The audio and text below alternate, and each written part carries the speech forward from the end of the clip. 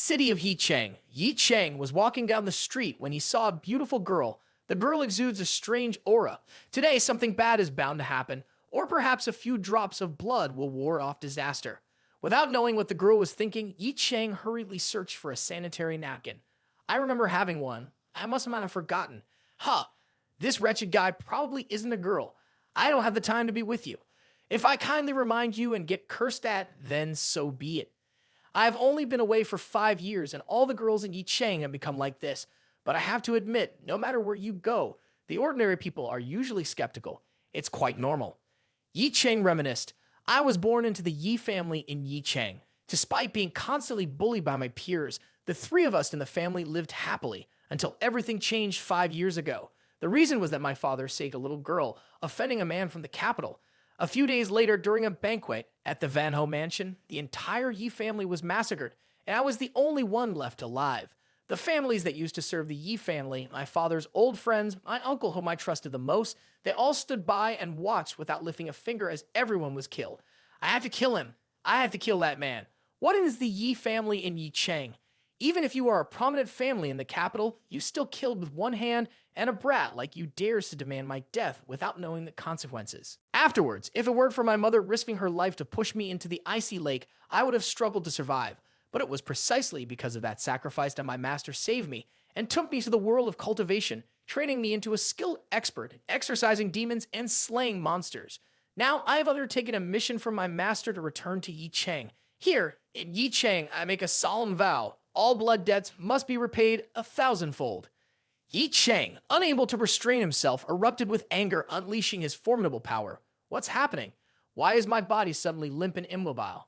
This suffocating space is making it hard to breathe. Carelessness might affect others. Withdraw, it's all over now. What just happened to me? Did I sense an unusual air current a moment ago? Yes. I should complete the task my master assigned me. After all, this matter has been festering for too long, and revenge can't be rushed. Facing the Ho Mai Corporation, Ye Cheng, one of the 500 most powerful conglomerates in China and a premier enterprise at Ye Cheng remarked, "So, this is the place. He Shu of the American Flower Group, Ye Cheng, 3 days ago, the master executed the heavenly essence breakthrough technique. He discovered that in the next 100 days, He Shu would undoubtedly face a great calamity, and there was a high probability of death. His destiny, however, coincided with an external variable capable of resolving this disaster. Therefore, he dispatched me here. Previously, I heard the master mention that he had once traveled from Ye Cheng and had a complicated relationship with He Shu's grandmother. It seems that He Shu is his grandmother. In summary, I must enter first, and I must stay.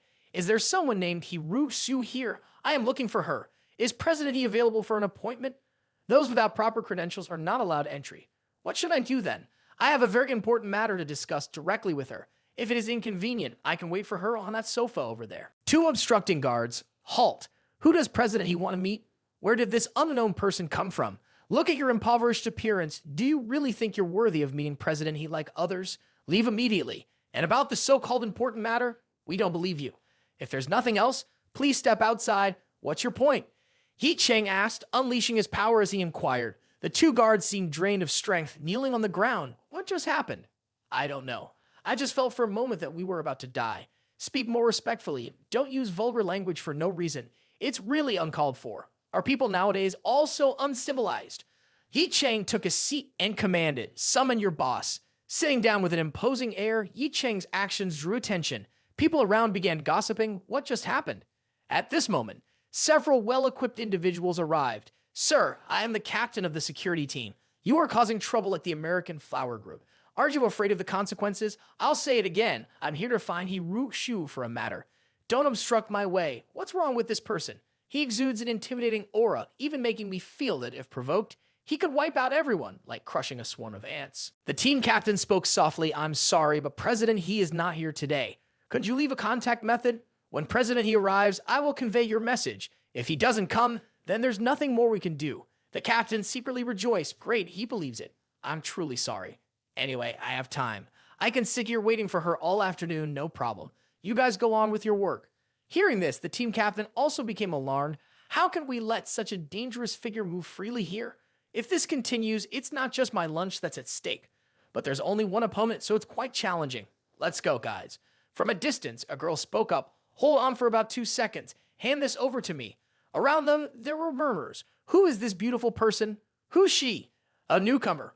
Even director Sunzai doesn't know her. In the entire American Flower Group, only President he can match her in appearance. She's outstanding. The team leader said, "The director of this place is dangerous. You shouldn't stay here." Got it.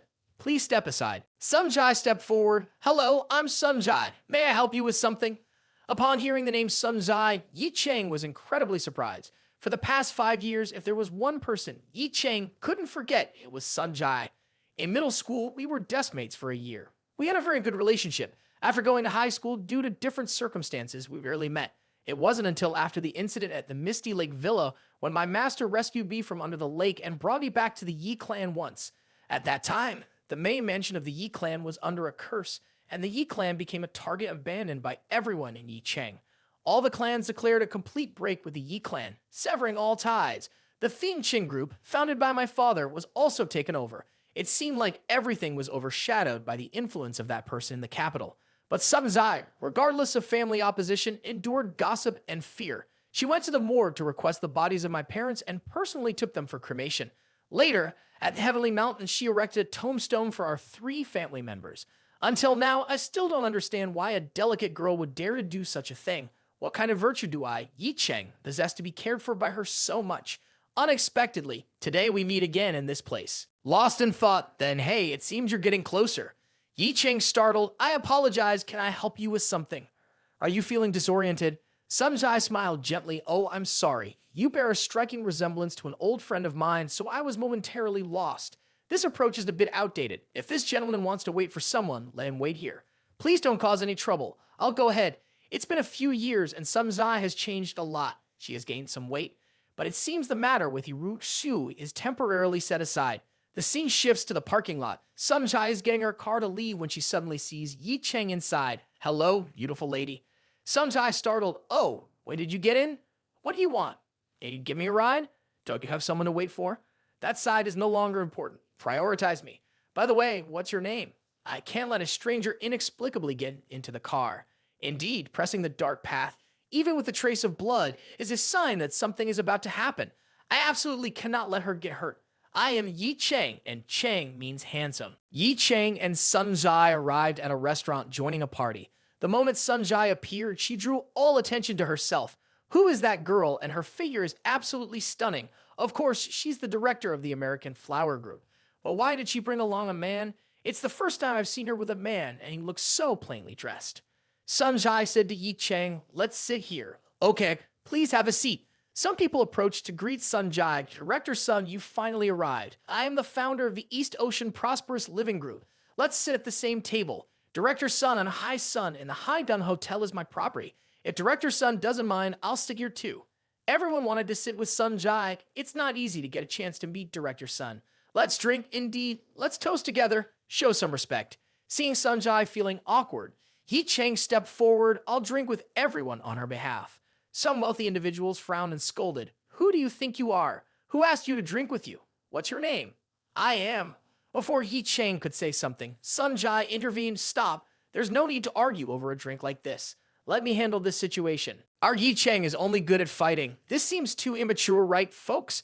Sunjai laughed with everyone. "I'm not good at drinking, can only take a sip. Hope you all understand. Please don't force a petite girl like me." Making those guys delighted, as if someone just pressed the like button and subscribed to their channel. Director Sun is invited, but at this moment, someone from afar walked over. Taking just one sip, Miss Sun seems a bit too much, doesn't it? Sunjai looked over and saw it was Chen Feng, feeling a bit uneasy inside. People around the table were discussing he's the second young master of the Chen clan. Why did Sunjai provoke him? Heard that last time, Sunjai splashed wine on his face, almost making him go crazy.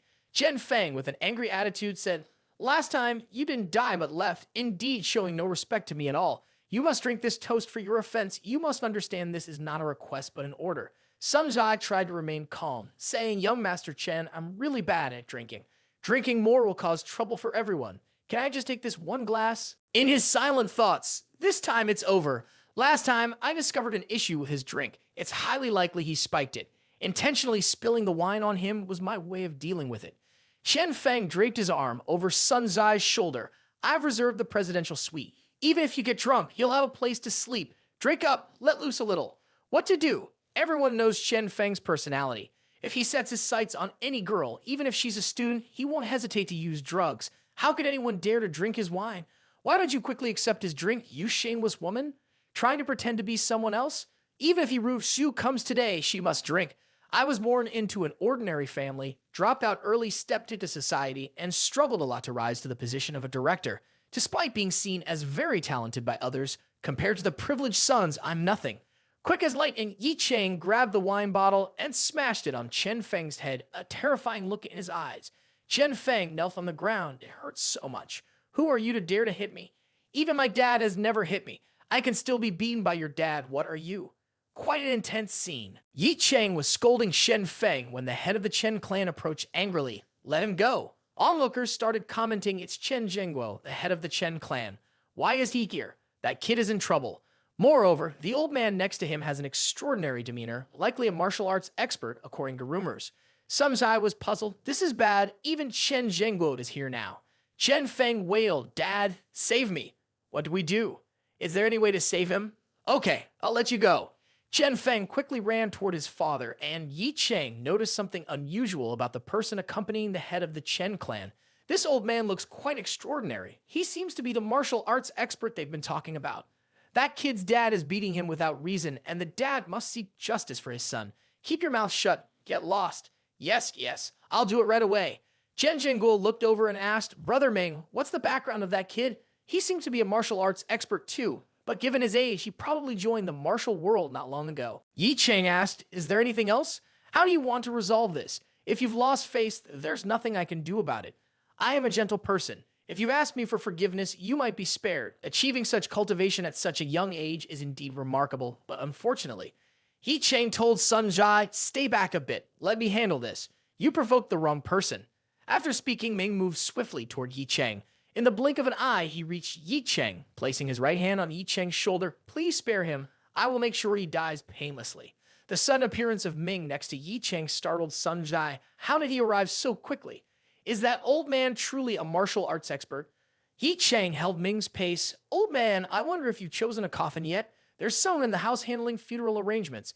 This kid is as good as dead. Ming struck back, then died quickly.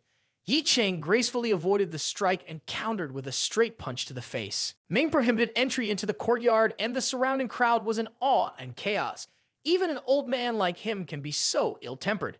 Doesn't he know the rules against sneak attacks? Is there anyone else? Come forward. Chen Feng's father and son had faces as pale as bloodless. Ming, the mighty, has been defeated.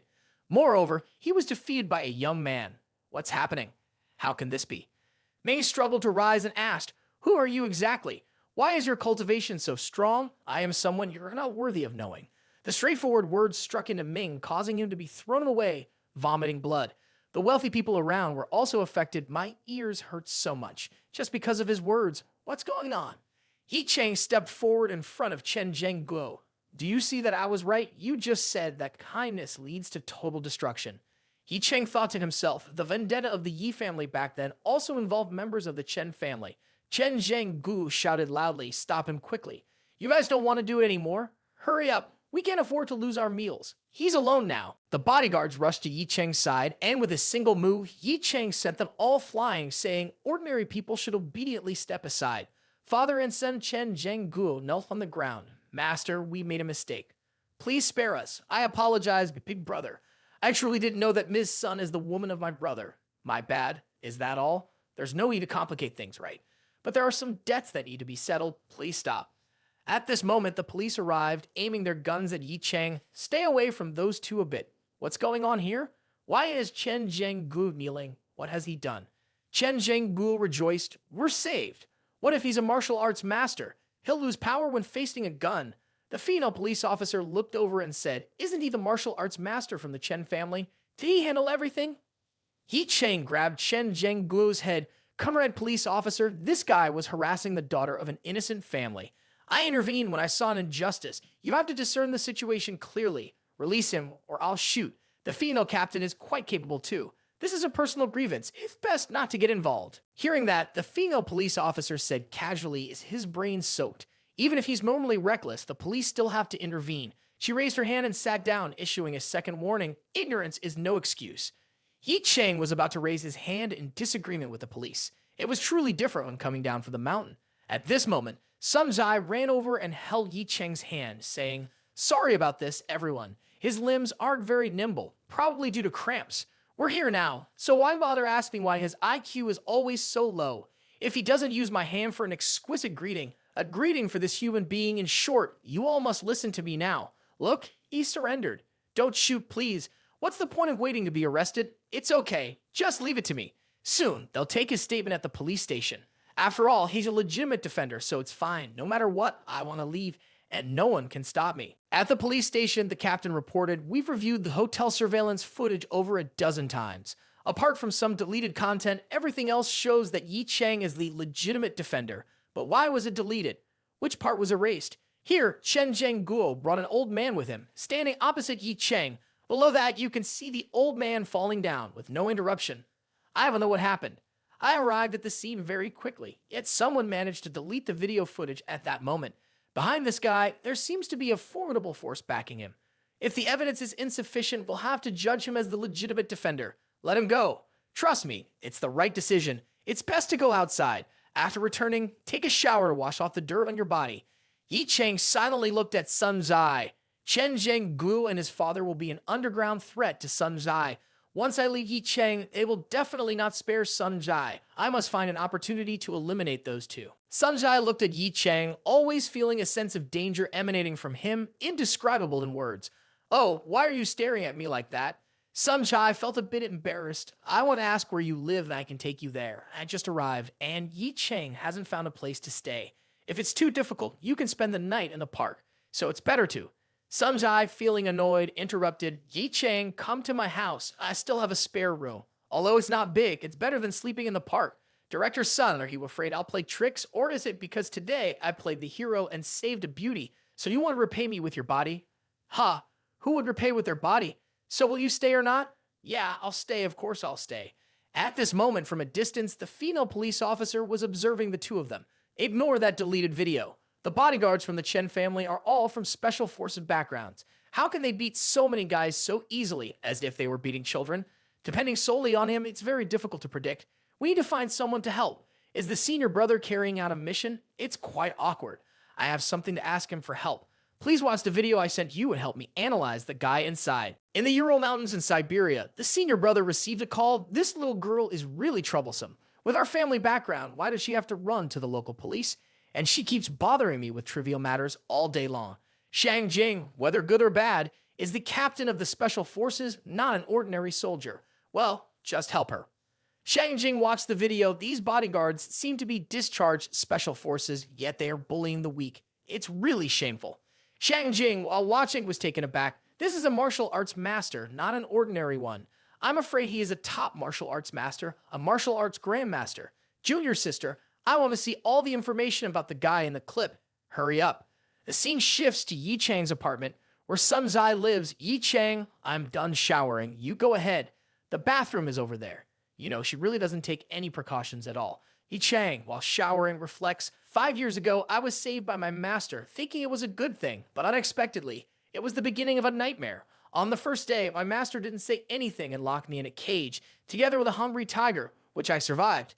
After that, my master taught me martial arts while taking me to various harsh environments for training. Every time it seemed like I was facing a life or death situation, but after each time, I could survive until the end. What kept me alive until now is nothing but endless anger and hatred.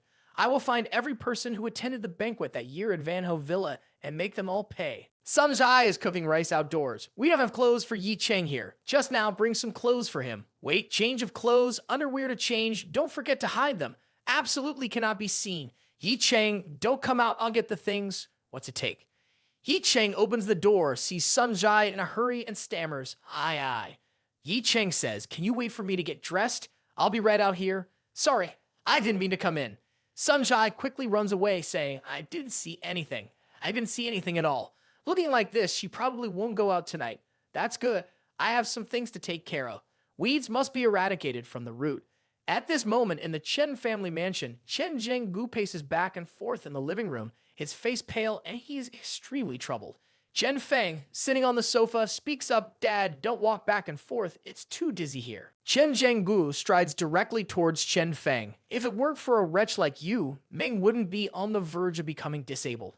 Now without Ming, the family has no one, and the Chen clan is on the brink of collapse."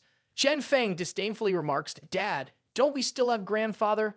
With grandfather around, he surely wouldn't dare to act recklessly." Chen Zhenggu falls into contemplation and deep fear. "No, I still feel uneasy. We can't leave this guy alone in our hearts." Determined, Chen Zhenggu turns to look at Chen Feng. "Tomorrow, let's go to Mount Vu Dai and invite grandfather down. I want this brat dead." Chen Feng ecstatically bites his teeth and says, "Yes, as long as grandfather takes action, we can certainly catch that guy. We need to break his limbs and slowly torment some guy in front of him." While Chen Feng is immersed in joy, a chilling voice echoes from behind. "Ye Cheng's woman, do you all dare to make a move?"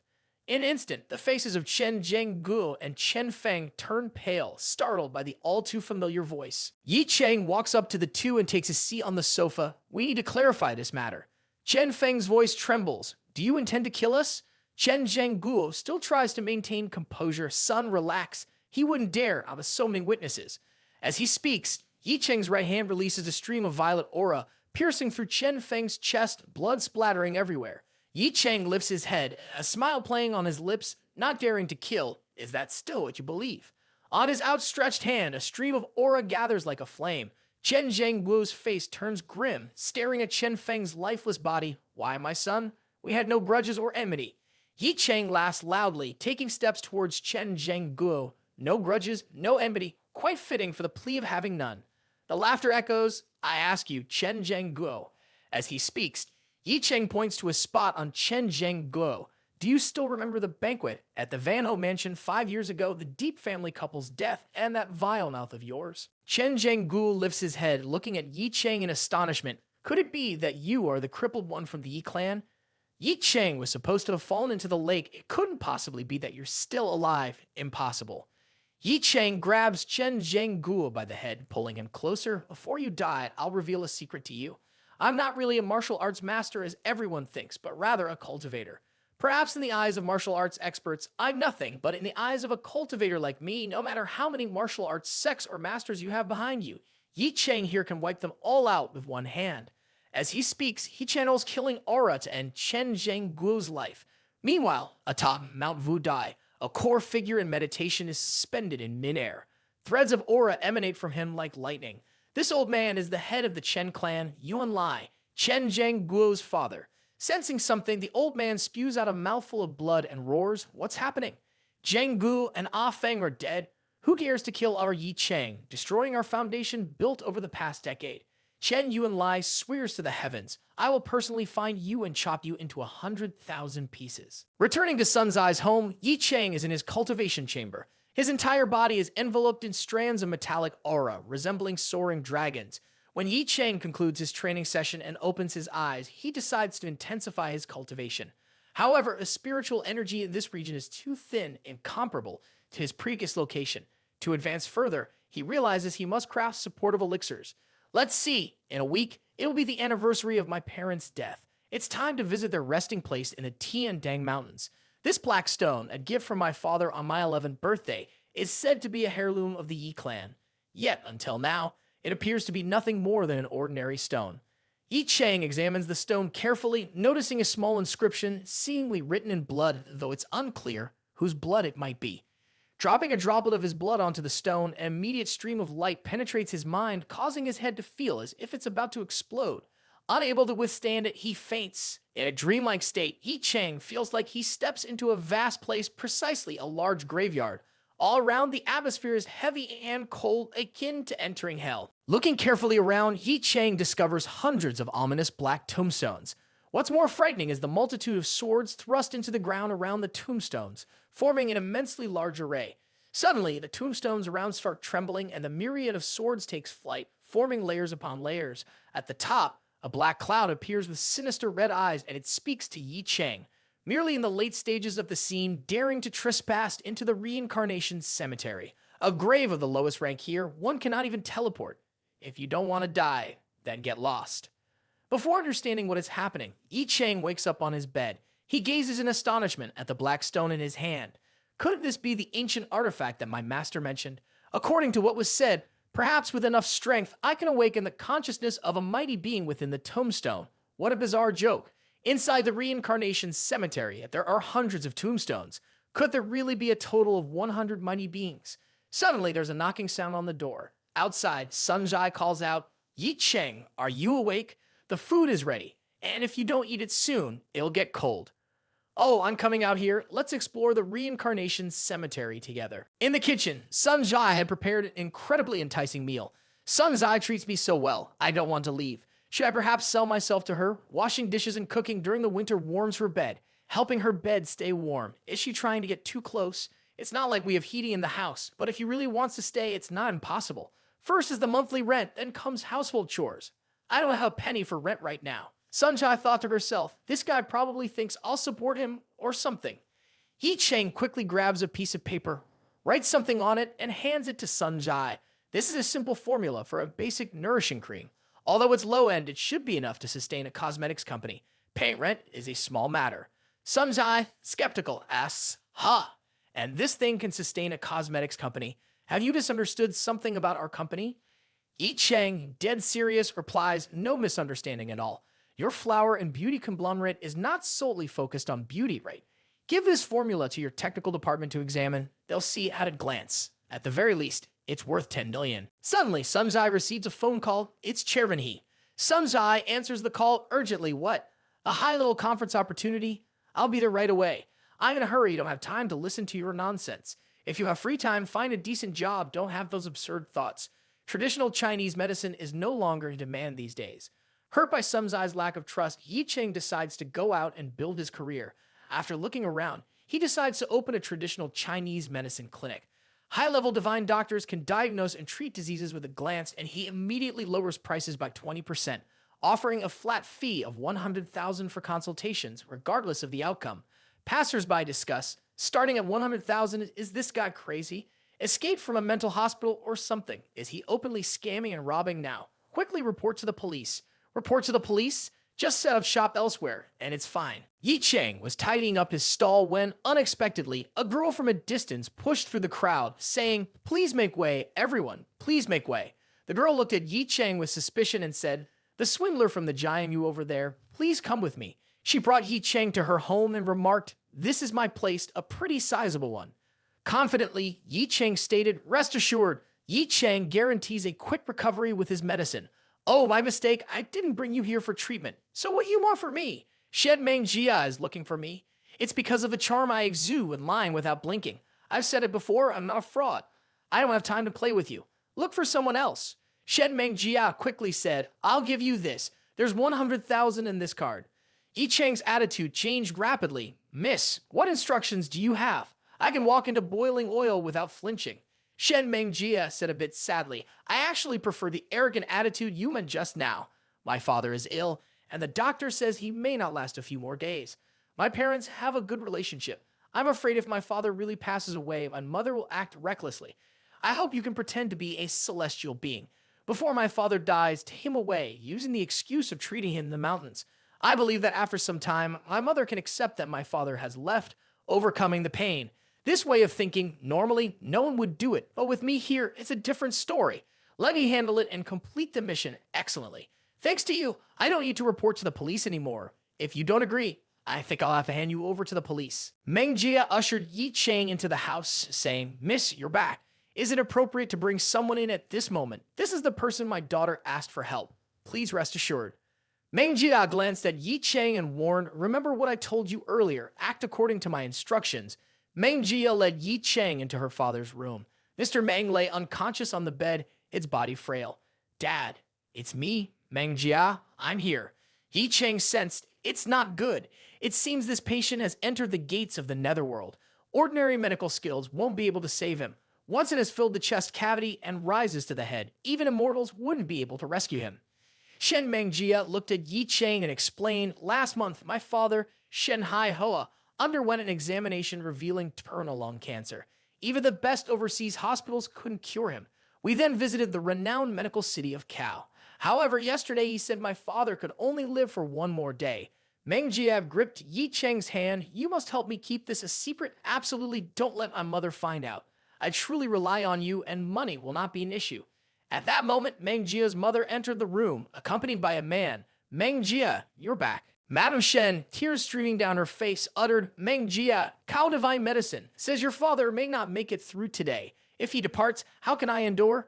Shen Meng Jia, with wide-eyed intensity, stared at cow divine medicine. Didn't cow divine medicine promise me not to inform my mother? Why did he go back on his word? At this moment, Meng Jia's brother entered from outside, addressing her. Meng Jia, honesty is paramount. Life, aging, illness, and death are part of the natural course. Why hide it from mom? I have already arranged the funeral, ensuring a dignified send-off for dad. Infuriated, Meng Jia retorted, why are you like this? It's not that you're unaware of mom's frail health. Mom, think it through. Dad living in such agony, isn't death a form of liberation? I can't bear to witness dad in perpetual pain. Rest assured, once I take charge of this household, I will never mistreat mom and Meng Jia. Mom can't live without dad. If dad goes, mom will follow. Observing the situation, Ye Cheng also discerned the issue. So, Shen Hai Hoa has passed away. The assets will be evenly divided among the wife, son, and daughter. This person wants to upset his mother just to secure a larger share. Meng Jia, infuriated, exclaimed, Dad is in such a state, and you pretend to be concerned. Just for a bit of money, you want to infuriate mom to death. Truly, a heartless creature. Dare to insult me. If she wants to die, why should I stop her? Keep insulting and see if I don't shut your mouth with my fist. He lunged towards Meng Jia, intending to physically confront her, but Ye Cheng swiftly delivered a punch to his mouth, saying, You're not dead yet, why the rush? Cow Divine Medicine angrily exclaimed, Who the hell are you? Do you know who this young master is? Soon, he will be the master of the Shen family. Ye Cheng paid no attention, stating, Just 10 million and I, Ye Cheng, will cure this patient. After approval from the Shen family representative, Ye Cheng instructed everyone to leave, not allowing any disturbance. Outside, Madame Shen's face was still tearful as she asked, Meng Jia, and that young man really saved your father? Meng Jia tried to reassure her mother, saying, Mom, rest assured. I've known Ye Cheng for a long time. His medical skills are extraordinary. Dad will surely recover. Inwardly seething, Meng Jia thought, this swindler, using tricks to demand 10 million upfront. Now I can only see how he manages to hide it from Mom.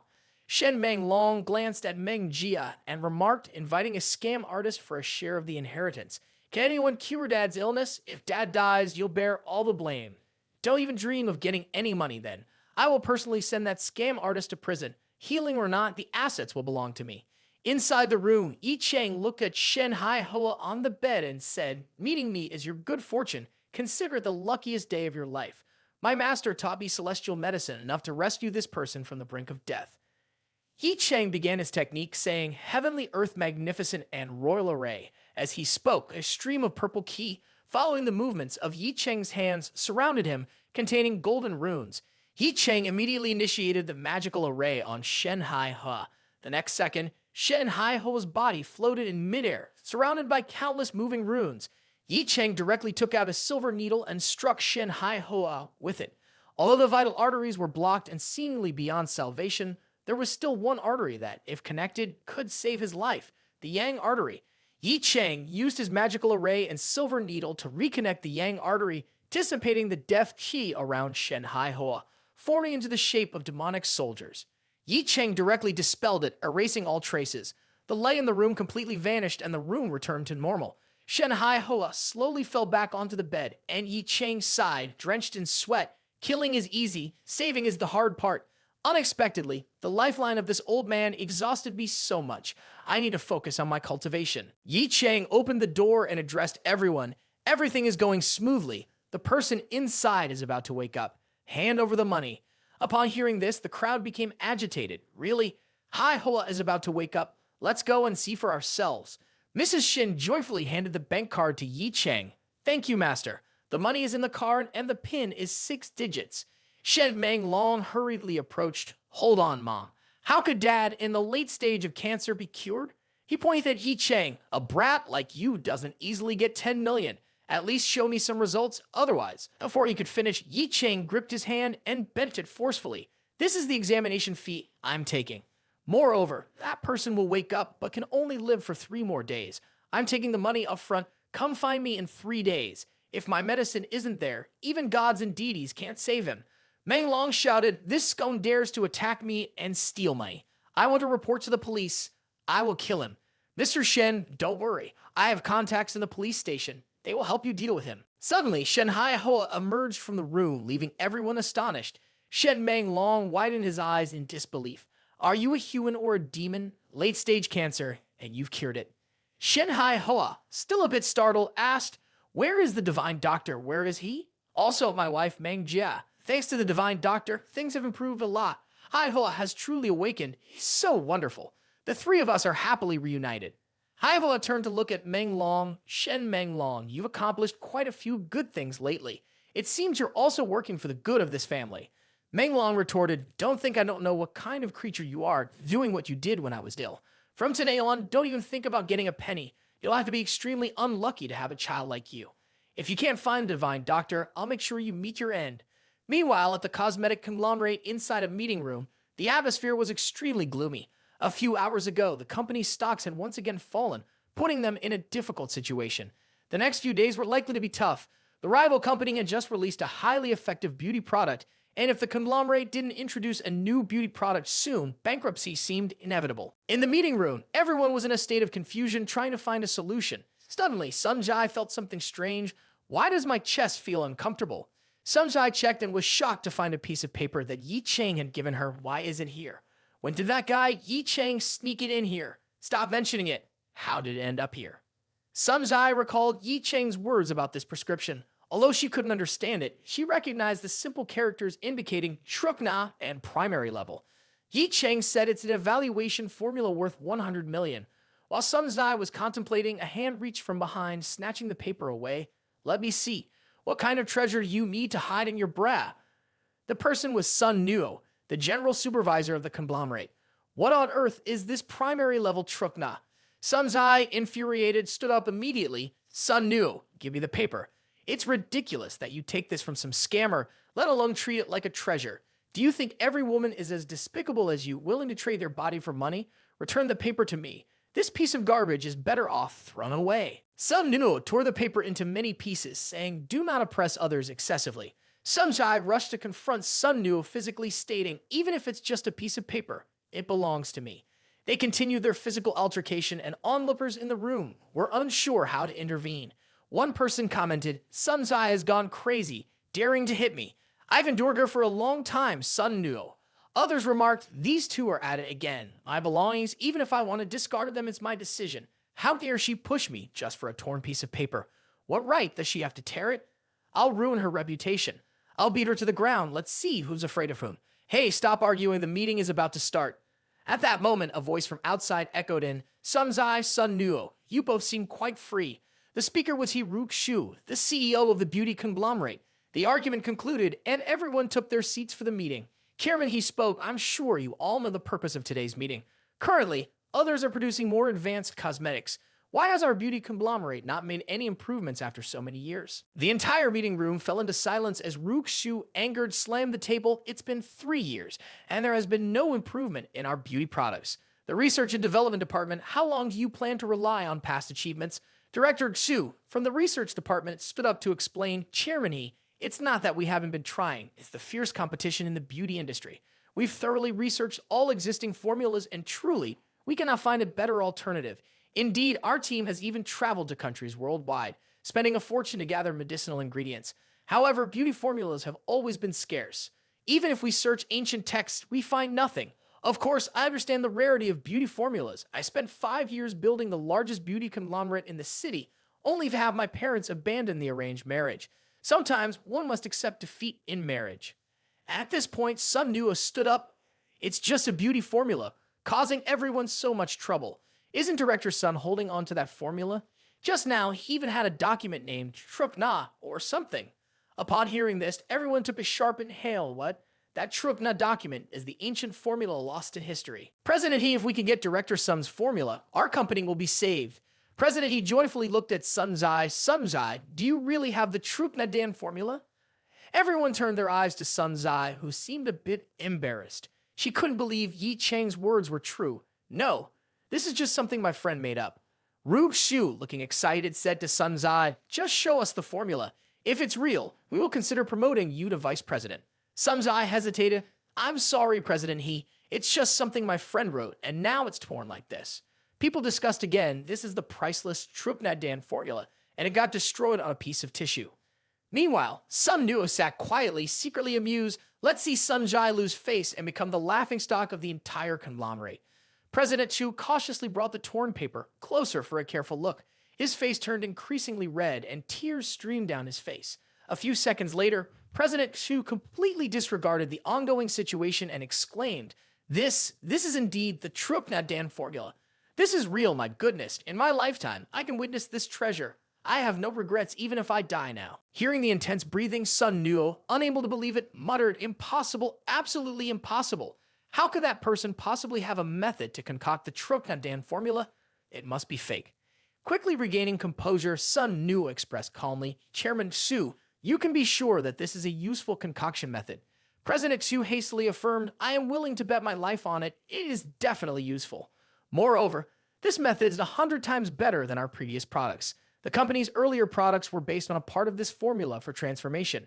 President Su continued, however, there is a flaw in this concoction method.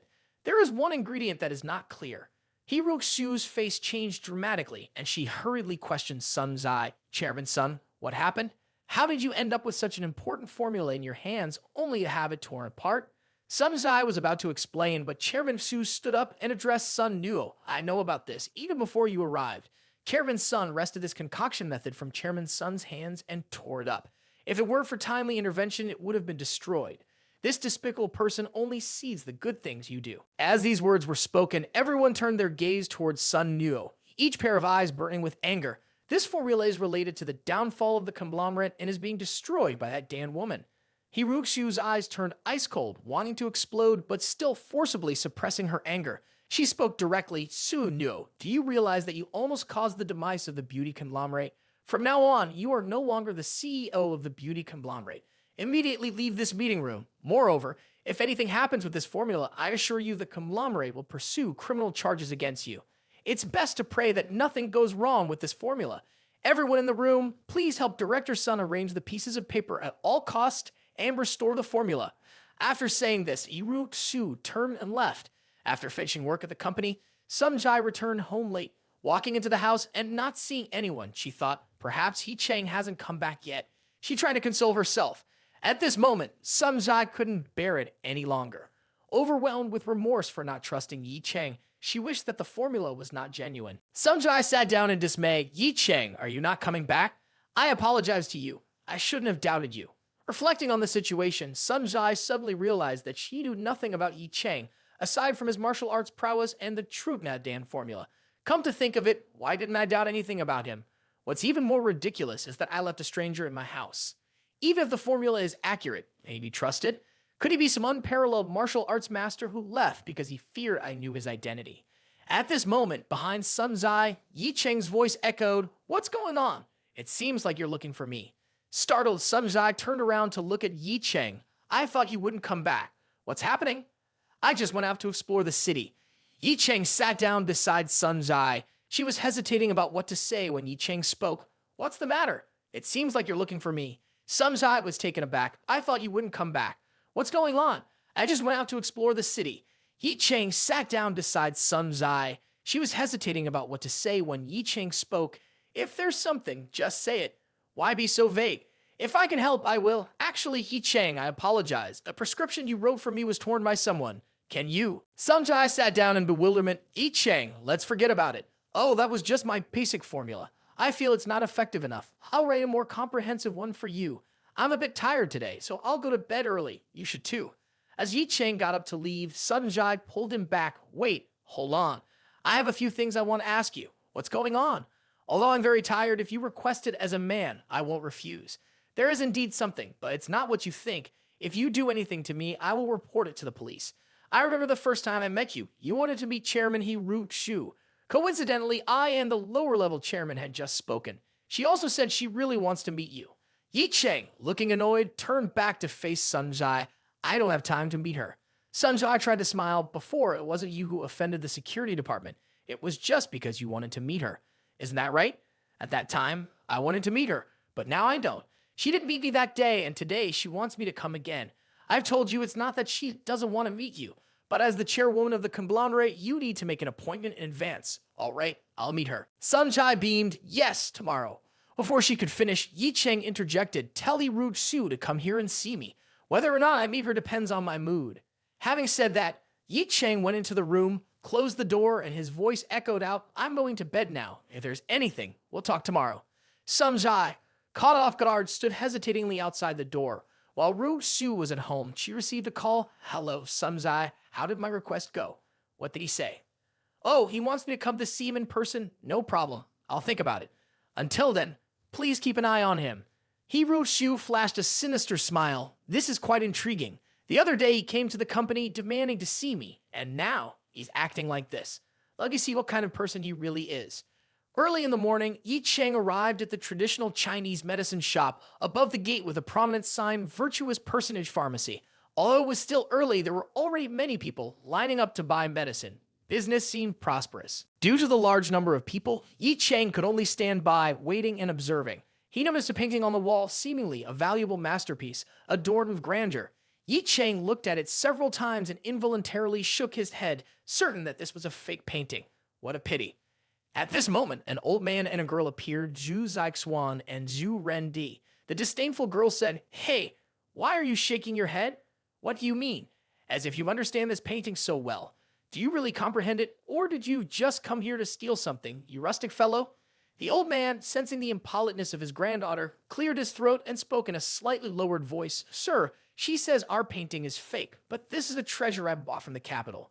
The old man, with a face full of wrinkles, frowned.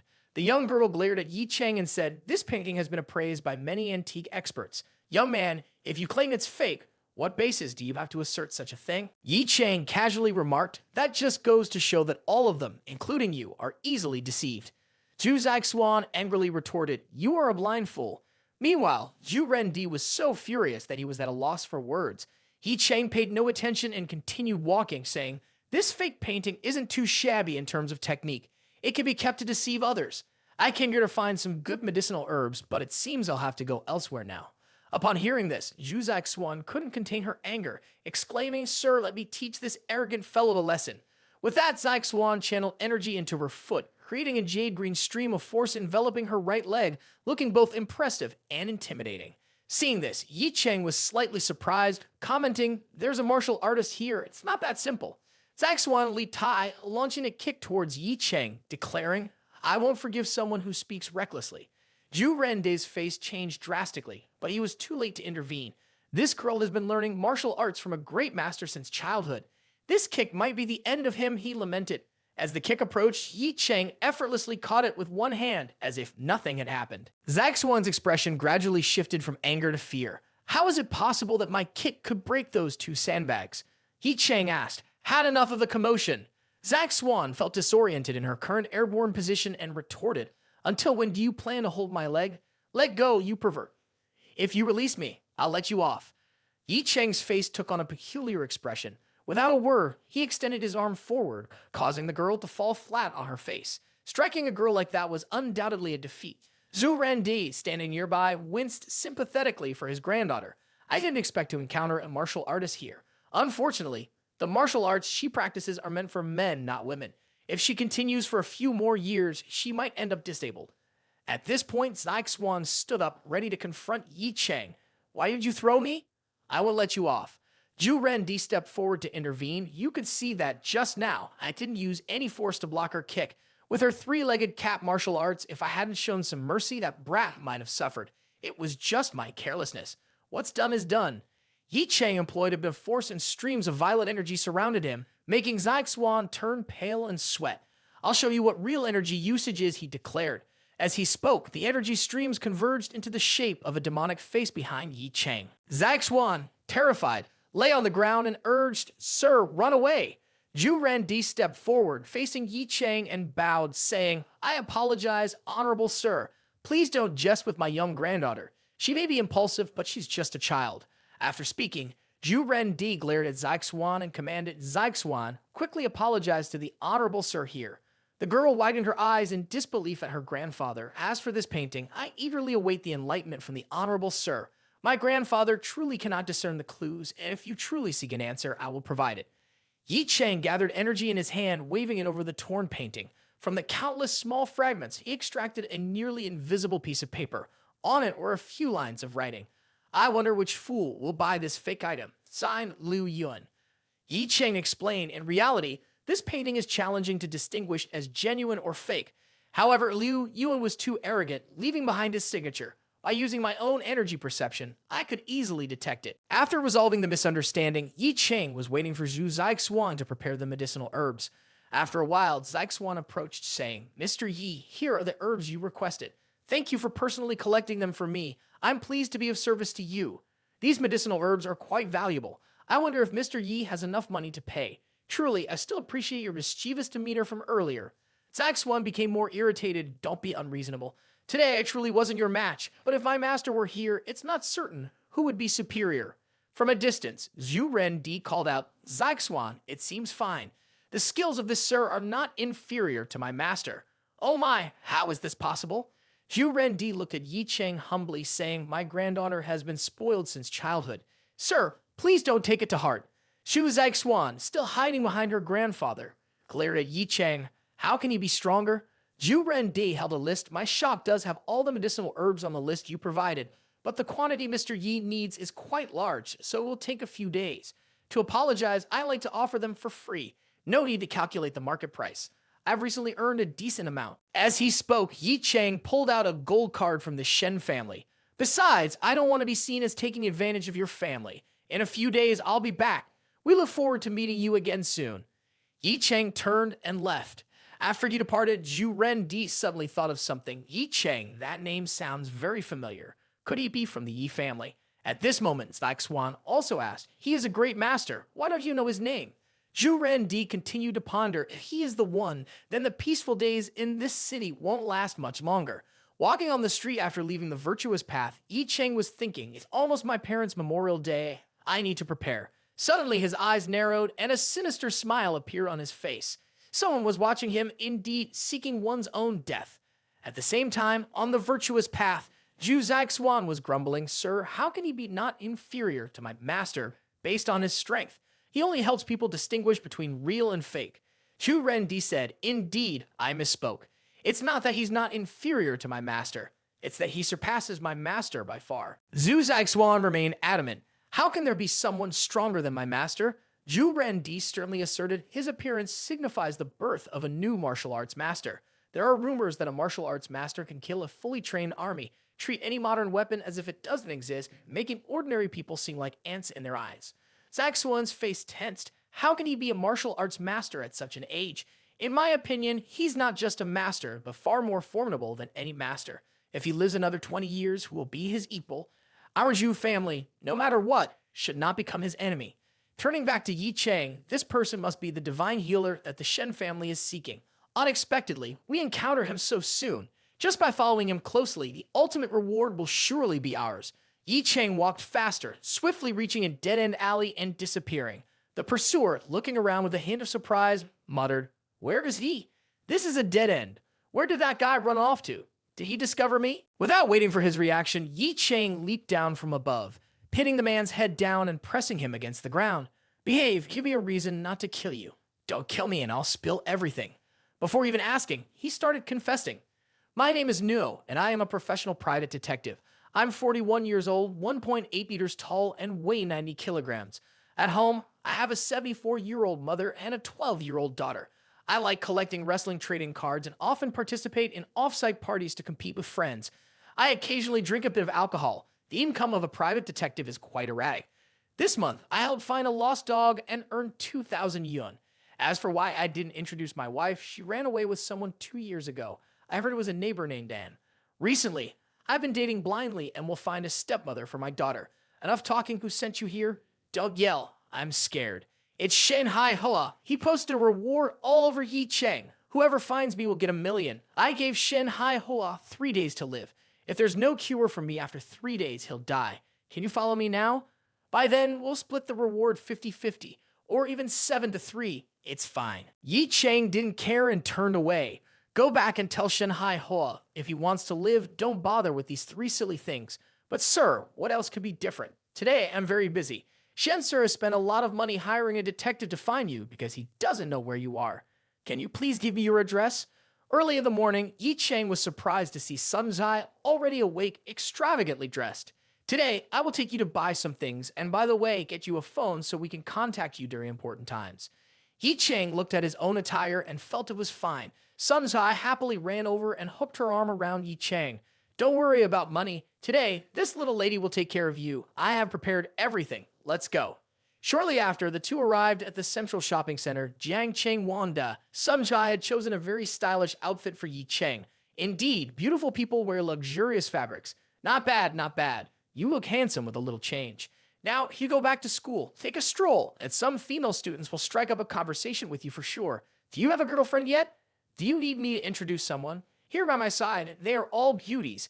Looking at you, you probably haven't been in love yet, right? Still a fresh young man. Ye Cheng cursed under his breath. Over the past few years, I've always focused on rigorous self-cultivation. Where would I find time for love affairs? Upon reflection, Ye Cheng realized he hadn't been completely loveless. He recalled a time before the Yi family incident when he had feelings for a girl named Xiao Sai Ran, the school beauty admired by many. At that time, Ye Cheng summoned all his courage to write a love letter to her, never expecting to receive the response. The condition for dating her was to confess your feelings to the entire school. Unexpectedly, Sai Ran rejected him in front of everyone, and since then, Ye Cheng lived in the shadows, gradually becoming a laughingstock. Awaking from that memory, Ye Cheng's lips curled into a cold smile. Perhaps back then, I truly was a loser, but now, among the four major clans in Jiangcheng, in my eyes, they mean nothing. Sun Zai noticed the emotional turmoil in Ye Cheng and felt concerned. Did my words hurt his self-esteem? She quickly added, Lai Cheng, if you haven't been with anyone, don't be sad. I'm the same and I'm living just fine, aren't I? Ye Cheng gently rubbed Sun Zai's head and said, what are you talking about? Don't think too much. Let's focus on shopping. I want to buy something for you. The two paused in front of an Amani store. Ye Cheng added, all of the clothes here are expensive. I can get you an outfit. At that moment, a voice interrupted, isn't this Sun Zai? Haven't seen you for years and now you have a boyfriend. Coincidentally, Ye Cheng recognized the person as the tail of Sai Ran named Xian. Xian cast a covetous gaze at the two. Sun Zai, all these years, your sense of beauty hasn't changed. Back in school, you always hung out with a loser like Ye Cheng. But now, your boyfriend is just a walking billboard. Sun Zai, do you have a thing for losers? Speaking of which, this guy seems familiar. He looks like Ye Cheng's loser friend. The man with glasses beside them, upon hearing about the Yi family loser, felt curious. Xian, how is that loser? Xian gloated. He used to confess to Sun Zai's best friend and got rejected in front of everyone. He was so embarrassed that he stopped coming to school. Later, his family suffered ruin and he might have died by now. If not, Sai Ren would still be teasing him. Upon hearing this, Ye Cheng's face suddenly darkened, his gaze turning icy. He didn't expect someone to still remember that incident after so many years. He declared coldly, how noisy. I'll make sure you won't speak again. Ye Cheng was about to act, but Sun Zai suddenly pulled his arm back, saying, don't pay attention to them. Let's continue shopping for clothes. Despite the calm exterior, Xian continued his mockery. Two poppers dared to stroll into Amani without even reflecting on their own status. Ignoring the comments, Sun Zai pulled Ye Cheng into Amani. Xian, at this moment, clung to her boyfriend's arm, teasingly saying, hey Yuan, I also want to buy a few outfits. Tonight you can do whatever you want. You can invite more friends if you like. Yuan licked his lips and replied, sure, let's go shopping. Meanwhile, Sun Zai and Ye Cheng were strolling, and Ye Cheng asked, why didn't you let me handle her? Sun Zai scolded, handle what? Since you arrived just a few days ago, I've already had to visit the police station because of you. After a while, they reached the Amani store and were captivated by a set of suits in the middle of the store. Sun Zai praised, it looks really beautiful and suits you perfectly.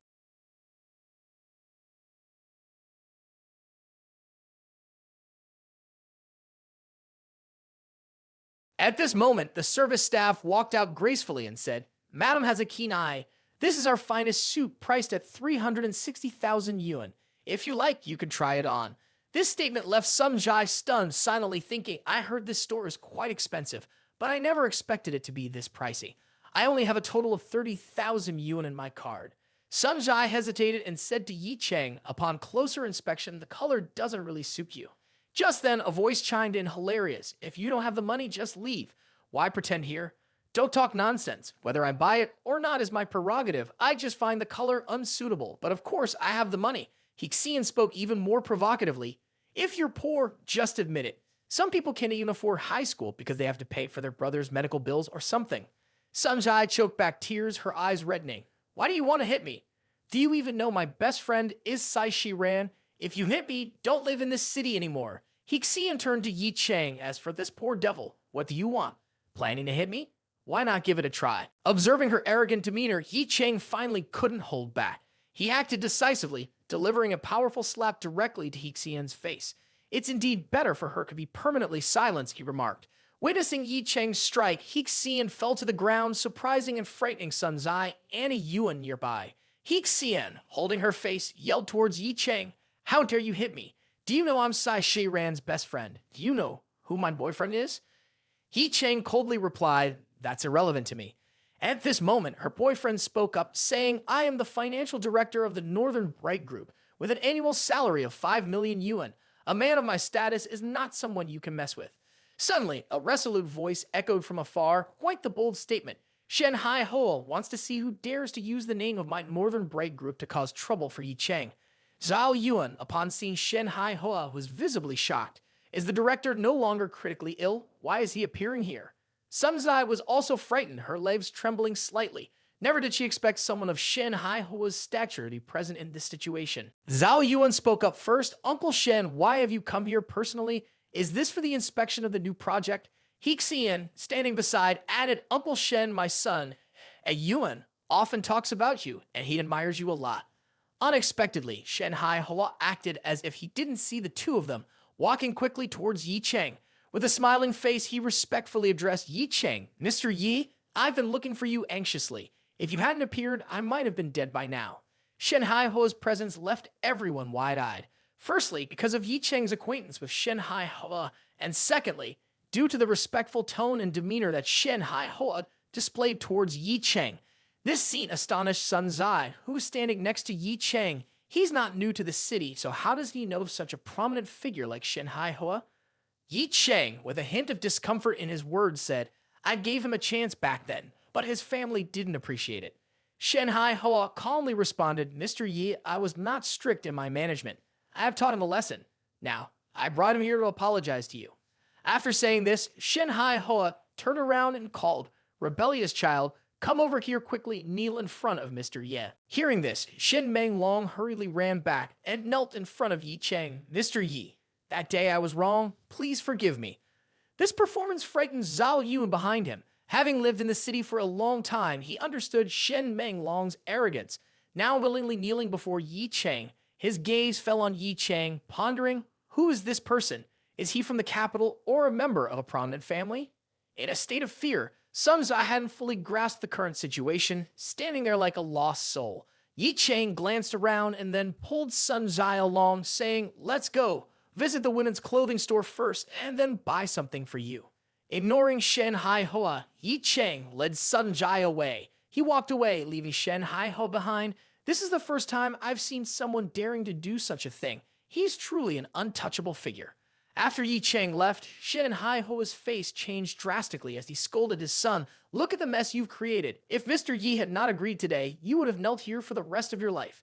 Shen, do you understand what misunderstanding this is?" Shen Hai Hoa slapped Zhao Yuan hard in the face. "How dare you exploit the reputation of the corporation and offend Mr. Yi? Starting today, you and your father clean out your belongings and get out of the company." After venting his frustration, Shen Hai Hoa aside tried to calm down and chased after Ye Cheng. "My fate is still in someone else's hands. I don't want to die. I don't want to die."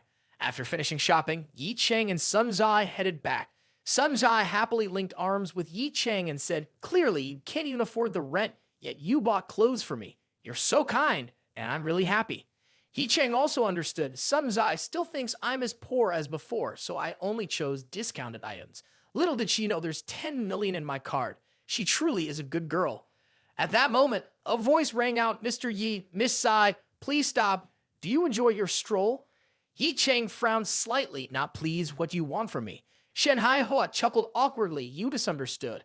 I'm not looking for you. I'm looking for the girl next to you. Our company's staff was rude just now, and I didn't discipline them properly. Especially for the inconvenience caused, please accept these items. Samjai noticed that the clothes were the ones she tried on earlier, ones she really liked but hesitated to buy because of their high price. Seeing Samjai happy, Ye Cheng felt a bit satisfied. Not bad. He realized that he couldn't please himself in any way, so he opened a breakthrough through Samjai. Shenhai Hua, I'll give you one last chance. Tomorrow morning at 9 o'clock, I will visit the Shen family. Remember that. I can save you, or I can take your life. Shenhai Hua, trembling with joy, responded, Thank you, Mr. Ye.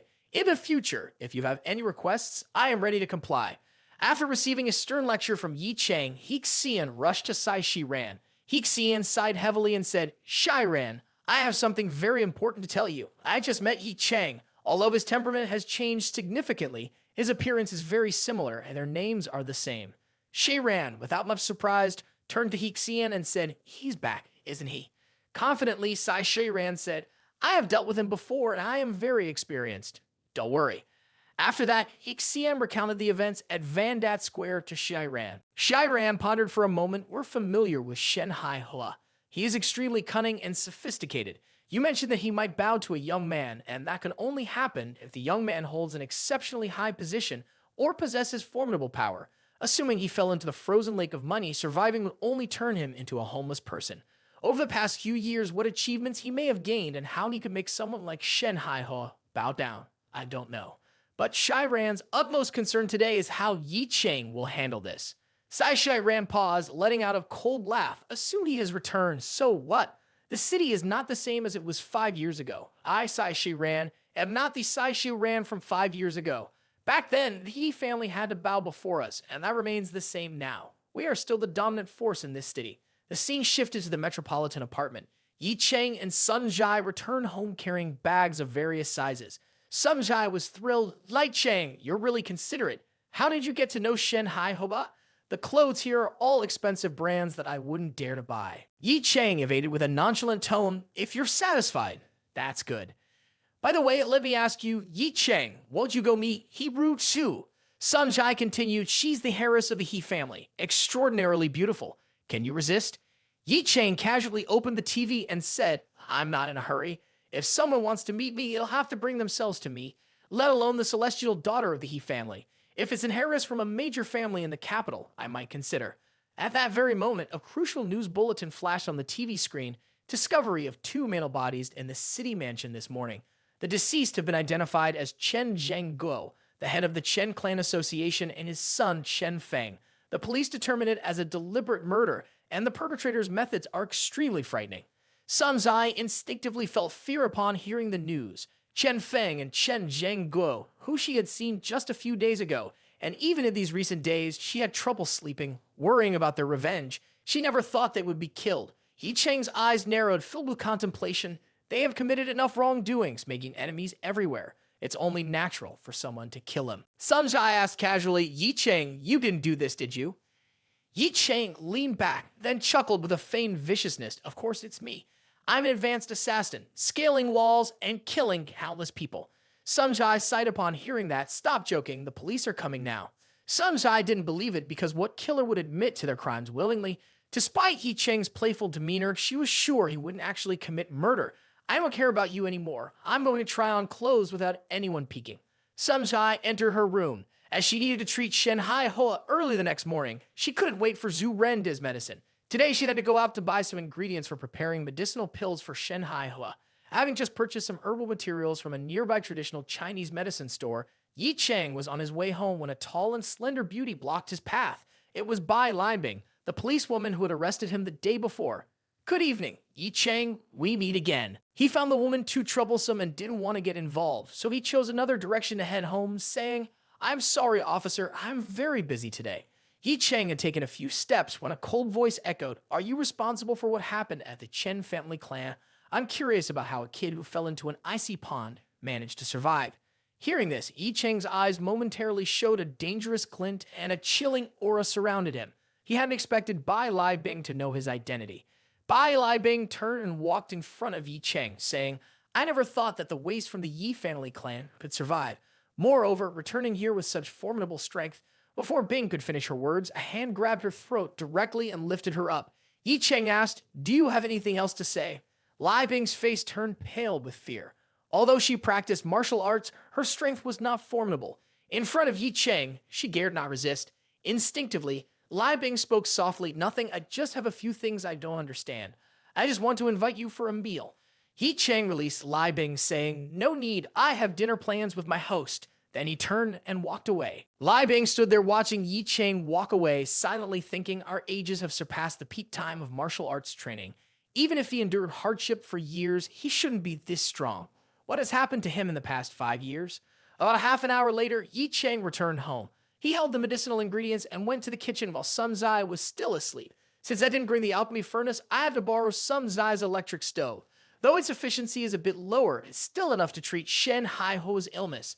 Without saying much, he directly turned on the electric stove and put the medicinal ingredients into it. The electric stove was just an additional heat source. The main part of the refinement still required Ye Cheng to use his own spiritual energy. After an hour, he successfully refined 5 pills. The quantity wasn't large, but it was more than enough for Shen Haiho's illness. Early in the morning, Sun Zai woke up and saw Ye Cheng hastily leaving the house. "Ye Cheng, where are you going?" "I'm a divine doctor, of course. I have to save people. If there's anything at home, call me. Stop talking nonsense about being a divine doctor. Go get a health check." In her heart, she thought, he has the Trugna pill. Maybe he knows a bit about medicine. Ye Cheng had left the house, making everything quiet.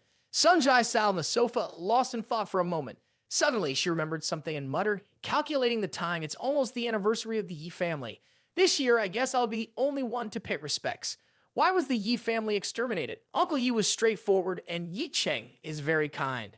Sun Zai sighed and said, as Ye Cheng had just left the residential area of the city, she noticed a Mercedes-Benz G-Class in the parking lot, similar to the one she saw at the park earlier. Next to the car was a girl, Shen Mengjia. At this moment, she was anxiously looking around. Shen Mengjia was dressed beautifully today, and within the small community, there was a group of guys constantly discussing, "Hey, you think that little beauty is waiting for a man or a woman?" Of course, she's waiting for her boyfriend. Would a rich girl like her wait for a man? If a woman is financially supported, she'll drive a BMW Blue, and the one driving has to be a strong man. Therefore, she might be waiting for a man. "Your analysis is spot on, my friend," added another person in the group. At this moment, Ye Cheng arrived and furrowed his brow. "I think your analysis is wrong." The two guys turned back, demanding an explanation from Ye Cheng. "Why would you say that? Please explain. We only know she never waits for 2 people here." The chubby guy pushed his glasses to the side, seemingly determined to speak. "Kid, who do you think you are? Do you know what my nickname is? I'm the Little Prince. Many women have been through my hands, more than the number of meals I've had. Do you understand women?" Ye Cheng shook his head. "I don't understand women, but I know the girl in the red dress is waiting for me. So, your deductions are all wrong." As he spoke, not only did the chubby guy laugh, but everyone else joined in, "Waiting for you, ha ha ha ha. Even a beautiful girl like that doesn't look in the mirror. Our handsome brothers are afraid to approach her, and she's waiting for you. Driving a G-Class, why would she wait for you? You're a laughingstock." At this point, Meng Jia also saw Ye Cheng and felt anxious. If Ye Cheng doesn't show up or shows up late, her father is sure to die without a doubt. She hurriedly ran towards Ye Cheng. "Finally, Mr. Yi, you're here. I've been waiting for you for a long time." Seeing this scene, the 2 skinny guys exchanged puzzled glances. Is he Yi's relative? They turned to look at Ye Cheng. Is he part of his family? At this moment, although Ye Cheng didn't smile, his face had a mocking expression. "Finally, Mr. Yi, I've also been waiting for you. I apologize for arriving late." The 2 guys left together. Meng Jia, seeing the 2 skinny guys, asked, "Are they your friends?" "I don't know them, but it seems like they call themselves the Saints of Love with some little prince. So, Mr. Yi, you should be careful. There are a lot of weirdos around here lately." As for the 2 skinny guys, they felt like clowns. About half an hour later, Ye Cheng arrived at the Shen family mansion. Shen Haihoa and his wife were anxiously waiting. "Finally, Mr. Yi, the day has come." Shen Haihoa looked pale. He examined the pills that Ye Cheng brought with a bit of contemplation. "Mr. Yi, will the illness really be cured just by taking these pills? No need for acupuncture or herbal remedies." Mrs. Shen also said, "Even surgery, we agree." But Ye Cheng insisted once again, "Consume them all at once." Shen Haihoa hesitated for a moment while looking at the pills, but there was no other choice. He directly swallowed the 5 pills, downing them in an instant, and the rich medicinal aroma spread. Shen Haihoa felt as if his whole body was enveloped in a warm stream, a sensation he had never experienced before. He couldn't find words to describe it. Gradually, he even noticed the painful traces of the illness on his body disappearing. He slowly opened his eyes and found the world dazzlingly bright, as if he had just been born again. Shen Hai Hoa rushed over, tightly grasping Ye Cheng's hand. "Mr. Yi, Shen Hai Hoa will never forget your life-saving grace. Mr. Yi, this is a medical fee of 100 million. Please accept it. Taking money to save lives is just a transaction. No need for thanks.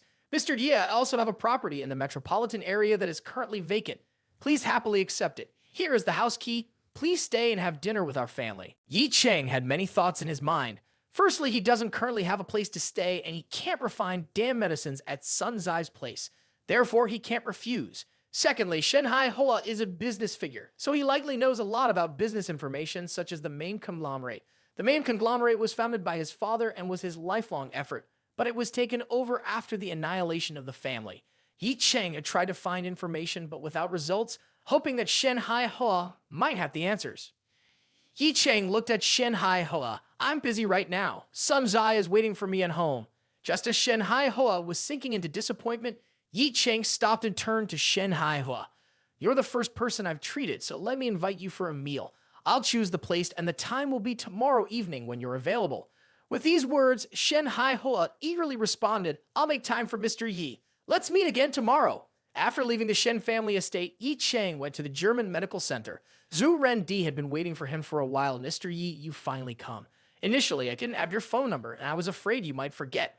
Zhu Ren Di invited Ye Cheng to inspect the medicinal herbs he had prepared, saying, "These herbs have just been transported from Yunnan. Please have a look." Ye Cheng casually examined them, saying, "Not bad at all, better in terms of moisture and freshness than expected." Although Zhu Ren Di wanted to present a voucher for the medicinal herbs to Ye Cheng, he to the other party wouldn't agree. Therefore, he directly revealed a lower price. "Mr. Yi, we'll offer these herbs to you at the cost of 5 million. Based on my research on the current herbal market, the price Zhu Ren Di is providing is not the cost price, but rather a loss. These herbs are worth around 10 million. Having too much debt is not a good thing." Ye Cheng looked at the shop owner and said with a smile, "In that case, I'll accept your kindness. By the way, where is your granddaughter today?" "I didn't see her." Mr. Zhu, a bit surprised, hurriedly replied, "Zixuan went out to climb the mountain with her master today and will return a bit later. Originally, I was preparing for Zixuan to offer you tea as an apology, but, well, there's nothing to worry about." Ye Cheng took a piece of paper, wrote something on it, and handed it to Zhu Ren Di, saying, "Mr. Zhu, please give this paper to your granddaughter after she returns. If she can't read it, give it to her master. This is very important." "All right, I'll do as you requested." Zhu Ren Di took the paper, pondering, "Is Mr. Yi expressing gratitude to me? What is this piece of paper? I have a few questions for you, Mr. Zhu. Do you know where to buy a pill furnace in this city?" Ye Cheng no longer wanted to use the induction cooker to refine pills because of its poor efficiency. When Zhu Ren Di heard about the pill furnace, his eyes suddenly contracted and his expression became somewhat surprised. "Mr. Yi, could it be that you know how to refine pills?" Zhu Ren Di's surprise had a reason because alchemists had disappeared for more than 1,000 years. Although there were still some pills circulating in the market, most of them were passed down from 1,000 years ago, extremely precious. Some pills could even be auctioned for hundreds of millions or were considered priceless. The number of alchemists was extremely scarce. Any ordinary martial arts family, with the help of an alchemist, could become one of the top families in China within 3 years. Ye Cheng's eyes squinted for a moment, and a few seconds later, he smiled and said, "Mr. Zhu, what are you joking about? How could I know alchemy? I just enjoy collecting, that's all. Moreover, if Mr. Yi is interested, you can join us in an auction next year. You might find what you need there." "That would be great. Whenever you plan to go, please contact me in advance. As for the herbal materials, arrange for them to be delivered to my apartment in the city." Ye Cheng left the shop. After about 10 minutes, Zhu Zixuan and an old man entered the German herbal hall. "Zixuan, did you cause trouble for your master today?" the old man asked. Zhu Zixuan seemed displeased. "Grandpa, what do you mean by saying that? Am I not good enough in your eyes?" Zhu Ren Di scolded Zhu Zixuan with a stern look. "Last time, you offended Mr. Yi and were told to apologize, but instead, you ran away." Hearing this, Ye Cheng's discomfort increased all day long. "You only mention him. My master is much better than him. One strike can defeat a grandmaster." Zhu Zixuan's master spoke disdainfully. "Zixuan, be more courteous. There might be something extraordinary about Mr. Yi's place. I don't want to argue with you too. Swan, Mr. Yi asked me to give this to you, saying it would be good for you. Swan took the darkened paper in hand and remarked, "It's supposed to be beneficial for me, but I can't even read what's written on it. The handwriting is so atrocious that I can't make it out." With a disdainful toss, Swan discarded the paper, infuriating Anzu beside him. At that moment, Master Qin, Swan's mentor, picked up the paper and quickly scanned it. Suddenly, he appeared horrified, his legs trembling, sweat forming on his forehead. He rushed towards Anzu with urgency, shaking him. "Anzu, quickly take me to meet the person who wrote this. This individual has been immensely helpful to both Swan and me. I understand what's written here." Swan, standing nearby, widened his eyes and uttered, "Master Ye Cheng would never harm me. Qin explained, Swan and I practice a technique known as the 7 Yang Heart Method, which I stumbled upon in my youth. However, it's incomplete. Initially, it significantly enhanced my skills, propelling me to new levels of strength and mastery. Yet, as I continued practicing, issues arose, even affecting my internal organs. Hearing this, Swan's complexion paled. These past few days while practicing, I've been experiencing an indescribable discomfort. Could it be due to this incomplete technique?" Qin Yuan Ming looked at Swan reassuringly. "Swan, you don't need to be afraid. You're still young, and your cultivation is not deep, so the impact on you is not significant. But for me, the consequences are substantial. If I continue practicing, I might suffer from organ failure and die unless I give up cultivation." Hearing this, Zhu Rendi and Swan grew even more frightened. "And Qin, you're the guardian of the safety of the Zhu family. If anything happens to you, the Zhu family will undoubtedly be affected." At this moment, Qin Yuan Ming burst into laughter. "Ha ha ha ha. That was in the past. Now, thanks to this piece of paper, I've completed the technique. This paper is more than a miracle. From now on, there will be no more negative effects. Swan, we've encountered a benefactor, haven't we? Even Master says so. Who is Ye Cheng, after all?" After leaving the virtuous human sect, Ye Cheng directly followed the address on the key, finding the apartment Shen Hai Hoa provided. He originally thought it would be a regular apartment, never expecting it to be a large, luxurious villa, fit for someone living in a major city. Ye Cheng entered the house knowing it would be luxurious inside. As he stepped in, he was still amazed. The interior was richly furnished with a spacious layout. However, living alone in such a grand house, Ye Cheng felt profoundly lonely. He recalled Sun Zai saying she just received a call from her father. Seems like Sun Zai is quite worried. She mentioned some family matters and might not come back tonight. I have a bit concerned for her. Ye Cheng sighed. "Our house used to be smaller than this, but the 3 of us were very happy. Now I'm the only one left. Tomorrow is the anniversary of my parents' death." Ye Cheng clenched his fists, emanating a formidable force. "I will avenge my parents. Ye Cheng will rise from the dead, seeking light in the dark. I will personally take the head of that man and bring it to my parents' grave. One day I will make the powerful tremble, and this humble land will bow before me." At this moment, the sound of the doorbell rang, and Ye Cheng speculated that the medicinal ingredients had arrived. He went outside and saw the workers unloading the goods. He remarked, "Fortunately, this house is not small. Otherwise, dealing with this much medicinal material would be quite cumbersome." Suddenly, a voice called out, "Mr. Ye." When Ye Cheng turned around, he saw 3 people. Zhu Rende, Zhu Swan, and an elderly man. Zhu Rende stepped forward and said, "Mr. Yi, I've arranged the medicinal ingredients as requested. If there's anything else you need, please feel free to ask. Don't be too formal, Mr. Zhu. Make yourselves at home, everyone." Inside, Qin Yuan Ming approached, directly kneeling before Ye Cheng. "Lowly Qin Yuan Ming, I am grateful for your life-saving grace." This scene once again left Zhu Swan in disbelief, her eyes wide and mouth agape, unable to comprehend her master kneeling before Ye Cheng. Qin Yuan Ming explained, "I am the mentor of Zhu Swan, the one who modified the heart technique. Not only did he help me break through my realm, but he also averted potential dangers. Being the savior of both Swan and me is a small matter. However, there's something you need to explain. Why call me a master? A true master is much more formidable, isn't it?" Hearing this statement left the 3 individuals utterly bewildered. A martial arts grandmaster who doesn't know what a grandmaster is. Is he truly a powerful man or not? The hierarchical division is the fundamental lesson for martial practitioners. Ye Cheng, seeing the astonishment on everyone's faces, hastily explained, "I've recently descended from the mountain, and I'm not very familiar with the martial hierarchy in the mortal realm. So that's the case. Master Yi has always been cultivating on the mountain, far from worldly affairs, and it's quite possible that he is unaware. Allow me to explain on his behalf. Martial arts in the mortal realm is divided into 4 levels: external force, internal force, transition steps, and transition master. Each level is further divided into 3 stages: initiation, peak, and grand completion. For instance, Swan has just entered the internal force stage, and Master Yi here is a transition master. Upon hearing this, Ye Cheng's eyes narrowed. The division of realms here is different from what our master said, but that's normal because our cultivation methods are different from those in the secular world. Even though they may not seem very different on the surface, according to our classification, it is. Riding body realm, primordial Kai realm, Kai circulating realm, perfected body realm, true essence realm, superhuman realm.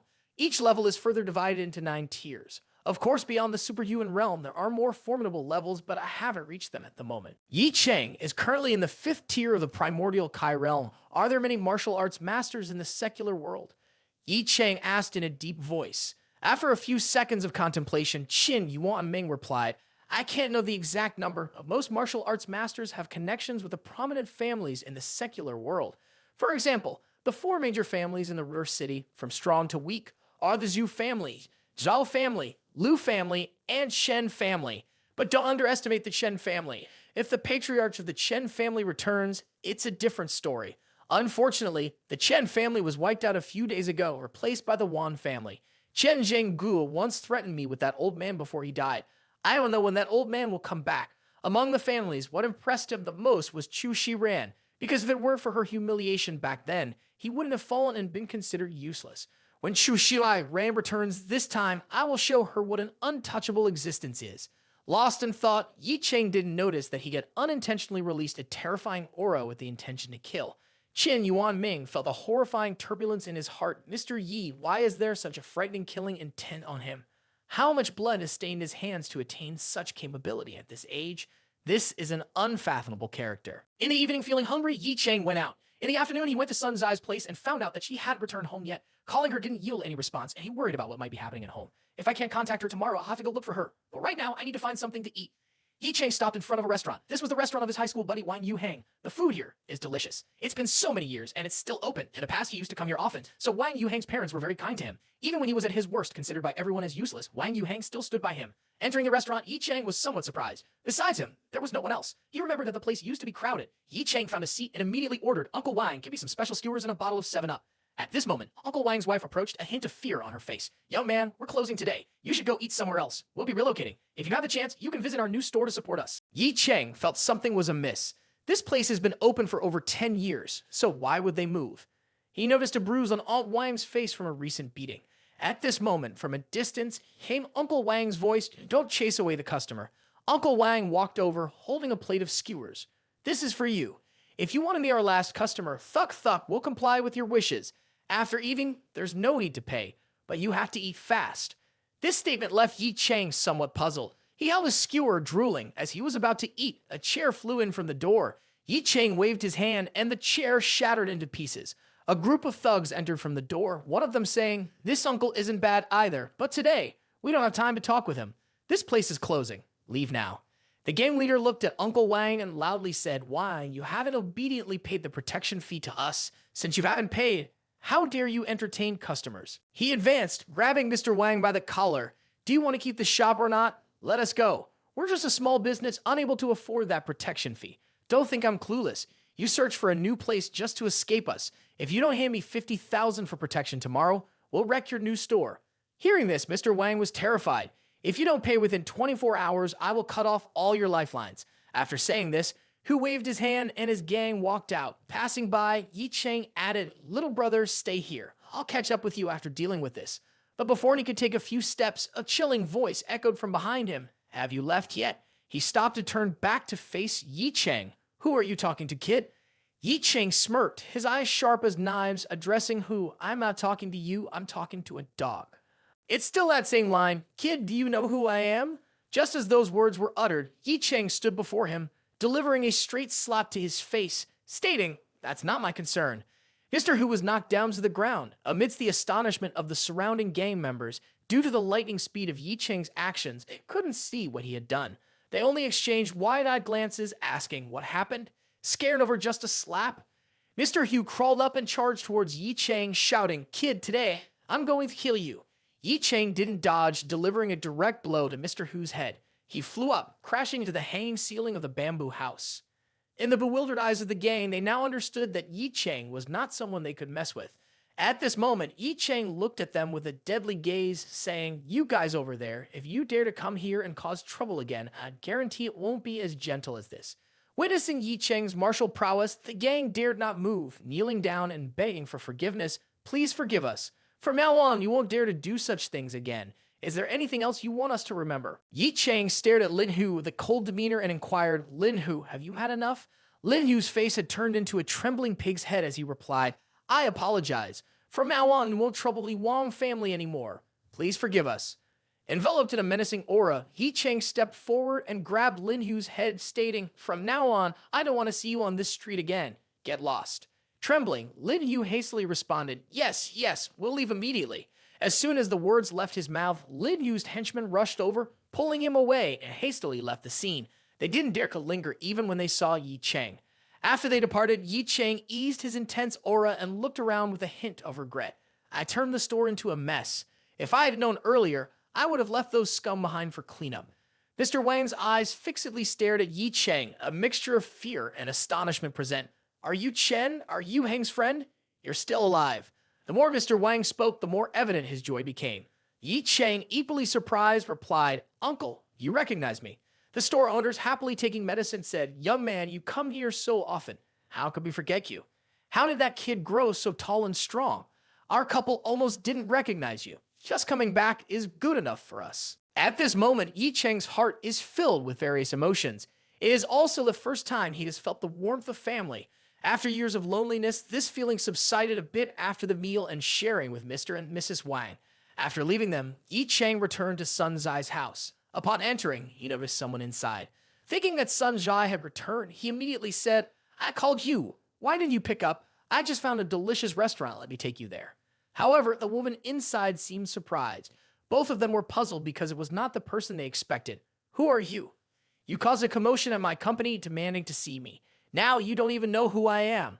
Rukshu, why are you here? I'm Sun Zai's close friend, often visiting her, so she gave me the keys for easy access. And who are you to her? Testing the waters?" Ye Cheng nonchalantly replied, "I just arrived. Currently, I have no place to stay, and she is my landlord. She's quite bold to let a stranger like me stay here." Ye Cheng poured a glass of water and said, "As you can see, Sun Zai is not home right now. Why don't you talk to her at the company?" Ru Su looked slightly surprised at Ye Cheng. "I couldn't get in touch with her. She also didn't attend the high-level meeting this afternoon. Do you know where she is?" Ye Cheng exclaimed, "Are you saying Sun Zai is missing?" He became even more worried. Even Ru Su can't reach her. Could something really have happened to her? Maybe I'm being followed by an enemy. I have to go find her. Ye Cheng clenched his fists and began to leave the room, both fearful and anxious for Sun Zai. Behind him, Rukshu said, "Where are you going? It's not your concern." Ignored by Ye Cheng, Rukshu had an unpleasant expression. "Hey, didn't you want to meet me? Now that I'm here, you're leaving." Ye Cheng just glanced at Rukshu. "Don't follow me." Rukshu felt a bit humiliated by Ye Cheng's treatment, and anger flared up within her. "You're the first person to speak to me like this. In your hands, not only is there a broken prescription, but you yourself are broken too. No, I need to calm down. Something is off about this Ye Cheng. All the information about him is non-existent. When I found out he possessed the secret formula, I had detectives investigate him, but all we got were blanks." Rukshu reassured herself, "His prescription is crucial to me. I must not diverge from my plan." Ye Cheng stood outside silently thinking, the city is too vast and I don't have my own intelligence network. Searching for Sun Zai alone is beyond my capabilities. If I find her, it might be too late. There's no other option. I don't want to get involved with him again, but it seems I have to use it. Ye Cheng took out his phone and dialed a number. At that moment, in the Team Long building, the tallest skyscraper in Zhejiang province, on the top floor was the residence of Jiang Nan Wang, 2 Wook Sin. Suddenly, the phone rang. Only 6 people in the world knew this number. Without hesitation, he pressed the button and answered, "Who is it? Let me warn you not to investigate this number." Upon hearing this voice, he shivered, his breath becoming rapid. The person on the other end continued speaking. "If I find out you're arranging people around me, I will destroy everything I've granted you, including your life. Find me someone named Sun Zai, the CEO of Theme My Corporation. Last contact was 10 hours ago. I need to know where she is now, any potential danger, and what's happening with her family. Within 5 minutes, I want to know everything." Jiang Nan Wang held the phone in his hand, a device he had possessed for 3 years. Day and night, he patiently awaited the call from the man he referred to as the master of communication. Today, his wish had finally come true. A smile appeared on his face. He called this person the communication master. 5 crucial minutes passed. Have you liked the video yet? Ye Cheng obtained the information he sought. At 11:35, Sun Zai left her house in a car with the license plate 100 ABTS, heading to the People's Hospital in Wujiang City. The car is still at the hospital. According to the investigation, Sun Zai's sister fell ill at 11:28 and is currently undergoing emergency treatment, requiring immediate surgery. The surgical cost is 700,000. During this time, Sun Zai contacted 3 people, one from the car pawn shop, pawning the car for 50,000. I have more detailed information. You want me to send it to you? Not necessary. Ye Cheng unconsciously nodded and hung up the phone. Certainly something has happened, but knowing her whereabouts makes it easier to handle. The next morning, at the People's Hospital in Wujiang City, I've withdrawn all my savings and sold the car, only got 300,000 to cover the surgery costs for Hao. Are there any other options for us? Sun Zai's parents were also out of options. Our family has exhausted all funds and we can only rely on your uncle's family.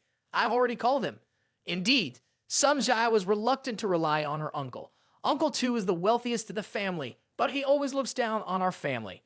Shortly after, Sun Zai saw Uncle 2 and his wife arriving. From a distance, they heard the remark, "With Sun Hao in such trouble, why did you only come to us now?" Sun Zai smiled bitterly. Uncle 2 on 2, thank you for your help.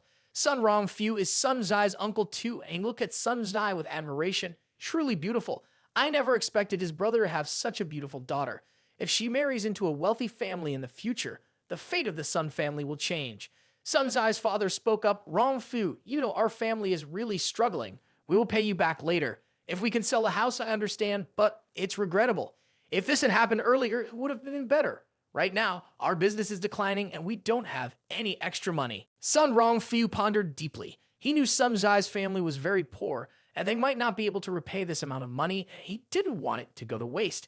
Just hearing that, tears welled up in Sun Zai's eyes as she pleaded, but Uncle 2, if we don't proceed with the surgery, Sun Hao's life will be in danger.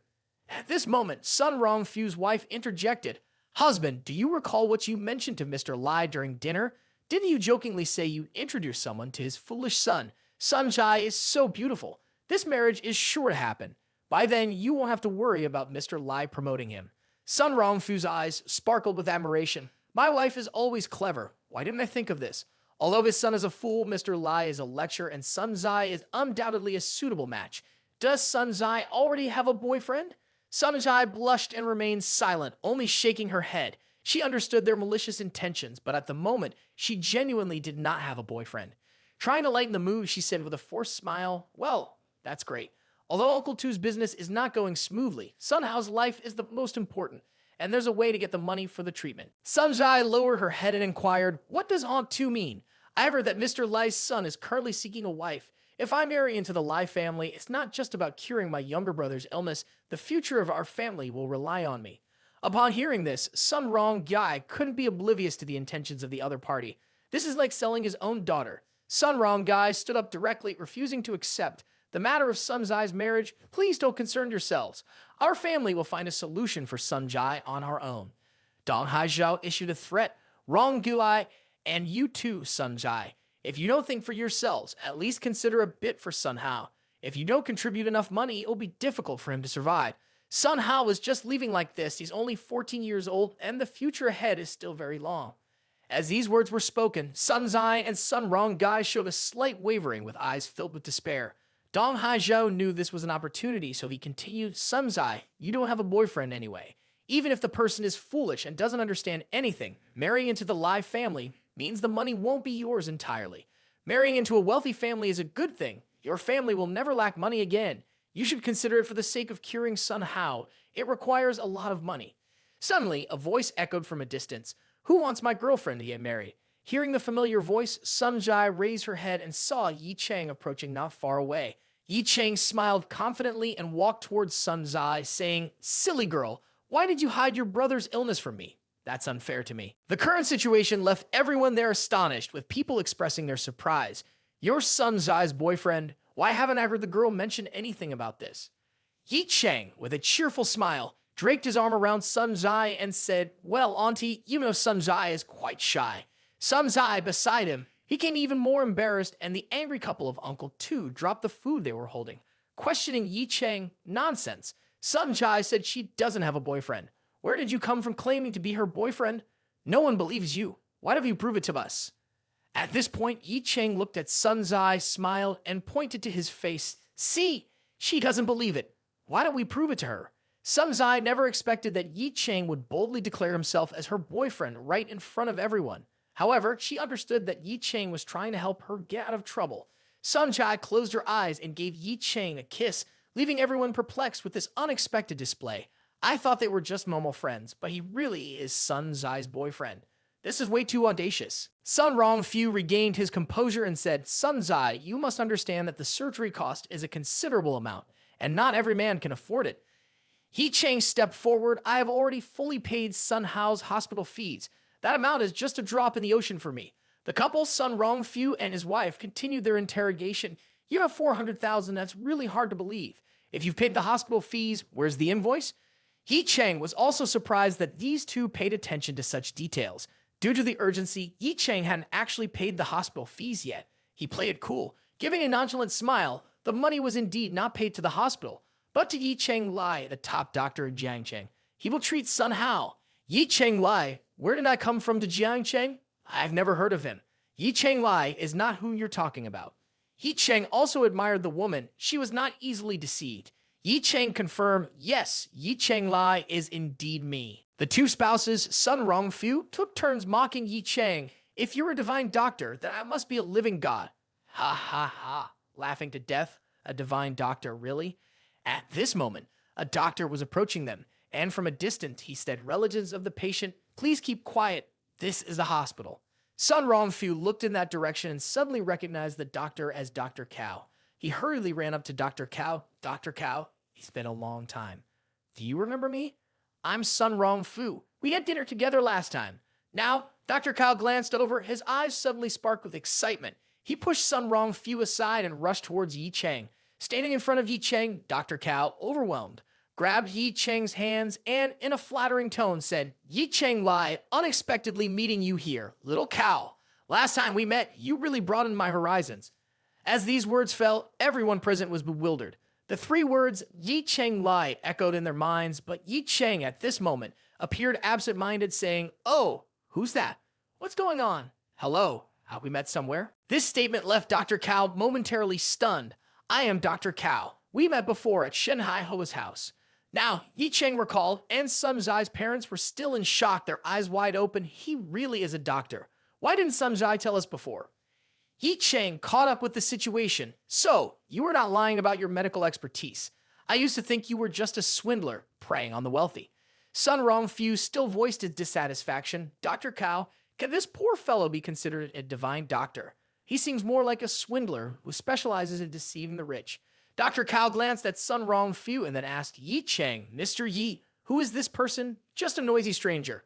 With a wave of his hand, Dr. Cao summoned two security guards who apprehended Sun Rongfu and his wife, saying, These two are causing a disturbance affecting other patients.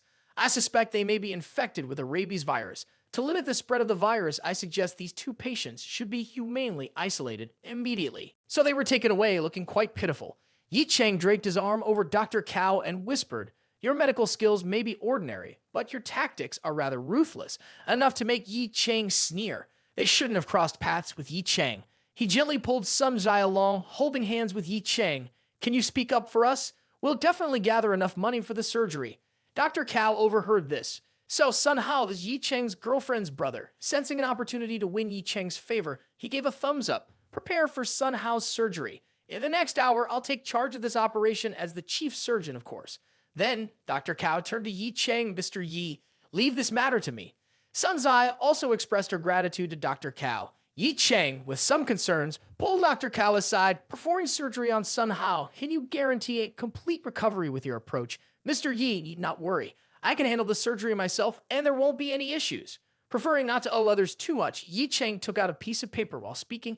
Here's an acupuncture technique for beginners. It can greatly enhance your medical skills. Dr. Cao glanced over the paper and was startled. This is the ancient art of blood acupuncture. Under his guidance, your medical skills will progress significantly. As for the surgical expenses, I will cover them. Dr. Cao added, Mr. Yi, I'll take full responsibility for all surgical costs. At this moment, the three members of Sun Zai's family expressed joy and amazement. Sun Hao's surgical expenses are resolved so easily. We're curious about Sun Zai's boyfriend. In the evening, Sun Zai, go home first. If there's any issue, your parents will call you. By the way, your dad has something to discuss with you. Sun Rongai whispered to Sun Zai, although you and Ye Cheng are in a relationship, living together would be inconvenient. Before getting married, you must take necessary precautions when dealing with such matters. Now pay attention, everyone. Sun Zai, feeling embarrassed and angry, exclaimed loudly, Dad, what nonsense are you talking about? Ha ha ha ha, I can't believe you have such a mindset. Sun Zai scolded, how could you eavesdrop on others' conversations like that? Forget it, don't say anything more. Let's take the car and go home. At this moment, Sun Zai suddenly remembered and turned back to tell Ye Cheng, I lost my car. Maybe I'll take a day off tomorrow to redeem it. Ye Cheng took out the car keys from his pocket, saying, you can go home with my car, is that okay? Sun Zai realized it was her car key and asked, how did you get it? When I coincidentally saw the pawn shop towing the car as your temporary girlfriend, of course, I had to reclaim it. Next time, be careful not to lose it. Unable to contain herself, Sun Zai ran back and hugged Ye Cheng, saying, thank you. In fact, I'm the one who should be grateful. The two got in the car together, and the atmosphere in the car was somewhat quiet. Suddenly, Sun Zai spoke up, like Cheng, I'm very curious why you helped me. Is it because I helped you with the theme, my corporation? Or because I let you in my house? Ye Cheng paused for a moment and said, maybe you'll find out tomorrow. Sun Zai was a bit impatient, saying, what are you trying to do tomorrow? Ha ha ha ha. Just be patient a bit. While talking, Sun Zai noticed that the temperature in the car was dropping. Ye Cheng, I feel very cold. It seems like the air conditioning in the car is broken. Ye Cheng's eyebrows furrowed, sharp eyes sensing a presence of danger. He said to Sun Zai, don't ask why. You must listen carefully to every word I say next. Despite the car still moving, Ye Cheng opened the car door, startling Sun Zai. He continued speaking, first, as soon as I get out of the car, you immediately run at full speed to the apartment and never stop. Remember that no matter what sound you hear or see, don't stop or turn back. Second, after you get home, take my phone and hide in my room. Third, in the call log on my phone, call the closest contact after connecting a call. Tell him within 30 minutes. Send the strongest person to your house. If someone breaks in after 30 minutes, don't resist, surrender obediently. I will come to save you. The incident unfolded in the blink of an eye, and Ye Cheng swiftly leaped out of the car. Ye Cheng thought to himself, the battles of martial arts experts are simply intolerable for ordinary people. She will be more dangerous by my side. It seems that fighting alone is not enough. Having my own forces would be more advantageous. A few seconds later, a car stopped in front of Ye Cheng. A young man in a suit stepped out of the car. For Ye Cheng, this person couldn't pose any danger to him. Ye Cheng focused on the person behind, a middle-aged man exuding the air of a grandmaster. The middle-aged man spoke, Ye Cheng, this title has been around for a long time. 5 years in a row, indeed, the remnants of the Yi family are still alive. Ye Cheng's eyes narrowed. The leader looking at the middle-aged man said, I guess it's not wrong. 5 years ago, the incident happened at Van Ho Mountain Villa, and you were present. Are you here today to kill me? The middle-aged man burst into laughter, the sound echoing, ha ha ha ha. Kill you? You're just a trash that should be discarded. Why should I bother to do it myself? You overestimate yourself. At this moment, the man in the suit spoke, Mr. Meow, let me handle him. The old man nodded slightly in agreement. The man in the suit turned towards Ye Cheng and approached gracefully, but his speed was not slow. With eyes full of malice and aura covering his entire body, he lunged towards Ye Cheng, unleashing a powerful attack, saying, young man, I will give you a quick death. Ye Cheng's eyes were as cold as ice. He lifted one foot to block the attack effortlessly, and in a split second, remarked, you're really weak. Ye Cheng threw a punch at the driver's head, instantly killing him. The middle-aged old man looked at the lifeless body of his subordinate, angrily saying, worthless scum begged for a chance, yet couldn't even withstand a single strike. At this moment, Ye Cheng's body was enveloped in a murderous aura, bloodlust coiling around him like hellfire. The middle-aged man's expression slightly changed in horror. Bloodlust, I didn't expect you to gather it. Young man, cultivating for years, you achieve remarkable results. Allowing you to grow will be very dangerous. Today, I must kill you. He laughed coldly, disdainful of Ye Cheng's strength, saying loudly, 5 years ago, it was I who sent someone to kill your entire family. Your subordinate was killed by you in a single move, proving your skills. That's all you want to say, right? In the end, whatever I want, I will make you my dog because you killed him. Today, you will have to take his place." Hearing this, Ye Cheng chuckled coldly. "You've overestimated yourself, relying solely on your three-legged cat martial arts." A hint of fear suddenly appeared in the old man's eyes. Around Ye Cheng, a myriad of spiritual energies converged into the shape of demons with sharp teeth and claws. Ye Cheng asked coldly, "Since when did you imagine that I am weaker than you?" Ye Cheng questioned with a chilling tone as the old man stared at him intensely, a trace of fear on his face. Could it be that this kid has reached the realm of a master? It's impossible. Don't think you can die as easily as that guy. Ye Cheng's face was now extremely cold. The middle-aged man at this moment felt a terrifying internal turmoil. "I have spent 40 years cultivating, with countless resources, just stepping into the realm of masters." His body trembled, shouting loudly, "Don't be complacent. Even if I don't know what dark arts you're using, you've reached this level in just a few years. The gap in experience cannot be compensated." The middle-aged man took a step forward, the ground showing dents, his body resembling a hunting leopard, charging towards Ye Cheng. His attacks turned into a continuous onslaught. "Today, Miao Jin Gu will take your head." Ye Cheng's eyes were icy, his arms circulating bursts of vital energy, every strike leaving scratches with traces of blood on Ye Cheng's hands. Miao Jin Gu stepped back slightly, laughing coldly. "Not bad, you can block all my assassin's moves, but how long can your hands endure? You're indeed stronger than I thought, causing a little scratch on my skin. I underestimated you, but can you scratch my hands a few more times?" Miao Jin Gu seemed to sense something, looking down at his own hand, his face drastically changing as his fingers were broken. Ye Cheng sneered, saying, "What is called distance, what is called experience, all are meaningless. Today, I will show you the true extent of my power." At this moment, Ye Cheng's body was infused with a fierce aura, and spirits howled around him as he soared into the air, charging towards Miao Jin Gu. Seeing Ye Cheng leap into the air, Miao Jin Gu's mouth curled into a visible smirk. "How dare you attack me from above? Consider it my victory. You're still too young in the air, you cannot dodge my attacks. I only need to focus all my strength on this move." Miao Jin Gu concentrated all his fierce energy into his hands, unleashing a technique to sever both of Ye Cheng's legs. "Ha ha ha ha, young man, your legs are broken. Let's see how you fight against me now." Feeling triumphant, his face froze as the image of Ye Cheng in the air dissipated, an illusion created by Ye Cheng by condensing evil spirits. This realm was beyond Miao Jin Gu's imagination. Now, Ye Cheng appeared above him. With a single strike, Miao Jin Gu collapsed to the ground, blood dripping from his mouth, utterly defeated and weakened. Ye Cheng sighed, his cold eyes glancing over Miao Jin Gu. "You are indeed a master. Your head is quite resilient. You know that the game has only just begun." Miao Jin Gu heard the sound and struggled to lift his head, blurry eyes muttering, "It can't be. This is impossible." Ye Cheng approached slowly, reaching out to grasp Miao Jin Gu's head and lifting it up. "I'll give you a chance. Answer my questions and I'll consider sparing your life. Firstly, how did you learn about my existence and how many people know about it now?" Miao Jin Gu hesitated and asked, "If I answer, will you really let me go?" Ye Cheng's expression turned unpleasant, pressing Miao Jin Gu's head down onto the ground. "You still think you can negotiate with me now?" Miao Jin Gu, filled with fear, reluctantly complied. "A few days ago, I saw someone searching for information about you through web data, which piqued my curiosity. So I misused the search for videos and images related to you through that data string. After comparing, the similarity between you and the missing Ye Cheng was extremely high. That's why I came looking for you, as Long Jia mentioned that anyone from the Yi family is not allowed to exist. The person known as Long Jia took everything from me." Ye Cheng placed one foot on Miao Jin Gu, demanding, "What is Long Jia's real name? Where is he? And does he know about my existence?"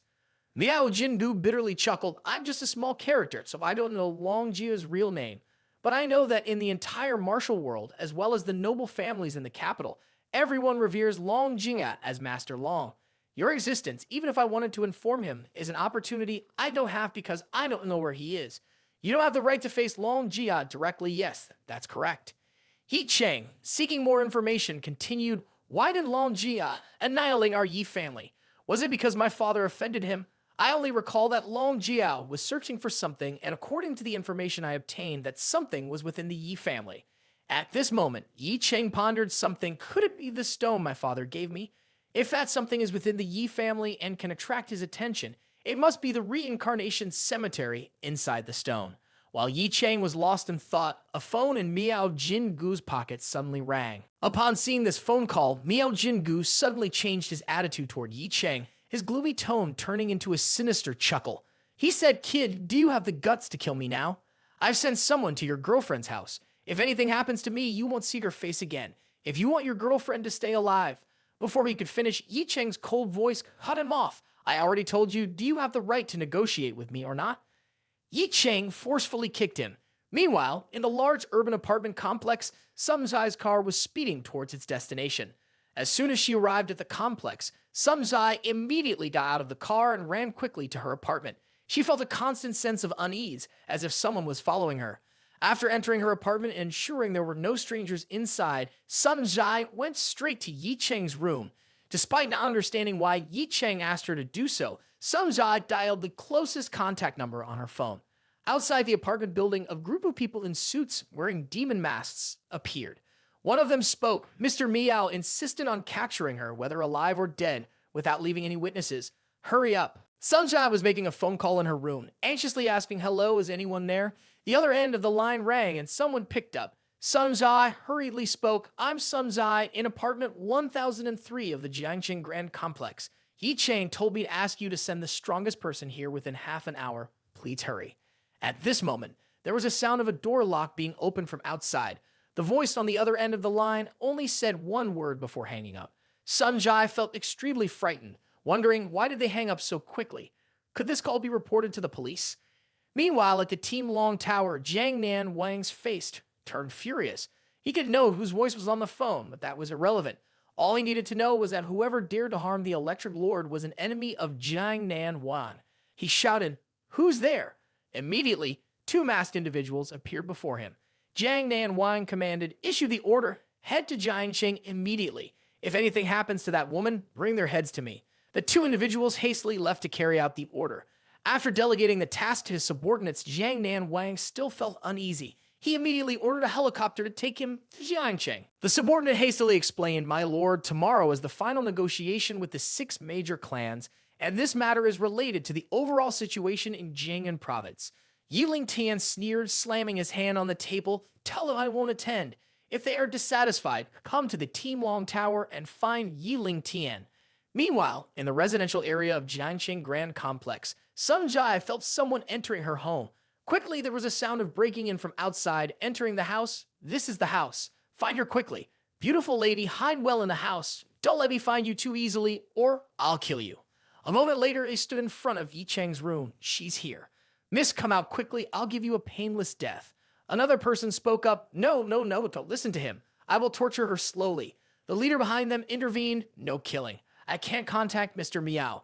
Perhaps the situation has changed. Keeping her alive might be useful, and we can have some fun with her. Hey, beautiful, I'm here." One of them stepped forward, delivering a strike to the door with a loud bang. Inside the room, Sum Zai thought the wooden door would easily be shattered by them. However, after just one strike, not only did the door not break, but it also emitted a strange blue light. She had no idea what Ye Cheng had done to the door. Outside, there was a voice filled with astonishment. "How could my strike not do anything to the door?" The surrounding men were equally astonished. Is there some hidden force in this door?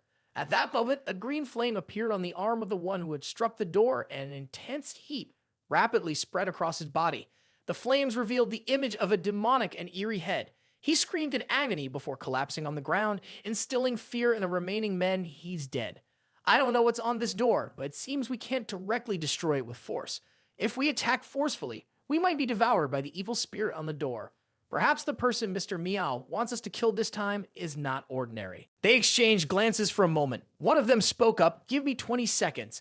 After saying that, he took out a lock-picking tool. Inside the room, Sum Zai was terrified. Hearing the groans from earlier, she knew that one of them had died. Suddenly, the doorknob moved, making a sound as it turned. "Beautiful lady, I've arrived." The masked man pushed the door open, his eyes filled with desire as he looked at Sum Zai. Truly beautiful. "Just for you. We lost a brother. You have to compensate us." Sum Zai, frightened, pleaded, "Please don't come over here." A nearby man reminded, "Don't go too far. Make sure she stays alive." They approached Sum Zai. At this moment, Sum Zai remembered Ye Cheng's words that he would come to save her as long as she stayed alive. "Ye Cheng, where are you now?" Suddenly, a whooshing sound came from the window. A knife darted in, directly stabbing the head of the assassin. He fell dead on the spot.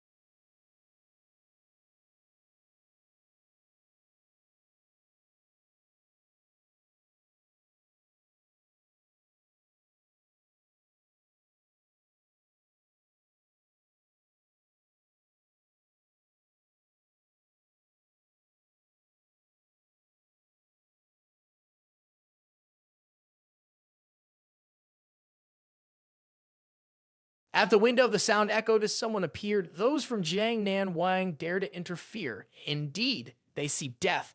Witnessing their comrades' deaths without a chance to react, they were suddenly struck with fear. Furthermore, the horror escalated upon hearing the three words, Jiang Nan Wang. No matter who you are, you're just an assassin. When it comes to martial arts, you're not necessarily skilled. Before finishing the words, someone from behind thrust a knife into his head. Everything happened rapidly, and the remaining person couldn't react in time. He knew about Jiang Nan Wang, but he didn't know why this person was associated with Jiang Nan Wang. According to rumors, offending the 6 leading clans in the south was better than offending Jiang Nan Wang. He knelt down to surrender, but it was too late as a cold steel blade swung towards him, causing his immediate demise. Sun Jai was still in shock, only realizing that she had been rescued. At this moment, 2 individuals from Jiang Nan Wang approached Sun Jai, bowing their heads and saying, "Miss Sun, don't worry, we are associates of Mr. Yi."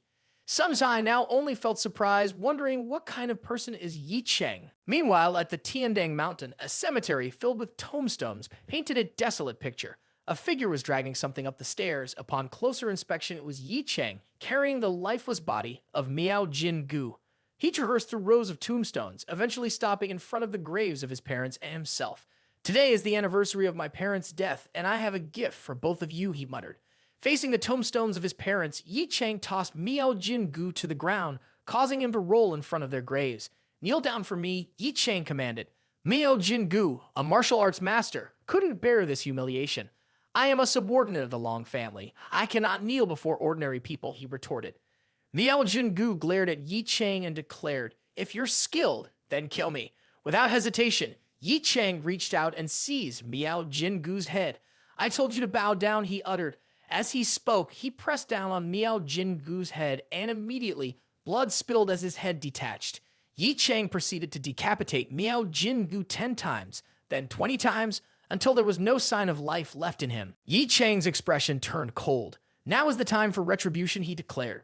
Raising his hand, a condensed aura, like a sharp blade, slashed towards Miao Jin Gu, and his head fell to the ground. Ye Cheng placed Miao Jin Gu's head before the gravestone of his parents. "Mom, Dad, this Miao Jin Gu is the first one to pay for his sins on your behalf.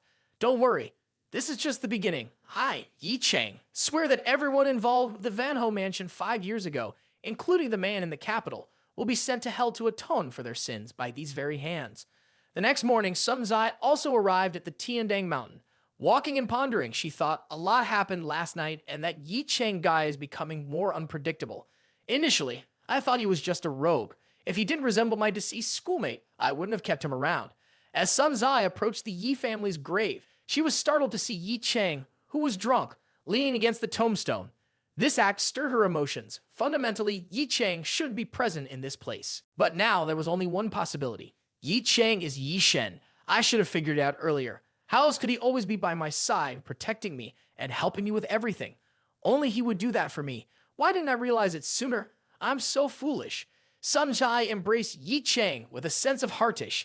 "I can't imagine what you've been through in these past 5 years, leading to such a profound change in you. But from now on, you don't have to endure those things alone anymore." Standing before the gravestone, Sun Jai spoke up. "It's been a long time, Uncle. I never thought this year Ye Shen would return. Uncle, don't worry. I will take care of him and make sure he doesn't cause trouble. He's well behaved now, and as he grows up, he will become a good man." While Sun Zai was speaking, Ye Cheng opened his eyes. Seeing Sun Zai, he asked, "What are you doing?" Ye Cheng casually took a sip from a wine flask, and Sun Zai spoke up. "Are you still drinking? Let's go home.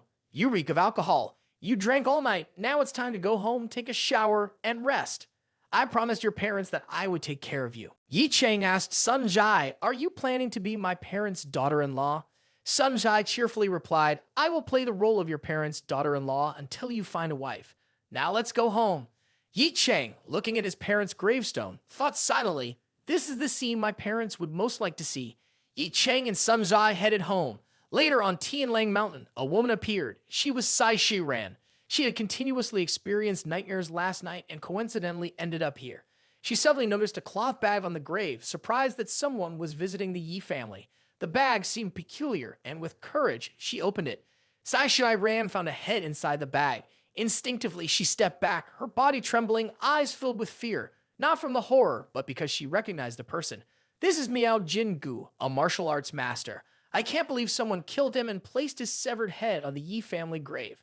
She instructed investigators to check all the cemetery cameras to see who had visited the Yi family grave. Shifting scenes to the urban area, a knocking sound roused Ye Cheng from his sleep. My head really hurts. I drank too much yesterday, he groaned. Glancing over, Ye Cheng saw Sun Zai waking up as well. Sun Zai, why are you sleeping in my bed? Ye Cheng chuckled. Sun Zai, you finally crave my body. Sun Zai, infuriated, scolded. I crave your head, not you. You're the worst drunkard, insisting on huddling me to sleep, practically impossible to escape. I still reek of alcohol from you. I'm not your temporary wife. Why can't you hug me instead? Sun Zai blushed a bit. Not that you can't, at least when I'm drunk. At this moment, the doorbell rang.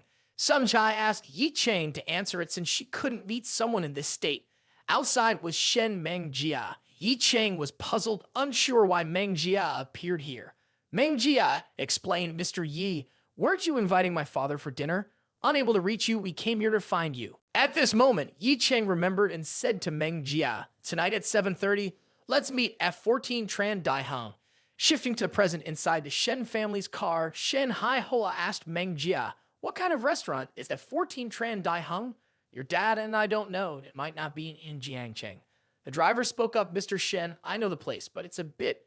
Shen Hai Hoa joyfully said, as long as you know, that's enough. Although it might be expensive there, it's fine.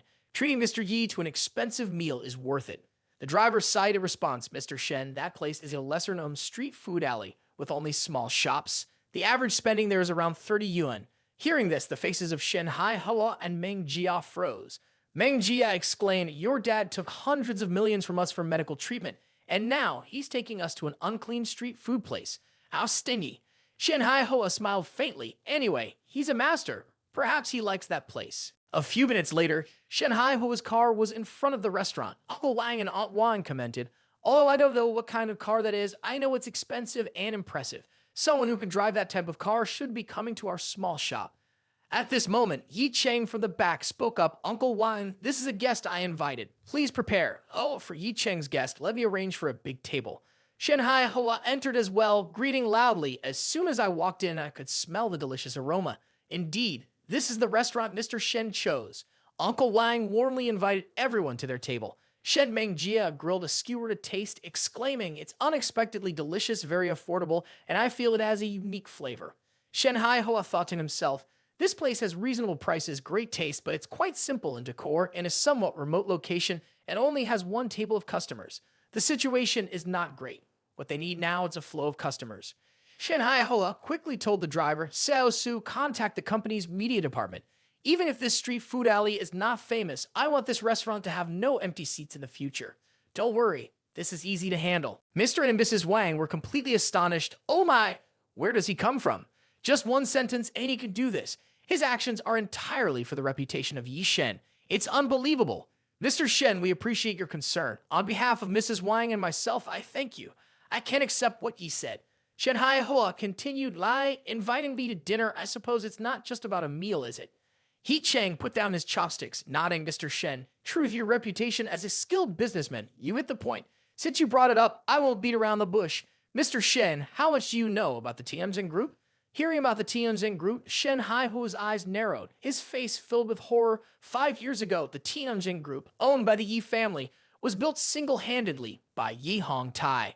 However, in the tragedy of the Van Ho mansion, the Yi family was wiped out, Yi Hong Tai died, and the Tianjin Group was torn apart by various forces.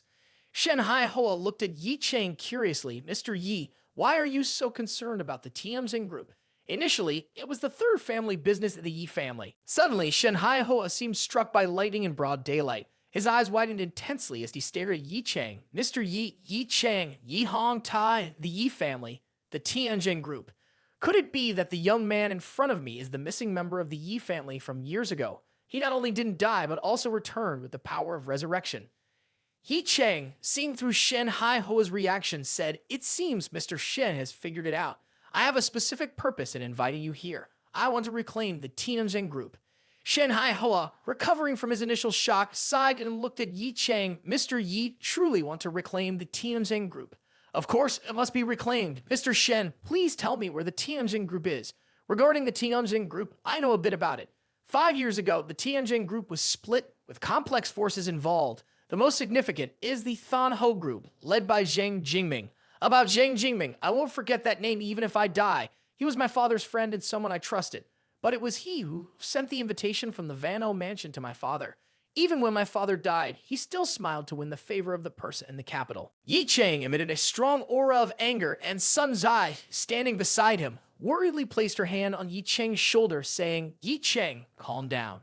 Seeing Sun Zai's concern, Ye Cheng reassured her, "I'm fine." Seizing the opportunity, Shen Hai Hua, aware that Ye Cheng was in an angered state, spoke up, "Mr. Ye, I know you're not into business matters, but I happen to have some knowledge. In the next few days, I will gather information about the Than Ho route for you, and then we can think of measures to deal with Than Ho together." Shen Mengjia, next to him, sensed, "It seems like my dad is nervous. At first, I thought he was urgent, but now I understand that my dad has made up his mind and wants to bind himself to Ye Cheng." Hearing Shen Hai Hua's proposal, Ye Cheng was quite surprised, not expecting to receive such an offer. "Mr. Shen, this matter is significant. Aren't you afraid that the Shen family will be implicated? There's a saying among businessmen, seeking profit is the priority. If we successfully handle the Than Ho group, I request a 10% stake without actual control. If you agree, I will start working on it immediately."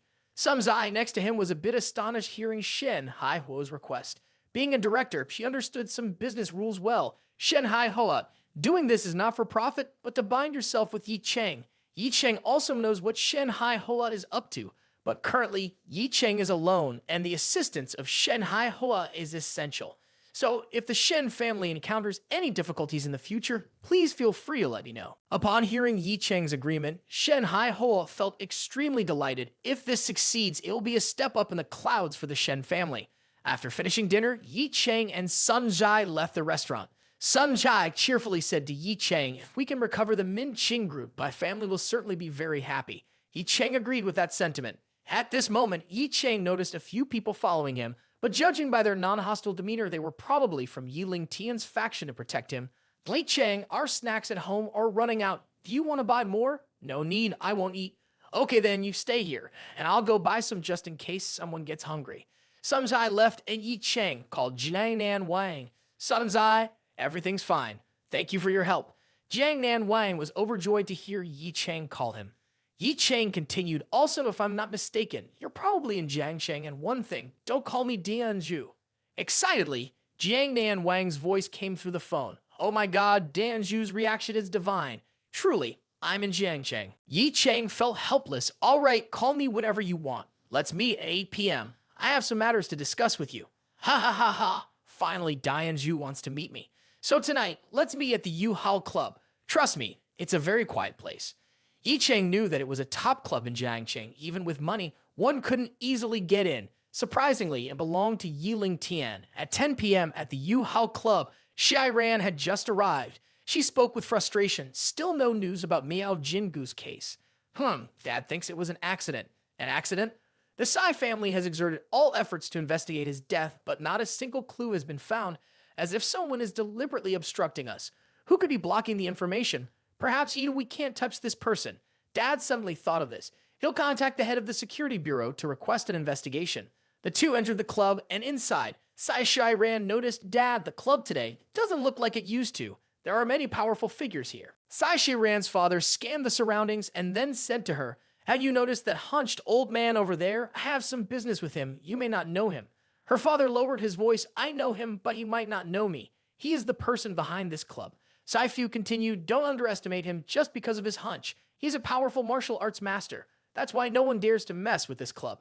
Sai Shi Ran, with a hint of concern, asked, "Dad, there's something I don't understand.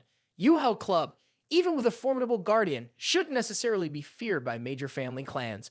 "Of course not, because there's someone else behind this club, and that is Jiang Nan Wang Yiling Tian." Hearing the three words Jiang Nan Wang Yiling Tian, Sai Shai Ran seemed to understand clearly. Although the Sai family is the #1 family in Jiangcheng, its influence is mainly in Jiangcheng. Meanwhile, Jiang Nan Wang cast a shadow over the entire Jiangnan region. Sai Fu continued in a hushed tone, "I dare not think about it. The difference in strength between Jiang Nan Wang and us is too great. The security personnel will arrive soon, and I will handle them properly. You can do whatever you want here. I'll take care of things. You can explore around a bit." Shairan, at this moment, always felt uneasy. Until now, every time she closed her eyes, the image of Miao Jin Gu's death haunted her thoughts. His death doesn't really matter. What matters is the one who killed him. He used his head to show respect to the Yi family. Meanwhile, as per the agreement with Yiling Tian, Ye Cheng arrived at the bar. Unexpectedly, he crossed paths with Sai Shi Ran. Surprised, Shi Ran thought to herself, that Yi family guy, even if he's still alive, the Yi family has been wiped out. He can only be a beggar on the street. How can he appear here? This person probably just looks like him. Regardless of who he is, because he resembles that guy, I can still show him a bit of kindness, considerate pity for that person. Sai Shi Ran approached. Hello there. Ye Cheng asked it differently. What's the matter? Feeling the coldness in Ye Cheng's tone, Shi Ran found it somewhat intriguing and said, I mistook you for someone else. You resemble an old classmate of mine. It brings back some memories from the past. That guy was truly miserable. With a pitiful background, I'm Sai Shi Ran. Since you come to this club, you must have heard about the Sai family in Jiangcheng. Here's my business card. If you ever need help, I can assist you. Ye Cheng flung the business card away, letting it fall onto the ground. Nonchalantly, he pressed his foot onto it, much to the astonishment of Shi Ran. I don't care about the Sai family, get lost, he declared. Sai Shi Ran's face tightened. Well, aren't you arrogant? You won't realize what you've missed in the future. Unfazed, Ye Cheng uttered a single word, leave.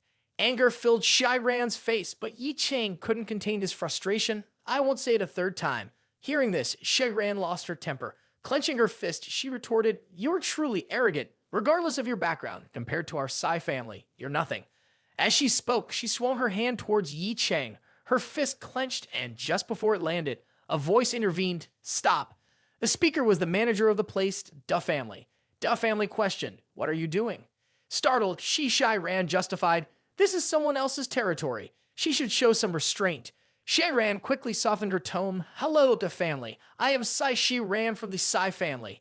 I have long admired the reputation of the Da family. Before the words were fully spoken, Da family intervened, leave regardless of whether you're from the Sai family or whatever.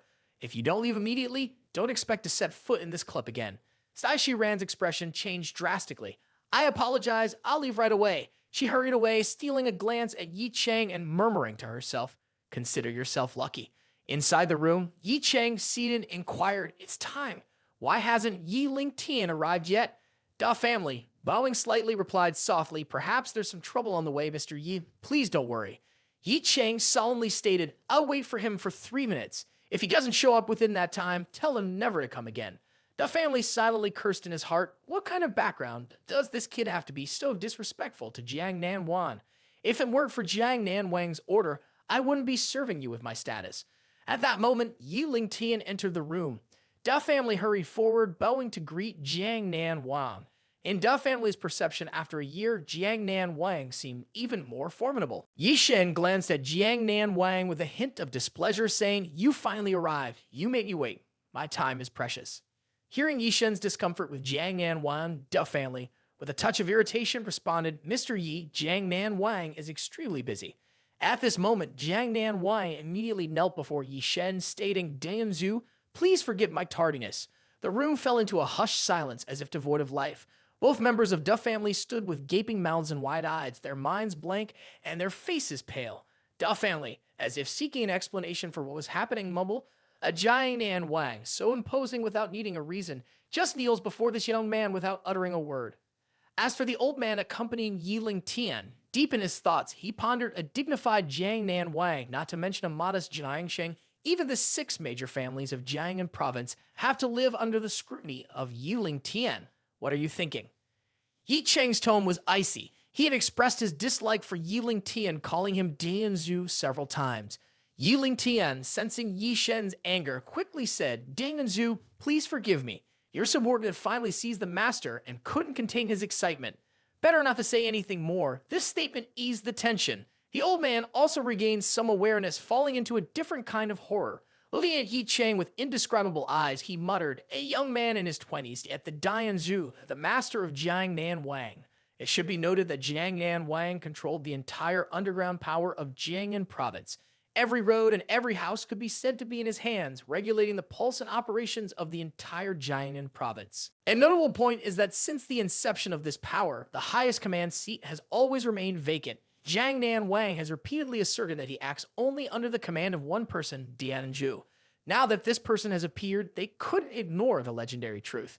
Da family and the old man behind Yiling Tian's legs trembled, hastily kneeling down, pledging allegiance to Ye Cheng. Subordinates pay respects to Dianju. Witnessing this scene would surely leave anyone in awe. Ye Shen reluctantly shook his head, saying, I am not Dianju. Yiling Tian, stay, and everyone else, leave.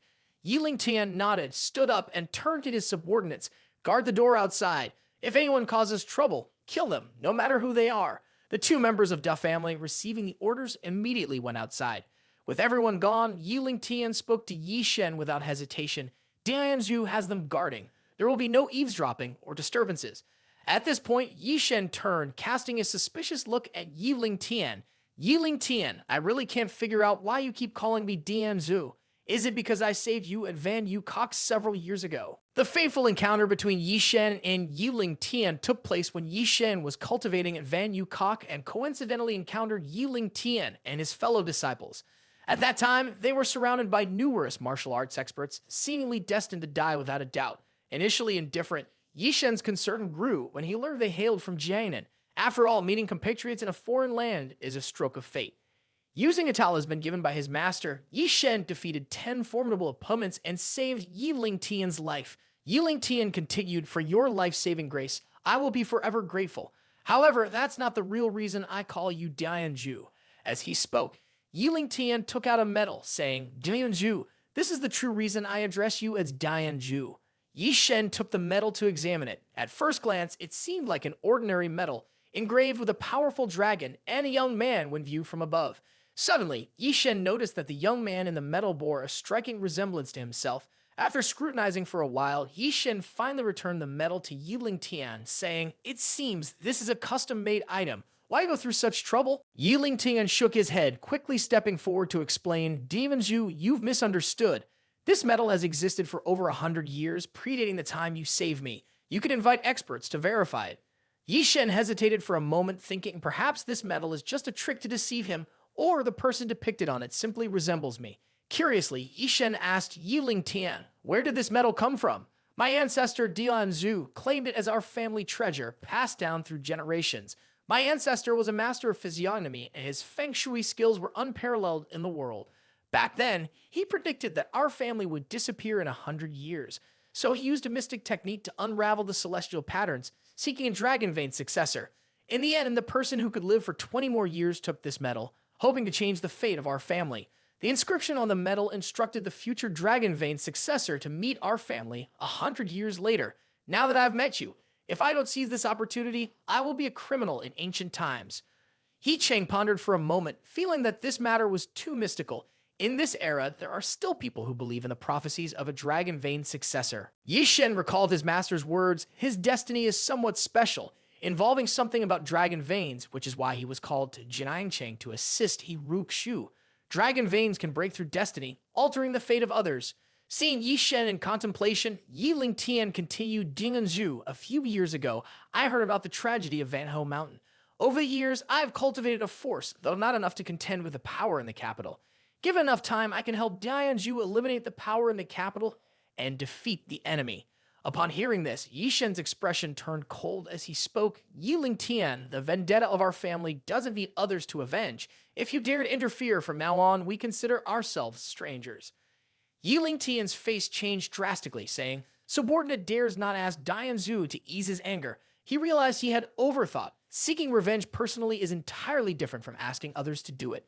Ye Shen glanced at Yiling Tian and said, To make me your Dianju is not impossible, but you must fulfill 3 conditions. Yiling Tian felt delighted. Please, Dianju, speak. First, you must not interfere with my life. You can't do anything without my permission. Second, help me protect Sun Zai. Anyone who touches her must die. Third, try your best to investigate the man in the capital and delve deeper into the Van Ho Mansion incident. It's not a simple matter. Yiling Tian pounded his chest. Dianju, rest assured, I meet these 3 conditions. All right, I've said everything that needs to be said. It's time for me to leave. I will contact you in the future if there's anything to be done. After speaking, Ye Shen turned to leave. Yiling Tian added, Oh, Dianju, I have something to report. Recently, some forces have been investigating me, first from the Sai family. They were looking into the situation at the Celestial Mountain, but I stopped them. The second is from the He family in Jianghan province, but their investigation hasn't gone deep. I couldn't prevent the third force, which comes from the Security Bureau and the Dragon Soul Strike team. In Ye Chen's mind, there was a bit of contemplation. The first party is the Sai family. Based on Sai Shiran's reaction earlier, it can be inferred that they didn't find out much. As for the He family, it's probably because of He Ru-Xiu. But regarding the National Security Bureau and the Dragon Soul Strike team investigating me, could it be related to the deaths of the father and son from the Chen family at Miao Jingu? Seemingly aware of Ye Shen's pondering, Yi Lingtian quickly spoke up. Please be assured, Dianzhu, I will find replacements for the deaths of the Chen family and Miao Jingu. If discovered but lacking evidence, they won't be able to do anything. Please be cautious and thank you. After speaking, Ye Shen left the club. In his mind, there was still some thought. Why is the Sai family investigating him? Could it be that his worship at the Celestial Mountain has been discovered? It seems likely to be because of that. As Ye Shen exited the club, he encountered Sai Shiran again. Seeing Ye Shen, Sai Shiran angrily stepped forward. If you kneel down and apologize now, I will forgive you. Ye Shen showed no reaction to the other's words and walked out directly. In his mind, he was thinking it's already late now. I wonder if I can get a cab. He contemplated whether it would be convenient to buy a car for easier transportation. Sai Shiran was extremely furious but ignored. Just as Ye Shen was waiting for a cab, a swooshing sound came from behind. Ye Shen turned his attention to the rear, and Sai Shiran attacked. Ye Shen never expected that Sai Shiran could practice martial arts, and her actual strength wasn't weak either. Ye Shen suddenly moved his body to the side, and Sai Shiran's arm swiped past his shoulder, landing in the air. In the next second, Ye Shen extended his hand, changing the grip into a wrist lock, directly pressing it against Sai Shiran's wrist. With a powerful stomp, Ye Shen effortlessly brought Sai Shiran down in front of him. Sai Shiran was equally surprised. She knew her martial prowess and the martial arts world was not weak, so how could she be defeated so easily?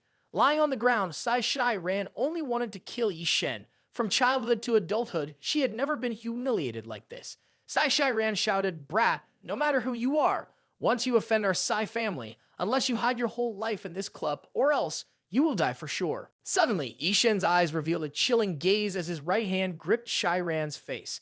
His voice was filled with menace. "Oh, really? Then today I will kill you. Women with a mouth like yours are just trash, and the Sai family is no exception." Ye Shen lifted Shiran off the ground with one hand, and fear filled Shiran's face. "What are you doing? You can't do this. I just brought her to where she belongs." Ye Shen threw Sai Shiran into a dumpster and walked away. Sai Shiran crawled up, her disheveled body watching Ye Shen with resentment, shouting, "I want you to die a miserable death. I'll tear you apart, and you'll die in agony." The scene shifted to the Grand Villa area. By now, Ye Shen had returned to Sun Zai's home. Ye Shen pondered to himself, Sai Shiran is indeed hateful, but she has nothing to do with my parents' death, so she doesn't deserve to die. However, if she dares to do anything more terrible, even though I don't want to, I have to kill her. If I find out that the Sai family is connected to the Van Ho Mansion incident, then the Sai family will undoubtedly be annihilated. Ye Shen arrived home around 1 a.m. He assumed Sun Zai was sleeping, so he quietly opened the door and tiptoed to his room. Upon entering, he was slightly surprised to find a woman in the room. Ye Shen assumed it was Sun Zai and didn't pay much attention because Sun Zai was generally shy. After the recent events, she might be feeling a bit fearful, choosing to sleep here for a sense of security. In his heart, Ye Shen had long regarded Sun Zai as his woman, so he climbed into bed to sleep. The night quickly passed. Ye Shen woke up and asked, "Sun Zai, what time is it now?" However, Ye Shen was utterly shocked when he looked beside him and realized the person wasn't Sun Zai. At this moment, a loud, disgruntled voice echoed through the house. Ye Shen was startled to realize that the person beside him was not Sun Zai, but Ye Ru-Xiu. "Ye Shen, you wretched scoundrel, how dare you crawl into my bed?" Ye Ru-Xiu's voice was as cold as ice, and Ye Shen glanced at her indifferently, saying, "Please, ask yourself. This is my room." At this moment, Sun Zai heard the sounds and walked in, her face filled with surprise. "Ye Shen, why are you here? Didn't you say you wouldn't come back late yesterday?" Sun Zai absolutely did not expect Ye Shen to appear here. Curiously, she said, "Ye Shen, weren't you supposed to be outside? Why are you here so early?" Just as Ye Shen was about to explain, Ye Ru-Xiu quickly intervened, saying urgently, "This guy didn't even knock. He just walked in and woke me up." After saying that, she spoke softly to Ye Shen. "What happened last night? You can't tell anyone about it." Afterwards, Sun Zai and Ye Ru-Xiu changed and left the house for work, leaving Ye Shen alone. Once again, Ye Cheng took out his father's black stone and wanted to experiment by trying to enter it. This time, although the obstacle has diminished slightly, it's still impossible to completely enter. It seems like I need to accelerate my cultivation. Without much thought, Ye Cheng closed his eyes, sitting down and began cultivating. Countless strands of spiritual energy surrounded him like celestial beings. After an unknown amount of time, a phone call interrupted Ye Cheng's cultivation. He opened his eyes slowly, exhaling a deep breath. His finger, guided by intuition, grasped the mobile phone, which flew directly into Ye Cheng's hand. He glanced over and found that Shen Hai Hoa was calling. "Mr. Ye, I hope I'm not bothering you." On the other end of the phone, a respectful voice conveyed, "What's the matter with Han Ho Group, Mr. Ye? There are currently two main issues we are facing. Firstly, from the Ministry of Justice, we have obtained evidence that Tianjin Group was maliciously taken over that year, proving the relationship between Than Ho Group and Tianjin Group. However, because there is a document from that year with your signature and your mother's agreement to relinquish control, you are currently unable to inherit Tianjin Group." Ye Cheng was taken aback, only now remembering that evening 5 years ago, before that wine party, when Zhang Jiming came to their house. He deceived him and his mother into signing a document claiming each year you could receive a commission from the company. Both he and his mother always trusted Zhang Jingming, so without much consideration, they signed the document. Now, Ye Cheng turned around, feeling somewhat ironic. "Shen Hai Hoa, what do you need me to do?" Ye Cheng's voice remained calm, but it carried an icy undertone of deadly determination. "Zhang Jingming won't live through 3 days. Shen Hai Hoa explained, on my end, there's a part of the document. If we print it out, Zhang Jingming just needs to sign it himself and hide his involvement. However, the opposing forces behind Zhang Jingming are very powerful. I can't even meet them so." Before Shen Hai Hoa could finish, Ye Cheng interrupted, "Bring the document here. Tonight, I'll make sure he signs it for you." On the other end of the phone, Shen Hai Hoa was astonished. He couldn't comprehend how Ye Cheng could take such decisive action. "What about the second issue?" he asked. Ye Cheng replied, and without hesitation, Shen Hai Hoa continued. "The second issue is related to Tianjin Group. Currently, Than Ho Group is under the control of a force called Kingman. I've investigated Kingman, but there's very little information available. To reclaim Tianjin Group, we must eliminate this force." Ye Cheng raised an eyebrow in speculation. It was probably one of those underground organizations. He straightforwardly said, "Leave the second issue to me. I only have one question for you. If both of these issues are resolved, can you take control of Than Ho Group within 3 days and rename it Tianjin Group?"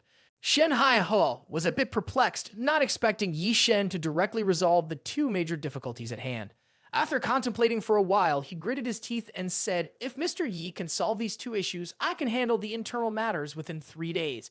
Ye Cheng hung up the phone. Shortly after, he called Healing Tian, stating that he needed the address of Zhang Jiming along with information about Kingman. Not long after, a young man appeared at the Than Ho Group building. He looked up at the top of the towering structure with the words Than Ho Group, let out a cold laugh, and held a document with an unconditional transfer of ownership agreement. Approaching the reception, a charming young lady with flushed cheeks looked at the young man and said, "Kind sir, I'm looking for the CEO to discuss our collaboration." Ye Cheng spoke slowly, and the young lady suddenly became alert. With a courteous blink, she said, "CEO Kang is on the 21st floor. Turn left after the elevator." "Do you need me to inform him, sir?" Ye Cheng chuckled, "No need. In fact, we're old classmates, preparing a little surprise for him." Ye Cheng entered the elevator, pressing the button for the 28th floor as instructed by Yuling Tian. Zhang Jiming worked on the 39th floor, a mysterious place requiring authorization from the 28th floor and above. Naturally, he couldn't proceed beyond this point. Upon reaching the 28th floor, Ye Cheng headed straight to the restroom, but there was no one around. Without hesitation, he directly shattered the window of the restroom. His body swiftly stood on the 28th floor along the window. Then he looked straight up to the 39th floor. A second later, a burst of energy erupted under his feet. Suddenly, his knees exploded and his body leaped 5 meters high. One of his hands directly grabbed onto a window on the upper floor. Arms and legs emitted bursts of energy, propelling his body upward. Along the window, a deep and distinct groove appeared, marked by 5 fingers. Ye Cheng moved faster and faster, resembling Spider-Man.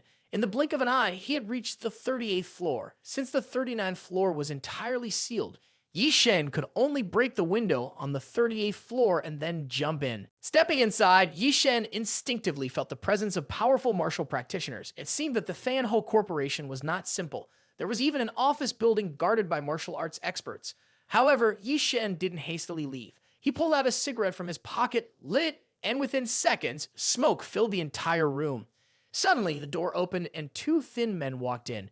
Immediately in the smoke, Ye Cheng identified, "Who's there?"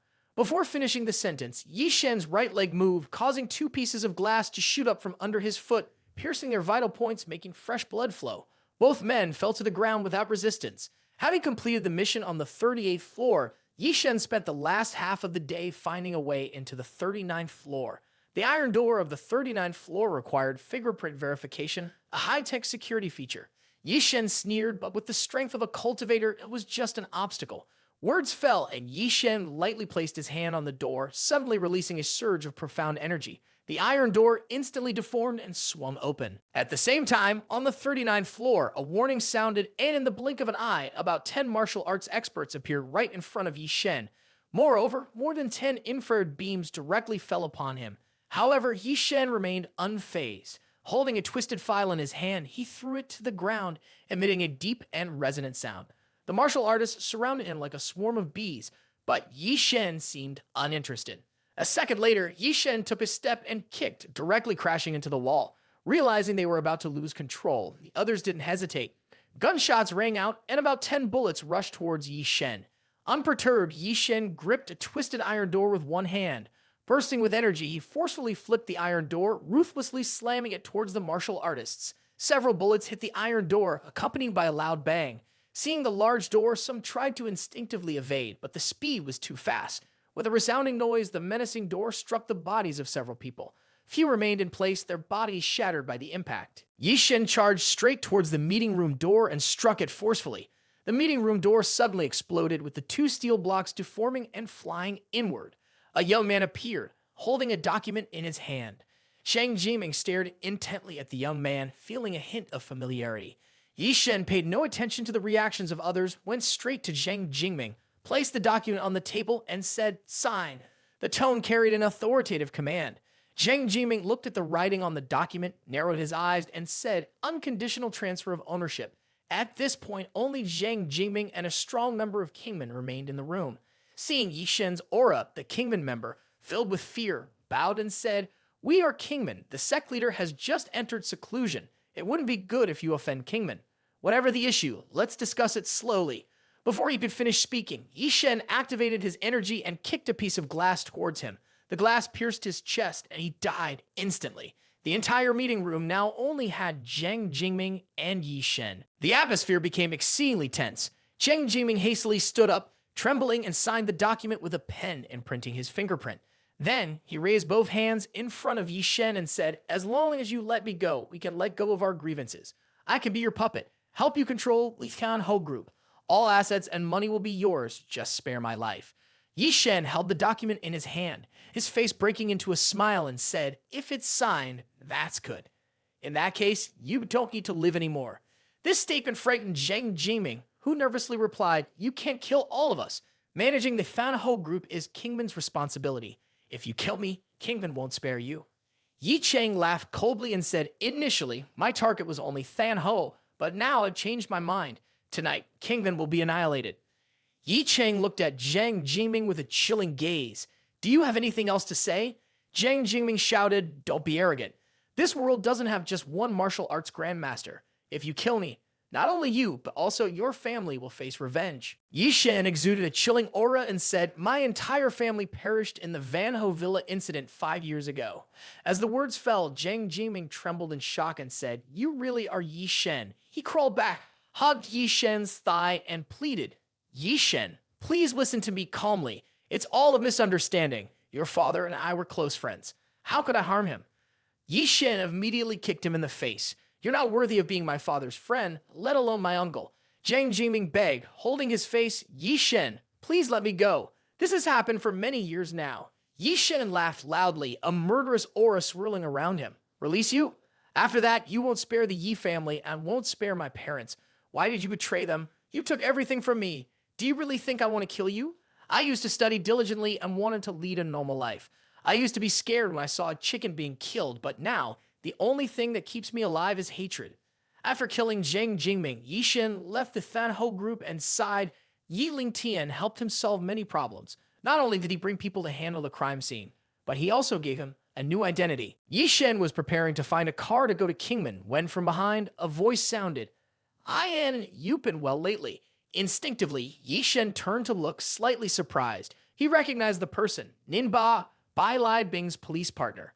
Curious, Ye Cheng asked, how come you're here? She glanced at Ye Cheng and replied, that's what I should be asking you. I've been on duty nearby. What about you? I don't think I'm obligated to inform you.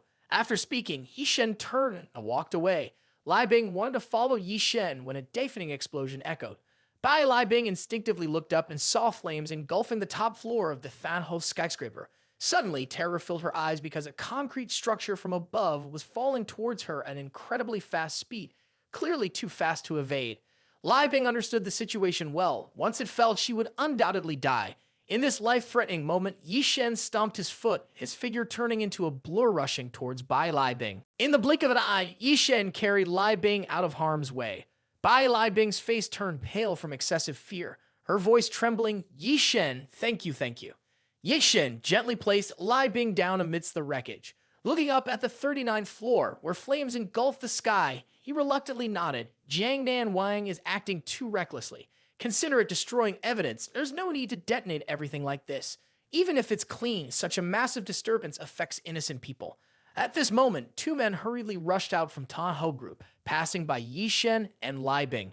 Both of them were visibly marked with Kingman tattoos, especially when Bai Lai Bing noticed the Kingman characters. Her eyes narrowed. These tattoos belonged to Kingman.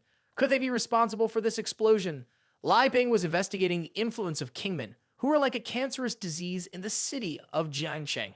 However, the police had little concrete evidence. They only knew about Kingman's connection with the Thanho Group. Unable to let this opportunity slip by, Lai Bing quickly turned back to Ye Cheng and said, I have something to deal with now. I'll find you after it's settled. After speaking, Lai Bing hastily followed the group. Ye Cheng watched Lai Bing leave with a hint of worry in his heart, but quickly dismissed the thought as this was not his concern. Currently, Ye Cheng's priority was to eliminate Kingman, eradicate the root. The scene shifted to an abandoned factory on the west side of Tanning Street. At this moment, two Kingman members had just arrived, followed by Bai Lai Bing. This could be a Kingman base, maybe even the headquarters. Just by gathering evidence here, we can mobilize more forces for a thorough elimination. Lai Bing leaped, her body soaring above the shipping containers, stopping at a window to peer inside. She noticed numerous crates and a careful guard. She took out her phone to make a call, but realized there was no signal in this area, likely due to a phone signal jammer. She had no choice but to use her phone to take pictures as evidence. Later, a middle-aged man with a robust physique appeared in front of the two men from the Thanho Group. He was Zai Dingfeng, a Devzu of Kingman. What a bunch of losers. In Thanho, I've arranged many experts like you, and yet only you survived. The man hurriedly knelt down and pleaded, Devzu, we really don't know what happened. There was a sudden explosion over there. We suspect there's a master dealing with Kingman. Zai Dingfeng narrowed his eyes at the two men. You need to explain this. The situation is already clear, and you still don't realize that you are a bunch of useless individuals. Zai Dingfeng shifted his gaze to Bai Lai Bing's hidden position and continued, even worse, both of you were being tracked without your knowledge. This is a cursed offense. In the shadows, Lai Bing's expression turned grim. She realized she had been discovered and was surprised to find a formidable opponent in this place with much higher strength than hers. Without hesitation, she turned to leave. Zai Dingfeng roared, if you come to Kingman, can we let you go? In the blink of an eye, Zai Dingfeng appeared behind Bai Lai Bing. With a loud thud, Lai Bing's body heavily collided with the shipping container, creating a large dent. Zai Dingfeng smirked maliciously, slowly approaching. Oh, I didn't expect a little beauty. Today, we'll serve you attentively. With no way to retreat, the only option for Lai Bing was to reveal her identity. I am a police officer. My teammates know about this location. You better stop now. If anything happens to me, your Kingman will surely be wiped out. She thought the opponent would hesitate upon hearing her identity, but no. With a powerful throw from the pinnacle, Lai Bing was thrown far away. The sins I've committed are enough to be shot countless times, yet threatened by a woman. Lai Bing felt herself plummeting into an abyss. Not only was she going to die, but she was also going to be humiliated by this scum. She regretted acting alone and wondered if being a police officer in this small place was a mistake. Wouldn't staying with her family be better? Ignoring the anger inside her, she shouted, my father is Bai Lai Shan, the commander of the Southwest Military Region. If anything happens to me, all of you from Kingman will be buried with me. Zai Dingfeng was taken aback. Of course, he was aware of Lai Shan's reputation. He is a high-ranking leader. Even the aristocratic families in the capital have to respect him. Why would his daughter come to this small place to be a police officer? Zai Dingfeng chuckled coldly. I don't care who you are, even if you are Bai like Song's daughter. Wait a bit longer for your death, and I will handle your body cleanly. No one will be able to detect it. Brothers, move forward quickly. At this moment, an icy voice echoed from the rooftop. If someone doesn't want to cooperate, why force them? Can't you see it's inappropriate? Zai Dingfeng's eyes flickered, swiftly retreating, then he looked up. Kid, you don't know where you are now. Dare to come the kingman's territory. I'll consider you seeking death. Ye Cheng smirked, drawing a cold smile. Apologies, I not only want to come to Kingman, but I also want to wipe out all of Kingman. Zai Dingfeng laughed, and all the Kingman's subordinates joined in a loud laughter. You don't know how many experts Kingman has, not to mention a martial arts master like you. Even a few martial arts masters combined can't do anything to Kingman. Zai Dingfeng pointed towards Ye Cheng. Kill him and let him know how powerful we are. The subordinates raised their guns, firing towards Ye Cheng like a storm, and Ye Cheng's figure disappeared. In the blink of an eye, Ye Cheng rushed towards the Kingman's subordinates. His hands enveloped in powerful martial energy. An instant, all the Kingman disciples fell to the ground, losing their combat abilities. This kid seems formidable. He managed to evade all the bullets. A Kingman subordinate sneered and pointed at Ye Cheng. What are you? Even challenging Kingman. He propelled himself forward like a hunting predator, charging straight at Ye Cheng. With tremendous force, it seemed like a few hundred kilograms. Just one hit, and Ye Cheng would surely die. As the punch was about to land, his eyes flickered, and he shifted his body to the side. Simultaneously, his left foot stepped forward, and his knees struck directly. With a loud sound, the Kingman subordinate was sent flying. Amidst the astonishment of everyone, Bai Lai Bing with her petite face displayed expressions of horror. Before her eyes, Bai Lai Bing noticed that every move Ye Cheng made was decisive and fluent, without a hint of extravagance like a fighting machine.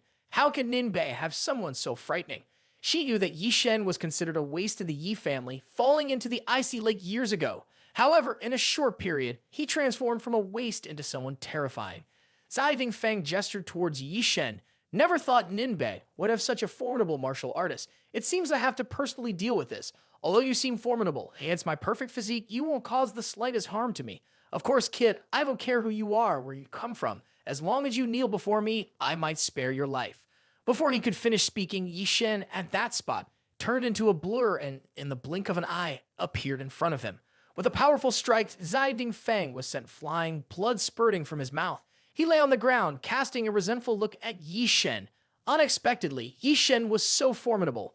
Zai Dingfeng, driven to desperation, rushed to attack Ye Cheng, but Ye Cheng coldly remarked, "You have many vulnerabilities." Then, with each retaliatory strike, he caused Zai Dingfeng pain, making him kneel on the ground. He pleaded with Ye Cheng to stop, ready to comply with any of Ye Cheng's requests. "You have my word." These were Zai Dingfeng's last words. Ye Cheng's hand, enveloped in qi, slashed towards Zai Dingfeng, and he died on the spot. Bai Lai Bing was stunned as she witnessed Kingman, a vast force, being annihilated by Ye Cheng in the blink of an eye.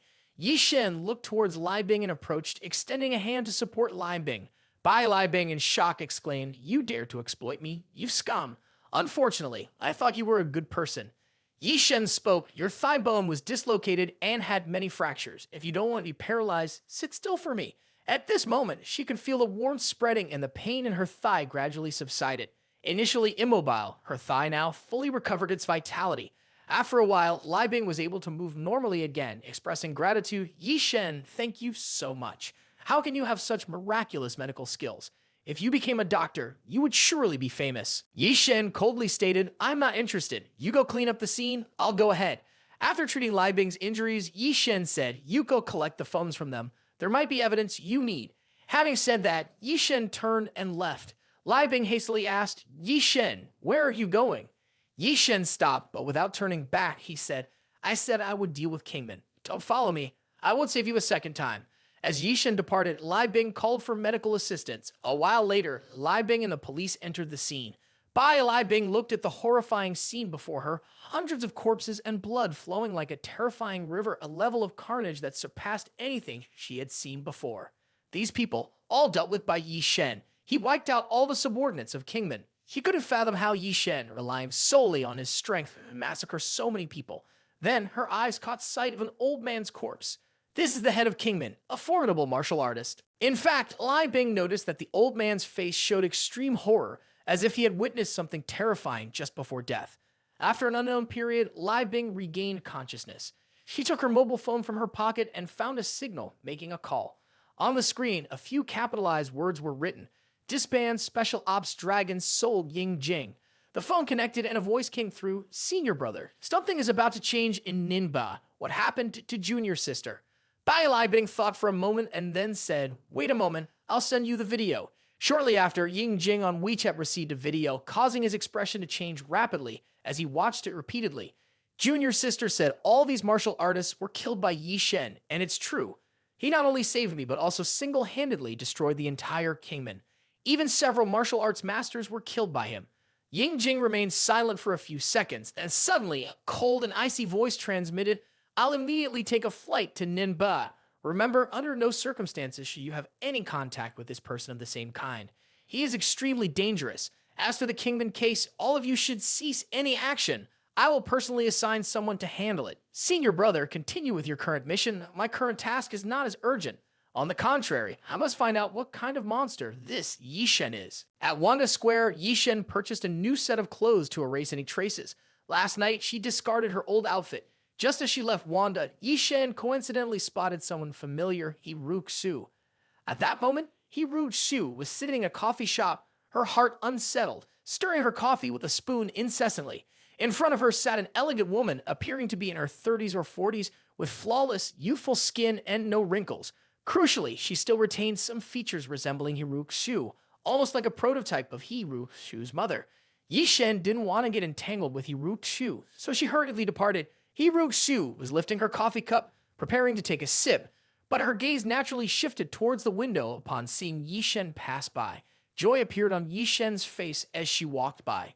She quickly placed the coffee cup down and stepped out of the door. He-Ruk Su called after her, Mom, wait a moment. Ye Cheng, wait a bit. Why are you walking so fast? Swiftly, He-Ruk Su caught up with Ye Cheng. Ye Cheng stopped, looked at He-Ruk Su with suspicion, and directly said, what's going on? I just walked by. Did you have plans to invite me for coffee or something? He-Ruk Su's eyes carried a look of anger as she glanced around, her chest heaving as she spoke. You slept with me, and I haven't settled the score with you yet. Now help me out with something as compensation. It's clear that you slept with me. That's my bed. While the two were conversing, a crisp and cold voice sounded behind them, tinged with a hint of displeasure. Ruk Shu, who is this man? He-Ruk Shu and Ye Cheng simultaneously froze. Just as Ye Cheng was about to speak, He-Ruk Shu swiftly changed her posture, intimately pulling Ye Cheng to turn around and said, Mom, why are you here? Ma'am, he sternly stared at Ye Cheng. If looks could be arrows, Ye Cheng would have been pierced long ago. Who is this man? You're all grown up, and you're still fooling around with him on the street. If the man over there finds out that He-Ruk Su is at Ninba, involved with another man with unclear relations, not only will the relationship between the two families break, but the He family might also face relentless revenge. Ye Cheng felt the softness of He-Ruk Su's body next to her, sensing her trembling. He-Ruk Su's fingers tightened around his arm. These words caused even a strong woman like He-Ruk Su to have reddened eyes, and a tear even fell onto Ye Cheng's hand, tracing down her cheek. Lady glared coldly at He-Ruk Su and Ye Cheng, giving orders. Ruk Shu, let go. Today, come back to the He family with me. In these 5 years, your cosmetic company has not achieved any significant accomplishments. The He Family Corporation will officially acquire it, re-establishing the cosmetic empire. After that, the family will arrange someone to help you manage it. He-Ruk Su's body trembled. 5 years of dedication ruined by a single sentence. Internally, there was countless bitterness, almost on the verge of breaking. From beginning to end, she couldn't escape her fate, and her tears fell on Ye Cheng's hand one after another. Lady took a step forward, her voice filled with anger. I don't want to say it for the third time. Ruk Shu, let go. If you want to argue with me, I don't care about your relationship with this man. If you continue staying with him, he will die. He-Ruk Shu slowly loosened her grip. She chose to compromise. She originally wanted to use Ye Cheng to buy some time from her mother, but now it seemed entirely unnecessary. Ye Cheng is innocent. Our relationship is nothing more than a one-night stand, and nothing has happened. He-Ruk Shu completely let go, just as she was about to walk towards her mother. A hand directly grabbed her hand and pulled her back. At the same time, a gentle voice sounded, Mother-in-law, it's too much. Ruk Shu can't go with you because she is already my woman. Moreover, she's carrying my child, and I am willing to take responsibility for her. He-Ruk Shu heard this and was utterly confused. When did she become Ye Cheng's woman? Furthermore, even though the two had spent a night together, they hadn't done anything. How can she possibly be pregnant? If it weren't for the fact that saying such things morally would humiliate her, she would have already slapped someone. Raising her head, He Shu saw the determined look in Ye Shen's eyes, and she immediately realized, Ye Shen is helping me. While Ye Shen was indeed assisting He Shu, he himself didn't want to get involved in the He family's affairs. However, the other party's tears fell into his hands one by one. His heart softened. He could feel a resemblance between the present He Shu and the one from 5 years ago. He recalled the old man's entrusted words. Regardless of the cost, prevent anything from happening to He Shu. At this moment, not far away, Lady's entire face darkened. She never imagined that her cherished daughter in Ninba would have a relationship with another man, and the appalling part was that she might be pregnant. Lady clutched her chest with both hands, then shifted her gaze to He Shu, questioning, Shu, is this lad telling the truth or not? He Shu blushed, and Ye Shen also stepped forward to support her. Unable to reveal the truth naturally, she said, Mom, Ye Shen and I are sincere. Although Lady He had mentally prepared herself, hearing this still ignited her anger. My daughter, who has always been carefully protected, could be tarnished by someone like you. It's truly unforgivable. Lady grasped Shu's arm. Shu, now come with me back to the He family.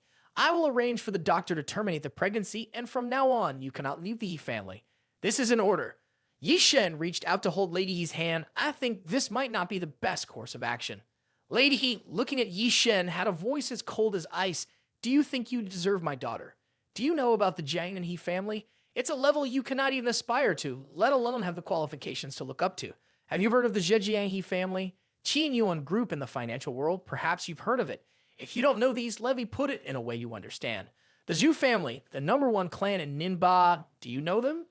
Zhu family, even the patriarch, has to bow down in front of me. You should be grateful for being Shu's mother. Otherwise, you would be of course by now. Ye Shen's calm voice descended, lacking any hostility to make Lady He feel a shiver. He took a step forward, facing Lady He directly, and then his demeanor transformed. His whole being seemed to be enveloped in a kind of spiritual force, a force accumulated over the years from countless bodies.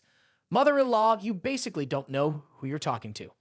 Ye Shen's voice was very calm, inexplicably so. Lady He, by instinct, could not help but step back. She found her imposing manner completely shattered in front of this young man, utterly broken. I don't know about the Sai family, He family, and I don't want to know. But if you give me half a year, I'll show you what impossible truly means. Shu, let's go. Without waiting for Lady He to react, Ye Shen continued. Ye Shen immediately pulled He Shu away. It wasn't until much later that Lady He regained her composure, her back completely soaked. In the blink of an eye, she almost knelt on the ground. What's the background of this boy?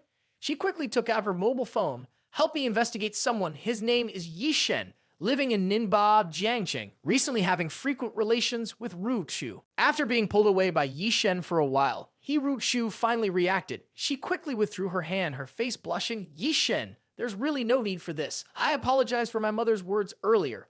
Although my mother values interest greatly, she has a very compassionate heart. Ye Shen glanced at He Shu and said, don't overthink it. I didn't do it just for you. Indeed, Ye Shen intervened mainly for his mentor. He Shu gently bit her red lips, her eyes sparkling as she looked at Ye Shen. She realized that Ye Shen looked quite handsome when he was serious, especially during the conversation with her mother. Now thinking back, her heart still pounded rapidly. Ye Shen quickly hailed a taxi and turned back to tell He Shu, you probably have a private driver. I won't bother you. I have some business to attend to. After saying that, he got into the car and left. Swiftly, the vehicle disappeared from He Shu's sight. She felt a bit puzzled. Could it be that he doesn't want to spend a few more seconds with a beauty like me?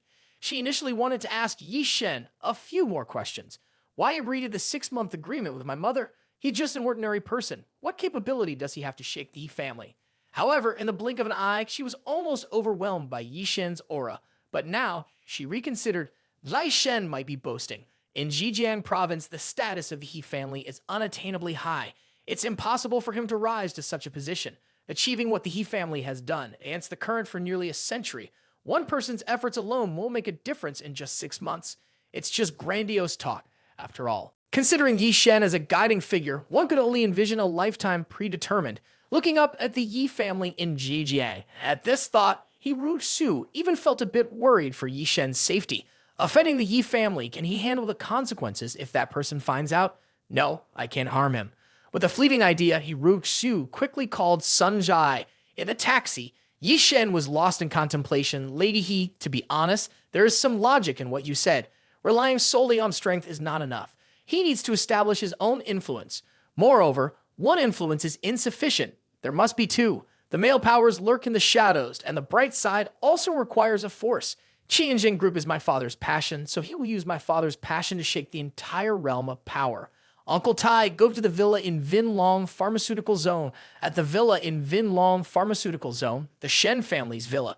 The taxi slowly came to a stop, and as soon as Ye Cheng got out, he saw Shen Hai Hoa waiting at the door. Shen Hai Hoa had just received a call from Ye Cheng. Though skeptical, he still went downstairs to welcome him, saying, "Mr. Yi, you have arrived." Shen Hai Hoa spoke respectfully. "Find a quiet place. We will discuss matters carefully, Mr. Yi." Shen Hai Hoa led Ye Cheng to the guest reception room in the villa. As they sat down, some looked at Ye Cheng with suspicion, not knowing what he wanted. Shortly after, Ye Cheng took out a document and placed it in front of Shen Hai Hoa. Shen Hai Hoa's body stiffened. He knew what was on the document, but Ye Cheng had just received it not long ago, and he had already completed it. He opened the document on the table, half expecting, half doubting, and found Zhang Jingming's signature with a hidden hand suddenly appearing above. How is this possible? His eyes widened in horror, unmistakably recognizing Zhang Jingming's signature. This old fox, willing to hand over the Fan Hogrut, can only mean that Ye Cheng has killed Zhang Jingming. This method is simple, but extremely ruthless. Ever since getting acquainted with Ye Cheng, Shen Hai Hoa always thought he is a high-level divine doctor, not realizing that the other party's perception of him was even more terrifying. As far as he knew, the Fan Hogrum's internal security was extremely strict, with kingdom experts guarding it. Ordinary people could hardly step half a foot into the top floor, but Ye Cheng not only achieved it, but also killed Zhang Jingming perfectly without any losses. This guy is still something. Lost in thought, Shen Hai Hoa was then informed by Ye Cheng of even more shocking news. Ye Cheng calmly said, "Yesterday, I wiped out all the evidence. Next, we'll see what you can do." Shen Hai Hoa, startled back to attention, cautiously said, "Mr. Yi, give me 3 days and I will ensure this matter is resolved for you." Ye Cheng was pleased with Shen Hai Hoa's response. Suddenly, he thought of the words of Mrs. He earlier and curiously asked, "Chairman Shen, do you know about the Tianyuan group and the financial group of the He family?" Shen Hai Hoa struggled to regain his composure. Hearing Ye Chen's words, Shen Hai Hoa felt like half of his heart had stopped beating. The He family is a giant monster south of the Yangtze River. The wealth of the He family's conglomerate is enormous, far surpassing the Tianjin group. Perhaps Mr. Yi also intends to seize that conglomerate. Compared to Tianyuan, the Fan Ho group is not worth mentioning.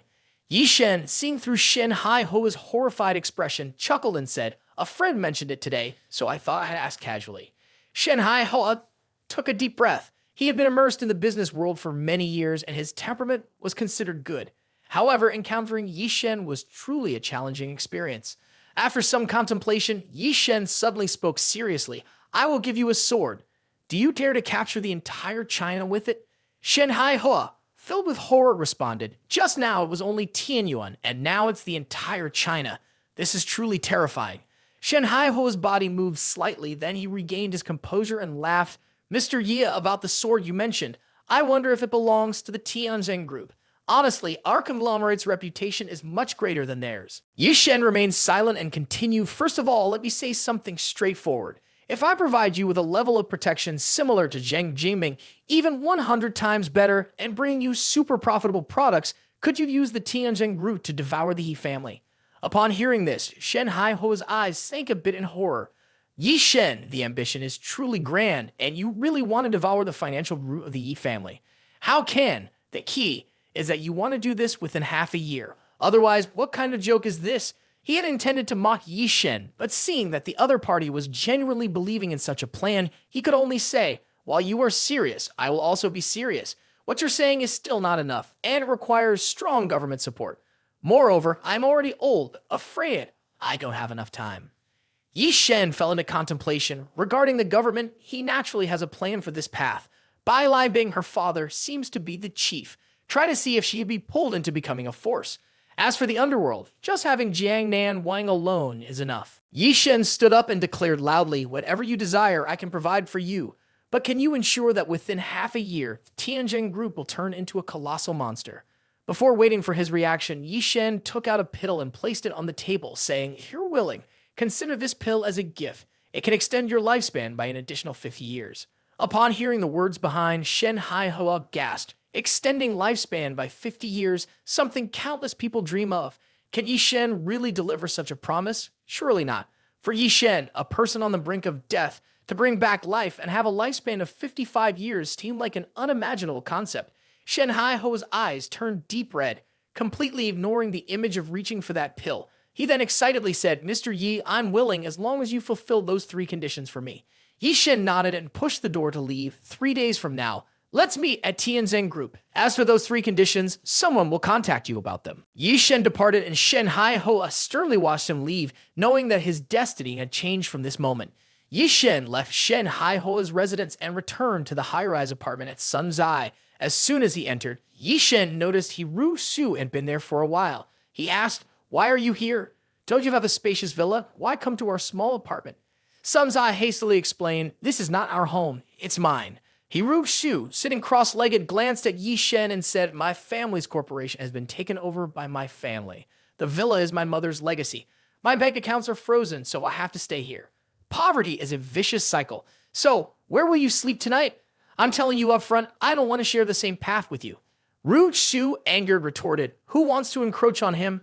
It's truly a crazy idea." While Ru Su and Ye Cheng argued about sleeping arrangements, Sunzai intervened. "Tonight, Ru Su will sleep with me." Seeing Ru Su pressured by the He family to the point of having no living expenses and nowhere to go, she couldn't stand by without offering assistance. Ye Cheng even agreed somewhat. "In just 3 days, Tianjin Group will begin its operations.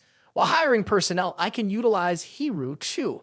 Others might fear the Yi family, but that doesn't mean Ye Cheng fears." He looked at Ru Su, laughing, "I can offer you a job." Upon hearing this, Ru Su hesitated to reply. Instead, she widened her eyes, gazing at Ye Cheng, seemingly clear in her stance. "Ye Cheng, the only valuable thing about you is the prescription you gave me last time.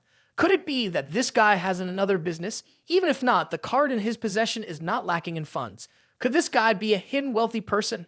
Ru Su, as if with a mote in her eye, blinked and said, "I haven't actively sought employment from anyone before, but this time, Ye Cheng, you must use me. Once you employ me, be prepared for ill intentions. Your company will undoubtedly face deliberate suppression from the He family. By then, it's not just about making profits. Even survival will be challenging for your company. I speculate that now, no one in the whole of China dares to employ me, not even for a receptionist position." Ye Cheng naturally wasn't afraid of the Yi family. "I dare to use you, and you dare to come and help me, right? You are certain, right?" Upon hearing Ye Cheng's assertion, Ru Su regained a bit of the aura of an experienced female CEO, speaking seriously. "Where is your company located? How much registered capital does it have? And what type of business entity is it? Are there any support policies?" Ye Cheng was caught off guard and explained, "The company hasn't been established yet, but it will happen soon. The industry is not certain yet." Ru Su glanced at Ye Cheng, deducing, "Ye Cheng, is it because of the promise with your mother in 6 months that you were planning to open a company?" She couldn't help but sigh, ignorant and fearless. Ye Cheng basically doesn't know how terrifying the He family is. Although China looks like it has some immensely wealthy families, only a few know about the terrifying wealth, those in the financial group. Ye Cheng, the financial power here, is just a tiny fraction, so insignificant that anyone would look down on him. His so-called 6-month promise is just like a cricket trying to pull a cart, not understanding his own strength. In Ru Su's heart, there was a bit of sadness. She thanked Ye Cheng for doing all these things, but in the end, she still had to face reality. The reality was that not long from now, she would have to return to the Yi family, while Ye Cheng would become a passing figure in her life. At the same time, in a luxurious villa, Madam, he leaned gracefully on a sofa. The years left no traces on her. Holding a meticulously crafted glass of wine in her right hand, she spoke gently. "How is the investigation I ordered?" A man in a suit held a document carefully and presented it. "Madam, this is the information Mr. He requested. Based on our investigation and a private doctor's examination of the young miss, the pregnancy is confirmed to be non-existent. However, Madam," he heard the first half with a hint of amusement, but the latter part brought a change to her expression. "Speak clearly." However, on that day, the young miss left the villa after drinking, then stayed overnight at the home of a girl named Sunzai, while Sunzai had another man in the house. "This is what Madam ordered us to investigate. Based on the gathered information, it cannot be ruled out that a relationship occurred. As for whether she is pregnant or not, further observation is needed. Madame He, upon hearing this, was extremely furious. She waved her hand, shattering the wine glass, and clenched her fist tightly. If that brat truly tarnished Root Shu, I want him dead. Tell me his background. The man nodded hurriedly. This kid's background is somewhat mysterious. Despite using all available means, we couldn't trace any information about him, as if he fell from the sky. However, we speculate that he is the surviving young master of the Yi family after the incident at the Van Ho Villa. Madam He fell into contemplation 5 years ago in the Van Ho Mountains and Rivers. Although the incident occurred in Ningbo, it shook the entire Zhejiang province. Anyway, the offender in the capital is a significant figure, and she was vaguely familiar with the Yi family, a declining local family with virtually no power. No connection to martial arts masters, only one enterprise, Tianzhen Group. If Ye Cheng is truly from the Yi family, losing his parents, he has no support. Madam He speculated Ye Cheng, to avoid the complete annihilation of his family, wants to join our Yi family. He intends to use the power of the Yi family to seek revenge for his parents. It's truly a laughable idea. At this point, the man spoke up. If we follow Madam's speculation, he shouldn't have made a 6-month commitment. Perhaps he has another force behind him. Madam He confidently laughed. A clan-exterminating waste dares to stand before me and utter those threatening words. In 6 months, I'll see how he plans to surpass our He family.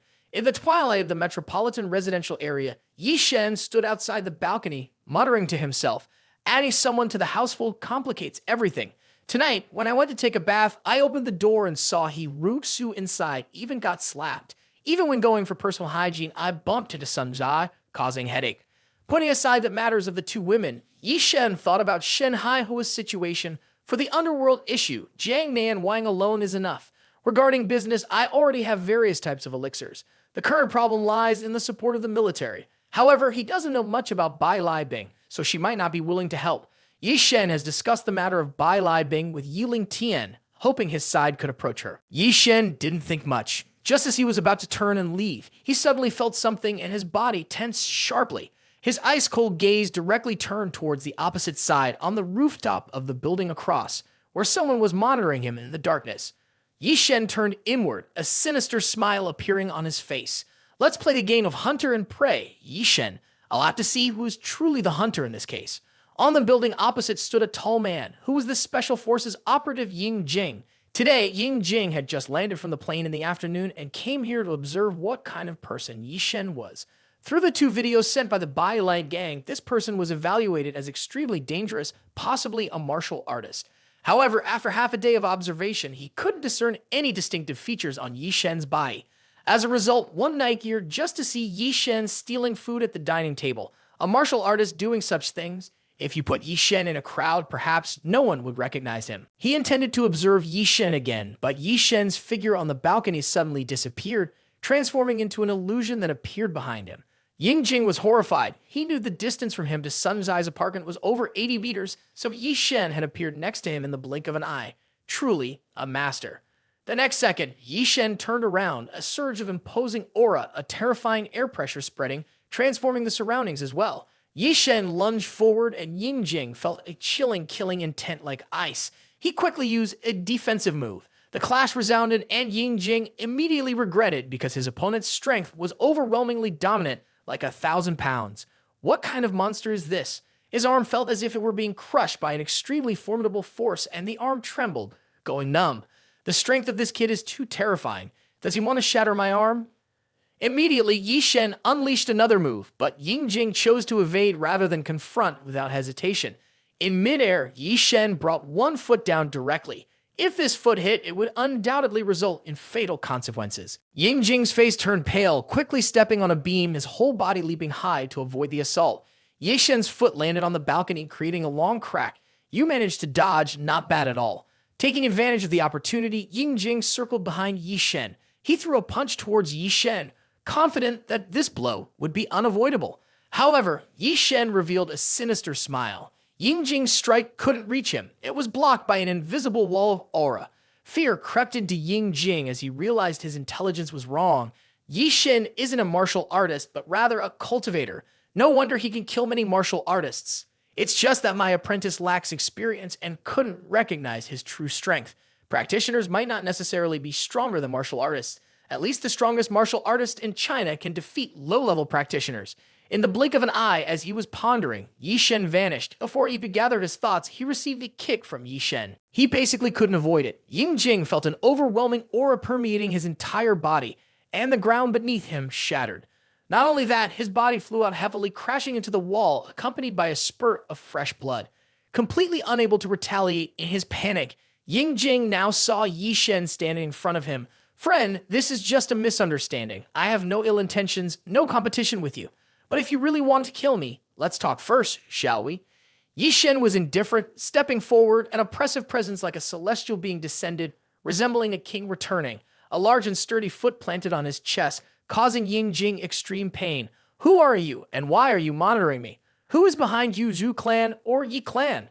Ye Cheng's voice was icy, echoing across the entire rooftop. Hastily, he pulled out a small green notebook from his pocket and threw it out. "My brother truly has no ill intentions, truly. You can see the details in the certificate." Ye Cheng completely yielded. Ye Cheng opened and said, "Long Soul Special Forces infiltrated Ye Cheng's place." Ye Cheng, lying on the ground, extremely frightened, replied, "Yes, yes. I'm from the Long Soul Special Forces. Can you let me go?" Ye Cheng snorted, casually discarding the certification paper. In his hand, a powerful aura condensed, intending to explode with murderous intent. "Apologies, never heard of it. Daring to spy on me, you must pay a heavy price." Ye Cheng panicked. "How is that possible? I've never heard of the Long Soul Special Forces. Oh my god." He paid no attention, shouting directly, "Don't kill me. I know Bai Lai Bing." Ye Cheng withdrew his hand, scrutinizing Ye Cheng, questioning, "You know Bai Lai Bing, and she called you here. If she sent you to monitor me, not only will you die, but Bai Lai Bing will also pay a hefty price." Ye Cheng shook his head, supporting himself to sit up, secretly thinking, the reputation of senior sister surpasses even that of the Long Soul Special Forces. "Ye Cheng, I'm her older brother. She told me about you.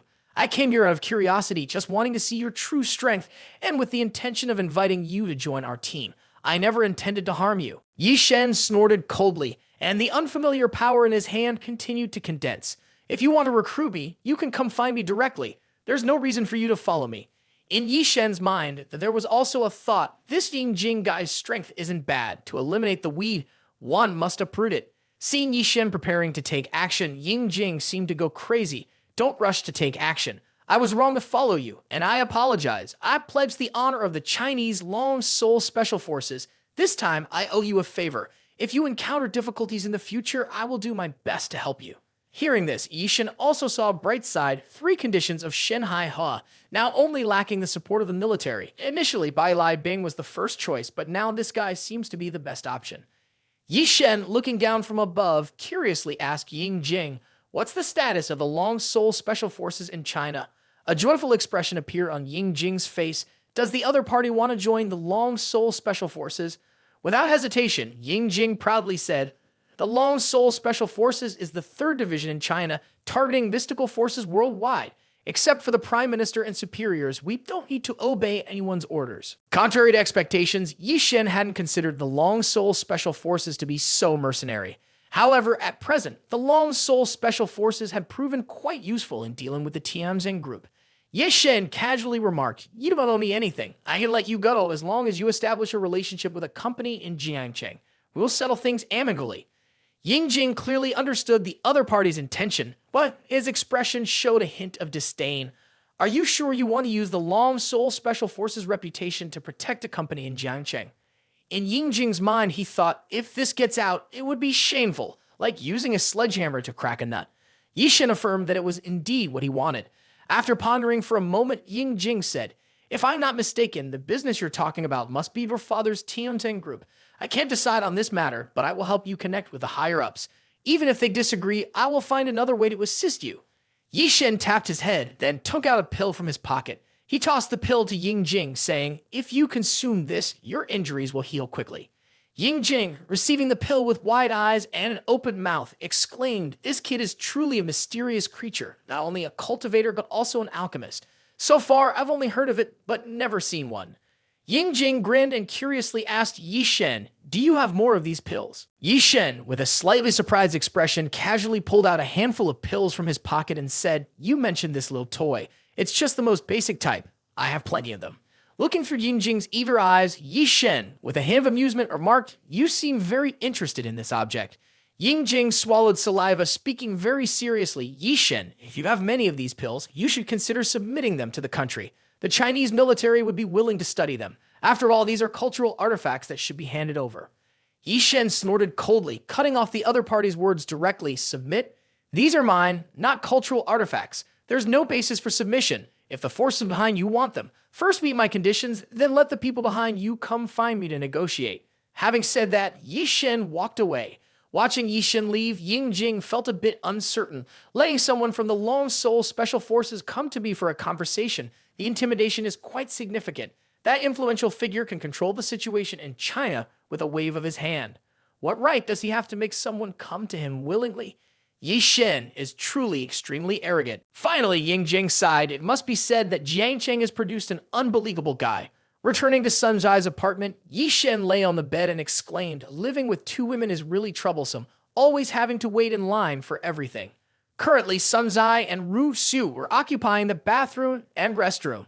In his free time, Ye Cheng entertained the idea of cultivation. He felt that his strength had increased significantly. Deciding to try the reincarnation cemetery once again, he took out a stone, infused it with spiritual energy, and closed his eyes. Upon reopening them, he found himself in the reincarnation cemetery. This time, he stepped in without any headache, discomfort, and the cemetery showed no signs of restraint. Could it be because my power has grown? Ye Cheng noticed that in the cemetery, there was a tombstone revealing an inscription: Lai Yunshin, Slaughter Authority Sect. Based on his first visit, the voice then said, as long as his power reaches the threshold, he can manipulate the consciousness of a powerful being here. Unfortunately, it can only be done once, and after that, the tombstone breaks and the powerful being steps into the psychopath, unrelated to him. Ye Cheng didn't understand how to manipulate it. He tried several times without success. In frustration, he could only store the black stone away and continue his cultivation. The following days unfolded normally. Having two beautiful companions wasn't bad either. Today, Ru Su left early, instructing not to cook for her. The apartment now only had Ye Cheng and Sun Zai. Ye Cheng held a cup of pensive coffee on the chair.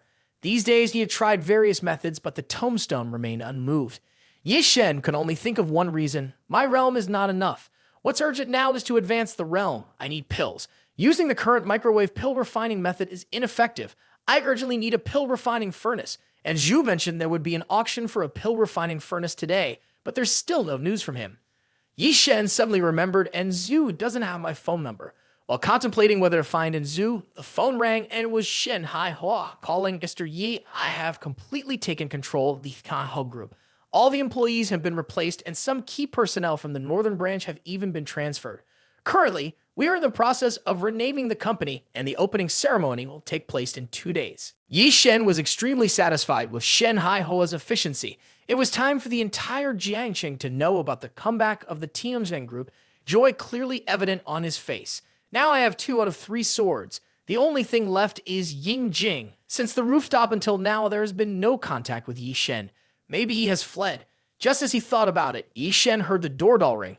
Opening it, he saw Zhu Rendi, his head sweating at the door, and Zhu hurriedly spoke. "Yeah, I finally found you. I waited for you at Diren Tang all morning without seeing you, so I used various methods to track you down here." Ye Cheng felt a bit guilty for sitting at home waiting for news early in the morning. He quickly said, "I'm sorry. I forgot that I didn't give you my address." And Zhu, "Come inside. Let's talk." And Zhu's demeanor remained urgent. "No need. There's a little issue near our place that requires my attention. Give me this auction invitation. With it, you can get in." Ye Cheng nodded. Just as he was about to express his gratitude, Zhu Rendi hastily left.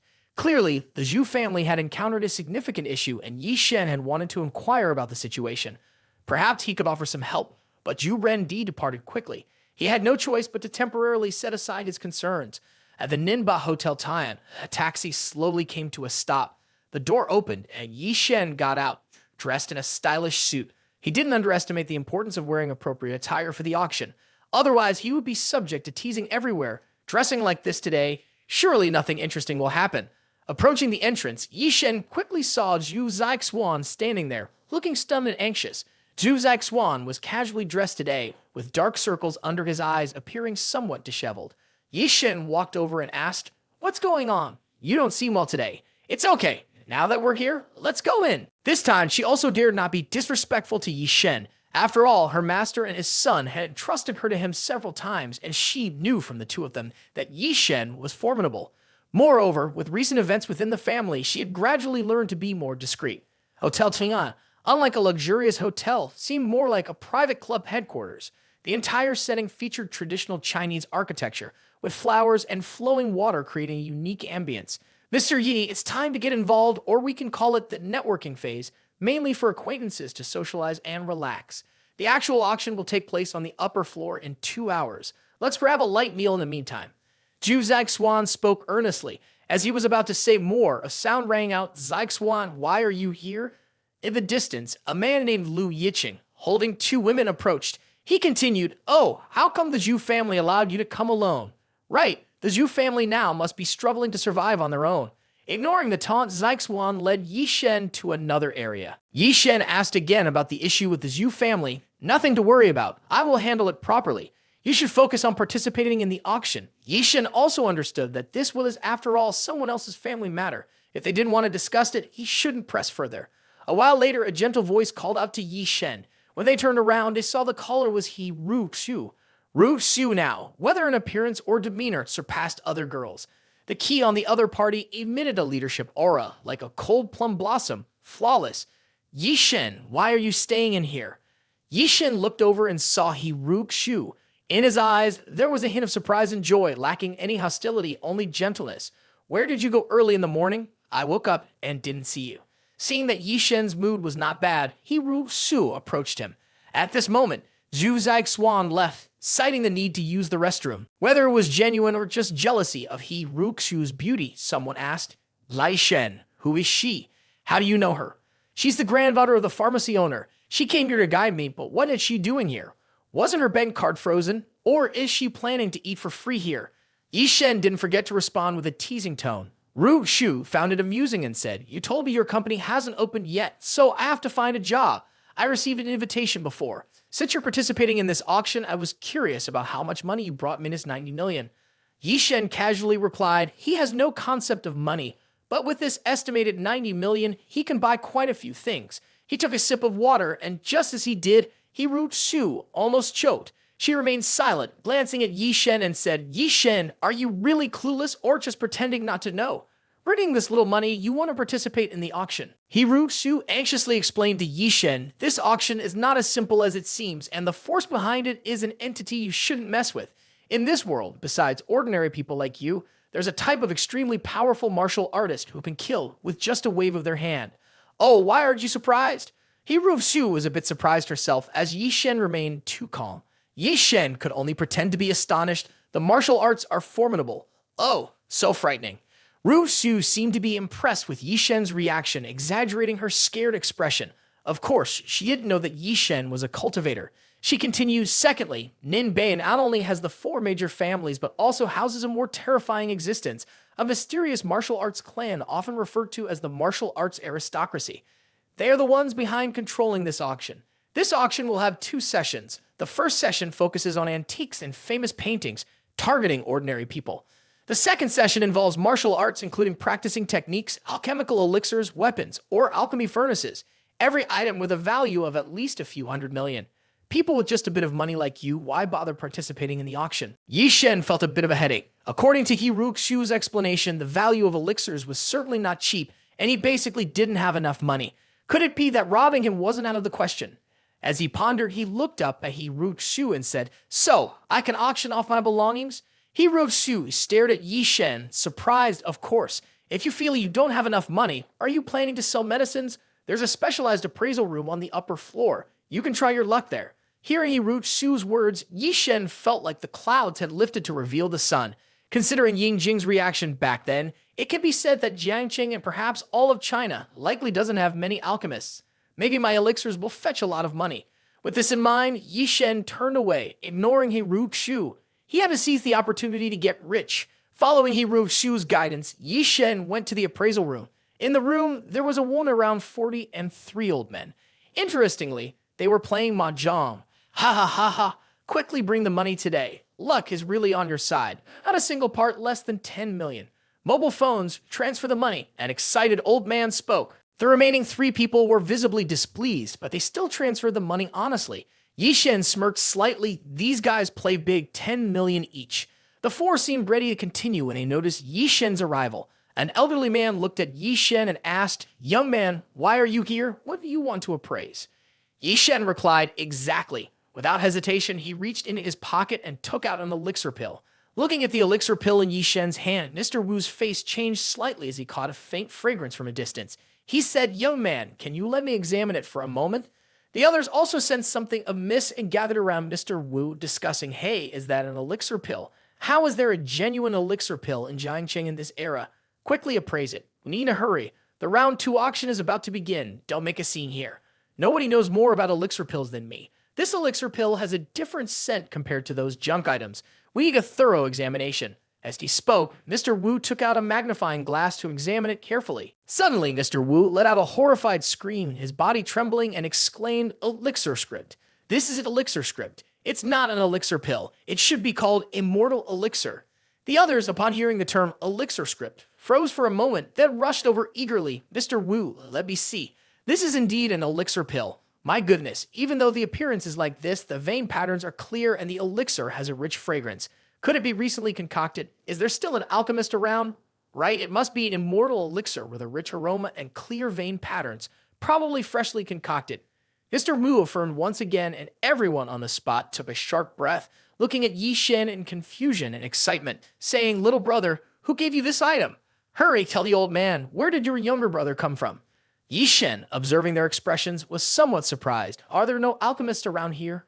Could I be the last alchemist in China?" Ye Cheng narrowed his eyes, and based on their reactions, it wasn't suitable to discuss this matter here. He said to them, "This matter is not convenient to discuss here. Please take me to meet the manager behind the scenes." Upon hearing this, everyone just reacted. They were indeed eager to know about such significant matters. Mr. Wu hurriedly turned to Ye Cheng and said, "Little brother, please follow me."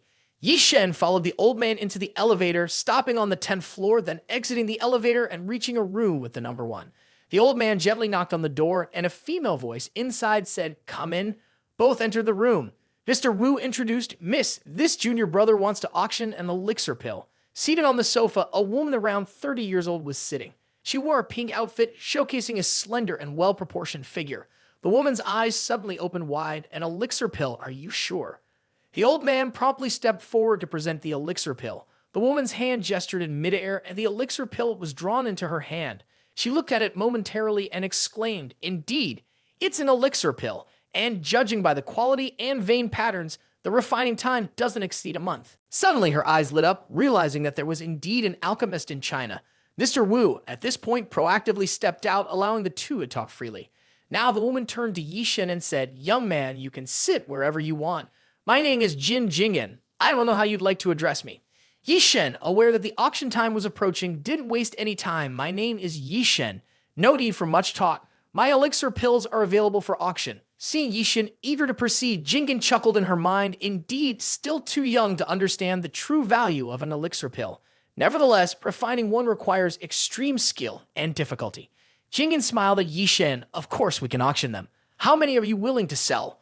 Ye Cheng raised 5 fingers in front of Jin Jingen 5. Even though mentally prepared, Jin Jingen felt a slight tremor in her eyes at the sight of 5 elixir pills. With such a quantity, there must be a master alchemist behind you. "Miss Jin, how much do you think these 5 pills can fetch at auction?" Ye Cheng, curious, said, "At least 1 billion. Jin Jingen, looking at the elixir pills, swallowed and said, "However, rarity is the most precious. I suggest selling them slowly. This time, just sell one." Ye Cheng naturally noticed Jin Jingen's expression. He chuckled and said, "In that case, we have 4 pills left. Miss Jin, name your price. I just need a satisfactory offer." Jin Jingen's chest heaved, her breath intense, staring sharply at Ye Cheng. "Oh my, just by gradually selling these elixirs, I'll make a huge profit." Regaining composure, Jin Jingen said, "Mr. Yi, do you plan to directly sell these 4 pills to our Jin family?" With a change in address, Jin Jingen quickly took out a card. This card has 1 billion and the password is the last 6 digits. "This is all my current wealth. Of course, this amount is not enough to buy all 4 elixir pills, so I'll add a condition. From now on, our Jin family owes you a favor. In the future, no matter what happens, my family is ready to assist you. Ye Cheng nodded. Basically, the lowest price for one elixir pill is 1 billion. Now selling 4 pills individually for 1 billion each, and the Jin family also owes a favor is not a bad deal. Let's go with that. Later, when auctioning the remaining pill, you can transfer the money using this card. Seeing Ye Cheng agree so quickly, Jin Jingyan concealed her joy with a fan. For her, Ye Cheng was extremely valuable. As long as she treated Ye Cheng well, she would have the opportunity to meet the alchemist behind Ye Cheng. With the deal settled, Ye Cheng quickly left as the second part of the auction was about to begin. As he was leaving, Jin Jingyan suddenly threw a foam from behind. The throwing speed was a bit unusual, but Ye Cheng caught it gently, asking, "What is the purpose of this?" Curiously, Ye Cheng inquired, "Guys, sir, take this mobile phone with you. Those who participate in auctions like you often want to conceal their identity. If you want to bid on something next, it's not convenient to personally participate. You can use this mobile phone to contact me. My people will help you place bids." Jin Jingyan said, "That's good then. I'll go first." Ye Cheng replied casually, understanding that Jin Jingyan's recent actions were an attempt to assess his strength. He found it a bit childish. Ye, be careful. Jin Jingyan waved and bid farewell to Ye Cheng. He's indeed a martial artist, but I can't know his true strength. After some contemplation, she took out her phone and made a call. "Help me investigate a person named Ye Cheng. I want to know all the information about him in the past 6 months, who he has been in contact with." Ye Cheng quickly arrived at the second floor. Noticing that the auction had already begun, he promptly found Ye Shu and Zhu Zhaixuan standing together, leaving a seat for him. He sat down and greeted them. Ye Shu, with her beautiful face, looked at Ye Cheng in amazement before laughing. "Did you manage to gather enough money?" Ye Cheng nodded. "Indeed, I collected 1 billion. Not bad." Zhu Zhaixuan, beside them, heard it, eyes widening in astonishment. Ye Shu glanced at Ye Cheng, saying after a short time not seeing each other, "This person still loves to brag. Your medicinal formula is indeed valuable, but it can't be worth 1 billion. See, even Zhaixuan doesn't believe it." Ye Cheng didn't bother with Ye Shu and looked directly at the auction stage. Next, the last item of the first phase is a set of jewelry named Spiritual Elegance. This is the final work of the treasure master Ding Yuanxiang. Unfortunately, it's only a finished product. They say Ding wanted to complete it as a gift for his granddaughter, but sadly, he couldn't. A few years ago, this item was stolen, last seen at an auction in France, and finally, it has come to Jiangcheng today. The starting price is 60 million, with each bid increment of 2 million. The bidding continued to rise, 62, 68, 70 million. No one noticed Ye Shu's stern expression. Her hands clenched tightly on her dress. "Why do I encounter the spiritual elegance at this moment?" "Oh, Grandpa, I'm sorry I can't buy this piece of jewelry you created for me with your entire lifetime." At this moment, she felt a bit of regret. If I hadn't left the He family, even if I had to sell the cosmetic conglomerate, I would definitely buy it. But now, I have nothing. I'm sorry, Grandpa. Ye Cheng, who was initially not interested in this piece of jewelry, was surprised to find Ye Shu next to him, her delicate body trembling. She stared intently at the auction jewelry, visibly excited to the extreme. Could it be the story the auctioneer mentioned is true? Ye Shu is indeed Ding Yuanxiang's granddaughter. Ye Cheng took out his phone and texted Jin Jingyan, expressing his desire to buy the spiritual elegance at any cost. Seeing that Ye Cheng wanted to buy it, Jin Jingyan also felt a bit sorry. Although she knows that Ye Cheng now has at least 1 billion in cash, money is not to be wasted like that. That necklace basically lacks any spiritual energy. Why bother so much? She speculated that Ye Cheng wanted to give it to some woman as a gift. Well, it's not her money anyway. She immediately focused on her work as the auction continued seamlessly. 82, 88, 90 million. At this point, a young man bid 146 million to buy the spiritual elegance. Everyone here just considered this necklace as a simple treasure. Only he knew that this spiritual elegance was not just a piece of jewelry. It has a significant connection with the He family in Zhejiang province. He even knew that Ye Shu was here. After winning the bid, he planned to give it to Ye Shu and set condition, taking advantage of the He family's influence to advance his own family. With this 146 million, I'm sure to win it. At this moment, Ye Shu was also looking at the young man who was betting the highest, furrowing her brows slightly. She had made up her mind, regardless of who wins, she will spare no expense to reclaim this item. Seeing that no one continued to bid, the auctioneer was about to lower the gavel when a female voice from the auction room's radio echoed. An anonymous gentleman, unwilling to reveal their surname, bids 200 million. Hearing 200 million, everyone in the room gasped. This finished piece of spiritual elegance might actually fetch 200 million. The young man who bid the highest at this moment had a gloomy face to the extreme. At this moment, he seemed to go crazy, standing up and exclaiming, "Someone bid 200 million for this spiritual elegance. Is that guy insane? Where is he?" "Sorry, young master, that man doesn't want to reveal his name. He bid through an organizer's representative. Are you trying to deceive me? How could someone spend 200 million on a piece of jewelry? You must be playing tricks. I've paid 146 million. You have to give it to me." The words were not yet fully spoken when Jin Jingen, clad in a distinctive robe, appeared in the auction room. Her voice, cold as ice, echoed, "You are interrogating my Jin family, aren't you?" Everyone present upon seeing Jin Jingen couldn't help but be shaken, as she was the spokesperson of the third martial arts division of the Jin family. "All right, it's over for you. That kid will suffer in the end. Finally, she has shown up." Although the young man didn't know who the girl in front of him was, he quickly understood the reactions of those around him and hastily said, "No, it's not." Jin Jingen sneered. "The reputation of the Jin family cannot be humiliated. Whoever utters that name will lose their limbs." The next second, the young man was taken away by two men. He frantically struggled and shouted, "Please forgive me. I am Q Minkai. You cannot touch me." Jin Jingen, with eyes as cold as ice, spoke again. "The Q family, from now on, is forbidden from stepping half a foot into the auction house. Anyone who violates this rule will be killed." Just a couple of sentences made the atmosphere at the auction tense. This is the courage of the Jin family, the courage of martial artists. This is the consequence for those who dare to challenge the martial arts clans. Ordinary families cannot compare to them. The auctioneer began to announce 200 million for the first time, 200 million for the second time, 200 million for the third time sold. At this moment, He Shu felt extremely desperate, uncertain whether the other party would buy the spirit out of pity, and then she could negotiate to buy it back. However, she had no idea about the identity and face of the buyer. Only Ye Cheng revealed a mysterious smile. A few days ago, he had learned from Sun Zai and Ye Su during a casual conversation. Ye Su's birthday is coming up, so I will use this necklace as a birthday gift. After Ye Cheng successfully acquired the compassionate spirit, the first phase of the auction ended. Jin Jingen stood on the stage, announcing the start of phase 2 of the auction. "I have an announcement for everyone. The final auction item for today is no longer the 100 sketches peak. Please wait to see what it is. We will begin with the first auction item, a set of armor woven with golden threads, starting at 90 million. The auction continued, swiftly reaching the 7th auction item. It is the Desert Vigor Sword technique, starting at 150 million. Bids quickly escalated, 160, 180 million. Zhu Zixuan, seated below, expressed surprise at the auction items, both in quantity and value. However, Ye Cheng, regarding the auction items, showed no interest. For him, most of these items are useless, but they are fiercely contested by the martial artists here. It seems that the gap between China and his cultivation place is indeed vast. These martial artists think they are extraordinary, unaware that they are just tiny specks of dust. Ye Cheng's contemplative demeanor made Ye Shu feel a bit perplexed. At this moment on the stage, Jin Jingen presented a large, carefully wrapped item. This is the second most valuable treasure in today's auction. It was found by our Jin family in the Sheneng Mountains. It is called Bai Kao Ding, suitable for alchemy and collection. Starting bid is 300 million, with increments of no less than 10 million. At this moment, a smile bloomed on Ye Cheng's face. His eyes filled with eagerness as the awaited item appeared. Furthermore, the grain of this Bai Kao Ding surpassed his expectations.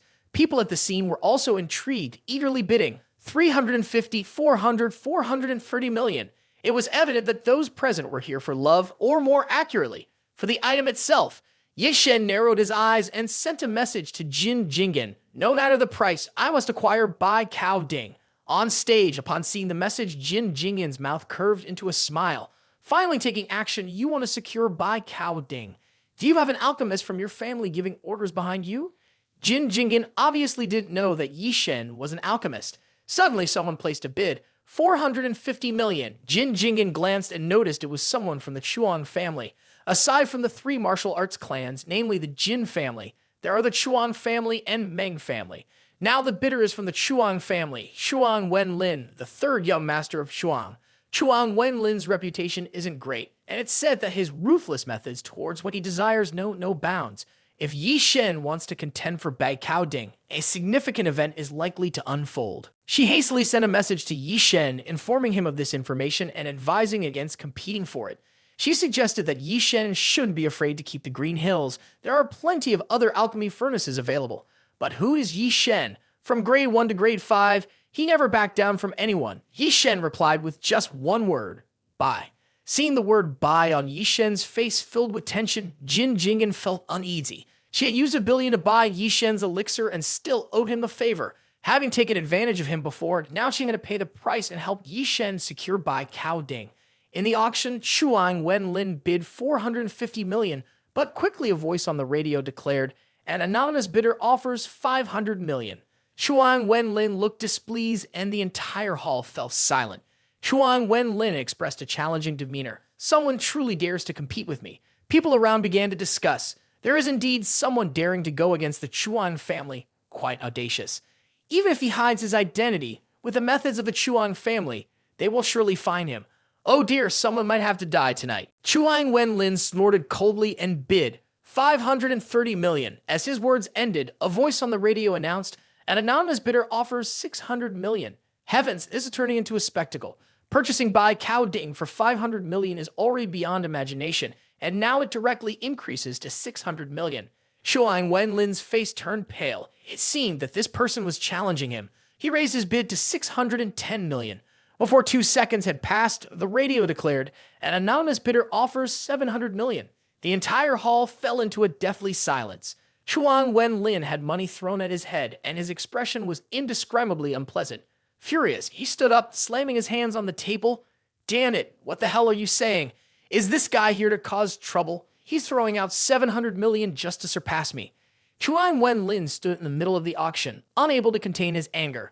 I don't care who you are. If you dare challenge our Chuan family, no matter how you try to avoid it, I will find you.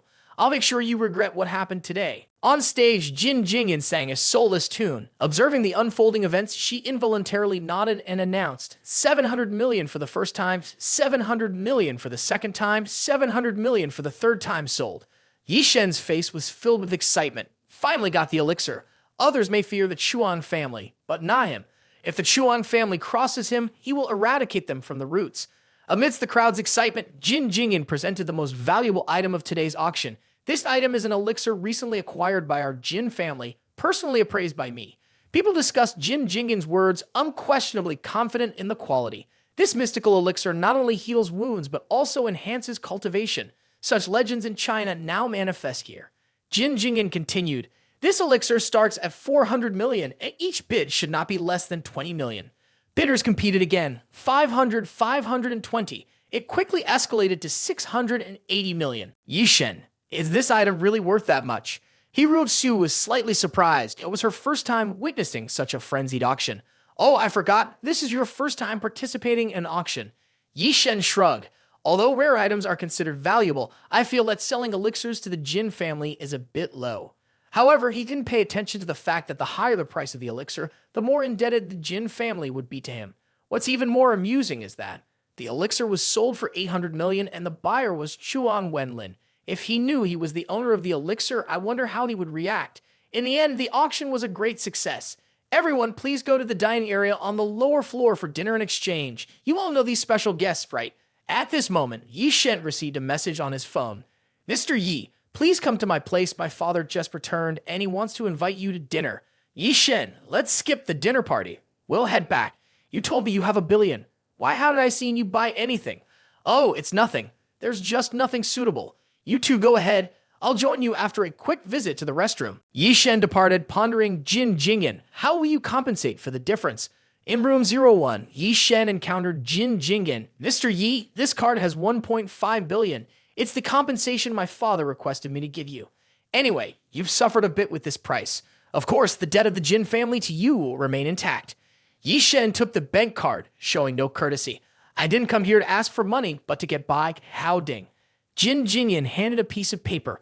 Mr. Yi, for safety, please write down your address and phone number. In the evening, I will personally send someone over. By the way, my father would like to invite you for dinner. Before Jin Jingyan finished speaking, Ye Cheng declined. Ye Cheng turned and left, ignoring Jingyan's hopeful question. Why?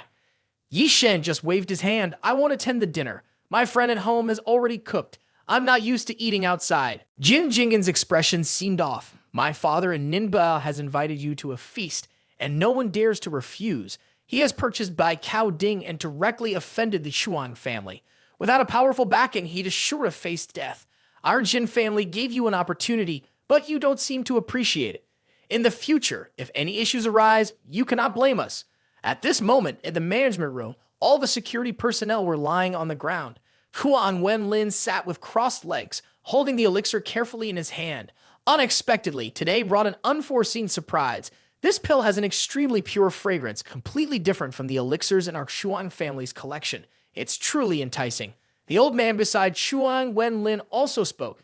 Young master, based on the markings and patterns on the elixir, it was likely crafted within 10 days. I wonder where the Jin family obtained such a valuable item. It seems that the Jin family willingly put up something so precious for auction. Could it be that they have control over the alchemist who created this elixir? Chuang Wenlin muttered, and the old man added, "This is quite likely to happen. Xin Jingyan, despite being a young woman, surpasses others in both strength and strategy within the Jin family.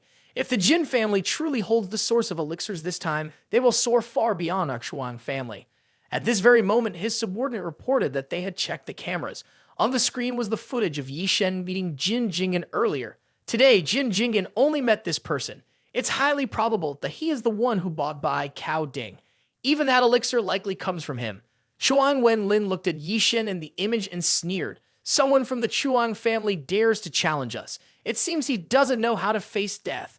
Going against me, he has to see how powerful this kid is for daring to provoke me.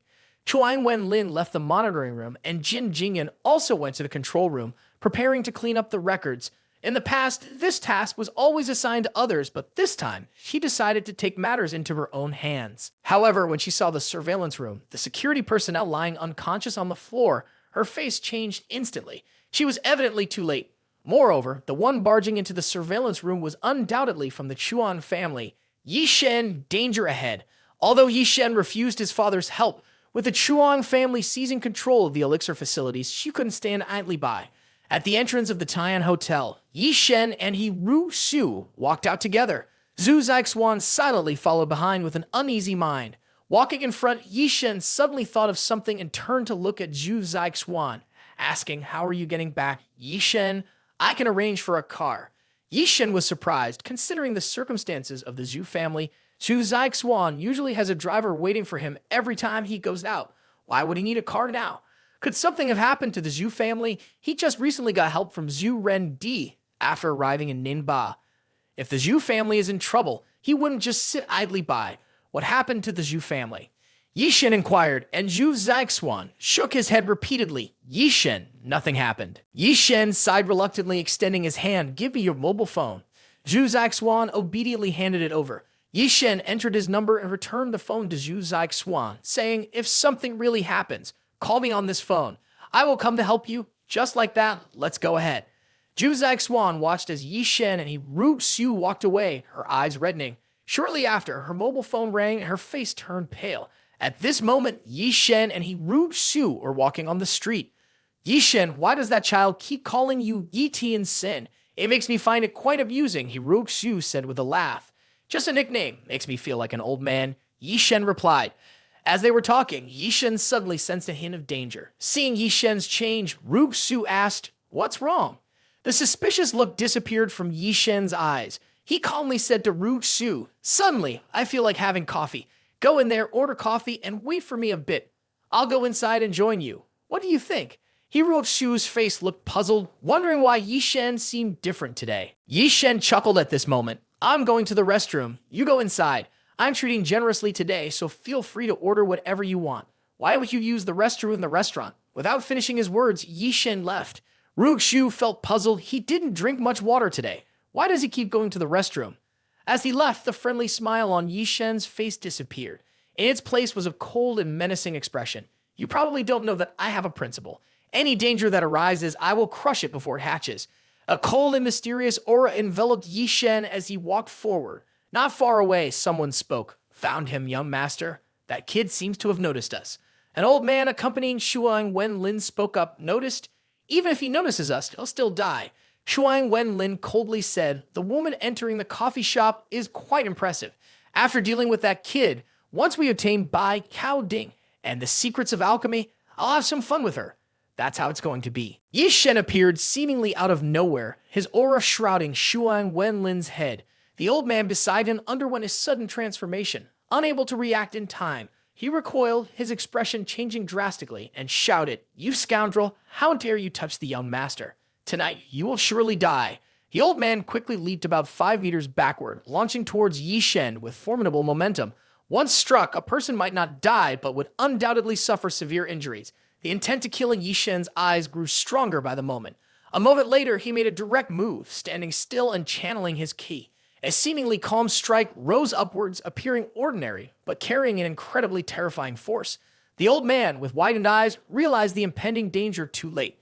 One of Ye Cheng's strikes hit the old man's head with a resounding impact, and in an instant, the head vanished. All that remained was the body.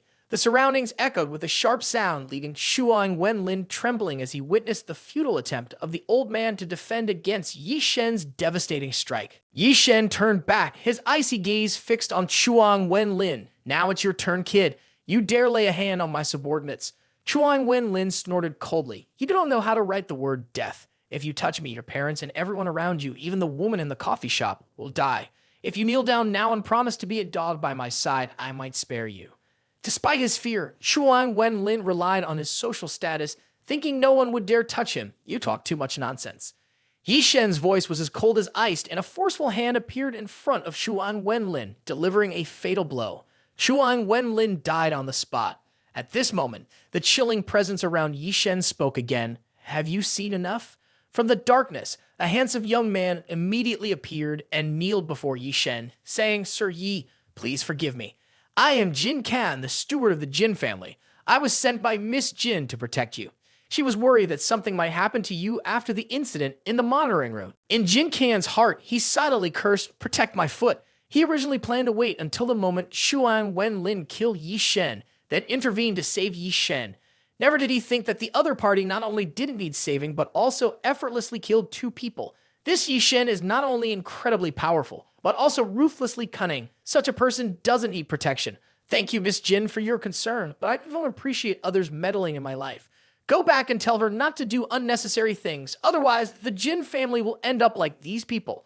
Also, handle the disposal of these bodies for me. After speaking, Ye Cheng turned and walked away. Behind him, Jin Kan cheerfully responded, all right, I will definitely report back." His joy stemmed from having saved his own life. In front of powerhouses like Ye Cheng, he was just a speck of dust. He feared that Ye Cheng might kill indiscriminately, but Ye Cheng stopped because of Jin Kan's next question. "Sir Yi, how should I report this? I know your strength is formidable, but the Chuan family is influential. Chuan Yunlai, the head of the Chuan family, even ranks 514th on the Chinese clan masters list.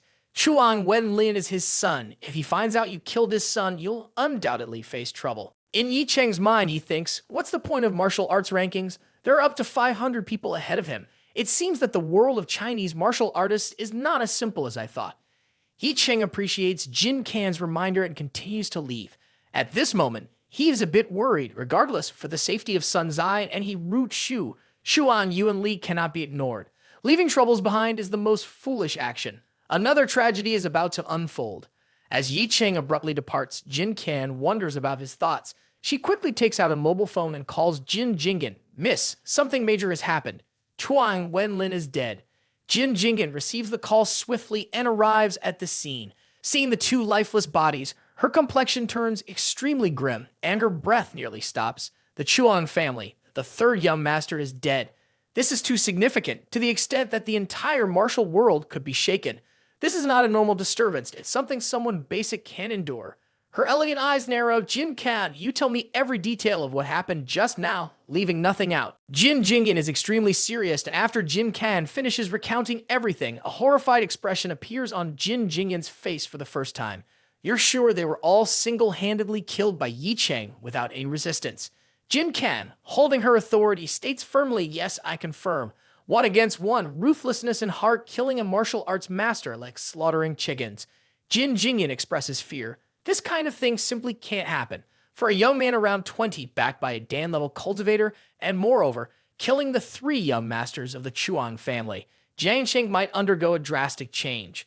After some thought, Jin Jingen decides with determination, assign someone to handle the bodies, then send someone with a clean background to deliver them to the Chuan family.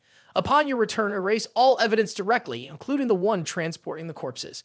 Jin Kan is puzzled, sending them to the Shuang family. Isn't that counterproductive? Jin Jingen gazes at the two lifeless bodies, her eyes heavy with burden, murmurs, "This matter is beyond the control of our Jin family. If the Shuang family discovers Ye Cheng, then we can only stand by, letting him shoulder all responsibilities." Translated accurately into English without missing any words, any country can understand it, expressed eloquently, maintaining the original style and not summarizing. The scene shifts to Sun Zai's grand apartment complex. At this point, both Ye Cheng have also arrived and are having dinner together. "Rug Shu, have a little more to eat. Your appetite doesn't seem good," urges Sun Zai. "Oh, just a bit more." Rug Shu also chimes in. Meanwhile, Ye Cheng eats without paying attention to the other two. At this moment, he is busy thinking about something else. While on the way here, he sent a message to Yiling Tian to have him send some people to protect Rug Shu and Sun Zai. Conveniently, Yiling Tian inquired a bit about the three major martial arts families, along with something called the Clan Master Ranking. He found that dealing with the Chuan family is a bit more challenging than he imagined, as it involves ancient Chinese martial arts. The cultivation system has not been perfected from the beginning, divided into physical strength, internal energy, first level of internal energy, full internal energy mastery, highest level of internal energy, halfway master, alchemic master. In reality, there are only three major realms in the end: physical strength, internal energy, alchemic realm. These three major realms are further divided into several smaller realms. However, later on, the alchemic realm came to be commonly known as the Clan Master. Clan Masters possess varying degrees of strength and weaknesses. Subsequently, a system known as the Chinese Clan Master Ranking was established to distinguish between varying levels of prowess. Ye Cheng's cultivation technique comprises 5 distinct realms: physical body realm, primordial Kai realm, Kai circulating realm, perfected body realm, and true essence realm. Each realm is further divided into 9 tiers. Currently, he is at the 5th tier of the primordial Kai realm and is on the verge of entering the 6th tier. He hopes that Shuang Yuan Lai will come seeking a fight. After battling him, he can gauge the strength of the martial artist on the Clan Master Ranking. Ye Cheng, our great beauty with abundant grace, will celebrate his birthday next week. Have you thought about what gift to choose? Sun Zai interjects, disrupting Ye Cheng's thoughts. Ye Cheng lifts his phone and says, "In this day and age, what more do you need? Just transfer 250 Chinese yuan through Momo, and that's it." As the words fall, Ye Cheng suddenly feels his leg being playfully kicked. Looking up, he sees Rug Shu, with a hint of playful fire in her eyes. "Are you sure you want to send 250? Ye Cheng, at this moment, feels embarrassed. "Oh, I misspoke. I meant 520. Next to him, Sun Zai's expression is not very pleased, questioning Ye Cheng. "Did you really send 520? I didn't expect you two to have such a good relationship." Now it's Ye Cheng's turn to sweat, stammering, 502, "I sent 502. It should be okay." For those unfamiliar, based on my bear's research, the meanings of numbers in Chinese are 250 is "I love you," 520 is "I love you," and 502 is "let's love each other." In this moment of no escape, Ye Cheng luckily receives a message from Zhu Zixuan. Please help me, something has happened." Without hesitation, Ye Cheng hastily puts on his coat and leaves. On the way, he passes by the Jiang family's villa at number 211 and notices the entire mansion surrounded by soldiers. Several military vehicles are parked outside. Ye Cheng gets out of the taxi in an instant, sensing a dozen or so cold breaths, freezing the air around him. Moreover, Ye Cheng even senses that there are 3 sniper rifles on the rooftop pointed in his direction. What's happening to the Zhu family that involves the military? He wonders. Ye Cheng wants to enter, and of course, no one can stop him, but doing so would impact the Zhu family.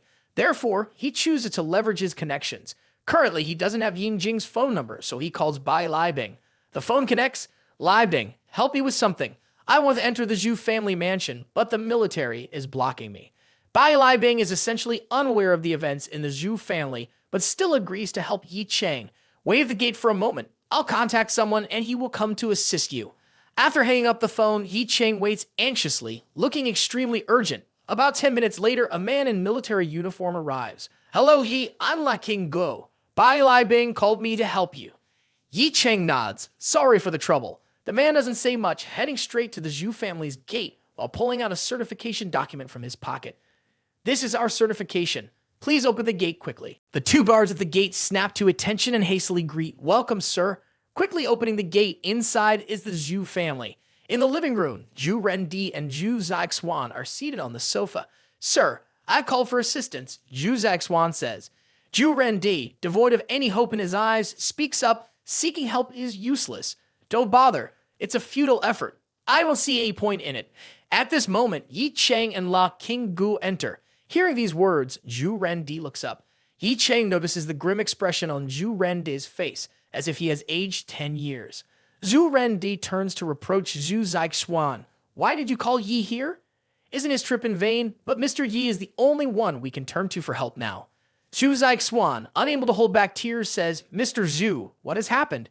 Mr. Yi, due to Zixuan's lack of understanding, has caused trouble for you. You shouldn't have involved yourself in this matter. I can handle it alone. Zhu Rendi's voice is slightly hoarse, and Zhu Zixuan, sitting next to him, hastily explains, Mr. Yi, here's the situation. A few days ago, a prominent figure arrived in Jiangcheng. He was feeling unwell, so he came to our pharmacy to purchase some medicinal herbs. After taking the medicine, he encountered issues because there was poisonous grass in it. I remember those herbs were personally selected by my grandfather, checked multiple times, and essentially contained no poisonous grass. However, when that prominent figure consumed them, problems arose. Ye Cheng narrows his eyes. Clearly, there was an issue in the intermediary process. Someone tampered with the herbs. The Zhu family is not foolish enough to bring about such unfavorable incidents. How is the person doing now? Ye Cheng inquires, and Zhu Rendi's body trembles as he shakes his head, still undergoing emergency treatment at the hospital. But the situation is very serious. If something happens to him, not only will we, the Zhu family in Jiangcheng, face destruction, but the entire Jiangnan province will be implicated. Ye Cheng stands up solemnly, stating, Take me to the hospital. As long as there's a breath left, I can save him. As these words were spoken, everyone looked at Ye Cheng with eyes full of fear. You think you can save us? Even if you had a miraculous cure, it wouldn't be enough to reverse the heavens and earth. What could he use to save us? Zhu Rendi lost his composure. Although Ye Cheng bought medicinal materials from Diren Tang, Zhu Rendi assumed it was for cultivation purposes. The Zhu family naturally didn't know he was a divine healer. Ye, you are indeed powerful as a martial artist, but martial artists excel at killing, not saving lives. Ignoring the previous words, Ye Cheng stared intently at Zhu Rendi with bright eyes. Zhu, if you trust me, I'll take action. If you don't, leave now. The scene shifted to the hospital. Outside the operating room, many people in military uniforms were busy, anxiously waiting. Ye Cheng and Zhu Rendi were brought to this place by La Qinggu. Seeing Zhu Rendi arrive, a middle-aged man with a robust figure and fierce red eyes rushed forward. This old man, harming our father and daring to come here. Do you really think I'm easy to deal with? Today, I'll kill you right here. Zhu Rendi's face underwent a drastic change as he lowered his head. He seemed unable to bear the weight of this situation. At this moment, Ye Cheng extended his hand, directly grasping a force charged with the opponent's energy. Before the person inside wakes up, you have no right to make a move. Now, get lost. As the word get lost dropped, a powerful force emanated from Ye Cheng's hand, pushing the opponent backward, stabilizing the situation, but a hint of fear still lingered on his face. The man spoke up, So it's the Grandmaster realm. How dare you come here? Turns out you found a master to rely on, but what does it matter? China is not lacking in masters. It's just that he couldn't protect the Zhu family. Suddenly, from the emergency room, 2 doctors in protective gear walked out with bowed heads, their faces somber. The man turned to interrogate the doctors. How is my father? Apologies to his excellency. The poison has spread throughout his entire body. We truly tried our best. A bunch of useless people, all of them are useless. The man seized the doctor's coat, his eyes filled with bloodlust as if ready to kill. Ye Cheng, enraged, strides into the emergency room, leaving behind a parting remark. All you know is causing chaos and making noise. You can't do anything. You're truly worthless. What are you standing here for? Step aside. The man is about to confront Ye Cheng when La Qinggu appears and stops him. Give Mr. Yi a chance. Perhaps he can save the leader. If there's an issue, I'll take responsibility before the military court. The man is also surprised to see La Qinggu here. Seeing him, the man hesitates. La Qinggu, you've always been cautious. If he said so, it means that kid has some capability. I'll trust you this time. But if he fails, even Bai like Sam won't be able to protect you. Inside the emergency room, Ye Cheng senses the strong aura emanating from the old man. What the doctor said earlier was not wrong. It's just that the possibility of saving him exists. The old man's will is also strong. For someone else, it would have died long ago with his condition. Yet, there's still a breath. Meeting me can be considered your lucky day. Ye Cheng takes out a pill, crushes it with his hand, and then uses his foot to disperse the crushed pill into medicinal energy. Next, he retrieves 10 silver needles and employs the technique of medicinal energy to infuse them. Subsequently, he directly inserts the 10 silver needles into the body of the old man lying on the bed. A second later, on the old man's body, a dazzling light appears and the silver needles can be seen trembling, accompanied by a trace of black energy escaping. After 5 minutes of treatment, the process is complete and Ye Cheng sighs with relief. Finally done, this old man should wake up soon. At this moment, Ye Cheng notices the scars on the old man's body and can't help but exclaim, "Someone who fights for the country like this, why would someone want to harm him?" Today, countering Ye Cheng, consider it destiny not fully sealed. Consider me working for the nation. Just as Ye Cheng turns to leave, the old man suddenly opens his eyes. "Divine healer, please stop." Ye Cheng halts, a hint of surprise in his eyes. Fundamentally, Ye Cheng did not expect this old man to wake up so quickly. The old man sitting on the hospital bed speaks up, "Divine healer, the old man wishes for you to know your esteemed reputation precedes you. I don't need to be saved, but you did it for others. No need for thanks, but at least remember 2 things. Firstly, my poisoning incident has nothing to do with the Zhu family. Resolve this misunderstanding appropriately. Secondly, during the treatment, I discovered that the poison in your body is of chronic toxin, and you've been poisoned for over a month. Given your status, outsiders can't handle it, so tidy up internal matters." Ye Cheng's calm voice resonates. His words sound more like commands than requests. If Ye Cheng had given such an order to an old man on another occasion, it would undoubtedly have stirred up a significant uproar. The old man, hearing Ye Cheng's somewhat presumptuous words, contemplates something, nods, and says, "Thank you." Before he could express further thoughts, Ye Cheng pushes the door and leaves. Outside the emergency room, when Ye Cheng pushes the door open, everyone is surprised. Because Ye Cheng spent a mere 8 minutes inside the room, how could he save someone on the verge of death? The young man, the son of the old man, clenches his fist and advances towards Ye Cheng, saying, "I thought you had some courage. Turns out you came in and left just like that, mocking me." Before he could reach Ye Cheng, he sees the old man stepping out in front of the room, causing everyone present to inhale sharply in surprise. The leader is alive, truly alive.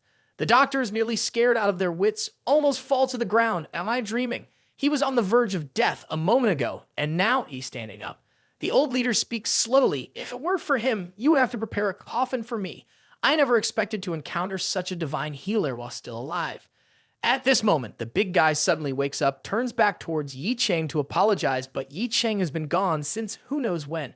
Unable to find Ye Cheng, the old leader turns back to address Zhu Rende. "Zhu Rende, I apologize. The Zhu family is not at fault in this matter. My son misunderstood you. On behalf of Zhu's family, I apologize to you for the trouble he caused." The old leader opens his mouth and says, "Don't make it difficult. Don't make it difficult. Sir, please don't say that. I can't bear it." The apology from the prominent figure scares him nearly to death. How could he accept such words? The old leader steps forward, placing a hand on Zhu Rende's shoulder. "That divine healer, the one invited by the Zhu family, do you know how to contact him?" At this moment, everyone is awakened. Why is the old leader apologizing? It's all because of Ye Cheng. Zhu Rende hesitates before speaking. "The divine healer named Ye Cheng is a person I happen to meet. Regarding his contact method, Mr. Yi doesn't like to be disturbed, and I..." Here, Zhu Rende is a bit awkward. Without Ye Cheng's permission, he doesn't dare to disclose the address. The old leader nods. He won't force this matter. Investigating someone's information is easy for him. Then the old leader instructs someone to escort Zhu Rende back. Now, he needs to handle internal matters. On a silent and dark night, we find ourselves at the Chuan clan's estate. At this moment, the atmosphere inside the Chuan clan is heavy. In the courtyard, 2 coffins are placed, and a middle-aged man in traditional attire is anxiously trembling, placing his hand on one of the coffins. This man is Shuang Yuanlai, the most formidable martial artist in the Chuan clan. "Who dares to kill my son, Shuang Yuanlai's son?" Now the young man speaks up. "Father, I am currently investigating. We only know that when Wen Lin participated in the auction, he was targeted by a mysterious person who stole a peak-grade pill from him. Shortly after, Wen Lin was found dead." Shuang Yuanlai, furious, points at his son. "In the whole of Jiangcheng, those who dare to kill someone from our family must be few. You investigate everyone at the auction for me. Remember, not a single person should be spared. Even if it means turning the entire Jiangcheng upside down, we must find the culprit. I want him dead, and I wanted to witness everyone around him being a tragic end." The scene shifts to Ye Cheng. After performing a charitable act without expecting payment, only asking for a favor in return, he is now walking home. Suddenly, a phone call comes in from Shen Haihua. On the phone, Shen Haihua reports the Tianjin Group's situation is basically stable. As to the legal representative, whether to choose Ye Cheng or assign someone else. Tomorrow, the news of Tianjin Group's comeback will spread throughout Jiangcheng. Will it have an impact on you? Ye Cheng looks towards the dark night and sneers. What's there to worry about? There's no need to hide anymore. Just use my name. I want to tell everyone in Jiangcheng, Ye Cheng is back. The scene shifts to Ye Cheng's villa. Despite having a private house, he still prefers to share a bathroom with two girls. Currently, Jin Kan, under Jin Jingen's orders, has brought the peak-grade pill to Ye Cheng. He is delighted to see the peak-grade pill, the item he has been eagerly waiting for. With this pill, the alchemy performance can be 100 times higher, the medicinal properties stronger, and the cultivation speed can increase rapidly. After arranging for everyone to leave, Jin Kan approaches and speaks softly to Ye Cheng. Mr. Yi, the young lady asked me to convey a message. Currently, the anger of the Xuan clan has exceeded our expectations. We have started investigating all the participants in the auction, and soon we may investigate you. The young lady has arranged a private plane. If Mr. Yi is willing, we will take you to Southeast Asia, where we have our industry in the hands of the Xuan clan can't reach. Ye Cheng cuts off Jin Kan's words with a horizontal gesture. I appreciate Miss Jin's good intention, but I won't go. If Chuang Yuan Lai wants to deal with me, he can come a bit earlier. I'm only afraid he won't show up. Hearing Ye Cheng's fierce words, Jin Kan takes a cold breath, and her heart feels as if it's being hammered. Oh my, Mr. Yi's intention is to confront the Chuan clan directly, and he looks completely fearless. This is beyond imagination. Mr. Ye, your strength is formidable, but the Chuan clan is formidable too. Mr. Ye, please reconsider. Worried, Jin Kan says, but Ye Cheng replies nonchalantly, I know. You can go back first. The matters with the Chuan clan, we'll handle them ourselves. At this point, Ye Cheng's only interest lies in the peak-grade pill. Once everyone leaves, he begins alchemy. He wants to test the efficacy of the peak-grade pill, and this time intends to craft a pill called the Holy Spirit pill.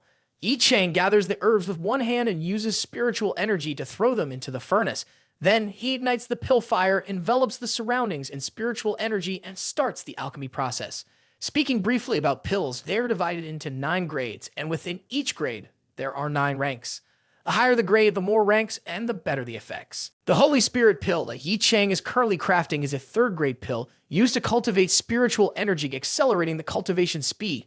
Currently, it is unknown to what rank this pill can be crafted using the peak grade pill. During the alchemy process, suddenly a ting sound echoes and a stream of pill energy emanates from the peak grade pill. This pill energy is extremely powerful, shaking Ye Cheng's spiritual consciousness. A pill appears, hovering above the peak grade pill. Pill capturing. From a distance, the pill flies into Ye Cheng's hand. Holding the pill in his hand, Ye Cheng looks as if he has encountered a devil because this pill is a 3rd grade 7th rank of very high quality. Initially, he planned to craft a 3rd grade 3rd rank pill, but this surpasses all expectations. Even with relatively low grade herbs, theoretically, it should be impossible to craft a 7th rank pill. Could it be? Ye Cheng's gaze falls on the peak grade pill. There's only one possibility for now. The peak grade pill can enhance the attributes of the herbs. It seems like I've gained a tremendous advantage this time. Next, Ye Cheng proceeds to test the efficacy of the pill. He puts the pill into his mouth and immediately his eyes widen. Instantly, a golden light envelops his body and the powerful aura makes the surroundings tremble.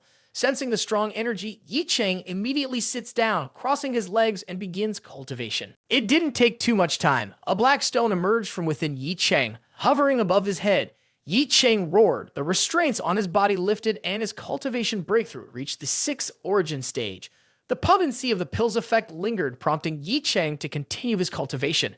After a night of practice, he finally concluded the process, breaking through 2 realms in just one night. This pill is incredibly powerful, he marveled. However, a hint of doubt lingered in Ye Cheng's mind. He only used 1 pill. How could it have such astonishing effects? Suddenly, he noticed the black stone floating above his head. He reached out and grabbed it, contemplating, could it be because of this? Holding the stone in his hand, he sensed a slight difference from before. Closing his eyes, he immediately entered the reincarnation burial ground. The graveyard remained desolate and chilling as usual, except for one gravestone that showed a subtle change, the tombstone of La Yun Tian, the supreme master of the La Yun family. At this moment, on the tombstone, an incessantly rotating light formed ancient characters. Ye Cheng believed that his heightened cultivation allowed him to perceive these changes. Now, with just a thought, he could summon La Yun Tian before him.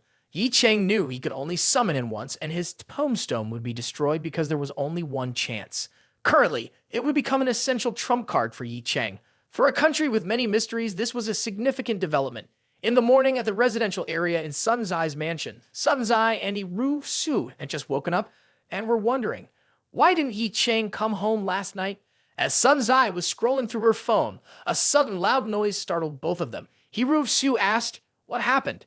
Sun Zai quickly handed her phone to Ru Su. In the phone was a news article mentioning the return of Tianjin Group, which had gone missing 5 years ago. Ru Su felt a sense of familiarity with the name Tianjin Group. I feel like I've heard this name somewhere before. Sun Zai appeared frightened, her eyes wide and her face pale. Though Ru Su didn't know what was happening, she understood. This Tianjin Group was established by Ye Cheng's father. Now it has returned. Could it be? While still contemplating, Ru Su continued, the legal representative of this company is also named Ye Cheng. Could it be the Ye Cheng we know? He mentioned that he would establish a company. Is it true? At this point, Ru Su also became worried. Is this because of the promise he made with his mother 6 months ago, now revealing his identity so openly? This could directly challenge his mother. It's too dangerous. As predicted, news of the return of Tianjin Group shook the entire Jiangcheng. At the company, the Sai family convened an emergency meeting. In the meeting room with 9 people, Sai Shiran was present.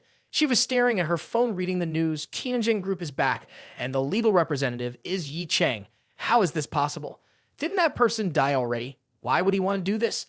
At this moment, Sai Zhengsu, the one presiding over the meeting, spoke up. The family has conducted an investigation. The person Ye Cheng, who serves as the legal representative of Tianjin Group, is the so-called waste of the Yi family in the past, who was thrown into the ice lake. Here is his registration photo. Sai Shiran raised her head, looking at the person in front of her, her whole body trembling. She recognized that this person named Ye Cheng was the one who served at the bar she encountered before. He was also a martial artist. Could he be Ye Cheng? How could a supposed waste become so strong? Not stopping, Sai Zhengsu continued speaking. The appearance of Tianjin Group is not frightening. What's terrifying is that Tianjin Group was built on the foundation of the King Group. The leader of the Kanhou Group, Shang Jingming, died a few days ago. According to the police, the cause of death was a fire. However, given the circumstances, we suspect it was revenge from this person. Not only that, the entire King Group was wiped out along with the King Group. Sai Zhengsu stood up straight, slamming the table forcefully. This means that Tianjin Group was built on a pile of corpses. Such power is enough to threaten our Sai family. We must quickly investigate who is the mastermind behind Tianjin Group. The sound of Sai Zhengsu echoed, while Sai Shiran seemed to have an empty mind. Her heart seemed to have stopped beating. She knew that Ye Cheng's return would bring consequences. The title of the #1 waste of the Yi family she bestowed upon him. Sai Zhengsu noticed Shiran's expression and quickly said, "Shiran, almost forgot. Back then, Ye Cheng had an interest in you, right? Don't worry, he has no chance with our Zhu family. In this matter, there must be someone directing from behind, and he is just a puppet." At this moment, a report came in. I just received some news. The person behind Ye Cheng is Shen Haihua. The entire management team of Tianjin Group has been transferred by Shen Haihua from the Jiangbai Group. Previously, Shen Haihua had cancer and was near death, but for some reason, he has survived until now. Hearing this news, joy appeared on Sai Zhengsu's face. It seems his illness has gone to the point of confusion, and he dares to take the name of Tianjin Group. I want to see how he opens tomorrow. The entire Jiangcheng. Anyone with a brain will never go there. At the same time, in the Chaojiang mansion, Mrs. He also learned about Tianjin Group. Holding the information about Tianjin Group, she found it interesting and coldly laughed. "I Cheng, Ye Cheng, do you think creating that Tianjin Group can shake our He family? Idealism and reality, you can't distinguish. Even with the help of Shen Haihua, even with powerful strength, so what? The He family just needs to move a little finger. It's enough to destroy your dreams." At this moment, Mrs. He turned to the man in front of her and gave an order. "You write a message on my behalf. Tomorrow, during the opening of Tianjin Group, anyone who dares to support or send congratulations, whether individuals or businesses, will become enemies of our He family."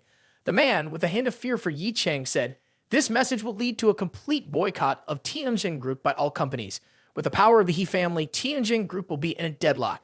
Even Shin Haihua's Northern Prestige Group will be implicated."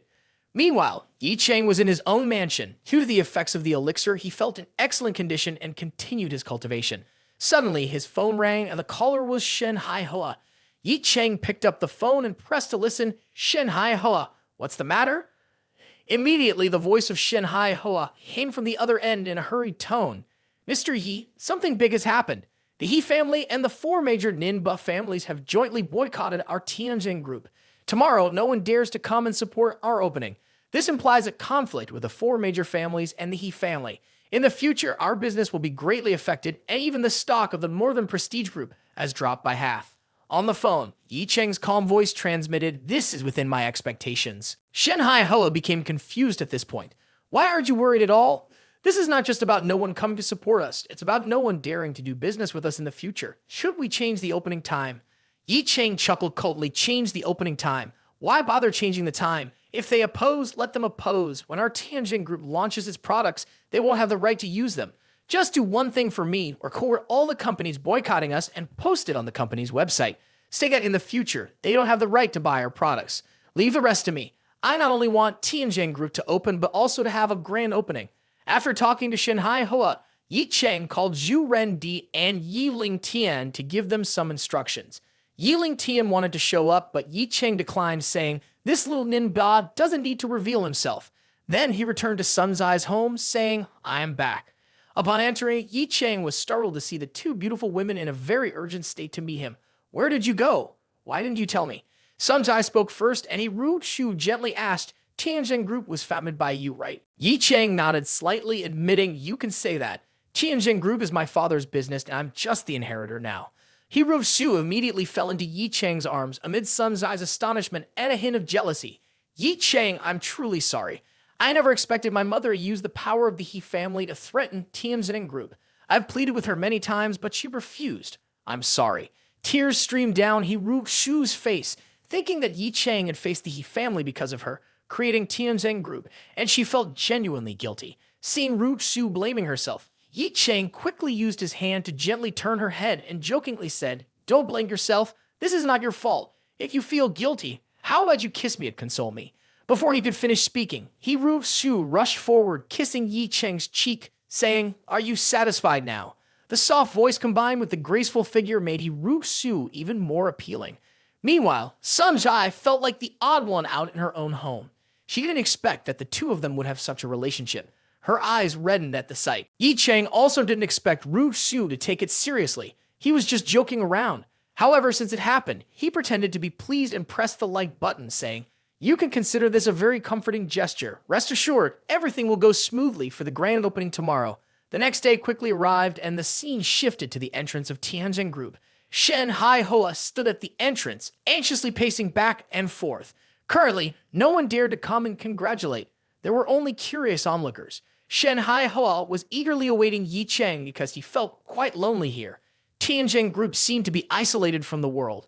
At this moment, a well-dressed man approached and after a brief exchange greeted Shen Hai Hoa. Shen Hai Hoa looked at the middle-aged man, excitement evident on his face. He quickly extended his hand, saying, "Zhao Yuking, ha ha ha ha, I knew you would show me respect. We've had a relationship for 10 years, and indeed, friendship is still the most important." Shen Hai Hoa intended to shake hands, but was pushed away by Zhao Yuking. Zhao Yuking pointed straight at Shen Hai Hoa, saying, "Hey Hoa, we've been brothers for many years. Don't blame me for not advising you. Immediately withdraw your hand and stop helping that Yi family's waste. It's of no benefit to you." As Shen Hai Hoa was about to speak, Ye Cheng, wearing a stylish suit, slowly approached. Shen Hai Hoa stopped talking and turned to greet Ye Cheng. "Mr. Yi, you finally arrived." Ye Cheng patted Shen Hai Hoa on the shoulder, saying, "You've worked hard." Hearing Shen Hai Hoa's address to Ye Cheng, Zhao Yuking frowned and said, "Shen Hai Hoa, are you so sick that you're now showing respect to such a waste?"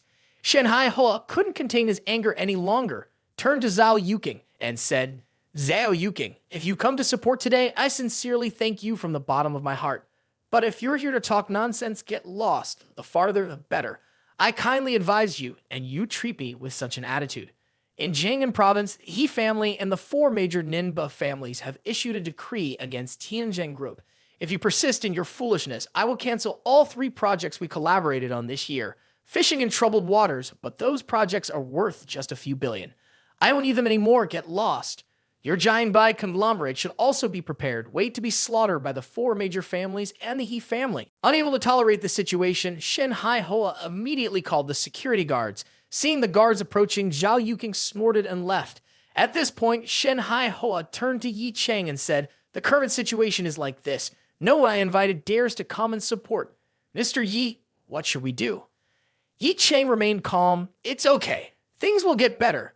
After Zhao Yuking left, he went to Sai Shiran, not far away, and said, "Miss Sai, it's almost 9 o'clock, and no one has come to congratulate. Both large and small businesses in the city know their place and won't attend. No one is foolish enough to see death." Sai Shiran, with an air of arrogance, hugged her arms. "Ye Cheng, oh Ye Cheng, I want to see how your so-called waste will revive this dead chessboard." Meanwhile, at a villa in Jiangcheng, an old man was practicing martial arts in the courtyard. He looked somewhat different from before, but a keen eye could recognize him as Zhu Sheng, the elder Ye Cheng had saved earlier. He was also the patriarch of the Zhu family in Jiang'an. In the courtyard, 3 people were standing not far away, observing the old man's martial arts practice. Among them was Zhu Zheng's son, named Zhu Fulu. The other 2 were the most powerful figures in Jiangcheng, serving as the secretary and mayor of the city. The faces of the 3 showed signs of tension.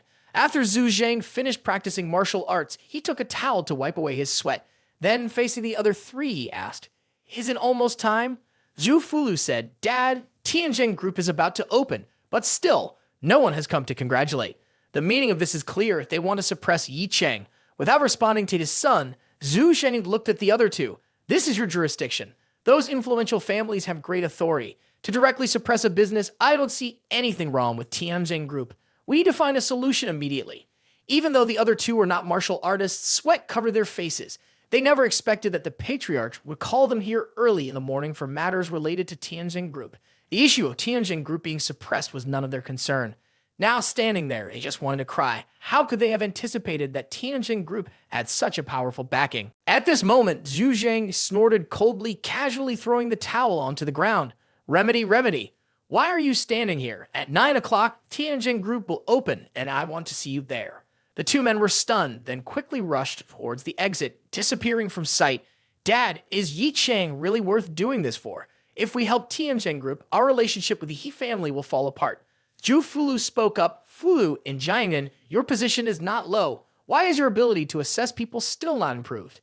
That day, you competed with him at the hospital. He indeed has the power of a martial arts master, isn't that right, Dad?"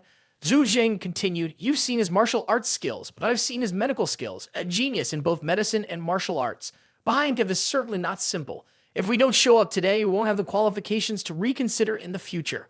Regarding financial resources, the He family is large, but in terms of power, how can it compare to our Zhu family? There's no way our relationship will break over such matters. Throughout history, merchants have never triumphed over authority. Do you understand?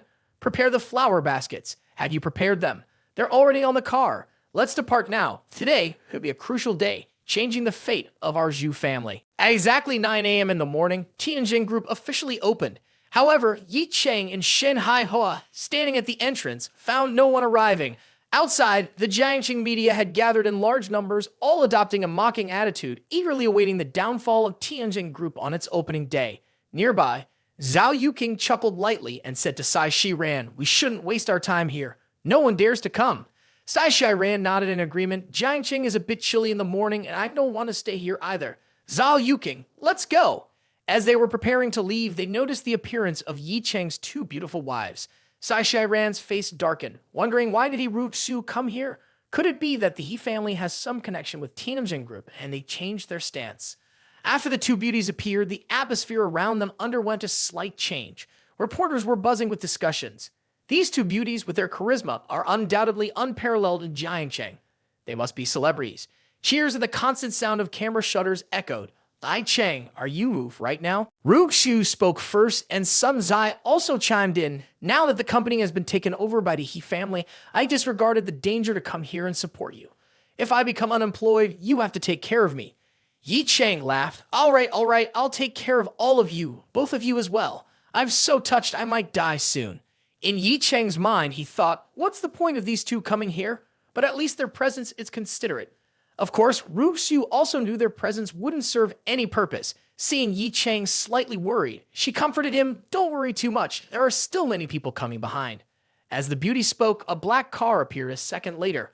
A man slightly bent over stepped out of the car. As soon as the man appeared, the surrounding atmosphere seemed to freeze.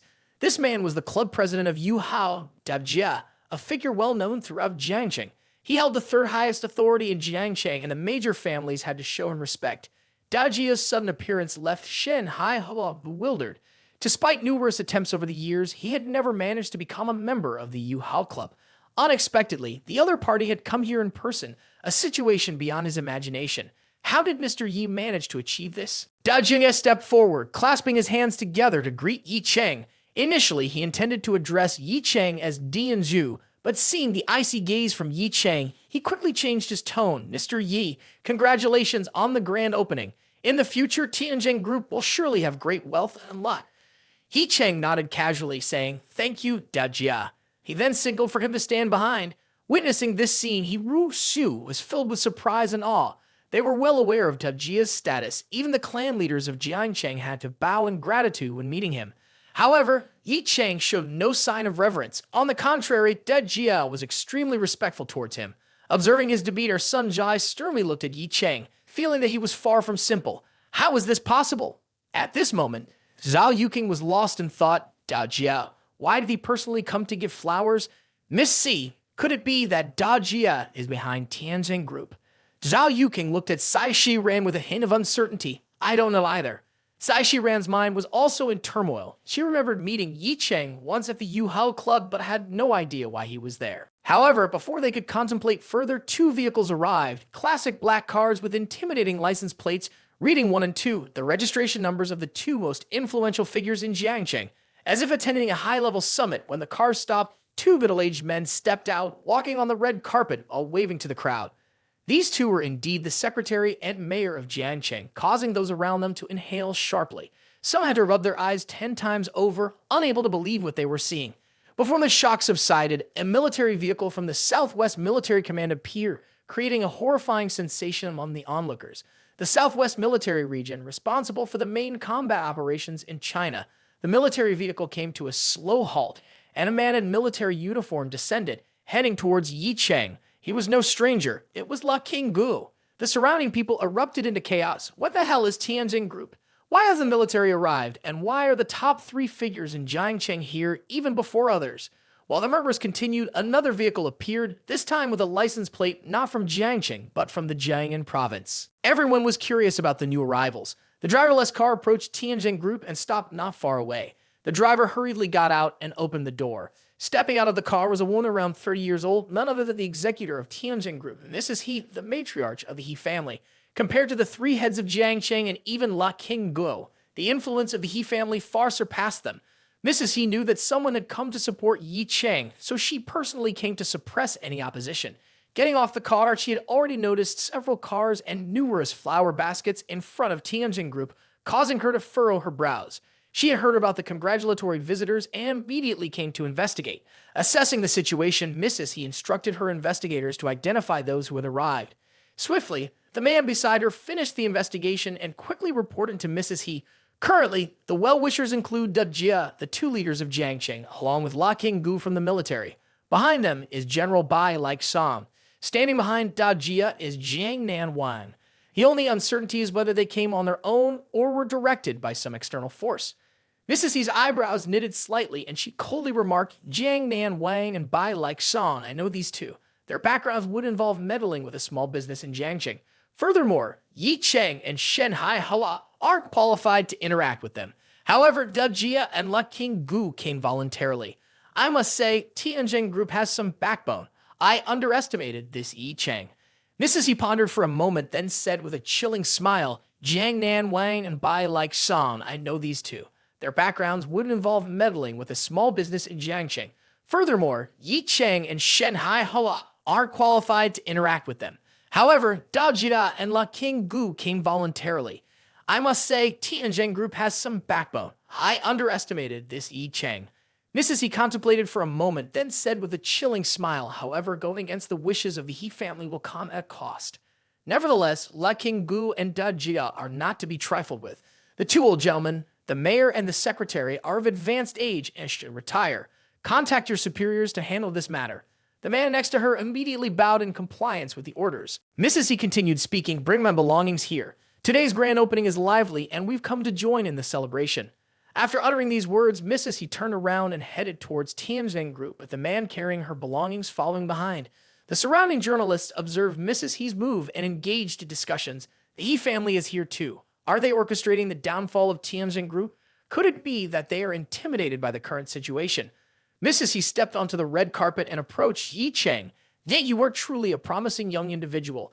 I intended to give you a magnificent bouquet, but all the stores have sold out. I can only reluctantly give up something I love the most to present it to you. Her voice had a slightly eerie tone, accompanied by Mrs. He unfolding a cloth. Underneath was a golden-colored ceramic figurine. This is called a Thin Tai Dong 2, or 10 Tai Dong 2. In Feng Shui, it is considered an object of great ominousness for businesses, symbolizing that the business cannot accumulate wealth and can only disperse the family fortune. Outside, the press observed this scene and silently chuckled to themselves. Mrs. Heat is truly cunning, presenting a grand opening gift that is actually an ominous object. Why should the He family fear this newly opened small business? He Ruxu saw the sudden change in expression upon seeing the figurine and was trembling. She led to a burst of emotions, saying, "How can mother do such a thing? Mother is truly too mean." Sunjai beside her added, "Exactly. How could someone bring such an unlucky object here?" Mrs. He, with a slightly altered expression, looked sternly at He Ruxu. "How can you still have the He family in your eyes? Not only are you siding with outsiders, but you also go against the will of the He family." Then Mrs. He looked at Sunjai coldly and said, "Director Sun, you are the director of the cosmetics group. It's working hours now. Why are you here? Starting from tomorrow, you don't need to come to the company anymore." Upon arriving here, she already knew this outcome. Sunjai, furious, glared at Mrs. He. Resignation is resignation. I will care about the He family's crumbling business. Mrs. He, extremely angered by the little girl daring to speak rudely to her, ordered the person beside her to teach Sunjai a lesson. The man followed Mrs. He and raised his hand to strike Sunjai. Quick as lightning, Ye Cheng stood in front of Sunjai, coldly stating, "Dare to touch her and see. I don't mind seeing blood spilled right here." Just at that moment outside, there was a sudden commotion, disrupting the ongoing battle. All eyes turned towards the other end of the red carpet, where a tall man in military uniform slowly spoke up. The He family is indeed powerful. Could it be that the He family can dominate in Jiangnan with such strength? The person arriving was Zhu Fulu, a provincial party committee member of Jiangnan. Da Jia, seeing Zhu Fulu, couldn't help but be surprised and expressed his feelings. Indeed, Dianju is remarkable. Even Zhu Fulu can be invited here. Standing next to La King Guo, he remained calm and indifferent, seemingly anticipating this turn in events. Hero Snu looked at Ye Cheng and noticed that his expression remained unchanged throughout. Unable to contain her curiosity, she approached Ye Cheng and whispered, "Do you know Zhu Fulu? He is the son of the Zhu family's patriarch. Why would he come here?"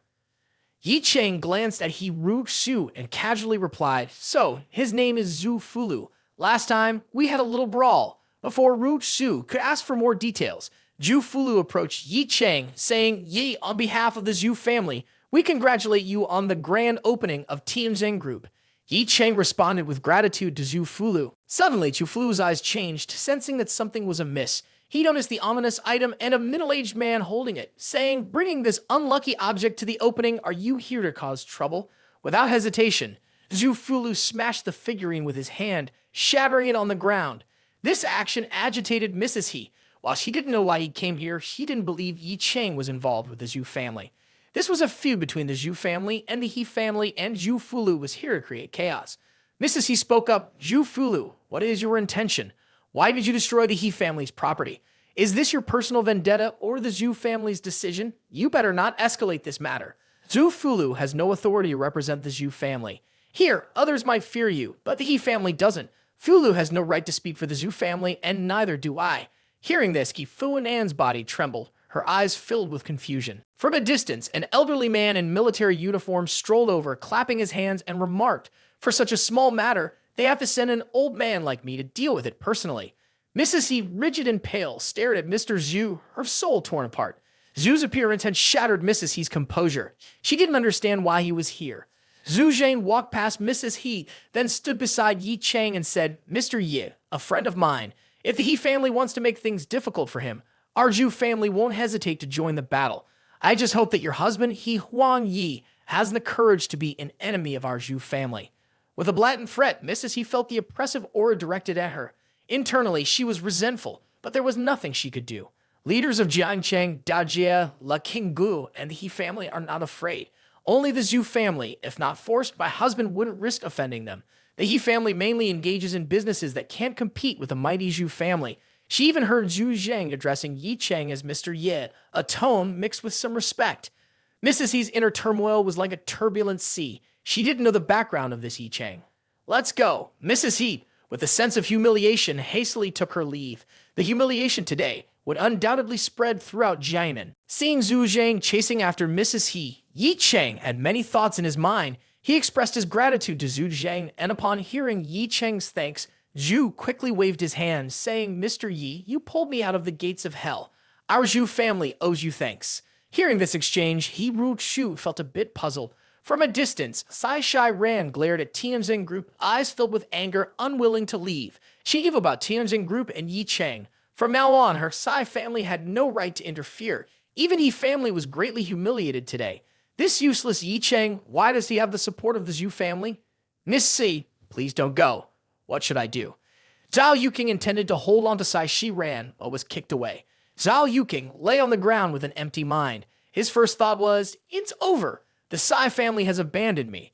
At this moment, he remembered Shen Hai Hoa, thinking he might still have a chance. He quickly crawled up and ran to Shen Hai Hoa, saying, "Hai Hoa, I'm sorry. I will tell you everything." Zhao Yuking directly hugged Shen Hai Hoa's thigh, saying, "Hey Hoa, I consider you my blood brother. You won't blame me, right? Everything was instigated by the Sai family. It's the Sai family causing trouble." Shen Hai Hoa, furious, kicked Zhao Yuking away. "You are a scoundrel. How dare you call yourself my brother?" People at the scene were relieved and burst into laughter. "Well done, Shen Hai Hoa." Ye Cheng approached, praising him and expressing great satisfaction with his handling. Ye Cheng raised both hands excitedly and shouted, "Next, let's start the celebration." At this moment, he had waited a long time and was the first major step on the path of revenge. After Ye Cheng's shout, fireworks lit up the sky and people cut the ribbon for the inauguration before entering the banquet area. Even the fake reporters were now discussing, "Initially, we came to witness the downfall of Tianjin Group, but then we witnessed a change in the situation. What they captured is more valuable than gold."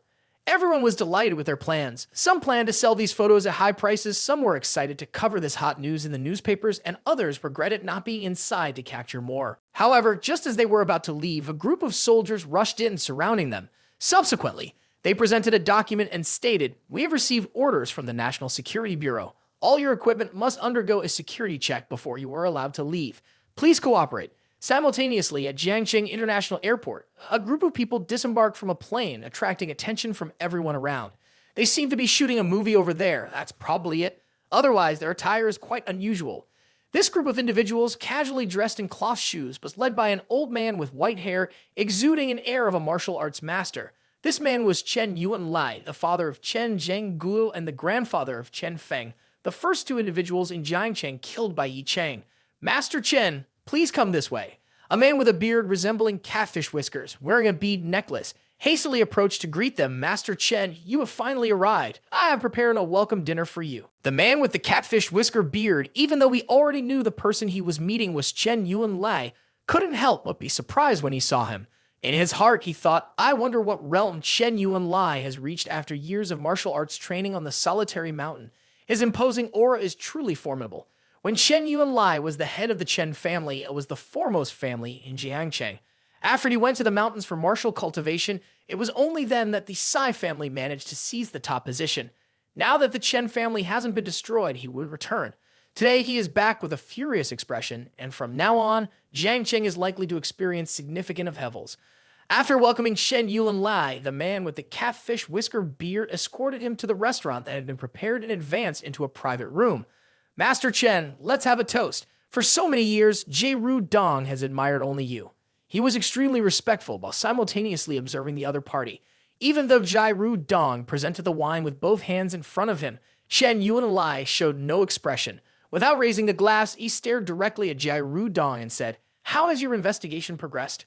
Who is the one responsible for killing the descendants of the Chen family? Our Chen family is also a major clan in Jiangcheng. Who would dare to act so audaciously?" His voice echoed throughout the room. Jai Rudong's face immediately turned pale. Jai Rudong took a deep breath and hurriedly spoke. "Master Chen, the Jai family has been investigating tirelessly, even involving the Jiangxing police force. However, for some unknown reason, all information related to the Chen family has been sealed. Clearly, the person behind this has significant influence." Chen Yuanlai slammed his palm on the table, immediately shattering it. A plate of exquisite delicacies fell to the ground, accompanied by the sound of breaking. Chen Yuanlai said, Jai Rudong, I don't want to hear your nonsense. I just want to know the name of the culprit. Chen Yuanlai stood up, waiting for Jai Rudong's response. If the other party didn't provide a satisfactory answer, death was inevitable. Jai Rudong's hands trembled. Although he was a renowned martial artist in Jiangcheng, he was nothing in front of Chen Yuanlai. Master Chen, please don't be angry. I'm not talking nonsense. Despite the erased traces, I managed to find some clues and identified the person with the strongest motive for the killings. The only problem is the lack of concrete evidence. As he spoke, he presented a photograph to Chen Yuanlai, and the person in the photo was none other than our company's president Ye. Chen Yuanlai held the photograph between two fingers and raised it before him. He furrowed his brow in surprise and said, This young lad is just over 20 years old. How could he possibly kill a martial artist from the Chen family? Could it be that there's a martial arts family supporting him from behind? Chen Yuanlai's eyes flashed with a burst of powerful energy, and the photo in his hand was torn to shreds. He angrily exclaimed, whether it's him or not, even if there's only a single clue, he must die. The scene shifted back to Tianjin Group, where the turbulence of the opening ceremony had settled. The prominent figures from earlier had left, and now it was the first meeting of Tianjin Group. The remaining individuals in the meeting room were those chosen by Shen Hai Hall, along with Sun Zai and Yi Ru-Xu, as they were currently unemployed and considered associates of Ye Cheng. In the chairman's seat, Ye Cheng spoke up regarding the company's development. Does anyone have any opinions? As soon as he finished speaking, Yi Ru-Xu voiced her thoughts. First and foremost, what we need is a product. Without a product, there's nothing to develop. Shen Hai Hua, beside her, also furrowed his brow, saying, This is the issue I'm most concerned about. Shen Hai Hua looked at Ye Cheng and continued, Mr. Yi, if you don't have a direction yet, I suggest two options. Invest in an internet-based business. However, with these auctions, we won't be able to catch up with the He family within 6 months. At this moment, Ye Cheng, in a very relaxed posture, spoke up. Our Tianjin Group doesn't need the internet, and we don't need to invest. We focus on practicality, and practicality that brings substantial profits. As he spoke, Ye Cheng lifted 2 boxes onto the table, capturing everyone's attention. He continued, This is the formula for a high-level beauty-preserving pill. I assure you, with just one course, any woman will appear at least 5 years younger. And this is the longevity elixir, which can extend the lifespan of the elderly by 3 years. Ye Cheng's words left everyone astonished. It took a moment before someone managed to react and speak up. Oh my, this sounds too unreal. If it's a genuine formula, it should be called an elixir, not medicine. It's impossible. How can such a medicine exist in the world? At this moment, Shen Hai Ho's eyes were intense and his voice echoed in the meeting room. I stake my life to ensure that what Mr. Yi said is the truth. Before, he accomplished the impossible to save my life. Shen Hai Hoa naturally believed as his life was saved by Ye Cheng, granting him an additional 50 years of life. The others in the room, although unsure about Ye Cheng's background, trusted Shen Hai Hoa. They thought, if he has verified it, there's no reason to doubt. Excitement filled the air as they envisioned surpassing the He family's conglomerate in a short time. Ye Cheng looked around at everyone, placed his hands on the table, and continued. The tasks that needed to be done have been completed. The next steps are delegated to all of you. I have only 2 requests. First, produce a large quantity quickly and put it into use. Second, keep the formula absolutely confidential. If anyone dares to disclose the secret, I guarantee they won't leave Jiangcheng alive. Under Ye Cheng's stark threat, Shen Hai Hoa immediately stood up, saying, Mr. Yi, no problem. Give me 1 month and I will show you how Tianjin Group can shake the entire Jiangnan province. You have my word. Ye Cheng was very pleased with Shen Hai Hoa's attitude. Next is assigning roles for everyone. Then he turned to ask Sun Zai and Yi Ru-Xu what positions they wanted. Sun Zai took a moment to think before speaking up. I can handle the market, ensuring there are no concerns about the product's distribution. I wonder if Chairman Yi trusts me. Ye Cheng responded happily. Certainly, I trust you. Yi Ru-Xu beside her smirked quietly. Finally, it's time for role assignments. With my capabilities, being the CEO here might not be too much. At this moment, Yi Ru-Xu's phone rang, and she looked over with great excitement. The caller was her father. Ye Cheng then called Yi Ru-Xu. What position would you like? Yi Ru-Xu was also taken aback. Her thoughts had changed now. Knowing her unique identity, she told Ye Cheng, I don't need a position, just want to be an ordinary employee, dedicating myself to Tianjin Group. After the meeting ended, Ye Cheng met Yi Ru-Xu again for a private discussion about her role. Do you really want to work part-time? Ye Cheng was somewhat surprised by Yi Ru-Xu's decision. A daily salary of 10,000 yuan is not expensive for you. After all, you used to be the CEO of a beauty conglomerate. But why don't you want a position? I thought you wanted to continue as the CEO. Su's petite face with azure eyes looked a bit sorrowful. I'm sorry. In fact, I really want to continue helping you, rebuilding our career, becoming your supporter. Unfortunately, time is running out. Su didn't explicitly state the reason to Ye Cheng. In reality, that afternoon, she received a message from her father informing her that her marriage had been arranged and the ceremony would take place months later. She had no right to refuse and would be married into the prestigious Qin martial arts family. The scene shifted to Sun Zai's grand villa. Upon returning home, Su locked herself in her room and cried, wondering, why don't I have the right to refuse? Clearly, I am a human being, not an object. Why don't I have the right to decide my own life? At this moment, outside the living room, Ye Cheng curiously asked Sun Zai, what happened to Su? I have no idea. I just saw her lock herself in the room as soon as she got home and wouldn't say anything no matter what I asked. While talking about this, Sun Zai received a phone call. Hello, Aunt Chang, why are you suddenly calling me?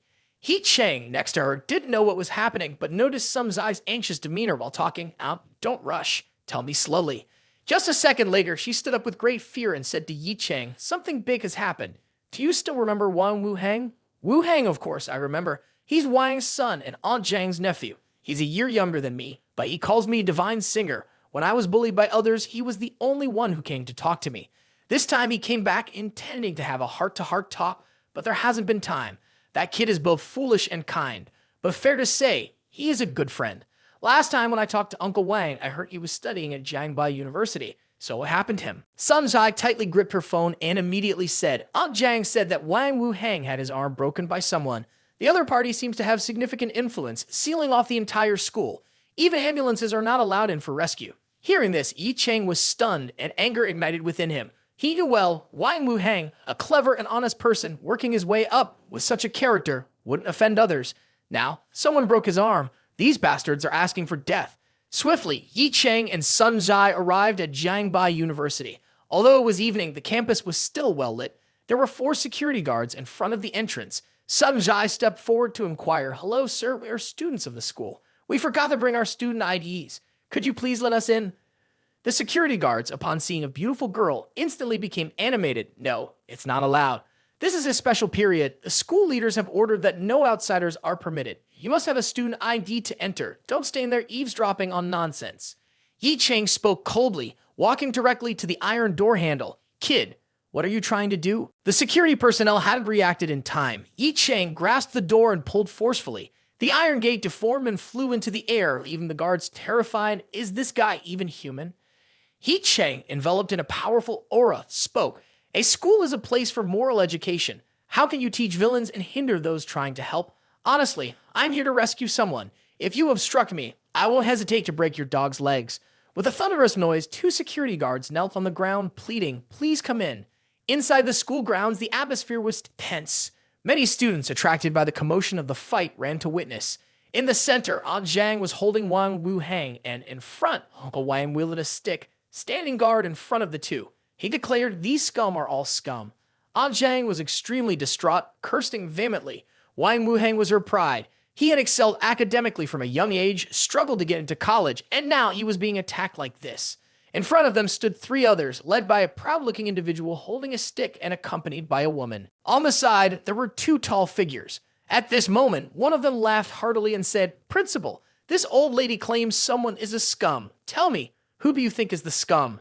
The principal, slightly stooped, forced a smile on his face and replied, Young Master Yu, look at that person's broken arm. Doesn't that turn him into a scum who can't support himself? Wang Wu Hang, infuriated, shouted, You Kai Dong, and this dog of a principal insults again. Even if I die, I'll kill you all. Aha! Even if I die, I'll still kill you. So now I'll beat you to death to see how you can kill us after that. Yu Kai Dong swung the stick towards Wang Wu Hang.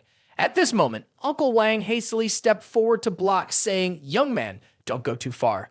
I've already called the police. If you dare touch my wife and son, your death will follow. Yu Kai Dong, don't go too far. I've already called the police. Yu Kai Dong burst into laughter. Call the police? Do I look like a big villain who bullies you? Hearing this, Wang Wu Hang was dumbfounded, unable to comprehend the meaning behind the words. Not wanting to keep Yu Kai Dong waiting, he continued, Clearly, your little guy here interfered with my girlfriend. If the police come, he'll be the one taken away. The woman beside him chimed in. Exactly, he really had bad intentions towards me. Finally, Wang Wu Hang understood the situation. I didn't do anything, you scoundrel. Clearly you're framing me, you Kai Dong. 3 days ago, you tried to assault a female classmate of mine in the school. I stopped you, so now you're retaliating against me. Yu Kai Dong didn't bother explaining, but burst into laughter. Ha ha ha ha. If you want someone, you have to seize it with your own hands. The surrounding people joined in the laughter. Then he pointed to a girl in the crowd. Is this the girl you're talking about? The girl, looking terrified and bearing signs of being beaten, showed clear evidence of being threatened by Yu Kai Dong. Reluctantly, she spoke, "There's no case of rape." These words felt like a plunge into an abyss for Wang Wu Hang. The people around started gossiping Wang Wu Hang talking nonsense. Why would Yu Kai Dong be like that? He has many women around him. There's no need for such actions. Wang Wu Hang must have never touched a woman, so he took advantage of someone else's girlfriend. Wang Wu Hang struggled to stand up, shouting, "Are you all blind? Can't you see she has many wounds?" Clearly, she was forced to lie. You despicable people just flatter. Facing Wang Wu Hang's accusations, Yu Kai Dong's underlings merely smiled. In their hearts, they thought, as long as we get to cozy up to young Master Yu, why should we care about someone else's life and death? As long as young Master Yu speaks a word, we must do it well. Yu Kai Dong walked up to Wang Wu Hang, holding a stick. Let me tell you, their flattery is not without reason. It comes from the real power and influence that the Yu family has in this Ye Cheng. As for you, you're just a pitiful poor guy. If you dare to ruin my business, that's something you must accept. If you touch my son, I will kill you, you miserable wretch. As Wang spoke, he was interrupted by Yu Kai Dong's subordinate landing a punch. This old man really doesn't know his place. Are you tired of living? Stop it, everyone. Wang Wu Hang roared, but behind Yu Kai Dong, someone else spoke. You useless punk. Worry about yourself first. I'll break your cheap mouth first. Let's see if you can still make noise. Yu Kai Dong swung the stick at Wang Wu Hang again, creating a tense atmosphere. From the back, Ye Chen's voice echoed, "Do you want to die?" The threatening tone shook everyone. Ye Chen, full of anger, rushed towards Yu Kai Dong. Who are you? You're not allowed to be here. He swung his stick at Ye Chen, and a second later, the wooden stick broke in half upon impact with Ye Chen's face. He was struck by a powerful blow, crashing down onto the ground. Wu Hang next to him exclaimed, "You dare to hit young master. You're asking for death." Yu Cheng's subordinates rushed towards Ye Cheng. With a casual wave from Ye Cheng, a burly man soared into the air like a kite, then landed heavily on the ground. "Wu Hang, long time no see. I'm here to help you," said Ye Cheng. Surprised to see Ye Cheng, he stammered, "Cheng, why are you here?" Ye Cheng didn't rush to explain. Seeing Wu Hang's injured arm, he quickly took out a healing pill and handed it to Wang Wu Hang, saying, "Don't say much. Swallow this pill quickly. Your arm will heal soon. Trust me." Wang Wu Hang hurriedly took the pill, and a surge of energy revitalized his body. He leaned on Ye Cheng, nearly unable to stand. Ye Cheng, now reassured, looked around and said, "Stay here. Let me handle the rest."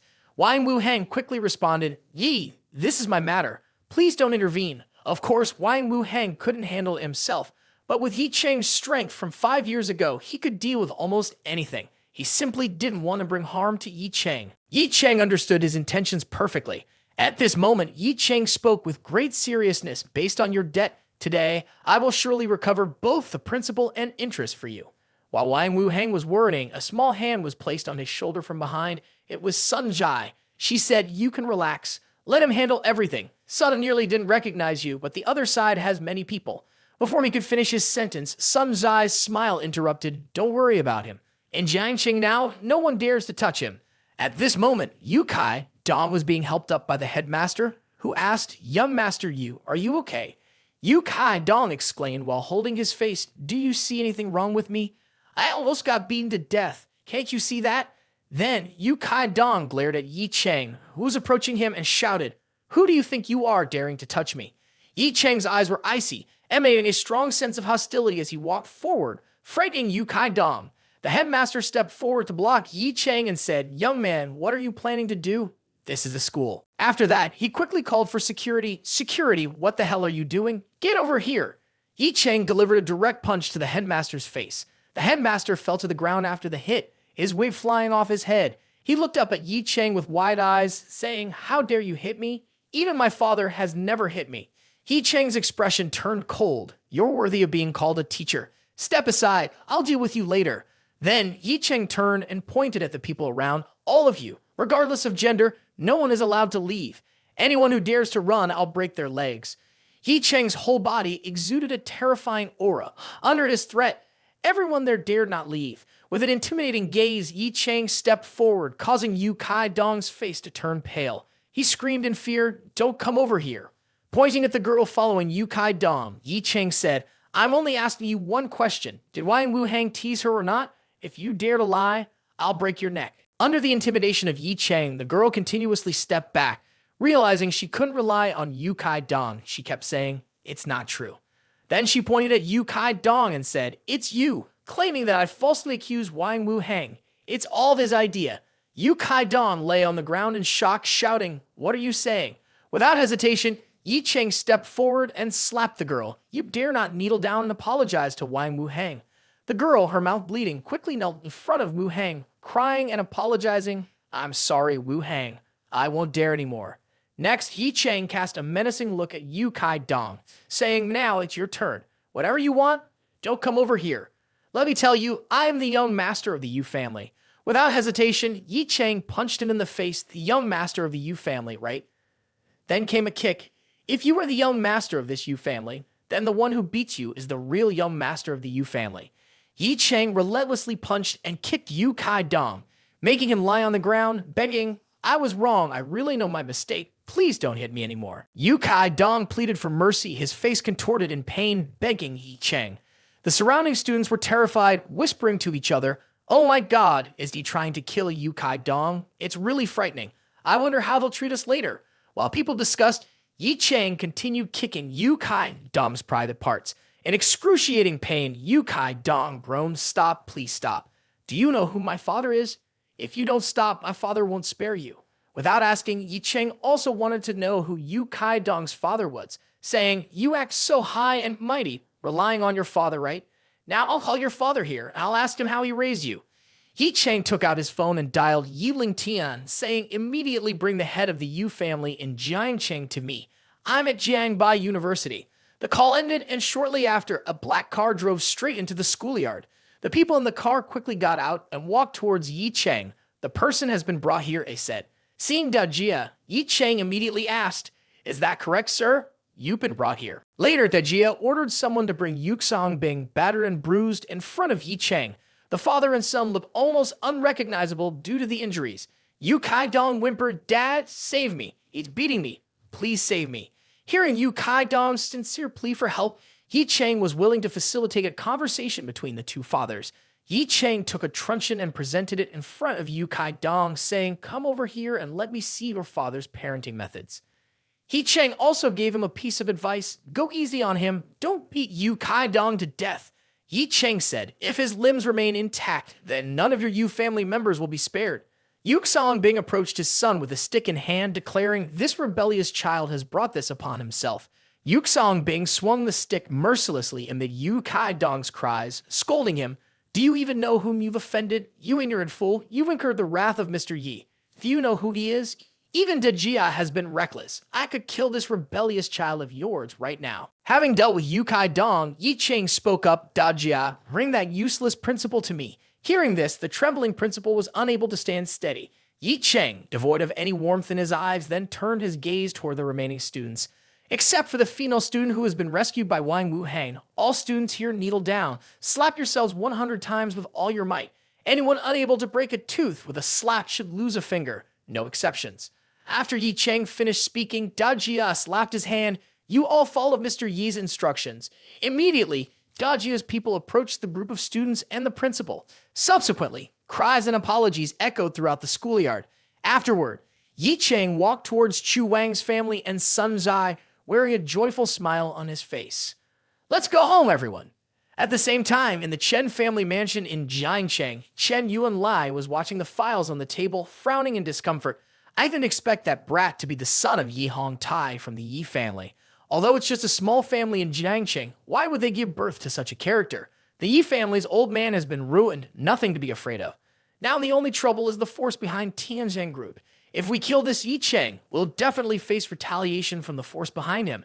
Dajia's regional party committee can be ignored, but regarding the Zhu family, their stance clearly indicates they want to protect this Ye Cheng." Chen Yuanlai's eyes flared with anger, and he erupted with a furious exclamation. Regardless of the Zhu family and the National Security Bureau, If this person kills within our Shen family, revenge is normal. It's not just about killing him. I must, in front of him, heal those around him to make him experience despair. Seeing Shen Yuanli's rage, Jiru Dong, with a calculating mind, spoke up to offer a suggestion.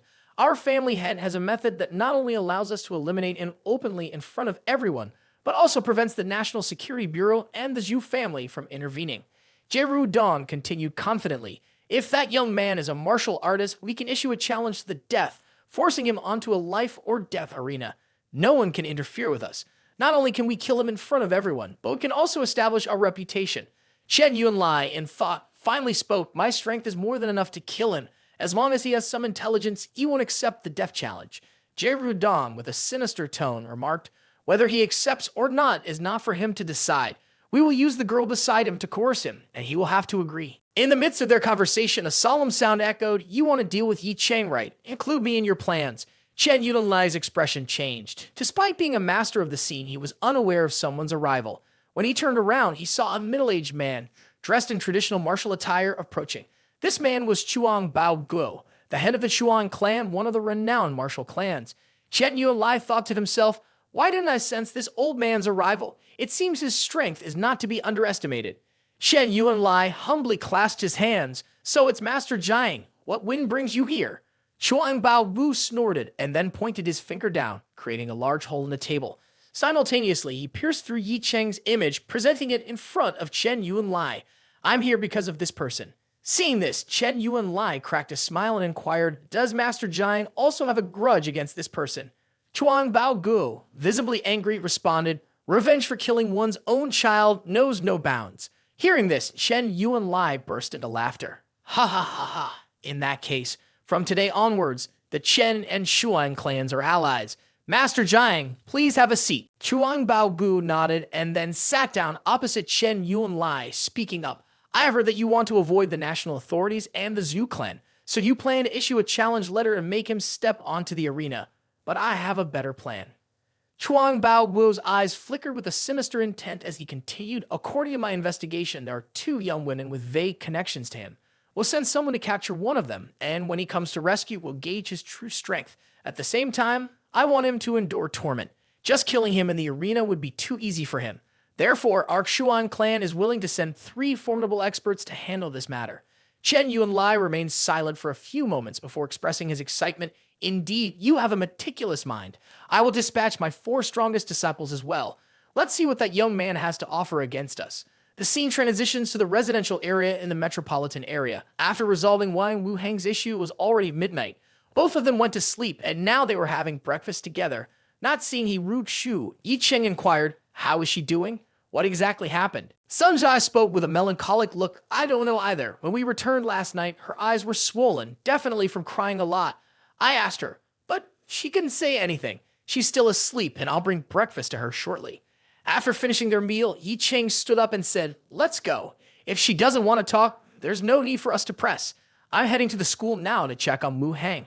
As he left, Ye Cheng turned back to Sunjai with a smile. Remember to go to work too. Be careful, or I might deduct your salary. Suddenly, Sunjai grabbed Ye Cheng's shirt, her eyes filled with confusion.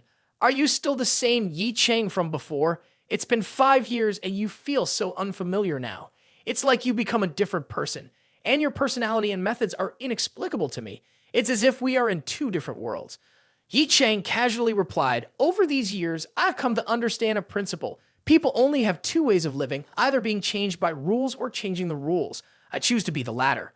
Reaching the door, Ye Cheng reassured Sunjai, don't overthink it. Whatever happens, I will always be myself. Everything is my choice. Having said that, Ye Cheng walked away. Not long after, Ye Cheng arrived at Wang Wuhang's dorm room at Jiangbai University. The 2 discussed the events from the previous night. All the students in the school, upon seeing Wang Wuhang, bowed their heads, afraid to offend him. Some students outside eavesdropped, saying he is the big brother of Wang Wuhang, the most ruthless one in the group. Ye Cheng, feeling uncomfortable, spoke up, interesting, isn't it? Do you want to come in and have a closer look? The frightened students quickly disappeared like the wind, apologizing. Sorry, we've intruded. Please don't harm us. Seeing this scene, the 2 inside the room could only laugh. Ye Cheng said, it seems that after yesterday's incident, no one dares to mess with you anymore. Wu Hang scratched his head. Mess with me? They all avoid me as if I'm the one bullying them. Ye Cheng leaned close to Wu Hang's ear and whispered, "They fear you because they fear my strength. This world operates like that. Everything relies on power. Rules are just tools to constrain the weak. For the strong, rules are mere decorations." Now, speaking up to this point, Ye Cheng took out a book from his clothes. He continued, "Now you have a chance to become strong. I won't force you on what your right choice is." Hearing this, Wang Wu Hang hesitated and took the book. "No need to choose. I absolutely won't allow anyone to bully me or my parents. That's final." Ye Cheng was very pleased with Wang Wu Hang's choice. Ye Cheng added, "This is the Black Cloud Thunder Fist. It will provide you with the answers to grow stronger. Today, you must remember all the contents in it, then destroy it yourself. Never let anyone else discover it." Wang Wu Hang trembled and looked at Ye Cheng. "Brother Cheng, how is this possible? Is this? Yes, this is what you think. Finally, I have to remind you, the path of martial arts is extremely dangerous. The most important thing is to keep your moral principles. If there's anything you don't understand, you can ask me. Next, I'll tell you some things at the ancient martial arts world. You must listen carefully." Ye Cheng carefully conveyed to Wu Hang because Ye Cheng knew he couldn't protect Wu Hang for a lifetime. Wu Hang must have the ability to defend himself. Suddenly, Ye Cheng's phone rang and the caller was Yiling Tian. "Yiling Tian, what's going on?" Immediately, the urgent voice of Yiling Tian came through on the other side. "Dian Zhu, something big happened. Miss Hiru Shu has been taken away, and the people I arranged to protect her have all been killed." Upon hearing this, Ye Cheng was extremely agitated. He forcefully composed himself and asked Yiling Tian, "Is it the people from the He family who took her away, Dian Zhu? Not from the He family?" Yiling Tian on the other end hurriedly explained, "From the wounds of my subordinates, I realized that it was a martial artist who attacked. I'm sorry, Dian Zhu. Ling Tian is willing to accept punishment.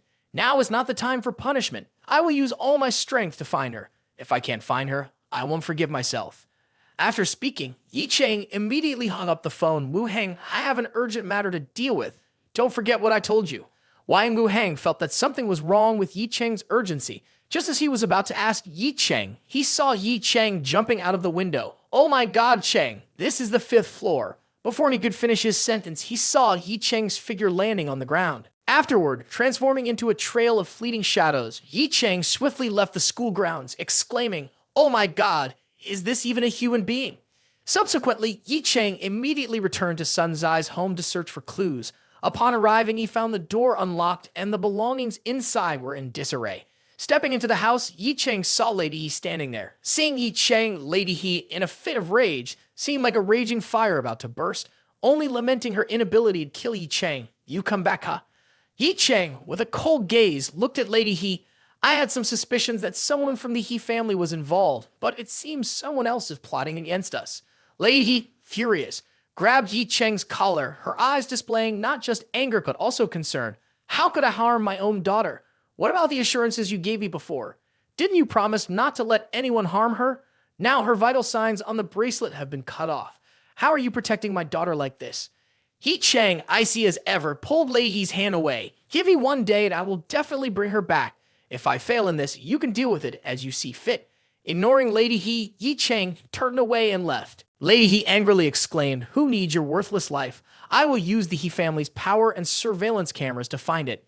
Ignoring Lady He, Ye Cheng entered Hiru Su's room and sat cross-legged to sense the surroundings. After careful examination, Ye Cheng detected the presence of the infuriated aura of a martial arts master, likely a clan master. "The one who abducted Hiru Su is likely targeting me. Despicable." Ye Cheng tried to calmly think. Currently, he has 3 powerful allies: Bai Lai Bing, Jin Jingen, and Zhu Zhang. Their network of relationships is bound to be helpful in this matter. While pondering, Ye Cheng's phone rang again. Picking up the call, a low, slightly mocking voice echoed through the phone. "How does it feel now, He family's waste? Are you in a hurry?" Ye Cheng's eyes narrowed with a burst of murderous intent. His voice is cold as ice. "It seems you're playing games. I don't know who you are. I don't care about your intentions. I'll give you one chance now to release her immediately, and I'll consider this matter closed. But if you persist, I'll tell you for 5 years, I've made many people experience nightmares. I will find you, and your end will be gruesome." The person on the other end seemed to have some trouble grasping the script, as if there were errors. They spoke. "It seems you still don't understand." At this point, Ye Cheng hung up. Of course, he knew the other person was just calling to taunt him. Ye Cheng had his own method. He took a strand of Hiru Xu's hair and began to sit down, using techniques to locate Hiru Xu. Ye Cheng sat, arranging symbols with his right hand, continuously chanting an incantation. Tao is the origin of all things. Clear the fake to reveal the true. Balance the yin and yang. Soothe the mind. Connect with the divine. Align with nature. Eliminate disturbances. 3 poisons vanquished. Internal clarity. Boundless mind. The mystical symbols surrounded Ye Cheng more and more. Now, Ye Cheng bit his finger and a stream of fresh blood sprayed out, forming a flame. At the same time, Ye Cheng shouted loudly, penetrating the essence of life, seeking the truth in the heavens and earth. In Ye Cheng's mind, images appeared, a container, a crane, and a rotating license plate. Suddenly, Ye Cheng's eyes opened wide, blood surged, and he forcibly suppressed it, swallowing a mouthful of fresh blood. This tracking technique was indeed effective, but it had a considerable toll on the body. Fortunately, it didn't affect him too much, though there might be some issues with advancing in cultivation. Despite the pale face, an icy and calculated demeanor emanated from Ye Cheng. The entire house fell into a deathly silence. Now that I know where you are, I will uproot you like weeds, he declared. Meanwhile, in Bailan Port, Jiangcheng, a man who had just called Ye Cheng wore a troubled expression. He lamented, "This situation doesn't seem right. I had a hostage in hand, planning to threaten him over the phone, but now it's the opposite. He's threatening me, and to make matters worse, he hung up first. What kind of demonic entity is he?" Chuang Bao Gu, approaching from a distance, asked Chuang Tong, "Is that young man very panicked?" Chuang Bao Gu looked pleased and said, "When did that young man show up on the internet?" Chuang Tong, sweating nervously, replied, "He threatened me once, then hung up. I didn't even have a chance to give him my address. I'm suspicious. Does he really want to save the woman?"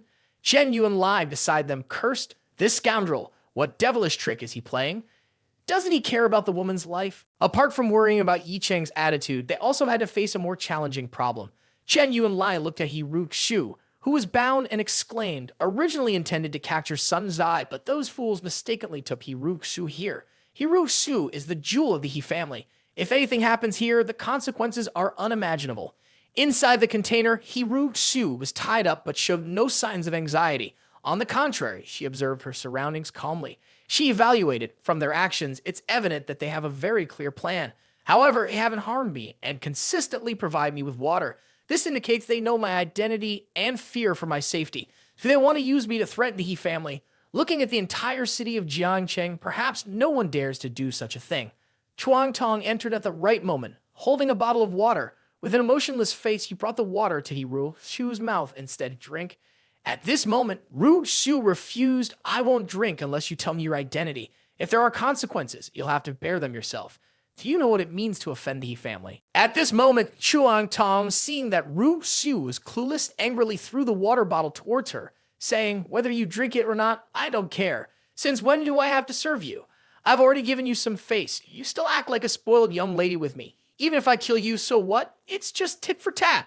Chuang Tong was burning with anger. At this time, the sensor on his belt sounded an alarm, signaling someone's arrival. He could really think it was Ye Cheng. However, anyone who discovered this had to be silenced. He left Ru Xu's side and outside witnessed a horrifying scene. Ye Cheng stood coldly amidst the corpses of his subordinates. Seeing Ye Cheng's icy gaze, Chuang Tong shuddered. When Chuang Tong appeared, Ye Cheng, holding one of the captives by the neck, smiled maliciously. "Ha ha ha, another one comes."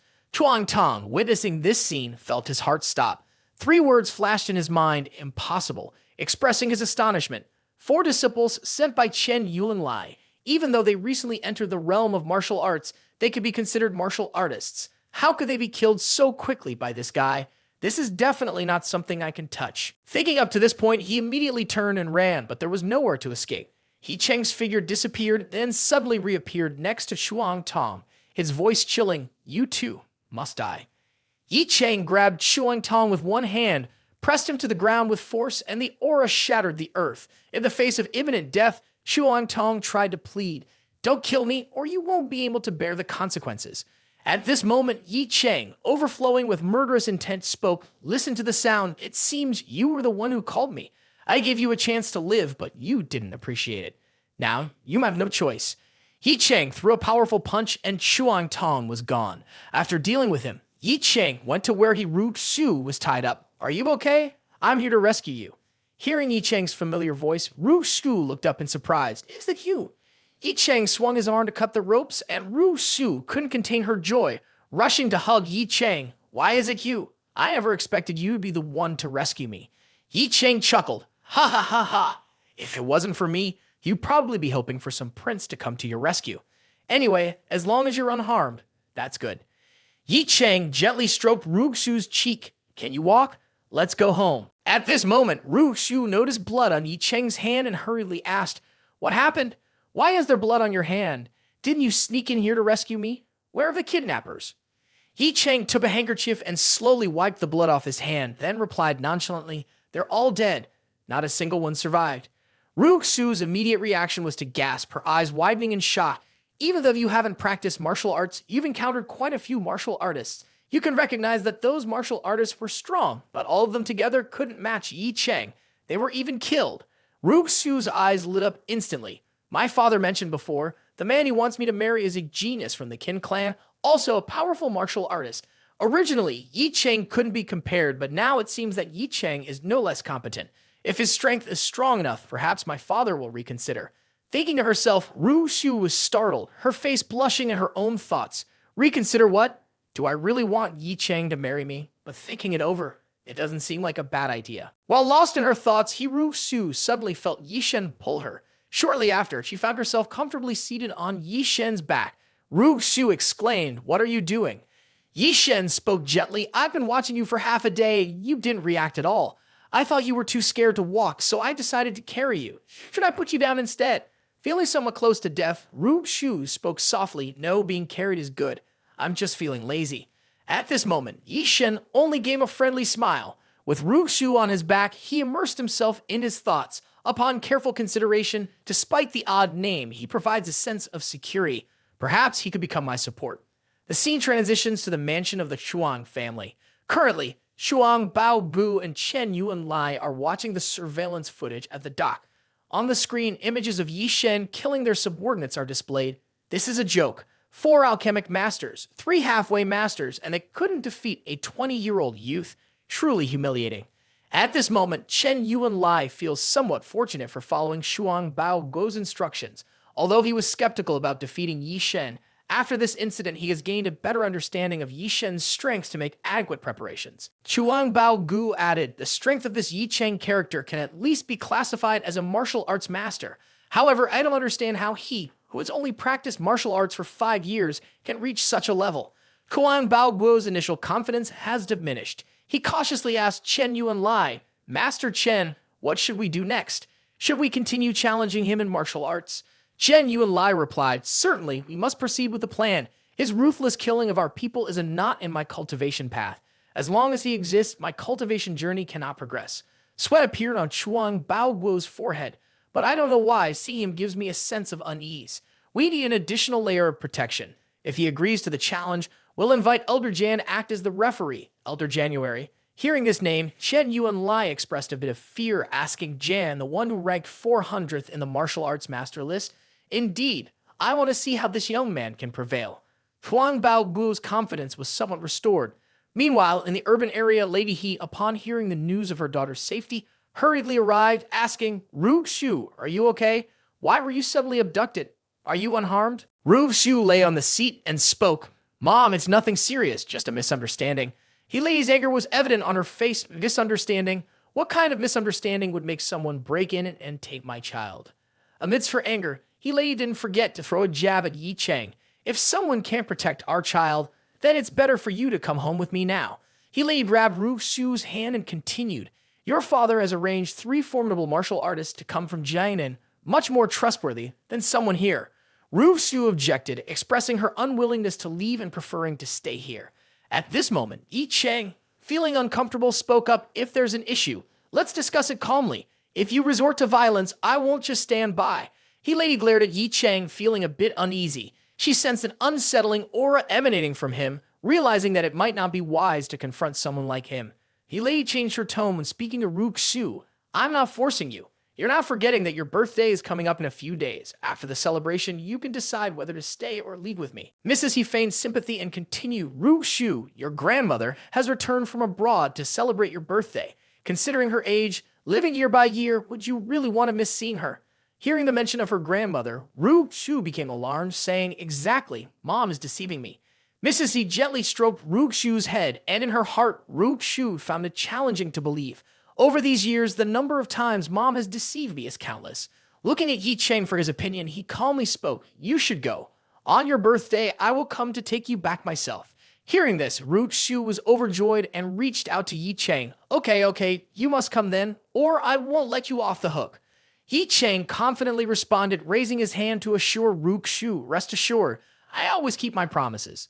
At this point, for Ye Cheng, having Ru Xu return was the best choice. Staying here after the recent dangerous events was not advisable.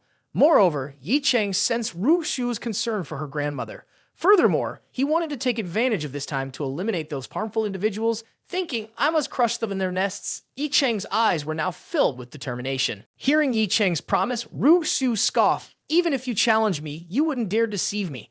After that, she happily agreed to return home. At this moment, Ru Xu suddenly remembered something and hurried back to her room.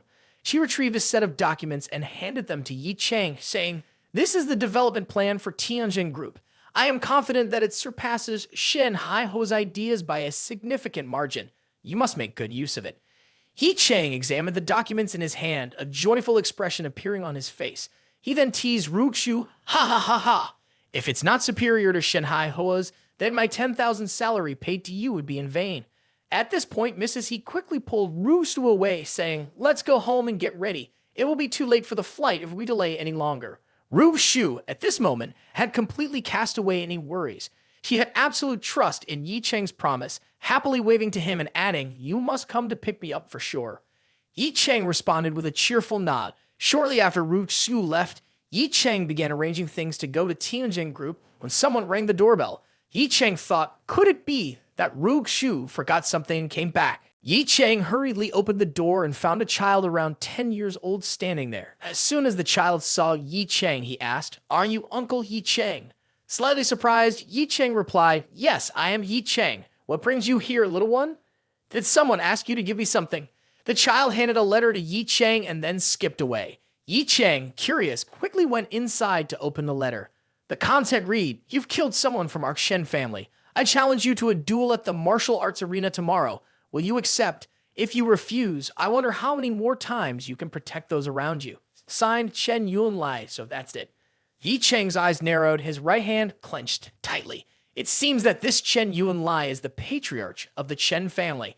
He's the one who targeted Ru Xu. If I refuse now, Sun Zai and Ru Xu won't be safe. Since you willingly delivered yourself to my doorstep, it saves me the trouble of finding you. I'll reunite your entire family. While Ye Cheng was seething with anger, there was a persistent knocking on the door from outside. Ye Cheng opened the door and encountered Jin Jingyan. Seeing Ye Cheng, Jin Jingyan hastily spoke, "Mr. Yi, have you received the challenge letter from the martial arts arena?" Ye Cheng was taken aback and then presented the letter asking, "How do you know about this?" "How did you know? I just received it." Ye Cheng was also surprised at Jin Jingyan's sharp awareness. Jin Jingyan quickly explained, "Mr. Yi, the martial arts arena has already issued an announcement. Now, all major forces in Jiangcheng are aware of this battle. The martial arts arena is a place for martial artists to settle disputes. Once you step onto the arena, it's a matter of life and death. Chen Yunlai clearly intends to kill you on the martial arts stage." Ye Cheng's expression remained puzzled, and Jin Jingyan continued, "Mr. Yi, please reject this challenge letter quickly. As long as you don't agree, Chen Yunlai won't be able to do anything to you." Only now did Ye Cheng speak up. "Why should I refuse? I'm actually upset about not finding Shen Yunlai. If he willingly offers himself like this, I can just kill him." Hearing this, Jin Jingyan's face turned pale, and he sternly said, "Mr. Yi, you don't even understand Shen Yunlai's true strength. Over 10 years ago, he entered the Grandmaster realm, and he has been cultivating in Vodi Mountain for many years. It's said that he obtained an extremely powerful martial art technique back then. Afraid of others spying, he secluded himself in the mountains for cultivation. Even our fathers wouldn't dare to provoke such a person." Ye Cheng could only helplessly sigh. "Stop advising me. I must go to the martial arts arena. I appreciate your goodwill. Goodbye." After saying that, Ye Cheng entered the house. Jin Jingyan didn't expect Ye Cheng to be so stubborn. She knew that Ye Cheng's strength was considerable, capable of easily killing Shuang Wenlin, but Shuang Wenlin couldn't be compared to Chen Yunlai. If it weren't for Ye Cheng's debt of gratitude, she wouldn't have come to advise him. Jin Jingyan's face looked sad, and she called her father Dad. "I couldn't advise Ye Cheng. What should we do now?" The voice on the phone sneered, "Our Jin clan has shown him kindness and sincerity. If he wants to die, no one can stop him. Contact the funeral company and prepare a good coffin for him. Since he can't repay kindness while alive, we'll hold a decent funeral for him when he dies. Also, I advise you not to get involved with Ye Cheng, no matter how extraordinary he might be. Someone who doesn't know when to retreat will not achieve success." Jin Jingyan could only silently follow the advice. Outside, people were worried, while inside, Ye Cheng was furious. That woman Jin Jingyan, can't she say fewer words? An old man from the Chen clan, what's the big deal? With one hand, I can kill him. While marveling at the situation, Yi Lingshan called. Ye Cheng picked up the phone. "Yi Lingshan, what's up?" Through the phone, Yi Lingshan's urgent voice came, "David Zhu, Chen Yuan Lai is very powerful. His strength could easily place him in the top 600 of the master's ranking. Should I send someone to assassinate him?" Ye Cheng casually responded, "No need for that, I can handle it. More importantly, how are the bodies at the port being dealt with? Don't create chaos for the people. That matter has already been taken care of. Dan Zhu, I heard that Chen Yuan Lai possesses a special martial art, extremely powerful and unbeatable." As Yi Lingshan continued, Ye Cheng couldn't stand it and hung up. Ye Cheng, tired, lay back on his chair. "I admire you. Already said I can handle it, yet they still keep bothering." Not long after, Zhu Zhang called. Like those before, he advised Ye Cheng not to accept the challenge. After a while on the phone, Ye Cheng angrily threw the phone onto the table. "Oh my, everyone keeps calling incessantly. Yi Lingshan, Zhu Zhang, Bai Lai Bing, Zhu Ren Dei. Each of them called, but not a single word of support. They all say I'm seeking death. These people are truly excessive, thinking I'm so weak." At this moment, Shen Hai Hoa called again, and Ye Cheng answered, "What? You also want to advise me not to seek death, right? Today, let me make it clear to everyone. All your advice is useless. Tomorrow, I will definitely go." Over the phone, Shen Hai Hoa's puzzled voice came, "What do you mean seeking death?" It was only then that Ye Cheng remembered that Shen Hai Hoa and Sun Zai hadn't touched the realm of martial artists. Disregarding Ye Cheng's meaningless words, Shen Hai Hoa spoke, "Lai, sir, there is currently a significant issue. The medicine we produce has some special characteristics, and the provincial drug supervision doesn't approve it. The pressure is high now, and we need sir to find a solution. I have informed you now." After that, Ye Cheng hung up. For Ye Cheng, this matter was easily solved. Just need to find Zhu Zhang. It should be no problem. Today was Ye Cheng's day, and one call after another came in. He was feeling overwhelmed with advice, and when he picked up the phone, the caller immediately spoke, "Sir Yi, I am Ying Jing. I hope you can come out and meet with the leader. I've been waiting outside." This call, Ye Cheng had been eagerly anticipating. While the Zhu family can offer substantial assistance, Ye Cheng pondered that their sphere of influence is limited to the Jianghan province. The Long Hun Strike Team is a nationally recognized special forces unit. Building relations with them wouldn't be a bad idea either. Half an hour later, Ying Jing drove Ye Cheng to a military base, heavily guarded. After numerous security checks, they were finally allowed inside. In the corridor, Ying Jing spoke to Ye Cheng. "Mr. Ye, my apologies for reaching out so late. Due to the sensitive mission, it took me a few days to establish contact." Afterward, Ying Jing handed Ye Cheng a green card saying, "Mr. Yi, this is our access card. When you meet the leaders later, I hope you'll gain some insights. Whether for Tianjin Group or for yourself, I hope you achieve the desired results." Ye Cheng examined the card for a moment without saying anything. To gain his insights, we need to observe how the other party behaves. If it's excessive, he can't be blamed, he remarked. At this point, Ye Cheng gave Ying Jing a glance, saying, "You talk quite well. You make it seem like I'm the kind of person who likes to cause trouble." Ying Jing appeared a bit flustered, scratching his head. "Mr. Yi, don't joke. I did mean it that way." Not long after, Ying Jing brought Ye Cheng to a large room. Instead of knocking, Ying Jing performed a serious gesture and spoke loudly, reporting to the chief, "Ye Cheng has arrived. Please let him in." In the meeting room, a solemn sound resonated. Ye Cheng pushed the door open and Ying Jing, with a serious demeanor, waited outside. Inside, Ye Cheng saw a middle-aged man dressed in martial arts attire, standing with his back towards him, hands clasped behind his back, gazing out the window. Although the person made no movements, Ye Cheng could sense that he was a formidable martial artist, displaying absolute strength. In fact, Ye Cheng felt a sense of danger. At this moment, the middle-aged man spoke. "Ye Cheng, a man from Zhejiang province, Jiangcheng city. Father, Yi Hong Tai. Mother, Jiang Pai Dong. 5 years ago, the tragedy in Ninba, Van Ho Mountain Village, claimed the lives of a family of 3. 5 years later, Ye Cheng died and came back to life, returning to Jiangxing and entering the Grandmaster realm. Seeking revenge, he killed the patriarch of the Chen family. Miao Jingu annihilated the Than clan with hundreds dead and mercilessly slaughtered the son of Chuang Baogo, Ninba, a martial arts family.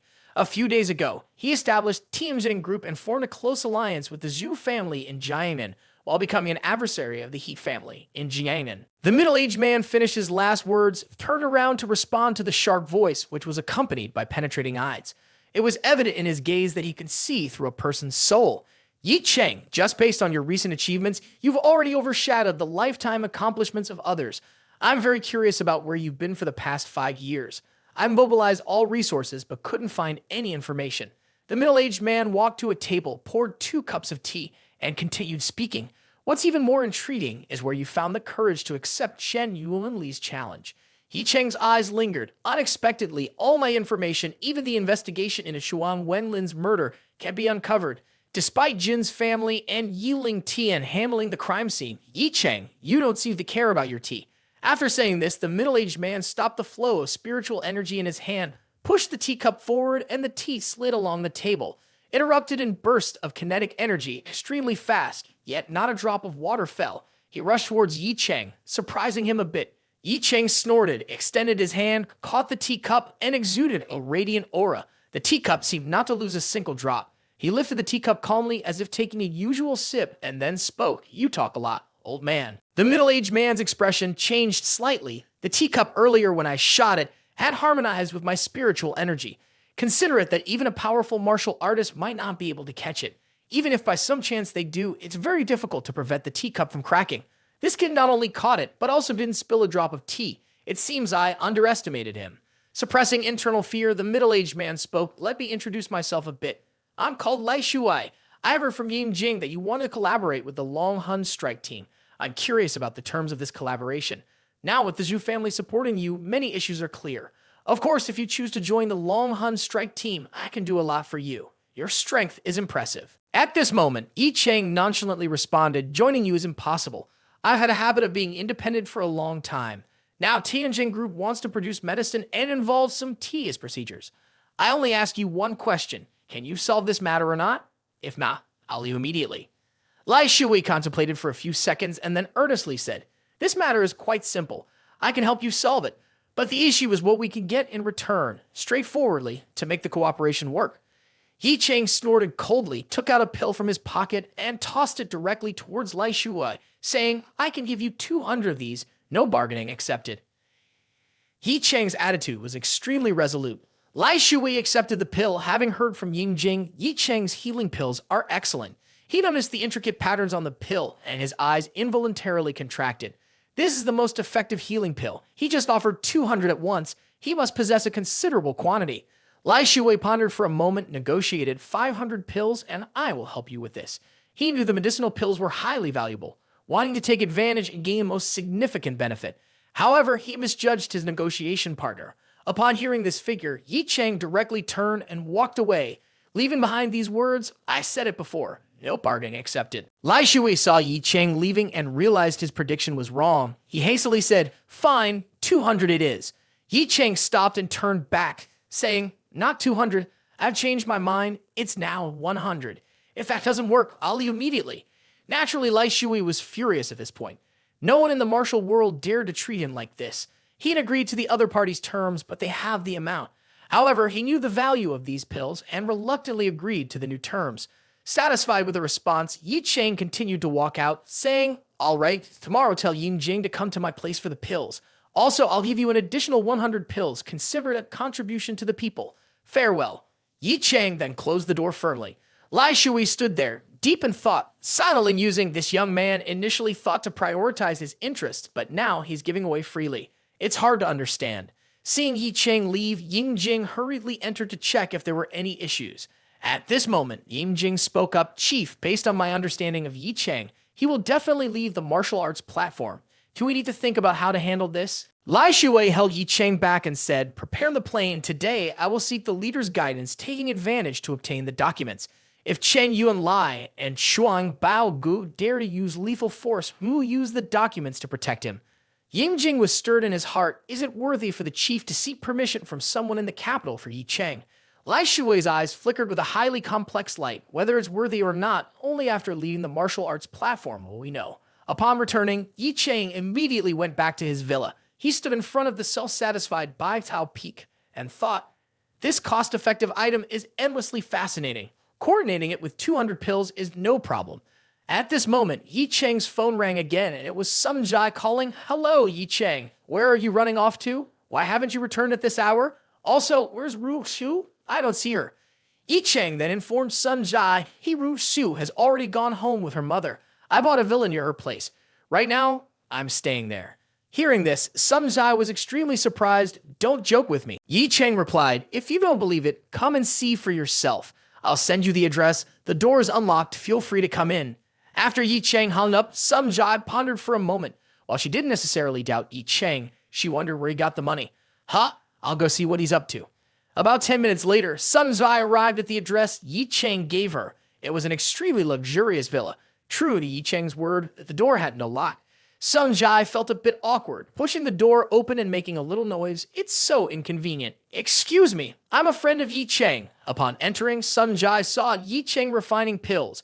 At this moment, Ye Cheng was sitting cross-legged, a golden light enveloping his entire body. In front of him was an ancient pill furnace, flames erupting from Ye Cheng's hands, burning and refining the pill inside the furnace. Oh my, is this real, or am I hallucinating? This is something you'd see in ancient times, not the modern era. After a while, Ye Cheng finally finished refining the pills. He placed the pile of pills into a large bag. Ye Cheng looked at the stack of pills with satisfaction. With this speed, he was confident that he would quickly complete the task of refining 200 pills. Sun Jai stood there, gazing at the scene for a while before regaining her composure and spoke, Ye Cheng, is this really yours? Ye Cheng chuckled and nodded. At this point, there was no need to hide the wealth anymore. Ye Cheng quickly took Sun Jai's hand and pulled her along, saying, let's explore the house a bit. As long as you're willing, we can call this our home. Wandering through the house, Sun Jai was thoroughly delighted. The decorations were extremely luxurious, filled with the finest items. It was indeed the house of her dreams. Every time she passed by this area over the years, she had always felt a sense of admiration. Never had she dared to imagine that one day she would stand in a mansion like this. Sun Jai rushed into one of the rooms, leaped onto the large bed, seemingly oblivious to her attire. She burst into laughter. The bed is so soft, so comfortable. Once you lie down, you won't want to get up anymore. Observing Sun Jai's enthusiasm, Ye Cheng also smiled and said, if you like this house, I'll give it to you. Tomorrow, I'll arrange to transfer ownership to you. Upon hearing Ye Cheng's offer, Sun Jai quickly shook her head. No, what are you joking about? Giving me a house? I don't want it to be transferred. I don't lack just a house from you. Ye Cheng explained that he wanted to express his gratitude to Sun Jai for her selflessness 5 years ago, and she risked everything to bury the 3 members of the Yi family. He believed that merely providing a home was insufficient repayment, especially considering his boundless earning potential.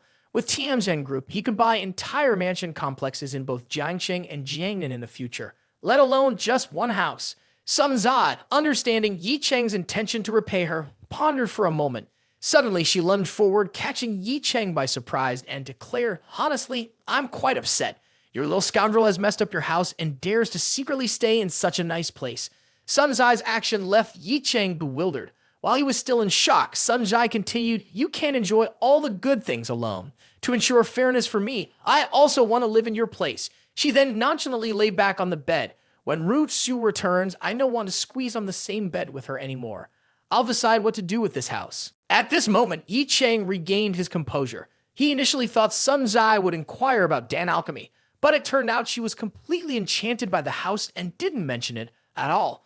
Sun Jai now began teasing Ye Cheng. Thanks to you, my dream has come true today. The night is silent and a moment turns 1,000 gold. If you don't mind, I'll serve you tonight.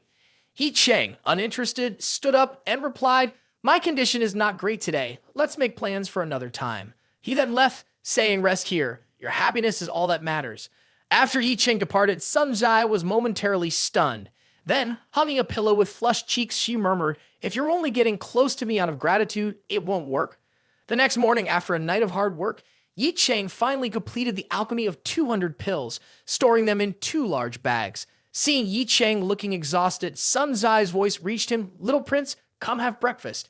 Tomorrow is Ru Xu's birthday. Have you decided what gift to give her? Ye Cheng was a bit surprised. Tomorrow is He Shu's birthday, and it's also the time for the martial arts challenge. Time is a bit tight. While contemplating, a bell rang outside, prompting Ye Cheng to stand up and go outside. He thought to himself, tomorrow, I have to quickly resolve things and go pick up Shu. Outside the door, Ying Jing was accompanied by another person. Seeing Ye Cheng, Ying Jing quickly spoke, Mr. Yi, I've come to collect the pills. Ye Cheng glanced at him and handed over 2 velvet bags. Thinking it was a courtesy, Ying Jing extended his arm. Lice, sir, you've been very hospitable. We've already had breakfast at the base. Please keep this for yourself. Ye Cheng raised an eyebrow, giving Ying Jing a look and said, what breakfast? Do you think I'm that kind to you? These are 200 pills. If you don't want them, I'll keep them. Instinctively, Ying Jing hurriedly reached out and took them, his mind a bit blank. Oh my, why would you keep such precious pills in a plastic bag? What if they get contaminated? Ying Jing, looking panicked, quickly turned to the person following him. Bring the vacuum equipment from the car here immediately. The subordinate scratched his head in confusion, but Captain, the blood samples for this mission are in there. Ying Jing scolded, throw it away. If we don't have the samples, we can retrieve them. If anything happens to these pills, we know who to blame. Yes, Captain, I'll take care of it right away. Observing the 2 men's actions, Ye Cheng found it amusing and chimed in, the pills I make are not that delicate. No need for a sealed environment. A plastic bag is enough. If there's any issue, just come find me. 1 compensation for 10 damages. Hearing Ye Cheng's assurance and warranty policy, Ying Jing sighed in relief. Then I can rest easy. He added, my chief instructed me to tell you that regardless of what Chen Yuan Lai or Chuang Bao Guo might do tomorrow, when necessary, we'll intervene. Ye Cheng expressed his gratitude with a nod before heading inside. Concerned about the martial arts challenge, he wanted to seize the opportunity for cultivation. Meanwhile, at a tea house in Jiangcheng, Chuang Bao Gu and Chen Yuan Lai sat on opposite sides with an old man in the middle exuding a terrifying aura. This elderly man is the referee for this martial arts competition, Yuan Jingfu, who has previously held the 400th position on China's Grandmaster rankings. Chuang Bao Gu sits beside him, his face exuding authority. In his heart, he thinks, no matter how many times we've met, he always makes me feel fearful. This is the pinnacle expert in the top 400. Even though Chuang Bao Gu and I have dedicated years to cultivating, moving from the 514th position to the top 500, we still can't compare to him. For the past decade, Yuan Jingfu has been active in Jiangnan province, building his martial arts career while concurrently holding the position of deputy head in the Martial Arts Association of Jiangnan province, a provincial-level martial arts association known for its formidable reputation. Seeing the interesting expressions of the two, Yuan Jingfu speaks up, you two are martial arts masters from Jiangcheng. Did you invite this old man here just for tea? Chen Yuan Lai quickly takes out his silk box and carefully places it in front of Yuan Jingfu, saying, in front of you, Mr. Yuan, we can only consider ourselves junior disciples, not worthy of being called masters. This is a humble token of respect from your juniors. Yuan Jingfu is accustomed to the sight of weaker individuals presenting gifts seeking favor. It's quite a common occurrence. At this moment, Chen Yuan Lai effortlessly opens the gift box, stating, this item has extremely potent effects, and for martial artists, it can undoubtedly be of great assistance. Seeing the gift in the box, Yuan Jingfu appreciates its generosity and exclaims, 1,000-year-old ginseng, truly generous of you. This is an excellent gift, a bit pricey, but worth it. Only you, Mr. Yuan, are deserving of such a gift. Yuan Jingfu gazes deeply at Chen Yuan Lai, nodding in approval. You're quite skilled. Train for another 2 years at home, improve your realm a bit more, and you can try applying to join the Martial Arts Association of Jiangnan Province. Chen Yuan Lai blushes and is somewhat excited, quickly raising his cup to express gratitude. At this point, Chuang Bao Gu also joins the conversation, addressing their important matter. Mr. Yuan, tomorrow, Master Chen and that kid at the martial arts arena will have a match. I wonder if Mr. Yuan has any thoughts on this. Seeing through the veiled intentions, Yuan Jingfu smiles and says, the opponent is... Chen Yuan Lai immediately shakes his head and says, no, Mr. Yuan, you should not underestimate that kid. I've heard that he acquired a miraculous pill from an auction. After consuming it, one can enhance their strength. I fear that if this kid uses that pill against me, it wouldn't be a fair match. Moreover, that kid has already uttered threats, declaring his intention to kill me at the martial arts arena, even stating to others that even with you, Mr. Yuan present, he cannot be stopped. This is Chen Yuan Lai and Chuang Bao Gu, who had negotiated the previous day. Upon arriving here in front of Yuan Jingfu, they expressed their concerns and complaints about Ye Cheng, especially upon learning about Ye Cheng's use of forbidden pills without respecting Yuan Jingfu's position. Unwilling to accept this disrespect, Yuan Jingfu slams the table forcefully and declares, he dares. With Yuan Jingfu here, if he uses forbidden pills to defeat you, I will make him kneel in front of you and take responsibility for his actions. Shuang Bao Gu, hearing the strong support from Yuan Jingfu, feels elated. Yuan Jingfu, with the status of a top martial arts referee, is also a high-level martial artist. With support from such a master, Ye Cheng is unlikely to escape a grim fate. Yuan Jingfu suddenly has a thought, looking towards Shen Yuanlai with curiosity and says, this martial arts event was initiated by you this time. Is there a deep-seated grudge between you and that guy Ye Cheng? Upon hearing the question, Shen Yuanli's body trembles, and his eyes reveal a glint of bloodlust. This person killed my son and grandson, leaving the Chen family with a bleak future. I cannot let this vengeance go unanswered. Yuan Jingfu is momentarily stunned. Before he can say anything, Shuang Bao Gu speaks up. This guy is cruel and bloodthirsty, killing people without hesitation. My son, Shuang Wen Lin, won an elixir in an auction, and this person showed intense hatred, ruthlessly murdering my son.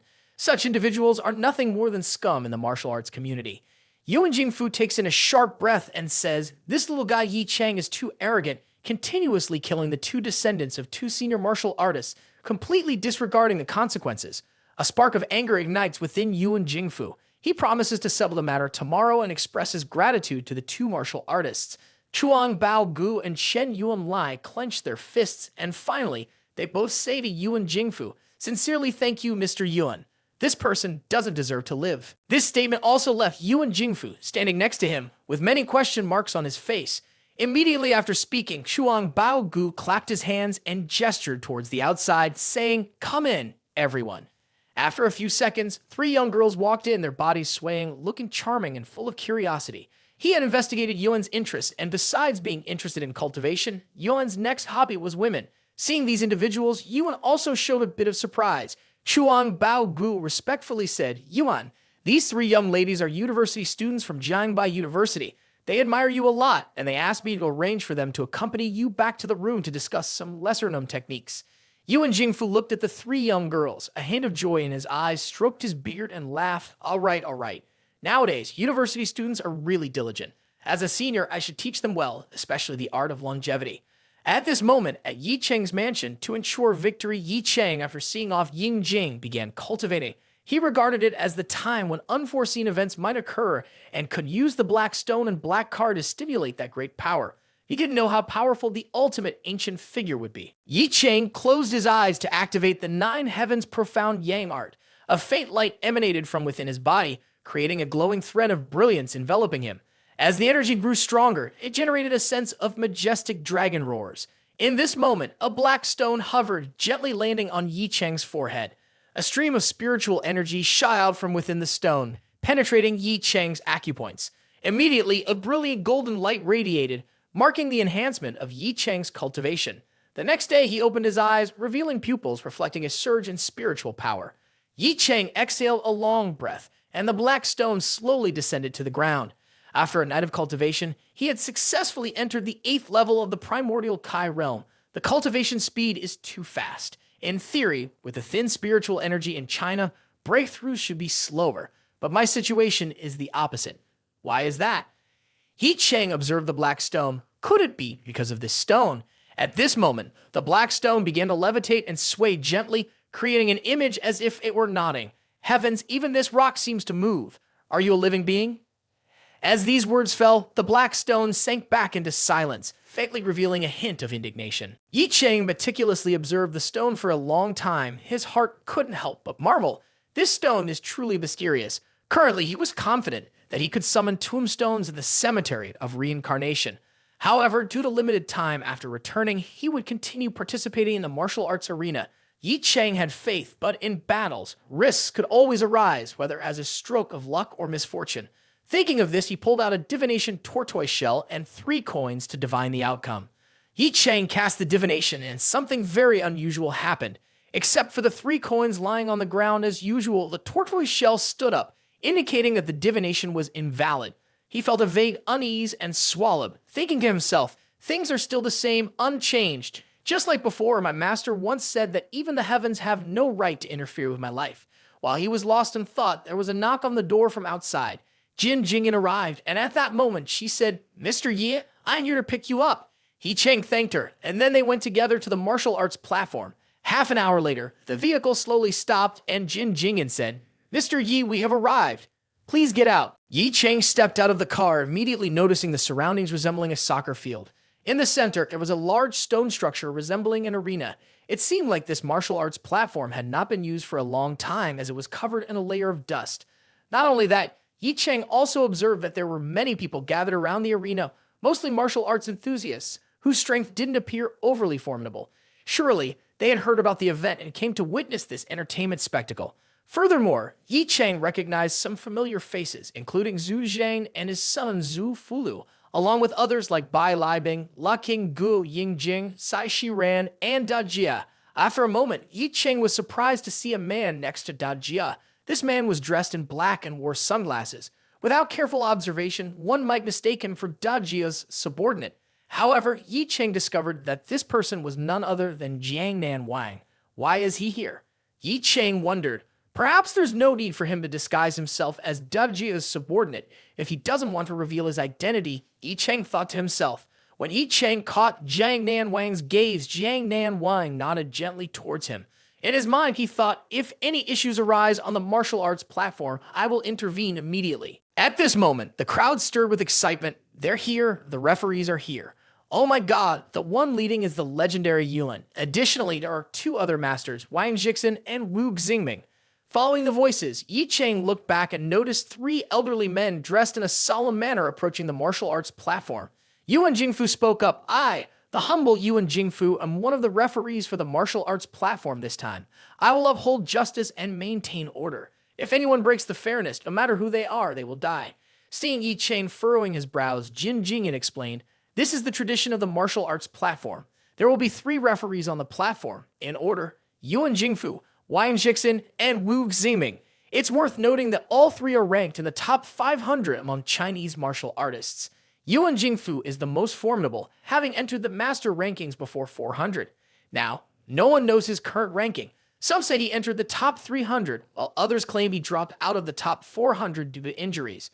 Ye Cheng looked at the 3 with a cautious gaze. Their martial aura is extremely strong.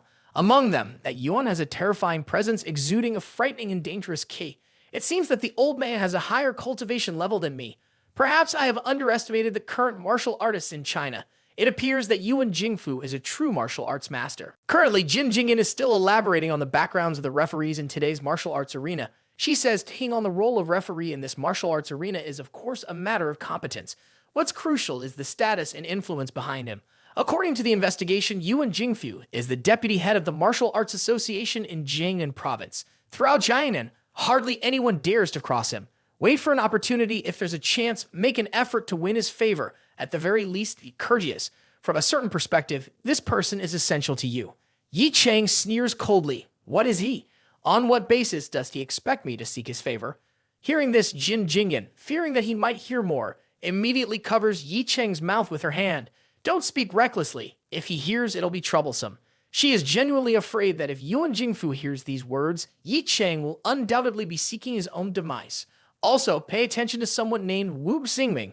O family is a martial arts clan in Jiangnan Province with strong internal connections. Jin Jingyan continued, if you can establish a good relationship with this person, even Shen Yuan Lai wouldn't dare to touch you. Jin Jingyan intended to add more, but on the martial arts stage, the drumbeat echoed and Yuan Jingfu's solemn voice resonated. Di Cheng, Chen Yuan Lai step onto the stage. In the next second, Chen Yuan Lai and Ye Cheng jumped onto the martial arts stage. Seeing Shen Yuan Li's curious gaze, Ye Cheng, with a sharp look, said, "Oh, so scared, I might have to kill you." As Ye Cheng appeared on the stage, people everywhere took a deep breath and some even began to mock Ye Cheng. This trash has no right to stand on the martial arts stage with Chen Clan's master. He's cunning, trying to gain some fame on the martial arts stage before dying. This desperate act is the first time I've seen it. Chen Clan's master will surely kill him. Ha ha ha ha. Laughter filled the air, and amidst the noise, Wu Xingming's eyes swept across everyone sternly. If anyone utters nonsense again, don't blame me for being impolite. The crowd fell completely silent. After quelling the commotion, Wu Xingming looked at Ye Cheng with a profound gaze and sighed. It's truly regrettable. A young master like you, a genius among geniuses, has to die here. Such a pity. At this moment, Ye Cheng and Chen Yuanlai exchanged glances and their spirits erupted with determination. Amidst the crowd, Yu and Jingfu spoke loudly. This battle is taking place, indicating that the two have entered into a life and death agreement. Even so, I hope you both can show restraint and avoid unnecessary casualties. Now, I declare the martial arts stage open. Yu and Jingfu waved his hand, and a second later, the bell rang, officially commencing the martial arts stage. Chen Yuanlai glared at Ye Cheng, his eyes filled with rage and bloodlust. My descendants have done nothing to offend you. Why must you kill them? Ye Cheng raised his head, gave Chen Yuanlai a cold look, and said, They brought this upon themselves. Today, as I eliminate you, the Chen clan and Ye Cheng will become history. Hearing this, not only did Chen Yuanlai laugh, but everyone under the stage also joined in. The outcome of this martial arts stage is clear to everyone. Ye Cheng is still bragging, wanting to kill Chen Yuanlai. Hasn't he learned his lesson yet? Jin Jingyan couldn't help but shake his head. This Ye Cheng is not only dead, but he also talks big. Chen Yuanli's smile lingered and his icy killing intent surged. We'll see if you have the ability. As his words fell, Chen Yuanlai immediately circulated his vital energy around his body. On the contrary, I have to see how this dog, Yi Hong Tai, managed to raise such a dog. Die for me.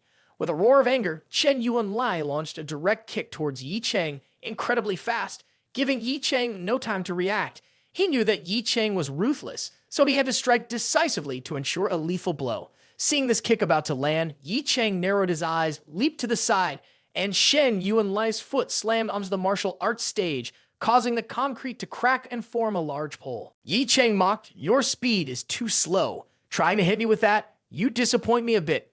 Furious, Chen Yuanlai roared and rushed forward, unleashing a series of 10 consecutive strikes towards Ye Cheng.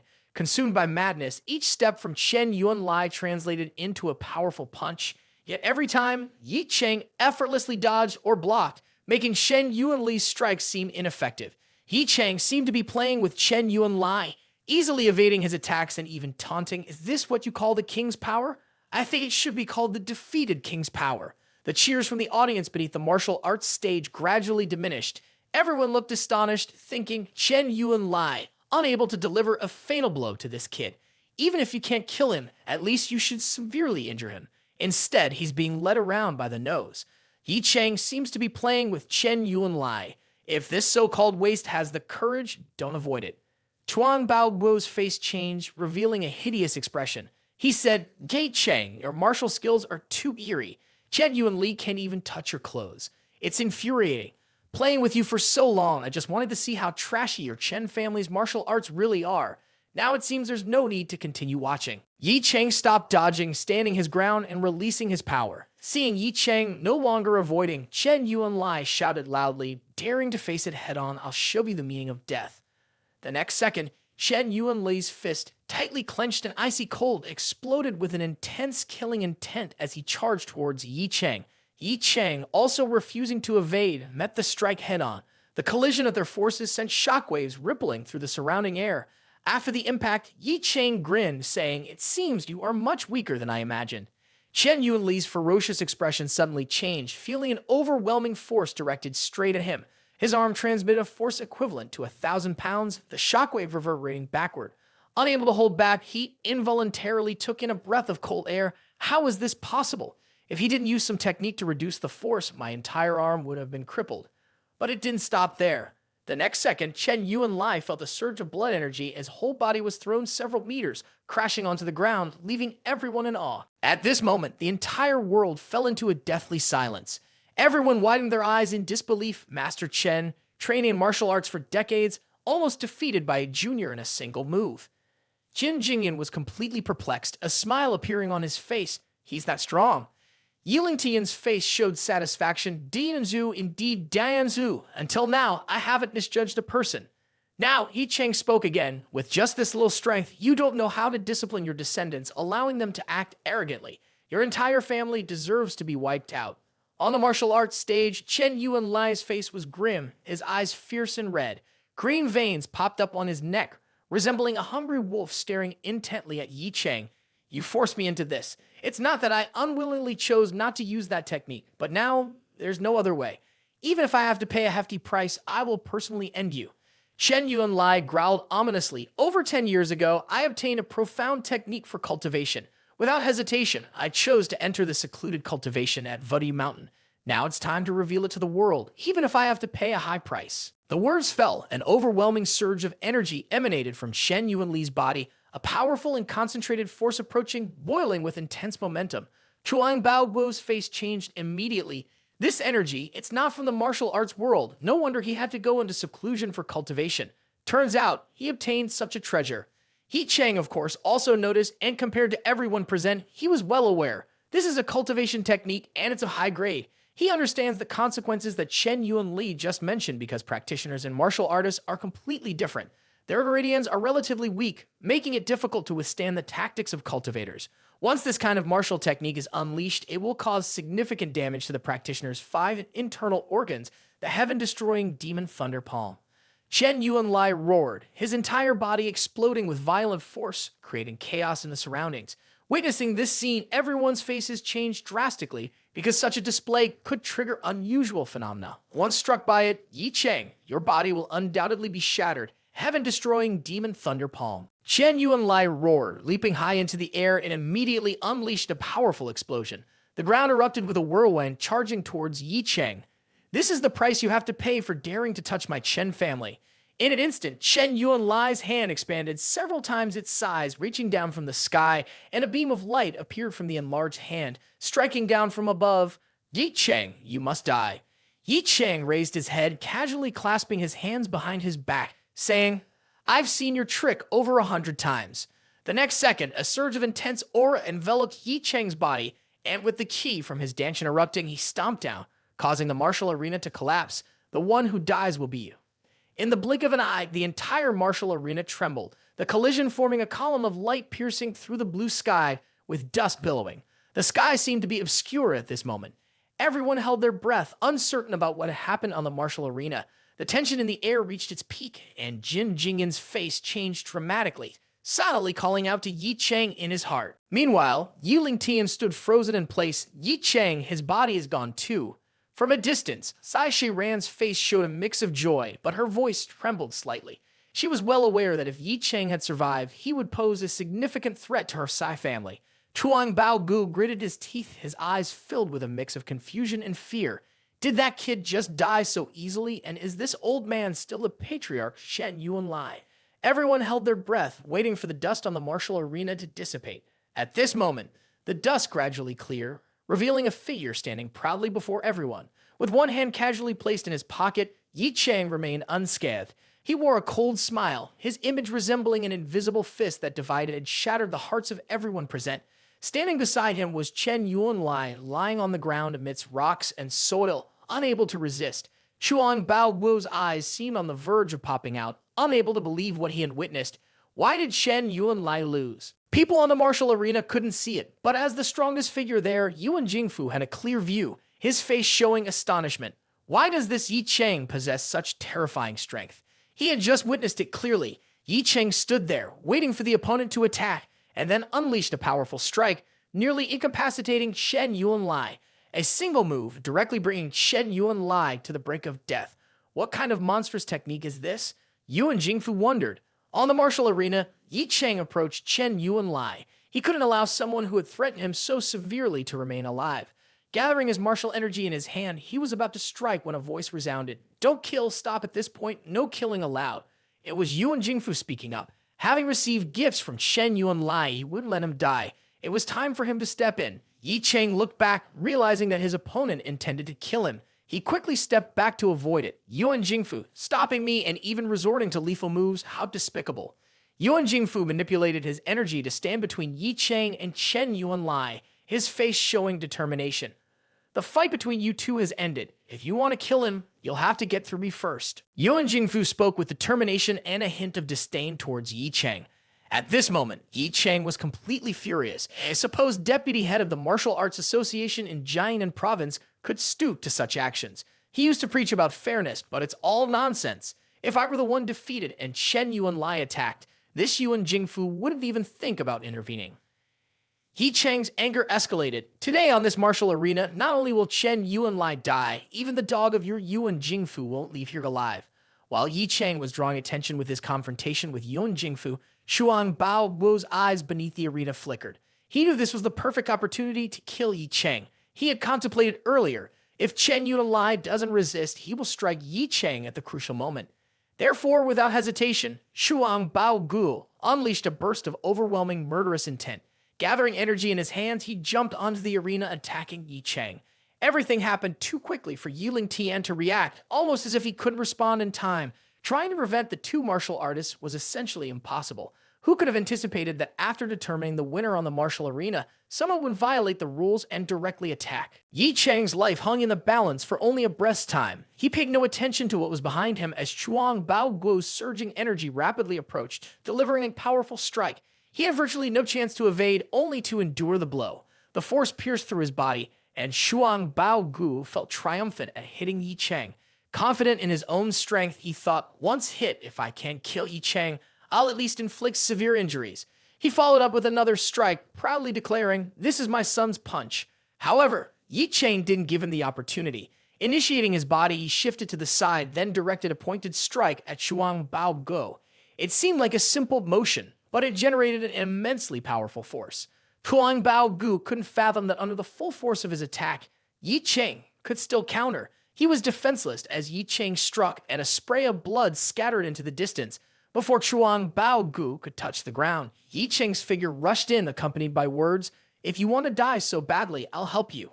With incredible speed, Ye Cheng unleashed a series of strikes on Chuang Bao Guo, the force penetrating through the entire skeletal structure, shattering bones throughout his body. The sound of Ye Cheng echoed, "You shouldn't have come here, really shouldn't have." The Jiangqing martial arts family, the Chuan clan, perhaps from today onwards, the Chuan clan will disappear forever from Jiangqing. The two judges, Wang Jixin and Wu Xingming, were sweating profusely, their mouths gaping and their eyes wide open.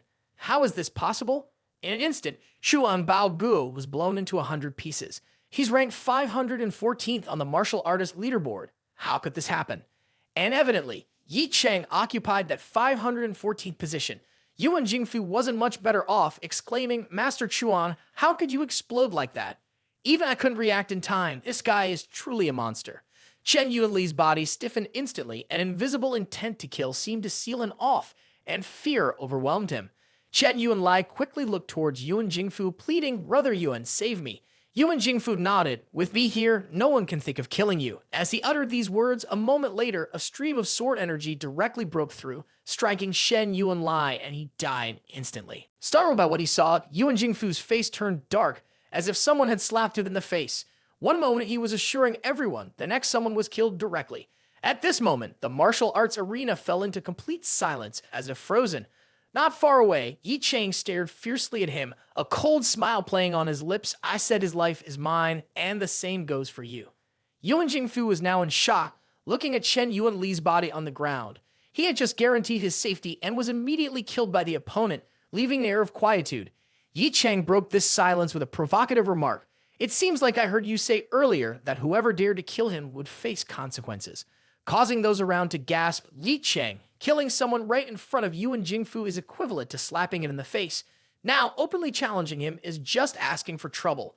People couldn't help but swallow hard. The boy clearly had his fate decided.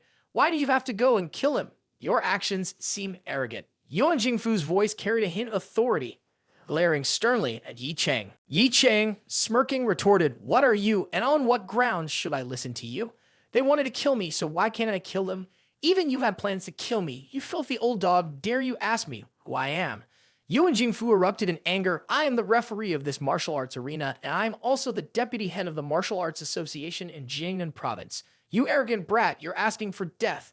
Do you not wish to live anymore?" Ye Cheng sneered. "Someone is indeed about to die, but it might just be you, old man."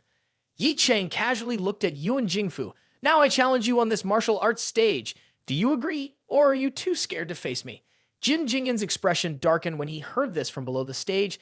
This kid is seeking death, daring to talk like that to Yuan. Even if Yuan decides to kill him, no one can say anything. Zhu Fulu glared at Ye Cheng. Chen Yuanlai and Shuang Bao Guo combined can't compare to Yuan Jingfu. "Mr. Yi, you are too arrogant." Next to him, Zhu Jane also broke into a sweat. Offending Yuan Jingfu is akin to offending the entire Jiangnan Martial Arts Association. Even if we don't consider lineage, Mr. Yi may find it difficult to survive in the realm of martial arts. Yuan Jingfu, unable to suppress his anger, swiftly moved towards Ye Cheng, channeling his internal energy into his palms to create sword energy, saying, "It seems you have a bit more courage than those other two."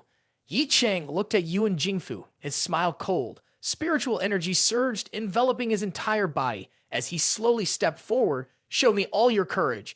Just as the two were about to collide, a figure appeared between them, and it was Wu Xingming, who said, "Master Yuan, you are a highly respected martial artist in Jiangnan, and also the referee in this grand martial arts event. Why would you resort to violence against a young disciple like this?" Yuan Jingfu frowned slightly, his tone displeased. "Wu Master, don't you see that this person is a murderer? Not only that, he is also disrespectful to the referee. According to reason, he should be punished." Wu Xingming shook his head and said seriously, "Master Yuan, firstly, on the martial arts stage, this junior's act of killing Shen Yuanlai is in line with the rules. They had a signed agreement, and although the methods were a bit extreme, it still adheres to the martial arts arena's conventions. Secondly, Shuang Bao Gu acted surreptitiously, breaking the rules, which deserves punishment. Consider this junior's non-lethal approach as my intervention." At this moment, Wu Xingming looked directly at Yuan Jingfu and said, "Thirdly, Master Yuan, as a referee, why did you allow someone to act covertly on the martial arts stage? Why did you not intervene? Everyone here may be wary of Yuan Jingfu, but I, Wu Xingming, am not afraid." Yuan Jingfu's face turned dark. "Wu Xingming, what do you mean by this? Are you questioning me? Do you truly believe you can represent the Wu family? I warn you, if you intentionally try to protect this brat, I might as well discuss this with the association president." Yuan Jingfu continued, "You better make it clear. This person and the Wu family have no connection. You don't need to ensure his safety. If I kill him, so be it." Hearing a mention of the association president, Wu Xingming hesitated for a moment. He saw Ye Cheng's potential and didn't wish for him to die easily. Moreover, Yuan Jingfu's behavior was truly excessive. After a few seconds of deep thought, Wu Xingming clenched his teeth and said seriously, "Who says this person has no connection with the Wu family?" He turned to Ye Cheng and said, "Ye Cheng, would you be willing to join the Wu family in Jiangnan province?" As these words were spoken, not only Yuan Jingfu and Ye Cheng were taken aback, but everyone under the stage was also confused. In the next second, countless admirers and envious glances were directed at Ye Cheng. The Wu family in Zhejiang province is a martial arts aristocracy with a history of thousands of years. It has an extremely terrifying internal structure. During the Ming and Qing dynasties, the Wu family was the top family in China. Although it has gradually declined in modern times, it still holds significant influence. The patriarch of the Wu family is also one of China's top martial artists. With such a prestigious family offering an olive branch, Ye Cheng is undoubtedly stepping into the heavens. Under the stage, Sai Shiran's face turned pale. She looked at Ye Cheng with deep regret, thinking, if only she had accepted Ye Cheng from the beginning, none of these things would have happened. With the support of the Wu family, Sai family would undoubtedly rise to the top. However, in this world, there is no room for regret. On the martial arts stage, Yuan Jingfu couldn't help but scold Wu Xingming, "Are you crazy? Do you really want to bring this murderer into the Wu family? What exactly does your Wu family want from him?" In Yuan Jingfu's mind, there was also concern. Unexpectedly, Wu Xingming is so determined. If he truly agrees, there's nothing I can do. Ignoring Yuan Jingfu, Wu Xingming stared at Ye Cheng with bright eyes and said, "How are you considering? If you agree, I will immediately take you away, and no one will dare to touch you." He spoke with confidence. No fool would refuse such a golden opportunity. However, in the next second, Ye Cheng opened his mouth and said, "I'm sorry, I don't need it." Wu Xingming was stunned, thinking he had misunderstood. "What did you just say?" "I don't need it. Do you know this is your only chance to survive?" Ye Cheng responded nonchalantly, "Who needs you to save them?" Once again, he reiterated that he would not accept joining any power, saying, "Today, what I want to do is kill Yuan Jingfu. He has been a constant threat to me, and I absolutely cannot let him leave the martial arts world alive." The martial arts stage immediately erupted with reactions. Sai Shiran stared at Ye Cheng wide-eyed. He naturally rejected the Wu family. Is he being deceived or confused? What a foolish person. This is the dream of many martial artists, and he can't hesitate to refuse. Does he want to die like this? Sai Shiran sighed, "Indeed, mud can't support a wall. A waste is still a foolish waste." Wu Xingming sighed. Ye Cheng's decision caught him off guard, and his face showed considerable discomfort. "Since this is your decision, you must take responsibility for your own life." Wu Xingming flicked his sleeve and walked directly towards the martial arts stage. His voice as cold as ice echoed. Even though I hate to admit it, young people often make mistakes that are irreversible. Yuan Jingfu, at this moment, glared at Ye Cheng with a malicious look. Kid, you have severed your only lifeline with your own hands. In my entire life, I have never seen anyone as arrogant and foolish as you. Ye Cheng, however, didn't care about his words. He cursed Yuan Jingfu. Shut up, fool. Thanks to what happened just now, you can live for a few more minutes. Under the stage, faces twisted with anxiety. Oh my god, am I dreaming? Do they really want to fight? Yi is truly extraordinary. Life is the most important. Yi Lingtian was also extremely worried, unsure of what to do. He didn't know whether he should intervene, but this was Dianju's decision. Brat, I'll kill you. To respect you, I'll let you feel what true despair is. Yuan Jingfu, standing there, transformed into a shadow of doom, resembling a fierce tiger lunging at Ye Cheng. He changed his stance to a walk, with immensely powerful energy gathering in his hand as if tearing through the air. Ye Cheng's eyes lingered, observing the opponent's technique, concentrating his vital energy in his index finger. Little miscellaneous lineage, first move. Pay close attention. Countless ferocious streams of spiritual energy surged towards Ye Cheng, cutting through the space. Without hesitation, Ye Cheng circulated his essence and leaped, saying, "You are indeed formidable, not in the same li as the Chen and Shuang clans." Ye Cheng displayed interest on his face. "Let me sense a bit of your strength. See what a ranked 400 master of your clan is really made of." Yuan Jingfu employed the skyrending sword technique. He concentrated spiritual energy in his fingertips, then struck out, forming numerous threads of energy as sharp as sword blades, accompanied by a violent gust slashing towards Ye Cheng. Under the stage, Wu Xingming, witnessing this, felt extremely anxious. He knew this was one of Yuan Jingfu's renowned skills, using spiritual energy to create a cutting sword, but the true purpose of this move is to restrict the opponent's movement, finding openings to attack. Yet, he uses this technique against a junior. However, at this moment, Wu Xingming was even more surprised by Ye Cheng. He effortlessly avoided Yuan Jingfu's attacks while airborne. It was the first time he had seen someone move so swiftly. Ye Cheng continuously evaded Yuan Jingfu's strikes while taunting him. "Old man, not bad at all. But someone like you, a martial artist, just standing there waving your hands and feet is utterly pointless. Die." Ye Cheng continued to dodge, then took the opportunity to approach his opponent. Currently, Ye Cheng's flying kick was heading towards Yuan Jingfu. Yuan Jingfu, with a cold look in his eyes, a wicked smile on his face, remarked, "You do have some courage. No wonder Shen Yuan Lai lost to you." However, when Yuan Jingfu said this, Ye Cheng felt something was off but couldn't react in time. Yuan Jingfu activated the blood essence in his hand, and in the blink of an eye, before Ye Cheng could react, threads of spiritual energy tightly bound his legs. Yuan Jingfu shouted, "The fish is in the net. Where can you escape?" He exerted force, pulling Ye Cheng forward, saying, "Ha ha ha ha, foolish brat, your death has arrived." Yuan Jingfu laughed loudly as Ye Cheng was being pulled towards him. In midair, Ye Cheng's eyes focused. This martial technique is far inferior to the original. With a little time, I'll break free. However, while Ye Cheng was contemplating how to escape, Yuan Jingfu below shouted, "Second move."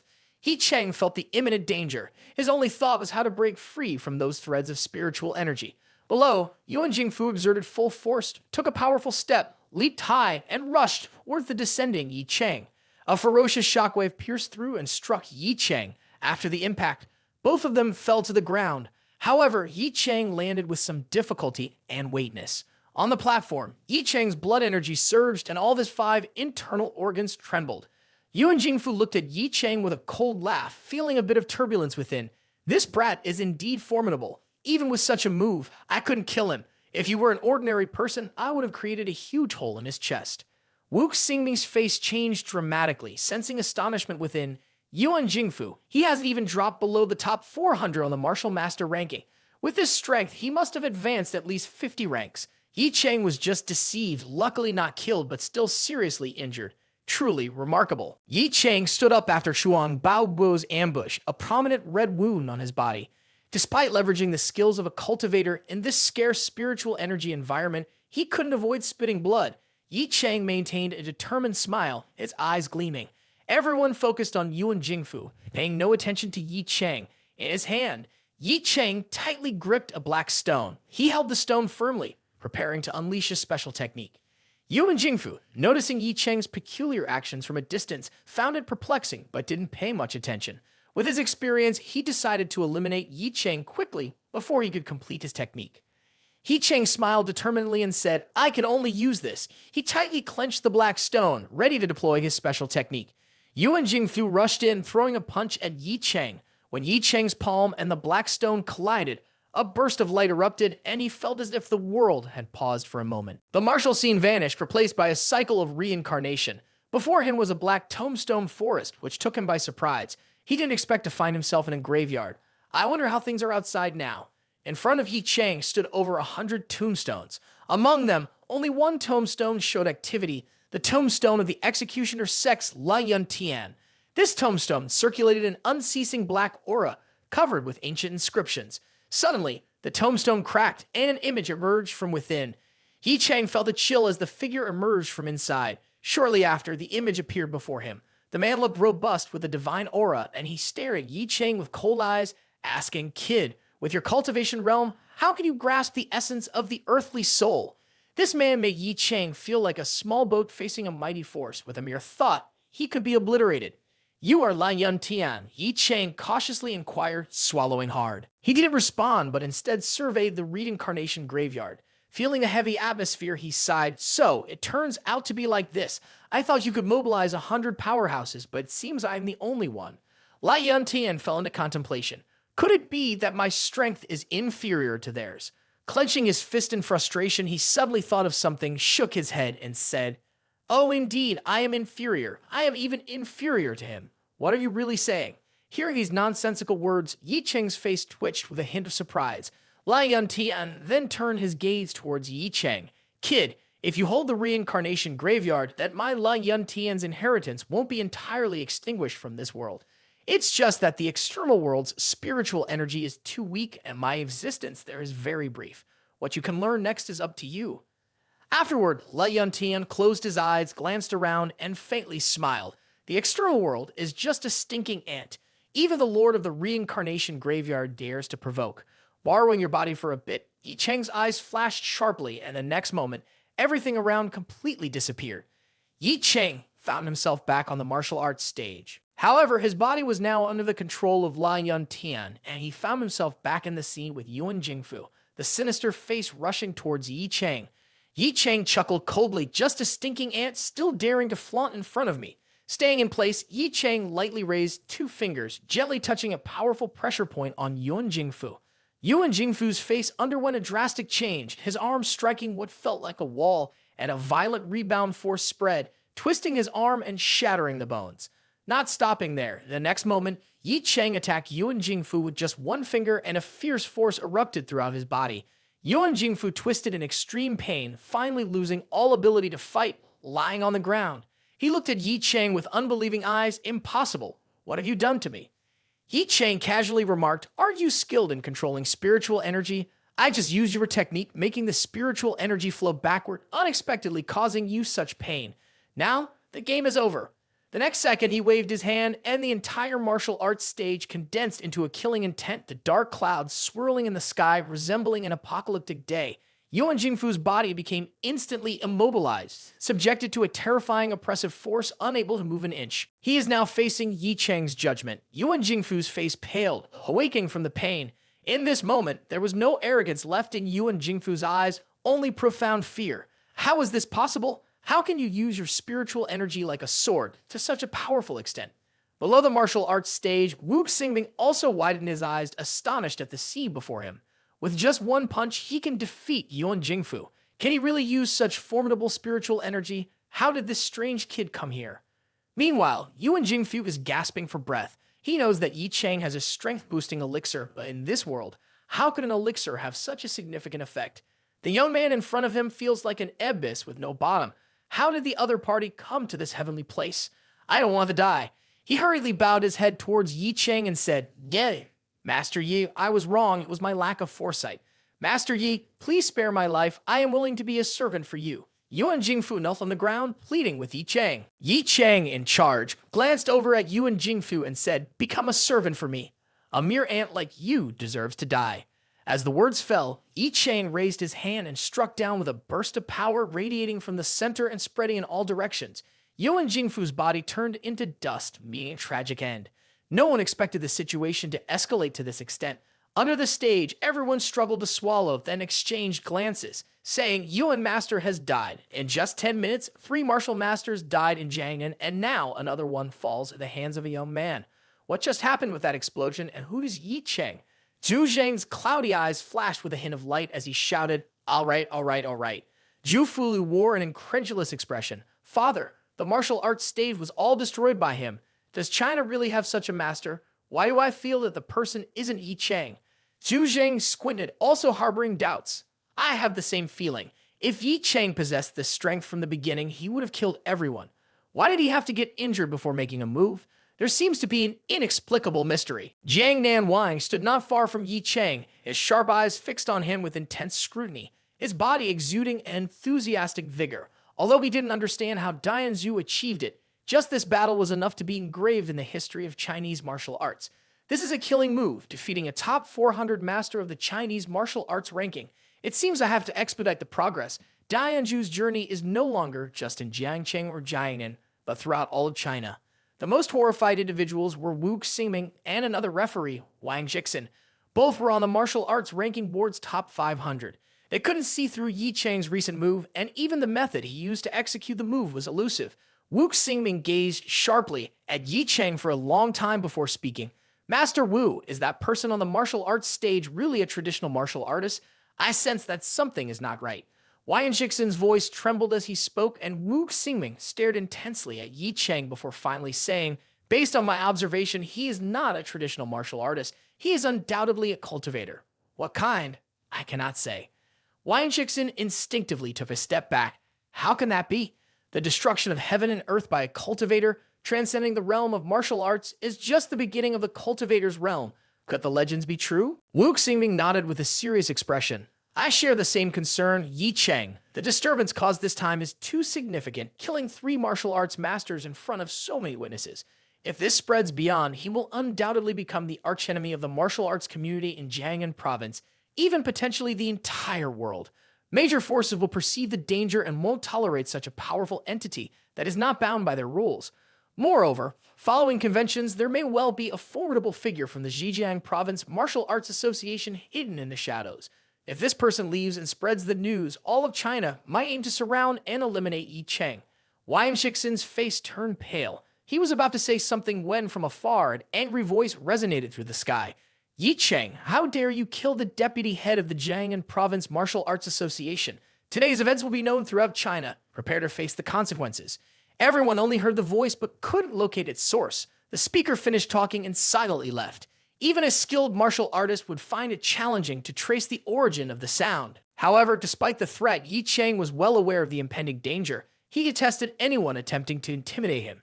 Ye Cheng's lips curved into a cold smile, resembling ice.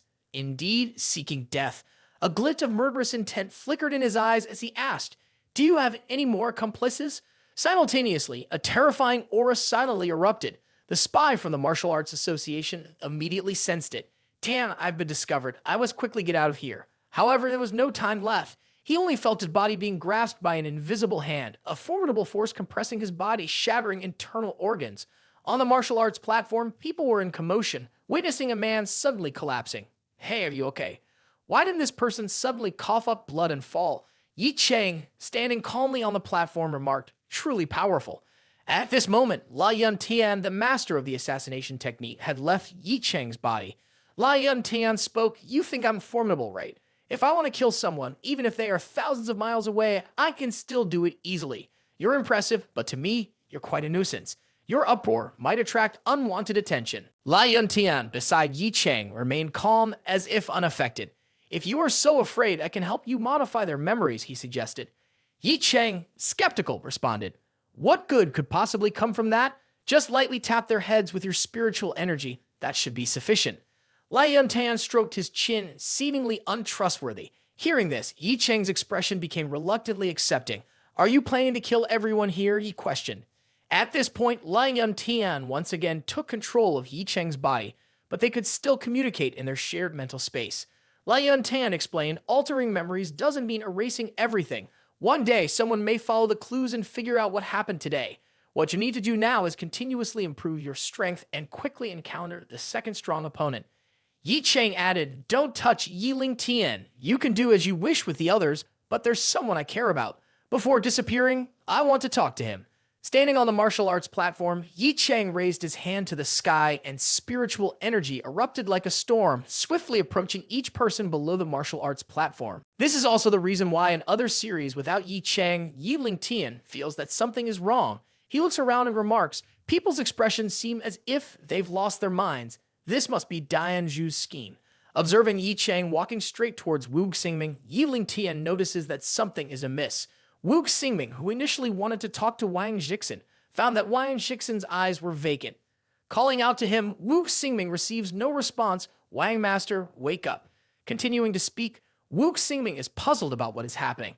In his mind, he hears the words, "You can't wake him up. I've sealed everyone's memories. You have two choices. Either join me or forget everything and continue your ant-like existence." Wu Xingming is stunned but quickly understands. A serene expression appears on his aged face. "What do you want me to do?" Initially thinking it was Ye Cheng, Wu Xingming quickly changes his mind. "Currently, there must be the existence of an extraordinary martial artist here who wants me to be loyal to a junior." In his heart, Wu Xingming contemplates, but the thought is swiftly dismissed. "No martial artists train for strength, and no matter how long I practiced, I can't witness the seed today. Ye Cheng is the strongest person I've ever encountered. Being loyal to him is an unprecedented opportunity." In the presence of such supreme martial prowess, Wu Xingming has no right to resist. Faced with someone who can kill him from hundreds of miles away, he shows firm determination. Wu Xingming kneels before Ye Cheng, declaring, "I, Wu Xingming, willingly become your loyal disciple." Ye Cheng nods and his finger presses, releasing a stream of spiritual energy. "I'll infuse spiritual energy into your mind. If you betray, you'll die from the violent energy." Though eager, Wu Xingming can't help but sweat. "I dare not." With everything settled, Lai Yuntan leaves Ye Cheng's body, leaving a parting message. "I still have some time. Find a quiet place for me to complete my final mission." Ye Cheng turns away, leaving Wu Xingming still kneeling. Shortly afterward, Ye Cheng and Lai Yuntian return to their mansion. In the secret chamber, Lai Yuntian floats before Ye Cheng, saying, "I know you have many doubts, but I don't have much time to explain. You can only ask 3 questions. Lai Yuntian casually speaks. Ye Cheng takes a moment to ponder before asking, "First question, how were you imprisoned in the stone, and why did you have to help me?" Lai Yuntian looks somewhat sly as he gives Ye Cheng a glance, saying, "You've asked 2 questions there. Firstly, we weren't trapped inside that stone. We were confined within the cycle of reincarnation. The stone was merely a tool to contain the cycle. Second, the cycle chose you. You are the Lord of Myriad Realms, the master of the cycle." Lai Yuntian gazes intently at Ye Cheng, stating, "Our only task is to assist you in clearing obstacles, helping you become an invincible powerhouse. Now, you have one last question." At this point, Ye Cheng contemplates deeply.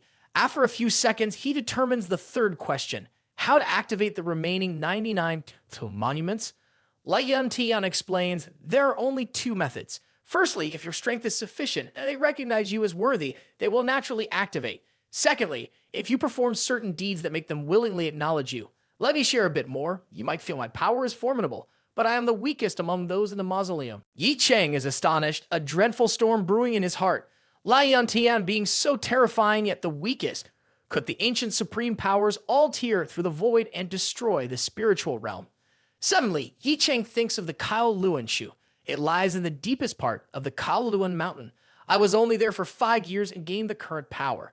If those cultivators stayed there for an extended period, how terrifying could they become? But as Ye Cheng contemplates this, Lai Yuntian intervenes, saying, "I have only 1 hour left. Next, I will swiftly impart everything I've learned in my life to you. How much you comprehend will depend on your fate. Close your eyes, transport the heavenly Tao, infuse your meridians with vital energy to the best state, and let us begin." Ye Cheng sits cross-legged, hastily activating the 9 heavens' mysterious Yang technique. Simultaneously, Lai Yuntian touches Ye Cheng's forehead with a finger. At this moment, a golden breath emanates from Lai Yuntian's body. In the blink of an eye, the entire room plunges into darkness. In the darkness, countless fragments of spirits transform, flowing into Ye Cheng's mind. Throughout this month, Ye Cheng's mind has been brimming with information, encompassing various powerful martial techniques and even countless combat images. At times, it becomes overwhelming for Ye Cheng to absorb it all. At this moment, Lai Yuntian's voice sounds somewhat hoarse. Ye Cheng, as the master of the reincarnation burial ground, you possess the essence of 100 great talents. Are you willing to call me your master? I don't want everything I've learned in my lifetime to dissipate in this world. Ye Cheng opens his eyes, looking at La Yun Tian in astonishment. He notices La Yun Tian's form gradually dissolving, weakening day by day. Overwhelmed with emotion, Ye Cheng calls out, Master. La Yun Tian continues to speak, Good, good, good. I, La Yun Tian, have not lived in vain. I hope you and I still have a chance to be again. Afterward, La Yun Tian disappeared. The last traces of his aura entered Ye Cheng's mind, leaving him bewildered. He couldn't comprehend the meaning behind La Yun Tian's final words. The chance to meet again, the tombstone cracking open, does it not imply his dissipation in the mortal realm into reincarnation? At this very moment, Ye Cheng sensed an immensely powerful force emanating from within his dantian. Another breakthrough is imminent. He immediately sits down to commence cultivation. In a short while, his body surges like a mighty wave, breaking free from all constraints, breaking to the 9th level of the primordial Kai realm. After the breakthrough, the intense energy within his body continues to rise. Today, I will transcend a major realm. The QI dynamic realm breakthrough. A long roar shakes the heavens, and the powerful energy in the room incessantly rolls and tumbles, causing the entire villa to tremble. People outside think there might be an earthquake or an explosion, rushing out in confusion. What's happening? Is it an earthquake or some kind of explosion? Quickly, call the police. Inside the secret chamber, Ye Cheng opens his eyes. A faint mist of energy emanates from his body, making him appear like a celestial being. Ye Cheng is pleased. Unexpectedly, I have truly entered the QI dynamic realm. If Yuan Jingfu stood before me right now, I could easily kill him. Simultaneously, he feels an even greater sense of joy. In the reincarnation tomb, there's a tombstone resonating with him. Though the current connection is weak, he believes that as his strength increases a bit more, it will undoubtedly stimulate the resonance. Amidst his joy, his phone rings. Ye Cheng shifts his focus, takes out his mobile phone, and discovers Sun Jai calling, Ye Cheng, where are you now? Through the phone, Sun Jai's voice comes in a rush. Ye Cheng responds to Sun Jai, I'm at home. There was a local earthquake nearby just now. Are you okay? You're not a child anymore. You have to let the old lady worry herself to death. What earthquake? I've been inside the house the whole time. I didn't see anything happen. On the other end, Sun Jai sighs deeply, suddenly remembering something. If you don't have anything urgent, why haven't you gone to He Ruxu's place? Today is her birthday. Everyone is there. She's still waiting for you at the gate. Ye Cheng is stunned. How could I forget about this? He hastily says, I'll be there right away. At the same time, at the headquarters of the Dragon Soul Special Forces, after Lai Shui listened to the briefing, he fell into contemplation. Yuan Ye Cheng killed 3 Grandmasters in a row, and even Yuan Jingfu didn't survive. How is that possible? Ying Jing nodded, explaining Chen Yuan Lai and Chuang Bao Gu were crushed by Ye Cheng's overwhelming strength. However, Yuan Jingfu's death is a bit peculiar. The only impression is that his body exploded. But it's unclear why. That's the only impression. In Lai Shui's consciousness, it felt like a bullet whizzing by. At this point, Lai Shui asked, What do you mean by saying it's just the only impression? Why use that term to describe it? Upon hearing this question, Ying Jing also paused and shook his head. I don't know for sure. I just feel that a segment of my memory is missing. No matter how I think, I can't recall it. The memory has been erased. Lai Shui suddenly slammed the table and said, This feeling is real. Could there be supernatural beings among those people? I once encountered a true psychiatric patient who could erase the memories of others. Lai Shui suddenly stood up, walking straight to Ying Jing and pointed his finger at Ying Jing's chest. Is this the outfit you wore yesterday? Ying Jing nodded, Yes, Captain. If you want, you can immediately take off your pants for me. Ying Jing startled, Captain, I'm not interested in such things. I won't compromise my integrity for a promotion. Lai Shui's face turned white, veins bulging on his forehead. I need your belt. Give it to me. Ying Jing immediately took off his belt, and at the buckle, there was a small device. Lai Shui said with satisfaction, Excellent, now we will find out what happened. Then he carefully took the memory device and inserted it into a device and connected it to a computer. Ying Jing grabbed his pants in surprise. There's really a sophisticated camera inside this belt. No one could have thought of this, indeed, Captain. At this moment, Lai Shui, with a somewhat helpless expression, spoke, This is my old stuff. Compared to the privacy of soldiers, national security is undoubtedly more important. I hope you can understand. At this moment, Lai Shui was attentively reviewing the data on the computer, which contained Ying Jing's lost memories. Ye Cheng had killed Yuan Jingfu and destroyed the entire martial arts arena. Both of them were startled witnessing Ye Cheng's act. They took in a sharp breath, and their bodies shivered. Is this still a human being? Lai Shui, with a sweaty face, speculated, "I assumed that only those ranked below 50 on the martial arts ranking would possess such power. However, Ye Cheng is just in his 20s, and those in the top 50 are usually elderly practitioners with many years of cultivation." Ying Jing chimed in, "Chief, judging by Ye Cheng's strength on the screen, it seems like our entire Long Han strike team, using all possible means, would likely be unable to resist." Lai Shui quickly removed the equipment, meticulously erased all the data on the computer, and then emphatically pressed on the computer, causing it to be completely destroyed. Lai Shui looked at Ying Jing with a serious expression and said, "Ying Jing, you've been with me for many years. You surely understand how serious this matter is. It cannot be disclosed to anyone, remember. Anyone who violates this is committing an act of treason, right, Chief?" Ying Jing's voice was audibly trembling. Moreover, the martial arts arena probably has countermeasures, making it impossible to capture images. However, that doesn't mean others don't have equipment like ours. I assign you the task of investigating everyone in the martial arts arena. If you find anyone with similar documents, eliminate them directly, and I will take full responsibility for any consequences. After delegating this matter, Lai Shui also packed the equipment into the trunk and said, "Arrange a third-class military aircraft for me. I will go to the Southern Sea Center immediately and report this." At this moment, in the Pearl River Villa area, things were bustling. According to Sun Zai's observation, not only were the top figures of Jiangxing present, but even the officials of Jiangnan province were here. She had only seen these people on TV. Now, Ru Su approached from a distance, interrupting Sun Zai's thoughts. "Sun Zai, where is he? Why hasn't he arrived yet?" Sun Zai startled and said, "He's on his way. I called and urged him." Ru Su's beautiful face became displeased. "He clearly promised me, yet we still have to wait for someone else to prompt him. How annoying." Right at this moment, Madam He hastily approached, saying, "Ru Su, an important guest is here. Come and greet him. You two should get acquainted." Madam He quickly pulled Ru Su away, and Ru Su's face turned pale. "He's here." Madam He shook her head. "Listen to me carefully. Although he hasn't arrived yet, a formidable martial artist from the Qin family has come to support the event. This is a face-saving gesture for our He family. His name is Qin Yuan Kang, and it's said that he entered the top 600 of the China martial arts ranking before the age of 30, demonstrating extraordinary strength. Even though our He family is a major clan in Zhejiang province, our main focus is on business, and what we lack the most is the protection of powerful martial artists." Not long after, Madam He led Ru Su to a middle-aged man. When she saw him, she greeted with a respectful expression and a smile. "Mr. Qin, you've traveled a long way to join the birthday celebration for our young lady, making our family even more radiant." Hearing these words, Qin Yuan Kang's gaze shifted to Ru Xu.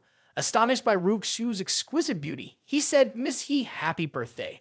I am here on behalf of the young master, who couldn't make it due to a recent breakthrough.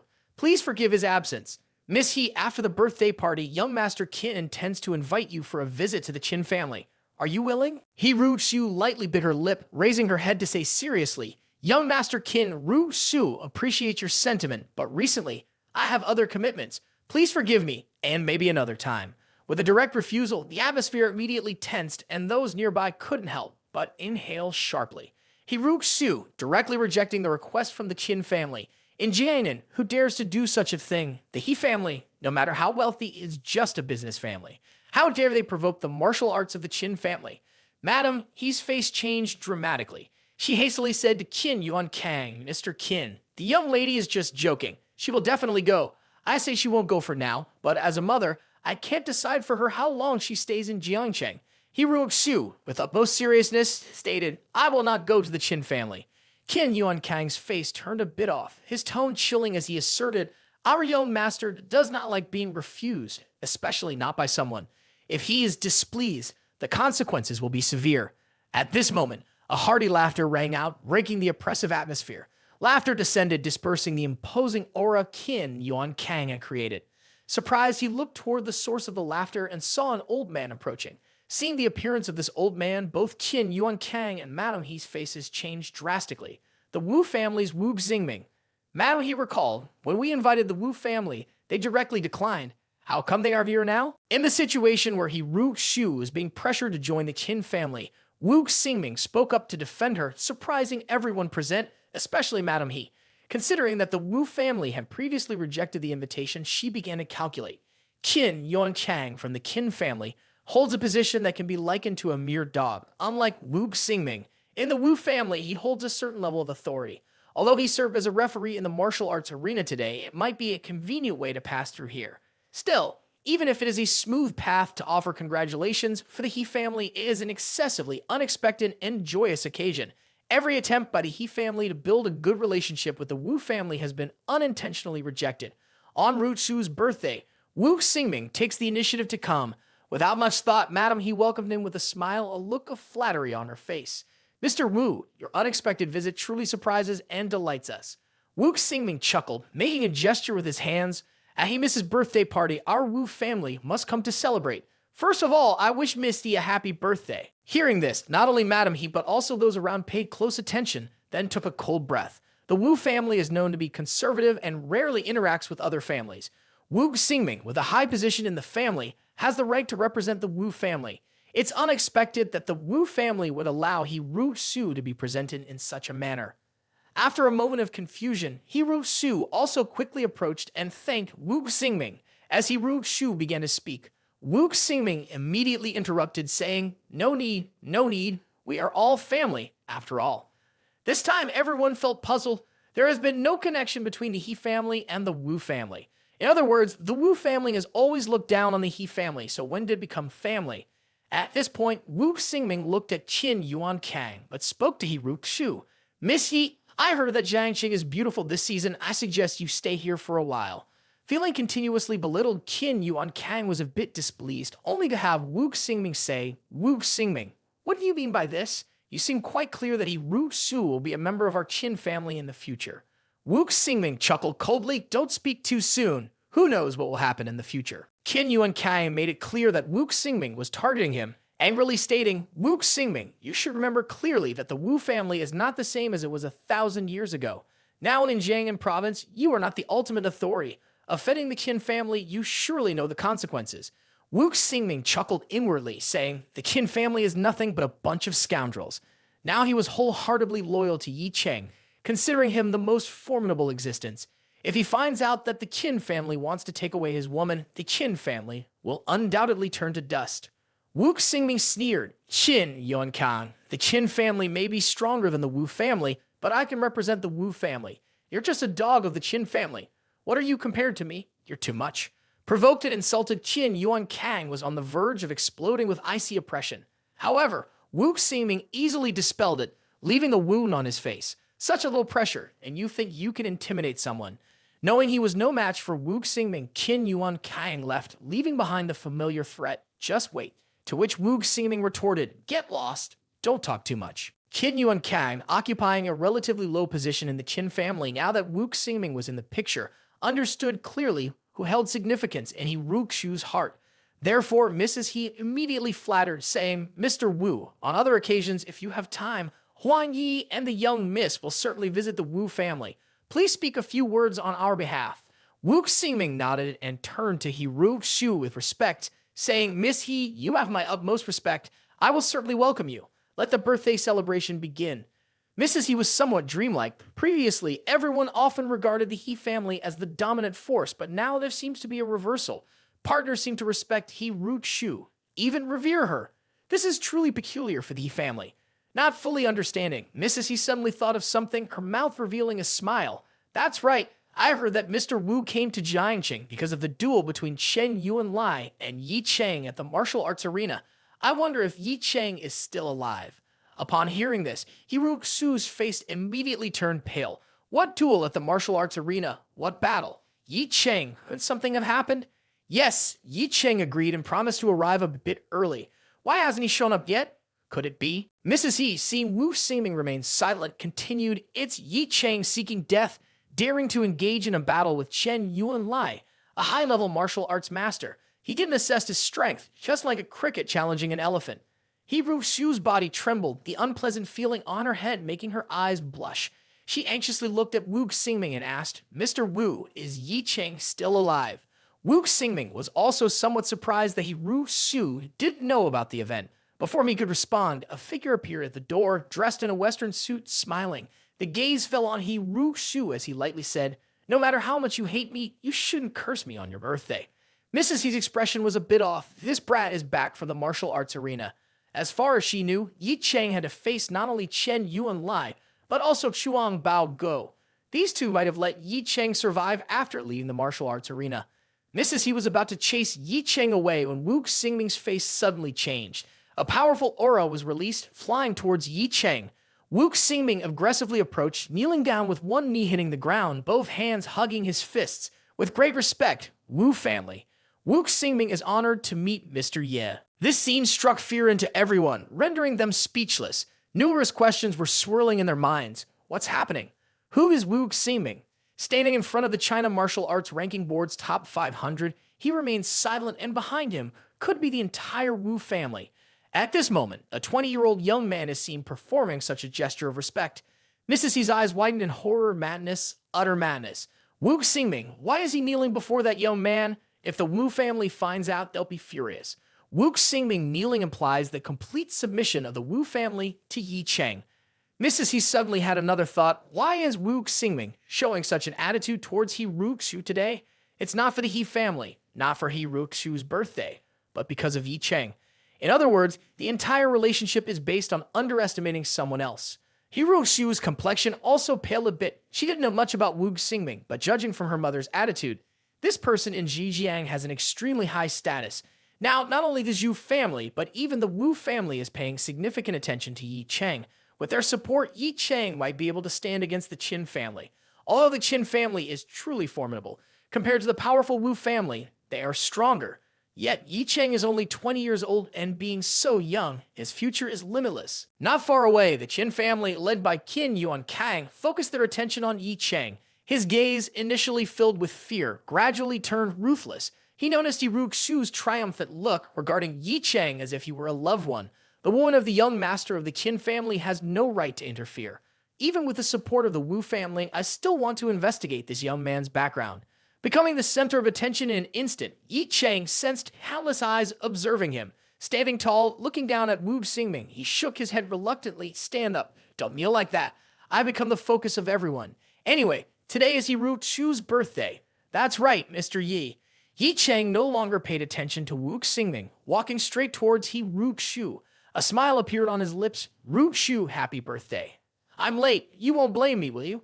He Ruxu, just coming to her senses, blushed prettily, pretending to be coy. Blame you? Of course I'll blame you. If you don't give me a satisfying gift today, this young lady will show great anger, and the consequences will be very serious. Ye Cheng confidently slapped a bag in his hand and said, if I tell you that in your eyes there's nothing in all of China as precious as this, would you believe me?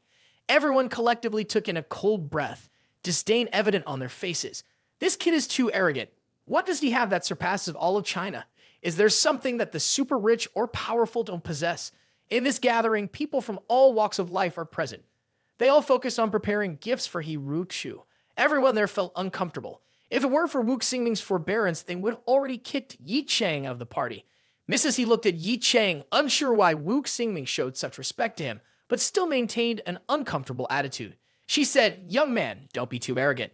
You may consider yourself a treasure, but others might not value you so highly. Ruxu, it's time for us to go on stage.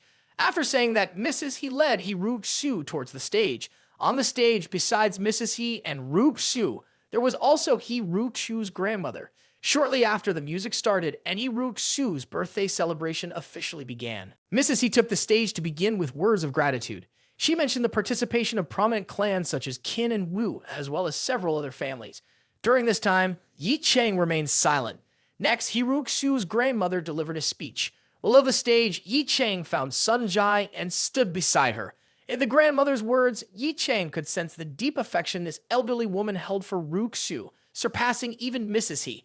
On stage, Ruxu looked impressive, not overly flamboyant, but still very charming. A person came forward to present a gift to Ruxu, and Sun Jai spoke to Ye Cheng. The gift-giving part of the party has begun.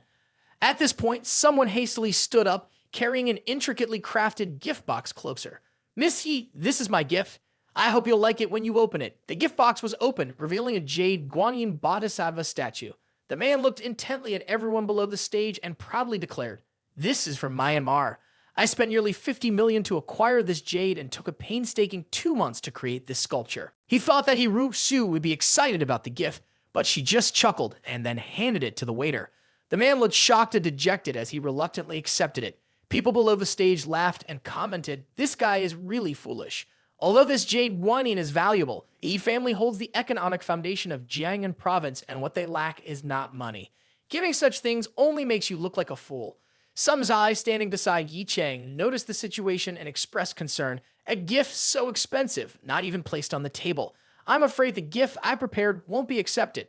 At this moment, Ye Cheng quickly reassured, "Don't worry like that. Ru Xiu. More important than the value is the sincere soul, and your heart is equally important." Sun Zai also responded, slightly blushing, "I understand what you mean." She decided to go on the stage next, saying, "The later it gets, the more I worry that I won't dare open it.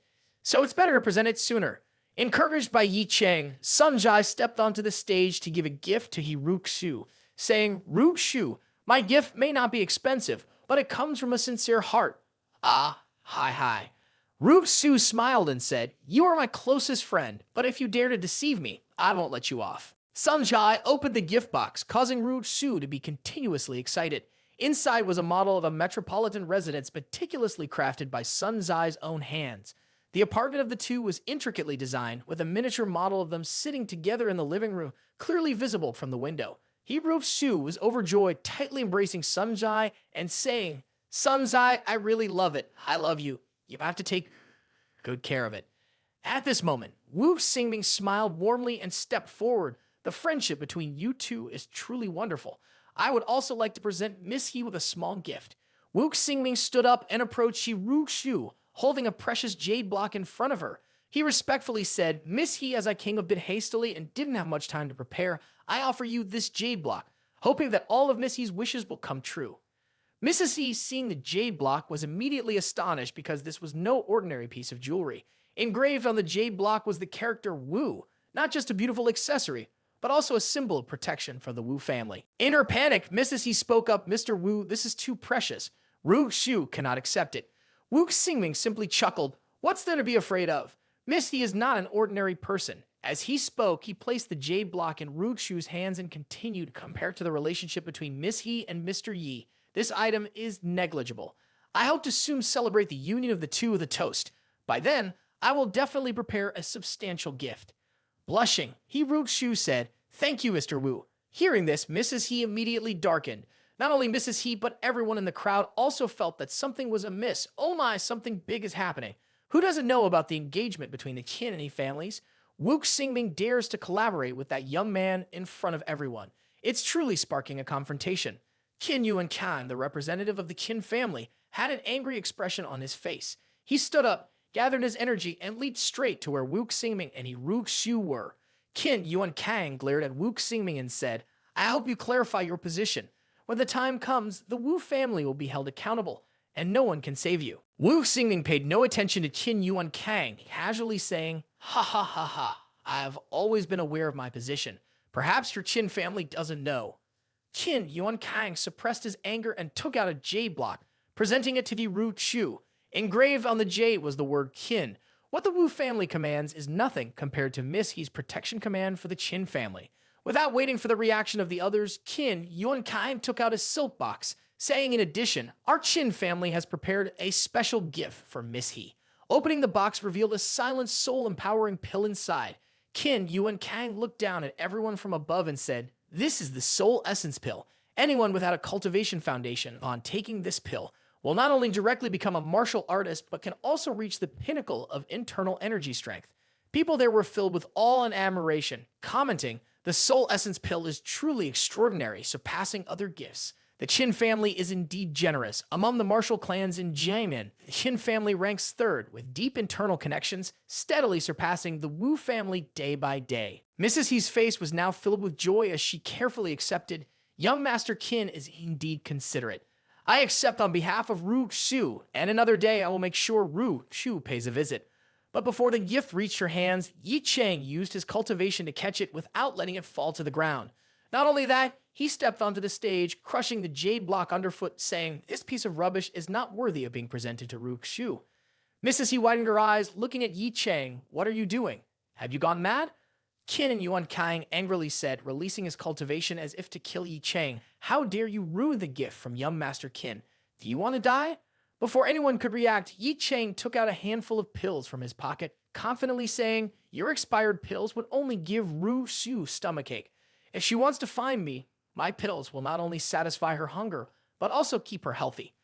At this point, the people below fell into panic, not only because of the numerous pills Ye Cheng took out, but also because of the overwhelming fragrance. The scent is incredibly rich, and there are even inscriptions on the pills, indicating each pill's extraordinary quality. Compared to these pills, the Qin family's pills can only be considered as trash. At this moment, Mrs. He was equally terrified. She knew Ye Cheng was a martial arts master, and his strength was not to be underestimated. But how does he have so many exquisite pills? Coupled with Wu Xingming's attitude, she thought, could there be an extremely formidable force supporting Ye Cheng? Ru Xu witnessed the entire process with a mix of fear and pleasant surprise in her eyes. Ye Cheng noticed her emotions, chuckled, and directly placed the pills in Ru Xu's hands, saying, "Take them and eat to feel better." Then he took out a silk box from his pocket. Actually, the pills are just a side gift. What I want to give you is this. Open it and see. If you don't like it, you can come to Sunjai for a year of laundry service. Hearing Ye Cheng speak, people there gasped in cold air. 10-part soul-enhancing pills are just a side gift. This joke isn't amusing, so what's in the box must be extremely precious.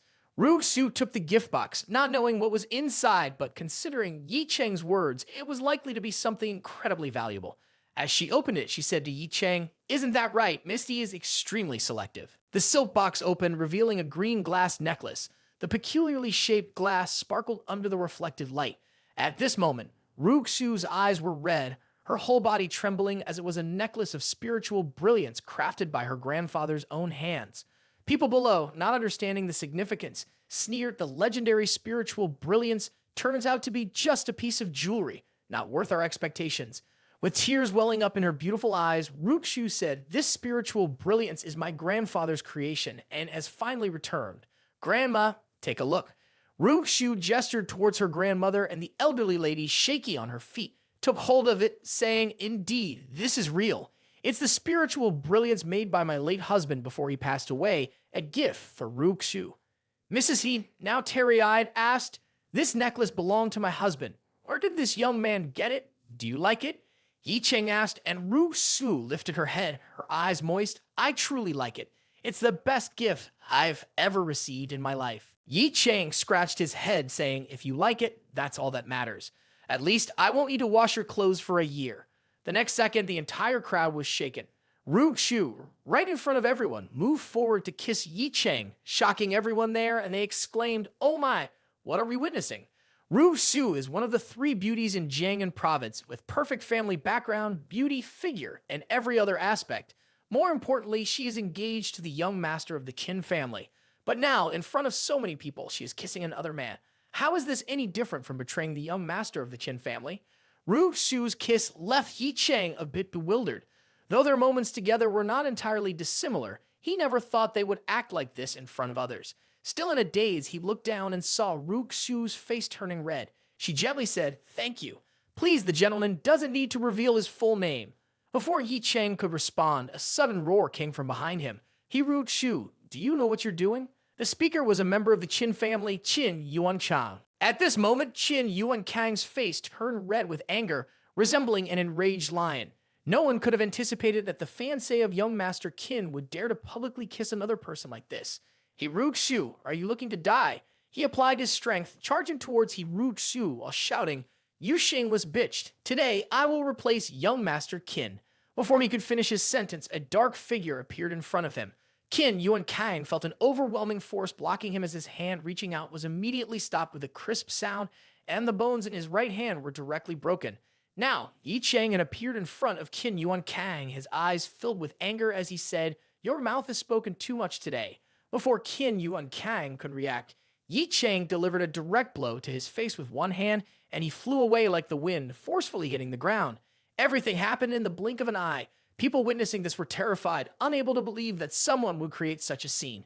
Qin Yuankang, with an unpleasant expression, struggled to sit up, his eyes full of menace as he stared at Ye Cheng and threatened, "Do you know who I am? I am a member of the Qin family. If you touch me even a bit, the Qin family will never spare you. Unless you kneel down in front of me, you will be an enemy of the Qin family." Ye Cheng questioned again, but if he remained silent, then so be it.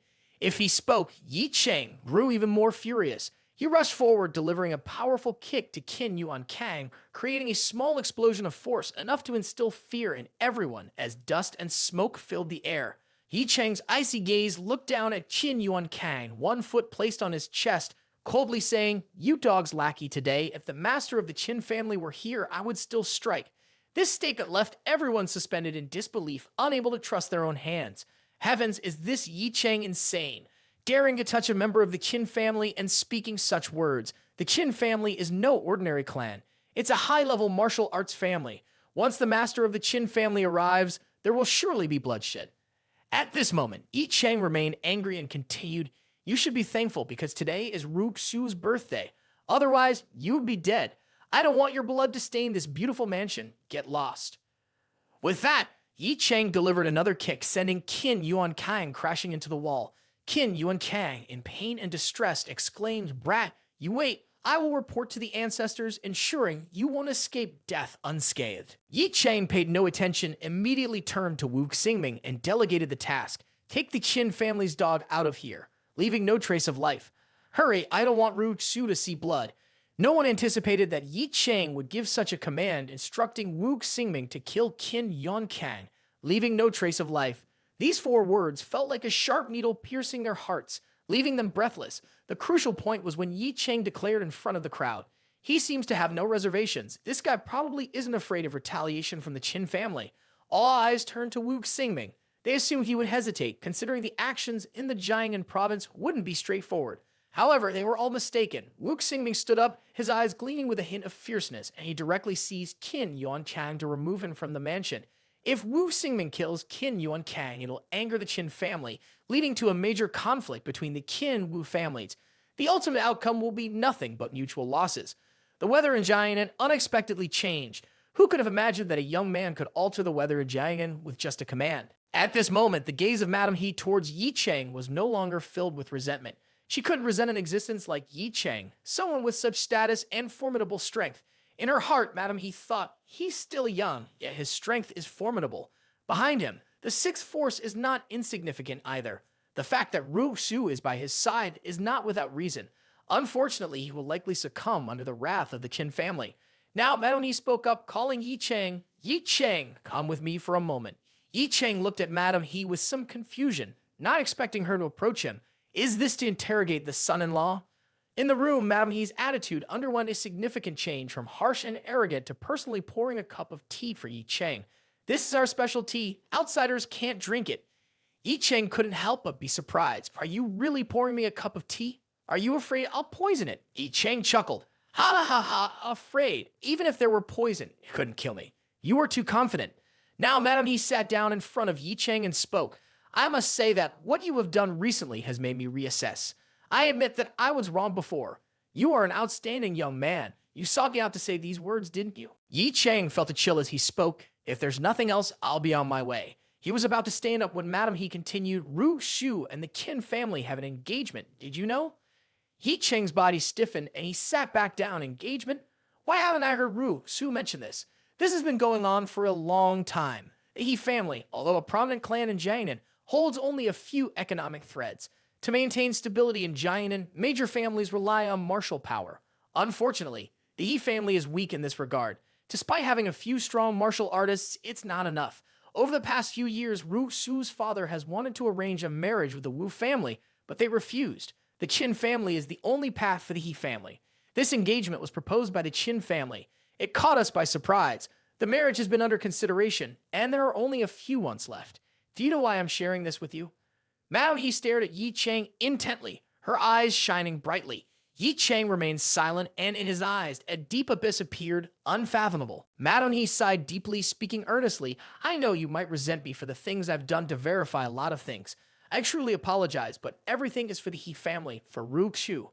For a girl born into a major clan, marriage is not a choice. If we compare engagements among the Qin, Wu, and Zhu families, I would be willing to let you marry my daughter.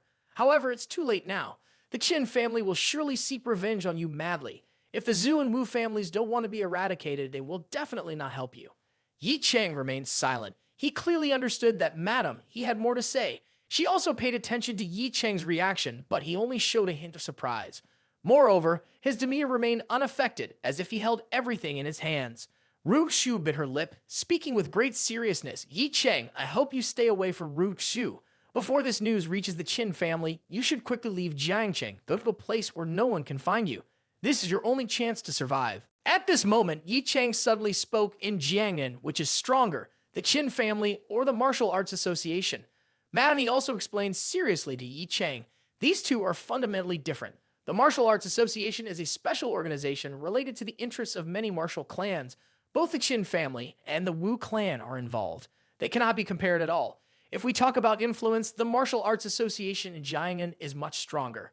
Ye Cheng stood up and said, I understand. Then he left. Madame was a bit perplexed. I haven't finished speaking, where is he going? She thought that by threatening Ye Cheng with the Qin family, she could make him feel ashamed and leave. She hastily said, Ye Cheng, whenever you plan to leave Jiangcheng, I can arrange a private jet for you. Ye Cheng stopped, didn't turn around, just gave a cold snort. A sense of authority emanated from him. The heavens and the earth may be vast, but no force has the right to subdue Ye Cheng. If the Qin family dares to seek death, I won't hesitate to uproot them. The door closed, leaving Madame He trembling, staring fixedly at the closed door, not knowing what she was thinking. Currently, Ru Xu's birthday party has ended. Ye Cheng and Sun Zhai have returned to their mansion. He sits on the bed, feeling a bit tired. Today has been eventful for him, and he is determined to get a good night's sleep to recover. Suddenly, there's a knock on the door, startling him. Discovering that Sun Zhai is still awake, he is surprised. Sun Zhai, wearing a quite snug sleepwear that accentuates her curves, walks in and says, Ye Cheng, hadn't you slept yet? Without waiting for Ye Cheng's response, Sun Zhai sits right next to him, looking somewhat jealous as she speaks. Ru Xu won't be coming home tonight. She wants to stay with her grandmother for the night. Slightly concerned about this attitude, Ye Cheng replies gently, All right, I know. Sun Zhai continues, I have something to ask you about today. Moving closer, she speaks softly, Ye Cheng, honestly, when Ru Xu kissed you, did you have any special feelings?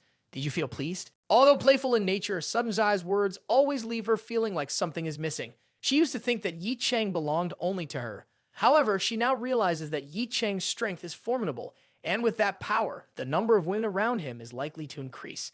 Sun Zhai doesn't expect Ye Cheng to be exclusively hers, but she hopes that he will always reserve a special place for her. Fair enough, she says. Ye Cheng nonchalantly responds, men are visual creatures. Sun Zhai speaks seriously. I'm asking you a very serious question, and you must answer me. Ye Cheng is about to reply when his face is shrouded in darkness. Sun Zhai kisses him on the lips, then leaves with red lips. With a flushed face, she says seriously, this is the question. I kissed you, and Ru Xu kissed you. Which one do you like more? Unable to say both things are good and unable to change the topic, Ye Cheng didn't expect Sun Zhai to ask such a question, so he doesn't know how to respond. He can only say the positions of the two kisses are entirely different, making it hard to judge. I also feel a bit embarrassed, and how could I know when you only kissed me once? Your kiss surprised me, and I am still thinking about it. Sun Zhai immediately embraces Ye Cheng from behind, her soft mounds pressing against him, stimulating to the fullest. Sun Zhai reproaches, no, you can't play tricks and stay who's better. Of course, the best is me. Ye Cheng has to speak to satisfy Sun Zhai. However, he understands that when a madman stands in front of one woman and praises another, Sun Zhai won't be pleased. Upon hearing this, Sun Zhai's serious face instantly disappears, replaced by a cheerful expression. She lies back on the bed, laughing heartily. Ye Cheng, I like this attitude of yours. Before Ye Cheng can react, Sun Zhai rushes to hug his neck, her beautiful face speaking up. Though I don't know if you're being truthful or not, I'm very happy now. Tonight, I've decided to be intimate with you. After Sun Zhai's saliva-filled proposal, the atmosphere becomes a bit silent.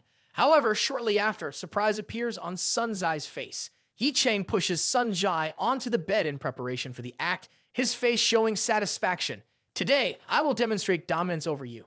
If you've requested it today, I'll see your strength. Ye Cheng gently lifts her chin, both their breaths becoming intense, and Sun Zhai even seems prepared to devote herself. Right at the moment when the two were about to take a step further, Ye Cheng's mobile phone rang. Ye Cheng flicked his finger, a burst of air shot out, and the mobile phone was directly pierced, completely damaged. Ye Cheng's face was furious as he cursed. At such a good moment, someone has to disturb. How annoying! Sun Zhai, let's continue. The excitement on Ye Cheng's face was about to be deflated, but just a few seconds later, Sun Zhai's mobile phone rang again. Ye Cheng was genuinely angry, as if a swarm of crazy ants was running through him. Who is calling at this critical moment? He applied the air energy to destroy the phone, but was held back by Sun Jai. It's my phone. Sun Jai took the phone and Ye Cheng's low voice echoed, "If the phone is broken, I'll buy you a better one later." Sun Jai laughed, saying, "Don't worry, I won't run away from you for any reason. Since both our phones are ringing, there must be something important. You should listen." Ye Cheng struggled to contain his frustration, silently cursing. It's really difficult to achieve a good mood, only to be ruined by someone. Ye Cheng answered the phone. "Hello, Shen Hai Hoa. What's going on?" The voice on the other end came in a rush. "Mr. Yi, it's not good. There's a major incident at Tianjin Group. Come quickly." Without hesitation, Ye Cheng dressed and along with Sun Zai headed down to the garage. About 20 minutes later, Ye Cheng arrived at the company.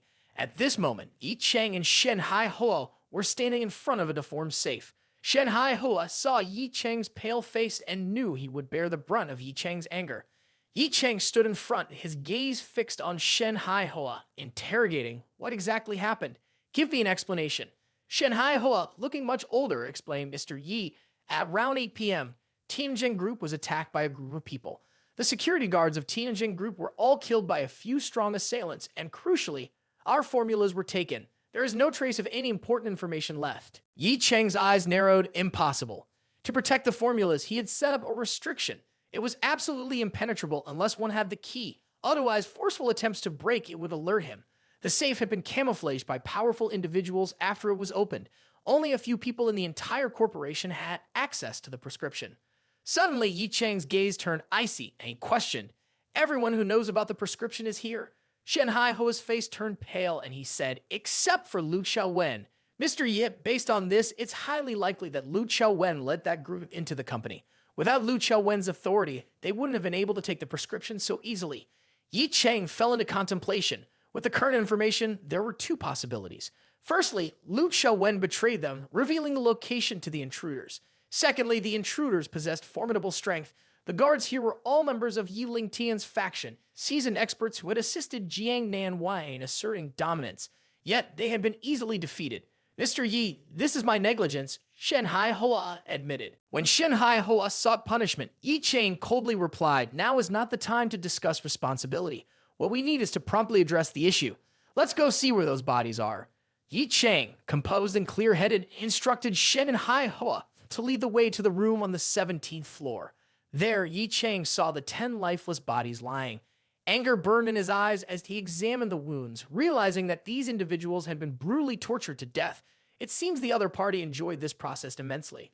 However, Ye Cheng noticed something peculiar. The injuries were caused by the refined use of qi. At this moment, Shen Hai Hoa spoke, "Mr. Yi, what should we do now? Even the precious prescriptions are gone." Ye Cheng spoke solemnly. "The prescriptions are not crucial. They can be rewritten, but once their lives are gone, they cannot be recovered." Ye Cheng's anger reached its peak, and his aura erupted. Seeing this, Shen Hai Hoa, filled with dread, hastily apologized. "Mr. Yi, I apologize for my careless words." At this moment, Ye Cheng inquired, "Have you checked the cameras?" "The cameras have been destroyed. I've arranged for data recovery, but the chances of success are low. Should we report this to the police?" Shen Hai Hoa replied. Ye Cheng shook his head. "Reporting to the police won't be effective in this kind of situation. We still have to rely on ourselves.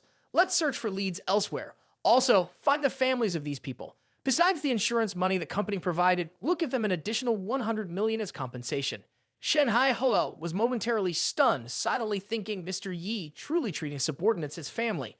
Suddenly, Ye Cheng's eyes narrowed, discovering something. He quickly walked to the corpse in front of him. The deceased had a hand tightly clenched, and her pale face displayed an unwavering spirit. Ye Cheng pried open the hand and found a button with a distinctive symbol in the palm. It seemed that this person, aware of their imminent death, left behind a crucial clue at the last moment. Ye Cheng handed the button to Shen Hai Hoa, making a somewhat sarcastic remark. "No wonder he's a subordinate of Yi Ling Tian. With this, we'll know who did it. Add another 10 million for his family." After that, Ye Cheng, without hesitation, directly called Ying Jing. Ye Cheng knew that reaching out to Ying Jing was the most accurate choice. Long Hanasal team, executing missions annually within the country, they will have numerous informants everywhere. "Hello, I'm Ying Jing. Why did you call me with this phone?" "Mine is broken, so I used Shen Hai Hua's phone to call." "All right, why did you call me?" Ying Jing asked again. "I have a special emblem. I will take a picture and send it to you. Can you help me investigate its origin?" Ying Jing, after looking at the emblem, immediately replied, This is the emblem of an organization called Wu Huangxi. Wu Huangxi is a dark force abroad, having influence across various countries and often meddling in China. The leader of Wu Huangxi is named Baisha in Japan, a name that stands undefeated under heaven, commanding 100,000 disciples. Domestically, Baisha is a presence considered on par with a saint. Our Long Han assault team had conflicts with Wu Huangxi in the South China Sea, China, resulting in mutual losses, and we lost 7 team members. It's an extremely threatening force to China. Members of Wu Huangxi are not ordinary. Not long ago, there was news of a foreign group arriving in Ye Cheng. If not mistaken, they are likely from Wu Huangxi. Currently, they are staying in a Japanese hotel in Ye Cheng, rumored to be an investment by Wu Huangxi. Ye Cheng, as cold as ice, said, "Give me the address, I'll visit them." Shenhai Hoa, standing nearby, overheard the phone conversation and curiously asked, "Lord Yi, do you want to go to Wu Huangxi?" Ye Cheng gave a cold laugh. The country is the foundation of everyone's survival. This group, originally living an unpleasant life, came from afar to offer themselves, so I will lend them a hand without any trace of pity. In a Japanese hotel room number 1801, a group of people was gathered, sitting on salon chairs and smoking cigarettes. The one with a prominent head laughed aloud, "Ha ha ha ha. Hu Dian Jun. I didn't expect that our visit to China this time would yield such a significant harvest. It must be the blessing of our empire's emperor." The blonde leader also responded cheerfully, "Shang Yuan Jun, your words are mistaken. The emperor can only bless ordinary people. We should be grateful to Lord Baisha." The provocateur's eyes slightly narrowed upon hearing this. Exactly. Qiu Dian Jun is right. We all serve Lord Baisha, so of course we must express our gratitude to Lord Baisha. Right at this moment, a man with a flattering face and glasses spoke up, "Gentlemen, I might have contributed a little to this matter." This man was Lu Wen, and he continued, about what we discussed before. Before he could finish, his words were cut off by the mocking laughter of the provocateur. "Lu Wen, don't worry. For someone loyal to the empire like you, we have always been generous." He approached, draping his arm over Lu Wen's shoulder. "Not just the status of a citizen of the empire, but also $3 million US. I'll give it to you shortly." Lu Wen was stunned. This wasn't what he wanted. He could only caution, "Gentlemen, you can't execute this immediately, or at least give a smaller amount first. Changing Group will definitely discover this and I'm involved. It's possible. They might report it to the police. I can't stay in China any longer. When will you take me to that place? At least give me enough money to escape." The provocateur angrily grabbed Lu Wen's head. "Are you trying to teach us how to do things? A slave like you has no right to negotiate a price. Do you think we would deceive you?"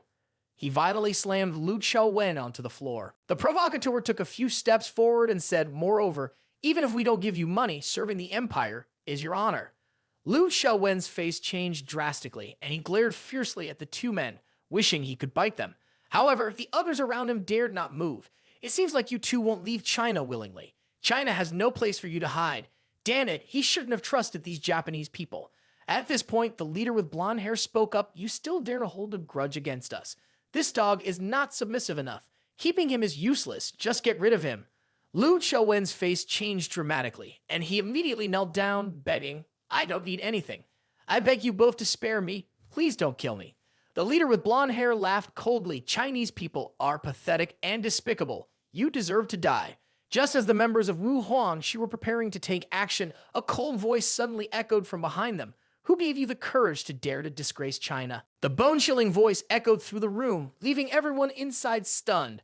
All heads turned towards the source of the voice, revealing a young man standing by the window, casually observing them. "There's only one scoundrel kneeling there. Don't pull everyone into disgrace. And as for you all, you're a bunch of insignificant creatures, even lower than insects." Ye Cheng leaped into the room with ease, declaring, "Who gave you the audacity to cause trouble in China, especially with me?" The people in the room immediately looked in shock towards the window, unaware of when this person had appeared. Considering this was the 18th floor and someone managed to infiltrate from the window, it was indeed unexpected.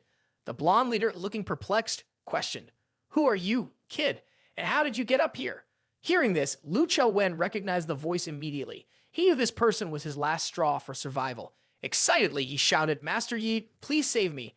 Master Yi, I didn't know you're the owner of Tianjin Group." The bald leader immediately commanded, "Attack, cut off all limbs of that kid, and bring him over here." His subordinates, wielding menacing weapons, rushed towards Ye Cheng, seemingly eager to devour him alive. Ye Cheng merely chuckled. "Seeking death, are we?" Simultaneously, he took a step forward, transforming his entire body into radiance. In the blink of an eye, he appeared behind the provocateur. Amid their bewilderment, he spoke. "Are you the boss here?" The instigator immediately froze, wondering since when did he get behind me? Who is this guy? Without waiting for too much contemplation, Ye Cheng continued, "Forget about it. I don't even want to know because today, all of you will die." Quick as a flash, Ye Cheng reached out, grabbing the lower jaw of the stout man. "It seems like you were quite outspoken earlier," he remarked. With a swift motion, he pulled forcefully, breaking all the teeth in one go, causing excruciating pain. The stout man writhed on the ground, howling in agony.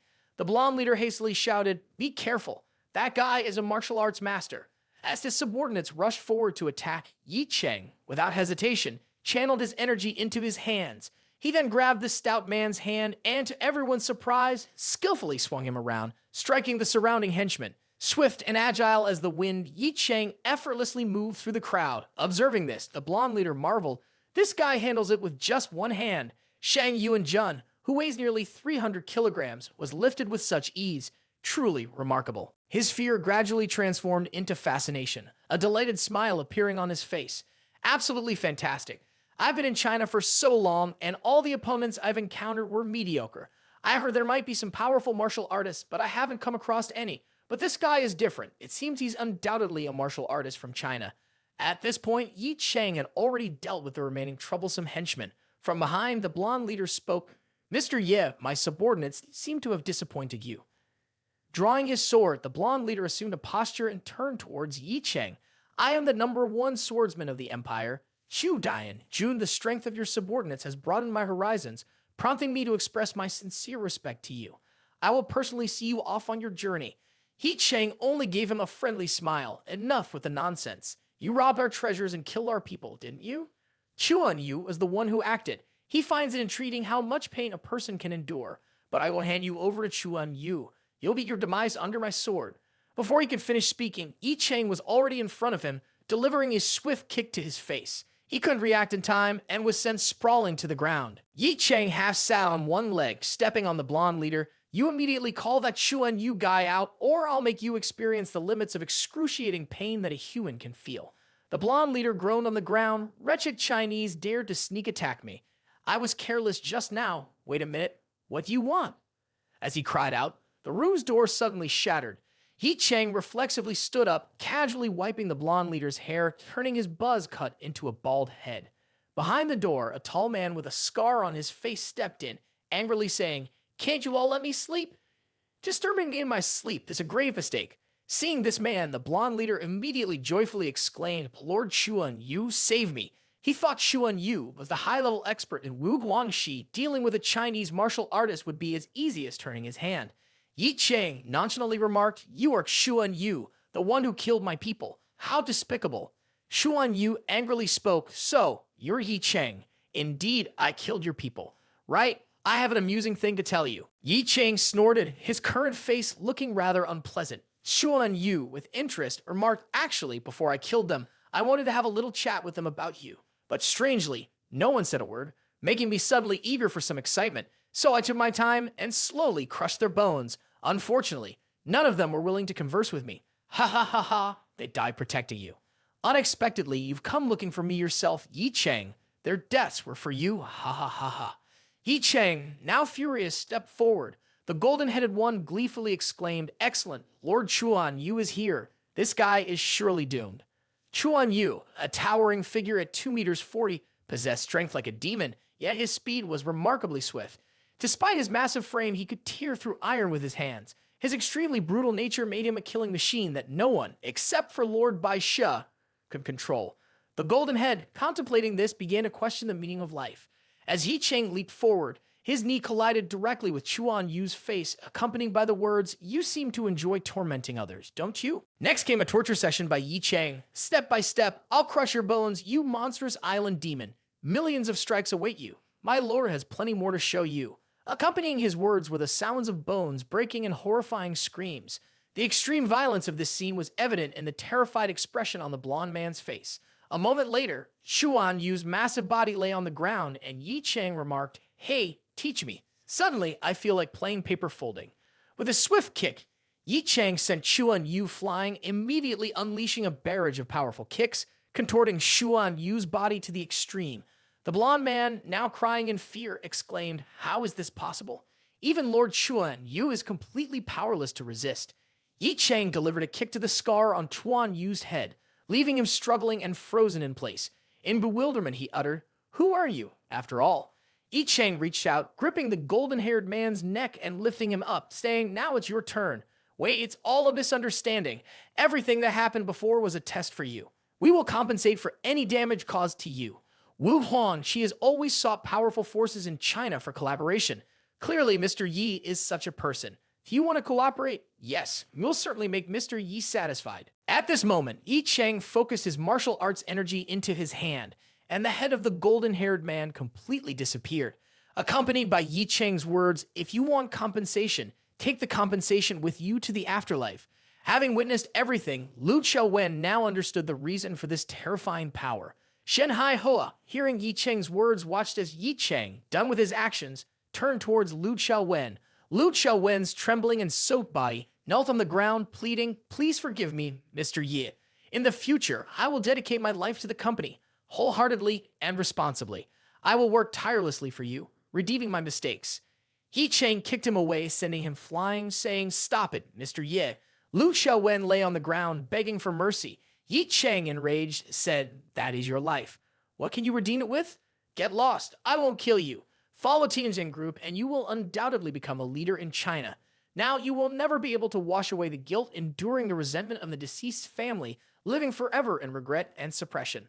Lu Xiaowen, relieved to have escaped with his life, knelt there, tearfully expressing his gratitude. Ye Cheng at this point took out his phone, intending to call Yi Lingtian to clean up the mess. However, at this moment, a voice from behind inquired, "Who are you?" Behind Ye Cheng, Chuan Yu stood up, emitting a black aura from his entire body. Ye Cheng turned around sharply, glaring at Chuan Yu. "Why is he still alive?" he demanded. Chuan Yu transmitted his voice again, "All dead, all dead." "No, he's not alive." At this point, the black aura from Xuan Yu's body transformed into an illusory figure. He stared at Ye Cheng and spoke, "Do you know what consequences we'll face when confronting Wu Huangxi?" Even Ye Cheng was surprised that someone could control a quartz remotely to communicate. He coldly chuckled, "What are you? What is Wu Huangxi?" In his mind, Ye Cheng thought the island country has someone who could use this technique, but it's just in time, as I was lamenting not finding their leader. The sinister illusion said, "I am Wu Huangxi by Sha, and your name was mentioned by your little son." Ye Cheng sarcastically replied, "Your father, Ye Cheng, you insolent brat, you know your place." The illusion intended to speak further, but Ye Cheng clenched his finger. On his fingertip, a sharp rune appeared, directly striking the forehead of the illusion. Immediately, a miserable groan resounded. "I'll say this once, if your people dare to set foot in China, I'll kill one for each step they take." Simultaneously, in Japan, within an imposing hall, a guardian stood in the middle. A man was kneeling there, suddenly opening his eyes, displaying an expression of agony. Abruptly, a mouthful of fresh blood sprayed from his mouth. The powerful guardians around were immediately shocked. "Baisha, Lord, what happened to you?" Baisha supported his body, stood up, and roared towards the east. "Ye Cheng, I will make you pay for your madness." The scene shifts to Tianjin Group. People were still in the meeting room, waiting for Ye Cheng. Now, Ye Cheng tossed documents stained with blood onto the table, sitting at the head of the table. Ye Cheng spoke up, "The raid has been dealt with. Does anyone have anything to say here?" People in the meeting room exchanged glances and discussed. Not long ago, Mr. Yi returned with documents covered in blood. What methods did he use, after all? Seeing no one speaking, Ye Cheng continued, "After this incident, those dissatisfied with me are free to leave Tianjin Group at any time. But if anyone dares to betray me, I assure you the consequences will be severe." Ye Cheng's words carried an intimidating aura, and people, filled with fear, responded, "Yes, Mr. Ye." Sun Zai lay on top of Ye Cheng. Feeling the gentle warmth, she said, "Ye Cheng, let me tell you a secret, but after I tell you, you have to share a secret with me too, or it wouldn't be fair." Ye Cheng nodded sure. Sun Zai hugged Ye Cheng tighter, her face blushing cutely. She took a few deep breaths before saying, "Actually, I like you. I've liked you for 5 years. I am happier than anyone when you came back. I really missed you." Ye Cheng gently stroked Sun Zai's head. "I feel the same way." At this point, Sun Zai's words turned a bit sad. "After knowing about your family's situation, I was really angry, but I couldn't do anything because my abilities are too limited. Even now, I am still a burden for you. but I like cooking for you. Even though my cooking isn't as good as yours, I really enjoy it, and what I like the most is being by your side. So I want to become your first woman to make you remember me forever. Ye Cheng gently kissed the top of Sun Zai's head. Rest assured, your place in my heart is irreplaceable. Now that you've spoken, it's my turn. What do you want to ask? Sun Zai held Ye Cheng's cheeks thoughtfully for a few seconds and then shook her head, saying, I suddenly realized that just one is not enough because you have too many secrets. I don't know which one to ask. Ye Cheng gently grasped Sun Zai's hand with his intense eyes. Then I will tell you where I have been and what I have been doing for the past 5 years. Ye Cheng's tone changed slightly. 5 years ago, I fell into a frozen lake and was saved by an old man. The old man took me to a place called Kunlun Zoo, the entrance to the deepest part of the Kunlun Mountains, where fierce cultivators roamed, where magical techniques flourished, and where Chinese laws had no influence. The only rule there was the survival of the fittest, where the strong preyed on the weak. Though I faced difficulties for 5 years, I found contentment there. Sun Zai blinked her beautiful large eyes, thinking that Ye Cheng was joking, but she noticed the seriousness in his expression. She said, So, can you take me there someday? Ye Cheng's body froze, looking at Sun Zai in astonishment, then nodded. In the past, Ye Cheng wouldn't dare bring Sun Zai to the Kunlun Mountains. It was too dangerous. Even for him, it was challenging to protect himself, let alone guiding someone else in. But now, he held the cycle of reincarnation in his hands, backed by 100 powerful individuals, so there was nothing to fear. Ye Cheng raised his head to look at Sun Zai and affirmed, in the future, if there's an opportunity, I will definitely take you there for a visit. But consider it as a favor, and in return, we'll have another round. Ye Cheng once again embraced Sun Zai, and the room echoed with tender sounds. Meanwhile, in Jiangnan Province, in an ancient architectural structure bearing a large sign reading Jiangnan Martial Arts Association, within a spacious hall, 10 elderly figures sat in silence, creating an oppressive atmosphere. Shortly after, the elder seated in the middle spoke. Who is responsible for Yuan Jingfu's death? Also, who among us secretly sent Jiang Yuzhen to monitor the martial arts platform in Jiangcheng? Who was the one that killed him? The speaker was Tang El, the head of the Jiangnan Martial Arts Association, ranked 189th on the Chinese martial arts master list, far surpassing Yuan Jingfu by several hundred positions. Possessing profound martial arts skills and being the head of the Tang family, one of the prominent martial arts families in Jiangnan Province. Tang O posed the question to break the tense atmosphere. Below, several renowned martial arts masters in Jiangnan Province dared not make a sound. One of them said, Why is everyone so silent? Is no one going to take responsibility for this matter, or is it that Tang O made a mistake? Right at this moment, an elderly man stood up from below. Chairman Tang, personally, I feel that we are not the ones responsible, but rather that young lad Ye Cheng. I've roughly investigated the incident at the Jiangcheng martial arts platform, although there are many suspicious points that Ye Cheng kid is undoubtedly involved. Tang O's expression became cold, and he said, That's the issue. I've looked into this Ye Cheng character. He's just a waste from the Yi family, but somehow learned a peculiar three-legged cat martial art, stepping into the realm of martial arts and killed 2 Jiangcheng martial arts masters. I find it strange, but how could he possibly kill Yuan Jingfu? Despite Yuan Jingfu not being exceptionally powerful, he's not the type that this trash can easily murder. Another elderly man stood up and said, Chairman Tang, indeed, there are many suspicious aspects to this matter. I heard from someone present there that Yuan Jingfu acted on his own, like walking into the mouth of a tiger, causing the martial arts platform to explode due to his own recklessness. Tang O swung his sleeve fiercely, creating a loud noise as it slammed onto the table. Yuan Jingfu, as the deputy chairman of our Jiangnan Martial Arts Association with vast experience facing a scum for some reason, acted recklessly. And there's Jiang Yuzhen, who always lurks in the shadows. Why did he die so easily? It was clear at that time on the martial arts platform that someone wicked violated the rules and acted arbitrarily. Another person's expression changed, and with a trembling voice, they said, Chairman Tang, it's really hard to say. Yesterday, we brought in many people for questioning, but for some reason, they all said similar things. They had no reason to lie to us, but strangely, when asked for details, they all claimed not to know. It's confusing for us. Tang O clasped his hands behind his back, looking over everyone present, remaining silent for a moment before speaking again. Ma Wai Qi, Zhang Yuantu, Hui Shen, the 3 of you have considerable strength within the Jiangnan Martial Arts Association, with 2 of you being deputy chairman. Yuan Jingfu, primarily dead, your responsibility is to be held. Now, I command you to investigate the cause of Yuan Jingfu's death in Jiangcheng.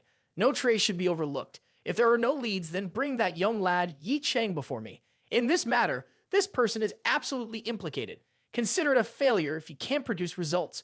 Witness how I, Tango, deal with this useless individual. Our Jiangnan Martial Arts Association cannot afford to have a deputy chairman suddenly die for no reason. Yes, Chairman Tang. In another development, the scene shifts to the base of the Long Hun Special Forces in Jiangcheng. Ye Cheng has been invited here by the Long Hun team, and he walks behind Ying Jing to express his gratitude. Thank you for helping me last night.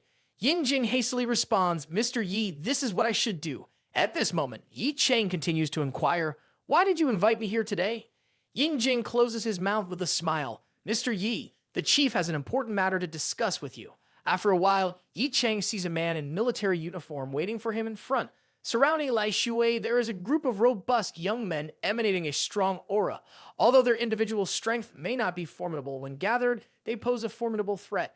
Lai Shui is delighted to see Ye Cheng and then solemnly says, Mr. Ye, I hope you can join Long Hun. It's impossible not to.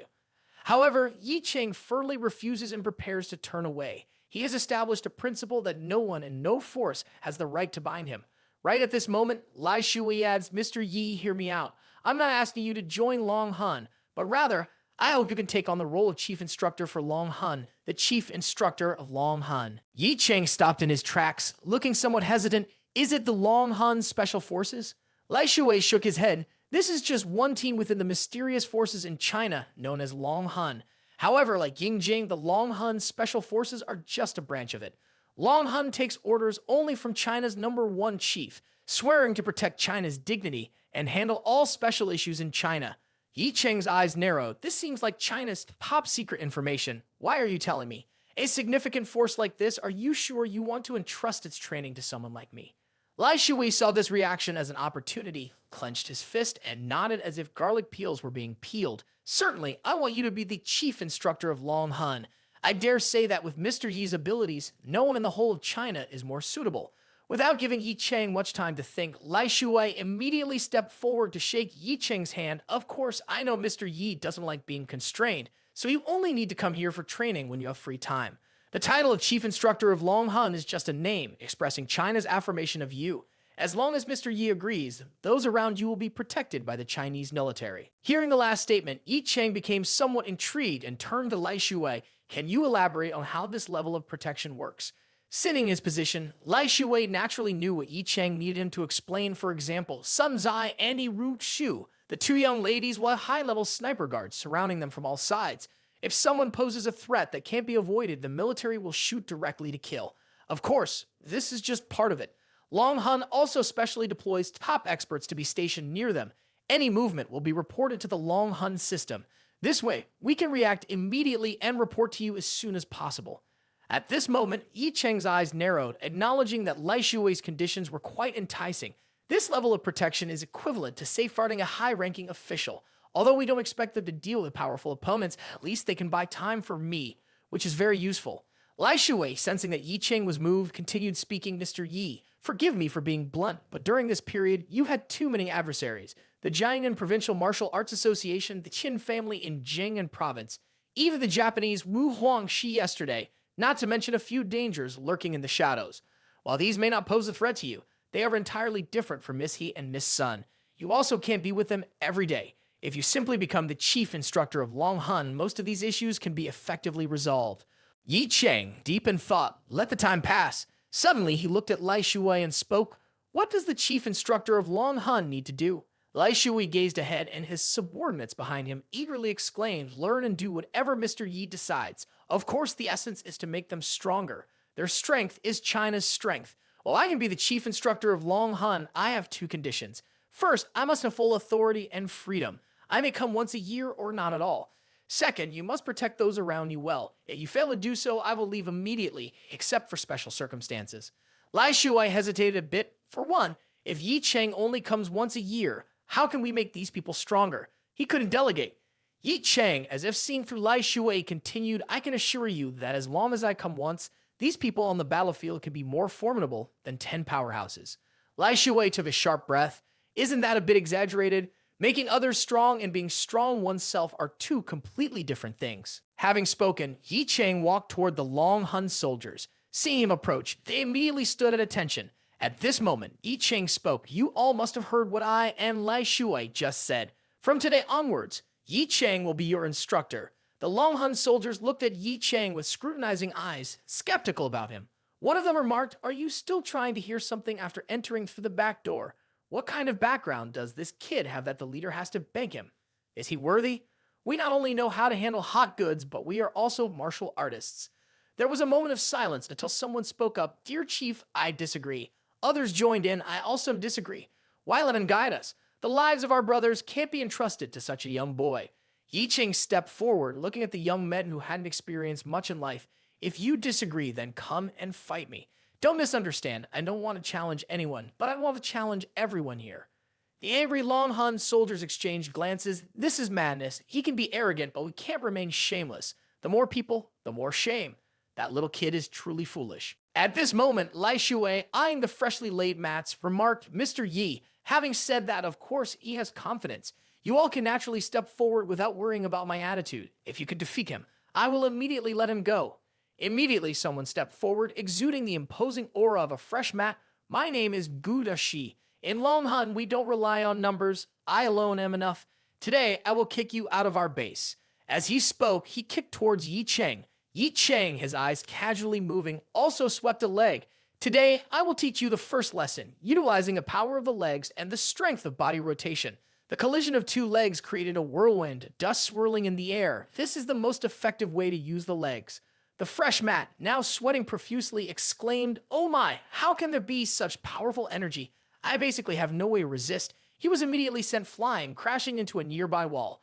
Everyone witnessing this was dumbfounded, faces incredibly pale, with only fear and awe in their eyes. Just one move, and Dashi was defeated, even crushed like that. He's truly formidable. At this moment, Lai Shui, eyeing the freshly laid mats, remarked, "Right at this moment." Ye Cheng took a step forward, pointing his finger at everyone. "With this level of trash, can you even fight? If you're not satisfied and want to save face, try your best to defeat me at any cost." Ye Cheng intended to crush the arrogance of these newcomers. Hearing the provocation, the remaining few rushed forward, not forgetting to add some taunting remarks. "Today, we'll kick you out, and we'll broaden your horizons." Ye Cheng, with both hands in a dominant stance, smirked. "Very well, a bit of fighting spirit. Now I'll teach you a lesson. Never underestimate your opponent." Ye Cheng shifted his posture, condensing spiritual energy in his fist, then forcefully punched forward, heavenly execution fist. This was a technique taught by Leng Yuntian, and now was the chance to use it. When this fist struck, it was like the sky collapsing and the earth crumbling, a murderous aura spreading in all directions, directly sending the Long Hun soldiers flying. Ye Cheng chuckled as he withdrew the fist. It seems like the outcome has been decided. On the remaining side, the newly laid mats were scattered all around. A few seconds later, the atmosphere fell silent. Ye Cheng spoke up, "Have you all accepted defeat?" The Long Hun soldiers who had boasted earlier now took in a sharp breath. Who could have imagined that all the Long Hun soldiers combined couldn't resist a single young man? Why is there someone so powerful in this world? It's hard to accept. Aren't you all dissatisfied? Ye Cheng spoke, his words assertive with no hint of concealing. The bodies of the Long Hun soldiers trembled. What grounds did they have to be dissatisfied? The arrogance in their hearts had completely disappeared. All that remained was enthusiasm. With a leader like this, they will definitely become stronger. Huda Shi quickly stood up, immediately performing the standard military salute, and loudly proclaimed, "Huda Shi salutes the Grand Martial Master." Everyone now reacted, hastily standing up, then respectfully saluting towards Ye Cheng and introducing themselves. From now on, Long Hun only acknowledges one Grand Martial Master, and that is Ye Cheng. Lai Shui was very pleased with the immediate results. He had originally thought it's difficult to subdue this group of powerful individuals, but now it seemed that when facing a dragon, even these formidable tigers couldn't help but be in awe. Ye Cheng looked at the others, a hint of surprise in his eyes. Although these people all have a foundation in martial arts, and some even possess considerable strength, their combat techniques tend to lean towards traditional killing methods. Their environment is not bad, allowing their strength to increase, and their methods are quite straightforward. Ye Cheng rubbed his chin and thought, "Would you like to learn my heavenly killing fist from just now?" Witnessing the terror of the previous technique, the Long Hun soldiers hesitated for a moment before, after a few seconds, shouting loudly, "We want to learn, we want a 1 to 10 fight like the Grand Martial Master." Ye Cheng confidently stated, "Don't worry, you will get there. First, I will teach you 2 basic tricks. The first is to enhance your combat abilities." Then, Ye Cheng began training them. Ye Cheng currently felt that today's gains were not bad. If these individuals were successfully trained, China would not only possess formidable strength, but he would also have a crucial political card. His power structure was starting to take shape with the support of Jiang Nan Wan, who controlled underground forces in Jiangnan from the shadows. In terms of finances, with the strong development of the Tianjin group, he would lack resources. Additionally, the Long Hun team, directly managed from the central authority, had an extremely high-level background. These three forces not only helped Ye Cheng protect those around him, but also had the capability to deal with the Long family in the capital. Recently, Ye Cheng had assigned Yiling Tian the task of investigating the Long family, but faced strong opposition from a mysterious force. Even figures like Lai Shui couldn't find any leads. Back then, when the Long family appeared in Jiangcheng, no one knew about their background, and only Biao Jinggu acted as their spokesperson. The capital was very deep, harboring hidden martial arts families. No matter how high their power was, they had to face these families. To stand at the pinnacle of China and achieve victory, they had to hold immense power to crush those beneath their feet. At the same time, at the Jiangcheng martial arts arena, three elderly men gazed intently at the collapsing arena. These solemn figures were members sent by the Jiangnan Martial Arts Association to investigate. They were Ma Wai-Qi, Zhang Yuantu, and Kui Zhen. In terms of strength, these three individuals were not weaker than Yuan Jingfu, and Ma Wai-Qi and Zhang Yuantu held the positions of deputy association leaders in the Jiangnan Martial Arts Association. Ma Wai-Qi furrowed his brow and said, "Are you suggesting that there are individuals like this in Jiangcheng?" Zhang Yuantu, surprised, exclaimed, while Kui Zhen's face changed dramatically. "It can't be true. Could the one who intervened truly be a cultivator? Isn't that just a legend? They have never encountered such individuals. They only heard about them. This kind of person, with mysterious methods and terrifying strength, is difficult to comprehend." Ma Wai-Qi shook his head, not certain. The likelihood is very low. If someone has the strength of Tang, the association leader, they could reluctantly achieve it. Whether it's that young man Ye Cheng or not, investigate his disappearance from 5 years ago. This year, he might have had some fortuitous encounter, as over the years he gained the ability to defeat martial arts masters, which is undoubtedly problematic. Ma Wai-Qi fell into contemplation for a while before opening his eyes. We've thoroughly reviewed all the information today. There are too many suspicious points. We have no way of knowing what happened at the time the deputy director died. Tang, the association leader, summarized it. If there are no leads, we'll directly hold that kid responsible. Let's start with him. After a training session at the Long Hun Special Forces camp, Ye Cheng returned to his villa.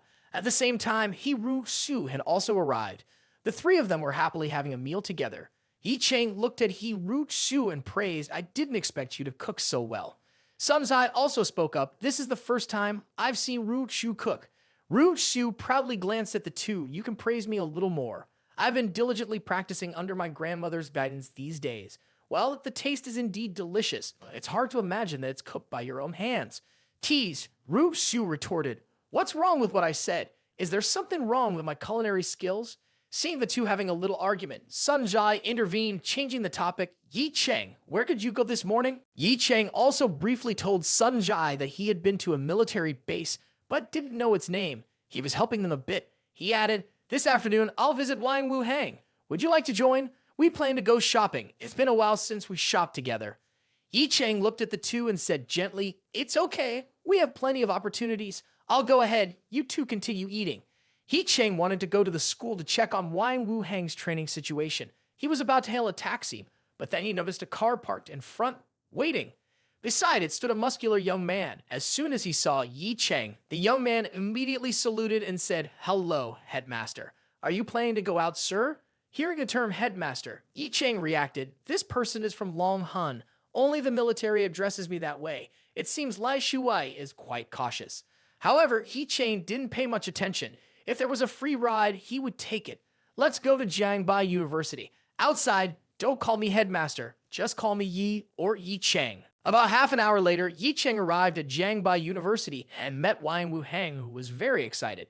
"Cheng, that item you gave me is amazing. I'm now cultivating to the first level, feeling an overwhelming power ready to burst within me." Wang Wu Hang spoke while demonstrating a posture that looked intimidating.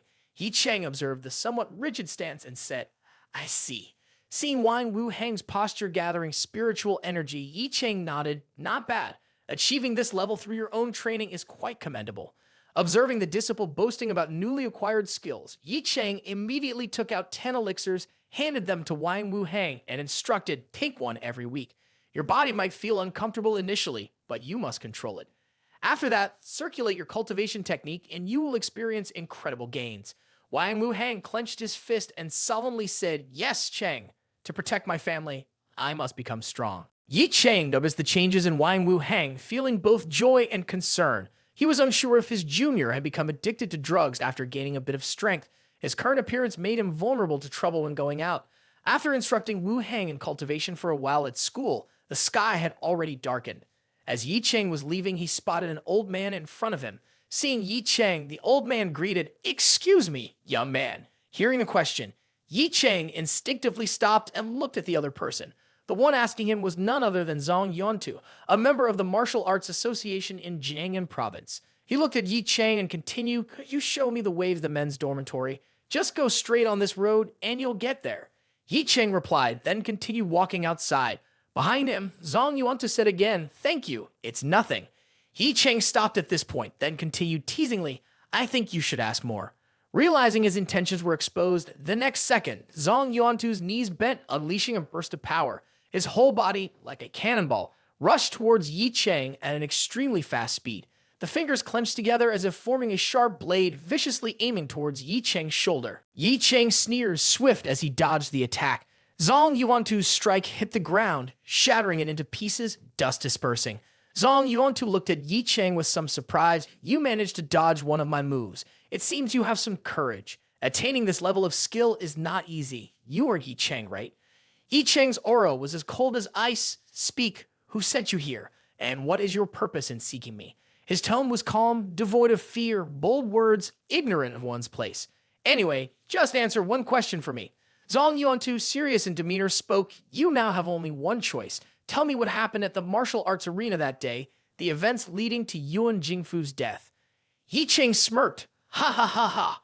Turns out you're just the trash of the Martial Arts Association."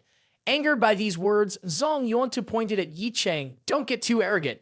Even though Yuan Jingfu is dead, he still belonged to our Martial Arts Association.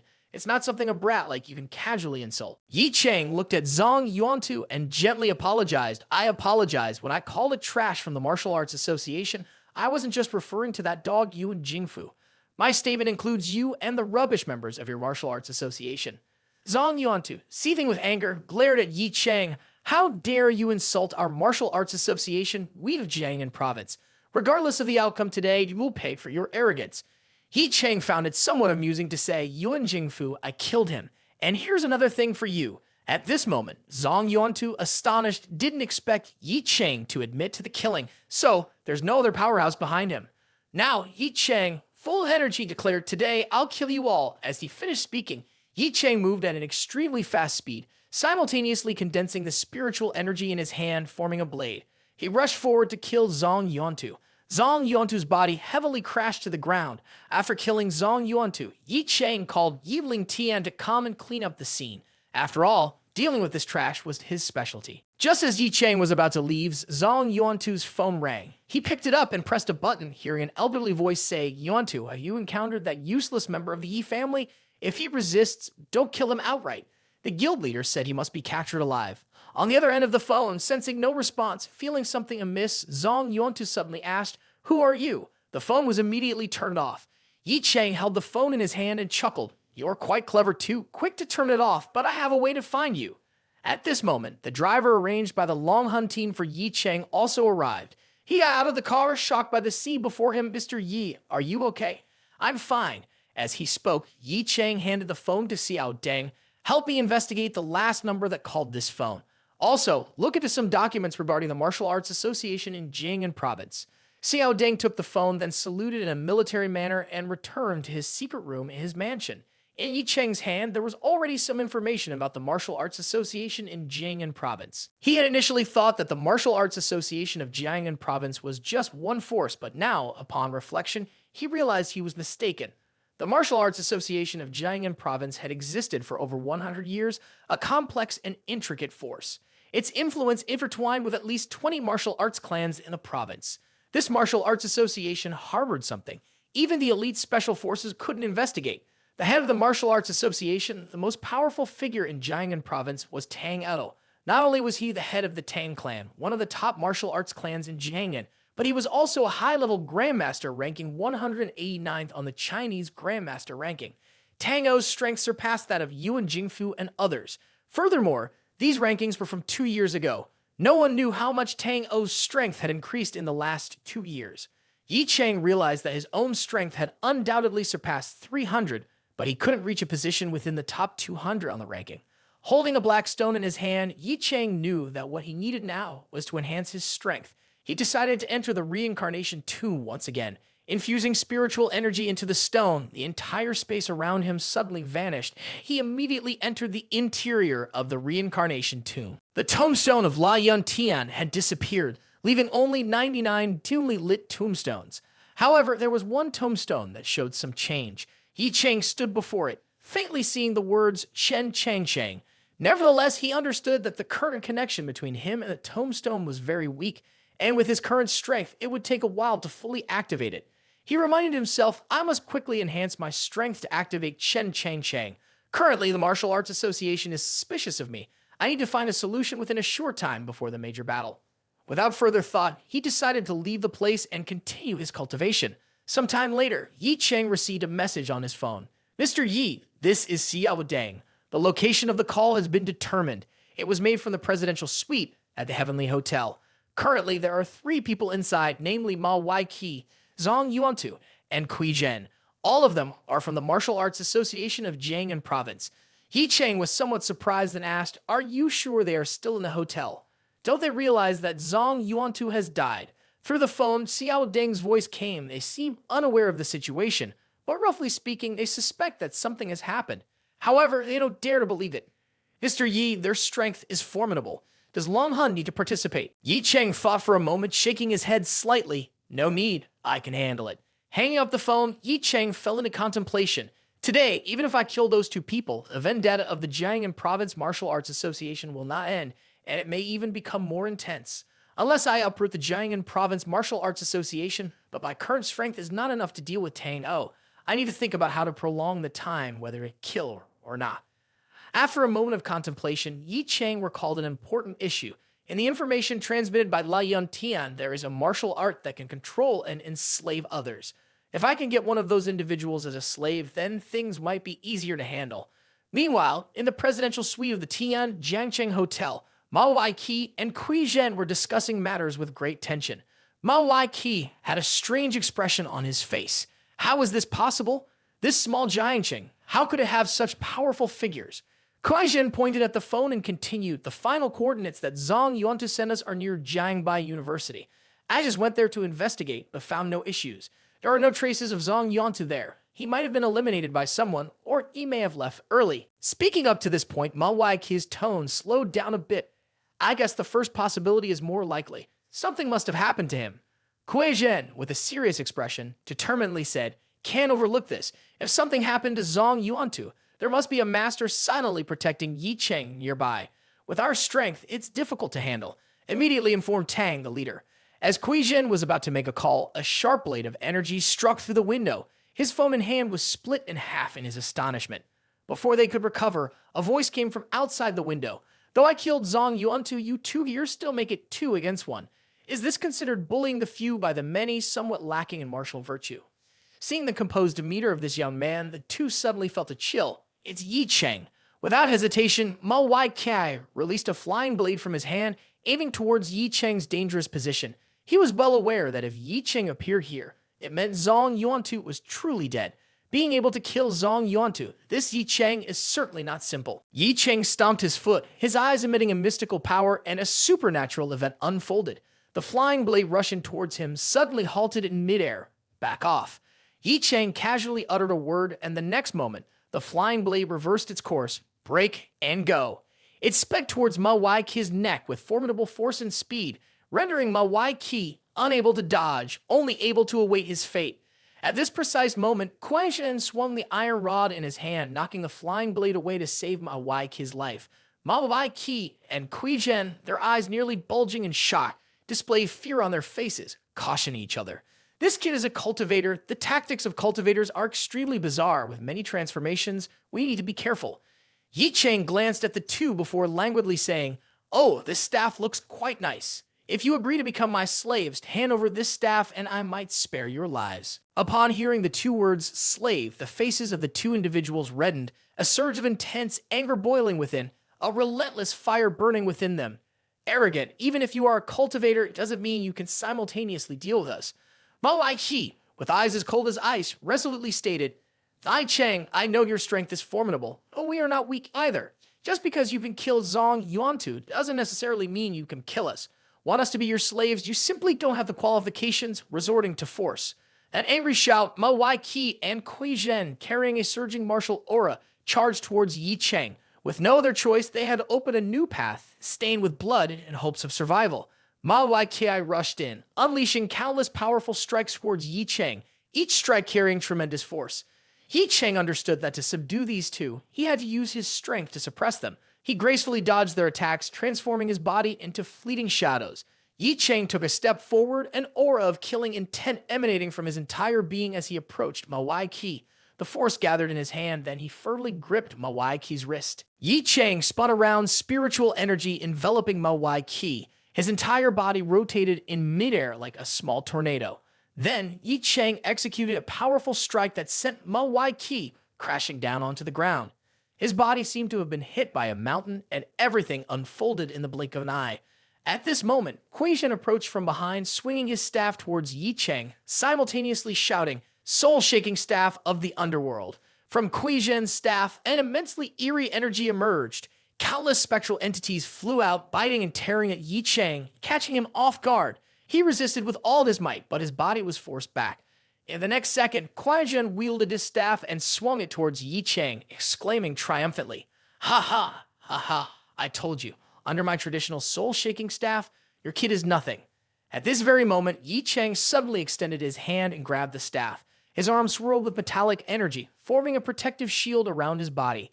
The smile on Kui Zhen's face immediately froze, his mind becoming blank. Ye Cheng nonchalantly remarked, Just now, I merely took one of your moves to assess your true strength. I've encountered this type of weapon more times than you can imagine. Without a word, Ye Cheng unleashed a straight punch to Kui Zhen's face, making him spit out blood. He casually took the staff from Kui Zhen's grasp. Indeed, it's a spiritual weapon, requiring the influence of spiritual energy. Though not something great, it's still a bit wasteful for you to use it. I'll let you understand its true power. Ye Cheng infused spiritual energy into the staff, causing it to be covered in a dazzling light. He didn't hesitate, using the staff to strike Kui Zhen, penetrating through several walls before stopping abruptly lifeless. Ye Cheng's voice echoed, Originally, I intended to offer you a chance to live, but it seems unnecessary for you. Witnessing this, Manhua was terrified. His legs trembled, and he couldn't move. Ye Cheng's icy gaze fell upon him, calmly stating, Now there's only you left. Choose between death alongside him or becoming my slave. The choice is yours. Manhua's entire being was enveloped in overwhelming fear. Even Kui Zhen is dead. In front of this person, he's nothing more than an ant, a blade of grass. If he dies, the Ma family will surely collapse. His lifelong efforts will be devoured by others. The family will be bullied and avenged upon by enemies. For the sake of the family's interests, he felt he had no other choice. Thinking of these things, Manhua immediately knelt down in front of Ye Cheng, bowing his head and shouting, Sir Ye, I choose option 2. I willingly become your slave as you wish. Ye Cheng replied, Certainly. Throughout history, the weak have always served the strong. I am willing to work for you, Sir Ye. Please spare my life. Excitably speaking, Manhua burst out a drop of fresh blood from Ye Cheng's hand. Looking at Manhua, he said, Close your eyes, I will infuse your blood into your meridians. Do not resist. Although Manhua didn't know what Ye Cheng intended, he obediently closed his eyes, saying if the other party wanted to kill him, he would have been dead long ago. Suddenly, he felt a drop of fresh blood shoot into his meridians, penetrating into the deepest part of his consciousness. The sound rumbled, and he was shocked to find an invisible force completely controlling him, as if from the deepest part of his consciousness, a pair of icy eyes stared at him intensely. In that moment, he felt fear, bowing his head toward Ye Cheng, thinking, there exist such techniques in this world. He cared to affirm, with just a thought from Ye Cheng, my body and soul would immediately collapse, and my spirit would be annihilated. While he was still in awe, Ye Cheng's voice resonated, saying, Call Tang O, you should know what to say. I hope that within a month, the Martial Arts Association of Jiangnan Province won't come bothering me. Manhua still knelt there, trembling all over. Without hesitation, he quickly responded, Sir Ye, I understand. He looked fearfully at Ye Cheng's departing figure with a hint of surprise in his heart. Why did Ye Cheng set a 1-month deadline? Could it be that within just 1 month, this man is confident he can deal with the head of the Martial Arts Association? Having temporarily resolved the matter with the Martial Arts Association, Ye Cheng returned to his villa. He held the soul-shaking staff in his palm, feeling a significant amount of energy stored within. He hadn't expected to gain such a substantial benefit from this trip. Currently lacking a suitable weapon, the soul-shaking staff could be used reluctantly. Ye Cheng looked at the soul-shaking staff with satisfaction, saying he will use this month to accumulate strength. Then he will personally go to the Martial Arts Association, confront Tang O, ranked 189th on the Chinese Grandmaster leaderboard. Ye Cheng was eager to see how formidable a master of this level could be. At this moment, a doorbell suddenly rang. Ye Cheng was taken aback, realizing that someone had come to visit at such a late hour. The door opened, and to Ye Cheng's surprise, the visitor was Jin Jingen. It's worth noting that after Chuang Bao's death, the entire Chuan family disappeared. Among the three martial arts families in Jiangcheng, only two remained, and the Jin family became the leading martial arts family. "Sir Ye, may I come in?" Jin Jingen's expression was extremely panicked, as if he was afraid of something. Ye Cheng nodded and said, "Come in." Jin Jingen carefully closed the door behind him after entering the house. Seeing Jin Jingen's anxious expression, Ye Cheng quickly spoke. "What happened? What happened to your family?" Jin Jingen didn't rush to answer, but immediately took off his coat, revealing a well-built chest facing Ye Cheng. Then he looked at Ye Cheng with a gaze full of concern and said, "Sir Ye, just look at it, and you will understand." When Ye Cheng saw that green jade pendant, his eyes immediately lit up. He inquired about its origin. He could sense an extremely vibrant source of spiritual energy emanating from within the jade pendant. Just by wearing it, the cultivation speed would triple, and this was a spiritual treasure from Kunlun Xu. Jin Jingen looked extremely horrified. "Sir Yi, you also know that our Jin family is in charge of auctions in Jiangcheng. Occasionally, we receive peculiar auction items. Late the day before yesterday, a friend of my father from Hong Kong hurriedly arrived and handed over this item to our Jin family, saying that he would auction it the next day. However, yesterday he suddenly became erratic, not participating in the auction, claiming that he would reclaim the item during the night. My father naturally agreed, but after waiting for a whole day, he didn't show up. Out of curiosity, my father rushed to his residence today, only to discover that everyone in the house had been brutally killed, with extremely ruthless methods. From the discernible wounds, the assailant possessed formidable strength. Moreover, my father also found that those who he had interacted with in the past few days also experienced incidents within their homes. My father concluded that there must be a force seeking this item." Jin Jingen's eyes were filled with fear as he extended the jade piece to Ye Cheng. "Currently, our Jin family lacks the fundamental strength to protect this item, but we are not willing to hand it over to others. Therefore, my father wants to entrust this item to you, Sir Yi, for safekeeping. We fear that only you have the capability to safeguard this item. If an unfortunate event befalls our Jin family, this item will belong to you, Sir Yi. Our Jin family has no other choice." Ye Cheng looked solemnly at Jin Jingen. "All right, I agree. But what are the plans for the Jin family?" For Ye Cheng, the Jin family had helped him a lot, and this item was currently highly beneficial for his cultivation. Therefore, he couldn't just turn a blind eye. Jin Jingen hastily retrieved his coat, looking very urgent. "Sir Ye, my father has arranged for a plane. Our family will temporarily leave Jiangcheng. During the time you are safeguarding it, feel free to use it, and we will cover the storage fees for you." After speaking, Jin Jingen intended to leave. However, she suddenly remembered something, turned back, and looked at Ye Cheng with a regretful expression. "Sir Yi, I'm truly sorry. Perhaps this is the last time we meet. Our previous agreement has now come to an end. Meeting you has been the greatest fortune of my life. Farewell to you." Ye Cheng also bid farewell to Jin Jingen, then escorted her out. After closing the door, Ye Cheng suddenly heard a call from behind. When he turned back, he saw He Shu and Sun Jai standing there, looking at him. He Shu appeared displeased and said, "Ye Cheng, who was that beautiful girl just now?" Sun Jai, with a jealous expression on her face, remarked, "Are you having an affair in the middle of the night?" Ye Cheng casually replied, "She's just a friend who came to ask for help. Sorry for waking you both up." At this moment, Ye Cheng also felt a bit concerned about Jin Jingen, who had helped him in various ways. Seeing Ye Cheng looking worried, He Shu wondered and opened her mouth. "Ye Cheng, are you going to Tianjin Group tomorrow? It's been a while since I visited there." Tomorrow, Tianjin Group is hosting a press conference to launch a new product, and there will be many journalists from both inside and outside the country. We need to create a big buzz for this new product. Sun Zai earnestly said, "Ye Cheng, you have to go because I am the representative to speak on behalf of Tianjin Group. Yesterday, I prepared a lot of materials, but to be honest, facing so many journalists for the first time, I am quite nervous. If you are there, I will feel much more at ease." Ye Cheng approached to pat his daughter's head and said, "Of course, I'll go to cheer for you, and I'll take some beautiful pictures for you at that time." These words made Sun Jai extremely happy. Without Iruk Shu, there might have been another epic battle. After chatting with the two beautiful women, Ye Cheng quickly returned to his bedroom and took out the jade piece to examine it. Holding the jade piece, Ye Cheng exclaimed, "I didn't expect that the Jin family, a top martial arts family in Jiangcheng, would be so fearful of this jade piece that they would abandon their entire business and flee. It seems the background of this jade piece is not small. However, first I must check if this interesting jade piece contains any mysteries." Thinking so, Ye Cheng immediately focused on channeling the 9 heavens profound yang art. He felt countless spiritual energies pouring into his body, continuously filling it, and his realm kept increasing as if it was about to break through. Ye Cheng looked at the jade piece in amazement. "This jade piece is even more formidable than I thought." Ye Cheng stared at the jade piece in the air, exuding a captivating fragrance. Indeed, you get what you need. With this jade piece, Ye Cheng's cultivation speed immediately increased tenfold. Suddenly, the black stone in Ye Cheng's pocket also flew out, hovering in midair. Subsequently, it greedily absorbed all the spiritual energy from the jade piece.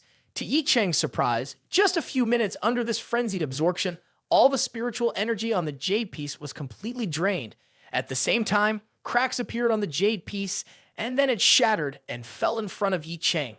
Ye Cheng carefully observed the black stone, only to discover that all the spiritual energy and attributes from the jade piece had been completely transferred to the black stone. Not only that, Ye Cheng felt that the spiritual energy became even more profound. Ye Cheng focused on observing and noticed changes inside the reincarnation cemetery. Although it remained as quiet as before, it was now filled with endless spiritual energy. The tombstone of Cheng Cheng emitted a ray of light, indicating impending change. Ye Cheng basically didn't believe that the jade piece Jin Jingyan entrusted him to keep could have such a significant effect. Thinking about Jin Jingyan, Ye Cheng held up the shattered jade piece and sighed. "They asked me to keep it. Now it turns out like this. How do I explain?" With a bitter smile in his heart, Ye Cheng thought, "After meeting again, I'll bring her a bunch of elixirs as compensation." The scene shifted to the next morning when Ye Cheng, accompanied by the two beauties, arrived at Tianjin Group to participate in the launch event for the new product. In the press conference room, the guests had gathered extensively. Today, Tianjin Group is unveiling its new product, and the presence of major forces in Jiangcheng is inevitable.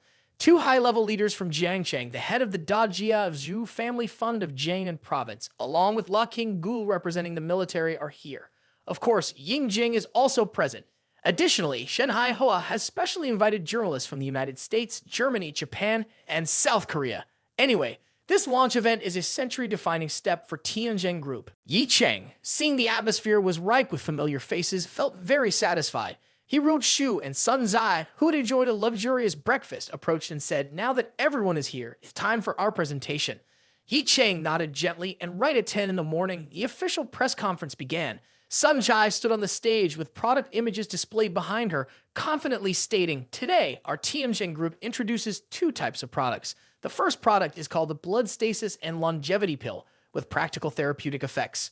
Elderly individuals, after completing a treatment course, will become healthier and more energetic. The second product is a skincare cream. We assure you that after use, it can rejuvenate the skin, making you look as youthful as in your 20s.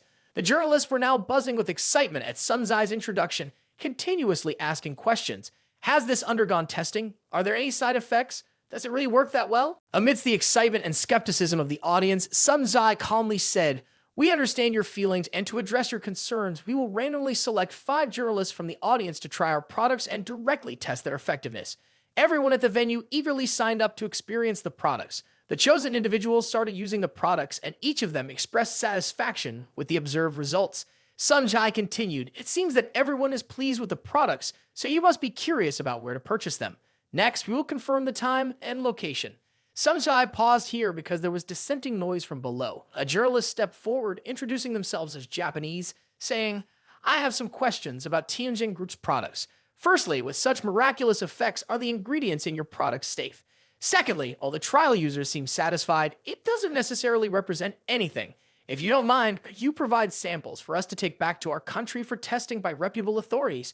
Hearing this, Ye Cheng showed a displeased expression, and Sun Zai's face looked a bit off as she responded, "I'm sorry, but this matter involves trade secrets and we cannot comply with that request. The female journalist laughed loudly. Your attitude implies that Tianjin Group doesn't dare to undergo testing, which means your products might have issues or significant side effects.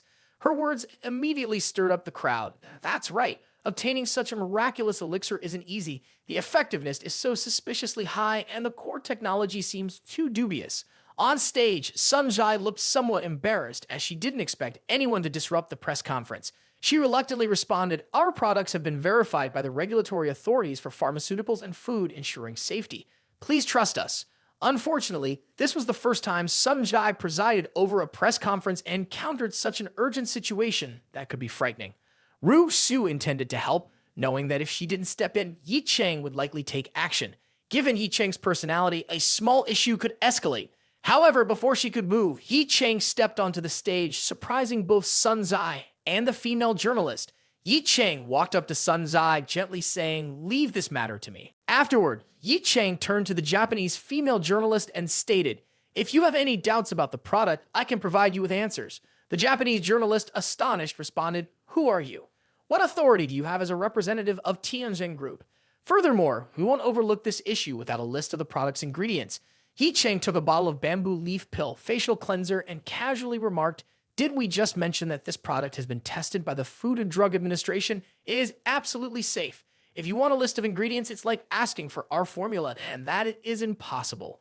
The female journalist, with an angry expression, retorted, "I don't care. How can a skincare product be so miraculous? It must have some special effects." At this point, Ye Cheng's face showed signs of anger, his tone becoming heavier. He said, "Are you here to cause trouble?" The defiant journalist adopted an arrogant attitude, provoking Ye Cheng. "I don't trust the Food and Drug Administration. I only trust the product's ingredients. What can you do? Are you planning to hit me?" As soon as she finished speaking, Ye Cheng jumped towards her and delivered a painful slap to her face. Simultaneously, during the jump, Ye Cheng had applied a bamboo leaf pill on his hand. Sun Zhai, standing on the stage, witnessed this scene and exclaimed in amazement, "Ye Cheng, this is quite unexpected." As for the female journalist who was slapped and felt the pain, she stumbled backward, holding her face, and screamed, "How dare you hit me? Is this how Tianjin Group treats people? I never said you hit me, I just asked for a sample, like you promised." Afterward, Ye Cheng addressed those around him, saying, "I just applied a portion of bamboo leaf pill to the left side of her face. This time, I'll let everyone have a visual demonstration of the product's effectiveness." The journalist hastily took out her phone to examine her face, but her expression couldn't convey any words. The left side of her face had completely transformed into a stunning beauty. The surrounding journalists snapped photos, accompanied by exclamations like, "It's too miraculous. Even in novels, you can't achieve this effect. Just applying this product immediately shows results. Quickly, take pictures. This photo will be the hottest tomorrow." At this point, the Japanese female journalist hurriedly asked Ye Cheng, "I've used bamboo leaf pill on one side of my face. What about the other half?" Ye Cheng extended his hand forward, signaling the other party to remain silent.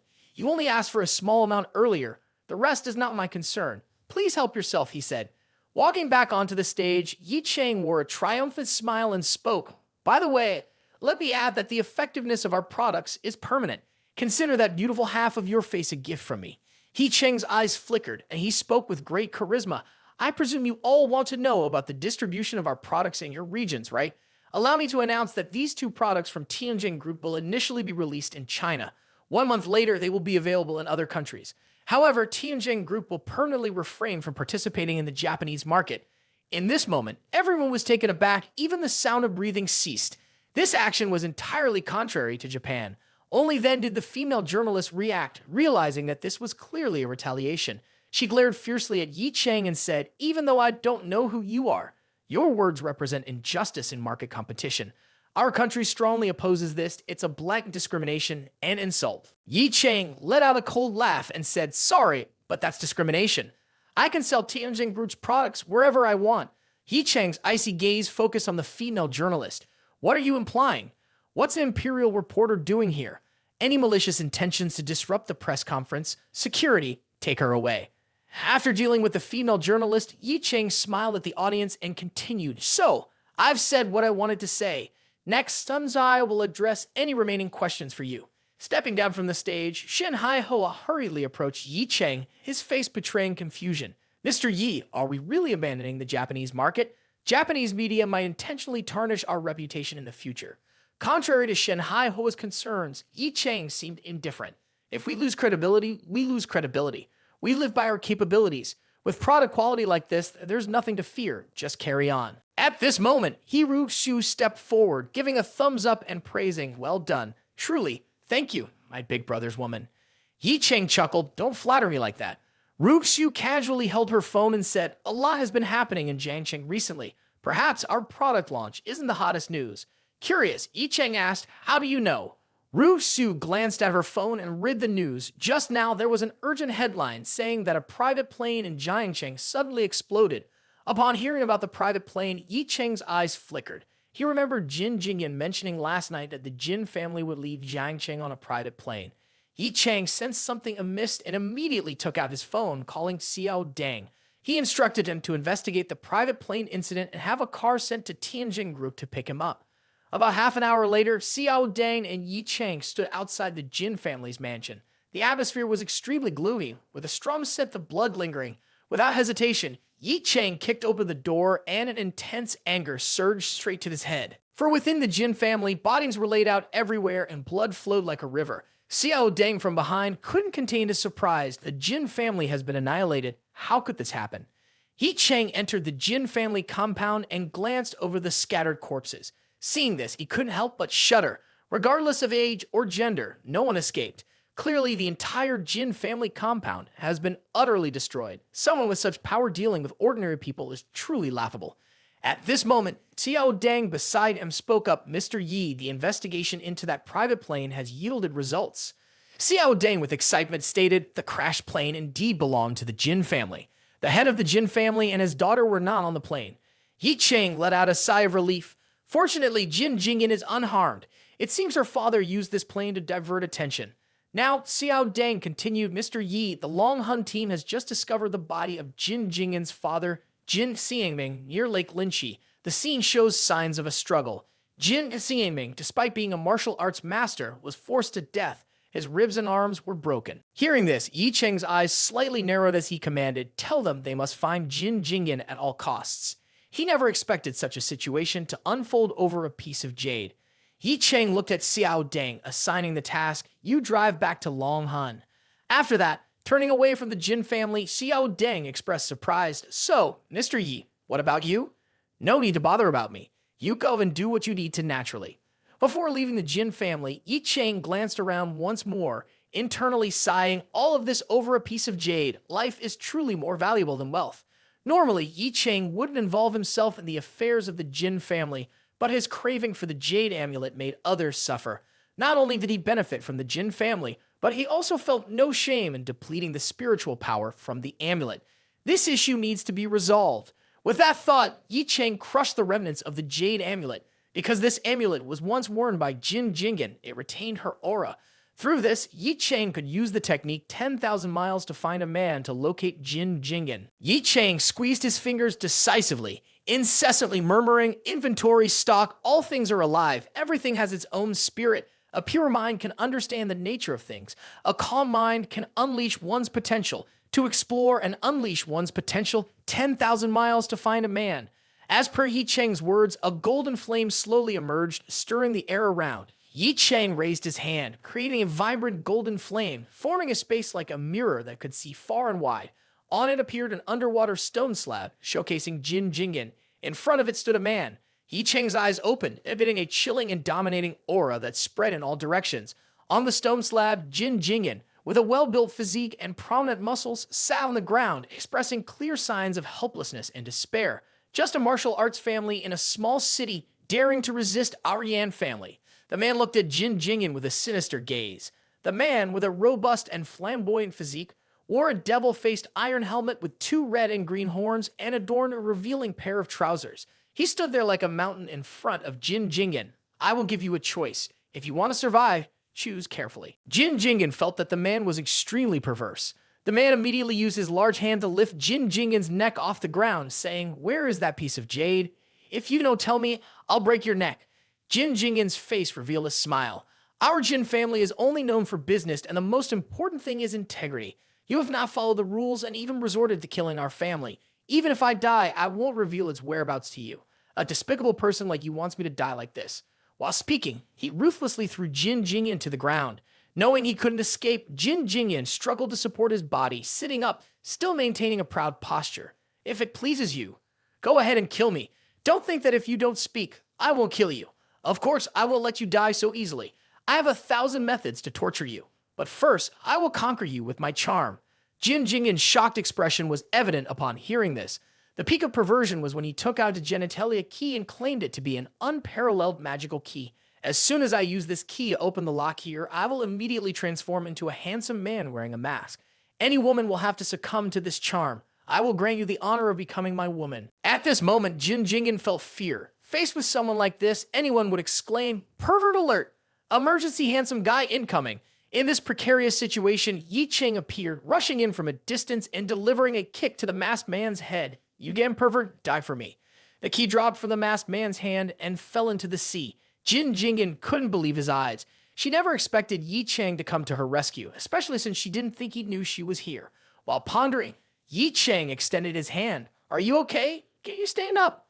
Jin Jingyan nodded in astonishment. Meanwhile, in the distance, the masked man crying over the lost key was probably worrying about hygiene issues in the future. Inquisitive as always, Ye Cheng asked, "Mr. Yi, why did you find me?" Adopting an air of mystery that fascinated women, Ye Cheng responded with a question. "Why didn't you come to find me? You must know that in Jiangcheng, I'm the only one who can protect you." Jin Jingyan nodded slightly, suppressing the pain, and said respectfully, "This is the misfortune of the Jin family. I never expected Mr. Yi to get involved." Ye Cheng sighed. Why do you have to endure this? He understood the situation. Jin Jingyan could reveal her whereabouts to save herself, but she chose to endure torture instead. She was someone deserving of this sincere treatment. Ye Cheng turned towards the pervert and said to Jin Jingyan, "Let's make a deal. I've taken your precious gem. I will avenge your family on your behalf." Jin Jingyan agreed without hesitation. Suddenly, she remembered something and hurriedly added, "Our family has been wiped out. According to the agreement, the gem belongs to you." Ye Cheng's response stiffened. "All right, I understand. I don't mind killing. I just need a reason." The masked man reacted just now. With a fierce gaze, he stared at Ye Cheng and angrily exclaimed, "Kid, who are you after all, daring to intervene in the matters of our Yan family? Do you know what you've just done? The key has fallen into the sea. I can't transform now. I can't even go to the bathroom." Ye Cheng narrowed his eyes, sweat dripping down, muttering to himself, encountering a pervert indeed. Yan Jin shifted his stance, saying, "But now I know the precious gem is in your hands. Since you brought it yourself, you can't blame me." Immediately after, Yan Jin explosively leaped into the air, both legs like cannon shots soaring high.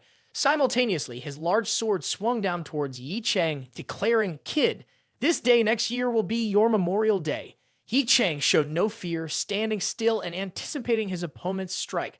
However, as the sword descended, Ye Cheng effortlessly caught it with one hand. Even retrieving the sword proved futile. Yan Jin exclaimed, "Impossible. You can catch a sword with your bare hands. This is a specially forged iron-cutting weapon. How can you treat it like trash?" Ye Cheng calmly responded, and the next second, he applied force, breaking the sword. Yan Jin startled and quickly stepped back, saying, "Let me show you a genuine weapon." Now, Ye Cheng pulled out the soul-shaking staff, freshly painted to enhance its intensity. Yan Jin recognized the soul-shaking staff and felt a hint of apprehension. Why does Jiangcheng have such powerful weapons? Even the top martial artists in China don't possess such awe-inspiring momentum. After just 5 minutes, Yan Jin surrendered, clapping his hands. "All right, take your time. You can't kill me. I am the martial arts genius of the Yan family. Killing me is equivalent to committing a crime against the family. My elder is Tang O, the head of the Jiangyan Martial Arts Association, and also my master. Killing me is like seeking death." Ye Cheng smiled coldly. "Tang O, huh?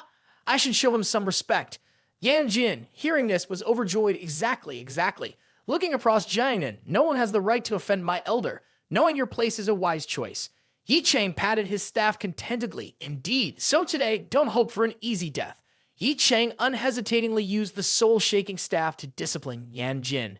Feeling a bit uncomfortable, Ye Cheng muttered, "This martial arts association is like a lingering ghost. He has no conflicts with any martial arts association. Why get involved in Jiangcheng? It seems I have to uproot this association entirely." As Ye Cheng thought, he swung the staff energetically. Yan Jin, still rolling around, shouted, "Lai Cheng, my master is Tang O. Stop hitting me. Stop it. Otherwise, I'll die." After a while of beating, Ye Cheng stopped and said, "Not bad. A true martial arts genius. Excellent at taking hits." Yan Jin, lying on the ground, continuously pleaded, "Stop, stop, please. Tang-o is my uncle. You can't do this." "That's right. That's right. The woman from the Jin family still has that gem. The gem is a gift from our Yan family to Tang-o in his longevity celebration. I'll give it to you now. If you let me go, we can pretend nothing happened." Yan Jin, lying on the ground, full of fear, said to Ye Cheng. Ye Cheng casually said to Yan Jin, "You're saying nothing happened." Trembling, Yan Jin said, "That's right. I assure you that my uncle will never trouble you." Seeing Ye Cheng stop the beating, Yan Jin secretly rejoiced, "Caught him. No matter what your background or skills in terms of influence and status in Jiang'an's martial arts, this poor guy won't survive as long as I'm alive, and my uncle won't spare him." Before he could finish his thoughts, Ye Cheng struck him on the head with the staff, leaving him bewildered. I don't know what Ye Cheng wants. Why isn't he showing any restraint toward Tang-o? Are you crazy? If I die, my uncle won't spare you. You should understand that in Jiang'an. His words were interrupted by Ye Cheng. Coldly, he said, "I spare you, and in return, can you save the Jin family?" On the ground, Yan Jin cried out, "I am different from them. I have the martial arts genius of the Yan family, and my uncle is Tang-o." Ye Cheng chuckled coldly. "Before you died, let me tell you a secret. I killed Yuan Jingfu. I killed Kui Zhen and Zhang Yantu, and Ma Wai Qi has become my servant." Before Yan Jin could digest this, Ye Cheng raised the soul-shaking staff high, a fierce aura emanating. "It seems you were quite attached to your uncle. Don't worry. Soon I'll send him down to meet you." Yan Jin's eyes widened in extreme fear. This guy dares to kill Tang-o. Not letting him wait long, Ye Cheng's soul-shaking staff ruthlessly struck down, a ferocious aura breaking through the heavens, blood splattering everywhere, and Yan Jin's body disintegrated into dust. Finally, he no longer had to worry about losing the key. Only like this can you redeem yourself with the Jin family. Jin Jingyan, watching Ye Cheng kill Yan Jin, couldn't contain her emotions. She knelt on the ground, feeling a bit relieved. But hearing that Ye Cheng wanted to kill Tang-o, her heart surged. She knew Tang-o was a legend in the martial arts community of Jiang'an. Seeing Jin Jingyan disheartened, Ye Cheng approached and handed her a pill. "Take it. It will help improve your condition a bit." Jin Jingyan nodded and took the pill. She felt a significant reduction in injuries on her body. Ye Cheng, looking at the vast seat, asked Jin Jingyan, "The Jin family has been annihilated. What are your plans now?" After a few seconds of contemplation, Jin Jingyan spoke. "With Yan Jin dead, Tang-o and the whole Jiang'an province will be in turmoil. They will undoubtedly thoroughly investigate this matter. At that time, I will become the primary suspect. Even if I change my name and hide my identity, I won't be able to survive." Jin Jingyan, feeling melancholic, had her mood changed by Ye Cheng's words, "Come back and be my third wife." At this moment, Ye Cheng had taken Jin Jingyan's hand. "You'll follow me to the Long Hun team first. I'll ask them to provide you with a new identity, ensuring that Tang-o won't find you." Now Jin Jingyan had no other choice but to agree. Everything will follow Mr. Yi's arrangements. In the following days, the martial arts community in Jiangcheng remained calm like a tranquil sea. Only a ripple emerged in the business world with the launch of a couple of products from the Tianjin Group. Although it initially only covered the Jiang'an province, the videos from the press conference spread widely on the internet and in the media. Based on its effectiveness, within just 5 days, the sales of 2 products reached hundreds of millions and kept increasing, becoming a hot topic for discussion and the headline news. The scene shifted to the Zai family's mansion in Jiang'an province, a luxurious villa that garnered admiration. A couple was sitting in the salon and an air of solemnity filled the atmosphere. These two were Hiruk Shu's parents. He Huang Yi spoke up. "This Tianjin group, created by that young man named Ye Cheng, is quite remarkable." Mrs. He nodded and said, "Indeed, I think you also agree that although this corporation is newly established and its scale is small, within the next 6 months it can become a leading corporation in China." He Huang Yi looked at his joyful wife and said, "It seems the match between you and Ye Cheng had results. You surrendered. That young man holds many secrets to an extent that is truly frightening. Initially, you only saw him as a useless kid from an annihilated clan. However, the more you interact, the more sinister he appears, disappearing for 5 years only to return as a martial arts powerhouse." Listening to the events involving Ye Cheng, Huang Yi also felt amazed. He concluded, if that Ye Cheng wasn't outstanding, Aru Su wouldn't have fallen for him. But this matter is related to the Qin clan. Before he could finish his sentence, a voice echoed from behind, "How is my Qin clan doing?" Hearing this, both He Huang Yi and Ding Wanni's expressions drastically changed as they turned around. At the entrance, but the young man, Qin Zhenyang. He continued, I've only been away for a few days, and you people are already planning to marry off my fiancée to someone else. He Huang Yi silently worried, thinking a few days ago, I heard that young Master Qin had returned from cultivating in the Inga Mountains. Could he have learned about Ru Xu's situation at the birthday party and come here? How did he find out? As Wang Yi finished his thoughts, Qin Zhenyang rushed forward and grabbed his collar. Qin Zhenyang's face showed a trace of displeasure, and the crowd sensed an intention to harm. I was filled with joy returning from Ingamai Mountain, looking forward to seeing my future wife. But someone told me that my fiancé is getting married to someone else in Jiangcheng. Mrs. He, standing nearby, was extremely worried. Qin Zhenyang pressed Huang Yi against the wall, saying, immediately bring Ru Xu to me. The loud commotion drew Ru Xu's grandmother out. What's happening? Why is it so noisy? Ding Wanni's face changed dramatically. Nothing is wrong, Grandma. Please go back to your room. Qin Zhenjiang revealed a sinister smile, then leaped forward, delivering a blow to the old lady's forehead. She fell unconscious to the ground. Mrs. He, terrified, exclaimed, What happened to my mother? Wake up, please. Qin Zhenjiang chuckled coldly. Now call Ru Chu and tell her that her grandmother is severely injured, being corroded by something, and only I know the details. I believe she will come back soon. In Ye Cheng's villa, the two women, Sun Zai and Ru Xu, felt exhausted, almost on the brink of death as they lay on the chairs. Currently, Tianjin Group's business activities were in a phase of rapid development, so there were many tasks for these two women to handle. Thanks to them, Ye Cheng had more time to satisfy his personal hobbies, making him feel that the life of a director was quite comfortable. At this moment, Ye Cheng cheerfully brought water and didn't forget to tease.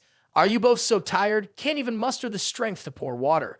Ru Xu, despite being tired, didn't let Ye Cheng's optimism pass by. She retorted with a few words. If a boss like you doesn't worry about work, what do you know? Our products are almost sold out and the warehouse is nearly empty. Now the company is as busy as a beehive. I think I need to go to the office for overtime. Sun Chai, beside her, also chimed in, heh. Our products are selling so well because I presided over the press conference. Heh. See, having two capable individuals. Both of you have worked hard. Quickly drink some water and take a break. The atmosphere at this moment slowed down a bit, and the three of them were savoring the moment of rest, displaying a very indulgent demeanor. Ye Cheng held a glass of water, pondering for a moment. In any case, these two products are medicines concocted by cultivators, and it's natural for them to sell well. But there are many issues behind the scenes. Currently, in Jiangcheng as well as in this Jiangnan province, there are countless cultivators. Although Tang'o is the figurehead in this province, undoubtedly behind him, there exists someone stronger manipulating things, and controlling Jiangcheng is just the most basic step. Next, I should look at the entire Jiangnan province. China's survival rule has always been to bully the weak with the strong, and those who are not strong will sooner or later be swallowed up. At this moment, Ru Xu's mobile phone rang. She stood up, and upon seeing that it was her father calling, she answered happily. However, her smile quickly disappeared, replaced by teary eyes. Immediately, Ru Xu hung up the phone, headed towards the door, and ran outside without giving Ye Cheng and Sun Jai a chance to react. She left only the words behind, Sorry, I'm going home for a trip. The door closed as she left. When Ru Xu was gone, Ye Cheng and Sun Jai finally reacted. Ye Cheng looked at Sun Jai. What happened to her? Sun Jai, equally puzzled as Ye Cheng, replied, I don't know, but she didn't even take her purse. It seems something significant has occurred. After speaking, Sun Jai stood up and rushed out the door. I'll go check on her. Ye Cheng's eyes showed a bit of hesitation. After living together for a while, he basically understood Ru Xu. To make her panic like this, something extremely serious must have happened. Could it be an incident with the Yi family? Ye Cheng dialed Yi Ling Tian's phone. He is the local expert in Jiangnan. Asking him is the most reasonable. When the call connected, Ye Cheng immediately said, Yi Ling Tian, investigate for me. Has anything happened to the Yi family recently? Investigate it right away and let me know. At this moment, Yi Ling Tian responded, Because the relationship between Ye Cheng and Ru Xu is not normal, they always closely monitor any movement of the Yi family. Based on the latest information, Ru Xu's parents just took her grandmother to the hospital in Jiangnan province. Probably something happened to her grandmother. Hearing Yi Ling Tian's words, Ye Cheng frowned slightly. He felt that something was not right. On the day of the birthday party, he had paid attention to Ru Xu's grandmother. Her body seemed to be quite healthy, so why would something suddenly happen? But elderly people are also prone to unexpected health issues. Ye Cheng didn't dwell on it too much. At this moment, Yi Ling Tian continued, Dianzhu, there are a few more matters to report to you. Firstly, the Qin family in Jiangnan province has returned from the Naga Mountain. The incident at the birthday party will undoubtedly reach their ears. It might pose some difficulties for Dianzhu. Secondly, the Yan family in Jiangnan is extremely angry and has dispatched some experts to Jiangcheng. They naturally want to investigate the matter involving Yan Jin. Thirdly, the situation in Jiangnan province has been a bit chaotic recently. I feel that there are some hidden forces operating in the shadows, which could erupt at any time. Ye Cheng, looking relaxed, said, Jiangcheng is ultimately too small. It's time to move to a broader place. So tomorrow morning, I'll head to Jiangnan province. Yi Lingtian was delighted. Dianzhu, finally, you are coming to Jiangnan. Do you need me to send a car to pick you up? No need, Longhan has a car. Just stay temporarily on standby. Ye Cheng sensed a bit of the spiritual energy. His cultivation realm is okay now. Through absorbing spiritual treasures, his cultivation speed has greatly improved. The reaction from the second tombstone inside the cycle cemetery is also more intense. I estimate it will be activated in a few days. At this moment, Sunjai rushed back home in a very urgent manner. Ye Cheng retracted the spiritual energy in his hand and said, seeing her hurried appearance, you couldn't catch up with Rook Shu, right? Sunjai, still panting, replied, that's right. Rook Shu left as soon as she got down. I ran out, but the car was already gone and her phone isn't answering. Also, Shanghai Hoa called me just now. Tianzheng Group is preparing to open another branch in the center of Jiangnan province. He wants me to go there and manage it. What do you think? Should I go? Ye Cheng happily responded, go. That's perfect. I also want to go to Jiangnan province. Let's go together. In Ye Cheng's mind, he was worried about leaving Sunjai here, but it seems that everything has been resolved. Fate has its way, and next, the two will have another encounter. The next morning, a car was waiting in front of Xiao Deng's villa. Mr. Yi, it's time to go. Yes, we're heading to Jiangnan province. It's not too far from Jiangcheng.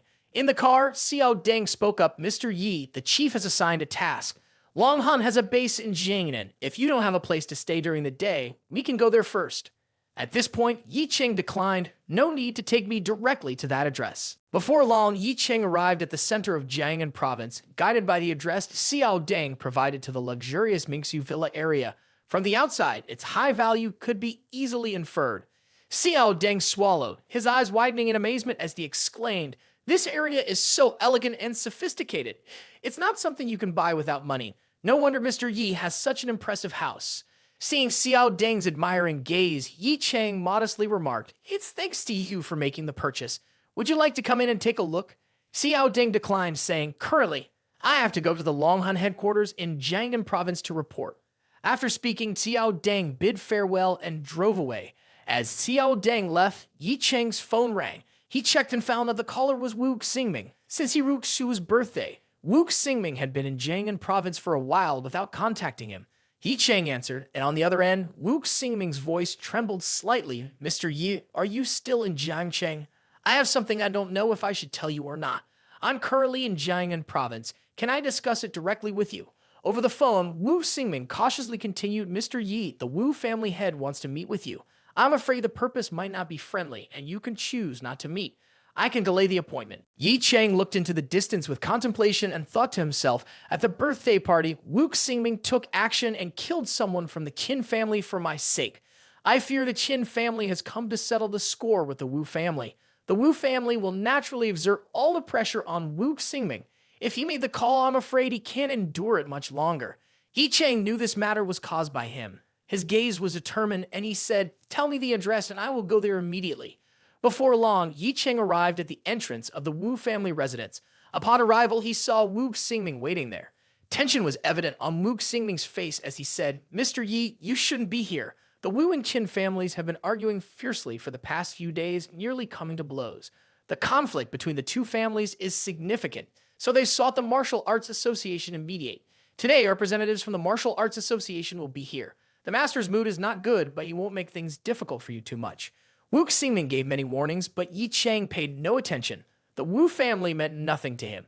Ye Cheng nonchalantly said, let's go inside. Instead of waiting for him to come and cause trouble, we might as well go to him. Entering the living room, Ye Cheng sensed the solemn atmosphere. Inside were the head of the Wu family, Wu Kai Yuan, and a few elders who were the top figures of the Wu family. There is also a young woman named Wu Hanlan, the daughter of Wu Kai Yuan, exceptionally talented, a rare talent in the Wu family for 100 years. From a young age, she entered the realm of martial arts, and notably, she already had her name on the martial arts ranking. When Ye Cheng appeared in the living room, countless icy glares immediately turned towards him. Inside the room, the atmosphere became tense. Ye Cheng glanced calmly at everyone, while Wu Hanlan looked at him with an interesting gaze, her beautiful eyes free from resentment. Conversely, Ye Cheng found it intriguing, thinking, regardless, allowing Wu Xingming to disregard the interests of the Wu family, this person must be formidable. Just a few seconds after entering, Wu Kai-yuan with a solemn tone spoke up, "You are Ye Cheng." Ye Cheng found the question redundant and had no intention of answering. However, if he remained silent, he would be asked again, so he casually replied, "Indeed, it's me." The words carried a hint of force, making an old man sitting beside Wu Kai-yuan uncomfortable. He stood up, slammed the table, and pointed at Ye Cheng, shouting loudly, "How dare you be so impolite, speaking loudly to the family head?" This man was Wu Cheng, Wu Kai-yuan's younger brother of considerable strength, ranking 324th on the martial arts ranking. Ye Cheng's cold gaze met his. "Do you mean I should bow and fawn over him? Also, if you dare point your finger at me again, you will have the hand to eat with." Ye Cheng's words immediately escalated the tense atmosphere. Wu Cheng, furious, stood up and exclaimed, "Arrogant, utterly arrogant. I want to see how capable this brat really is." At that moment, Wu Xingming hurriedly stepped forward to restrain Wu Cheng, saying, "Wu Cheng, calm down. Ye Cheng's temper is hot. Consider it a face-saving measure and avoid unnecessary conflict." Knowing well Ye Cheng's strength, Wu Xingming added, "In the Wu family, no one can withstand a move from Ye Cheng. A powerhouse like him should not be provoked." This time, Ye Cheng came here hoping everyone could sit down and reconcile. Wu Cheng brushed off Wu Xingming's hand and scolded, "Are you from the Wu family or this brat's lackey? I really don't understand. Even though you are a master of the Wu family, you kneel before this rotten brat. I despise every word Ye Cheng said." Observing something off in Ye Cheng's expression, Wu Xingming immediately spoke up, "Wu Cheng, I am considering the interests of the Wu family. If you dare to insult Ye Cheng like this, I apologize." Wu Cheng, hearing this, was like a lit fuse, angrily declaring, "Do you want to fight? You can enter a fight against the Wu family for an outsider. Fine, go ahead and fight this battle from start to finish." The stifling atmosphere reached its peak. At this moment, sitting above, Wu Kai-yuan spoke, "Everyone, keep quiet for me." An invisible and oppressive feeling swept through, causing a slight change in the expressions of Wu Xingming and Wu Cheng. Without saying anything more, Wu Kai-yuan then turned his gaze towards Ye Cheng, speaking calmly, "Ye Cheng, being young and arrogant is not a good thing. You may meet a bad end someday. Regarding the matters between the Wu and Qin families, you are aware. I don't know why Wu Xingming regards you so highly, but you are now involved in this." The cold tone sent shivers down one's spine. Moreover, an intense pressure, like a tidal wave, surged towards Ye Cheng. Wu Kai-yuan intended to use authority to subdue Ye Cheng, utilizing the internal strife within the Wu family to instill fear. Everyone felt this power and smiles appear on their faces. The patriarch's oppression is as terrifying as ever. Even I find it frightening. Ye Cheng, just a young man, cannot withstand it. He wants to make Ye Cheng surrender. With a sullen look, Ye Cheng spoke, "You want to try me? Today, I will show you how cultivators use pressure." As soon as the words ended, Ye Cheng took a step forward. With this step, his aura exploded from the danshan, the ground shattered, and around his body, Qi condensed into a protective layer, striking towards Wu Kai-yuan's pressure, shattering it. This action sent shockwaves for the entire Wu family.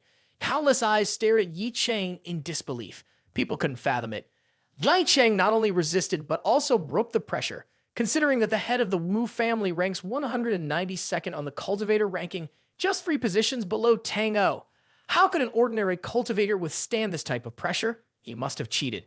The Wu family's living room immediately fell into silence. Even the sound of breathing disappeared.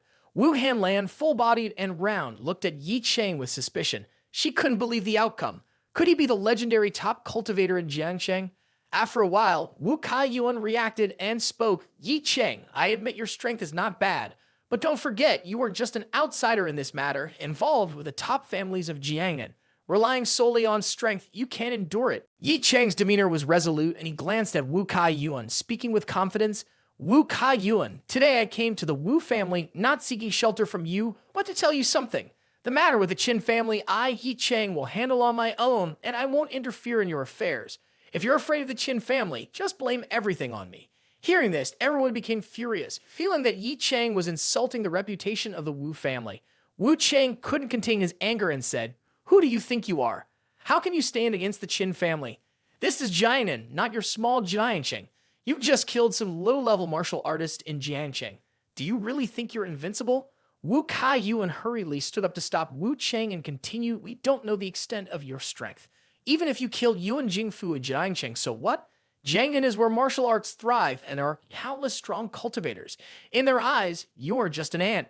After speaking, Wu Kaiyuan looked at Wu Xingming. "This is the mess you've caused. You deal with it yourself. Your years of dedication to the Wu family won't save you. From now on, you are no longer part of the Wu family.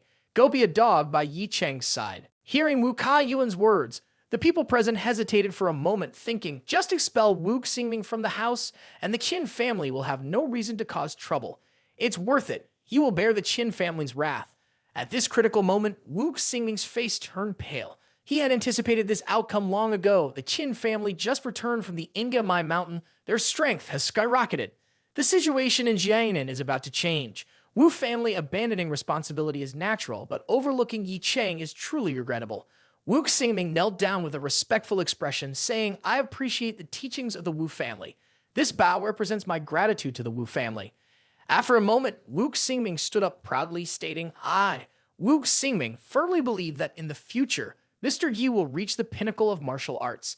Now you may call me a dog for Mr. Yi, but I dare say that in the future, your Wu family will kneel and beg for this dog to return." Hearing Wu Xingming's words, those present burst into laughter. "Does our Wu family have to beg a dog like you? Ha ha ha ha. Being proud of being called a dog, get out of here and stop being a nuisance." At this moment, Wu Xingming was extremely angry. Being expelled from the Wu family was undoubtedly a joke for Jiangnan, but he absolutely had no regrets. Ye Cheng looked at Wu Xingming and shook his head, saying, "Why do you underestimate yourself like this? I have never looked down on you." After speaking, Ye Cheng immediately turned around and said, "Let's go." Now that Wu Xingming is no longer a member of the Wu family, he doesn't need to protect them anymore. At this point, Wu Xingming nodded and followed Ye Cheng to leave. Just then, a confident voice came from outside. "Wu family is quite impatient. I was a bit late on the way here." Hearing this sound, Wu Kaiyuan happily came out and quickly stood up to greet at the entrance. His last guest had finally arrived. Although Wu Xingming had been expelled, both the Wu family and the Qin family needed someone from the Martial Arts Association to step forward and mediate. The person from the Martial Arts Association this time is none other than Ma Wai-Qi. But as Ma Wai-Qi steps in, he startles as if turned to stone. Even Wu Kaiyuan doesn't notice, his eyes focused intently on the departing Ye Cheng. Ma Wai-Qi's lips tremble slightly, and his eyes are filled with fear. He hurriedly steps forward to Ye Cheng, expressing respect. "Mr. Yi, what brings you here?" These words are like a painful blow to the chest of Wu's family members. In this moment, the entire Wu family falls silent. Wu Kaiyuan looks bewildered and unable to believe what's happening. Wu Cheng swallows hard, and because of the term Mr. Yi, spoken with great reverence by Ma Wai-Qi, who is one of the vice presidents of the Martial Arts Association, Wu Cheng looks at Ye Cheng with a strange expression and thinks, is he really called Mr. Yi? Why is the world in such chaos? Ye Cheng pays no attention and casually says, "I'm just here for some odd jobs." If the three words Mr. Yi have already shocked everyone present, Ye Cheng's disdainful attitude makes them feel even more frightened. In Jiangnan, there are many forces trying to win Ma Wai-Qi's favor, but none have succeeded. Faced with this contempt, Ma Wai-Qi shows no signs of anger. Ma Wai-Qi looks at Ye Cheng's back in contemplation, as if he already knows what's going on. Behind him, Wu Kaiyuan, witnessing Ye Cheng's disrespect, becomes instantly infuriated. He was about to unleash a string of curses at Ye Cheng when he could only manage to mutter two words, "You rascal." At this moment, Ma Wai-Qi turns back, intervening with an extremely gentle demeanor. "Let's discuss business first. Business is crucial." Finding it interesting, Ye Cheng looks towards Wu Xingming and asks, "Now that you've left the Wu family, what plans do you have for the future? I've regained my freedom and everything will be arranged by Mr. Yi." Wu Xingming solemnly responds, "Understood." Ye Cheng nods and continues, "You'll follow me in the future, listen to my orders as you didn't hesitate to choose me. Of course, I'll make sure the Wu family will never surpass you." After speaking, Ye Cheng takes out 10 elixirs and a manual, handing them to Wu Xingming. "Firstly, these 10 elixirs. Take one every 3 days, and your cultivation speed will increase at least 3 times. Secondly, consider this manual a gift from me. Starting now, forget about the miscellaneous martial arts in your mind and begin practicing this manual.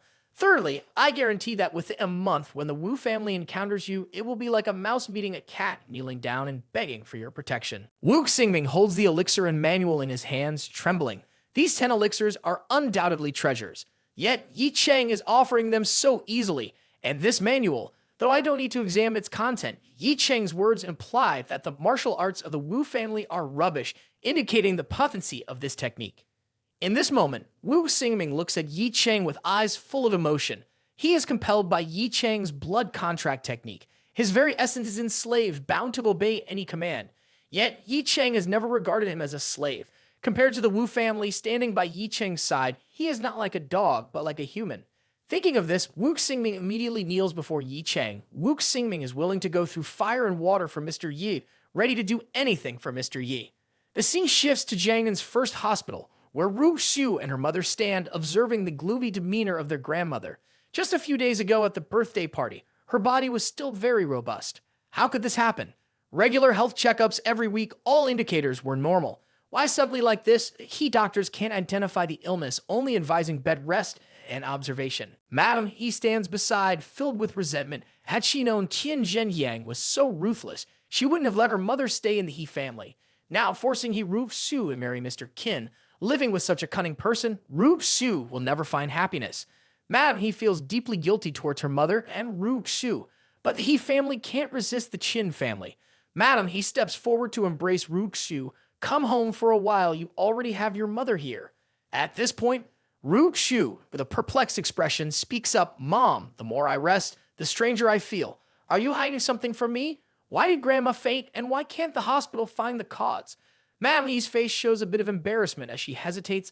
I don't know about this. She suddenly passed out, and given her age, it's not unusual. Of course, she doesn't dare to reveal Qin Zhenyang's involvement. Otherwise, given Ru Xu's temperament, she would surely seek retribution. At this moment, a voice rings out, Oh, my yet-to-be-married wife has finally come home. Instead of visiting me, you come to see this dying old lady. Madam He and Ru Xu startle and look back, only to discover that Qin Zhenyang has been in the room since who knows when. Qin Zhenyang leaned against the door and continued, This truly saddens me. Ru Xu startled, just managing to react, her face showing a hint of concern. Are you Qin Zhenyang? Even if you are from the Qin family, you shouldn't insult my grandmother like that. I ask you to retract your words. At this moment, Qin Zhenyang gazes directly at Ru Xu. After a second, he slaps Ru Xu hard across the face. Witnessing this heart-wrenching scene, someone exclaims, Qin young master, oh Qin young master, you've stepped 1 foot into the coffin. Ru Xu, with a horrified face, falls onto the floor. Behind Qin young master, someone shouts loudly, You thought I didn't know. Are you having an affair with another man in Jiangcheng? If you weren't still a virgin, you'd be a corpse by now. Dare to curse at me? Ru Xu looks back at Qin young master, unable to say anything, but her expression conveys, Whether I'm still a virgin or not, you don't know. How dare you act as if you do? Qin young master sits down next to Ru Xu, his tone arrogant. I'm here to let you know that the wedding plans for next year are canceled. I can't wait any longer. In a few days, I'll go to Kunlun Mountain to find someone. Upon my return will be the day of our wedding.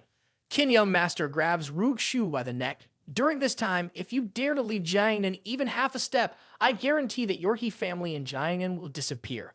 Your attitude towards me is influenced by that dog Ye Cheng. He dared to lay hands on someone from the Qin family. Soon, I'll visit you with his head in my hands. Having said that, Qin young master happily departs, leaving behind a parting remark, Cheer up, I don't want an ugly bride.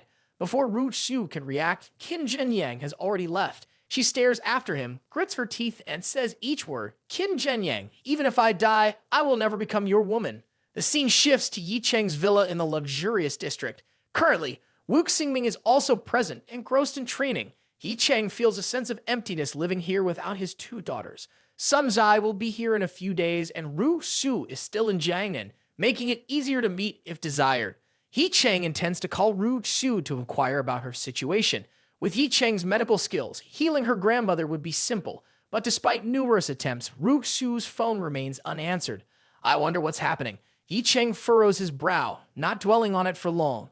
Ye Cheng plans to wait a while longer before calling again. If there's still no response, he will go directly to the He family. Afterward, Ye Cheng takes out a black gem, closes his eyes, and resumes his cultivation. His entire being is enveloped in surging and turbulent energy. After absorbing a mysterious gem and with the assistance of the black stone, Ye Cheng's cultivation speed is incredibly fast, surpassing even the Kunlun Tsu technique. In these past few days, Ye Cheng has been focused on cultivation. He has surpassed the first layer Kiwai dynamic scene, entering the peak level of the second layer. During this time, he plans to break through to the third layer. Once reaching the third layer, he will be able to stimulate the second tombstone. Ye Cheng is immersed in cultivation when he suddenly hears a series of knocks on the door. He turns back to the door with a suspicious look. He just arrived in Jiangnan, and it's quite late now. Who knows he's here? Who would be looking for him? Only Yi Lingtian and Xiao Deng know about this place. Hastening to the door, Ye Cheng opens it and finds a woman in black attire standing there. She seems injured. Upon seeing Ye Cheng, she says, "Please let me in for a moment. Someone is chasing me." Ye Cheng remains aloof, his gaze extremely dismissive, impossible. Then he escorts the woman out and warns, "If you dare to take one step in, I guarantee you will become a corpse." It's not because Ye Cheng is cold-hearted, but Yi Lingtian had previously warned about the chaotic situation and hidden forces in Jiangnan recently. The woman appeared at Ye Cheng's villa in the middle of the night. Despite her severe injuries, there were too many suspicions surrounding her. Bringing her in for assistance could lead to unwanted trouble. In this society, being kind might be a good quality, but many have died to do excessive kindness. This warning becomes even more accurate as Ye Cheng prepares to close the door. As Ye Cheng is getting ready to shut the door, a delicate arm stretches out, holding an extraordinary great pill in the palm, hoping to win the other's goodwill. While the woman is anticipating, a voice as cold as ice resonates, "Move quickly. I don't care about the pill. If you don't leave, you'll regret it. Harass first and kill later." The girl looks at Ye Cheng with a suspicious gaze. Ye Cheng maintains his cold composure because the current situation in Jiangnan demands vigilance from Jiangnan Wang. Moreover, the presence of the valuable pill carried by the girl complicates the situation. As footsteps approach, a distant voice says, "Where did that girl go? She must be nearby. Quickly find her." The situation placed the girl in a threatening predicament, causing her extreme fear. With nowhere to escape, the girl immediately drew a broken sword from within her and pointed it towards Ye Cheng. "I will use this sword to exchange for protection from you. Please help me." Seeing the sword with ancient seals on it, Ye Cheng recognized it as a spirit sword. Despite being broken, it was still a high-grade weapon. In particular, Ye Cheng had a method to enhance this sword from the La Yun Tian sect. Currently armed only with the soul-shaking staff, which didn't satisfy him, he found this sword to be exceptionally remarkable. For Ye Cheng, this was a valuable item. He smiled with happiness. "From now on, I will protect you." Ye Cheng led the girl inside, placed her on the sofa, closed the door to restore tranquility without letting any further incidents occur. The girl lay on the sofa, her figure enchanting. Ye Cheng observed for a while and noticed a strong smell of fresh blood on her, along with some minor wounds from battle. Initially, Ye Cheng concluded that the girl seemed to have experienced a major battle. Judging by her aura, he determined her status wasn't low. At this point, Ye Cheng spoke up, "Why did you choose this house?" The girl, lying on the seat and panting, replied, "I took a gamble. I chose this villa because I could sense a very vibrant aura emanating from inside. It indicates the presence of martial artists and their strength is not weak. So I was determined to come in." "Okay, I get it." Ye Cheng nonchalantly said. This statement left the girl stunned as she huddled into a corner. "Wait, what did you just say?" Ye Cheng casually answered, "Exactly." In his heart, Ye Cheng only thought, "Don't you feel uncomfortable wearing a mask?" At this point, the girl changed her posture and exclaimed, "What are you talking about? I already gave you the sword. Why do you still want my body? Don't even think about getting an itch." Though her words contradicted her actions. "Too noisy. I told you to take off the face mask." Ye Cheng's arm gently swung, gathering slight spiritual energy. A second later, the face mask on the girl completely disappeared, revealing a stunning face that left Ye Cheng somewhat astonished when compared to Ru Xu. Each person possessed a unique beauty. Particularly, her soul imprint had the image of a four-leaf clover, which was quite unique. When Ye Cheng took a quick glance, he decided to protect this girl because of her beautiful soul. Right at this moment, a knocking sound reached them from outside. "Open the door. Whoever is inside, open the door for me." The girl's face turned gloomy, and she stared intently at the door, unsure of how Ye Cheng would handle the situation. At this point, Ye Cheng gently said, "I will go out to handle it. You stay here and don't go anywhere." Ye Cheng, upon opening the door, saw an old man with 2 tufts of hair sticking up, asking, "Sorry to bother, young man. Have you seen anyone suspicious around here?" Ye Cheng squinted his eyes. "The suspicious ones are not you people, right?" Looking outside, there were 5 or 6 superhero figures with buffalo heads and horse-faced Pokemon masks standing there. Upon a quick assessment, Ye Cheng concluded the strength of these guys is half step into the realm. The old man with 2 tufts of hair is a martial artist, and the girl causing trouble is undoubtedly a formidable figure in a martial arts family. The man with 2 tufts of hair spoke, "Ha ha ha ha. This kid is quite playful. We are all kind and heroic people saving the world." The man with 2 tufts of hair raised his hand on the mutated Pikachu and said, "The other person is extremely dangerous. To ensure your safety, let us come in and check. Decide quickly for your own good." The Pikachu next to him echoed, "Pikachu, Pikachu." Ye Cheng threw a straight kick to the face, and the remaining figures with buffalo heads and horse-faced Pokemon masks shouted, "Kid, do you want to die? How dare you attack our brothers? I don't remember inviting you into the house." Ye Cheng's icy tone echoed around, "This is a warning for you all. Anyone who dares to step in and kill mercilessly will not be spared." The man with 2 tufts of hair spoke to restrain the others.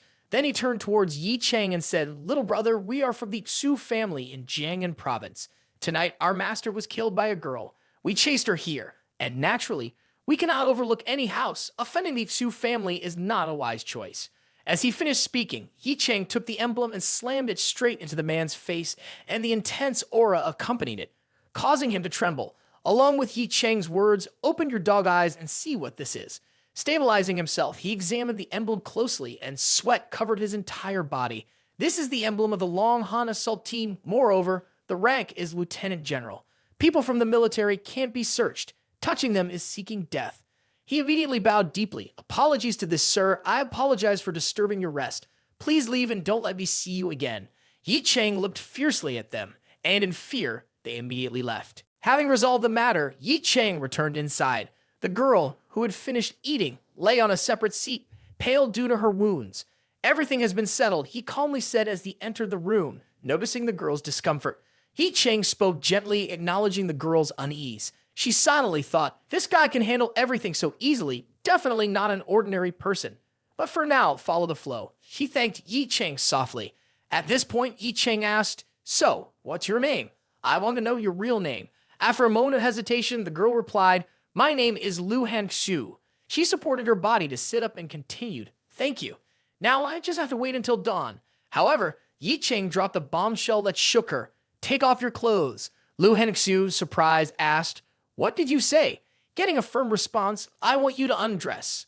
Lu Hanxu, infuriated, drew a knife and pressed it against her own throat. "Your purpose is indeed my body. I would rather die than give it to you." As soon as she finished speaking, Ye Cheng used his spiritual energy to knock the knife out of her hand. Ye Cheng then sighed, "Sweetie, I'm already married. What are you thinking? I can sense the condition inside you has spread to the 5 organs. If not treated in time, you'll die. I don't want anyone to die in my house." Hearing Ye Cheng's words, Lu Hanxu relaxed a bit because she felt the condition of her body. Lu Hanxu shivered and said, "Can you save me? Do you know medical skills?" Ye Cheng looked at Lu Hanxu with an interesting gaze and replied, "Compared to martial arts, my medical skills are even more superior." After Ye Cheng confidently expressed his medical expertise, Lu Hanxu, with some hesitation, offered herself for examination. Slowly undressing for Ye Cheng to inspect, despite feeling extremely embarrassed, she consoled herself, "This is just a doctor's examination. I shouldn't think too much about it." The exposed flesh and skin did not stir any emotions in Ye Cheng. He steadfastly observed the wounds above and then glanced down, carefully assessing the injuries. This action made Lu Hanxu so embarrassed that she had to speak up. "I hope you can heal me, but is it necessary to examine it so seriously?" In a calm tone, Ye Cheng responded, "It's more severe than I thought, but it's not difficult to treat." As he finished speaking, Ye Cheng began to channel spiritual energy into his golden hands, his gaze cold. He continued, "I initially thought of giving you some medicine to detoxify, but for now, I can only help you expel the toxins accumulated in your body overnight." Lu Hanxu, upon hearing that she could be cured, joyfully exclaimed, "Let's start." However, after a second, she sensed something amiss and quickly asked, "Wait, what do you mean by expelling? What is your intention?" Without explaining, Ye Cheng placed his hand over Lu Hanxu's body, causing her immense fear. Following that, Ye Cheng used his hands filled with spiritual energy to massage chaotically, moving from top to bottom, left to right. The purpose was to soften the toxic areas using external force, making it easier to push the toxins out with spiritual energy. On the opposite side, Lu Hanxu couldn't resist and could only try to reassure herself, "This is just medical treatment. I shouldn't question the doctor." The blush on Lu Hanxu's embarrassed face gradually eased. She felt a strange energy spreading throughout her body, making her extremely comfortable. By now, Lu Hanxiu was also convinced that Ye Cheng was treating her, and there was no need to think too much. After a while, the comfort reached its peak. Lu Hanxiu felt her body burning, unable to contain the pleasure, and let out a demonic moan. After a second, she sat up, panting heavily, realizing that her body had improved significantly, and her injuries had reduced by 89%. Standing in front, Ye Cheng coldly said, "Rest. Leave the mansion quickly tomorrow morning. From now on, we owe each other nothing." Lu Hanxiu, exhausted after Ye Cheng's treatment, lay sprawled on the chair. She tried to open her eyes and express gratitude to Ye Cheng. Ye Cheng, with a skeptical look, glanced at Lu Hanxiu before heading back to his room. For Ye Cheng, this girl is too unusual, not only possessing elixirs but even a spiritual sword. On the second day, Ye Cheng descended the stairs and glanced around the living room, finding that Lu Hanxiu had already left. On the table, there was a piece of a broken sword and a note. Glancing at the note, it read, "I, Lu Hanxiu, owe you 3 favors and I will return them." Holding the note, Ye Cheng muttered, "It's not a big deal. If you don't return it, it's fine." Then Ye Cheng looked at his own hand, recalling the events of the previous day and wondered, was it really that good? After a moment of reflection, Ye Cheng pushed the thoughts aside. Ye Cheng reached for the broken sword, and as his hand touched it, a powerful surge of spiritual energy emanated, surprising Ye Cheng, who exclaimed, "This sword is truly remarkable. The trade yesterday was indeed worthwhile." Ye Cheng's eyes turned cold. Just a broken sword already holds such power. After forging and repairing, it will be extraordinary. Contemplating this, Ye Cheng shifted his gaze to the Dragon Slayer's sword. "If fate has brought us together, from now on, I shall call you the Dragon Slayer's sword. I hope that before long, I can use you to slay the Long clan in the capital." Lost in his thoughts, Ye Cheng's phone suddenly rang. Glancing at it, he noticed it was Hiru Tu calling. Ye Cheng hurriedly answered, "Why didn't you pick up my call yesterday? I just arrived in Jiangnan province, and you should fulfill your duties as a host." Ye Cheng expected a cheerful response, but received a scolding tone with a trembling voice. "Fool, why did you come here? No matter what happens these days, you must not go out, absolutely not. Consider it my plea to you." Hearing these words, Ye Cheng's expression immediately changed. "Is someone threatening you? Tell me the truth." Terrified, Ru Su denied with a trembling voice. Upon smelling trouble for his wife, Ye Cheng said on the phone, "Wait for me there for another 30 minutes. I will come to see you." After speaking, Ye Cheng hung up. By now, Ru Su couldn't hold back her tears. After hanging up, Ye Cheng quickly went outside. As he stepped out, Ye Cheng intended to call Xiao Deng to come and pick him up. Unexpectedly, there was a young man standing at the entrance, and it turned out to be Ye Tian. Seeing him, Ye Cheng was a bit startled and asked, "Why are you here?" At this moment, Ye Tian respectfully clasped his hands and said, "Originally, I should have visited Dianzhu yesterday, but due to some matters, I came today." Ye Cheng then said, "I don't mean that. I'm asking why you came to find me today. Is something wrong? It would be better if we rarely meet. Anything can be discussed over the phone." Ye Tian placed his hand on his wet chest and said, "Indeed. But like the wind sweeping across the grasslands, the moon's autumn reach is boundless. A day without meeting you feels like a year." Interrupting Ye Tian, Ye Cheng said, "Spare me your nonsense." Ye Tian, undeterred, continued excitedly, "Please, Dianzhu, accompany me on a trip to the Timlong building. The brothers also want to meet Dianzhu once." Ye Cheng quickly responded, "No, I don't have time." It was only now that Ye Cheng realized, although Ye Tian yielded the position of Dianzhu to me, as the Jiangnan Wang in Jiangnan province, the power and prestige he holds are still useful to him. Ye Cheng is now a bit curious about Ye Tian and the forces behind him. Ye Cheng took a deep breath and said, "All right, I need to make a trip to the He clan now. After that, I'll accompany you to the Timlong building." Ye Tian was overjoyed and quickly expressed his gratitude. "Thank you, Dianzhu," for agreeing. Later, Ye Cheng got into the car and Ye Tian drove him. During the journey, Ye Cheng, lost in thought, asked, "Have you investigated the Long clan in the capital?" Ye Tian shook his head and his expression seemed a bit uneasy. "Our forces have tried to infiltrate the capital, but it's still very difficult. We sent 6 powerful warriors to investigate the Long clan, but none of them returned alive. So there's been no information so far." Ye Cheng fell into contemplation. It seems that dealing with the Long clan in the capital is not as simple as it seems. All leads have been cut off. I apologize for being ineffective, Dianzhu. I will personally go to the capital and make sure to bring back information. Hearing this, Ye Tian quickly objected, "No, you can't. Ye Cheng looked at Yiling Tian and continued, "Leave this matter aside. Jiangnan province cannot be without its Jiangnan Wang. You just need to send someone to keep an eye on it." Meanwhile, in a certain place in Jiangnan province, Lu Hengxiu was sitting in meditation, surrounded by spiritual energy, and in front of her was a stack of documents. After completing her cultivation, Lu Hengxiu opened her eyes and her gaze was full of suspicion. "What is the background of that guy? He not only provided me with medicine to heal my wounds, but also increased my cultivation." Upon returning, she had investigated Ye Cheng, but all she found was that he had disappeared for 5 years, only to return as a martial arts master capable of defeating Yun Jingfu. He had ranked above 350th on the Flower Sect martial arts ranking, but he's just from a small Jiangcheng. How can he be so formidable? Lu Hengxiu unconsciously recalled the moment Ye Cheng treated her injuries, and the image made her cheeks blush. Before long, Yiling Tian had brought Ye Cheng to the He clan. From a distance, Lu Hengxiu observed the numerous martial experts guarding the He clan residence. Ye Cheng stopped the car at a distance to observe, silently evaluating. Something significant must have happened, judging by the tension on their faces. Through the phone, Ye Cheng discovered that Ru Xu's situation was not stable. "I wonder what has happened inside." With this in mind, Ye Cheng decided not to enter through the front door but to sneak in, avoiding causing a commotion and alerting potential enemies. Thinking and acting swiftly, Ye Cheng utilized his strength, and with a few basic moves, he successfully infiltrated without the notice of the guards. A few seconds later, Ye Cheng landed on a balcony on the second floor. Outside, he called out Ru Xu's name softly, startling her from inside. As Ye Cheng pushed the door open, Ru Xu, filled with worry, exclaimed, "Why did you come here?" "Didn't I say you absolutely must not go out?" Seeing Ru Xu's fear, Ye Cheng didn't say much. He walked directly in front of her and asked, "Who is threatening you right now?" Hearing Ye Cheng's question, Ru Xu hesitated before replying, "What are you talking about? I'm the He clan's young miss. Who dares to threaten me? Don't worry about that matter." For someone accustomed to the scent of danger like Ye Cheng, Ru Xu's lies were hardly convincing. Ye Cheng's icy gaze questioned, "The Martial Arts Association, the Wu clan, or the Qin clan? Who is threatening you?"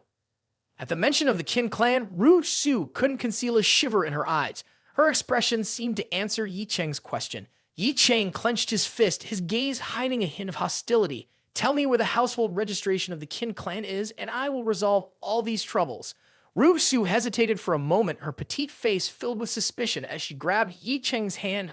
"Ye Cheng, I know you are strong, but this is Jiangnan, not Jiangsheng. You don't know how formidable the Qin clan is. Listen to me, find a place to hide.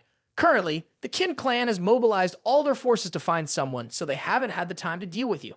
I'm genuinely scared, and I don't want anything bad to happen to you." Ye Cheng immediately embraced Ru Xu to comfort her, saying, "Don't worry, everything will be fine. Stop crying." Holding Ru Xu in his arms, he silently thought, "If I reveal Long Hun's identity as a mentor, including the reincarnation matter, Jiangnan Wang Dianzhu wouldn't believe it. The best way is to handle the Qin clan's matter on my own, because even if I ask Ru Xu now, she won't speak. I can only investigate it myself." While deep in thought while hugging the girl, Ye Cheng's eyes suddenly shifted. He heard someone approaching, footsteps light and seemingly a martial artist heading in their direction. He quickly released Ru Xu, saying, "We'll talk about it later. There's an unexpected situation now. So is coming. Those inside the room, don't go out." Ye Cheng cautiously opened the door and stepped outside, feeling suspicious.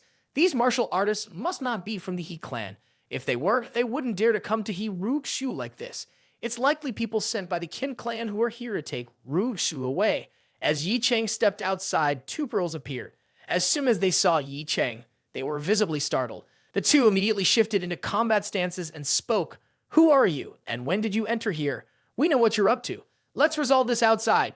We don't want the streets of Shanghai stained with blood, causing fear for Ru Xu."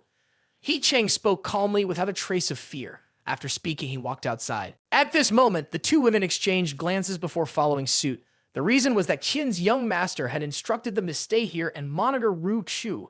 Ru Xu, in the future, you will be the young mistress. It's best not to provoke. Not taking action here is the wisest choice. Not long after, the trio left the room. Ye Cheng glared at them with a murderous intent and questioned, "Who sent you here to monitor Ru Xu? Is it from the Qin clan?" One of the two women angrily responded, "Kid, if you already know about the marriage between the Qin clan and the He clan, why dare you stay in the young miss's room?" At this moment, Ye Cheng spoke resolutely because Ru Xu is the woman of Ye Cheng. The two women were momentarily shocked. Someone dares to touch the woman of Qin's young master. After a second, both of them rushed towards Ye Cheng, stating, because whoever messes with the Qin clan has only one path, death. As the two men approached, Ye Cheng prepared to confront them. He reached in his robe, took out the soul-shaking staff, and swung it directly at one of them. Facing an unarmed opponent is one thing, but attacking unexpectedly is another. The remaining woman looked at her bleeding teammate, her expression horrified, muttering only one sentence, "If you play like this, then you have to bear the consequences." Should have said so earlier. However, the woman quickly regained her composure. Her nails, resembling eagle claws, reached towards Ye Cheng. This move seemed to have the confidence to capture Ye Cheng. Ye Cheng's intense gaze seemed to pierce through the opponent. The tip of his fingers manipulated the vital energy, grabbing the opponent's right hand or in a favorable position, pulling forcefully. Simultaneously, his left hand transformed into claw-like nails, aiming to seize the opponent's neck in midair. Both of these movements occurred in the blink of an eye. Gripping the opponent, Ye Cheng nonchalantly said, "You want to fight with a wok against me, yet the mango is still unripe." At this moment, fear filled the woman's eyes. Until now, she had relied solely on the reputation of the Qin clan, making everything seem easy. Faced with death, she begged Ye Cheng in fear not to kill her. Ye Cheng's cold gaze glanced at the opponent's body, mockingly saying, "Just 2 moves, and you're already terrified to the point of losing control." Indeed, the martial artists of the Qin clan are different. "Tell me the address of the Qin clan." The terrified woman spoke up. The Qin clan is located on the winding mountain road south of Jiang'an province. Within 500 meters inside, you'll find the Qin clan's mansion. However, some core members of the Qin clan are currently not in the mansion. Ye Cheng tightened his grip and asked further, "Where are they now?" The woman in pain spoke, "My status is humble. I only know that the head of the Qin clan led the young master, along with important figures, to Kunlun Mountain. They invited a great figure to leave the mountain. I heard that if they can invite that person, the Qin clan will rise to dominate the rivers and mountains in the south." Hearing this, Ye Cheng's eyes narrowed. The Qin clan going to Kunlun Mountain. Could they be trying to invite someone from Kunlun Shu? Regarding Kunlun Mountain, Ye Cheng was well aware. The Qin clan has no right to step into Kunlun Shu. They can only invite the Kunlun Mountain powerhouses. On Kunlun Mountain, there are many cultivators. While they may not compare to Kunlun Shu, their strength is extremely formidable. Most of these individuals were expelled from Kunlun Shu, and many of them have strength surpassing mine. However, these people are arrogant and indifferent to fame and fortune. Unless the Qin clan offers attractive conditions, these individuals won't come down the mountain. After learning that the Qin clan members had gone to Kunlun Mountain, Ye Cheng thought to himself, heading to the southern Tanchuo mountain range now is futile. Going there to kill is just dealing with a few individuals. Who knows when they will return? Ye Cheng asked, tightening his grip, and the female martial artist struggled to answer, "Our master's position in the Qin clan is too lowly. How could I know about such matters? If based on the last time we went to the Engamai Mountains, it would take at least half a month. The main thing is to see the attitude of that great figure on Kunlun Mountain." Having obtained what he desired, Ye Cheng released his hand gently. The female martial artist fell to the ground, gasping for air intensely. Silently, she observed Ye Cheng from the ground. Despite a hint of fear, she believed. After making a sincere confession, "Ye Cheng will spare my life. I'll go and inform young Master Qin. A group of powerful warriors will come here for revenge." Her thoughts were abruptly interrupted by Ye Cheng's cold and cutting words. Gripping the soul-shaking staff, he pointed it directly at her face. With a chilling gaze, he declared, "Now will you take your own life, or shall I assist you?" Hearing this, the female martial artist was overcome with fear, questioning, "Aren't you planning to spare me? I've said everything you want to know." Ye Cheng maintained that icy gaze, replying, "Why should I? I am prepared to kill every member of the Qin clan. Why would I let you, someone from the Qin clan, survive? Do you think I'm unaware that you will go back and inform them?" The martial artist, struck with terror, never expected such cruelty from the handsome young man. From the beginning, there was no intention to spare lives. Filled with a strong will to survive, she didn't hesitate to attack Ye Cheng, seeking any path to survival. Ye Cheng coldly swung the staff, striking the female martial artist on the head. Instantly, she lay lifeless on the ground. With the situation resolved, Ye Cheng made a call to Yiling Tian, instructing him to send someone to clean up the scene. While on the phone, a deep and steady voice from behind spoke, "Are you Ye Cheng?" Turning around, Ye Cheng saw a middle-aged man approaching. He took the initiative to introduce himself, saying, "I am He Huang Yi, Ru Xu's father." The security inside the house reported a conflict involving martial artists, and I didn't expect it to be you. At this moment, Ye Cheng was somewhat surprised to encounter his father-in-law here. Witnessing the recent battle, He Huang Yi sensed that Ye Cheng showed no signs of inferiority, appearing extraordinary. He expressed a bit of hope, saying, "Let's go inside and talk." They moved to the living room. Seeing his daughter, He Huang Yi remarked, "Why did you come down from your room? Ye Cheng and I need to talk privately. Both of you stay here."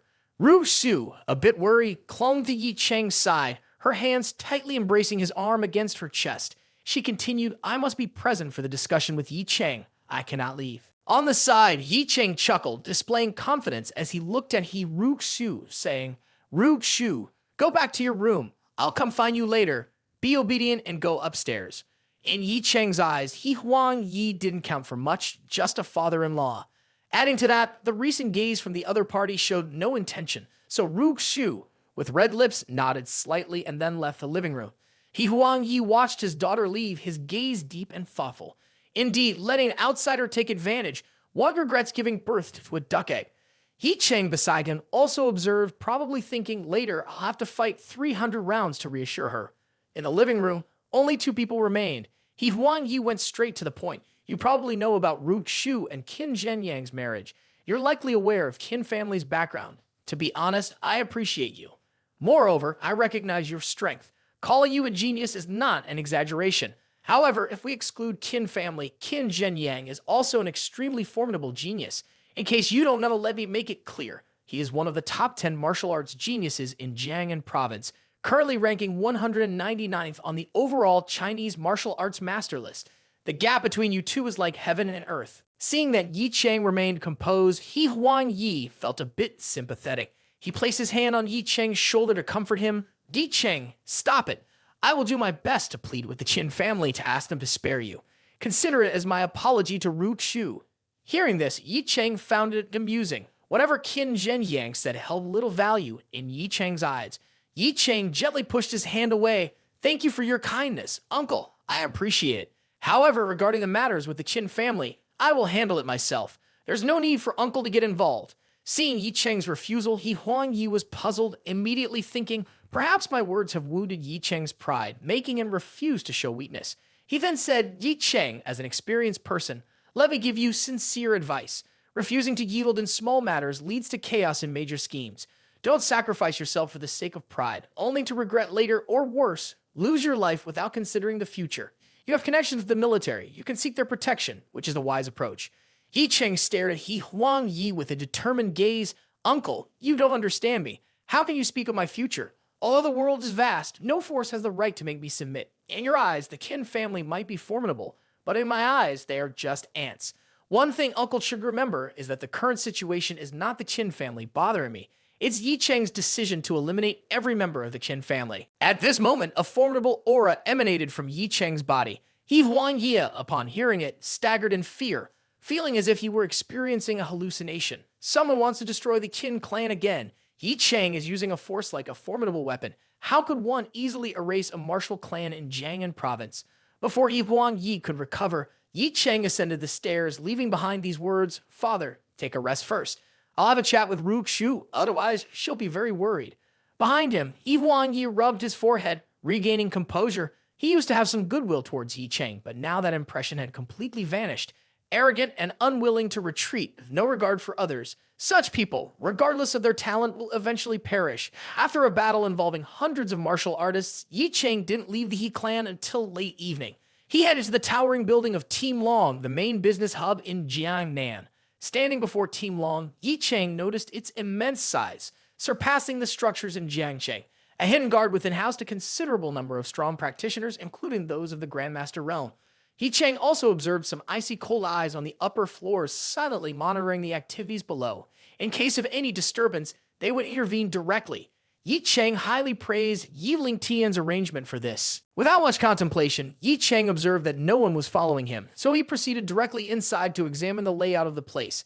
As he stepped in, a man appeared in front of Ye Cheng. Just as Ye Cheng was about to speak, a girl hurriedly ran towards them, looking extremely anxious, and quickly interjected, "Don't hinder him. He's a very important guest." Upon learning that he was a guest, the sturdy man holding the door spoke in a gentle tone, inviting Ye Cheng inside. The girl hastily added, "Mr. Yi, we are delighted by your presence. May I guide you?" Ye Cheng nodded, and the girl led him through the grand hall to an elevator, saying, "Mr. Yi, please." Ye Cheng and the girl entered. Subsequently, she selected the 39th floor, the door closed, and the atmosphere became notably quiet. At this point, the girl immediately knelt in front of Ye Cheng, respectfully stating, "Greetings, Dianju. Your subordinate, Trin Ka, is an agent of Jiang Nan Wang. To protect Dianju's information, not many people are aware of your identity. I apologize for the recent incident." Ye Cheng nodded his head. "I understand. Please stand up. In any case, security is not the main concern of Yiling Tian's subordinates. Knowing too much is not beneficial." 5 seconds later, the elevator door opened and an extremely powerful aura and a respectful atmosphere rushed towards Ye Cheng from the opposite side. Ye Cheng's eyes narrowed, scanning his surroundings. He found this place immensely spacious, resembling a plaza. Currently, there were about 100 formidable figures standing here, each one exuding a sharp and powerful presence, heads held high, chests puffed out, and emanating the aura of mighty martial artists. He noticed that more than 100 of these martial artists possessed exceptionally high strength. Ye Cheng was slightly surprised. At least 50 of them had reached the Greymaster realm, and some even had a presence surpassing the heads of the Wu clan. If these individuals were outside, other clans would fiercely compete for their alliance. As Ye Cheng stepped out of the elevator, Yiling Tian hurriedly approached, making a gesture of greeting. Seeing Yiling Tian, Ye Cheng was about to ask a question when Yiling Tian proactively knelt in front of him, knees hitting the ground, emitting a grand and respectful air. Dark Electric Yiling Tian pays respects to Dianju.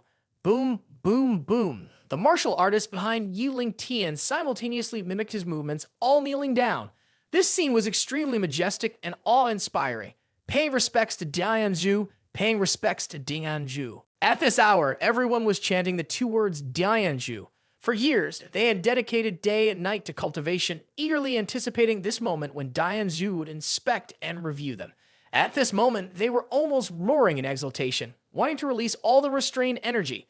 Ye Cheng's current demeanor was equally jubilant, satisfaction evident on his face. Their steadfast attitude, concentrating here just for me. With such disciplined subordinates, a bit more training, and they will undoubtedly make a mark in China. Ye Cheng stepped forward, gently raising his arm and said, "Everyone, please rise." As the words fell, the martial artists there simultaneously stood up, all fixing their gaze on Ye Cheng, awaiting his further instructions. At this point, Ye Cheng exuded an extremely formidable aura that could intimidate everyone present. Ye Cheng glanced over the crowd and spoke. "If you are willing to acknowledge me as Dianju, I also acknowledge each of you as Dark Electric martial artists. You are not my subordinates, much less slaves. You are all brothers and sisters of Ye Cheng. If you pledge loyalty to me, I will protect your honor. I guarantee you one thing. If anyone dares to harm a part of the Dark Electric, I will exterminate their entire clan. If anyone in the world harms a part of the Dark Electric, I will kill everyone in the world, making everyone suffer." The group of martial artists below inhaled sharply, gazing intensely at Ye Cheng, their bodies turning rigid. The aura of darkness is too intense. How many lives has Dianzu stained with blood? They muttered. In his heart, Ye Cheng pondered, the quickest way to gain the allegiance of these martial artists is to showcase strength. I'm sure Yiling Tian understands my approach. At this moment, Yiling Tian took a step forward, making a respectful salute. "Dianju, I wish to have a friendly match with you." He had reasons for saying this. Firstly, he wanted to genuinely assess Ye Cheng's strength. Secondly, he aimed to demonstrate Ye Cheng's prowess to the martial artists present. Regardless in their eyes, his words carried a bit more weight than Ye Cheng's. If Ye Cheng won, it would dispel any doubts. Ye Cheng smiled with satisfaction. "Indeed, he understands my thoughts. Well done, Yiling Tian." Ye Cheng also wanted to test how terrifying is the rumored power of Jiang Nan Wang. "Yiling Tian, what is your rank on the Chinese martial arts ranking board?" Ye Cheng looked at Yiling Tian and inquired. Yiling Tian shook his head, speaking earnestly, acknowledging Dianju. "I have no interest in the Chinese martial arts ranking. A few months ago, I killed a formidable opponent, but I don't know their specific ranking. The Chinese martial arts ranking is not necessarily accurate, as many data on martial artists were collected years ago. Their current strength has likely surpassed those rankings. Additionally, there are some masters in Jiangnan province who remain unnamed in the rankings.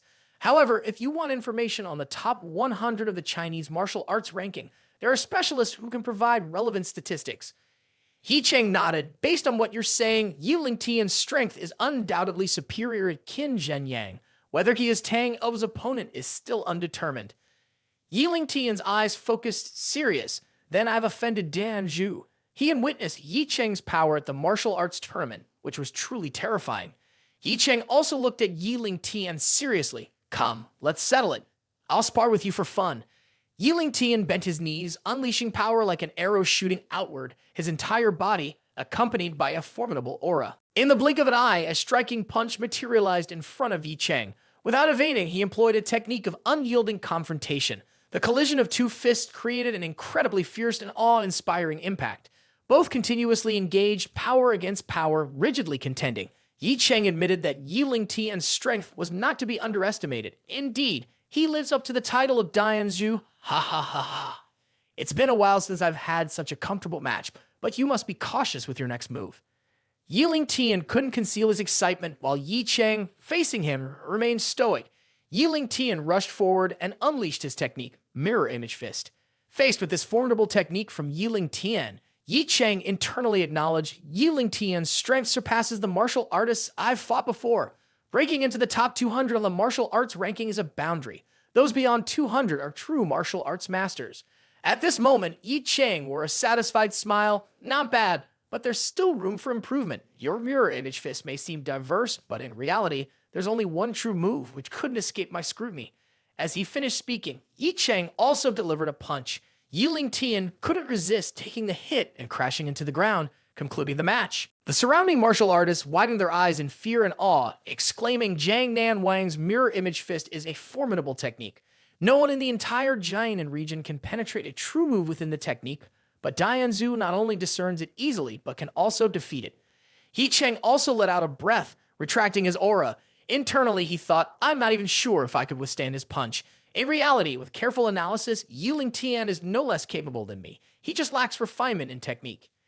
Yiling Tian knelt before Ye Cheng in acknowledgement of defeat. Ye Cheng, with a gentle tone, said, Rise, this was just a friendly match. Your strength is impressive, truly worthy of being called Jiang Nan Wang. As Yiling Tian stood up without speaking, Ye Cheng continued, Yiling Tian, find a quiet place for me. I want to share some insights with you. Yiling Tian respectfully replied, Yes. Ye Cheng departed, silently thinking Lian Tian's martial arts technique suits him well, enhancing his speed. The scene transitioned to a private room, where Ye Cheng handed a piece of paper to Yiling Tian. Perplexed, Yiling Tian asked, What's this? Ye Cheng explained earnestly, This is a martial arts mantra. You need to learn it quickly in the days to come. Examining the contents on the paper, Yiling Tian's arm trembled. His eyes filled with a bloodthirsty gleam. This, combined with the martial arts he learned, seems to be on a different level altogether. Before Yiling Tian could calm down, Ye Cheng continued, Furthermore, you are no longer a martial arts practitioner. You are a cultivator now. The cultivation realm is clearly defined here. Don't concern yourself with the Grandmaster realm anymore. Malhi was incredibly composed. After many sleepless nights worrying about her mother's condition, upon hearing Ru Xu's call from behind, she entered Ru Xu's room with a soft voice. Mom, Ye Cheng is here to visit Grandma. Ru Xu was a bit anxious that Madam, he might not be pleased, but Madam, he showed no signs of discomfort. On the contrary, she appeared somewhat gentle, nodding at Ye Cheng. You are welcome. In Madam He's heart, she silently lamented, Ye Cheng, although your character is much better than Qin Zhen Yang's, your strength cannot be compared, which is truly regrettable. At this moment, Ye Cheng also spoke with composure. Grandma has been through a lot these days. I hope she is doing well. Please let her regain some strength with these fruits. While Ru Xu and Madam He were conversing, Ye Cheng's gaze focused on Ru Xu's grandmother. He noticed that her condition was very critical, with only a trace of vitality left, and she could pass away at any moment. Ye Cheng didn't know the specific illness that could cause such rapid changes in her health. Without hesitation, he reached out to check the pulse of Ru Xu's grandmother. After a while, Ye Cheng's eyes suddenly moved, and he casually said, So that's how it is. Ye Cheng relaxed his hand and said, Ru Xu's grandmother isn't sick. She's under the influence of a special force that seals life, turning a living person into a walking corpse. Upon hearing this, Madam He's complexion immediately changed. Ye Cheng looked at Madam He seriously and said, Who was the last person to have contact with her before she fell into a coma? Madam He's face turned pale. She knew it was Qin Zhen Yang, but once spoken, considering Ru Xu's engagement with the Qin family, she was sure not to agree. Madam, he could only shake her head and say, Ru Xu's grandmother, I have always been by her side, with no contact with anyone else. Ye Cheng sneered, Madam is lying. Madam He dared not look directly at Ye Cheng and stammered, I am not. This action was considered an answer for Ye Cheng, who insisted, Madam, up to this point, why continue to lie? She is not only Ru Xu's grandmother, but also your mother-in-law. If you could disclose the specific reason, I am currently the only one who can save her. Ru Xiu looked at Madame He in astonishment and asked, Mom, tell me, why did Brahma become like this? From the beginning, she had sensed that something was wrong. Now, hearing Ye Cheng's words, Ru Xiu wanted to know the truth at this moment. Madam, he stared at Ye Cheng intensely. She believed Ye Cheng's words, because until now, almost everything Ye Cheng has said has come true. Moreover, considering that Ye Cheng cannot play with Ru Xiu's grandmother's life, the threat of the Qin family to my mother's life is not a difficult choice. A few seconds later, Madam He hesitated before opening her mouth again and saying it's because of Qin Zhenyang. He injured her. Hearing those 3 words, He Ru Xiu was startled, and her face suddenly turned gloomy, mixed with anger. Even though the He family could not oppose the Qin family, He Ru Xiu swore not to marry Qin Zhenyang even if she died. This scum was not worthy of her. At this moment, a flame of anger burned within Ye Cheng. Qin Zhenyang again. This beast dares to torment an old woman. If it weren't for Qin Zhenyang escaping to Kunlun Mountain, avoiding retribution in this life, I guarantee I would immediately go to the Qin family and torture Qin Zhenyang to death. Suppressing his anger, Ye Cheng immediately took out 3 silver needles. The most crucial thing right now is to save the person. Moreover, today, Ye Cheng not only wanted to save the person, but also find a way to deal with Qin Zhenyang without resorting to retaliation. Ye Cheng immediately invoked 3 acupuncture points on the body of Ru Xiu's grandmother, and the silver needles continuously stirred on the old lady's body. Ye Cheng pressed the silver needles, transferring spiritual energy into the old lady's body. The old lady's body floated in the air, surrounded by energy expelling the evil spirits. Not long after, Ru Xiu's grandmother opened her mouth and a dark energy village slowly emerged. Witnessing this process, Madam He couldn't help but feel horrified, her eyes widening. Ye Cheng, not only do you know medical skills, but you can also use the energy of the spiritual needle. Only those with formidable abilities can do such things. Hearing Madam He's exclamation, Ru Xiu beside her curiously asked her mother, what is using the energy of the spiritual needle? Madam He thought for a moment, not sure how to explain, and could only say, it's a legend about acupuncture techniques. I don't think it really exists. Ye Cheng paid no attention to the conversation between Madam He and Ru Xiu. This was just a few techniques he had mastered. His medical skills could bring a person back from the brink of death. Ye Cheng's eyes were cold, and his entire body exuded spiritual energy. He shouted loudly, break. The dark energy, sensing danger, immediately tried to escape, but was too slow. Ye Cheng's formation had already enclosed the area. Ye Cheng grabbed the dark energy in his hand and said, you still want to escape? You must send a gift to that beast on Kunlun Mountain. Ye Cheng invoked a mantra, then squeezed the dark energy painfully and slowly dissipated it. At the same time, somewhere on Kunlun Mountain, dozens of people from the Qin family stood outside an ancient mansion. The one leading them was Qin Zhenyang. Behind him, several elders spoke. Our Qin family, after all, is a top clan, and being excluded like this is quite uncomfortable. Another person said, in the past, we went up the mountain 3 times to seek the guidance of a wise person. If the High Master does not agree, how can a superior person descend from the mountain? Qin Zhenyang also spoke confidently. As long as a master is willing to come down the mountain, our Qin family will surely rise to the pinnacle of glory. At this moment, Qin Zhenyang sensed something, his face showing a hint of fear. The dark energy returned and surged towards Qin Zhenyang, causing him to be injured and spit out a large mouthful of blood. Qin Zhenyang noticed that the blood energy in his body was chaotic and uncontrollable. The elders of the Qin family hurriedly surrounded him, asking, young master, what happened to you? Just as they were about to support Qin Zhenyang, he suddenly reached out and roared loudly, disregarding his own injuries to dispel the dark energy. With a fierce expression, Qin Zhenyang shouted, who is it? Who broke my technique? Back then, his master taught him this technique specifically to control certain individuals. Even his master often said, no one in the whole of China can break this technique. Yet now, this technique had been shattered. Not only that, he was bitten, his cultivation greatly reduced, and a mysterious force infiltrated his 5 organs, weakening his overall strength. Within less than 10 days, there was hardly any recovery. When his father arrived at this critical moment, Qin Kong's face showed deep anger as he asked, Zhenyang, what happened? Why are you injured? Qin Zhenyang revealed the entire situation. After hearing this, Qin Kong's face was filled with anger as he said, the He family dares to harm our son. Send some people from the southern dynasty's Semtrang to visit the He family and make them taste some consequences. Upon hearing Qin Kong's intention to send people for revenge on the He family, Qin Zhenyang hastily spoke, although I don't know who that person is, breaking my technique shows absolute strength. Sending those people to investigate would be futile. The core disciples of the Qin family are all here. Father, that person must die immediately. If not, by the time we return to the Qin family, he will have already left. King Kong, with a discerning look, quickly added, in that case, this time our Qin family will spend some resources and will assign this matter to the Blood Plum Palace. The scene shifts to Ye Cheng's mansion in Jiangnan. After successfully saving his grandmother, Ye Cheng's wife happily went back home, reading a message from He Su along the way. Now that grandma's spirit has improved a lot and she's eating well. In 2 days, I will come to find you. Reading this message, Ye Cheng smiled and said, this wife of mine is no longer hindered by the He family. It's probably because grandma has intervened to support her. Earlier at the hospital, after learning about everything, Su's grandmother directly arranged the engagement for Ye Cheng and Su, instructing them to register soon. Judging by Ye Cheng's gaze, he was probably thinking about the upcoming epic battle of 300 rounds. Ye Cheng placed his hand on the door, preparing to enter, but his expression changed as he noticed the aura of a formidable expert inside the house. Without hesitation, Ye Cheng kicked the door open and simultaneously grabbed his large staff, shouting loudly, "Who's there?" Ye Cheng was slightly surprised to see a young woman sitting on his chair. Before he could say anything, Lu Henshu teased, "Yesterday, you examined me thoroughly from top to bottom, turning your face away so quickly, treating me like a stranger. Indeed, men are not always trustworthy."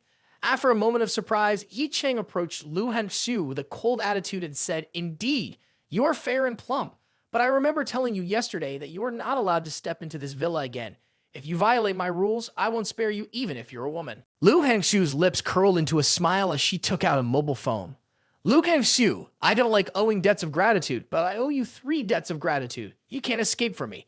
Today I here repay the first debt of gratitude to you. Listen to this recording first. It's quite interesting." After speaking, Lu Henshu played the recorded audio on her mobile phone.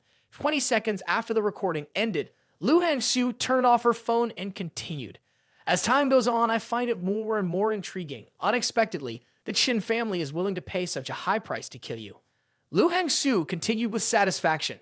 "After discovering that you were the main target, I took the initiative to take on the mission. Moreover, I killed another person to divert suspicion, protecting your life. Do you consider this a favor?" Lu Henshu thought Ye Cheng would be grateful, but Ye Cheng shook his head and approached her, coldly saying, "Lu Henshu, you're too confident. Let me make it clear to you.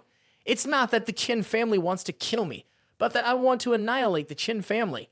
If Blood Plum Palace takes on this task and provokes me, I can guarantee that the fate of Blood Plum Palace will be the same as the Qin family's.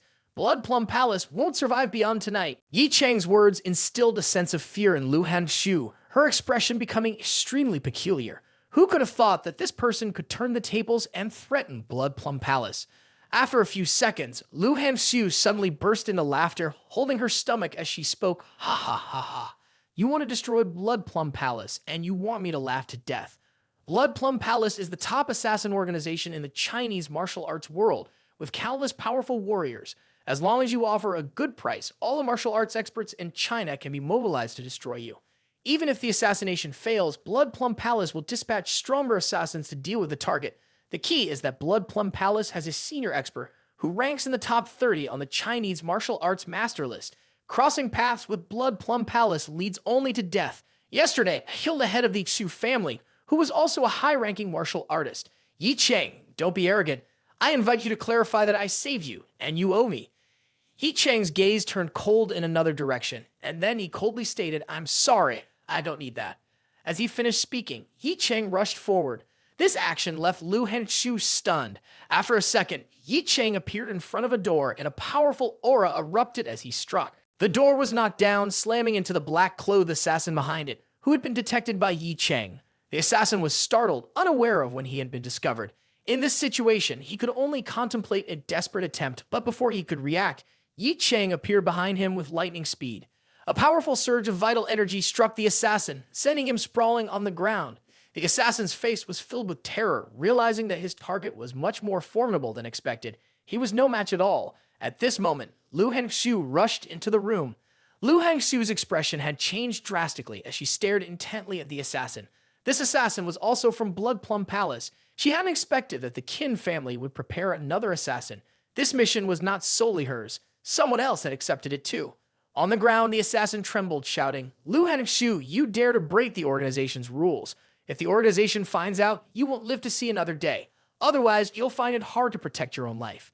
Ye Cheng looked at the assassin on the ground, a cold expression on his face, and prepared to strike down, saying, "You talk too much nonsense. Those who want to kill me all end up dead, and you won't be an exception." Seeing Ye Cheng about to kill a person, Lu Hanxiu shouted, "No, you can't kill him. Killing him means Blood Plum Palace will know he failed his mission. They will send someone to investigate thoroughly. If they find out you killed him, Blood Plum Palace will send a more powerful expert to pursue and kill you. For you, this is undoubtedly a nightmare. You won't escape the clutches of Blood Plum Palace." Lu Hanxiu's words made Ye Cheng pause for a moment. On the ground, the man, seeing Ye Cheng not making a move, thought that Ye Cheng was afraid of being hunted down by Blood Plum Palace. He coldly smirked and spoke to Ye Cheng with a sinister grin. "Kid, now you no fear, huh? Daring to offend Blood Plum Palace means death. Kneel down in front of me now and beg for forgiveness, and I might consider sparing you." Before he could finish speaking, Ye Cheng delivered a powerful kick, blood splattering everywhere as the assassin went flying. Witnessing this scene, Lu Hanxiu stood there in extreme fear. Before she could recover, Ye Cheng spoke again. "I've said it before. If Blood Plum Palace dares to provoke me, I'll wipe them out. Now, I'm angry." Lu Hanxiu, with beautiful eyes, looked at Ye Cheng in deep fear. In her heart, she thought, "This guy is crazy. He doesn't consider the consequences at all. With that kick, he'll have to pay with his own life." After killing the assassin, Ye Cheng calmly walked back to the salon chair and sat down. While Lu Hanxiu still stood there in shock, Ye Cheng spoke. "If you're from Blood Plum Palace, you should take this guy's body with you. Also, I don't want a single drop of Blood Plum Palace's filth in my villa." Ye Cheng spoke in a cold and indifferent manner, instilling a sense of fear in Lu Hanxiu. He killed a member of Blood Plum Palace and now wanted someone from Blood Plum Palace to clean up the mess. "Ye Cheng, don't think that just because you saved me, you can order me around. You have no idea what kind of force you've offended. You are truly someone who hasn't seen a coffin shed tears yet," Lu Hanxiu said as a reminder, but in reality as a veiled threat to Ye Cheng. At this moment, Ye Cheng said, "Oh, I remember something." Lu Hanxiu's eyes changed with a hint of anticipation as she asked, "What do you mean?" With an utterly expressionless face, Ye Cheng replied, "The cleaning supplies are on the other side. You can go to the restroom and get toilet bowl cleaner. It might help you clean up better." Lu Hanxiu, angrily retorting, said, "What needs to be intimidated is a corpse, and you tell me to use toilet bowl cleaner." Although infuriated, Lu Hanxiu still handed over the body for proper disposal. She knew the tactics of Blood Plum Palace well. With this man dead, even if she used all means, she wouldn't be able to erase all the evidence. At least she could let Ye Cheng live a few more days. She didn't expect any gratitude from Ye Cheng. Lu Hanxiu shouted in anger, "Why would I want to deal with arrogant people like you? I helped you find a scapegoat, just like handling this body. Consider it 2 favors. I'll cover for you within Blood Plum Palace. If I can't cover it up, you'll have to deal with it yourself. It's best if you leave Jiangnan province." After saying this, Lu Hanxiu left. Ye Cheng also dialed Yiling Tian's number. "Dianzhu, what's going on?" A respectful voice echoed from the phone. Ye Cheng then asked, "How much do you know about Blood Plum Palace?" On the other end of the phone, Yiling Tian was stunned and hastily inquired, "Dianzhu, did Blood Plum Palace provoke you? I only killed 1 Blood Plum Palace assassin." Yiling Tian pondered for a moment and then spoke. "Blood Plum Palace is a high-level assassin organization in China. Once they fail, they send even stronger assassins to handle the situation. This often puts numerous martial artists in a difficult position. There are 36 branches in China, and the branch in Jiangnan province is managed by someone named Ling Feng. My subordinates have encountered him once. He is malicious and possesses formidable martial strength, but compared to Dianzhu, he's like an ant." Ye Cheng grunted, silently thinking, "It seems I need to quickly enhance my strength." On the other end, Yiling Tian, somewhat angered, said, "Dianzhu, no need to hold back. If Blood Plum Palace has no eyes and offends Dianzhu, my subordinates are willing to lead elite martial artists to annihilate the Jiangnan branch of Blood Plum Palace." Ye Cheng nodded and continued to inquire, "I'm curious. If none of the members of Blood Plum Palace in Jiangnan province can kill the target, what will they do?" Yiling Tian hesitated for a few seconds before responding. "This is the most troublesome part. The true strength of Blood Plum Palace lies in the capital, which is also the main headquarters. If a branch fails, the main headquarters will undoubtedly send high-level martial artists to handle the situation. Understood, Dianzhu, do you need the assassination operation to proceed or not?" Having finished his question, Ye Cheng hung up the phone. Ye Cheng's entire being emanated a chilling intent. It seems Blood Plum Palace won't cease to trouble me. If that's the case, then Blood Plum Palace doesn't need to exist anymore. High-level martial artists in the capital. Let's see how strong they really are. Ye Cheng immediately took out the black stone he held in his hand, thinking to himself, the reincarnation tombstone is my best trump card. I have to try to use it. Improving my own strength is crucial right now. With true strength, everything will be easily resolved. Ye Cheng promptly sat down, entering a cultivation state. He aimed to break through the third layer of the dynamic energy realm, and the black stone floated in front of him. It released an intense surge of spiritual energy, filling the room. After an unknown period, a shockwave emanated from Ye Cheng's body. Opening his eyes, Ye Cheng shouted, "Break!" Ending his cultivation, Ye Cheng smiled triumphantly. Finally, I've broken through to the third layer of the dynamic energy realm. He sensed a significant increase in his strength compared to his expectations. As long as I diligently cultivate, my strength will change rapidly. Ye Cheng smiled, tightly gripping the black stone. After a second, he appeared in the reincarnation tomb. Inside was a tombstone emitting light, indicating its readiness to activate at any time. Ye Cheng's eyes sparkled with excitement. Ye Cheng reached out to touch the tombstone, sensing its imposing pressure much stronger than La Yun Tian's. He also noticed that this time, it wasn't just the three characters Chen Cheng Cheng, but Flaming Fire Sect Chen Cheng Cheng. Intrigued and eager to activate it, Ye Cheng restrained himself. He knew that the opportunity to activate it was a one-time chance, and once triggered, it would disappear within a few hours. This kind of trump card was precious to Ye Cheng, not to be used recklessly. While Ye Cheng was cultivating, his wife Sun Jai had arrived from Jiangcheng with her luggage. Today, Sun Jai came here quietly, wanting to surprise Ye Cheng. A few days ago, Ye Cheng had shared the access code with her. After entering, she quickly went to Ye Cheng's room. She gently opened the door and peered inside, only to find Ye Cheng not there, feeling a bit disappointed. Then a voice came from behind. "What are you doing sneaking around in front of my room?" Startled Sun Jai immediately poured herself into Ye Cheng's embrace, saying, "I wanted to surprise you a bit, didn't expect you to discover it."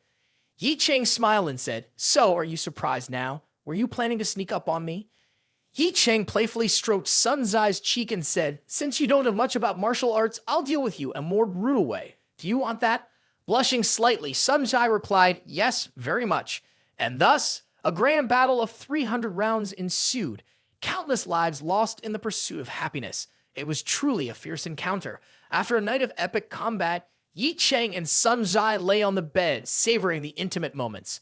Sun Jai, her beautiful face filled with satisfaction, looked up at Ye Cheng and said, "Let me tell you, our Tianjin group is now so famous that it's always on the top search lists. Not only that, but every product released is a sellout, and the secondary market prices are several times higher. Tianjin Group has become the top enterprise in Jiangnan province, even the whole of China." Ye Cheng affectionately ruffled Sun Jai's hair, embracing her warmly. "You've worked hard. From now on, the business in Jiangnan province will rely on you. I'll reward you appropriately in the future." Sun Jai chuckled happily. Not hard at all. At this moment, Sun Jai's gaze fell on a photo placed on the table nearby. In the picture, besides a young Ye Cheng, there was also a young man and a girl. Curiously, Sun Jai asked, "Is this your family photo?" Ye Cheng hesitated for a moment, then looked at the photo and nodded. "Anyway, this mansion lacks the atmosphere of a home, so I placed this photo here to make it feel more comfortable." In reality, Ye Cheng had asked the Long Hun team to retrieve this photo as a reminder of his family's vengeance. Sun Jai took the photo closer, sensing that something was amiss. Her eyes scrutinized the photo with complexity, and she said, "Ye Cheng, is there a mole on your mother's neck in this photo, or did she get a stain on her dress during the photo shoot?" Feeling that something was off, Ye Cheng looked at her seriously and said, "From childhood to adulthood, my mother has had that mole on her neck. Is there something important about it?" Sun Jai pondered for a few seconds, feeling a bit strange. Then she looked at Ye Cheng and hesitantly spoke, "Ye Cheng, I feel something is not right. 5 years ago, when I took your parents' bodies for cremation, I distinctly remember that your mother didn't have that mole on her neck at that time." Ye Cheng was stunned. Sun Jai's words, like a sudden thunderbolt on a clear day, made Ye Cheng sit up and stare at Sun Jai intently. "Are you sure there was no mole, or could it be that you saw it wrong?"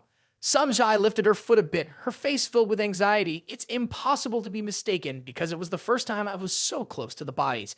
It left a particularly deep impression, so deep that I even dreamed about it for a while." After a pause, Sun Jai thought of a possibility. Could it be that before the incident, your mother found it unattractive and secretly underwent cosmetic surgery, Ultimately, except for the mole, everything else matches the photo. Ye Cheng remained silent, his gaze becoming sullen. He remembered vividly, on that day at Van Ho Mountain, my mother still had the mole. Sun's eye being so close to the bodies, there's absolutely no room for a mistake. If that's the case, there are only two possibilities. Either someone swapped the bodies of my parents, or they are still alive. Ye Cheng genuinely couldn't comprehend who would swap the bodies of my parents. If my parents are still alive, they would undoubtedly be aware of the TMZ group's situation. If they know that I am the legal representative of the TMZ group, they would naturally come to find me. Ye Cheng felt a strange sensation behind him as he recalled the incident at the Van Ho Mountain Villa. Sensing that the situation was more complicated than he had initially thought, he promptly took out his phone and called Lai Shui. As soon as the call connected, Ye Cheng didn't hesitate. Lai Shui, where are you right now? I need to meet you immediately and at the same time, investigate all the details of the incident at Van Ho Mountain Villa. On the phone, Lai Shui hesitated for a moment before responding seriously. Currently, I am at the base. Xiao Deng is on guard near your villa, and I will have him pick you up. Shortly thereafter, Xiao Deng arrived and picked up Ye Cheng. As Ye Cheng stepped out of the house, he heard a dispute between Xiao Deng and a girl who turned out to be Sai Shi Ran. She wanted to enter to meet Ye Cheng, but Xiao Deng refused. Seeing the situation, Sai Shi Ran raised her voice. We know each other and were high school classmates. However, Xiao Deng remained firm in rejecting Sai Shi Ran. As Ye Cheng approached from a distance, he asked, Xiao Deng, what's going on? Sai Shi Ran quickly explained, Lai Cheng, I'm Sai Shi Ran. Xiao Deng spoke up, Mr. Yi, this woman is adamant about meeting you, claiming that you and she are acquainted. On the side, Sai Shi Ran gazed deeply at Ye Cheng, perhaps due to having no other choice. Her father had offended the Meng family, a martial arts clan in Jiangcheng. Since the disappearance of the Jin and Shuang families, the Meng family in Jiangcheng had become extremely oppressive. The Meng family declared the destruction of the Sai family. Currently, the only one who could help the Sai family was Ye Cheng. Furthermore, the Sai family knew that the Meng family did so to win Ye Cheng's favor. In any case, the sudden disappearance of the two major martial arts families in Jiangcheng was related to Ye Cheng. Ye Cheng looked at Sai Shi Ran with a cold gaze. He was curious about how she knew the location. However, Ye Cheng only spoke icily. I don't know this person. Xiao Deng, let's go. After saying that, Ye Cheng walked towards the car. Seeing this scene, Sai Shi Ran hurriedly approached and grabbed Ye Cheng's arm. Wait a moment, how could you not know me? In high school, we were in the same class. You even said you liked me, and over the past few months, we've met a few times. Although it's a bit uncomfortable, deep down, you still have feelings for me, right? Upon hearing this, Ye Cheng's face turned even darker. Ye Cheng didn't hesitate to turn back to his former lover, a wall devoid of emotion. Sai Shi Ran's bitter words, the girl once known as the first waste of Jiangcheng, now declaring love for someone else, made Ye Cheng coldly respond, Get lost. If I see your face here again, I will kill you. Sai Shi Ran lay on the ground, holding her head, and asked, Why? Ye Cheng's icy reply was, Because I dislike you. At 2 p.m., Ye Cheng arrived at the Long Hun Special Forces camp. In the meeting room, Ye Cheng stood before Lai Shui and Ying Jing. Lai Shui said, Here are all the documents I could find regarding the incident at the Van Ho Villa. He handed the files to Ye Cheng, who expressed his thanks. Hearing the words, thank you, Lai Shui and Ying Jing found it perplexing. Oh my, this cold-blooded killer is thanking someone again. Has the sun risen in the west? They couldn't hide the astonishment in their eyes. At this moment, Ye Cheng opened the files, quickly skimmed through them, and then asked Lai Shui, Are you sure that my parents died that year? Lai Shui felt it was odd and asked, There's a death certificate in the report. Could there be a mistake? At this moment, Ye Cheng spoke again, his words dripping with coldness. But I've discovered the possibility that someone may have swapped my parents' bodies. How is that even possible? Lai Shui's eyes showed astonishment, finding it hard to believe such a story. Hearing Ye Cheng suggest that his parents might still be alive, Lai Shui became momentarily bewildered but quickly regained composure. In this world, there are special cases of criminals facing execution, and their value is extremely high. High-ranking officials often use special means to conceal them, even providing them with a new identity to continue living and serving. Despite knowing such possibilities, Lai Shui's gaze remained thoughtful. The Yi family's couple isn't particularly special. More importantly, the incident at Van Ho Mountain Villa is too significant. How could they carry out a swap under the watchful eyes of so many people? Ye Cheng's expression showed a hint of discomfort, interrupting Lai Shui's thoughts. Sun Zai tell me there was no mole on my mother's body before cremation. This is not as simple as it seems. Lai Shui furrowed his brows tightly, and after a few seconds he said, "If what Sun Zai says is true, there seems to be something suspicious. However, the Long Hunt Special Forces team we belong to is not responsible for handling the events at Van Ho Mountain Villa. Our data is limited. If Mr. Yi wants details about those events in that year, you'll need to find someone." As he spoke, Lai Shui took out his phone. Afterwards, Lai Shui selected a photo and presented it in front of Ye Cheng. He spoke earnestly. "He is Zhang Dongshan, once a high-ranking official in the Criminal Justice Agency. He was in charge of handling special criminal cases in Jiangnan 5 years ago. The incident at Van Ho Mountain Villa, he had full authority over it. He was the first person to come into contact with the bodies of your parents. Zhang Dongshan, where is he now?" Ye Cheng replied, "Go on, and why do you say he used to be a leader in the Criminal Justice Agency? Isn't he anymore now?" Upon hearing this question, Lai Shui hesitated for a moment, and after a while he said, "To tell you the truth, this Zhang Dongshan has had a tragic fate. There are some things I found out through investigating the Van Ho Mountain Villa incident. 3 years ago, on the wedding day of Zhang Dongshan's son, a day full of joy, unexpectedly, his daughter-in-law was raped by Tang Yuanxian, the son of the Tang family. Unable to endure the shock, she committed suicide by jumping into the river. His son, Anger, sought justice from the Tang family, but the result was being killed by a martial arts expert from the Tang family. Zhang Dongshan was severely injured in the confrontation, and afterward, he used his power to seek revenge on the Tang family. Despite inflicting significant harm on the Tang family, he himself had to pay a hefty price. His cultivation was destroyed, becoming a useless person, currently imprisoned in the #1 prison in Jiangnan province." Ye Cheng expressed dissatisfaction. "You're saying the Tang family isn't Tang-o?" Lai Shui nodded. "In Jiangnan province, there is only one Tang family. Tang-o is the family head, the martial arts association leader in Jiangnan, essentially holding the highest authority in the province. Zhang Dongshan couldn't provoke them." Lai Shui sighed. Throughout Zhang Dongshan's life, he had no blemishes. It's unfortunate that, just before retirement, he encountered this situation. Ye Cheng, furious, stood up. "Regardless, Zhang Dongshan is someone influential in the mortal realm. Why doesn't the mortal realm manage this matter?" Lai Shui shook his head. "Mr. Yi, this world isn't as beautiful as you think. Martial artists are a rare resource in the mortal realm. Just take a superficial look and you can see who is more important between Zhang Dongshan and Tang-o. Frankly speaking, I can't accept this either. I tried to take action against Tang-o's son. However, the Tang family has long established connections, erasing all evidence. Only Zhang Dongshan, with his unique identity, I couldn't do anything." Hearing Lai Shui's explanation, Ye Cheng asked again, "Why is Zhang Dongshan imprisoned in the #1 prison in Jiangnan? Obviously, it's the Tang family biting back." Lai Shui spoke again. "Zhang Dongshan, taking advantage of his authority to deal with the Tang family, was seized at his vulnerable point by the Tang family and brought to the #1 prison. I want to meet Zhang Dongshan." Ye Cheng said, knowing that Ye Cheng would make this request. Lai Shui nodded but cautioned. "In recent years, Zhang Dongshan has changed a lot. He harbors a strong resentment and is likely to be difficult for you to handle. You must prepare yourself mentally." Not long after, Ye Cheng appeared in the waiting room of the #1 prison in Jiangnan province. A while later, the emaciated Zhang Dongshan was brought in. As he stepped in, Ye Cheng spoke. "You're Zhang Dongshan, aren't you?" While saying this, Ye Cheng pushed a photo of his parents forward. "Do you recognize the two people in this photo?" Zhang Dongshan angrily glanced at the photo and retorted, "Get lost. I don't care who you are. Stay away from me." Ye Cheng, as usual, placed the photo in front of Zhang Dongshan, casually saying, "The two people in the picture are my parents. They are dead, died at Van Ho Mountain Villa 5 years ago, a case you were in charge of that year."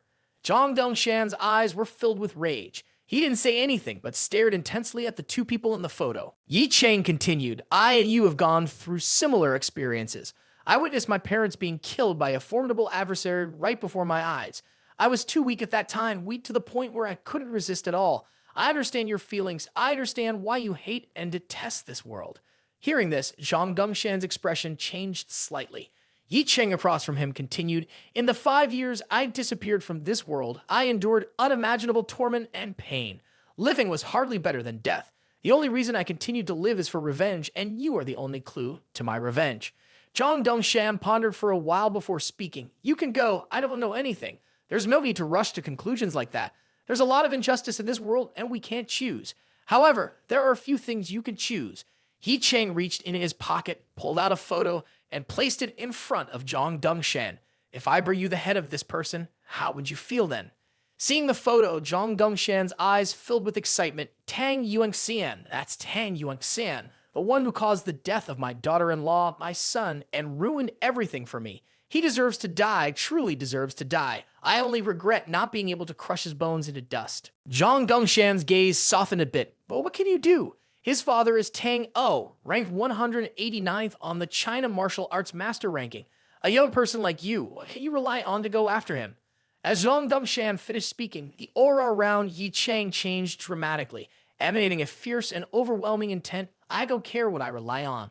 You just need to tell me if I bring his head here, can you share everything you know with me? Zhang Dongshan's body trembled, almost kneeling on the ground. His eyes were filled with a determined bloodlust as he stared intently at Ye Cheng, saying, as long as Tang Yuanxian dies, you can tell me what to do, and I will do it without hesitation. Ye Cheng immediately left the room. In the late night scene, Ye Cheng appeared in front of a tall building. At this moment, inside room 2203, Tang Yuanxian was enjoying himself with several companions. Outside, a guard from the Tang family was watching. This person was Tang Shenshan, ranked 251st on the China martial arts master ranking. Standing outside and hearing the noises from the room, he exclaimed clearly, Tang O is so powerful. He gave birth to a son, obsessed with women.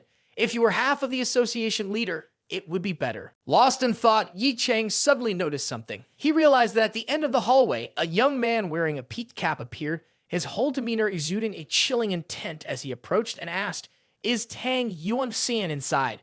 Tang Shenshan, angered, replied, who are you? Deep down, Tang Shenshan felt that something was amiss. He couldn't sense Ye Cheng's aura. Could it be his oversight? Ye Cheng, emanating a strong killing intent, spoke coldly, who I am is none of your concern.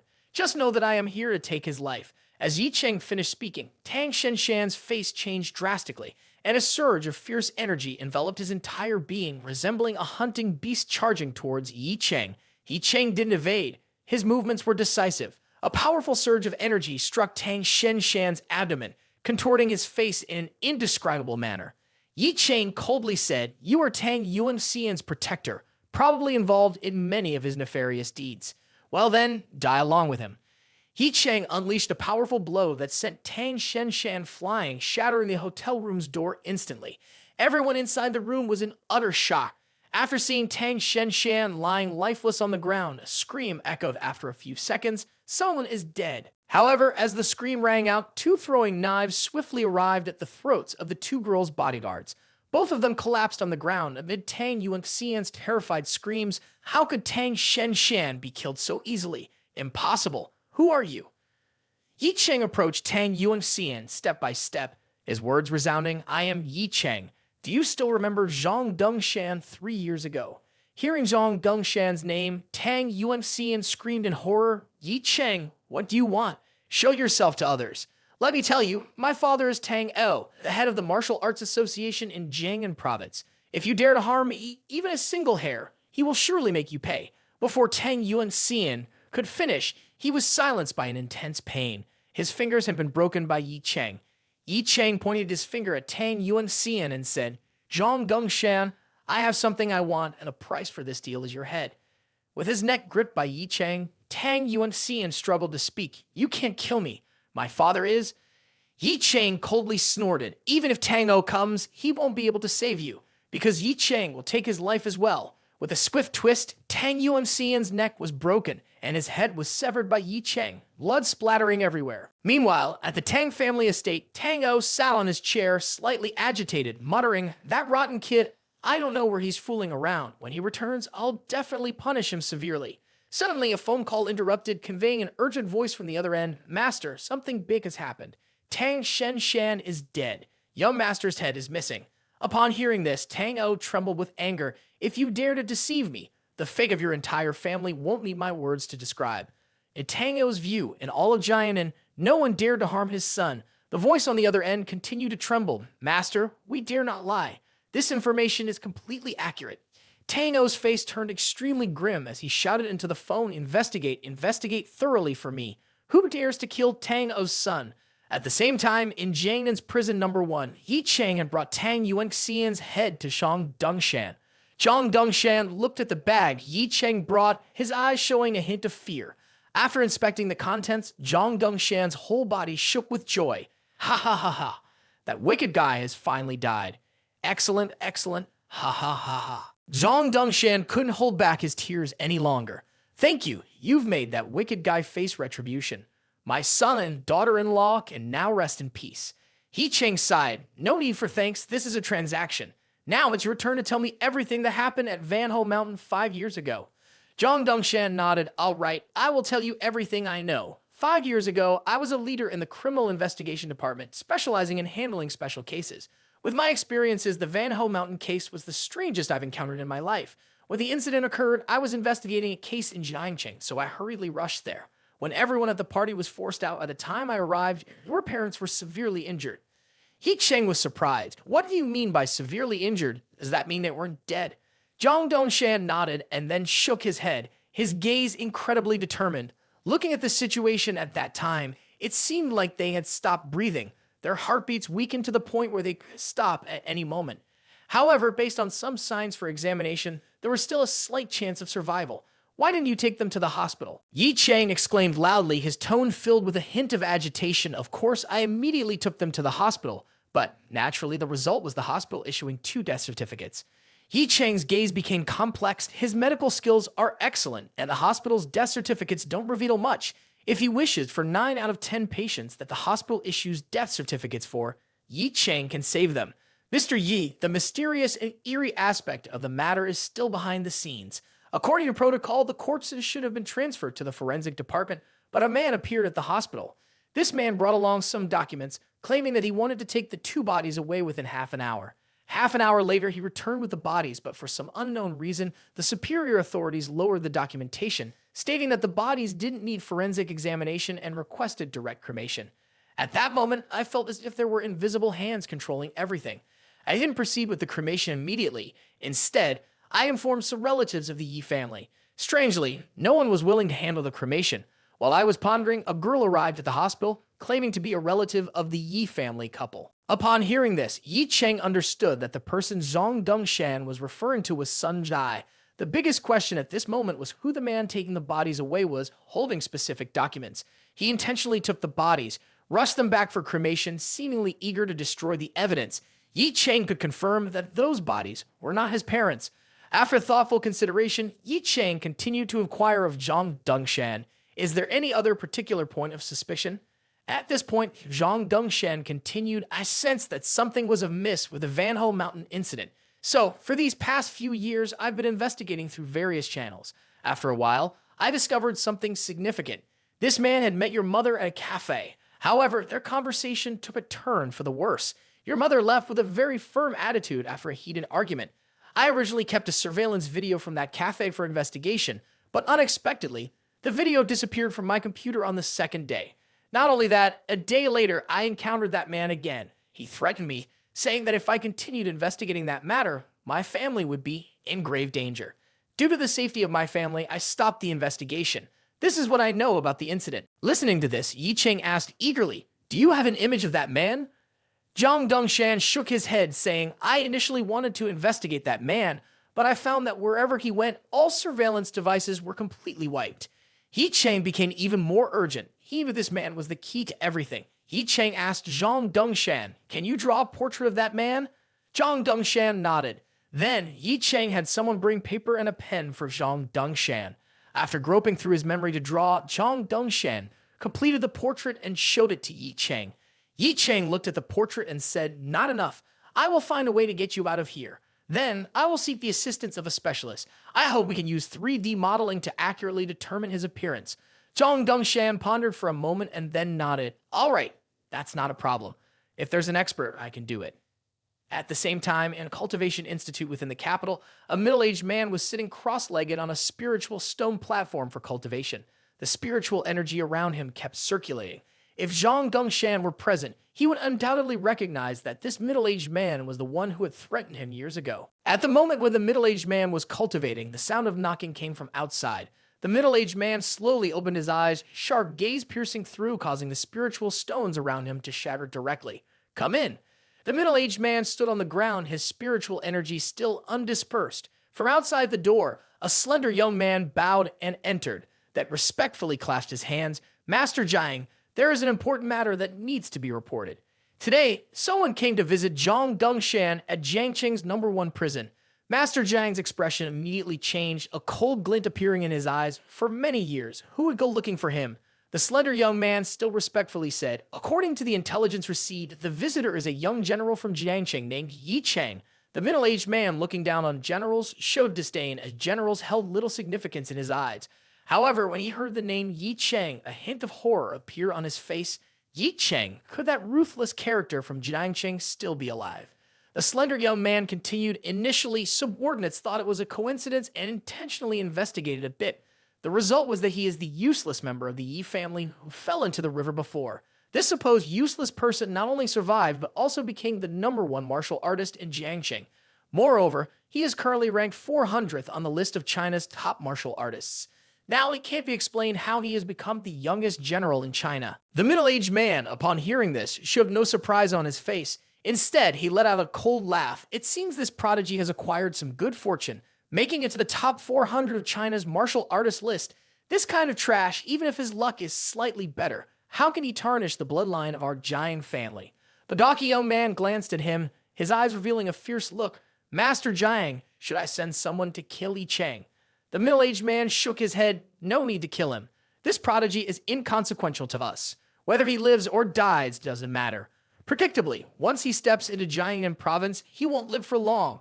Your attention is appreciated, Mr. Jiang. The gawky young man withdrew, leaving only the middle-aged man behind. He smirked wickedly and said, I thought the prodigy of your family was dead. Surprisingly, you're still alive. Just like a persistent ant, the fate of your family is indeed resilient. However, relying solely on your cultivation to investigate the Van Ho Mountain incident is like a stench-ridden ant trying to shake a big tree, seeking its own demise. Meanwhile, as Ye Cheng conversed with Zhang Dongshan, an important meeting was also taking place at the Martial Arts Association in Jiangnan province. After the death of his son, Tang O sat in the middle with nothing but anger on his face, Mo Wai Qi standing next to him. The atmosphere was heavy and tense. The meeting had gathered representatives from various martial arts families and financial groups in Jiangnan, including key figures like Wu Kai Yuan, He Huang Yi, and Zhu Fulu. No one among them could have anticipated that someone would dare to kill Tang Yuan Xian, let alone behead him. Everyone knew Tang O as a devoted father. This incident would undoubtedly shake the entire martial arts community in Jiangnan.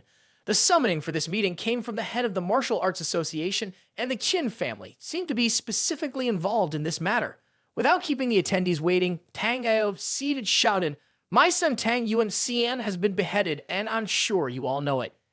In the face of Tang O's anger, silence fell upon the room. Tang O, observing the anger in everyone's eyes, continued, I've called this emergency meeting with one demand. Utilize all your resources to help me find the culprit. I want to personally torture him to death, to personally torment his entire family. Tang O then distributed images captured by surveillance cameras to everyone present. I want your assistance in identifying this man. If anyone today is wearing clothes like this or looks similar from behind, bring them all here to me. Tang O declared in my Tang O's book, it's better to mistakenly kill 1,000 and to let one escape. Besides, this person has already killed Tang Shenshan. He might also be someone on the Chinese martial arts master ranking. Anyone resembling him in the slightest should be brought here, regardless of their name or background. Seated below, He Huang Yi listened to Tang O's roar while carefully examining the photo. Not knowing who dared to provoke Tang O so boldly, He Huang Yi was taken aback. After a closer look, he was startled, for the familiar figure in the photo was none other than Ye Cheng. He Huang Yi's face twisted slightly. I did make a mistake, did I? This silhouette is undoubtedly Ye Cheng, but Ye Cheng is only ranked 350th on the martial arts master list. Tang Shenshan was much more powerful, holding the 251st position. How can this be possible? To be certain, He Huang Yi immediately sent a text message to Ru Xu asking, where is Ye Cheng right now? Since Ru Xu had mentioned visiting Ye Cheng's location the day before, even Zhu Fulu, observing the photo from below, fell into contemplation. Tang O has gone mad. Just because someone dresses similarly and has a similar silhouette doesn't mean they are guilty. How many innocent lives will be lost this way? However, what worried him was that, no matter how it looked, this silhouette bore a striking resemblance to Ye Cheng. Zhu Fulu also concealed his emotions, deciding that upon returning, he would immediately call Ye Cheng to inquire. As a friend, Zhu Fulu hoped that it wasn't Ye Cheng. If it were Ye Cheng, not only would Ye Cheng's life be at stake, but even He family and Zhu family might be implicated. By now, Ru Shu had responded to He Huang Yi's message. Of course, he's at home. Why are you suddenly concerned about him? Seeing his daughter say this, He Huang Yi's face showed relief, thinking indeed it's not Ye Cheng. If he's at home, how could the Wu family have committed the murder? However, less than 2 seconds later, Ru Su messaged again, but he just got home, currently having dinner. He didn't even eat throughout the evening, don't know where he went. He Huang Yi's expression immediately changed, beads of sweat forming, just returned now, so the timeline doesn't entirely match. Could it be that he killed Tang Yuan Xian and then returned home? Oh dear, this can't be true. At this point, Wu Kai-yun, the head of the Wu family, examined the photo of suspicion evident on his face. This silhouette seems very familiar, like I've seen him somewhere before. Wu Kai-yun looked at Ma Wai-ki and asked, "Is there a clearer image?" Ma Wai-ki spoke slowly. "There aren't no other images. All the cameras were erased by someone else. We only have this photo cut from a landscape shot." On the surface, it seemed calm outside, but internally, Ma Wai-ki was in turmoil. No matter how many times he looked, that silhouette was unmistakably Ye Cheng. Ma Wai-ki had planned to inform Ye Cheng after the meeting ended to give him time to prepare. At this moment, Tang Eo glanced coldly at Ma Wai-ki and said, "Ma Wai-ki, as the deputy chairman, I entrust you with this heavy responsibility. Can you handle it?" Ma Wai-ki's face quickly changed, speaking seriously. "Chairman, rest assured, I've known Ye Cheng since he was a child. This incident is heartbreaking for me. I will definitely uncover the mastermind at all costs." Tao's face darkened as he looked at Ma Wai-ki. "I'll give you 3 days. You must find this person. This person is likely still in Jiangnan province. If there's no progress after 3 days, you probably know the consequences, right?" Ma Wai-ki's face was extremely unpleasant. Coupled with fear, he replied hesitantly, "I understand." After the meeting concluded, a large number of mysterious individuals appeared in the city of Jiangnan, each carrying the same photograph. They searched every nook and cranny of Jiangnan province. Anyone who resembled the person in the photo or had a similar silhouette was apprehended. Currently, Jiangnan province was in chaos with no law and order. Even the streets were not safe. Simultaneously, after the conference at the Wu family estate, Wu Kai-yun gathered everyone in the family. This incident has caused a significant uproar. If any family gains credit in this matter, they will undoubtedly benefit without affecting us. Ma Wai-ki's influence is much less than Tang O's. If our family gains credit in this matter, the Qin family would dare not touch us. Everyone, look at the photo I sent. I feel this kid looks familiar, but I don't know who he is. All members of the Wu family looked at the photo. The first reaction was a sense of familiarity. Wu Hanlin's small face revealed an excited gaze. "Isn't this Ye Cheng? Oh my! Why would he kill Tang Yuan San?" At this moment, Wu Cheng spoke boldly. "My lord, I recognized him. This is the kid who was arrogant in our house that day." Wu Kai-yun woke up, realizing why the figure seemed familiar. Although it's quite similar, it doesn't necessarily mean it's him. That kid could withstand my pressure. His strength might be enough to kill Tang Shenshan. Wu Cheng chuckled. "Master, the silhouette of this person matches the photo very closely. Shouldn't we just inform Tang O directly? Given Tang O's temperament, he will never let this kid live peacefully. Even if it's not him, he can't escape death." Wu Kai-yun shook his head, looking at Wu Cheng. "Wu Cheng, you're still too impulsive. We need to be cautious about this. Send Wu Yang to capture Wu Xingming and interrogate him thoroughly. Find out the internal details before taking any action." The scene shifted to Wu Xingming. After attaining Ye Cheng's techniques and elixirs, Wu Xingming had been continuously cultivating without leaving his house. Initially, he found these techniques to be very complex, completely different from the Wu family's techniques. However, the more he practiced, the more he realized the rapid improvement in his cultivation speed compared to other techniques and the effects of elixirs. Wu Xingming was surrounded by an aura, marveling truly the clear the fire fist. "I've only been cultivating for a few days and my strength has tripled. Another month, not to mention Wu Cheng, even Wu Kai-yun won't be my match." At this moment, a loud noise echoed and Wu Xingming's room door was forcefully broken open. Wu Xingming startled but regained composure after a few seconds. He recognized the two intruders as Wu Cheng and Wu Yang. As soon as they arrived, Wu Cheng and Wu Yang engaged in a few woos with Wu Xingming, but were deftly countered. Wu Cheng and Wu Yang displayed a nonchalant demeanor and Wu Cheng quipped, "So if this is where that kid keeps his dogs, today you're not by your master's side, huh?" Wu Xingming's eyes filled with disdain as he retorted, "My connection with the Wu family has long been severed. Why did you two intrude into my house without permission? What's the meaning of this?" Wu Cheng mocked, "Of course, we're here to find you. but it seems even after leaving the Wu family, you're diligently cultivating. Looks like you've been practicing all night. Before Wu Cheng finished speaking, excitement flashed in his eyes as he noticed on a distant table a pill that Wu Xingming had received from Ye Cheng.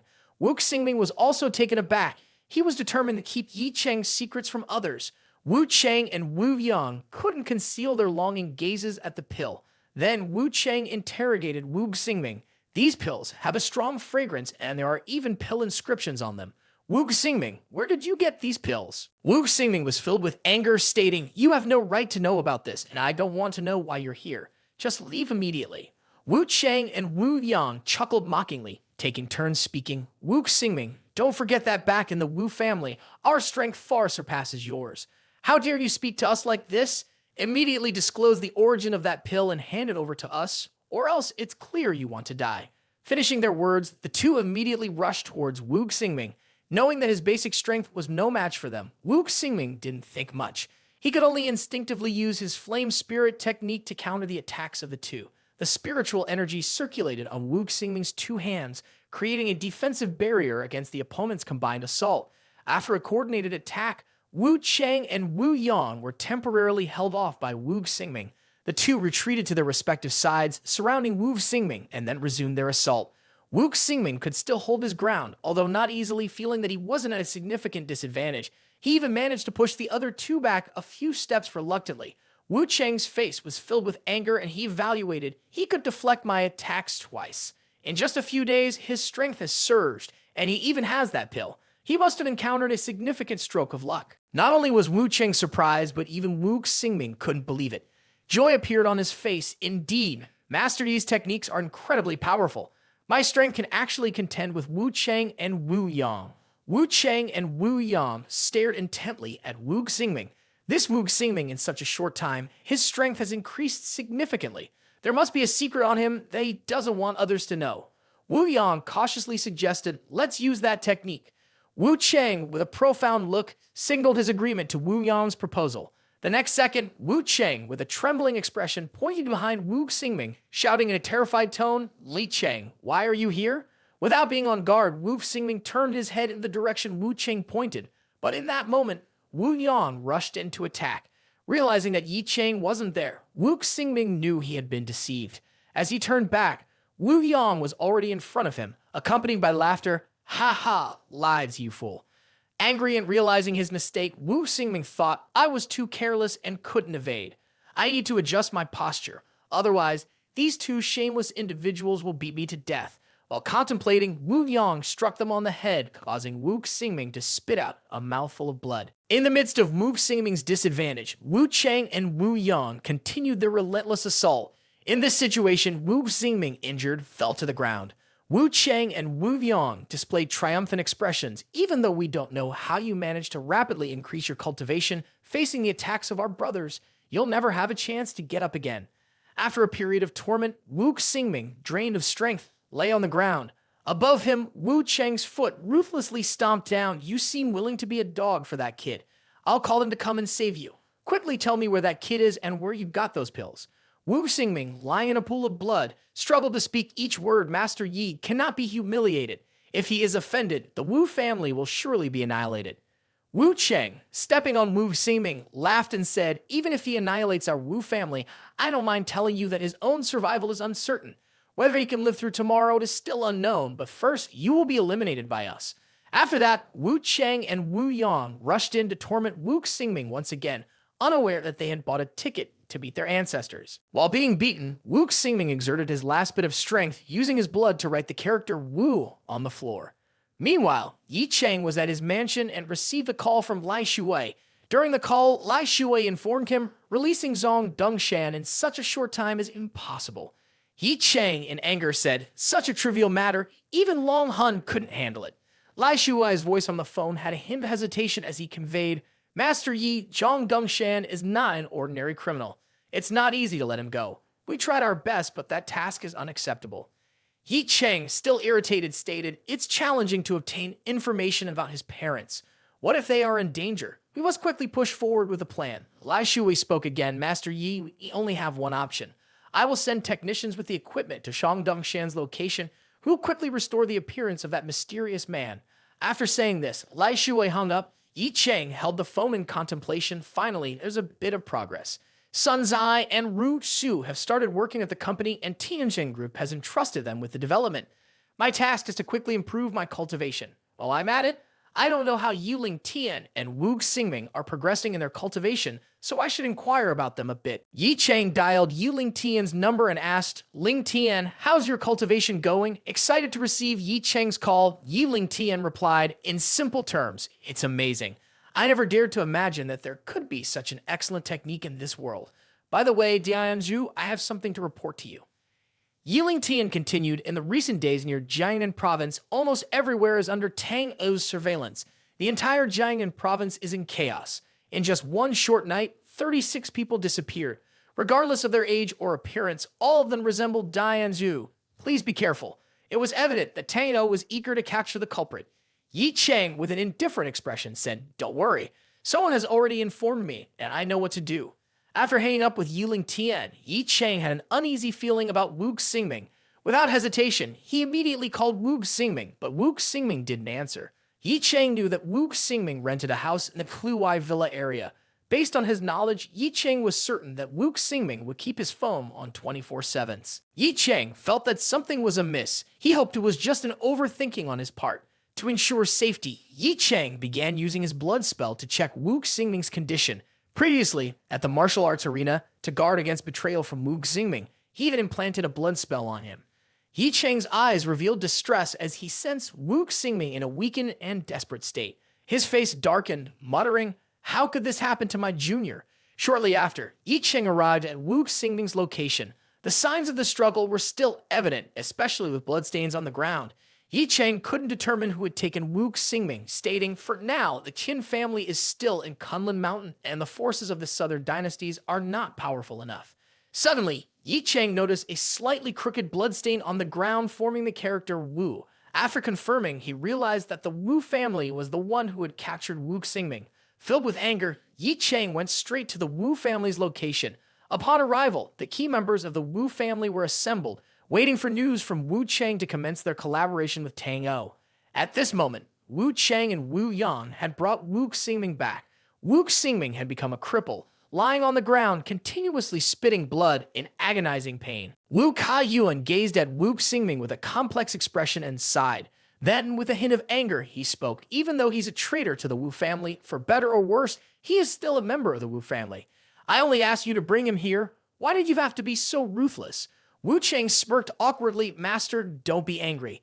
This Wu Xingming is now just a dog. Dead or alive, what's the difference? This dog refuses to cooperate, not revealing the whereabouts of that little scum. At this point, Wu Cheng took out a pill from Wu Xingming and continued, and he won't even disclose where he got this from. Before Wu Cheng could finish, Wu Kaiyuan, agitated, quickly stood up and rushed towards Wu Cheng. This action frightened Wu Cheng. Wu Kaiyuan's face was intense as he grabbed Wu Cheng's hand and asked, Where did you get this pill? Then, snatching the pill away, he examined it closely. Wu Kaiyuan became even more excited, his eyes filled with a bloodthirsty determination. This is a pill. It's so fresh as if it came out of the furnace less than half a month ago, and the patterns are still intact. Ignoring everything, Wu Kaiyuan directly swallowed the pill. A second later, a strong medicinal fragrance filled Wu Kaiyuan's body, accompanied by a powerful surge of spiritual energy circulating. Wu Kaiyuan was immersed in the highest state of excitement. Excellent, excellent, excellent. The efficacy of this pill is even more terrifying than the rare elixirs passed down by the Wu family's ancestors. What an incredible pill. Once the Wu family possesses this source of medicine, it can undoubtedly become the top martial family in Jiangnan. By then, Tang O and the Qin family will be nothing. Wu Kaiyuan breathed a bit rapidly. At this moment, he no longer cared about Ye Cheng. For him, this elixir was the most crucial. Wu Kaiyuan immediately grabbed Wu Cheng, demanding quickly, Where did you get this elixir? His eyes burning, Wu Kaiyuan stared intently at Wu Cheng. Fearful, Wu Cheng hastily explained, pointing to Wu Xingming lying on the ground. It's him. We obtained this elixir from Wu Xingming. Initially, we didn't want to beat him like this, but he was too tight-lipped, not saying anything no matter what. Wu Kaiyuan, with a profound gaze, looked at Wu Xingming on the ground. He says this elixir belongs to Wu Xingming. Wu Cheng quickly confirmed exactly. Immediately after, Wu Kaiyuan slapped Wu Cheng and with an appearance of someone just enlightened, rushed towards Wu Xingming. Xingming, our dear brother, a close friend. Wu Kaiyuan wept, embracing Wu Xingming. I just wanted to see you again, and yet those two bastards beat you to this extent. Xingming, tell me the origin of this elixir. Now, I'll take you to the hospital. I'll find the best doctor for you. I promise your body will recover as before. Wu Xingming, with a weak voice, said, Stop, Kaiyuan. Kaiyuan, there are things you shouldn't meddle with. Your vision is too narrow. Sooner or later, the Wu family will be destroyed in your hands. Wu Kaiyuan immediately stood up, his eyes filled with anger. Is my vision too narrow? Then, someone with your supposedly broad vision, have you considered the consequences of facing me? Wu Kaiyuan unleashed his martial energy towards Wu Xingming, but at this moment, Wu Hanlan's voice rang out, Father, please stop.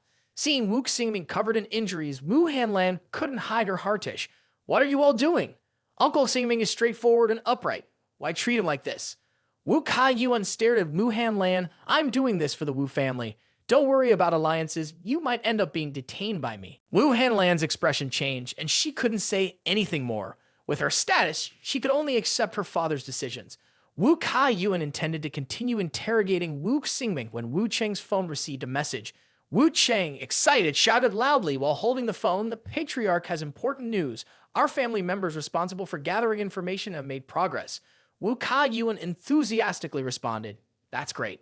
After reading the message, Wu Kaiyuan laughed and looked at Wu Xingming. Wu Xingming, did you really think we wouldn't know anything without you? Do you have any impressions of the Mingxiu Villa? Upon hearing about Mingxiu Villa, Wu Xingming's face drastically changed, accompanied by weak words, Don't go, you will bring destruction to the Wu family. Wu Kaiyuan simply ignored these words. He gave clear orders. The owner of Wu Xingming surely knows more than him. Wu Cheng and Wu Yang immediately go to Mingxiu Villa and bring him here. Wu Cheng and Wu Yang quickly left to carry out the orders. Wu Kaiyuan, full of satisfaction, thought to himself, the reason Wu Xingming followed that dog is probably because it has elixirs. Tang Yuanxian must have died at the hands of that wretch for the elixirs. I must find him before Tang O, force him to hand over the elixirs he possesses. If we get those elixirs, our Wu family will prosper. Thinking about this, Wu Kaiyuan couldn't contain his excitement and burst into laughter. Ha ha ha ha! As long as we get those elixirs, why worry about the Wu family not prospering? By then, whether it's the Tang family or the Qin family, both will have to bow before our Wu family. While he was feeling triumphant, someone was thrown from outside into the house. Wu Kaiyuan looked back in surprise and found that the person thrown in was Wu Yang. Wu Kaiyuan angrily shouted, Who dares to cause trouble here? Ye Cheng slowly walked in from outside, holding Wu Cheng, seemingly lifeless. Ye Cheng calmly said, Didn't you want to meet me? Now that I'm here, we might as well have some tea and pastries. Wu Kaiyuan glared at Ye Cheng with intensity. He actually took the initiative to come to the door, killed Wu Cheng and Wu Yang. This kid has such strength. I wonder what elixir he took. As the head of the family, with power far surpassing Wu Cheng and confident that Ye Cheng's cultivation couldn't surpass his own, Wu Kaiyuan confidently said, You can kill these two. It seems I underestimated you before. So that you killed Tang Yuanxian, Tang O's son?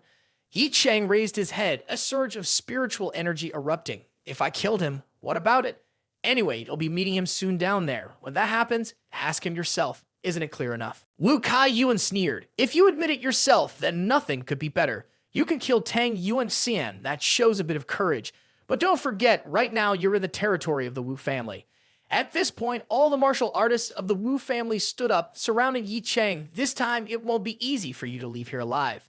After Wu Kaiyuan made it clear that he wanted to extract Ye Cheng's blood, a group of Wu family experts closed in on Ye Cheng. Ye Cheng's eyes turned icy, his words dripping with sarcasm. It seems today we have quite a crowd here, which is excellent. Now, I don't need to go looking for each one of you. As he finished speaking, a surge of energy enveloped Ye Cheng. In the blink of an eye, he moved with a combination of punches and kicks, brutally killing over 10 martial artists of the Wu family without any resistance. The remaining members of the Wu family retreated in fear. Even Wu Kaiyuan looked somewhat intimidated, biting his teeth while observing Ye Cheng and thinking, There's something off about this guy. After a display of dominance, Ye Cheng glanced over the remaining members of the Wu family, then slowly sat down, gazing at Wu Xingming. Ye Cheng noticed that Wu Xingming was severely injured, even becoming a cripple. Ye Cheng suppressed his anger, then took out a pill, placing it into Wu Xingming's mouth to help him endure. This act startled Wu Kai-yuan beside them. At this moment, Wu Kai-yuan was certain that the secret behind Wu Xingming's mysterious pill was closely related to Ye Cheng. The value of obtaining the source of the pills overwhelmed Wu Kai-yuan's fear. Wu Kai-yuan laughed loudly as I suspected, "You're the one who provided him with the pills. In contemporary China, alchemists are almost extinct. You must have come across a place with plenty of pills. Hurry up and hand them over to me." Ye Cheng stood up, looking at Wu Kai-yuan with disdain. "Pills? Who needs pills when they're dead?" Hearing Ye Cheng's words, Wu Kai-yuan, perplexed and startled, asked, "Dead? What do you mean? Can your pills resurrect the dead?" Ye Cheng's gaze was complex. "Are you stupid? I meant you want to die." Hearing this, Wu Kai-yuan's eyes narrowed with hostility. "Kid, do you know who my father is? I am Wu Kai-yuan, the head of the Wu family, one of the top families in Jiangnan. I am ranked 192nd on China's martial arts master ranking. Your arrogance will get you killed sooner. Now I've changed my focus. I'll deliver a corpse to Tang'o." Without a word, Wu Kai-yuan leaped up about 3 meters. Then, carrying a burst of spiritual energy, he thrust it towards Ye Cheng. Ye Cheng jumped to the side with a simple step. A powerful strike from Wu Kai-yuan pounded the ground, shattering the surroundings. Wu Kai-yuan, full of rage, shouted loudly and unleashed a series of powerful punches towards Ye Cheng. Each punch carried a deadly force, yet not a single hair of Ye Cheng was touched. Ye Cheng skillfully used extreme speed to evade, leaving only faint traces in his wake. Ye Cheng looked at Wu Kai-yuan with a cold smile. "Seems like you're quite formidable." Ye Cheng continuously dodged, making it impossible for Wu Kai-yuan to land a hit. Even more, Ye Cheng mocked him, infuriating Wu Kai-yuan to the core. "Weren't you arrogant just now? Why don't you fight back? What are you avoiding?" Observing Wu Kai-yuan, Ye Cheng thought to himself, "This guy's combat skills are interesting if you look closely." At this moment, Wu Kai-yuan's speed increased, displaying a fierce fighting style. He roared die, charging straight towards Ye Cheng. This time, Ye Cheng took it a bit more seriously. He laughed coldly. "So you're eager to die like this? Fine, I'll follow your wish." Ye Cheng gathered his spiritual energy, striking with a powerful blow. 2 fists collided, and a wave of energy spread in all directions. Wu Kai-yuan's face twisted, his words trembling. "How could this happen? In a direct confrontation, I actually lost to this brat." At the same time, Wu Kai-yuan was also struck by one of Ye Cheng's attacks, sending him flying. This scene shocked everyone in the Wu family. Who could have imagined that a young man could defeat the head of the Wu family? This kid must have cultivated since he was in his mother's womb. Looking at Wu Kai-yuan, Ye Cheng was puzzled. "Is that all? I thought I could play a bit more." Wu Kai-yuan knelt on the ground, feeling the force of the recent impact had injured him. The fervor in his eyes faded, and seriousness took over. How many elixirs has this brat consumed to obtain this strength? Despicable! I have been too careless. Furious, Wu Kai-yuan declared, "If I had a sword, I would kill this kid immediately." Members of the Wu family chimed in. The family head's greatest strength lies in swordsmanship. This kid is exploiting others' weaknesses. If the family head uses a sword, they'll kill him instantly. These nonsensical remarks angered Ye Cheng, who retorted, "Wu Kai-yuan, quickly find a sword, a submachine gun, or even a bazooka will do." Wu Kai-yuan promptly pulled out a traditional Wu family longsword. The killing intent permeated in all directions, and Ye Cheng confidently added, "My swordsmanship is unparalleled south of the Yangtze River. It is an honor for you to die by my hand." Wu Xingming, now more composed, looked at Ye Cheng's back and cautioned, "Mr. Yi, be careful. His sword energy can be lethal." Without turning back, Ye Cheng reminded, "Rest well. I'll take care of everything." Staring at Wu Kai-yuan, Ye Cheng challenged, "Come on. Let me see how skilled you really are." Wu Kai-yuan roared, "I'll let you taste my most powerful technique." He then attacked Ye Cheng with his sword. As the blade approached, Ye Cheng gracefully dodged to the side. The blade followed through, slashing fiercely towards the ground. Simultaneously, Ye Cheng moved behind Wu Kai-yuan. Ye Cheng's eyes turned icy, his tone chilling. "I'm bored now. It's time for you to die." With a surge of powerful energy, Ye Cheng aimed the attack at Wu Kai-yuan's body. In this situation, Wu Kai-yuan could not evade, facing the impending doom. Suddenly, a hand appeared, tightly gripping Ye Cheng's arm, accompanied by the command, "Stop." Ye Cheng's eyes narrowed. He hadn't expected someone from the Wu family to be able to hold his arm, especially with greater strength than Wu Kai-yuan. Upon closer inspection, it was an old man with a frigid and fierce look in his eyes. The old man spoke, "Young man, you should know when to stop." Wu Kai-yuan looked at the old man in surprise. "Father, are you not in seclusion? I can handle him myself." The old man waved his sleeve and coldly scoffed, "If I hadn't appeared, Yu had become a soul in his hands. His words instilled fear in Wu Kai Yuan and the entire Wu family. What is father saying? I, as the head of the Wu family, am not a match for this kid. Ignoring his son, the old man looked at Ye Cheng and said sternly, Kid, I admit your strength is impressive, and I quite like that. But causing a disturbance at the Wu family is unacceptable. Today, you must give me an explanation.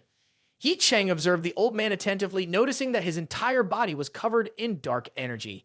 Ye Cheng curiously asked, How would you like an explanation? I'll give you a chance. Just kneel before those who died here, bow 3 times, and then voluntarily suppress your cultivation. My Wu family will be willing to spare you. The words of the old man echoed in an extremely cold manner. Ye Cheng contemplated and drew his dragon slayer sword. Seeing the sword, the old man still arrogantly remarked, Ah, this is an ancient sword. Are you not intending to trade your life for a broken sword, or will you use it to end your own life? Ye Cheng replied icily, You fought too much. Today, I will stain my dragon slayer sword with the blood of the Wu family. With those words, Ye Cheng swiftly swung his sword, so fast that the old man couldn't react and fell lifeless. Wu Kai Yuan, witnessing this scene, shivered. My father was killed so easily. In Jianan, my father was considered a legend in the martial arts world, and he died at the hands of such a young man. Ye Cheng observed the flowing spiritual energy of the Dragon Slayer's sword, commenting, Well, this Dragon Slayer's sword seems quite handy. The head of the old man rolled down to the ground, and his body collapsed heavily. At this moment, the Wu family's martial experts stood still, their breath seemingly suspended. They stared intensely at the severed head and the body of the old man lying on the ground. Wu Kai Yuan, witnessing this gruesome sight, instinctively stepped back, weakly calling out to his father. Once again, he looked at Ye Cheng. The young man before us, like a cloud descending upon all things, is fundamentally in a different class from the Wu family. He now regretted a bit 1,000 times for not provoking the young man. With a wave of his hand, he could wipe out the entire Wu family. Wu Kai Yuan fully understood why Wu Xingming willingly betrayed the Wu family and went on to kill a powerhouse from the Qin family. It was all because of the young man behind him. The martial experts of the Wu family began to react with fear, whispering to each other, We're done for, Wu family's young master is dead. He was the most terrifying existence of the Wu family.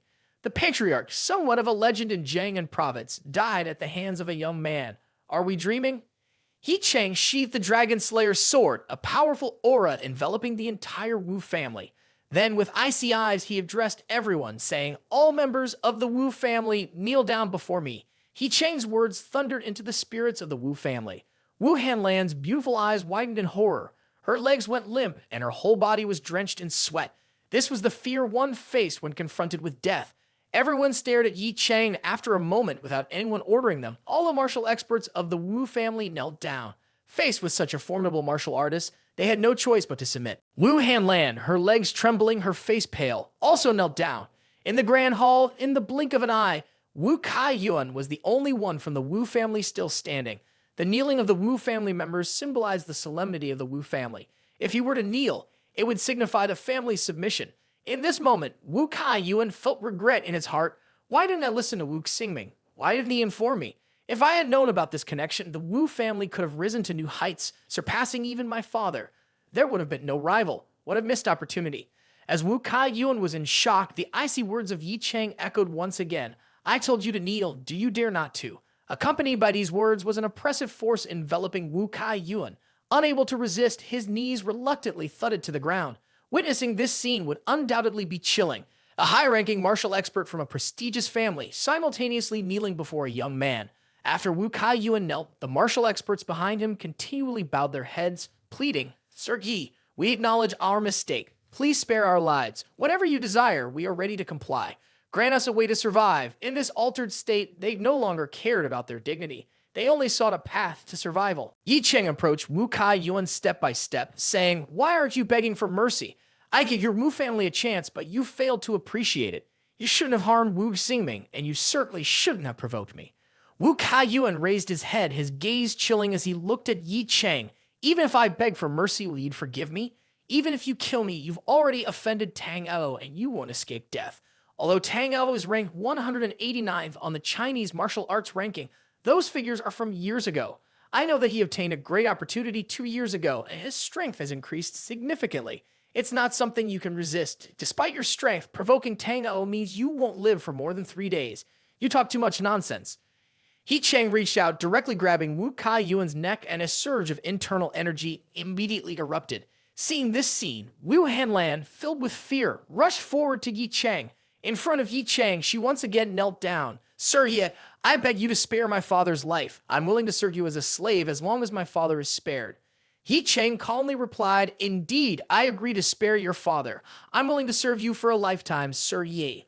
Wu Hanlan's figure was exceptionally beautiful, coupled with an angelic face. She hastily added, "Yes, Sir Yi, I'm willing to serve you faithfully for the rest of my life." "What? I'm not lacking beautiful women." Ye Cheng glanced coldly at Wu Hanlan, saying, "Do you deserve to plead for his forgiveness, Wu Kai Yuan?" "Absolutely not." Wu Kai Yuan's neck was directly twisted and broken, his life force completely extinguished. This was Ye Cheng's principle. No one could plead for Wu Kai Yuan.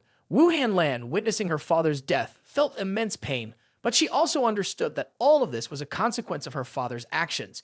She held a glimmer of hope for saving her father, but it was clear that Ye Cheng was not someone she could negotiate with.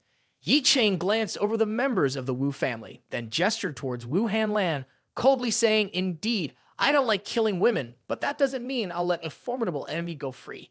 You should join him down there." Seeing this scene, Wu Xingming immediately spoke up, "Sir Yi, the young mist and others from the Wu family are different. When I was in trouble, the young mist spoke up to defend me. Moreover, she also voiced her opposition to dealing with Sir Yi. I implore Sir Yi to spare the young miss. Please give me a reason not to kill you." Ye Cheng calmly inquired, "What reason do you think would be sufficient?" Wu Hanlan's beautiful face shifted, and after contemplating for a few seconds, she spoke, "Firstly, my strength is not sufficient to kill you. It's an impossibility. Secondly, the Wu family is the only force I can rely on. Without the Wu family, I have nothing. Thirdly, all of the Wu family might not be the strongest martial clan in Jiangnan. I know that in the capital, there's a Dao protector from the Wu family. If I'm alive, I assure you that you won't be subject to the Wu family's coercion, just like the people in the capital." Ye Cheng's eyes narrowed, and a magical technique condensed in his hand. "If you're willing to become a servant for me, I will spare your life." Wu Hanlan looked hurriedly at Ye Cheng and said, "I agree." In the next second, Ye Cheng applied this magical technique to Wu Hanlan's spiritual pathway. In that moment, Wu Hanlan felt the immense power of this technique. With a mere thought from Ye Cheng, she would instantly perish. Ye Cheng paid no more attention to Wu Hanlan and walked over to Wu Xingming. He looked at Wu Xingming, whose limbs were broken in many places and his face showed signs of injury. Ye Cheng took a deep breath and asked, "Are you okay?" Wu Xingming, tears streaming down his face, expressed his misery. "Thank you, Sir Yi, for avenging me. Unfortunately, given the current situation, my subordinates have become useless. They can no longer serve you. Please allow them to perish on their own." Ye Cheng said with earnestness, "With Ye Cheng here, you won't become a cripple." He then took out a piece of paper, wrote a prescription, and called Wu Hanlan over, instructing, "Take this prescription to the best pharmacy in Jiangnan. Get the medicine for Wu Xingming and make sure he takes it 3 times a day. Because Wu Xingming's body cannot move, he can only stay here for the next few days, overseen by the person in charge." Wu Hanlan had some doubts in her heart and hesitated for a few seconds before saying, "Sir Yi, is it really unnecessary to take Senior Wu to the hospital? Going to the hospital might be better, and the Wu family happens to know a divine doctor." Before she could finish speaking, Ye Cheng interjected, "No one in front of me is worthy of being called a divine doctor." Ye Cheng looked at Wu Xingming again and assured, "In just 3 days, you will recover completely." Hearing this, Wu Xingming was overjoyed and tears flowed incessantly. Today, as Ye Cheng left the mansion, he noticed a black car parked not far away. Approaching it, Ying Jing immediately rolled down the window and spoke, "Sir Yi, get in the car. There's been some progress in the matter." Ye Cheng nodded, speculating that the situation with Zhang Dongshan had yielded results, and he opened the car door. Inside the car, not only Ying Jing, but also Lai Shui was present. Moreover, the car was equipped with a modern computer setup. Ye Cheng sat down and spoke, "Zhang Dongshan, have you finished describing that mysterious person?" Lai Shui nodded, holding a photo in his hand and handing it over. Based on Zhang Dongshan's memory, the person in this photo has a similarity of about 90% with the mysterious figure appearing at Van Ho Mountain. Ye Cheng took the photo and glanced at it, feeling that something was not right. He noticed some resemblance between this man and his biological father, but their auras were entirely different. Lai Shui naturally observed Ye Cheng's reaction and explained, "Our experts at the Long Hun Academy analyzed that this man and your biological father are likely blood relatives. Through comparison with Long Hun's data, we found some information about this person." Ye Cheng was taken aback. Then his eyes became serious as he said, "What's his name? And where is he now? I need to meet him immediately." Lai Shui shook his head, a hint of frustration on his face. "Our Long Han has used all available resources, and we only found out his name is Jiang Jianfeng. Unfortunately, other information about him is elusive, as if this person's information is entirely protected." Ye Cheng muttered the name Jiang Jianfeng, and his mother's name is Jiang Dong, both with the last name Jiang. It seems they are indeed related. Ye Cheng reminisced for a moment. In his impression, Ye Cheng's mother was a gentle and generous person, and his parents had a harmonious relationship. However, from a young age, Ye Cheng never heard about his grandparents or any relatives outside the family. Whenever he asked, his mother would always say that they were born on a mountain and it was inconvenient to visit home. Even if he wanted to inquire further, his mother would change the topic. However, on many occasions, Ye Cheng witnessed his mother gazing blankly at the distant northern sky, looking so pained that it was unbearable. Ye Cheng noticed that the Van Ho mountain was covered by a dense layer of clouds. Why didn't the Long clan in the capital destroy the Yi clan? Who is this man named Jiang Jianfeng? Why was the body of my parents taken away by someone else? Where is my mother looking in the north? What happened to my parents? All these questions need answers. At this moment, a surge of spiritual energy appeared around Ye Cheng, immediately altering the atmosphere in the car. Lai Shui and Ying Jing felt the pressure of this energy.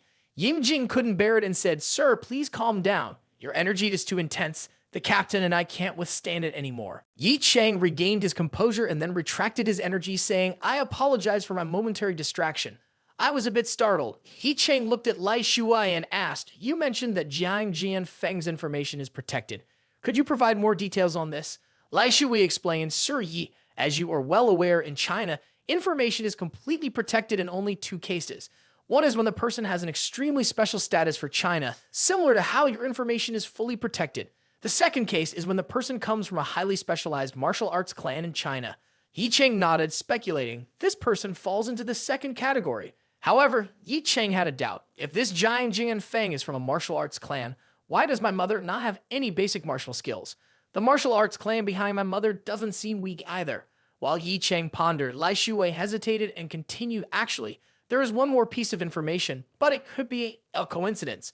However, I think it's important for Sir Yi to know that the 9th-ranked martial artist in China is also named Jiang Jianfeng." Hearing this information within Ye Cheng, it felt like a sledgehammer had struck him. The 9th rank on the Chinese martial artist ranking board, what is this concept? They are simply the elite group of powerhouses in China. Judging by the powerful opponents Ye Cheng recently defeated, his strength could be within the top 200 rankings. However, his maximum power could only reach around rank 150. Even so, it was still in a different world compared to the 9th rank. Facing someone of that level now, Ye Cheng would undoubtedly die. Fortunately, Ye Cheng currently had a reincarnation burial ground. He could mobilize the second burial tablet at any time, and the third tablet also had a slight response. Now, Ye Cheng reminded himself, keep calm. As long as there is enough time to grow, even facing the top-ranked martial artist, it's just a matter of age in front of me. Thinking about this, Ye Cheng became more confident, looking at Lai Shui, saying, "If you have any additional information about Jiang Jianfeng, please report it to me as soon as possible, Sir Yi." Lai Shui responded. At this moment, Ying Jing also spoke up, "By the way, Sir Yi, do you remember those from the Wu Huangshi whom you killed in Jiangcheng?" Ye Cheng nodded and said, "Do they have intentions of coming to China to find me?" Ying Jing continued, "Recently, there have been reports from Japan that Wu Huang, she might deal with China. I suspect that this group may pose a threat to Sir Yi." Ye Cheng sneered, "If Wu Huang, she dares to step into China again, I will make them feel what real fear is." Meanwhile, at the headquarters of the Martial Arts Association in Jiangnan Province, Tang O angrily exclaimed, "Are you all a bunch of useless people? You turned the entire Jiangnan Province upside down, only finding a few people who look similar to that kid. I want the real culprit, not those useless ones. I give you 3 days. If you still can't find it, all of you get out of the Martial Arts Association in Jiangnan Province." Hearing this, everyone there took in a sharp breath. An assistant head said, "Tang President, you shouldn't be so angry. In a few days, it will be your 60th birthday, and we will definitely provide you with an explanation before that." Tang O became even angrier. "Don't mention my 60th birthday in front of me. Even its head hasn't been found, and this year's birthday celebration is canceled." As soon as he finished speaking, an old man stood up hastily and said, "President Tang, we can't do this. Haven't you noticed the recent unfavorable situation? Our Martial Arts Association is in trouble. First, Yuan Jingfu died, then 2 assistant heads went missing, and now this issue. I think this matter is not simple. Listening to the elderly man, Tang O sighed and seemed to hesitate a bit before looking at the old man, asking, "What do you want to say? Come in and talk."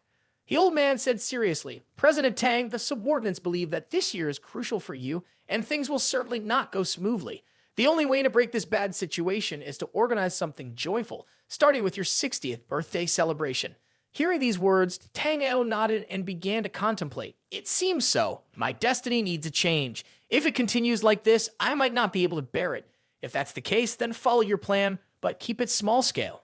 Yonasian, it's an unexpected situation, and I shouldn't have done this, but breaking this bad situation is quite troublesome."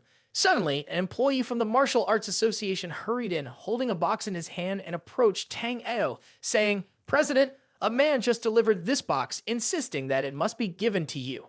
He also mentioned it's an early birthday gift for you." Tang O glanced at the box and said, "Put it aside. Can't you see I'm busy?"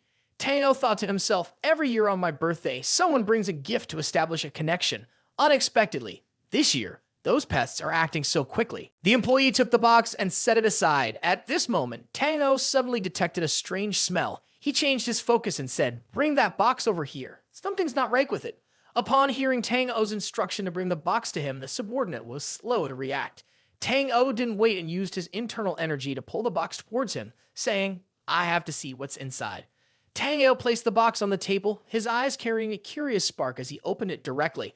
The next second, everyone there was horrified because inside the box was Tang Yuan Stian's severed head. They couldn't fathom who had the audacity to send such a threatening gift to President Tang, using Yuan Xian's head as a present for his 60th birthday. It wasn't a gift, it was a blatant act of intimidation. At this point, Tang O's blood surged and he spat out a mouthful of fresh blood. Tang O thought to himself, "Although my strength is not supreme, I am the president of the Martial Arts Association in Jiangnan Province. No one has dared to threaten me throughout history." Tang O suppressed his anger, slammed his hand on the table, and turned towards the subordinate, asking, "Tell me who brought this here and where is he now?" The trembling subordinate pointed outside with a faltering voice. "He with sunglasses is outside the gate heading west." After hearing this, Tang O roared, and with a surge of anger, he rushed out, emanating an overwhelming force. Half an hour later, Tang O returned with a grim face, his eyes filled with a bloodthirsty gaze that sent shivers down everyone's spine. People stood there waiting, watching Tang O step in without daring to breathe loudly.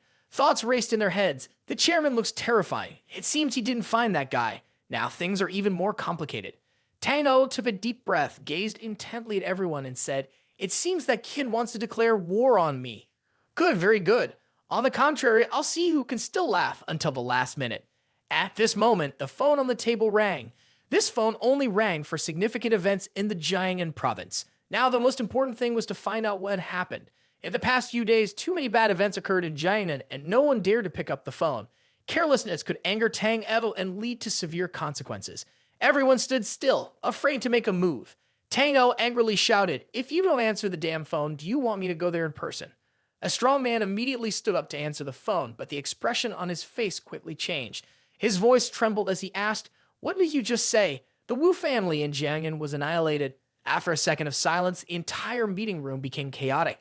Heavens, the Wu family was annihilated. The Wu family is a high-level martial arts clan in Jiangnan. Though slightly declining, it still has Wu Kai Yuan and Wu family hair there. Who cares to annihilate the Wu family? If it weren't for the recent incident involving Tang O, no one might believe it. Tang O glanced over everyone and spoke up. "If our speculation is correct, the one who exterminated the Wu family is the same person who killed my son. This individual disregards the rules of the Jiangnan province, seemingly wanting to challenge the entire martial arts community in Jiangnan. Starting from now, all the clans and forces in Jiangnan province should initiate emergency measures. Search the whereabouts of that person throughout the city. For now, we don't know the name of this kid, so we'll temporarily call him the Huntsman. From today onwards, the martial arts community in Jiangnan and the Huntsman are enemies. I want to see who will be the ultimate predator." A few hours later, there was an unfamiliar guest at the Mingxiu mansion. This person was manhwa, sitting on Ye Cheng's seat wearing a faint smile, asking, "Tang O, have you received the gift?" manhwa hesitated and nodded, saying, "I've received it." Even took a sip of his blood right on the spot. "It's the first time I've seen him like that." "But Ye Cheng, you need to prepare in time. Because he couldn't find you, he gave you the title of the Huntsman. He even declared that the Huntsman and the martial arts community in Jiangnan are enemies. The situation is escalating. Ye Cheng, Do you want to take action? Ye Cheng chuckled softly. The huntsman, how intriguing. Will his longevity celebration feast be held?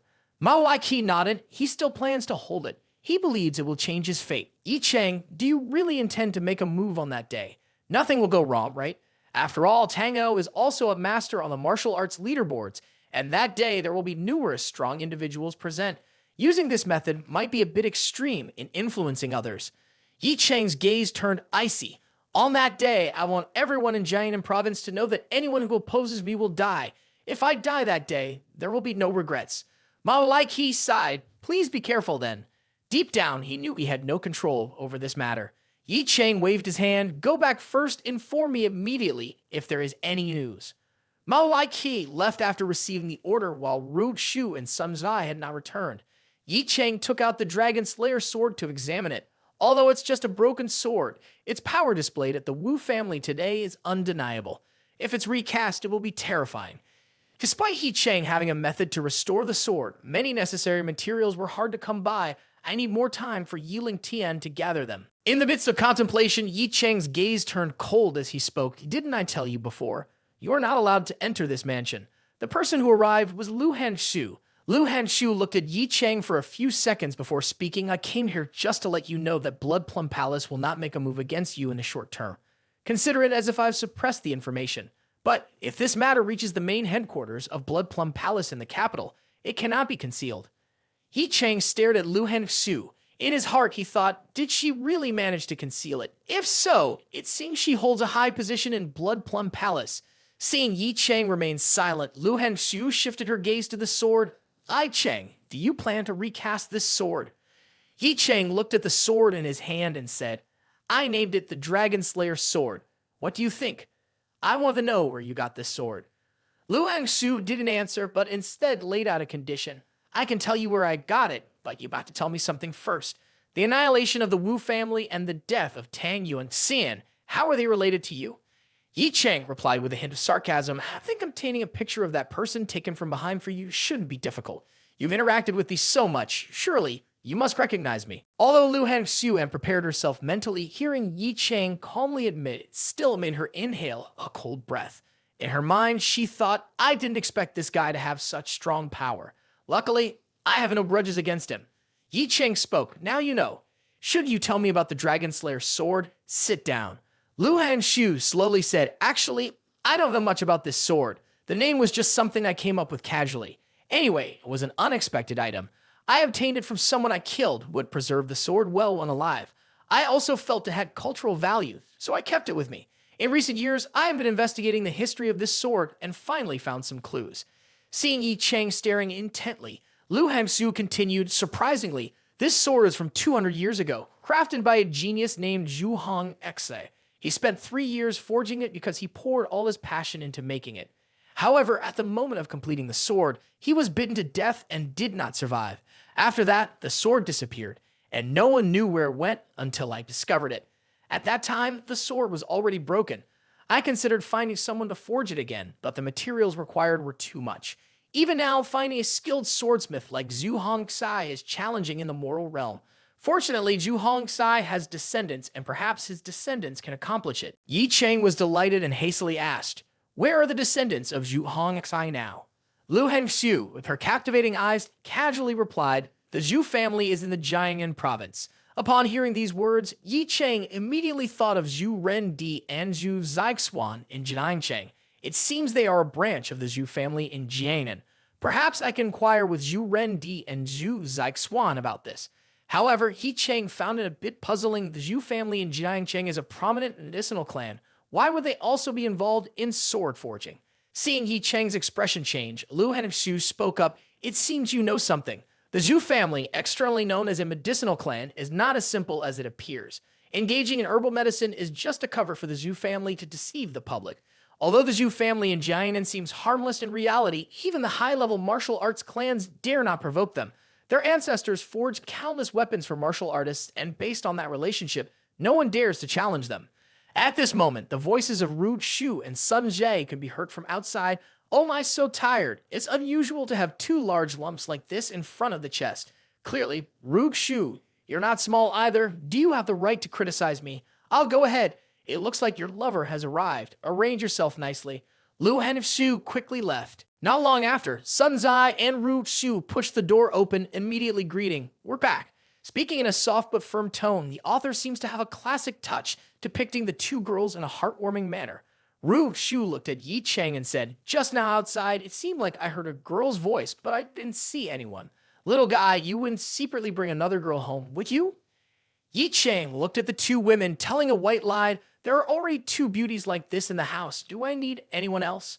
Ru Xu looked at Ye Cheng with a snort. "Who knows? Maybe you're overlooking something." Sun Zai's face blushed and jealousy was evident on her face. This little guy speaks so sweetly. There must be a reason. "Come, let's check the bedroom." Ye Cheng laughed out loud. "Ha ha ha ha. Remember to check the second floor balcony. There might be a beauty jumping down from above and running away." On the balcony, Lu Hanxiu snorted, "Annoying, who's talking behind my back like that?" Ignoring it, Lu Hanxiu jumped down and left Ye Cheng's mansion. Not long after, Ye Cheng was sitting in front of Zhu Rendi and Zixuan. Ye Cheng spoke, "Just calling to inquire a bit. Didn't expect you two to be in Jiangnan province." Zhu Rendi hastily replied, "Quite timely. These past few days, there has been a family meeting at the Zhu family, so Zixuan and I came here. Why did you suddenly look for us?" Ye Cheng immediately took out the Dragon Slayer sword and explained everything to Zhu Rendi.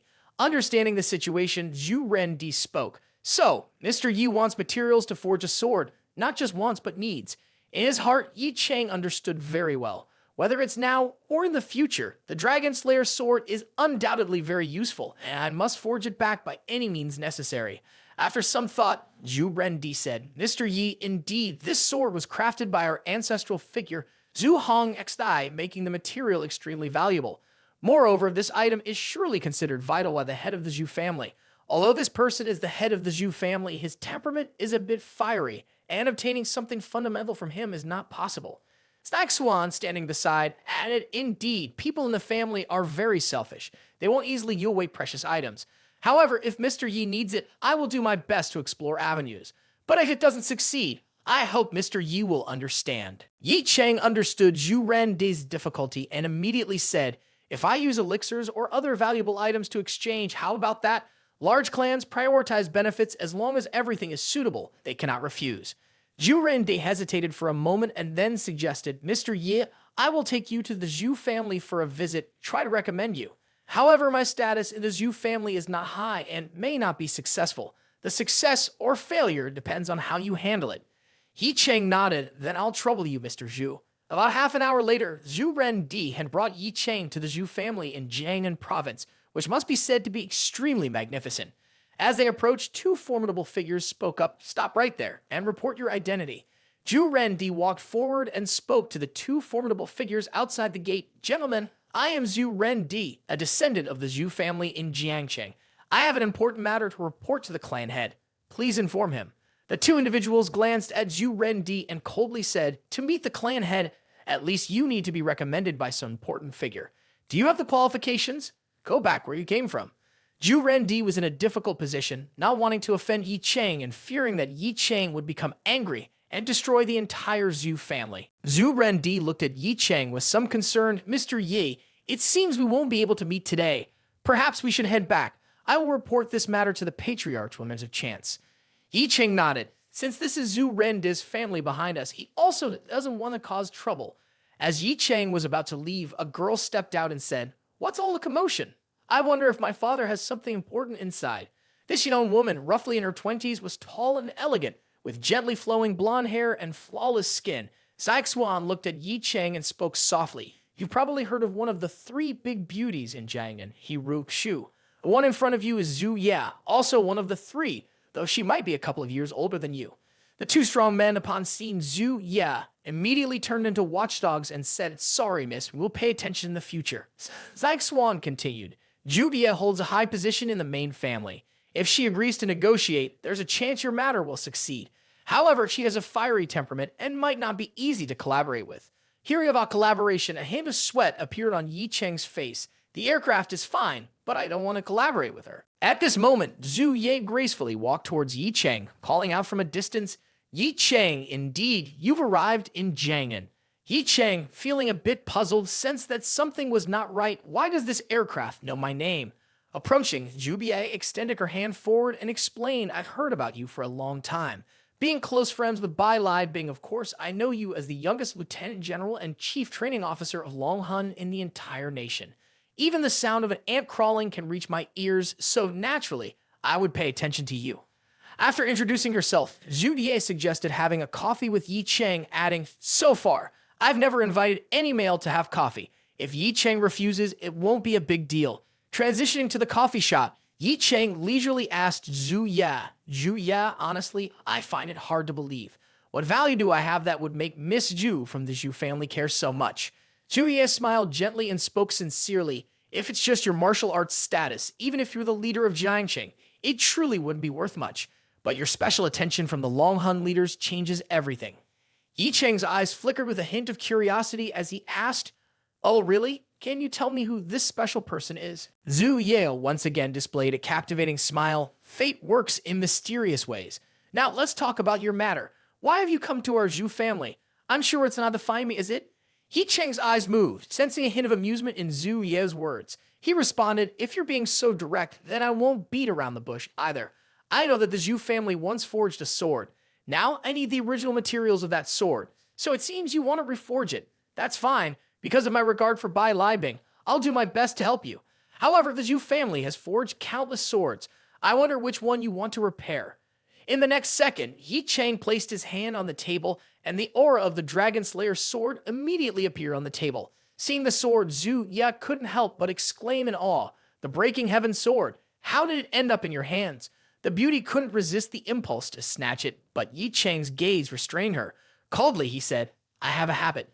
Only one type of person can touch my sword, and that is someone dead. It seems this sword is crucial to your Zhu family." Zhu Ya, sounding almost crazed, exclaimed, "It's not just crucial. Before my grandfather passed away, he left a message that the Breaking Heaven sword will determine the rise and fall of the dynasty. For 100 years, the Zhu family has been searching for it. Unexpectedly, it's here today, and it has become a broken sword." Zhu Ye tried to compose herself and then spoke earnestly, "Ye Cheng, can you sell this sword to the Zhu family? We are willing to pay any price." Perhaps sensing the need for more convincing, Zhu Ye continued, "I'll offer a price minus 20 billion. Besides that amount, you can state additional conditions. Our Zhu family is even willing to owe you a favor." Ye Cheng's gaze remained cold as he responded, "I don't lack money. The favor of the Zhu family is invaluable to me. I only want the materials." Hearing Ye Cheng's words, Zhu Ya's eyes showed a hint of desperation. Despite the inner anger, she tried to remain calm. "I apologize. Today I might have been a bit agitated, but the conditions I've presented are entirely serious. You have 10 days to think about it. As to the materials of this sword, I must insist that it cannot be provided because, for the Zhu family, it is considered a sacred belief." Ye Cheng stood up, glanced at Zhu Ya, and said, "It seems this matter can't be discussed any further. Given the circumstances, I request to take my leave." Zhu Ya, filled with anger, watched Ye Cheng leave and thought to herself, "Earlier, I took the initiative to invite Ye Cheng for coffee, intending to establish a friendly relationship and learn more about him. However, with the appearance of this sword, everything has changed. In the face of this sword, Ye Cheng's value is far inferior." As Ye Cheng left on the rooftop of the opposite building, a sniper aimed at the two. Suddenly, a loud bang echoed, and the glass window shattered instantly. A high-speed bullet raced towards Zhu Ya, and everything happened swiftly as a flash of lightning. Zhu Ya couldn't react in time, but in the blink of an eye, Ye Cheng appeared in the path of the bullet, using the mystical technique of Hu Van Ta Shen to catch the projectile. Zhu Ya, regaining her composure, saw Ye Cheng holding the bullet in his hand. She understood that without Ye Cheng's intervention, she would not have escaped the tragedy. Zhu Ya took a deep breath and expressed her gratitude. In her heart, she thought, catching a sniper bullet by hand is an extraordinary concept. Only high-level martial artists can achieve this, but none could do it with such ease as Ye Cheng. As her thoughts settled, Zhu Ye immediately took out her phone and dialed, "I was assassinated at the cafe, 3 kilometers south of the family mansion. Bring the assassin to me within 10 minutes. After hanging up, Zhu Ye looked towards Ye Cheng with appreciation. "Thank you. I owe you a big favor. If it weren't for you..." Before Zhu Ye could finish her words, Ye Cheng walked away, leaving behind a cold remark, "Your gratitude is not worth a penny in my eyes." Hearing these words, Zhu Ye felt both anger and fear standing in place.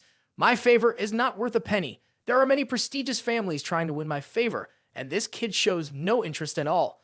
In less than 10 minutes, at the main residence of the Zhu family, Zhu Ye hurriedly approached her room.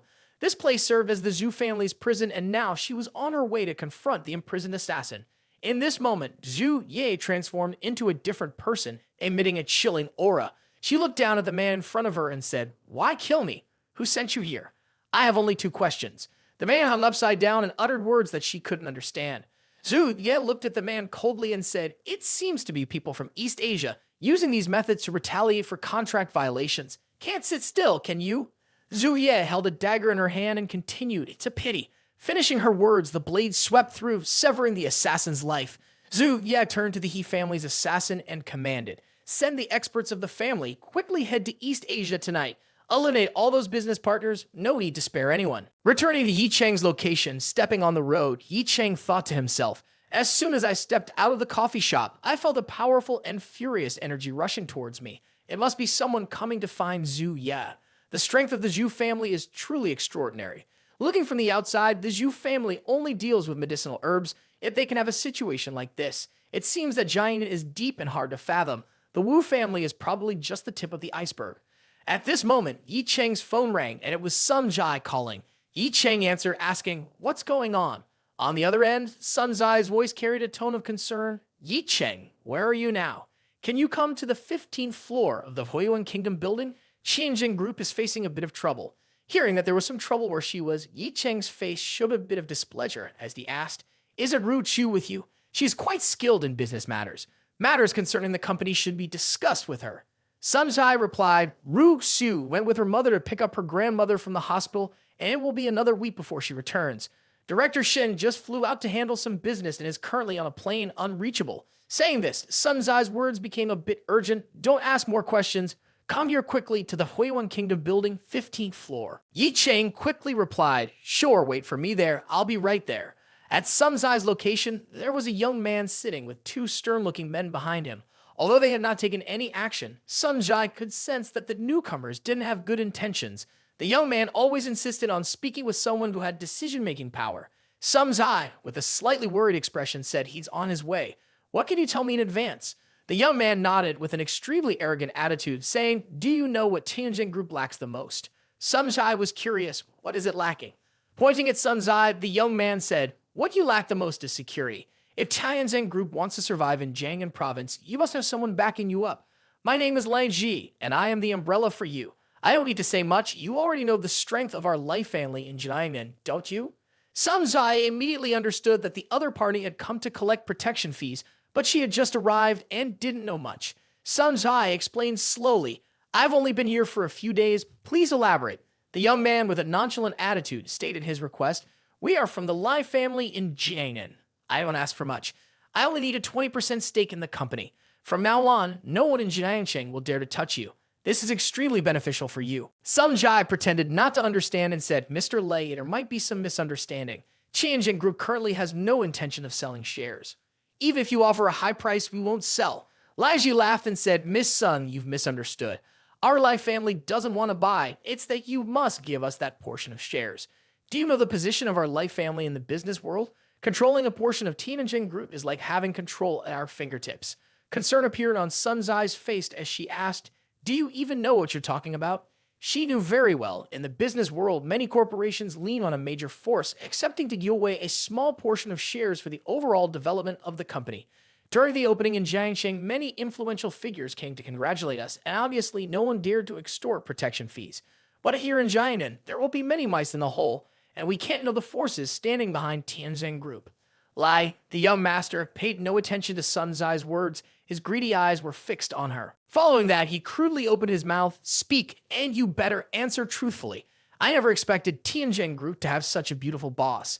If you willingly accompany me for a night, I'll consider reducing the shares Tianjin Group owns. Come, fall in love with me." Lai Ji, driven by desire, lured his rationality. With his status in Jiangnan, getting a woman was no issue for him. He waved his hand, ordering his 2 subordinates, "Guard outside, don't let anyone disturb us." Sun Zai's face showed concern as she asked a seemingly unnecessary question. "What do you want?" Lai Ji couldn't hide his craving, stepped forward and said, "Hey, I won't do anything. I'll just have you." At this moment, a loud bang resounded, accompanied by the words, "I'm here." The room's door shattered, and Lei Ji turned around in anger only to see his two subordinates thrown into the room. Furious, he turned back. At the sight that greeted him was his two subordinates lying on the ground, mouths oozing fresh blood, lifeless. Fear flickered in Lei Ji's eyes as he looked at Ye Cheng. Ye Cheng's voice was icy. So, you came looking for me. It seems today won't end without me pulling your hair out. Ignoring Lei Ji, Ye Cheng quickly approached Sun Zai and asked, "Did he touch you?" Sun Zai replied, "No." Then, stepping closer, Ye Cheng said, "Luckily, I arrived in time. The security staff from the company will only be here tomorrow." Unexpectedly, something like this happened today.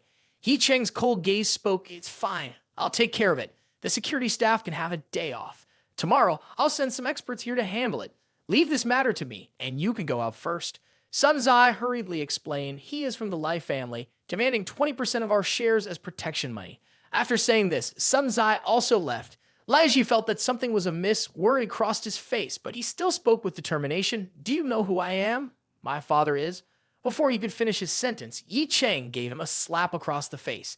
Ye Cheng struck him while mocking, "Family pride, right? Let me give you a taste of true strength." Lei Ji, red in the face, shouted, "What pride? I am from the Lai family in Jiangnan province. You dare to mess with me. Even my father has never laid a finger on me." Ye Cheng delivered another punch to Lei Ji's face, accompanied by his words, "I'm not your father. Whether he beats you or not has nothing to do with me." Lei Ji, holding his face with both hands, shouted, "I am Lei Ji, the young master of the Lai family. If you dare to touch me, the Lai family will not spare you." Before he could finish, Lei Ji received a kick from Ye Cheng, sending him sprawling. Despite Lei Ji's arrogant threats, using his family as a futile intimidation tactic, Ye Cheng approached slowly, grabbed his hair, and pulled forcefully. A large chunk of hair was quickly torn out. Ye Cheng coldly said, "Today, no matter who you are, I will pull out all your hair. Is that right? Lai family." Ye Cheng dialed Yi Ling Tian's number. When the call connected, Ye Cheng spoke icily. "Within 10 minutes, I want the Lai family to disappear from Jiangnan province. Make sure to tell the head of the Lai family before he dies to give Lei Ji a call." At this moment, Lei Ji slowly got up and cursed. "Why are you making such a big fuss? In 10 minutes, you think you can destroy the Lai family? Who do you think you are?" Ye Cheng remained indifferent and added a handcuff to Lei Ji, saying, "Take your time to find out. The news will reach you soon." Kneeling on the ground, Lei Ji stubbornly said, "Stop beating me. My father won't let you get away with this." At this moment, Lei Ji's phone rang. Taking it out, he grinned triumphantly when he saw that the caller was his beloved father. Lei Ji stood up and arrogantly threatened Ye Cheng. "Now if you stop, you might still have a chance. Otherwise, I'll tell my father everything." Ye Cheng coldly responded, "Answer the call. Don't waste words." Seeing Ye Cheng's calm demeanor, Lei Ji felt a sense of unease. "Why is my father calling now? He said to destroy the Lai family within 10 minutes. Isn't that true?" Ye Cheng's icy gaze revealed once again, "This is the last call of your life, so listen carefully." Reluctant to answer the phone, Lei Ji hesitated. Ye Cheng urged, "Answer it. How long do you intend to procrastinate? Listen or not, I don't care. I doubt you can destroy the Lai family in 10 minutes. Your company can go bankrupt waiting for it." Despite talking tough, Lei Ji nervously picked up the phone. On the other end, a voice inquired, "Is this Lei Ji?" Lei Ji hastily replied, "Dad, it's me. I'm being bullied. Please send someone to help me." Before Lei Ji could finish, the voice on the phone roared, "You beast, you've offended everyone. Now, the Lai family is nothing but corpses, and it's all because of you." In this moment of despair, Lei Ji exclaimed, "The fate of a family relies on a mere word. What kind of demonic thing is this?" He was so terrified that he couldn't even look directly at Ye Cheng. Lei Ji pleaded, "Sir, I was wrong. Please spare my life. I am willing to." Before Lei Ji could finish, Ye Cheng halted a surge of spiritual energy and swiftly beheaded Lei Ji. In a second, blood splattered everywhere, and Lei Ji met his demise in desperation. Ye Cheng's face remained cold as he uttered, "You dared to touch my woman, so you have no right to live." The scene shifted to the Martial Arts Association of Jiangnan Province, and the atmosphere here was incredibly tense. Tang O glared at the Martial Arts Association members, saying, "It has been many days, and you still haven't given me any assurance. Why is there still no news from the hunters?" Tang O expressed his anger. "I've said it before, if there's no information, all of you should leave the Martial Arts Association. Now, all of you get out." At this moment, an old man stood up and spoke, "President Tang, in fact, we have received information several times. However, those who knew about the information mysteriously disappeared. It's not that we couldn't find the hunters, but the situation surrounding this hunter is too formidable." Tang O's anger didn't subside, and he continued to berate, "Why haven't you investigated the forces behind him? A bunch of failures. What else can you do besides finding excuses? The old man was at a loss for words. At this moment, someone entered and said, President Tang, there's important news. Tang O sternly said, What's the matter? Can't you see we're in the middle of a meeting? The subordinate with a worried expression replied, President Tang, there's a girl outside who claims to know who the hunter is.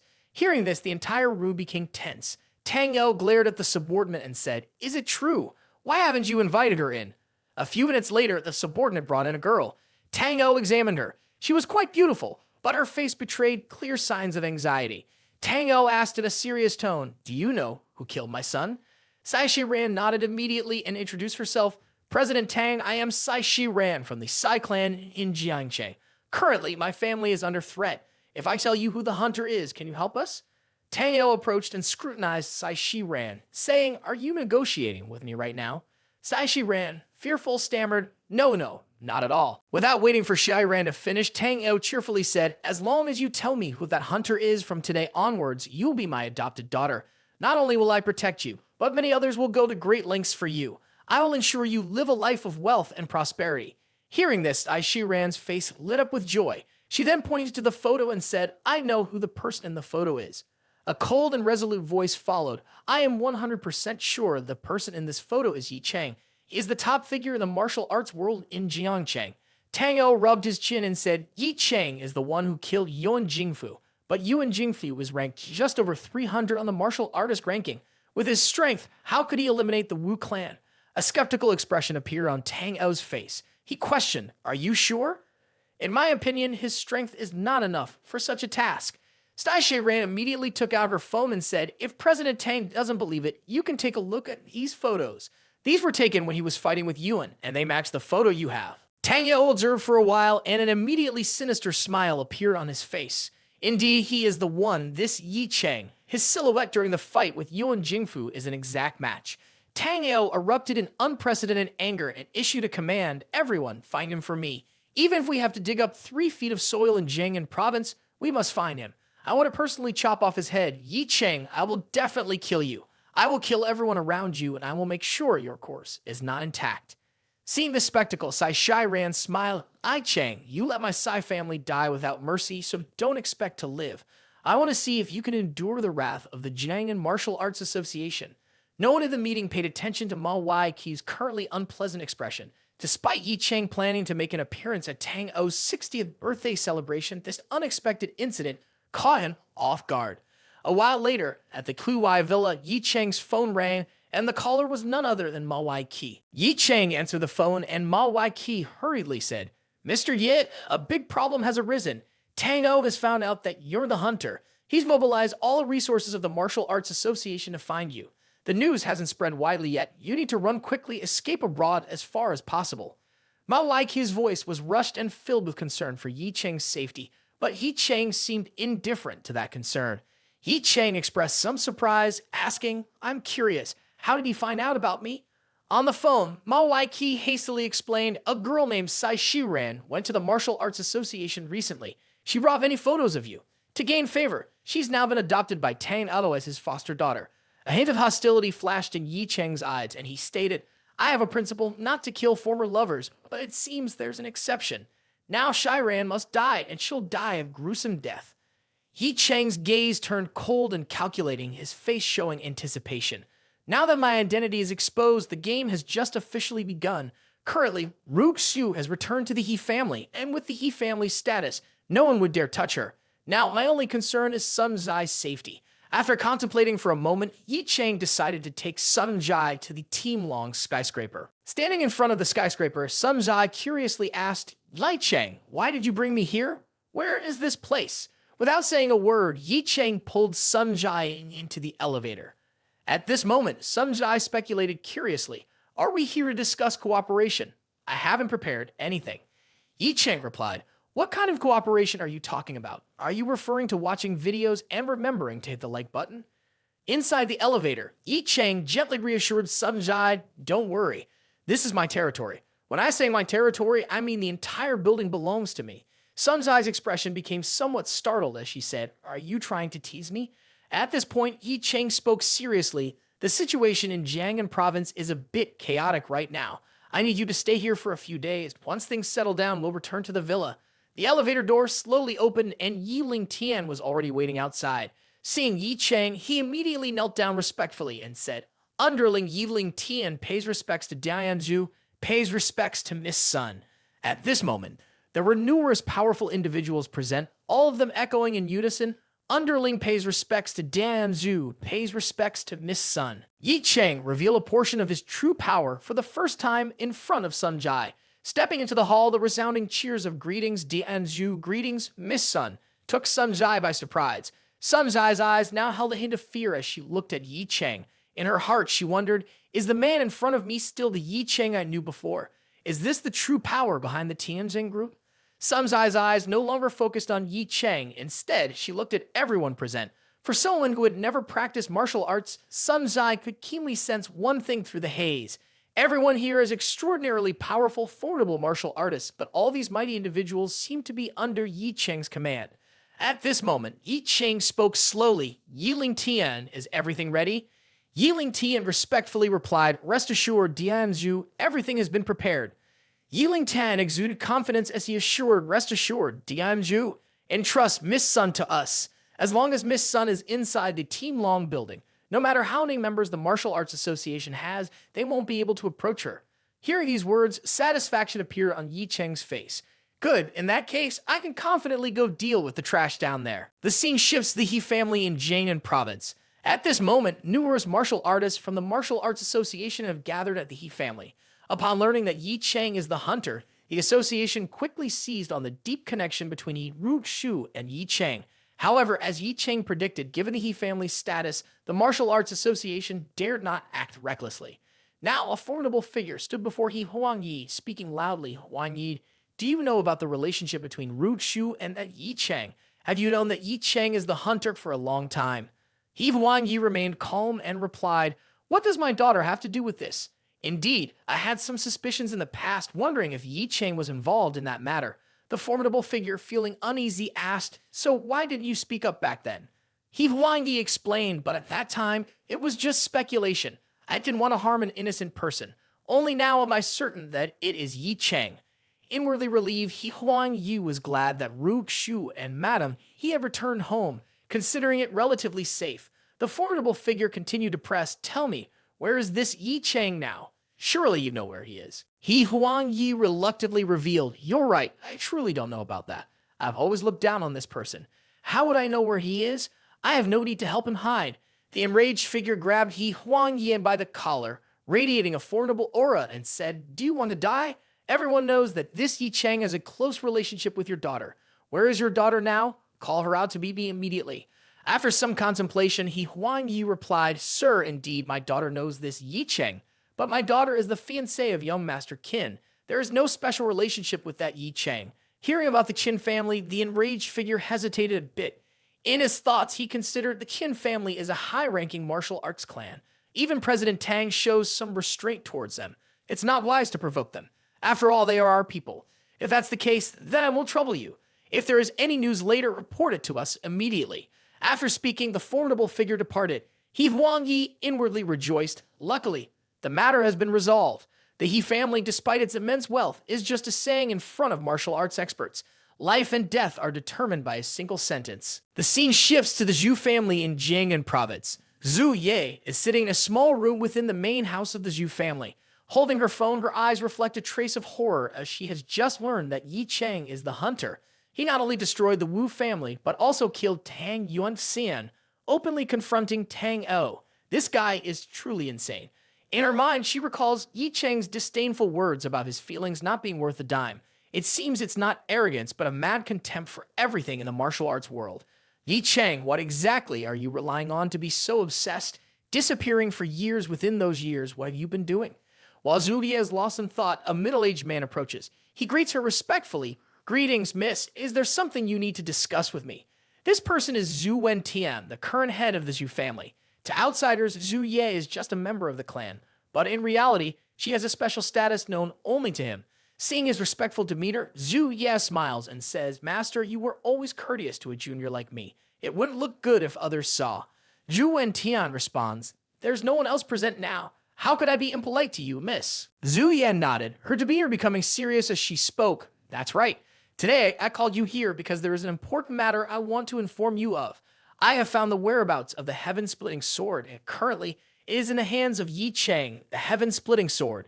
Zhu Wentian was astonished, then seemed to think of something and said, Wait, Ye Cheng, does the mist mean the hunter causing chaos in the current Jiangnan province? Zhu Yan nodded, saying, Exactly. If our Zhu family exerts all its strength, how much percentage can we protect him? Hearing this, Zhu Wentian frowned in thought and then said 70%. The heaven-splitting sword, crafted by our Zhu family for Tang O. If Tang O exercises some restraint, you might be able to protect Ye Cheng. However, Tang and Zhu families will become adversaries. Protecting Ye Cheng is not a wise action. Zhu Ye casually replied, We are not protecting him. We are safeguarding the heaven-splitting sword. Both you and I know the value of the heaven-splitting sword to our family. Regarding this matter, Zhu Wentian felt that Zhu Ye had made up her mind. He then respectfully said, I will start making arrangements. For now, we need to see if Ye Cheng can recognize the situation. I presume he won't dare to refuse.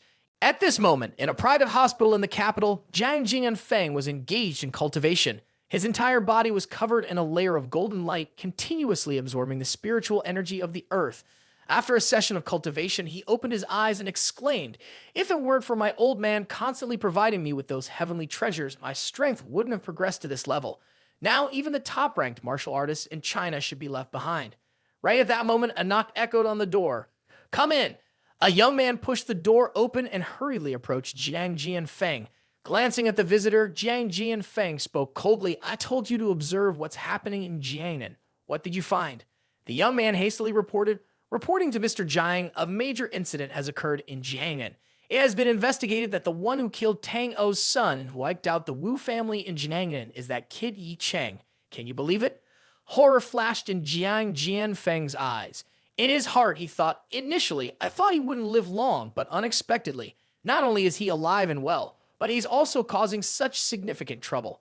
The key is, where did he acquire such power? The young man seemed pleased as he continued, Mr. Jiang, currently Tang O is aggressively hunting him throughout Jiangnan. Our subordinates estimate that he won't survive for many more days. As Tang O is approaching his 60th birthday, many clans want to present his head as a gift. Jiang Jianfeng's eyes revealed an unusual gleam as he said, Although that kid is a bastard born of Jiang Dong, he carries a trace of the Jiang family's blood. It's certain he won't die so easily. The young man raised an eyebrow and inquired, Should we send someone to deal with him? Jiang Jianfeng shook his head. No need. He's just a persistent ant. You help me keep an eye on the situation in Jiangnan and withdraw for now. The subordinate left, leaving Jiang Jianfeng lost in thought. A smile played on his lips. Now let's return to the Martial Arts Association in Jiangnan Province. Leaving the meeting, Tang O, in a fit of anger, exclaimed, It's been a day, and you still haven't found that brat. Do you all really want to quit the Jiangnan Province Martial Arts Association? At this point, Tang O's anger had reached its peak. The surge of internal energy burst out violently, echoing a loud roar. Can that brat fly into the sky or tunnel into the ground? Why, with so many people, is there not even a bit of news? Tang O's frustration was mainly due to his upcoming birthday. If Ye Cheng couldn't be found, it would symbolize his helplessness in front of everyone. Even the killer of his son would remain at large. At this moment, a rainbow-colored rabbit cultivator stood up and spoke, Dear Chairman, in Jiangnan, there are some places we can't search, such as high-level martial arts clans and unique forces like the Team Long Tower, Zhu family in Jiangnan Province. Pausing for a moment, the rainbow rabbit's expression turned more serious. Although the chances of him being in those places are very slim, it's not impossible. Hearing these words, Tang O's demeanor became more thoughtful as he said, Indeed, those places are beyond our reach. If not careful, it could lead to significant trouble. It's indeed a real inconvenience. A second later, Tang O recalled something and continued that Brat's parents are both dead. Could it be that there's no one significant around him?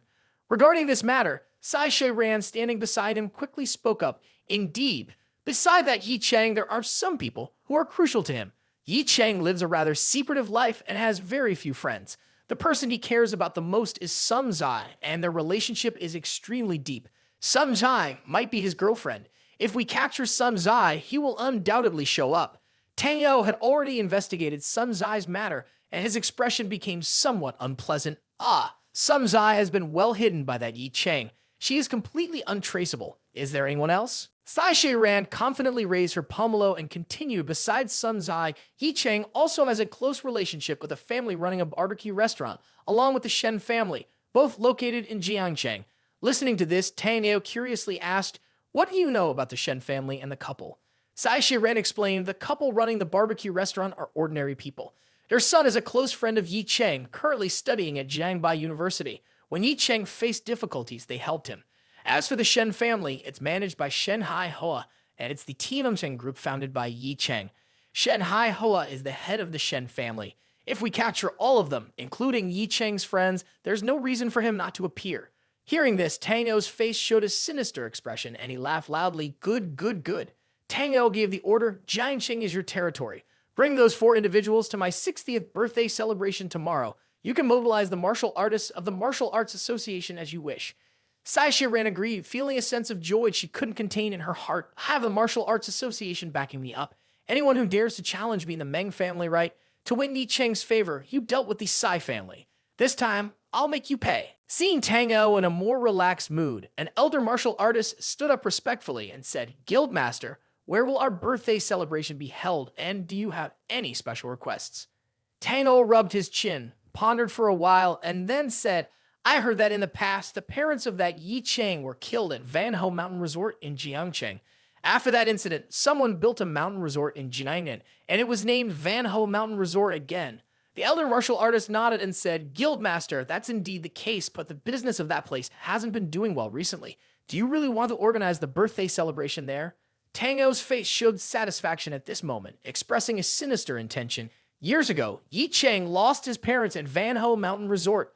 I want him to lose all his loved ones there again this year. After arriving at the dragon's hidden building, Ye Cheng was assigned a spacious room.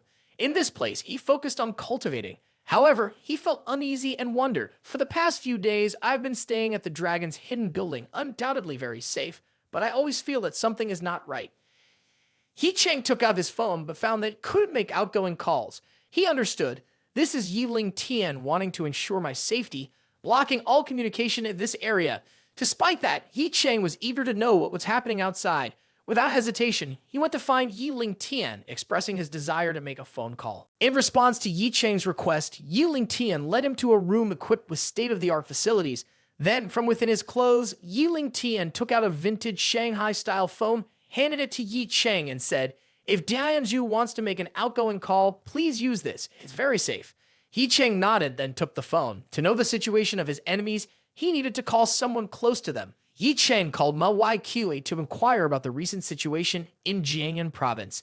Knowing that the caller was Ye Cheng, Ma Wai's urgent voice transmitted through the phone, Mr. Yi, finally I can contact you. Tang Nao has changed the location for his 60th birthday celebration. He has moved it to the Van Ho Mountain Resort in Jiangnan province. There's another important matter. Sai Shiran has brought people from the Martial Arts Association back to Jiangcheng.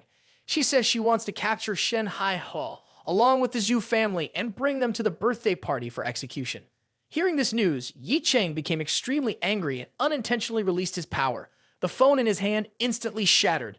Ye Cheng, filled with a surge of aura, exclaimed, Yiling Tian, arrange a plane for me to return to Jiangcheng immediately. Under Yiling Tian's arrangement, Ye Cheng quickly returned to Jiangcheng. However, it was already too late. Shanghai Hoa had been captured, the wine couple's shop had been vandalized, and they were missing. Ye Cheng's heart burned with fury as he rode his motorcycle on the road, his eyes filled with a menacing intent. Ye Cheng's destination was Sai Shiran's location. For him today, not only Sai Shiran had to die, but the entire Sai family should cease to exist.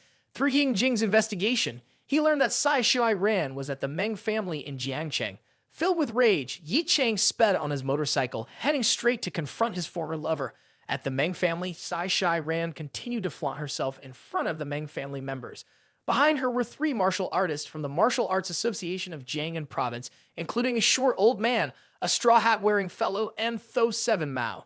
Sai Shiran arrogantly said, Meng Yuan Xiang, you as the head of the Meng family, dare to deal with our Sai family just to win the favor of that little Ye Cheng.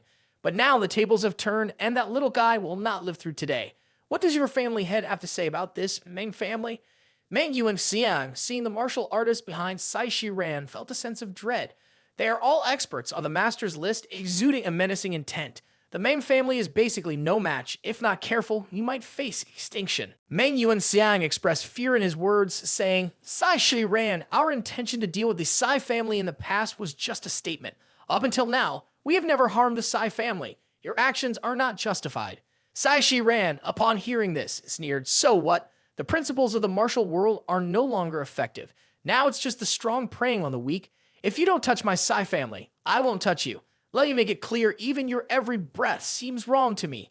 With that, Sai Shi Ran took a step forward, pointing down at the ground, saying, Meng Yuanxiang, kneel down and bow before me, or your Meng family will be destroyed.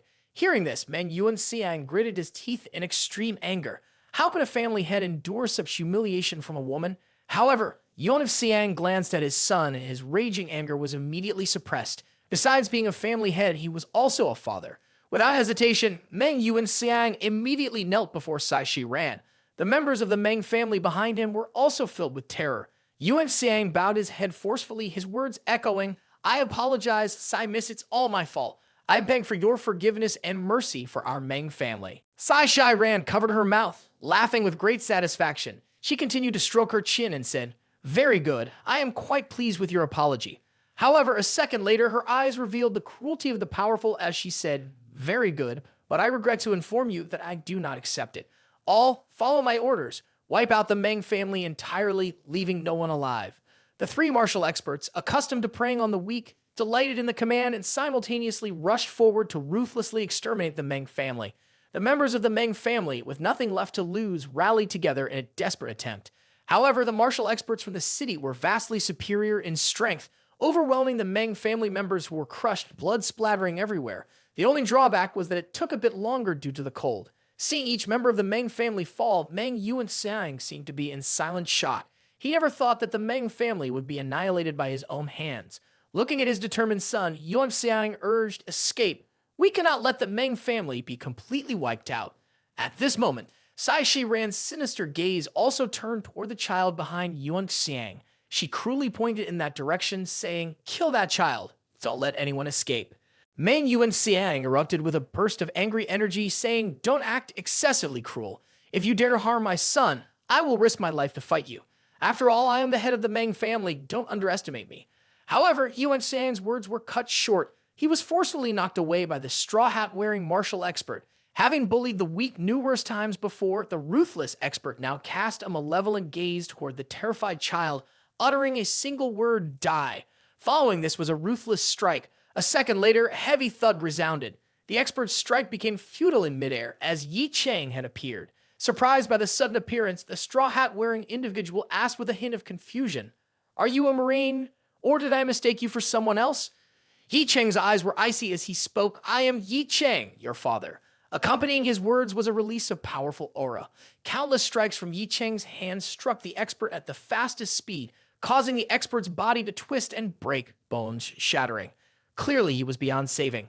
Seeing Ye Cheng's arrival, Sai Shi Ran's eyes filled with fear.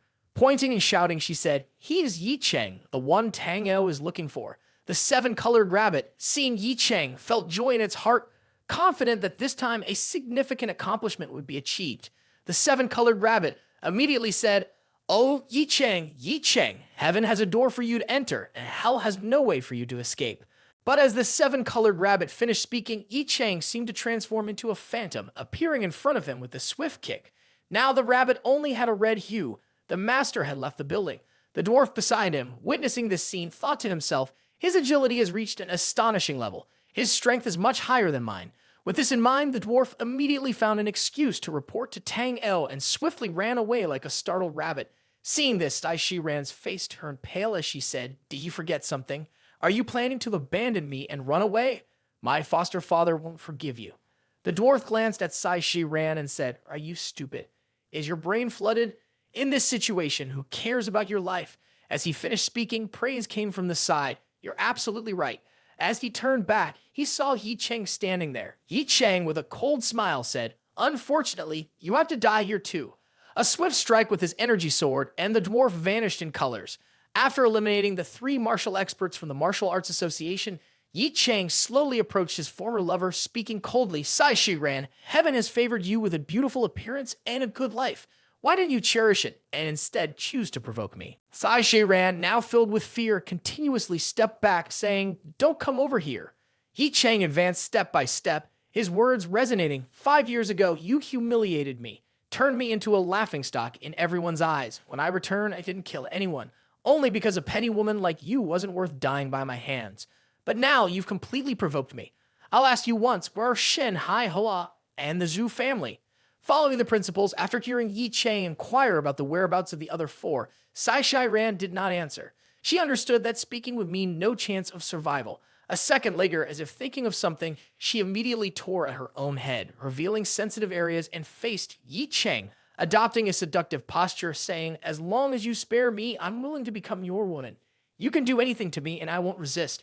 Hearing these words, Ye Cheng's eyes became even colder, probably thinking, "Are you looking for an opportunity to kill me?" Ye Cheng showed no mercy to his former lover, delivering a powerful strike along with the words, "You're not worthy." Blood splattered, and Sai Shi Ran was forcefully thrown far away by this strike, rolling multiple times on the ground. Ye Cheng, anxious about the others, began to walk towards Sai Shi Ran while shouting loudly, "Speak quickly, where are they? If not, I'll make you experience a fate worse than death." Sai Shi Ran, lying on the ground, looked at Ye Cheng in terror. She trembled as she spoke. "I brought them to Tang O's birthday party at the Van Ho mansion in Jiangnan province." Hearing this, Ye Cheng halted his steps. He immediately took out his phone and called Yiling Tian, instructing him to prepare transportation to pick him up at the Meng family's residence. Ye Cheng wanted to get to the Van Ho mansion as quickly as possible. In Sai Shi Ran's mind, seeing Ye Cheng stop at a distance brought a slight sense of relief, thinking, even though he's my ex-lover, Ye Cheng will give me a chance to live in the end. However, for this type of ex-lover, Ye Cheng was determined to eliminate. Blocking her on social media wasn't enough. He looked at Sai Shi Ran with a cold gaze and said, "It seems like you've misunderstood something. I won't come near you. It's just that I don't want your filthy blood to dirty my hands again." These words filled Sai Shi Ran's eyes with excitement. Ye Cheng, without hesitation, picked up a small stone, condensed his aura into his hand, and unleashed a tremendous force. The stone shot like a bullet, hitting Sai Shi Ran right between the eyes. Before she could scream, she was utterly killed. Witnessing the entire incident, Ye Cheng swiftly resolved the danger for the Meng family. The surviving individuals couldn't help but feel both fear and admiration for Ye Cheng's strength. They believed that Ye Cheng was exceptionally powerful. Their desire to establish connections with Ye Cheng was largely due to the forces backing him in Jiangcheng. Today, they finally realized that Ye Cheng's dominance was backed by genuine strength. As Ye Cheng walked away, Meng Yuan Xiang and the Meng family members simultaneously knelt down, bowing their heads to express gratitude for Ye Cheng's life-saving actions. The scene shifted to the Van Ho mansion in Jiangnan province, an immense and luxurious estate where Tang O's longevity celebration was being held. Tang O, as the Martial Arts Association president, attracted large and small factions who came to congratulate him, out of both respect and fear. At this moment, Tang O, resembling a young leader, sat on a grand chair in the center of the feast. Everyone who entered approached to extend their respectful congratulations. However, what Tang O awaited was not these people, but Ye Cheng. Sitting amidst the crowd, Zhu Fulu and He Huang Yi were filled with anxiety. They never anticipated that Ye Cheng would cause such a sensational incident. Although they knew this banquet was a political event, considering Ye Cheng's temperament, they believed he would appear soon. Deep down, they truly hoped that Ye Cheng wouldn't come to this place. Currently, Tang O had arranged numerous martial arts experts here. If Ye Cheng were to arrive, there would be only one path for him: death. At this moment, Zhu Ye and Zhu Wentian had found a secluded area to discuss matters. Zhu Wentian, filled with concern, said, "If that kid Ye Cheng shows up, we must step in to protect him. This means we will directly confront Tang O, and there will be a lot of trouble later on." Zhu Ye paid no attention to this remark. With both hands holding a piece of fruit, his gaze fell into contemplation. Seeing this, Zhu Wentian didn't say anything further, understanding that Zhu Ye had already made a decision. Ye Cheng must be saved. Before long, Tang Ao changed into a new attire and stepped onto the elevated platform, his words echoing loudly. "The recent disturbances in Jian have been quite notable. I believe everyone is well informed. Tang O will address what we are going to do. Now is not too late. Let's begin." As Tang O finished speaking, two martial artists promptly opened the doors to the holding chambers. The scene resembled medieval times as the three individuals from the Wang and Shen Haihua families emerged, appearing like movie stars before the curious gaze of everyone. Shen Haihua's face was slightly more relaxed, his eyes scanning the surroundings as if searching for something. He was well aware of Ye Cheng's strength, and if Ye Cheng arrived, there would undoubtedly be a chance for survival. The crucial question was whether he would make it in time. The newly arrived young members from various families, eager to witness the commotion, revealed excited expressions as they awaited the unfolding events. They were led outside. Wang Thuk looked at Tang O with concern and said, "Where is this place? Why did you bring us here? Aren't you afraid we'll report to the police?" Without answering, Tang O roared, "Kneel down." Accompanied by a surge of oppressive force, the four individuals were crushed. Overwhelmed by the pressure, the frightened quartet knelt to the ground, their internal injuries causing blood to spurt. Except for Wang Wuhang, the other three were ordinary people, unable to resist and forced to kneel. Though still standing, Wang Wuhang's body trembled incessantly, blood continuously gushing from his mouth. He struggled to summon his strength to stall for time. Wang Wuhang shouted, "You despicable person! Attacking the elderly, what courage do you have? If you're capable, come and face me." Before Wang Wuhang could finish speaking, Tang Nao appeared beside him at an unknown moment, his hand gripping Wang Wuhang's head, his gaze filled with anger. "Indeed, you're just a dog following the crowd. You cultivated a bit of strength by following that brat," Tang O remarked. As he spoke, Tang O ruthlessly threw Wang Wuhang against the wall. Wang Wuhang, now unable to move, was left at Tang O's mercy. Tang O looked at Wang Wuhang and continued, "Are you calling for me to deal with you? You're nothing more than an ant. If it weren't for leading that brat over here, you would have died already." Tang Yeo continued to laugh and said, "A bunch of insignificant ants. Whether that brat comes or not, all of you will meet a miserable end. I want that kid to suffer a fate worse than death." After speaking, Tang Yeo's sinister gaze fell upon Shen Hai Hoa, and he forcefully stomped down. Shen Hai Hoa screamed in agony, as if a sound of bones breaking could be heard. Tang Yeo, still seated on Shen Hai Hoa, remarked, "I've heard about your close relationship with that guy. You've been diligently assisting him in business. A savvy entrepreneur like you must be eloquent. Today happens to be my 60th birthday. If you say a few pleasing words, lift my spirits, who knows, I might spare your life." As Tang Yeo spoke, he applied more force, intensifying Shen Hai Hoa's suffering. Shen Hai Hoa, attempting to suppress the pain, said, "I don't know who you are or what your identity is, but I know one thing very well. Anyone who offends Mr. Yi meets a gruesome end. You won't be an exception." Hearing this, Tang Yeo burst into laughter. "Ha ha ha ha. You say I'll meet a miserable end? That's truly amusing. Then tell me, how will I meet this miserable end? Or should I use you as an example for that statement? Ha ha ha ha." Tang Yeo stopped speaking and a loud explosion resounded from behind. The hall's door shattered as Ye Cheng kicked it open. Tang Yeo knew that Ye Cheng had arrived. His eyes immediately turned icy. As the dust settled, Ye Cheng, with a cold demeanor, entered carrying a coffin and said, "You, Tang Yeo, come out quickly. I brought you a birthday gift." Ye Cheng, bearing the heavy coffin, stepped into the grand hall, and the atmosphere of impending doom began to escalate. Countless cries echoed. "Ye Cheng is here. The hunter has arrived." Zhu Ya, upon seeing Ye Cheng, was utterly astonished. Her eyes widened, and her mouth showed a hint of movement.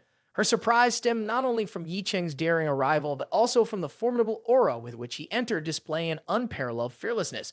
The Zhu Fulu group was now extremely anxious, silently lamenting in their minds, "Mr. Yi, what are you doing today? It's truly unpredictable." At this moment, Ye Cheng's cold voice echoed again. "Old man Tang Yeo, I've brought a gift for you. Why don't you come out and receive it? You should try lying down in here, see if it suits you." Ye Cheng's implication was crystal clear. Today, he was determined to kill Tang Yeo. Before Tang Yeo could act, Ye Cheng immediately spoke loudly. "Indeed, you're insane, Ye Cheng. Don't you know how to write the word death? We'll teach you that right now." Along with his words, 5 shadowy figures descended from above, rushing towards Ye Cheng. They were the martial experts of the Jiangnan Martial Arts Association, wielding sharp weapons and targeting Ye Cheng's vulnerable spots. Ye Cheng made no effort to conceal his strength. With a single strike, a group of martial experts fell to the ground. Observing them, Ye Cheng lightly shrugged his shoulders, kicked the coffin into the air, and forcefully slammed it into the approaching group. They immediately stumbled and sprawled, unable to continue the fight. Onlookers exclaimed in awe, "A 5-star move, and he's using a coffin as a weapon. Such a heavy coffin, yet he handles it so effortlessly." Not giving Ye Cheng much time, in the blink of an eye, hundreds of martial artists appeared from all directions. Superheroes and Batman alike joined forces to attack Ye Cheng. Simultaneously, a rallying cry echoed, "Let's attack together." Facing the overwhelming hostility, Ye Cheng remained unyielding. His gaze swept across the 100 martial artists, and he spoke. "Those who obstruct my path have only one road, death." In the next second, Ye Cheng unleashed his Tao power, the coffin in his hand enveloped in fiery aura. Fiercely sweeping through the approaching crowd, a rain of blood splattered everywhere. The speed and force were beyond description. Only the damp sounds echoed in pairs. Why say in pairs? Because when the martial artist's body was struck by the coffin, there was one resounding sound. Then his violent body crashed somewhere in the distance, creating the second damp sound. Tang O witnessed all of this, his eyes widened as he looked at Ye Cheng. Then, a hint of fear swallowed a rating. This guy is not simple. The coffin is so heavy, yet in his hands it's like a toy, not affecting his movements. Being inside it must be scorching. The martial artist's figures were scattered everywhere, instilling fear in those present. Unexpectedly, in just a moment, many formidable opponents were defeated. Seeing Ye Cheng's momentum, no martial artist dared to rush forward temporarily. Ye Cheng slowly approached Tang O. Then, with arrogance, he placed the coffin on the ground. A second later, the coffin from Ye Cheng's hand fiercely rushed toward Tang O, visible fiery aura. Behind the charging coffin, the voice of Ye Cheng could be heard. "You old dog Tang O, here's your birthday present. Accept it. You're too arrogant." Tang O shouted loudly. Then he smoothly maneuvered his path to catch the charging coffin. Tang O aimed for a punch that could shatter the coffin, but as soon as his power touched the casket, an intense clash erupted immediately. The fiery aura emanating from Ye Cheng on the coffin became even more ferocious. The result was a loud explosion, and the shockwave pushed Tang O back several steps. The black coffin remained intact, heavily landing on the ground, still enveloped in the fiery aura. People around witnessing this scene were horrified, even commenting among themselves. The president clearly intended to break that coffin, but it seems impossible. Is President Tang at a disadvantage? After being pushed back, Tang O's eyes couldn't hide his worry. In his heart, he thought, I haven't exerted all my strength just now, but the force coming from the coffin is incredibly formidable. If I hadn't timely stopped channeling my energy to resist it, my arms would have been broken. He looked at Ye Cheng with a hint of fear, thinking, this is the true power of a hunter. It seems I underestimated his strength. I must go all out to deal with him. If I had known he was this formidable, I would have killed these people earlier to let him taste a bit of the flavor. At this moment, Ye Cheng approached Shen Hai-Ho's group, checked his injuries, and then handed healing elixirs to Uncle Wang. Shen Hai-Hoa whispered, Sir Yi, I have caused trouble for you. Uncle Wang spoke up beside, you don't need to worry about us. We're just here to hinder you. Ye Cheng spoke slowly. Anyone who harms people, they shouldn't expect to leave here alive. Hearing these words from afar, Tang Ao burst into laughter. Ha ha ha ha, Ye Cheng, I truly admire your arrogance. Do you know where you are? Do you think you can kill me? Do you think I care about this birthday celebration? What I care about is your head. Come on, cut off his head for me. The sound of hacking from Tang O echoed, and immediately, 4 superhero-like figures appeared. These 4 formidable individuals were the trump cards of this trap, the blades used to claim Ye Cheng's head. Seeing them, Tang O's eyes became even more excited as he looked at Ye Cheng with undisguised satisfaction. These 4 individuals had extraordinary backgrounds, all being powerful figures on the martial arts ranking. Wu Zhen ranked 194th, Wang Zhang Yang ranked 203rd, Brother Q ranked 190th, and the remaining one, Wan Fengpa, ranked 178th. Seeing this scene, the crowd, though not their enemies, was filled with fear. Unexpectedly, the 4 leading figures of the Jiangnan province had come to support Tang O. At this moment, Tang O spoke aggressively. People outside always wonder about my strength. Now I won't hide it anymore. I'm no longer ranked 189th on the martial arts ranking. I'm now at 147th. Hearing this, the onlookers were once again shocked. Now they understood why Tang O could invite the 178th ranked martial artist here. Then they looked at Ye Cheng and commented, Ye Cheng, even if you're a top genius, today you will surely die here. You shouldn't have provoked Tang O. However, Ye Cheng stood there, showing no sign of fear. Tang O pointed at Ye Cheng and commanded, take action. First, capture him, then we'll let him die in despair. As everyone prepared to act, a clear voice rang out, stop. Both Ye Cheng and Tang O looked in surprise in the direction of the sound. There, the beautiful Zhu Ye was slowly descending the stairs with Zhu Wentian behind her. Standing in front of Tang O, Zhu Ye spoke, if the Zhu family wishes to protect this person, can President Tang show some respect for this young lady? Seeing Zhu Ye intervene, Tang O angrily retorted, do you even know what you're talking about? Zhu Ye calmly responded, I hope President Tang can show respect to my family and spare this Ye Cheng. Hearing this, a hint of shock appeared on people's faces as they discussed, does the Zhu family have the right to protect Ye Cheng?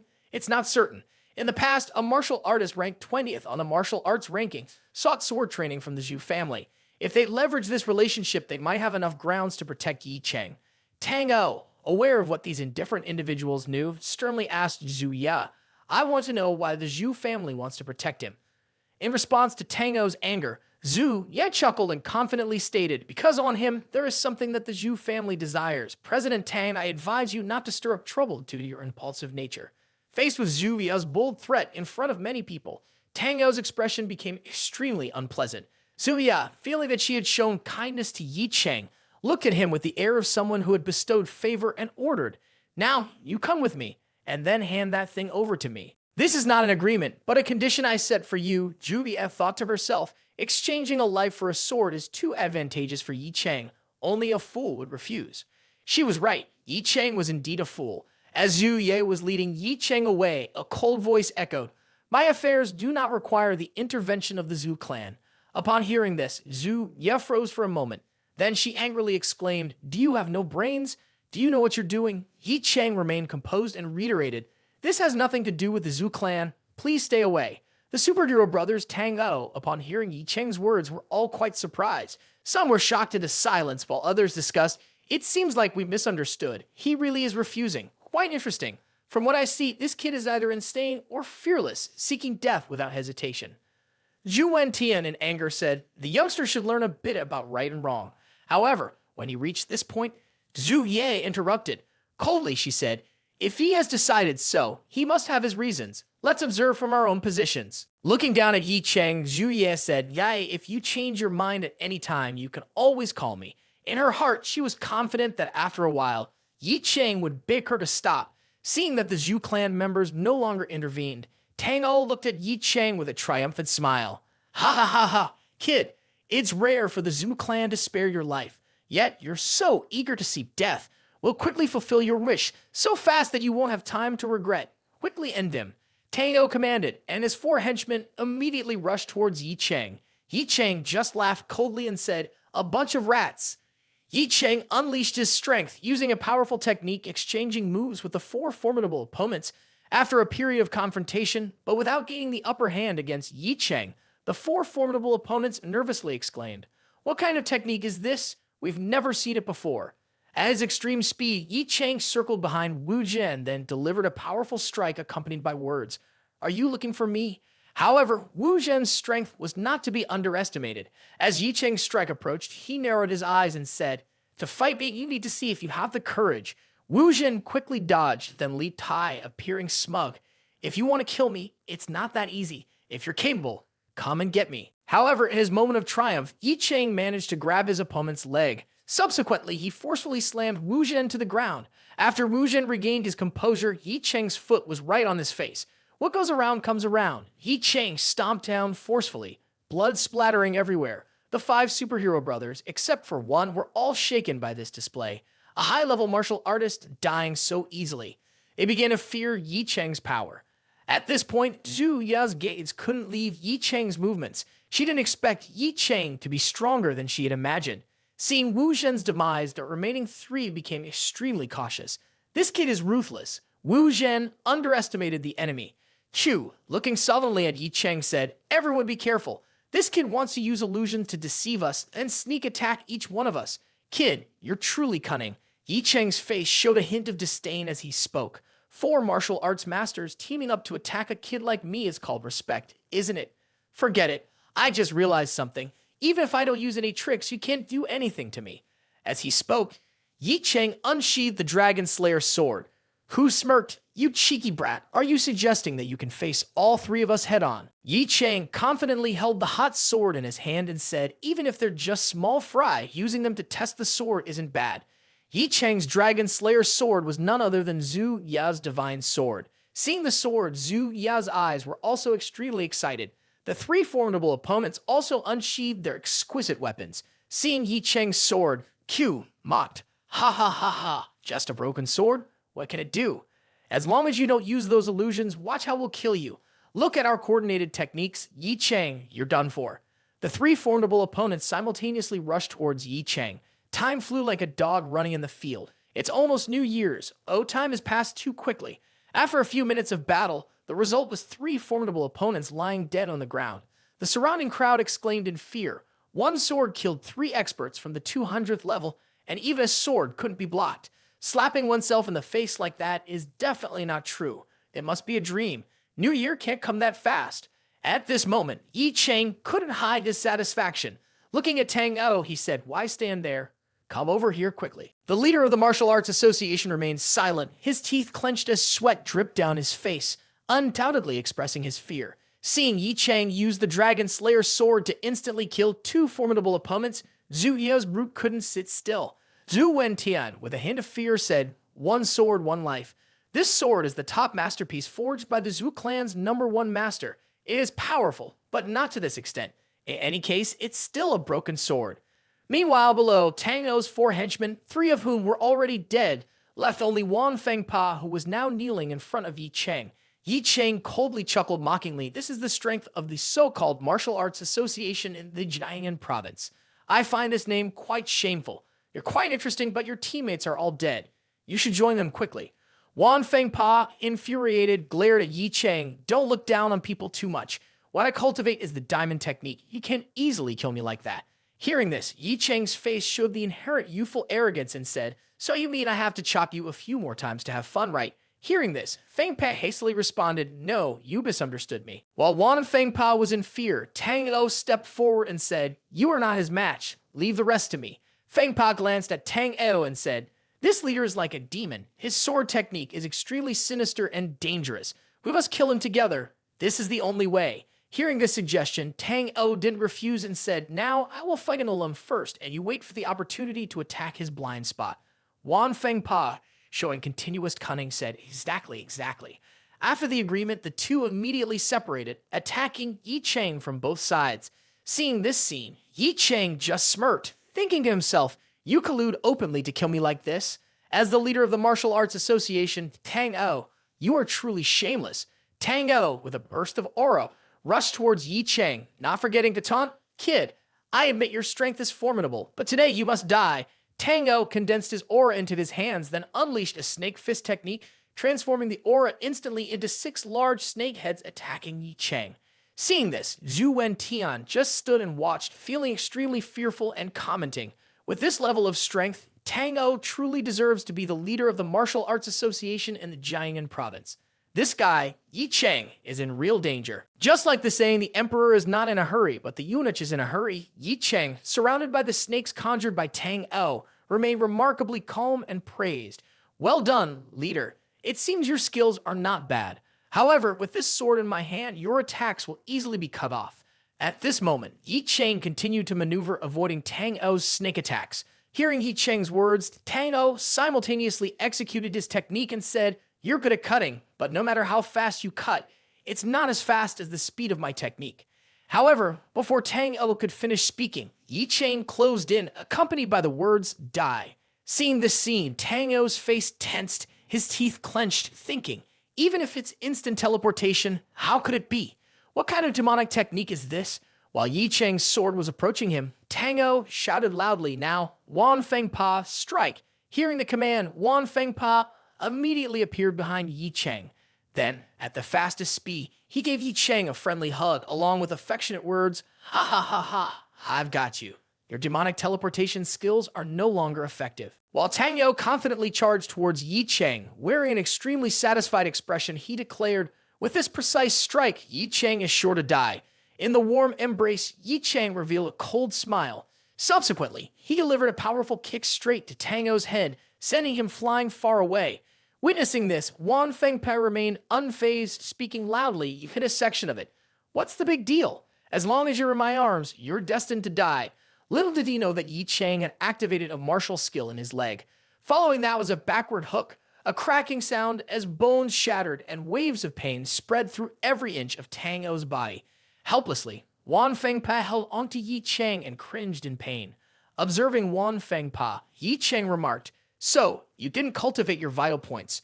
Once you're hit in your weak spot, you're no different from an ordinary person. You should understand the consequences of meddling in other people's affairs." Accompanied by a chilling statement, the Dragon Slayer's sword was slowly lifted high. Despite Wan Fengpa's pleas, the cold blade descended, spreading blood and gore everywhere. The onlookers were once again filled with fear. Level 178 expert also met his end, a direct confrontation with a sword. That young guy is still so small, but his strength is not to be underestimated. He is truly a monster. Zhu Ya, with tightly clenched lips, remarked, although this revealed sword is formidable, it's just a broken sword. At this moment, we can confirm one thing. The unleashed power earlier wasn't the sword, but the person. She initially believed that the revealed sword surpassed Ye Cheng's value, which led her to use the sword to take his life. However, it was now evident that she had made a terrible mistake. Ye Cheng, holding the Dragon Slayer's sword, advanced toward Tang Ao, saying, Tang Ao, it's finally your turn. Will you accept death obediently, or do you want to struggle on? Hearing Ye Cheng's disdainful words, Tang Ao angrily roared, You've destroyed my authority, tarnished my dignity, and even killed my son. This enmity cannot be erased. Even if I have to die today, I won't let you live. As he spoke, Tang Ao emanated a fierce aura, his body expanding into a muscular figure. Dark energy radiated from his entire being as he approached Ye Cheng step by step, declaring, I truly have to praise you again, Ye Cheng. After so many years, you are the first enemy to force me to burn my lifespan. I admit that I underestimated you in the past, leading to the situation developing to this extent. But today, one of us must die. Ye Cheng, wielding the Dragon Slayer's sword, prepared for battle, accompanied by the words, The one dying today is Tang Ao. Seeing Tang Ao rushing towards him, Ye Cheng's eyes narrowed. After a few basic moves, Ye Cheng lightly asked for Tang Ao's hand, leaving an additional wound on his chest. Tang Ao cried out in pain, blood splattering everywhere, his heavy body collapsed onto the ground. Observing Tang Ao helpless in resistance, Ye Cheng slowly approached and said, It's truly regrettable. The sword just now couldn't cut you in half. When struck, you used all your strength to defend, but in the end, it was all in vain. The president of the Martial Arts Association is so useless. Tang Ao was extremely angry, but at this moment, he was no different from a disabled person. He angrily exclaimed, Between you and me, there was no enmity. Why did you kill my son? Ye Cheng chuckled softly and replied, No enmity, you say? When I killed Yuan Jingfu, did you let it slide? The only difference is that everyone you sent ended up killed by me.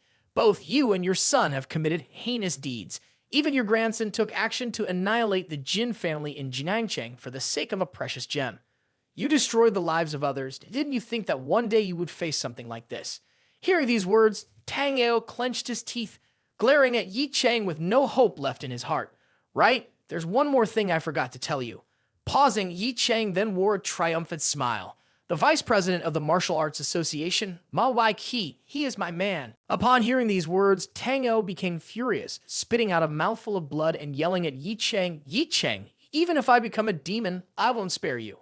Ye Cheng raised the Dragon Slayer's sword, a powerful aura emanating from him, and smirked coldly, saying, In my opinion, even if you become a demon, your abilities won't be enough to harm me. It's time for this to end. As Ye Cheng prepared to strike, a group of people with imposing momentum entered, accompanied by a resonant voice saying, Stop. Ye Cheng furrowed his brows, looking at the newcomers, another one not afraid of death. The leader was a fierce-looking young man with long hair who introduced themselves upon arrival. We are from the Chinese Martial Arts Bureau. Your kid dropped his sword. Seeing the new arrivals, Tang Ao joyfully exclaimed, Ha ha, master is here. Quickly save me. As the old man entered, he raised his hand and commanded, Kid, drop your sword. All disputes in the martial arts world will be resolved by the Martial Arts Bureau. Violators will die. Under the blatant threat, Ye Cheng felt no fear but rather intense anger, saying, What is this Martial Arts Bureau? I've never heard of it. Upon hearing Ye Cheng's words, Zhu Ye hurriedly explained, Ye Cheng, drop your sword quickly. The Martial Arts Bureau in China is an extremely reputable force. They manage the entire martial arts community in China, specializing in resolving disputes and apprehending powerful offenders. Their existence is equivalent to the Longhan Special Forces, but they focus on martial arts, and others cannot interfere with them. Upon hearing Zhu Ya's words, the old man looked approvingly at Ye Cheng. Now you understand. I know you and Tang Ao have a dispute. I will report this matter to higher authorities. I assure you, it will be handled fairly. Tang Ao at this moment wore a smug smile, secretly thinking, Ye Cheng, oh Ye Cheng, you didn't expect I had this trick up my sleeve. To be cautious, I specifically invited members of the Martial Arts Bureau here. Although your strength is formidable, with them present, you can't kill me. However, as Tang Ao was reveling in his triumph, he noticed Ye Cheng's large foot placed in front of him. Before he could react, Ye Cheng forcefully stomped down, releasing a powerful aura, blood splattering everywhere. Ye Cheng sternly looked at Tang O's lifeless body and apologized. Sorry, couldn't restrain myself from that creepy smile of yours. Go to hell. This scene shocked the surrounding crowd. Oh my god, he dares to kill the head of the Tang family in front of members of the Martial Arts Bureau. It's over, the Martial Arts Bureau will be furious. He can't endure it, he's insane, truly insane. Tang O's master, enraged, said, impressive. I never thought someone would dare challenge the authority of the Martial Arts Bureau. You are the first and will be the last. The old man continued to shout loudly, the Chinese Martial Arts Bureau is taking charge. Those unrelated immediately get out. The crowd whispered to each other, let's go, I don't want to provoke these people. Anyway, there's only one outcome. In his heart, Manhwa thought Mr. Yi is indeed powerful, able to directly kill Tang O. But now, challenging the Martial Arts Bureau, that's not a wise move. Suddenly, Manhwa received a message on his phone, and it was from Ye Cheng. He requested Manhwa to take care of Shen Haiho's group. There was also a message from Tang O inviting him for a massage after killing Ye Cheng. The old man, seeing Ye Cheng on the phone, said angrily, my boy is here and you're casually playing with your phone. Let me make it clear, even if you call in reinforcements today, I won't let you off. Ye Cheng glanced at him and said, don't get worked up like that. It'll be returned soon. Hearing these words, Zhu Yang, fearful, said, Ye Cheng, don't stir trouble with them anymore. Ye Cheng, I heard Bai Lai Bing say that you've just returned to China and there are many unclear aspects regarding China's situation. The Martial Arts Bureau and the Martial Arts Association are two entirely different concepts. One is under the state apparatus, while the other is a social organization.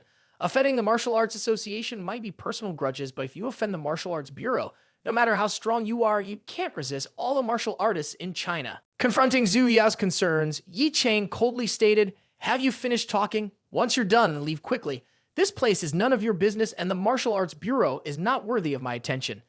Angry, Zhu Ye retorted, do you understand what I'm saying? Stop causing trouble. The old man intervened, issuing a reminder, members of the Zhu family, leave here now, or even she will be dealt with according to regulations. At this point, Zhu Ye had no choice but to leave, accompanied by an unpleasant remark, if you don't hold onto that sword, why should I care? However, Zhu Ye was also profoundly puzzled. Why is Ye Cheng so arrogant, showing no fear whatsoever? In this society driven by vested interests, he wants to carve out his own path alone. Inside, the members of the Martial Arts Bureau had surrounded Ye Cheng, the 5 superhero brothers included. The old man declared boldly, Ye Cheng, you have violated the 9th rule of China's martial arts code. Our Chinese Martial Arts Bureau has the authority to eliminate you. Do you have anything to say? Ye Cheng lightly chuckled and said, I'm terrified, I suppose. Hearing this, the old man angrily responded, I warned you beforehand, but you didn't listen. Time and time again, you disgraced the Martial Arts Bureau. Capture him, but don't kill him hastily.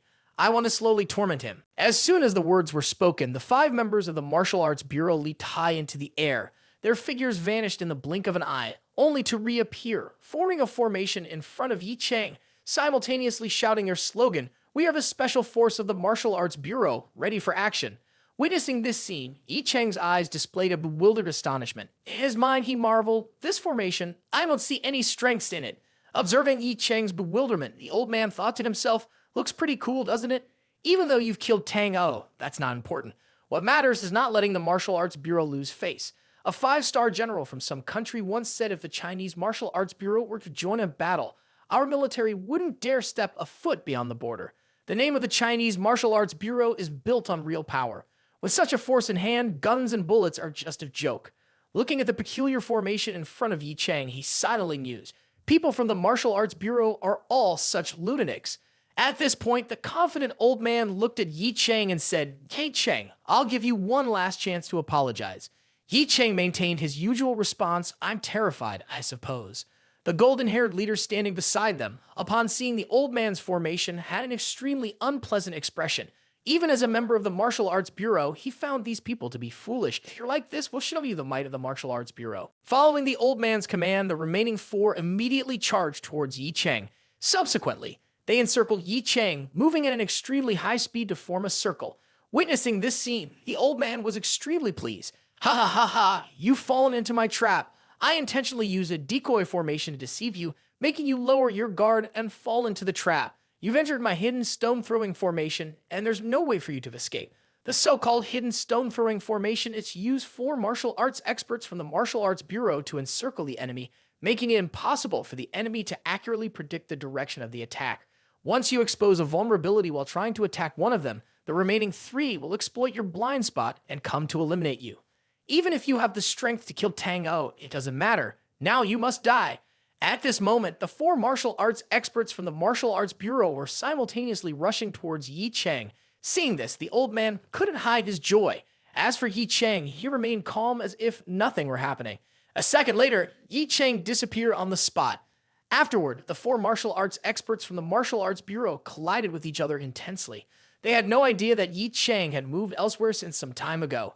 At this point, Ye Cheng had employed the serious footwork technique, also known as the Dragon Spear Phantom God technique, to move continuously, creating a series of afterimages. The old man also recognized Ye Cheng's technique, and he wondered, why does Ye Cheng know this technique, as he watched One Punch Man. At this point, Ye Cheng already had the Dragon Slayer sword in hand, and the formidable opponents once again rushed towards him, saying he can only break one formation. There's nothing to worry about. We have the numerical advantage. Seeing their overconfidence, Ye Cheng coldly laughed and said, "I'm bored of this game. Just die." With that, Ye Cheng raised the Dragon Slayer sword high and swiftly slashed through the 4 formidable opponents, unable to evade the incredibly fast speed. All 4 fell instantly. Witnessing this, the old man exclaimed in despair, "No, it can't be my special team." In shock, the old man looked at Ye Cheng and said loudly, "Ye Cheng, do you even know what you just did?" Ye Cheng, seemingly oblivious, replied, "You're just foolish. Spare me the unnecessary words. Now it's your turn." The old man's 2 hands emanated a sinister aura. Then he unleashed the Kylan Fist technique, intending to kill Ye Cheng instantly. He advanced, executing the dazzling Hugh Tin Quian technique. Countless punches surged toward Ye Cheng. On the opposite side, Ye Cheng gracefully dodged the attacks using the Dragon Spear Phantom God technique. The 2 exchanged techniques fiercely, and illusions of Ye Cheng continually emerged around the old man. In the old man's mind, concerns started to arise. Why can't I land a hit? The Divine Horse Wisdom Spirit Fist is my lifelong masterpiece, capable of delivering 10 strikes a minute faster than a whip's speed. Why is this Ye Cheng able to effortlessly evade it? After some playful exchanges, Ye Cheng coldly chuckled and said, "Is this all the Chinese Martial Arts Bureau has to offer? You should gather more of your disciples." Ye Cheng, wielding the Dragon Slayer sword, was ready to strike the old man. As the climax approached, a young man with long hair shouted, "Stop!" Along with his words, a powerful aura struck between Ye Cheng and the old man, halting Ye Cheng's movement. He glanced at the other side and remarked, "Finally, you decided to intervene. Looks like I have to take another life." This young man with long hair was named Fang Zhong-Sing, a martial artist from the Martial Arts Bureau. He stood before Ye Cheng with a surging aura. Observing Ye Cheng, he thought, "This kid is truly extraordinary. Having such strength at this age, it won't be good if he continues to live." Seeing the intervention, the old man, sitting on the ground with a smirk, said, "Thanks to Master Fang for saving my life." Fang Zhong-Sing, with a cold expression, retorted, "Spare me the unnecessary words." After facing this situation, Fang Zhong-Sing was also extremely surprised. He looked towards the door with an agitated gaze where a fully equipped military force entered, led by Lai Shuai. He loudly declared, "All right, this meaningless battle ends here." Fang Zhong-Sing carefully observed the entering group, noticing that they were armed with specialized weapons to deal with martial artists. He inquired, "Is this Ye Cheng guy related to the Long Hun Special Forces?" Fang Zhong-Sing asked with some anger, "Lai Shuai, what do you want?" "This matter is related to martial arts, and we have the authority to handle it." Holding hot-headed authority, Lai Shuai responded loudly, "You should stop. Although this is related to your Martial Arts Bureau, it is also closely tied to our Long Hun." Fang Zhong-Sing angrily retorted, "Are you insane? What does this have to do with your Long Hun?" Lai Shuai proclaimed loudly, "Mr. Yi is the overall spiritual leader of our Long Hun. Do you think this matter is unrelated to us? If you dare to harm him, be prepared to face the wrath of Long Hun." Hearing these words, the old man raised an eyebrow slightly, thinking to himself, "What? This kid is the overall spiritual leader of Long Hun. Long Hun and the Martial Arts Bureau are on equal footing. To become the spiritual leader of Long Hun, there must be approval from some special figures." Fang Zhong-Sing spoke with a threatening tone. "Lai Shuai, let me make it clear to you. Our Martial Arts Bureau has sentenced this young man to death. If you protect him, it means Long Hun and our Martial Arts Bureau can no longer cooperate." Lai Shuai fell into contemplation for a moment. He knew that Long Hun and the Martial Arts Bureau had always collaborated. Losing this relationship would be a significant blow to Long Hun. Fang Zhong-Sing also stared at Lai Shuai, waiting to see how he would decide. Lai Shui then shouted loudly, "China has him, and we have countless victories. Mr. Yi, as the overall spiritual leader of Long Han, cannot be touched by anyone today." Hearing this, the atmosphere in the room became extremely tense. Fang Zhongsing erupted with energy, his face extremely displeased as he said, "This is your decision, Lai Shui. You better not regret it. Let's go." After speaking, he intended to leave with the old man. At this moment, a cold voice rang out, "Have I allowed you to leave?" Hearing this, Fang Zhongsing stiffened, turning around and saying, "Young man, without Long Han's presence here, you're already a corpse. Don't go too far." Ye Cheng spoke again. The Martial Arts Bureau and the Long Han Special Forces both work for China. I don't want these two organizations to clash with each other. I have a proposal. On this day next year, you and I will have a life and death battle at the martial arts arena in Jiangnan province. Do you agree? This battle has nothing to do with the Martial Arts Bureau or Long Han, only with you and me.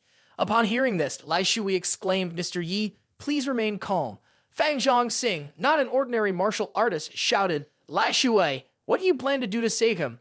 Lai Shui, with a serious look in his eyes, replied, "Fang Zhongsing, since I stepped in here, I'm not here to save Ye Cheng, but to save you, to save the Martial Arts Bureau behind you."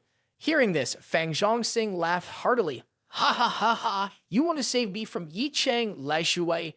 Do you want me to laugh to death?" While laughing, he exerted force, condensing his energy into a demonic face, looking at Ye Cheng. "You are the first young person to challenge me. If you want to seek death like this, I will grant it to you. On this day next year at the Martial Arts Arena, I also want to let you know that I am currently ranked 99th on the overall martial artist list in China. You should prepare yourself a bit." After speaking, Fang Zhongsing also left. Lai Shui hastily said, "Mr. Yi, you are too reckless.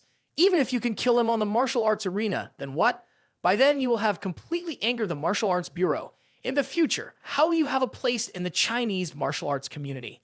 Facing Lai Shui's concern, Ye Cheng turned away and coldly said, "Who said I want to join the martial arts community? Moreover, when I killed Tango in front of them, they could no longer forgive me. Even if everyone protects me, they will still secretly attack me. You won't be able to help, but your actions have deeply moved me. In the future, if Long Han needs anything, just come to me, and I will help you." The members of Long Han said, "Mr. Yi, as the chief instructor of Long Han will always stand behind you. Long Han will be the strongest force supporting you." The scene shifts to Kunlun Su, where Qin Zhenyang is still sitting, healing the wounds caused by Ye Cheng. After resolving the techniques for Ruxu's grandmother, Qin Zhenyang's father comes in and asks, "Zhenyang, you've been cultivating for so long, and the wounds still haven't healed." Qin Zhenyang slowly sits up and says, "It's somewhat better, but it still hurts. How much longer do we have to stay here? We've been waiting at the door for a week. Will anyone really come out?" Old Mr. Qin solemnly spoke, "As long as we are sincere, the master will appear. If the Qin family wants to reach a higher level, this is the only way, even if it takes a long time to wait. The leading martial arts family in Jiangnan province has never been the ultimate goal of our Qin family. As the head of the Qin family, I want to elevate the Qin family to be one of the top families in the capital, competing with the martial arts families of China." Hearing this, Qin Zhenyang laughed and said, "All right, then we'll continue to wait, eating and sleeping here every day. I don't believe they won't go out to buy food for a year and a half." At this moment, laughter echoed from inside the house. "Ha ha ha. Do you really want to wait for a year and a half?" The door opened and Qin Zhenyang and his father turned around abruptly. At this moment, a dignified figure stepped out from inside the house. The gait of the master was beyond description. If someone were to ask where the master was going, I would answer that he was seeking death. Seeing the master come out, Qin Huai and Qin Zhenjiang quickly ran up to pay their respects and then respectfully said, "Qin Huai and Qin Zhenjiang respectfully greet the senior." The master folded his hands behind his back arrogantly and asked, "Why have you waited at my doorstep for so many days?" Qin Huai hurriedly said, "Senior, we would like to invite you down the mountain to guard the Qin family." Upon hearing this proposal, the venerable figure showed no change on his face and said, "I am old, having lived on the mountain for many years, accustomed to a carefree and leisurely life. I do not wish to be bound by rules." Qin Huai remained very respectful, saying, "Senior, please wait a moment.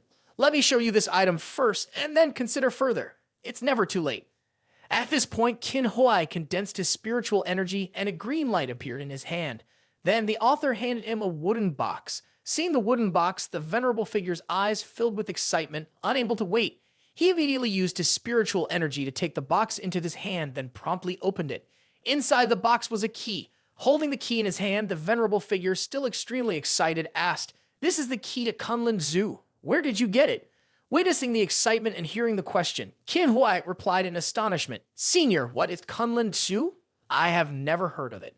Holding the key, the venerable figure exuded a mysterious aura as he explained, of course you wouldn't know. You are just martial artists from China. Kunlun Su is only known to those who practice cultivation. Tell me, where did you get this item? At this moment, Qin Zhenyang, relieved, added, Dear Senior, this item is an heirloom passed down by the ancestors of the Qin family. We hope to use it to request a favor from the senior, inviting you to come down the mountain to guard the Qin family. Looking at the key in his hand, the venerable figure couldn't conceal his desire. It seemed that this item held significant importance for him. After a few seconds of contemplation, the venerable figure made the most regrettable decision of his life. For this gift of yours, I agree to come down the mountain once. However, I will only stay to guard the Qin family for a maximum of 1 month, after which I will leave. Hearing this, Qin Huai felt a bit dissatisfied, thinking, the treasure of the Qin family, and we can only exchange it for 1 month. Before Qin Huai could speak, the venerable figure, seeking trouble, added, Of course, during this month, I am willing to take in a disciple from the Qin family. As long as he studies with me, I guarantee glory for the Qin family for generations to come. Hearing this, Qin Huai immediately swallowed the curses he had in mind. He excitedly looked at Qin Zhenyang and said, Zhenyang, why are you not coming to pay respects to the master quickly? Qin Zhenyang rushed over and then knelt before the venerable figure, saying, Qin Zhenyang pays respects to master. The venerable figure glanced at Qin Zhenyang and said, Your foundation is quite good. Consider this a gift from me when accepting you as my disciple. He condensed some unknown power, took out a pill, and tossed it to Qin Zhenyang.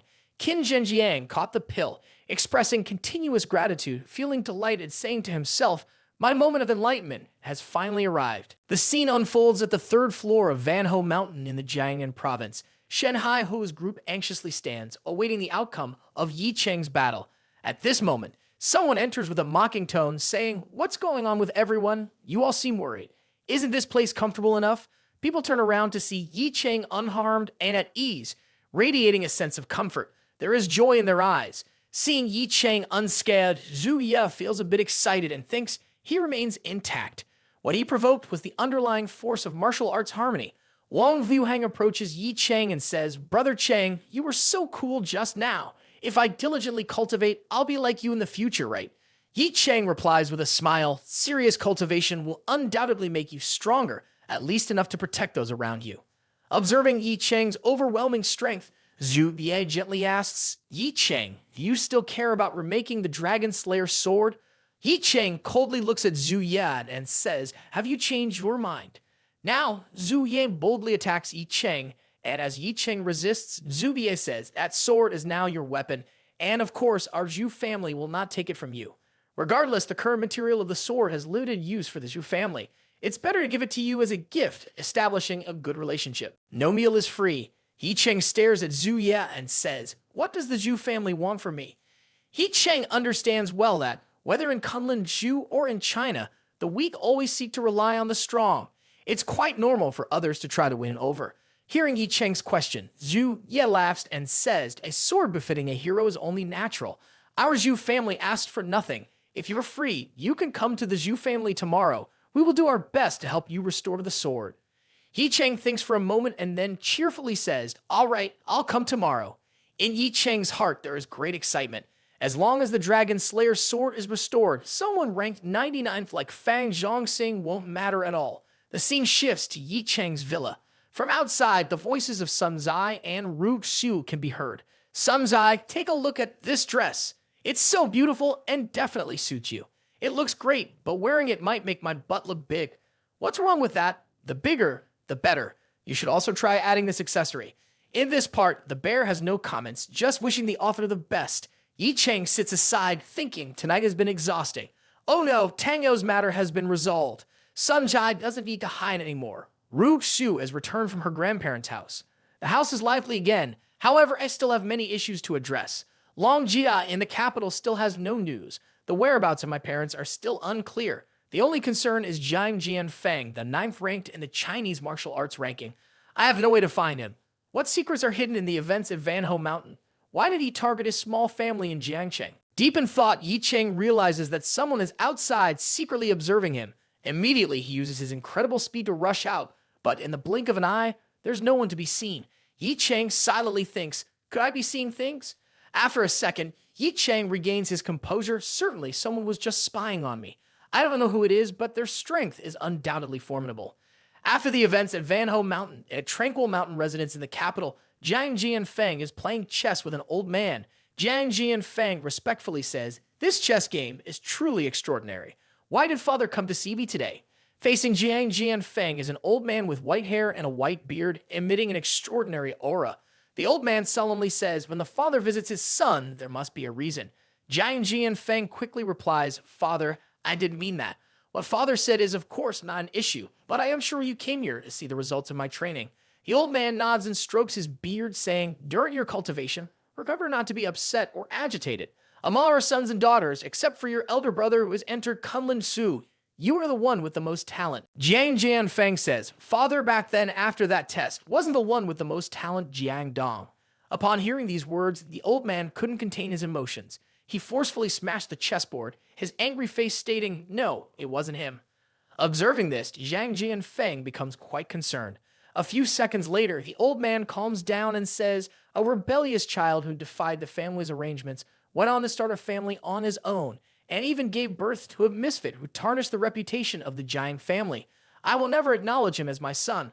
While the two are in conversation, a panicked voice from outside exclaims, Sir Jiang, a major incident has occurred in Jiangnan involving a person named Ye Cheng. Both turn their attention towards the source of the sound, where a person rushes in with an excited expression. Before reaching Jiang Jianfeng, he hurriedly says he has killed Tang El. The old man, hearing this, quickly asks, what did you just say? Did you mention Ye Cheng?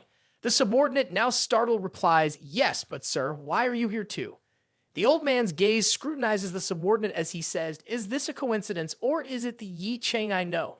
Jiang Jianfeng intervenes, explaining, Father, this is indeed the Ye Cheng you know. He has returned and is currently in Jiangnan province. The old man glances at Jiang Jianfeng and says, not dead yet, that wretched fellow is truly fortunate. Nevertheless, he's just a waste destined to live forever at the bottom of society.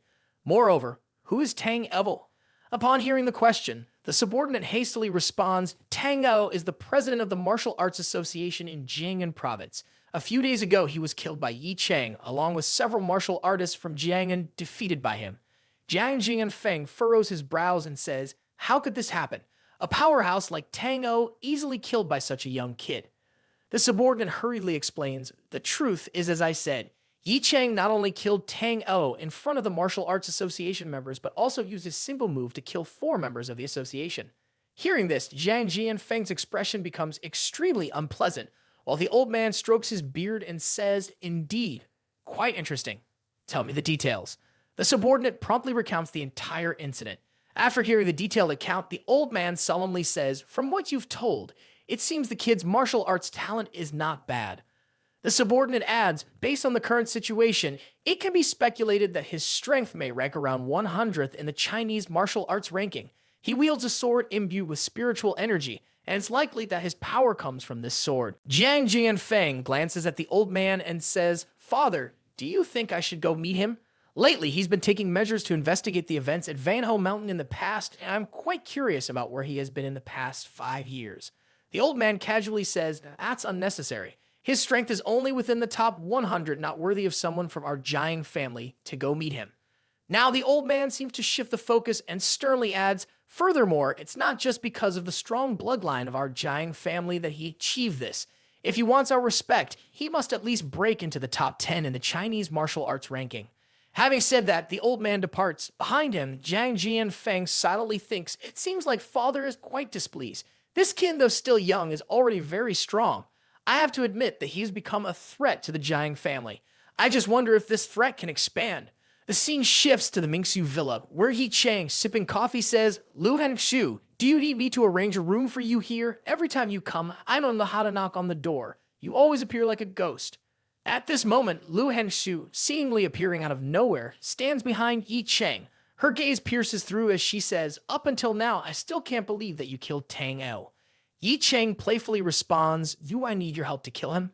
Lu Henshu glances at Ye Cheng and says, this incident has caused quite a stir within the Blood Plum Palace. You're also the first person to take such action in front of the martial arts community. Ye Cheng maintains a nonchalant attitude, saying, unexpected for an assassin like you to enjoy small talk like this.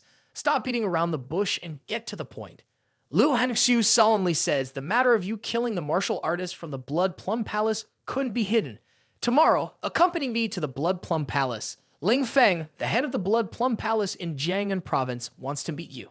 Ye Cheng coldly replies, what is he? I don't want to meet him. Hearing this, Lu Hanxiu feels uneasy, thinking he is still so arrogant, truly making people uncomfortable. Before Lu Hanxiu can say anything more, there's a voice from outside the door. Sun Zai speaks up, Lai Cheng, I'm back. Hearing Sun Zai's voice, Lu Hanxiu immediately leaves. Ye Cheng steps out to welcome Sun Zai. Seeing Ye Cheng, Sun Zai cheerfully says, do you remember me? Ye Cheng also happily replies, of course, I remember you to the point of almost dying. Sun Zai looks at Ye Cheng gently and says, these past few days, I've been thinking a lot. Even though I don't like fighting, I want to be able to defend myself. If possible, could you teach me?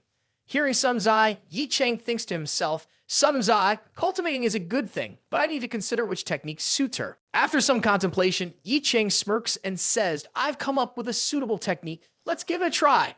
Subsequently, Ye Cheng and Sun Zai begin practicing the technique simultaneously. While they are cultivating, Lu Hanxiu returns to the Blood Plum Palace in Jiangnan Province to report to Ling Feng. Ling Feng, holding a condensed spiritual energy into a crossbow-like dart, shows anger in his eyes and says he refused my invitation, ha. Lu Hanxiu, with her beautiful face, looks worried and nods. Ye Cheng mentioned that he has something important tomorrow, so he can't meet you temporarily. He promised to come and meet you when he has time. She refrains from revealing what Ye Cheng truly said. Ling Feng then asks, did Ye Cheng really say that? Though a bit hesitant, Lu Hanxiu asserts that her words are true. Ling Feng looks at Lu Hanxiu more intently and says, forget about the Blood Plum Palace issue. I ask you as a father. You don't need to respond with the attitude of a subordinate. Are you lying to me? Lu Hanxiu's eyes widen with hesitation. A few seconds later, she hesitantly says, Father, Ye Cheng refuses to meet you. He said this issue is provoked by our Blood Plum Palace. If the Blood Plum Palace continues to provoke him, it will bear his anger. After hearing this, Ling Feng's expression became somewhat difficult to read. Then he smiled with anticipation and said, this kid is truly brave. Let me meet him privately to see what his true strength is. The scene shifts to the Zhu family in Jiangnan Province. According to the appointment with Zhu Ya, today Ye Cheng has come to the Zhu family to forge his sword. Zhu Ye leads Ye Cheng to a room. Ye Cheng is a bit puzzled and asks, Zhu Ya, I came here to forge a sword. Why are you taking me to a bedroom? What kind of sword forging is this? Zhu Ya, upon hearing Ye Cheng, laughs and explains, Mr. Yi, there's a misunderstanding. Although this is my bedroom, it is also the most mysterious place for forging the sacred sword of the Zhu family. After speaking, Zhu Ye knocks on the wall twice, and immediately, a passage leading to an underground chamber appears. Mr. Yi, let's go. After speaking, Zhu Ye immediately leads the way, explaining as they walk, the Zhu family's sword forging is known to very few people, but it doesn't mean there are no prying eyes. So the sword forging is carried out in a secret place. Everything outside the Zhu family is just a cover for this. To conceal from others, we have dug such a large underground passage beneath the Zhu family. This is truly an interesting affair. Not long after, Zhu Ye led Ye Cheng to an incredibly spacious underground square. There was a blazing sword forging furnace surrounded by over 1,000 types of weapons. Each of them could be considered a masterpiece. Among the swords, Ye Cheng sensed a spirit called spiritual energy. He was surprised by the majesty of this place, saying, building a colossal place like this is not simple at all. At this moment, something unexpected happened. The Dragon Slayer's sword within Ye Cheng flew out automatically, then erupted with an extremely powerful surge of spiritual energy. The stored weapons in this place also immediately emitted spiritual energy, flying towards Ye Cheng's Dragon Slayer sword. All the weapons here were obedient to the Dragon Slayer sword. They say a myriad of swords has spirits and a myriad of swords has a leader. The Dragon Slayer sword is that leader. Seeing this scene, Zhu Ye couldn't help but be moved. The swords here were acknowledging the Dragon Slayer sword, meaning they were also acknowledging Ye Cheng. Seeing this scene, Ye Cheng's face immediately lit up with a satisfied smile. My Dragon Slayer sword, currently just a broken blade, but it already emits such power, truly miraculous. If the recasting is completed, how powerful it will become, it's really hard to imagine. Ye Cheng eagerly jumped up, reaching to grab the Dragon Slayer sword. Witnessing this, Zhu Ye hurriedly tried to stop Ye Cheng, but was a moment too late. Zhu Ye continued with concern, "This sword is in a semi-awakened state and has absorbed a considerable amount of spiritual energy. It could be very dangerous if you directly wield it." After Zhu Ye finished speaking, Ye Cheng took hold of the sword. His entire body was enveloped in spiritual energy, and Ye Cheng spoke affectionately to the sword. "Good boy. I never expected you to have this capability. After using you for so long, you want to leave me today." The Dragon Slayer sword in Ye Cheng's hand transmitted a powerful shock, as if trying to knock Ye Cheng's arm away. However, Ye Cheng used his own spiritual energy to firmly grasp the hilt. He smiled and said, "You're struggling because you just woke up. If I can't tame you now, then after you're recast, I won't be able to do it. Surrender to me." At this point, Ye Cheng released an extremely powerful aura to suppress the Dragon Slayer sword. The room was filled with spiritual energy, and Zhu Ye, standing nearby, felt the uncomfortable pressure. She stepped back and exclaimed, "Ye Cheng, you can't use force like this." Before she could finish speaking, an even more intense surge of spiritual energy erupted from Ye Cheng like an explosion. Then the surrounding space began to calm down. Zhu Ye looked puzzled and said, "Ye Cheng, what did you just do?" Looking at the obedient Dragon Slayer sword in his hand, Ye Cheng proudly said, "I didn't do anything. I just taught it a lesson." Upon hearing this, Zhu Ye's expression darkened. This Dragon Slayer sword already emits such terrifying power on its own, yet Ye Cheng can still suppress it. He is truly formidable. After Ye Cheng successfully subdued the Dragon Slayer sword, Zhu Ye took him to a peculiar metallic block. She said, "Sir, this is the material for forging the sword. The sword in your hand is crafted from this. The Zhu clan calls this meteorite fragments. If you want to repair this sword, we need to extract some of these meteorite fragments. Later, our experts will help you with the extraction." Hearing this, Ye Cheng said, "No need, I can do it myself." Zhu Ye's face showed suspicion, and she said, "Sir, wanting to do this yourself is a bit." But before Zhu Ye could finish, Ye Cheng took out the Dragon Slayer sword.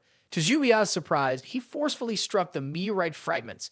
After the impact, the meteorite fragments immediately shattered into a relatively large piece. Zhu Ye clenched her fists, looking at Ye Cheng with disbelief, thinking he used brute force directly to break the meteorite fragments. But these fragments are our Zhu clan's heirloom. This Ye Cheng is truly too uncouth. While Zhu Ye was astonished, an angry voice echoed, "You, young man, where did you come from daring to damage my meteorite fragments?" At this moment, a peculiar-looking individual holding an angry hammer appeared in front of Ye Cheng. He continued, "This is the forbidden area of the Zhu clan. Why are you here?" Seeing someone approaching, Ye Cheng swung the Dragon Slayer sword forward in preparation to deal with the intruder. He said, "Are you a monster?" "Zhu Ye, step back. There's a weirdo here."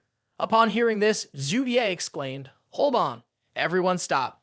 He is one of ours." Hearing the phrase "one of ours," Ye Cheng also halted, his eyes showing a hint of surprise. Zhu Ye stepped forward to introduce, "Sir, this is a master swordsmith from the capital. I invited him here. He is also a close friend of my grandfather. His swordsmithing skills in China are second to none. People call him Master He." At this moment, Master He, displaying his eccentric appearance, spoke, "Miss Zhu has praised me too much. She invited me here to forge a sword for this person." Seeing Master He's eccentric demeanor, Ye Cheng's face showed suspicion as he asked Zhu Ye, "Why did you bring him here?" Zhu Ye, somewhat flustered, explained, Sir, you wanted to forge a sword, right? Without the proper materials, it's not enough. We need a skilled master. Don't judge him by his appearance. He is exceptionally talented."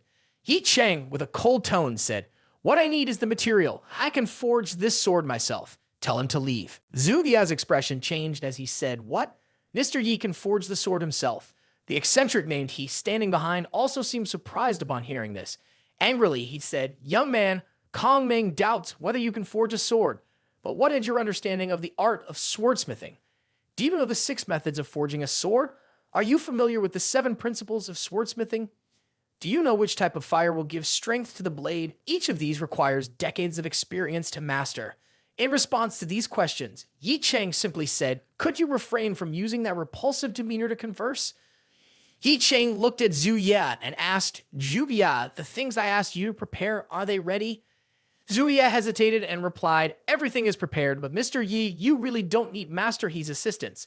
Ye Cheng coldly said, "I am independent and self-reliant. The Dragon Slayer sword has recognized me as its master, and I will personally forge it again." Before long, everything was ready. Ye Cheng stood before the swordsmithing furnace, holding meteorite fragments. At this moment, Ye Cheng thought to himself, indeed, having the raw materials alone is not enough. Without the Zhu family's forging furnace, these meteorite fragments could never melt. Standing at a distance, Zhu Ye looked at Ye Cheng and said, how can he use the Zhu family's forging furnace so effortlessly without any guidance? Mr. He, standing beside him, still had a creepy expression and remarked, even if he can use the furnace, I'm curious to see what kind of sword he can forge. Zhu Ye's eyes showed confidence as he said, I believe in Mr. Yi.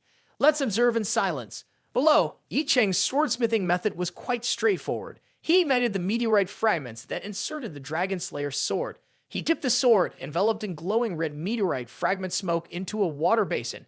Next, Ye Cheng performed a technique with his hand. Immediately, 6 spiritual stones appeared in his hand. Seeing Ye Cheng take out the stones, Mr. He commented, those pure spiritual stones are quite valuable. I didn't expect the Zhu family to be so wealthy.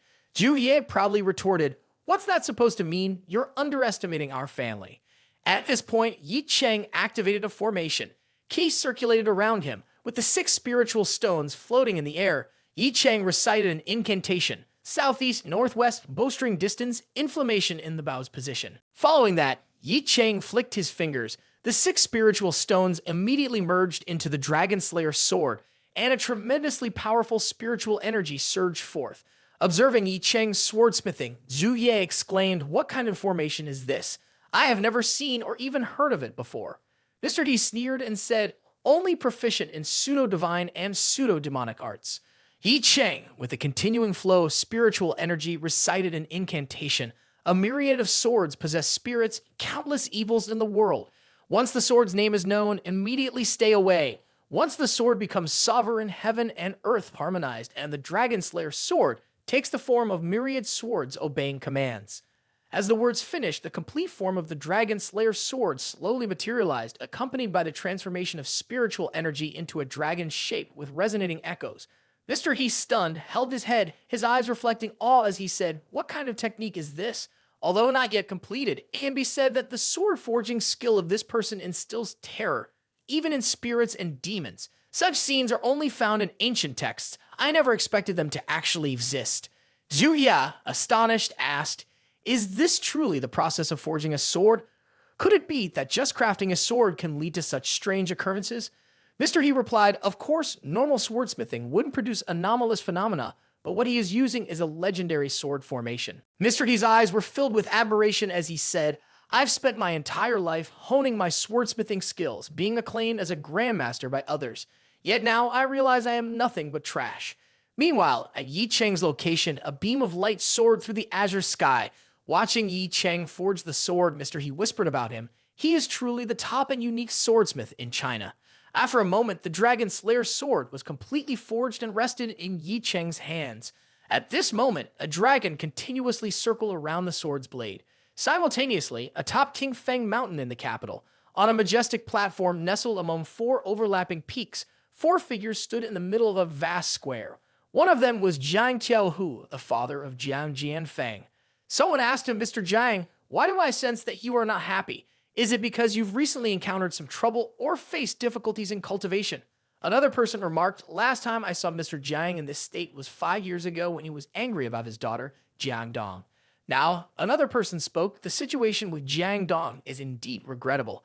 If she had focused on cultivation, she would have followed in her brother's footsteps into martial arts excellence, eventually marrying a normal person instead of a weakling and useless fellow. Mr. Jiang's expression darkened as he said, enough. Today we gather here to discuss issues concerning China, not about me.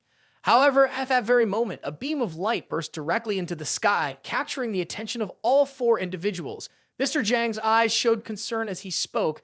This is the phenomenon of the divine sword questioning the world. Observing the light in the sky, the 4 were momentarily horrified. Someone said, this is not just the divine sword questioning the world. If it were only the divine sword, we wouldn't have detected it. I speculate that not only a divine sword is born, but also a formidable practitioner, or one might say, a rebellion against the heavens has occurred. This individual defies the will of the heavens, goes against the celestial order, creating a radiant anomaly to attract the attention of fate. It could be said that someone is resisting destiny, or perhaps destiny is threatening this person. At this point, the face of the long-haired old man became animated as he exclaimed, resisting destiny, being threatened by destiny. Could there be an evildoer emerging in China? This is a significant matter. Another person remarked, "Mr. Yan, can you determine the location of this individual?" Mr. Yan hastily raised his hand, pressing a technique, and said, "Let me try." In front of him, a demonic array immediately manifested, accompanied by a sinister light. Mr. Yan began reciting an incantation and activated the array. Those who have attained enlightenment are not afraid of misfortune. They are protected by the saints, ascend to the heavens to worship the High Lord. Their merits are complete. They are moved by the Emperor. They understand everything, and they point the way for the ignorant. Along with the incantation, the array emitted a strange light. As everyone awaited the results, Mr. Yan's eyes widened, letting out a cry of pain. Before the outcome was revealed, he was struck by a rebounding force, causing injuries. The dispersing array left the remaining three, despite their vast experiences, feeling shaken and fearful, asking, "What just happened?" Struggling to stand from within the array, Mr. Yan's clothes were now tattered. He laboriously explained, "This person's destiny is not governed by celestial arrangements. Kongming's divination revealed it, but the fate of this person is beyond even the control of the heavens. My attempt at divining led to this backlash." Someone then asked, "If that's the case, is there any way Kongming can discern the whereabouts of that person?" Mr. Yan replied, "Not entirely, but my vital energy is not entirely wasted in vain. At least I know where he is. He is in Jiangnan province." These words echoed through the mountains and rivers of this place. Hearing these words, the long-haired old man's face eased of its worry, and he said, "Jiangnan, huh? I was afraid he might be in this capital. Considering his martial skills, Jiangnan is nothing in China." In contrast to the ease of the others, Mr. Jiang's face became more anxious. He thought to himself, "Could it be him? Perhaps I am overthinking. If that deviant inheritor possesses Jiang Dong's talent, would he spare the Jiang family? Absolutely not. When he was born, I secretly took him away to check his talent. The result was that this Ye Cheng is nothing more than an ordinary person. The remarkable talent of Jiang Dong was ultimately wasted. If his mother hadn't pleaded, I would have killed him with a single strike. Therefore, this rebellious force cannot possibly be that wretch." The scene shifts to the Zhu family in Jiangnan province. At this moment, Zhu Ye returns the sword to Ye Cheng. Holding the Dragon Slayer's sword once again, Ye Cheng couldn't hide his excitement. The completion level of the Dragon Slayer's sword exceeded Ye Cheng's expectations. With the assistance of this sword, his strength would increase significantly. At this moment, the eccentric, he was no longer acting strangely. He knelt before Ye Cheng and respectfully said, "Previously, I was blind and offended Mr. Yi. I hope Mr. Yi can forgive the misunderstanding and accept me as a disciple." Ye Cheng shook his head and said, "Kongming was concerned about your attitude just now, but since Kongming has accepted disciples, you may rise." Hearing Ye Cheng's refusal, he the eccentric also left. Ye Cheng thought to himself, "The old man is truly shrewd. What he casually learned from me seems to be enough for his success on his future path." At this moment, Ye Cheng felt that his strength seemed to have been completely depleted. His body fell to the ground in Zhu Ye's astonishment. The reason was that Ye Cheng had exerted a lot of energy to forge the Dragon Slayer's sword, surpassing his imagination. Several hours later, in Zhu Ye's room, Ye Cheng's clothes lay untidily on the bed. Suddenly waking up, sitting on the bed, Ye Cheng had only his underwear left. Ye Cheng sighed with relief as the Dragon Slayer's sword was still beside him. He blamed himself a little for letting his body become so exhausted that it couldn't even defend itself. "Well, where are my clothes? This room belongs to Zhu Ya, and that woman took advantage of me sleeping to do what to Kongming's sword." At this moment, a voice from outside echoed, "So even a strong person like you has moments of exhaustion." As the words faded, Zhu Ya, with her graceful figure, appeared at the door. She cast a gentle gaze at Ye Cheng and continued, "I intended to let you sleep a bit longer, didn't expect you to wake up so early." Now, Ye Cheng was a bit puzzled and asked, "Did you undress me?" Zhu Ye laughed and said, "And Yi, don't misunderstand. Your clothes were wet with sweat at that time." Zhu Ye's face leaned close to Ye Cheng as she spoke. "I was worried about potential issues with your sleep. That's why I did that. Don't you think I'm quite skilled? Why are you blaming me again?" Ye Cheng stepped back calmly and said, "Kongming doesn't blame you. There's no need for you to be so tense. The Dragon Slayer's sword has exceeded my expectations. This time, I owe Zhu's family a favor. If Zhu's family encounters any issues in the future, feel free to seek me out." Hearing this, Zhu Ya's eyes showed a bit of excitement as she said, "Is that so?" Now, Ye Cheng whispered, "I have a request. I hope what happened today will remain unknown to anyone. Can you ensure that?" Zhu Ya confidently replied, "And Yi, rest assured, I will never disclose this matter to anyone. I guarantee it with my own life." The scene shifts to the Wu family. Wu Xingming is practicing in the courtyard. At this moment, a voice comes in. "I didn't expect you to recover so quickly. Are you ready for a battle?" Seeing Ye Cheng, Wu Xingming hesitantly says, Wu Xingming is fortunate to encounter Sir Yi. Your elixirs are truly miraculous. Ye Cheng hands a bag to Wu Xingming and says, relying solely on elixirs is not enough. It seems you have been well taken care of. Here are 20 elixirs, but they are not free. With these 20 elixirs, I want you to enter the top 150 on the ranking of sect masters. Can you do it? Thinking about entering the top 150 on the sect master ranking within 2 months, holding the elixirs in his hand, Wu Xingming silently thinks if it were someone else, they would definitely find this idea insane, completely impossible. But Sir Yi has given me techniques and elixirs so generously under this assistance. Wu Xingming thinks this and immediately shouts towards Ye Cheng, Sir Yi, rest assured Wu Xingming will definitely achieve it. Ye Cheng doesn't turn around, but his voice echoes, haha, then I'll be waiting for your good news. As Ye Cheng leaves the Wu family, a gust of wind sweeps in and Ye Cheng's eyes become excited. At this moment, a leaf enveloped in spiritual energy is speeding towards Ye Cheng. However, Ye Cheng only needs to tilt his body to easily avoid it. The leaf crashes straight into the wall, causing large cracks. Looking back and realizing it was just a leaf, Ye Cheng is somewhat surprised, silently thinking using a leaf as a deadly weapon is normal for him. But here in Jiangnan province, not many can do this. It seems a master has come knocking at the door, whether from the martial world or some other force. Glancing into the distance, Ye Cheng feels only curiosity, not fear. Following the direction of the flying leaf, it doesn't take long for Ye Cheng to find himself in a forest. Here, he sees a middle-aged man dressed somewhat strangely. Ye Cheng asks, who are you, and why are you dealing with me? The middle-aged man walking towards Ye Cheng replies, I am the overseer of Blood Plum Palace in Jiangnan province. My name is Ling Fang. Before Ye Cheng can speak, Ling Fang mocks, I just wanted to see how much courage someone who dares to reject me finally has, but now that I see, it's a bit disappointing. Ye Cheng nonchalantly asks, are you here today to kill me and seek revenge for your people? Ling Fang paid no attention to Ye Cheng's question. Instead, he said, I admit that you are very strong, but relying solely on your strength won't be enough to deal with Fang Zhongxing. However, I am willing to give you a chance to survive. Are you willing to gamble with Kongming? Ye Cheng looked at Ling Fang with a cold gaze and said, what are you up to? In Ling Fang's hand, a throwing dart slowly appeared and he said, if you can dodge one of my throwing darts from now on, the grievances between you and Blood Plum Palace will be resolved. If you can't dodge it, you have to join our Blood Plum Palace. Disgust appeared on Ye Cheng's face as he said, a small assassin organization is worthy of me joining. Ling Fang laughed and said, ha ha ha ha, calling it a small organization. Let me tell you, the people in the entirety of Blood Plum Palace, even the top 10 martial artists on China's sect ranking, can't do anything to them. Hearing this, Ye Cheng laughed in return. Haha, even the top 10 can't, but that doesn't necessarily mean Kongming can. However, I'm very interested in the weapon in your hand. We can gamble, but let's change the conditions a bit. If I win, I'll get that throwing dart. What do you think? Hearing this, Ling Fang thought to himself, he only has 2 of these throwing darts, though they are extremely precious. If I can obtain Ye Cheng through this, then this gamble is entirely worthwhile.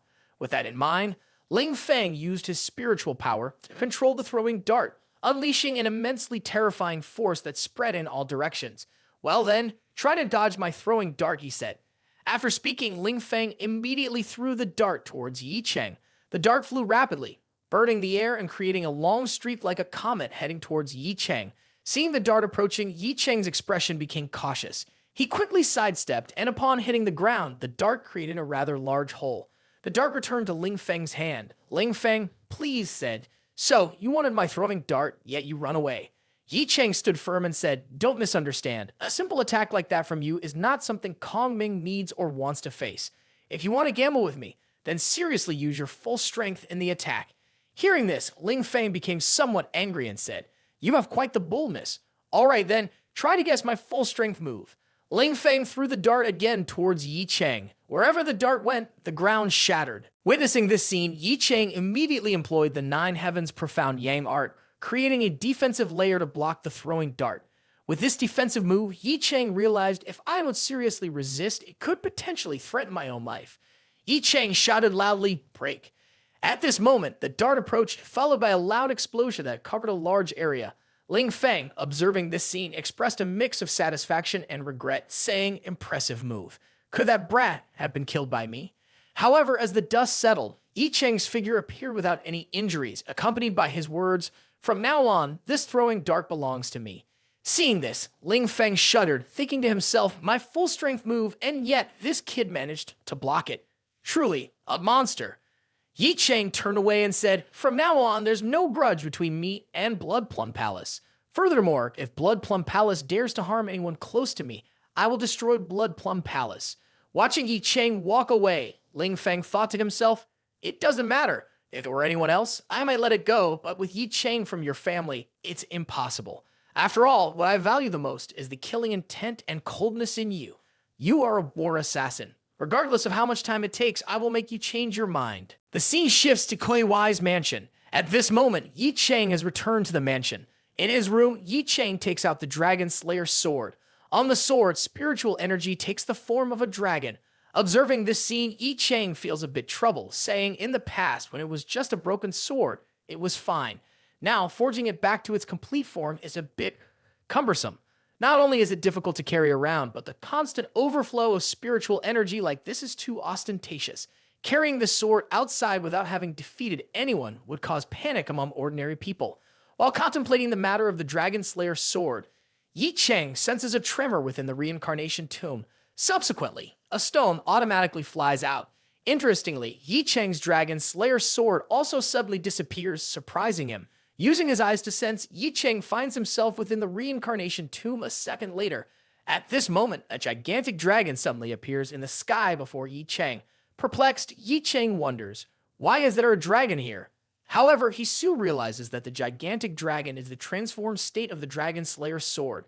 Ye Cheng marvels, it seems that this sword enjoys the powerful spiritual energy of the reincarnation tomb. Ye Cheng smiles at the black stone. I never expected it could be used to store objects. From now on, carrying the Dragon Slayer sword won't be a concern. The scene shifts a while later with Ye Cheng sitting on a sofa, still holding the black stone. On his face, he looks extremely pleased, thinking, if I carefully deduce, something like this reincarnation tomb must be an extremely high-grade magical artifact. The fact that it can be used to store objects is beyond dispute. Right at this moment, the phone rings, interrupting Ye Cheng's thoughts. Glancing at the phone, he sees that Ying Jing is calling. Answering the call, Ye Cheng hears Ying Jing's voice on the other end. Mr. Yi, I apologize for disturbing you. Ye Cheng responds, no problem. What's urgent? Ying Jing hurriedly speaks, Mr. Yi, the Wu Huangxi group has begun to take action. According to the intelligence we've gathered this afternoon, a ship from Japan will enter the East China Sea. We found at least 2 core members of Wu Huangxi on board. We suspect they are coming here to cause trouble for you. Ye Cheng shows a slight discomfort on his face and says, with just a few people, what trouble can they cause for me? At this point, Ying Jing quickly adds, the Wu Huangxi group is cunning and unpredictable, Mr. Ye. You should not be careless. We will continue monitoring and inform you if any special situations arise.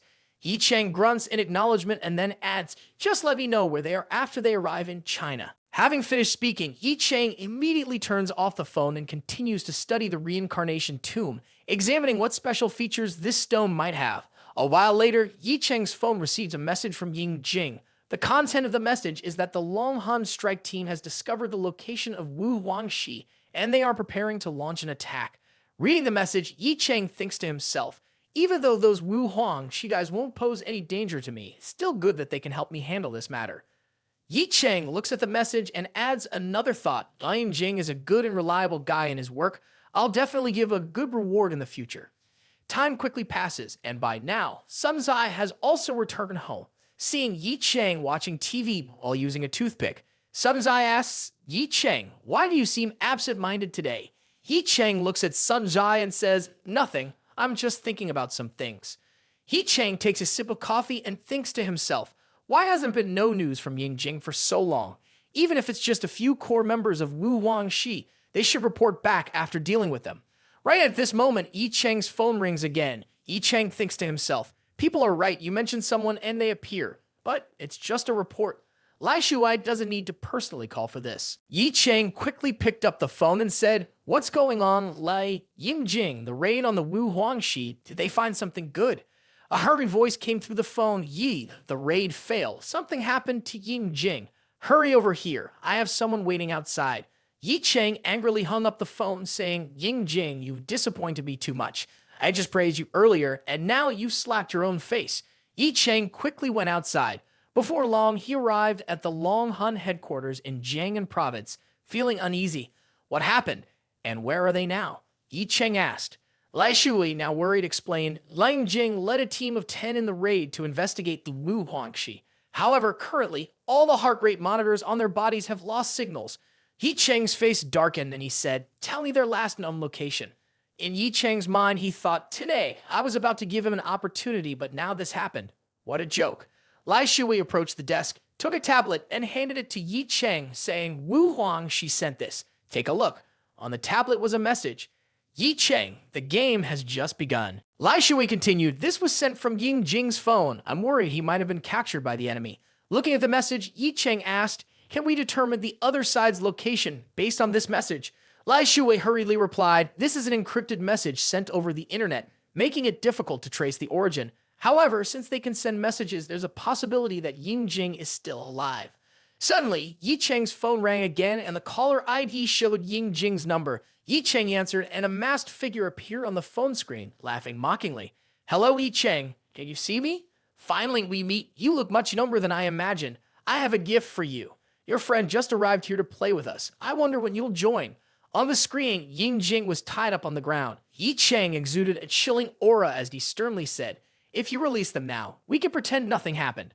Holding the phone, Ye Cheng spoke with a cold, resolute tone. This is your last warning. If you let them go now, I'll spare your life. The masked individual chuckled, saying, Ye Cheng, you negotiate with such a tone. These unwelcome guests came on their own accord. As the host, I must entertain them properly. At this point, Ying Jing hurriedly spoke. Master Yi, you cannot negotiate with these criminals. They are despicable and cunning.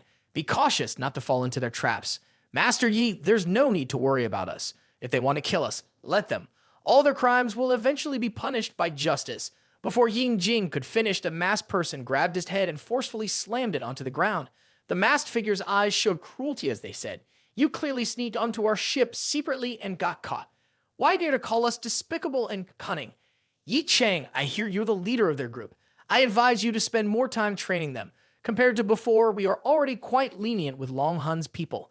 The masked individual pulled Ying Jing back in front of the camera, saying, Ye Cheng, you must really want to come here now. So before you arrive, let's play a little game. Hearing this, Lai Shui quickly said, Yay, you absolutely cannot go. Ye Cheng continued to stare at the phone and asked, what do you want to do? At this moment, the masked individual swiftly pulled out a few small knives and ruthlessly pressed them against Ying Jing's body. Despite the pain, Ying Jing remained silent, not uttering a sound. Observing this, Lai Shui anxiously called out Ying Jing's name, then angrily said, release him immediately. If there's an issue, come directly to me. The masked person paid no attention to Lai Shui's words, stating, from now on, I'll occasionally stab him, and I'm eager to see how many knife wounds he can endure until you arrive. The game has begun. Let's enjoy it together. Concerned, Lai Shui looked at Ye Cheng and said, I tried to trace their IP address, but it's a fake one. What should we do now?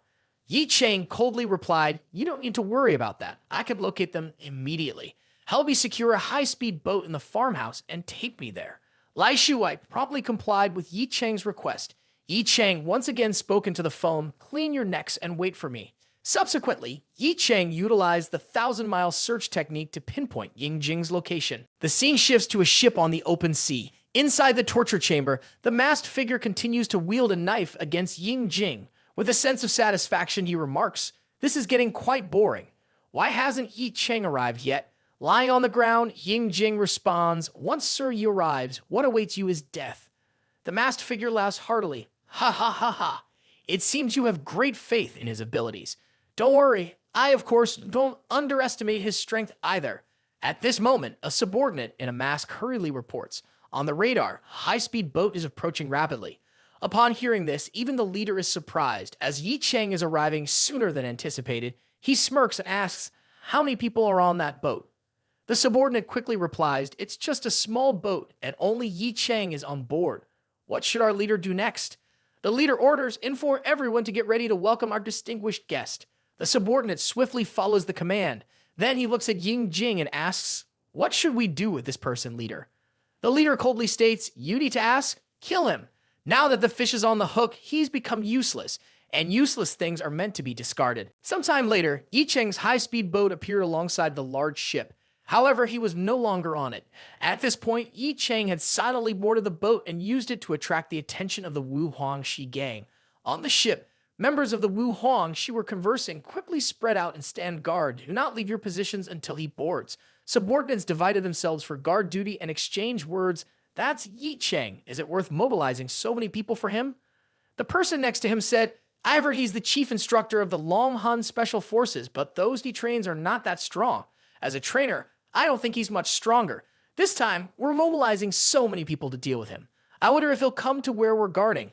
If we manage to kill him, it will be a significant achievement. At this moment, Ye Cheng's cold voice echoed, You are indeed very fortunate. Surely guys who enjoy laughing like you will be quite lucky. As he finished speaking, Ye Cheng swiftly disabled 2 of their subordinates.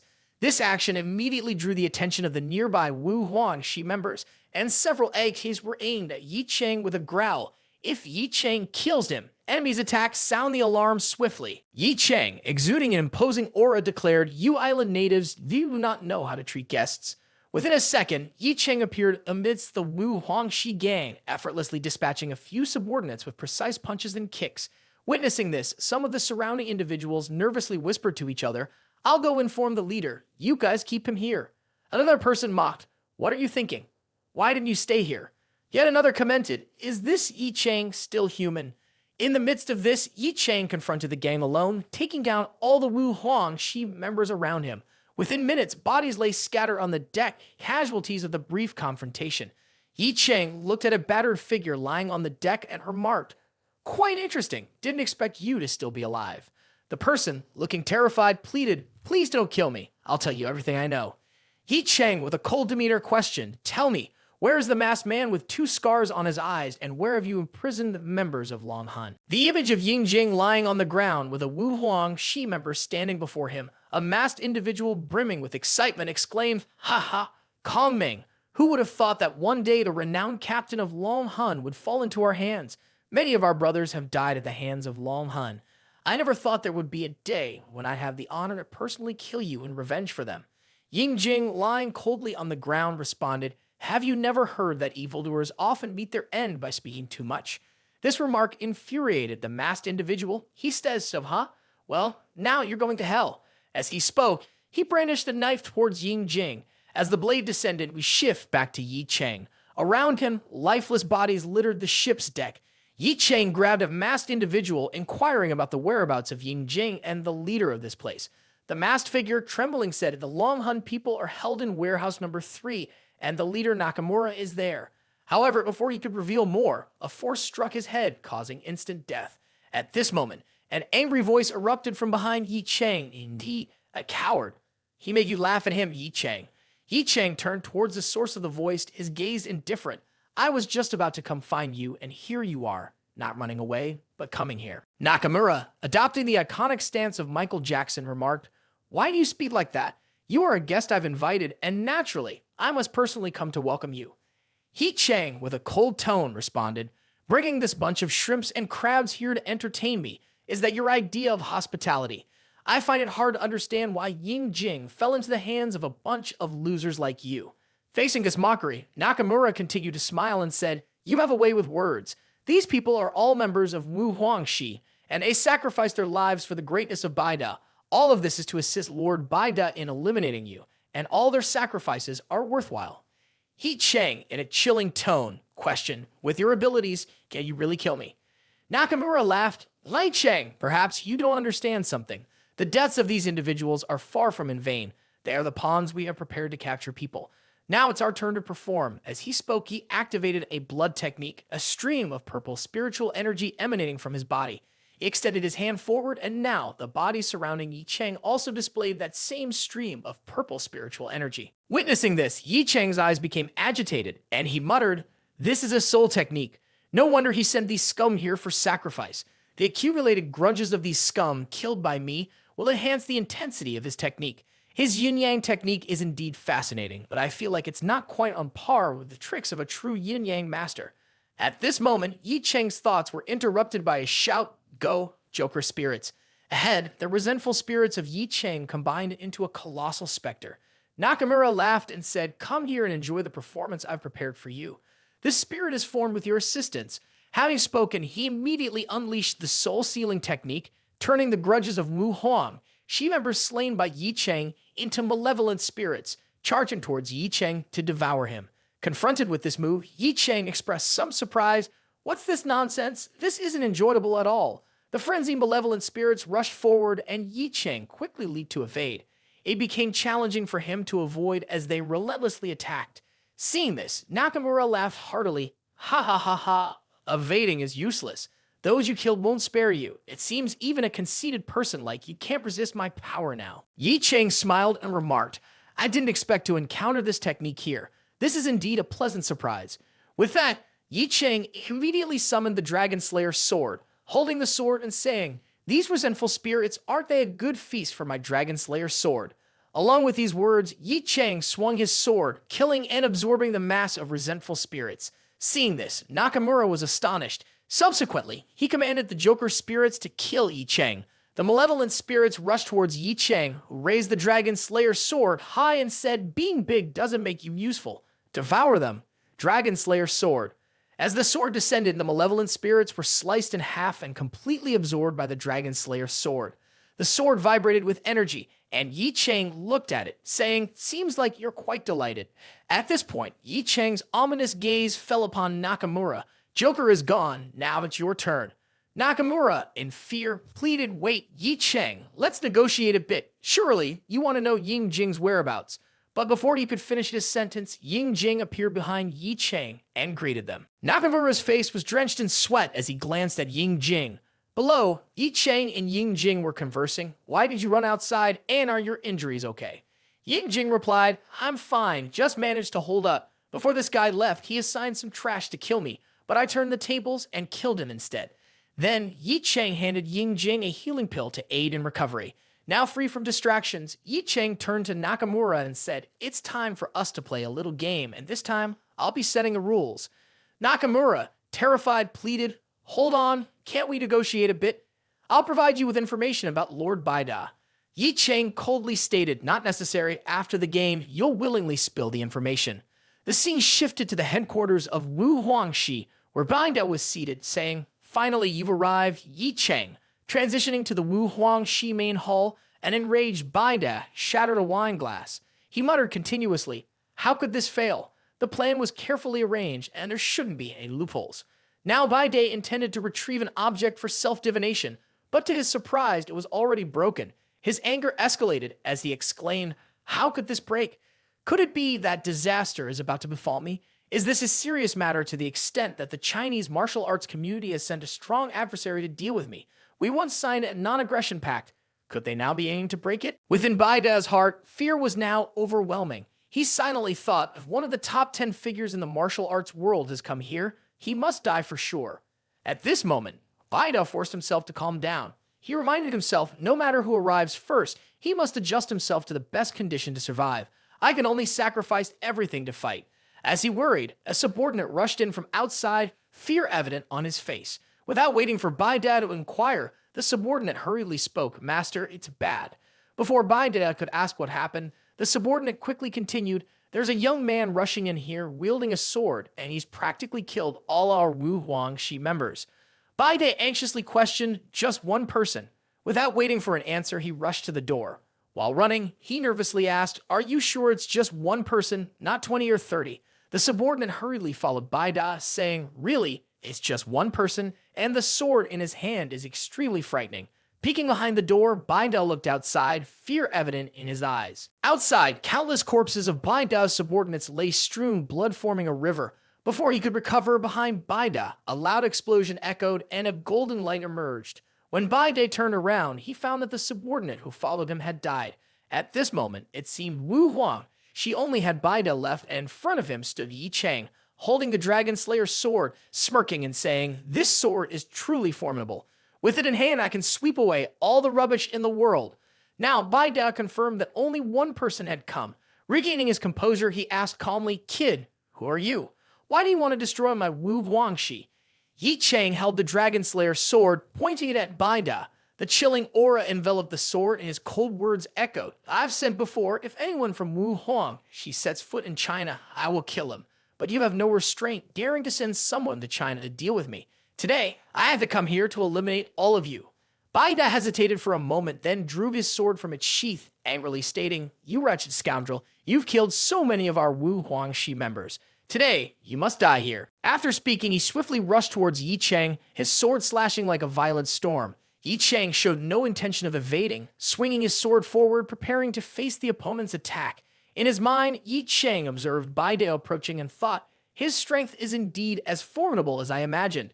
However, a second later, Ye Cheng reassessed, "No, this guy's power is much higher than I thought." A hint of worry appeared on Ye Cheng's face. "Now it's too late. I can only exert all my strength to cope." At this moment, Bai Da had also arrived. The two swords collided, creating a terrifying wave of force.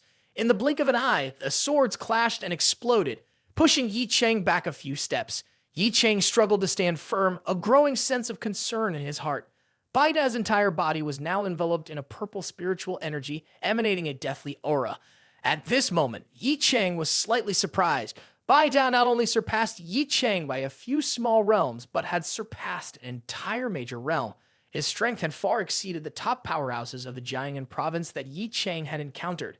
Thinking to himself, Ye Cheng concluded, if he were in the Chinese martial arts ranking, he might be among the top 30. What I'm facing is indeed the strongest person in Japan. Ye Cheng coldly stated, "No wonder Wu Huang, she can stand firm in Japan and become a belief for many." On the opposite side, Bai Da also spoke coldly, "Ye Cheng, I acknowledge your strength, considered a genius among your peers. Unfortunately, you have offended Bai Da. Since the age of 3, I started practicing Chinese martial arts. Although Kong Ming may be Chinese, I am well versed in Chinese martial arts. If you were one of the top 10 in the Chinese martial arts ranking, I might feel a bit hesitant. But unfortunately, you're not. You were just an ant. Today, you must die." After speaking, Bai Da once again charged at Ye Cheng, the clash of their weapons echoing through space. The two continued exchanging techniques, and it could be said that there was still no clear difference between them. Bai Da's advantage lay in superior strength, while Ye Cheng wielded the Dragon Slayer sword. After a series of clashes, Bai Da suddenly noticed cracks appearing on his sword. At this moment, Bai Da focused his strength on the sword, slashing fiercely like a berserk dragon attacking Ye Cheng. Faced with this onslaught, Ye Cheng struggled to defend with the Dragon Slayer sword. Due to the disparity in strength, Ye Cheng was thrown far away by Bai Da, crashing heavily into a wall. Simultaneously, Bai Da's sword had also broken. Observing the sword in Bai Da's hand, Ye Cheng exclaimed unexpectedly, "Your sword is a high-grade spiritual weapon, but you are not worthy of wielding such a weapon." The next second, Bai Da infused spiritual energy into his hand. He dashed towards Ye Cheng like a bullet. While rushing towards Ye Cheng, he shouted loudly, "Using so many lives to exchange for a high-grade spiritual weapon is truly worthwhile." Taking advantage of the opportunity while Bai Da was in a favorable state and underestimating Ye Cheng, he charged forward to attack. Ye Cheng took the throwing daggers he had obtained from Ling Feng and swiftly threw them towards Bai Da. At such close range, Bai Da couldn't evade. However, the daggers only struck his hand, piercing through his palm, blood flowing everywhere, suppressing the pain. Bai Da continued to charge at Ye Cheng, angrily shouting as he approached, "Wretched kid, you truly deserve to die." Ye Cheng, unable to evade at this point, concentrated spiritual energy into the palm of his hand, immediately using the Ashura martial arts. Both Ye Cheng and Bai Da engaged in a fierce exchange of punches and kicks. In this situation, Ye Cheng continuously unleashed his techniques against Bai Da, demonstrating the will to fight for survival. As long as he survived, he would undoubtedly become stronger. Seeing Ye Cheng's crazed expression, continuously attacking him, Bai Da felt as if Ye Cheng had gone insane. Suddenly, Bai Da pondered, "Is this kid trying to use me to break through?" In the Transcended Godly Assassin episode 139, Ye Cheng and Bai Da were still continuously exchanging blows. The two seemed inseparable, each strike accompanied by a terrifying momentum and blood splattered everywhere. With the belief that one must act to reap rewards and one must fight to become strong, Ye Cheng silently thought, opportunities like this are rare. I might get injured, but as long as I survive, I will gain significant benefits. I will surely become stronger. The more he contemplated, the stronger and faster Ye Cheng's strikes became. In an instant, one of Ye Cheng's strikes pushed Bai Da back. Covered in blood from the wound on his hand, Bai Da angrily glared at Ye Cheng. He thought to himself, something is not right. His speed and strength are increasing and his techniques are becoming more proficient. Bai Da angrily shouted, "You wretched brat, are you trying to use me to break through? Truly an arrogant fellow. Right now, I'll show you the gap between us." Bai Da unleashed an incredibly powerful force, making a forceful leap. In the blink of an eye, he appeared in front of Ye Cheng, accompanied by the words, "Even if I use all my strength, you are nothing more than an ant." Subsequently, Baida delivered a powerful blow to Ye Cheng. At the same time, Baida's rough hand firmly gripped Ye Cheng's neck, and a forceful slam sent Ye Cheng crashing to the ground. The ground quickly shattered, and Ye Cheng was now like a toy being tightly grasped by Baida and continuously slammed into the ground. Blood flowed from Ye Cheng's mouth, and his body was completely weakened with no ability to resist. In this moment, Ye Cheng thought to himself, the disparity in our realms is truly too great. At this point, I can only use it. However, Baida did not allow Ye Cheng any respite. He angrily swung his fist towards Ye Cheng and said, "I am Baida, having practiced martial arts for over 60 years, the #1 person in Japan. Even the martial arts authority must show respect to me. A wretch like you dares to come here and fight with me." Each word was accompanied by a powerful strike from Baida, leaving Ye Cheng to only raise his hand in defense. Baida continued to strike while admonishing Ye Cheng, "Brat, if you are reborn in the next life, remember well, never provoke Baida again." At this moment, Ye Cheng tightly grasped a hand and shouted, "Chen Cheng Cheng, come out and meet me." He had summoned the second tombstone within the reincarnation cemetery. While Baida was still puzzled about who Ye Cheng was calling, a tremendous surge of spiritual power appeared and struck towards Baida. Faced with the overwhelming force of this attack, Baida was pushed back a considerable distance. Though he didn't fall to the ground, the powerful blow caused Baida to spit out a large mouthful of blood. Seeing the rolling column of flames before him, the fear on Baida's face was evident. The surrounding air seemed to constrict. Baida thought to himself, has a formidable expert appeared? Why is there someone so powerful here? Who is he, and why does he want to save this kid? From within the spiritual column, the figure of Chen Cheng Cheng gradually emerged in a magnificent manner. As a middle-aged man with a regal demeanor, he introduced himself.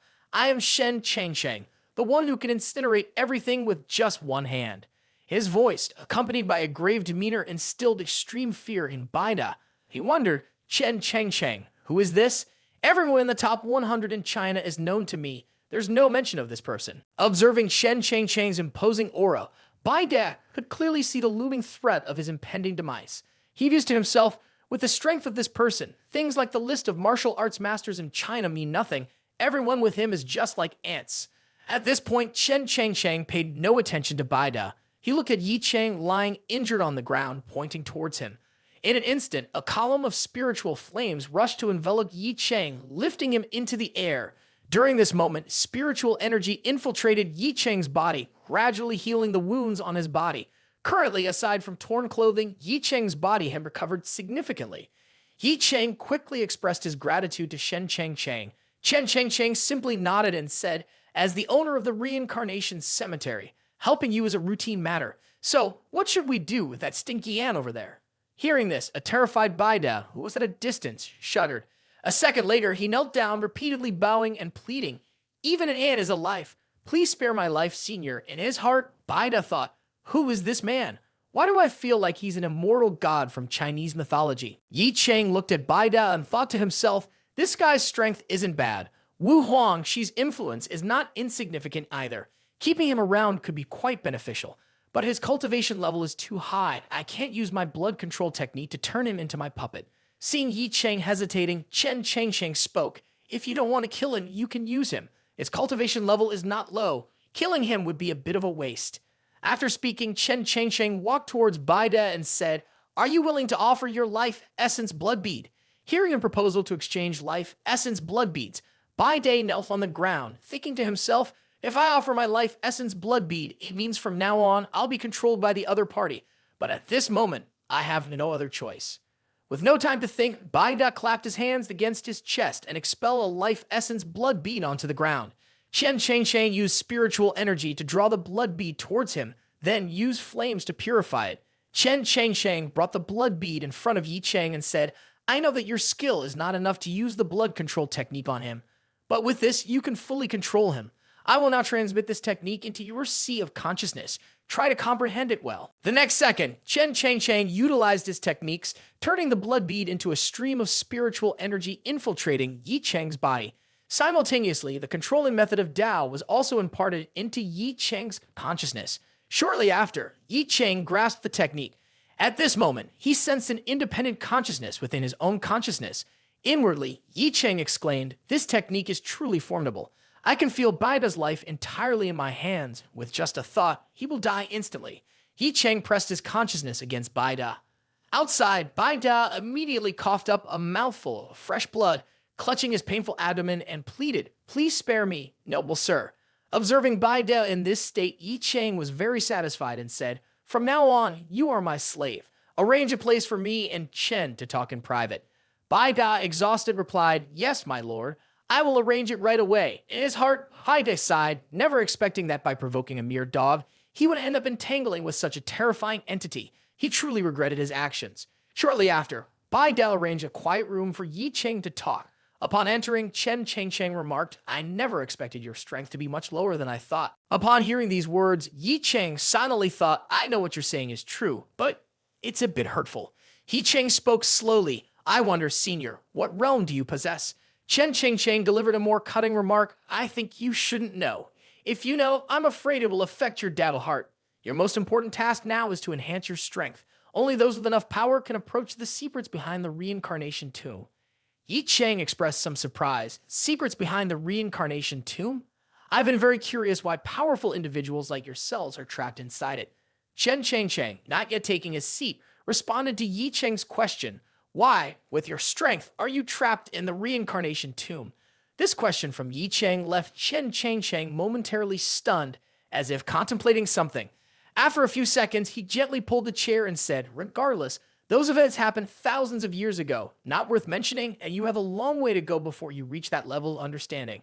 Seated at the table, Chen Cheng continued, "When your strength reaches that level, other powerhouses within the reincarnation tomb will inform you. At present, I do not have that privilege." He cautioned Ye Cheng, "Remember, the matter of the reincarnation tomb must absolutely not be revealed to others, and certainly not to be taken away by others. Once someone knows this secret, you must kill them, even if it means turning them into slaves." Ye Cheng said seriously, "Rest assured, I understand this matter well." At this point, Chen Cheng began to introduce himself. "In my living days, I was the leader of the fire sect, overseeing thousands of disciples. Although I wasn't the top powerhouse in that era, I had a certain reputation. Unfortunately, we couldn't survive that battle. After the conflict, countless sects vanished, including my fire sect. I cultivated silently throughout my life, only to be destroyed in the blink of an eye.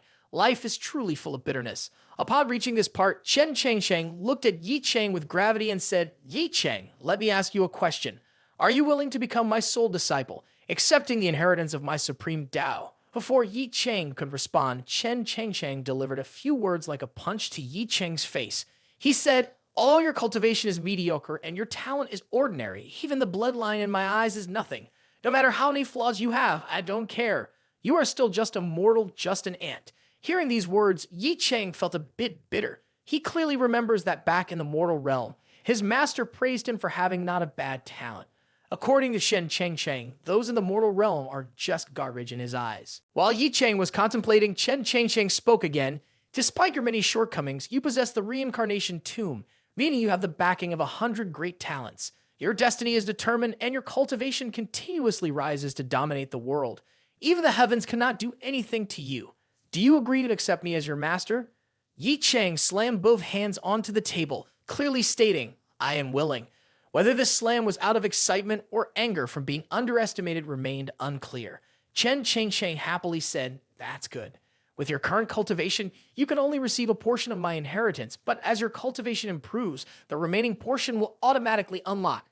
As Chen Cheng spoke, he paused the transmission into his hands, then his hand transformed into a gigantic form, placed on Ye Cheng's head, initiating the transmission of Chen Cheng's inheritance. At this moment, Chen Cheng said, "I hope you can open all the tombstones in the reincarnation tomb, thereby discovering the secrets behind them." Now, Ye Cheng's entire body was enveloped by an immensely powerful stream of green spiritual energy. On the opposite side, Chen Cheng's body was gradually weakening on the verge of dissipating. Seeing this scene, a sense of sadness appeared in Ye Cheng's eyes. He punched himself hard in the chest to maintain composure. Ye Cheng thought to himself, "The reincarnation tomb is undoubtedly a fate-defying existence, but why do the masters always disappear so quickly? I am not a person with a heart of steel. I truly want to repay my master. This is what they call the pain of reincarnation." Chen Cheng's figure gradually dissipated, and he solemnly said, "Ye Cheng, you are the one I'm passing on to." You are the sole hope of the 100 of us. After saying this, he completely vanished. Ye Cheng stood there with many thoughts in his head. What is a transferring person? What does sole hope mean? Are they playing a joke on me? Both Chen Cheng and La Yun Tian are at the pinnacle of the world's strength. I am just a case circulating realm junior. How could I be their hope? Ye Cheng felt his body undergoing changes, every fiber starting to tremble. He stopped pondering and prepared for a breakthrough. At this moment, he began to meditate. A stream of green spiritual energy enveloped the entire room. After a night of cultivation, Ye Cheng slowly opened his eyes. He felt his cultivation had broken through to the 5th level of the Qi circulating realm. This was an extremely high cultivation speed that couldn't be compared. Ye Cheng thought to himself, every time I activate a tombstone, my cultivation increases by several levels. This is an additional rewarding mechanism. Whether it's combat skills or magical abilities, Chen Cheng surpasses La Yun Tian in all aspects. Based on this calculation, I wonder how formidable the person at the 3rd tombstone will be. Unfortunately, until now, he has shown no signs of activity. Setting aside everything, today, I have an important matter to attend to. Today, I have an appointment with Fang Zhong Sing. With these thoughts, Ye Cheng concluded his cultivation and stood up. Now, he called Bai Da into the room. Upon entering, Bai Da, filled with fear, said, Master, have you finished your cultivation? Bai Da's eyes scanned the surroundings as he thought, where is that high-ranked person? Could that person truly be a god who can ascend to the sky? The more he thought about it, the more frightened he became. Ye Cheng looked at Bai Da and said, arrange for an airplane. I want to go to Jiangnan province right now, and you will accompany me. Bai Da hurriedly agreed. At this point, Ye Cheng added, regarding this matter, from now on, you are no longer called Bai Da. Your name is La Sa from now on, understand? La Se knelt before Ye Cheng and said, yes, master. La Sa will arrange the airplane immediately. The scene shifted to the martial arts platform in Jiangnan province, which was much larger in scale than the one in Jiangcheng. Long Hun's members had gathered here, waiting for Ye Cheng's return. Lai Shuwei, seeing Ying Jing present, inquired, how are your injuries? Ying Jing cheerfully replied, Mr. Yi's medical skills are remarkable. I feel very healthy and can move around comfortably. I will never forget this kindness. Fang Zhong Sing had also arrived, and as soon as he entered, he spoke provocatively, Lai Shuwei, it's time. Why hasn't that Ye Cheng shown up yet? If he doesn't appear, our martial arts community will enforce a ban on him. Upon hearing this, the Long Hunt members were all shaken. They knew what a martial arts ban meant. Once banned, the person would lose their citizenship, never being allowed to set foot in China again. All their assets would be confiscated. Lai Shuwei, looking at Ying Jing, asked, do you know where Ye Cheng went? Perplexed, Ying Jing replied, Mr. Yi said he went to pull out weeds by the roots. Early this morning, Wu Huang, she announced an indefinite closure. I'm afraid he may have gone to Japan to eradicate Wu Huang Shi. On the opposite side, Fang Zhong Sing also heard this. He sneered and said, a turtle retreats into its shell, afraid to come to the martial arts platform, but dares to see Bai Da at Wu Huang Shi. Truly a big joke. Long Han, you actually accept such a cowardly and worthless person as your guide. It really makes me laugh to death. Lai Shuwei, angered, said, Fang Zhong Sing, if you challenge Long Han, that's fine. But if you challenge Mr. Yi, don't blame me. You shouldn't bring trouble to the martial arts community. Fang Zhong Sing smirked, saying, I don't have time to argue with you. You have only 30 seconds left. You should pray for him to arrive soon. At this moment, the large door of the martial arts platform suddenly opened, and the figure of Ye Cheng strolled in. Ye Cheng coldly said, you're really itching for death to come like this. The Long Hun members, seeing Ye Cheng arrive, cheered continuously, Mr. Yi is here, our sect leader has arrived. No one can defeat our sect leader. Ye Cheng walked in, followed by another person who turned out to be La Sa. Ye Cheng spoke again, if you're so eager for death, I'll help you. Lai Shuwei looked at the man behind Ye Cheng and curiously asked Ying Jing, do you know who that person is? Ying Jing shook his head and said, I don't know. I guess he's a friend of Mr. Ye. By now, Ye Cheng had stepped onto the martial arts platform, and La Sa followed. Ye Cheng said, La Sa, observe the situation below. Anyone violating the rules of the martial arts platform should be killed. La Sa replied, yes, master. Fang Zhong Sing remained arrogant, saying, what are you waiting for? Why don't you come over? Talking there won't kill me. Ye Cheng channeled energy into his hand, staring at Fang Zhong Sing with a deadly gaze, saying, you don't need many words. Today, I'll send you off. Ye Cheng just ordered La Sai to stand guard and eliminate anyone who dared to violate the rules of the martial arts platform. At this moment, 3 strong individuals immediately flew onto the platform. These three were the referees Fang Zhongsing invited. Stepping onto the platform, an old man with a long beard said, "Today's martial arts match will be officiated by the three of us. Now, I will announce the rules, starting with rule number 1. Before he could finish, Ye Cheng cut him off. Ye Cheng said, "No need to read those redundant rules. Now I'll ask the three of you a question. Where do you come from?" The representative with the long beard said, "We are from the Martial Arts Association of Jiangnan Province. 30 years ago, the Martial Arts Association of Jiangnan Province was managed by the Martial Arts Bureau. You can rest assured that although we and Fang Zhongsing belong to the same association, we will pursue justice." Upon hearing this, Ye Cheng smiled and said, "Then there's no need for you to talk nonsense here. Let's get started." In his heart, Ye Cheng understood clearly these guys are just a bunch of hypocrites. Based on Yuan Jingfu's experience, he knew there is absolutely no justice in this world. This time he was fully prepared. Ye Cheng's words made the long-haired strong man a bit irritated. He looked at Ye Cheng with an angry expression and said, "Kid, what's your attitude?" Fang Zhongsing clasped his hands together and respectfully said to the elder, "Seniors, please don't be angry. This might be his final words. Step down for a moment and things will be resolved quickly." Hearing this, the three strong individuals swiftly left. Now only Ye Cheng and Fang Zhongsing remain on the stage. For Ye Cheng, Fang Zhongsing must die today. Fang Zhongsing looked at Ye Cheng with disdain and said, "Kid, if you hadn't shown up today, you might have lived a few more days, but now you're here."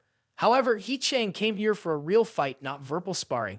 Before Fang Zhongsing could finish speaking, Ye Cheng, with incredible speed, appeared in front of him. Ye Cheng used the Ashura martial arts to punch directly into Fang Zhongsing's talkative mouth. With Ye Cheng's speed, Fang Zhongsing couldn't react in time and was sent flying. Ye Cheng smiled, looking at Fang Zhongsing getting up from the ground. "It seems the only one who keeps babbling here is you."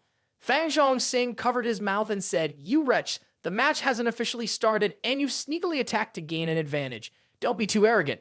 Fang Zhongsing channeled his energy into his hands and then leaped towards Ye Cheng. However, before he could touch Ye Cheng, he was hit in the head with a powerful kick from Ye Cheng. The kick was so strong that Fang Zhongsing fell headfirst into the arena. At this moment on the stage, it was no longer a martial arts match, but a scene of the strong preying on the weak.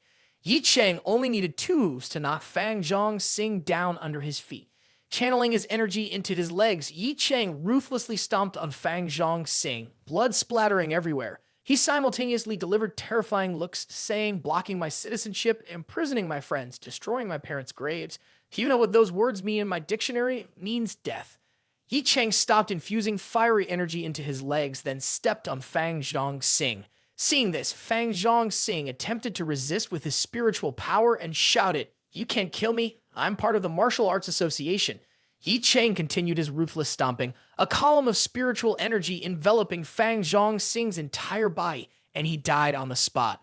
Witnessing this, Yin Jing looked at Lai Shuai and asked, "The technique that Mr. Yi used, is it martial arts? It doesn't seem familiar to me." Lai Shuai, with a puzzled look, said, "Indeed, that's right. What happened has surpassed our understanding of martial arts." Now 3 strong individuals, seeing Fang Zhongsing in danger, rushed towards Ye Cheng. They shouted, "Kid, stop it. How dare you kill someone from the martial arts community?" At this moment, the spiritual fire enveloping Fang Zhongsing gradually dissipated. Fang Zhongsing's entire body had turned charred. Ye Cheng coldly remarked, "Your actions were too slow. He has been thoroughly cooked. We had a life and death agreement. What's wrong with killing him on the martial arts stage?" The Long Hun warriors below looked at Ye Cheng with a mix of astonishment and admiration. "It's over so quickly. The battle only lasted a minute. We don't know what just happened. We only know that our sect leader is incredibly powerful." Lai Shui expressed concern. "Damn it, Ye Cheng. Killing Fang Zhongsing without leaving any room for the martial arts community. I'm afraid they won't be able to control themselves and may act recklessly." At this point, the old bearded man spoke. "Ye Cheng, Fang Zhongsing had a special status. Have you thought about the consequences? But now you have no chance for regrets." However, as the old man was approaching Ye Cheng, Les Sa's voice echoed, capturing the attention of the 3. "You should stop. How dare you touch him? Our master has given orders. Anyone violating the principles of the martial arts stage must die. If you take another step forward, you'll pay a very dear price." Lai Shui from below exclaimed loudly, stepping onto the martial arts stage, considering it a matter of life and death. "Mr. Yi, how could you commit the crime of murder here? Your martial arts sect is acting unlawfully like this. Do you think I wouldn't dare to report this to higher authorities?" These words from Lai Shui and La Se caused a momentary stillness in the atmosphere of the martial arts stage. The old bearded man thought to himself, this is truly wrong, but before going to the higher authorities, there was already an order. If Fang Zhongxing couldn't kill Ye Cheng, then Ye Cheng absolutely must not leave the martial arts stage alive. At this point, he and the two people beside him rushed forward without hesitation to attack Ye Cheng. He loudly declared, Lai Cheng, you arbitrarily killed someone, violating the supreme laws of the martial arts sect. You must pay for that action with death. However, before he could take a few steps, Lhasa intercepted him using spiritual energy. Not only did this force him to stop, but he also suffered injuries with blood spurting out. The other two were already killed by Lhasa. He struggled, clutching his chest, and said, Why?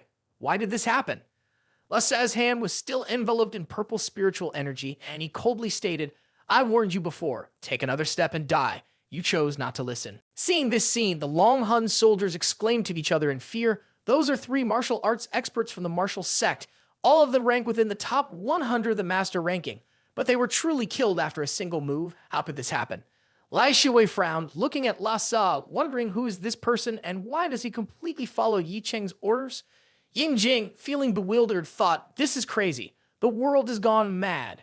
After calming down for a while, Ying Jing approached Lai Shui and said, Boss, looking at his actions just now, he seems quite similar to Baida. Lai Shui nodded and said, I also feel the similarity, but a person like him, how could he become a subordinate of Mr. Yi? He must be someone else. Lai Shui took out his phone, thinking to himself, at this point, things have gone too far. Ye Cheng has offended the martial sect and will surely face retaliation. I need to contact him. Only he can protect Ye Cheng. The scene shifts to the residence of the high-ranking individual seeking death on Kunlun Mountain. At this moment, the Qin family members are still standing sullenly at the door waiting. Even King Kong is waiting seriously. Now, a martial arts expert standing next to King Kong says the high-ranking individual has agreed. Our Qin family will guard this place, and he has even agreed to accept the young master as his disciple. If that's the case, there's no need to start teaching immediately. Another person says once he brings the young master in, he's probably imparting a special technique. King Kong's face was filled with excitement, and in his heart he thought, in these past few days, I've felt Chen Yang continuously breaking through, and the aura has become extremely powerful. Using the ancestral artifact for this exchange is truly worthwhile.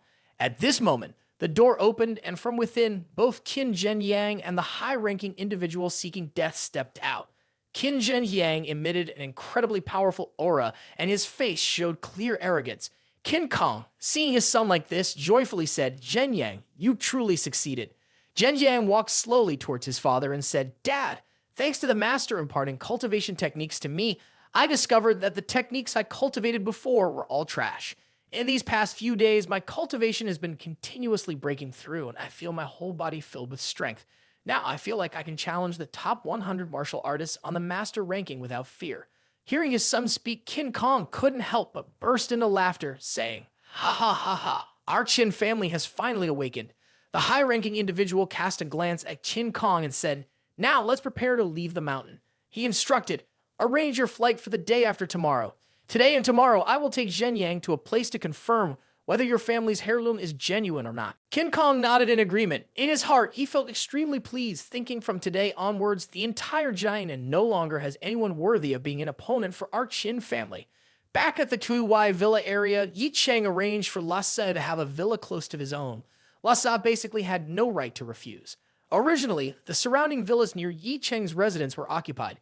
Ye Cheng contacted Yi Ling Tian to make arrangements for them to vacate. Anyway, with Jiang Nanwang taking action, everyone would obediently leave. Ye Cheng returned to his villa, announcing, I'm back. Just then, Ru Xu rushed out from inside, embracing Ye Cheng and asking, Do you remember me? Being embraced by Ru Xu, Ye Cheng thoroughly enjoyed the moment and replied, Ru Xu, you're here later than our original plan. Ru Xu chuckled and said, I actually intended to come back earlier, but there have been some issues with my grandparents' house these days. I heard from Dad that you've encountered some trouble recently. Ye Cheng slowly walked towards his room, saying, It's nothing, just a few minor matters. How is your grandmother doing lately? Is she feeling uncomfortable in any way? Ru Xu cheerfully replied, After my grandma found out that you treated her illness, she keeps praising you in my ear to the point where my ears are almost covered. Ye Cheng replied with satisfaction, That proves I'm a good person, and good people should have many admirers. Ru Xu chuckled and said, You are the only one I see that way. I'm going to take a bath. After a few steps, Ru Xu tilted her head towards Ye Cheng and said, "You can join me if you want." Ye Cheng's face stiffened a bit and he teasingly said, "The bathtub is too small for both of us. If you want, you can come to my room." Despite the playful tone, in Ye Cheng's heart, he thought Ru Xu is becoming bolder. In her jesting, she might have learned from Sun Jai. Now, Ye Cheng also returned to his room, taking out the reincarnation stone and starting his cultivation. The scene shifts to the headquarters of the Chinese Martial Arts Council. A powerful individual with green hair is sitting in meditation, cursing as he cultivates. He exclaimed, "That damned Ye Cheng, you really annoy me. Not only did you kill Fang Zhong Xing, but even the 3 experts I sent as referees died tragically." This green-haired figure is Cheng Renju, ranked 7th on the Martial Arts Council. He angrily questioned, "Where did this brat come from? How does he have such strength?" One of Cheng Renju's subordinates from the Wu clan respectfully said, "Master Cheng, it wasn't Ye Cheng who killed the referee. It was a powerful individual named Lhasa. Based on his observed strength, he could easily be in the top 50 on the Martial Arts Council." Hearing this, Cheng Renju was somewhat surprised and gave a disdainful look to the Wu clan representative. The Wu clan member immediately took out a picture, saying, "Sir, it was this person who made a move." Cheng Renju took the picture and said, "I don't recognize this person. Everyone at the top of the Chinese martial arts list is well known, and his name is not on the list. But it doesn't matter, because they acted so ruthlessly, they all must die." Though the Wu clan member had his face covered, he could feel Cheng Renju's fear. He said, "Master Cheng, according to the rules, those who die in the martial arts arena cannot be held responsible. Especially behind this Ye Cheng, there is a Long Hun Special Forces team as support." Cheng Renju, infuriated, clenched his fist and said, "What I want is results, not reasons. Summon all the top martial artists of the Martial Arts Council and demand that they capture Ye Cheng and that Lhasa guy, make them kneel before me." This sounded eerily familiar, something that a certain Tang clan member had once said. Not only did it shake the Martial Arts Council, but it also caught the attention of the Jiang clan. At this moment, a subordinate hastily reported, "Sir Jiang, the young master has won. Not only did he win, but he also killed Fang Zhong Xing and the referee sent by the Martial Arts Council." Jiang Jianfeng opened his eyes wide, gripping his subordinate's arm, and said, "That can't be true. He killed Fang Zhong Xing, which was already excessive, and now he even killed the referees. How could something so bizarre happen?" The subordinate hurriedly explained, "I heard the referees were killed by a mysterious man named Lhasa." Continuing in a trembling voice, the subordinate added, "This Lhasa has unpredictable strength, probably even higher than mine. I feel that if he unleashes his power, he could break into the top 30 of the martial arts ranking. What's noteworthy is that Lhasa seems to serve that young master like his own master." Hearing this, Zhang Jianfeng was taken aback, silently thinking, a grandmaster in the top 30 willingly becoming a slave to a kid? This is absurd. At this point, Zhang Jianfeng released his hold on the He clan subordinate. Enraged, he ordered, "Prepare the plane to Jiangnan. I want to see what kind of person Jiangdong's prodigy is." Concerned, the subordinate advised, "Sir Jiang, the patriarch, has warned that severing ties with that young master might not be a good idea." Zhang Jianfeng stroked his beard and said slowly, "Who said I want any relations with him? I just want to see what kind of person he is. If he displeases me, I'll kill him." Returning to Ye Cheng's room, he was deeply engrossed in cultivation. His entire body was enveloped in spiritual energy, floating in midair. He muttered slowly, "Attack like the tide, fierce as a blaze, condense energy into flames burning the sky." With the power emanating from the reincarnation stone, Ye Cheng opened his eyes. His gaze contained the flames of Chen Cheng Cheng. Ye Cheng emitted a roar, carrying an overwhelming fiery aura. In the bedroom, he released a roar command and go. The force surged forward, lightly touching the wall, causing the entire villa to tremble. Ye Cheng felt greatly surprised. He looked at his own hands, silently thinking, casually unleashing a force, and it has such a staggering effect. If I exert my full strength, I wonder how terrifying it would be. Chen Cheng Cheng's power has exceeded my expectations. Before he could ponder for long, Ru Xu rushed into the room upon hearing the loud noise. Seeing a giant handprint on the wall, she was extremely surprised and asked, "What happened?" Observing Ru Xu entering the room, Ye Cheng was also somewhat surprised. At this moment, Ru Xu continued with concern, "Ye Cheng, what are you trying to do? You want to destroy your own villa? It's fortunate that Sun Zai isn't here, otherwise she would faint from shock at what you've done." Ye Cheng has calmed down by now. He laughed and said, "I used quite a bit of strength just now. I will quickly find someone to repair it." Ye Cheng teased again, "By the way, where did you buy that nightgown? It's quite attractive." At this moment, Ru Shu just remembered that she was wearing a nightgown and had entered the man's room. She shyly walked out with a pleased attitude, saying, "I don't want to talk to you anymore. Don't fix it too well. It will scare people to death." Ye Cheng chuckled and agreed from behind. After Ru Shu left, Ye Cheng looked at the wall and thought, "I will ask Yi Ling Tian to handle this matter. I hope this wall can still stand, but the important thing now is that I still haven't felt any connection with the third tombstone." A hint of worry appeared on Ye Cheng's face. "In the future, I will encounter stronger opponents. I need to find a way to activate this trump card." After leaving Ye Cheng's room, Ru Shu also fell into contemplation. She thought to herself, "In a rush, I forgot that this body is not suitable for others to see. He damaged that wall. It seems he is cultivating. It appears that the recent rumors about Ye Cheng are true." Thinking about this, Ru Shu's beautiful face blossomed into a satisfied smile. She said, "This kid probably thinks I don't know anything. The fact that he killed Tang O and the top martial artist of the Martial Arts Association is impressive. It shows he is very powerful. The only thing we're currently facing is the Qin family. It has been a while since we heard any news from them. Probably because they went to Mount Kunlun to seek help from a master. If they can't get assistance, there's no way." But as she was contemplating, Ru Shu's phone suddenly rang. She picked up, and a voice came from the phone. "Ru Shu, I know you're listening." The speaker was none other than the rising and soon-to-be-fallen martial artist Qin Zhenyang. He spoke authoritatively. "I have good news for you. Our Qin family will return tomorrow.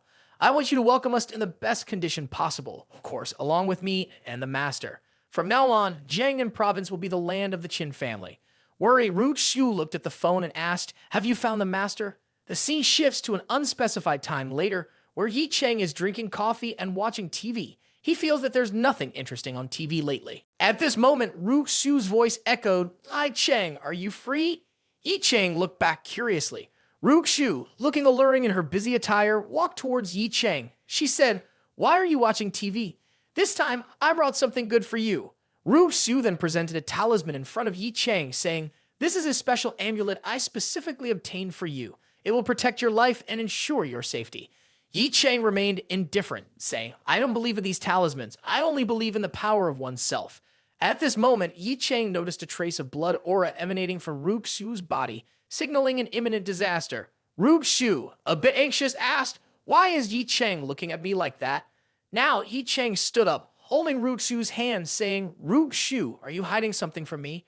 Ru Shu frowned and hesitantly said, "No, nothing." Seeing Ru Shu's worried look, Ye Cheng quickly embraced her, saying, "Tell me, whatever happens, even if the sky falls, I will be there to support you." Ru Shu took Ye Cheng's hand and asked hopefully, "Ye Cheng, can you tell me how strong you are right now?" Upon hearing this question, Ye Cheng found it a bit puzzling, but still answered, "Surely, you must have heard of the ranking of the strongest warriors in China, where the rankings of the strongest warriors in China are listed. Currently, I have just defeated Fang Zhong Sing, and his ranking is around the top 90.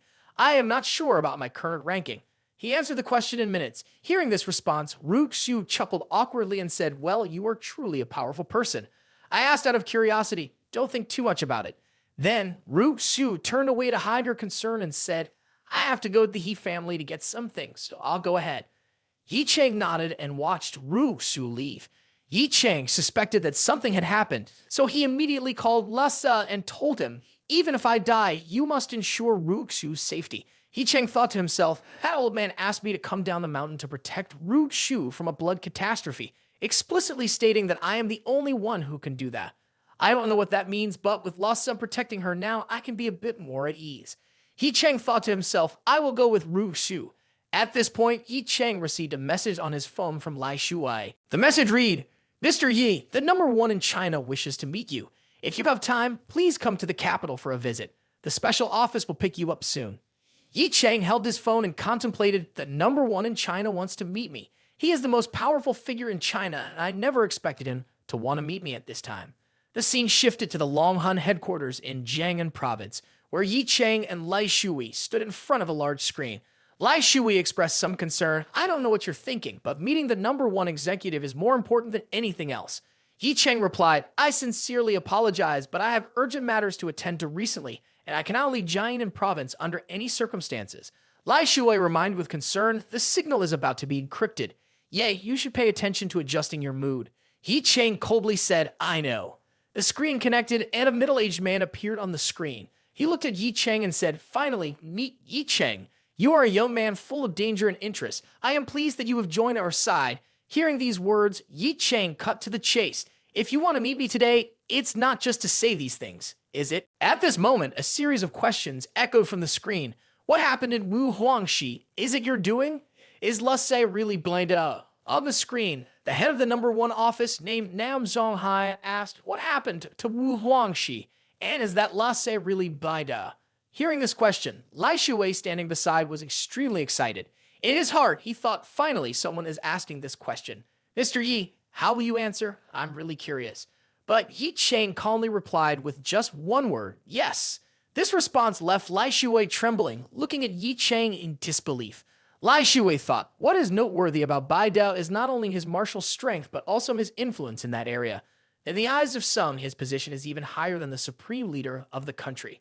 This means that even in diplomacy, Bai Dao has his own voice. Upon hearing Ye Cheng's answer, Nam Zhonghai continued, "All right, if that's the case, I want to ask a bit more. Bai Dao, do they really follow your orders?" Facing this question, Ye Cheng delivered another cold statement. "If I want him dead, he will die." Hearing Ye Cheng's response, the tone of the old man became slightly excited. He continued, "If that's the case, I hope you can request Bai Dao to cooperate with us." Upon hearing the other party's proposal, Ye Cheng knew his opportunity had come.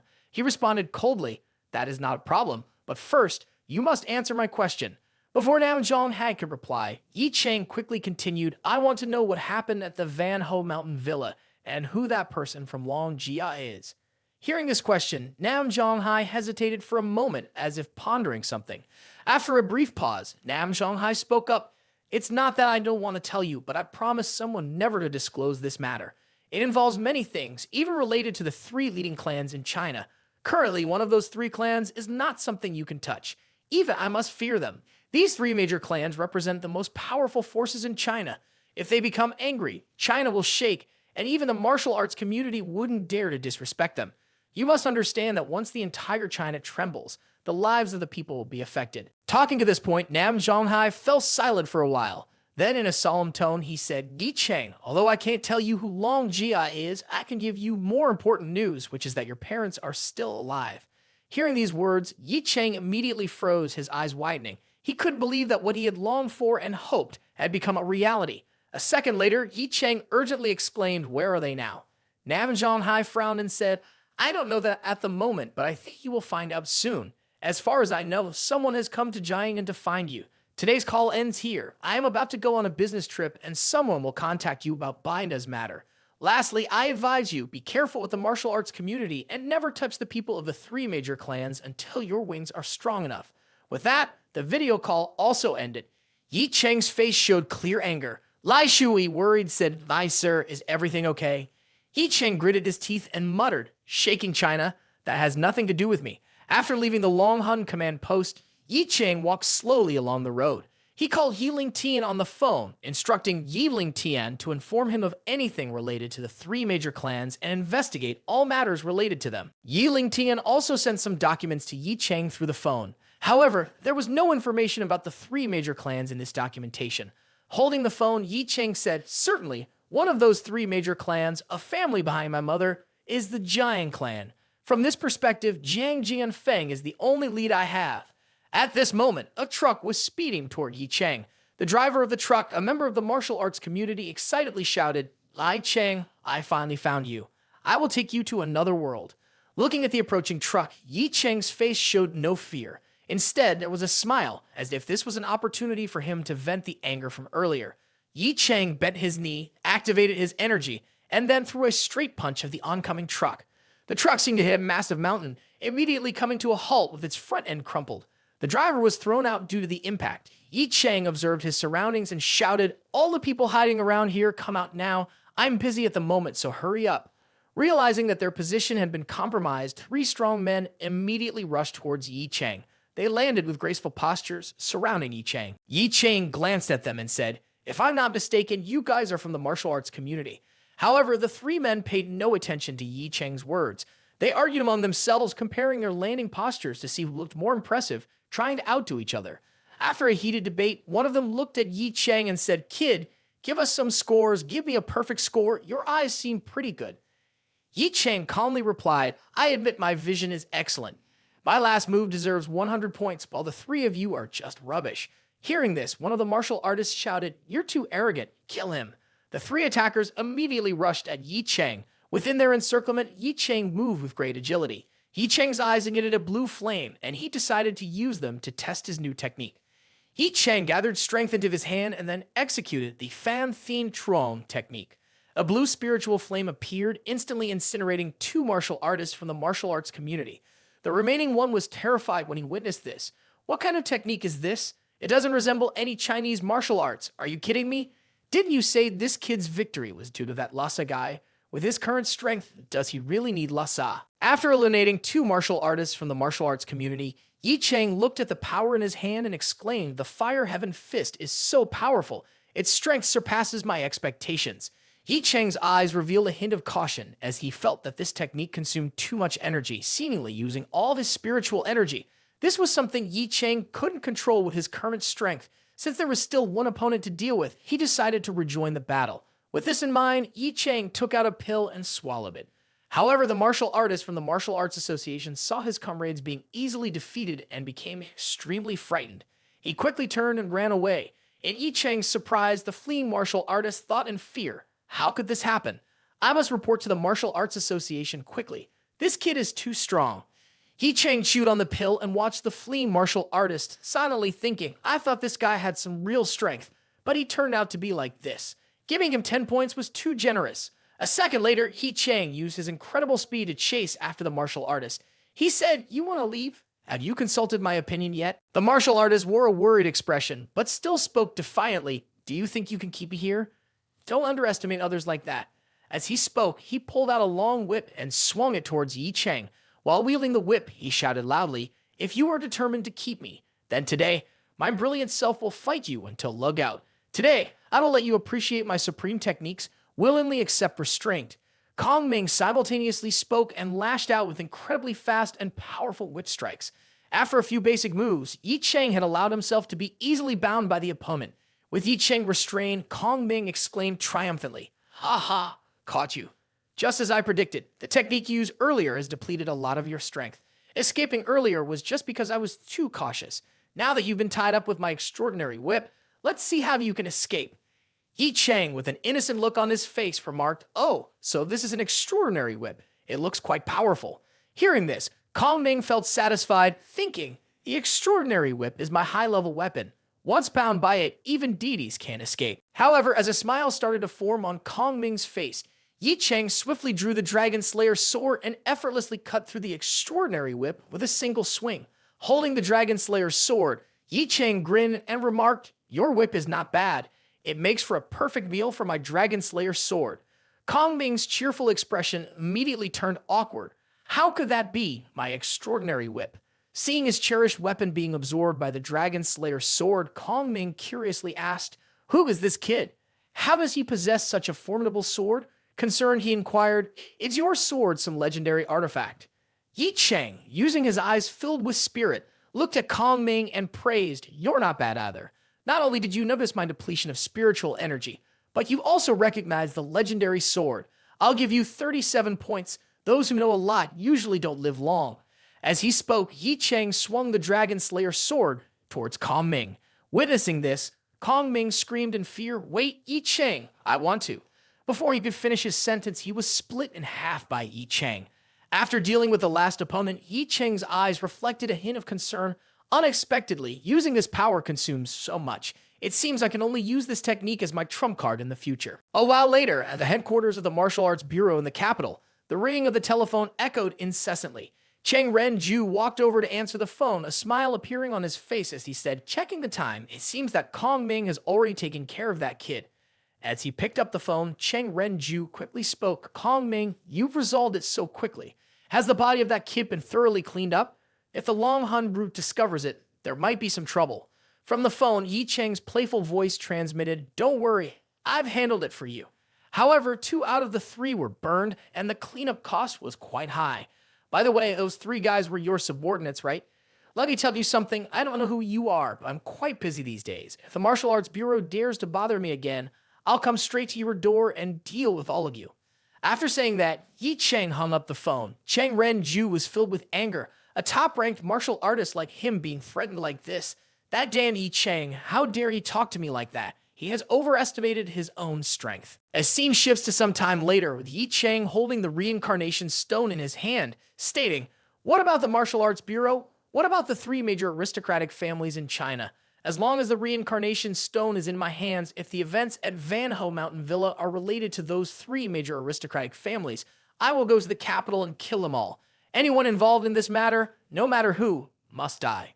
At this point, the aura around Ye Cheng bursts out, transforming into a divine dragon circling around him. Ye Cheng mutters, "Unintentionally, I can now condense the image of the evil dragon, but its essence remains that of a blood dragon."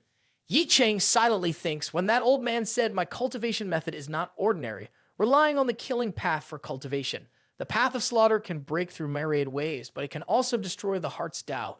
If the malevolent shadow is condensed into monsters, there will be no way back. But now I am condensing a blood dragon, and this seems to be quite good." At this moment, Ye Cheng senses a change in the reincarnation stone, and the 3rd tombstone undergoes a transformation.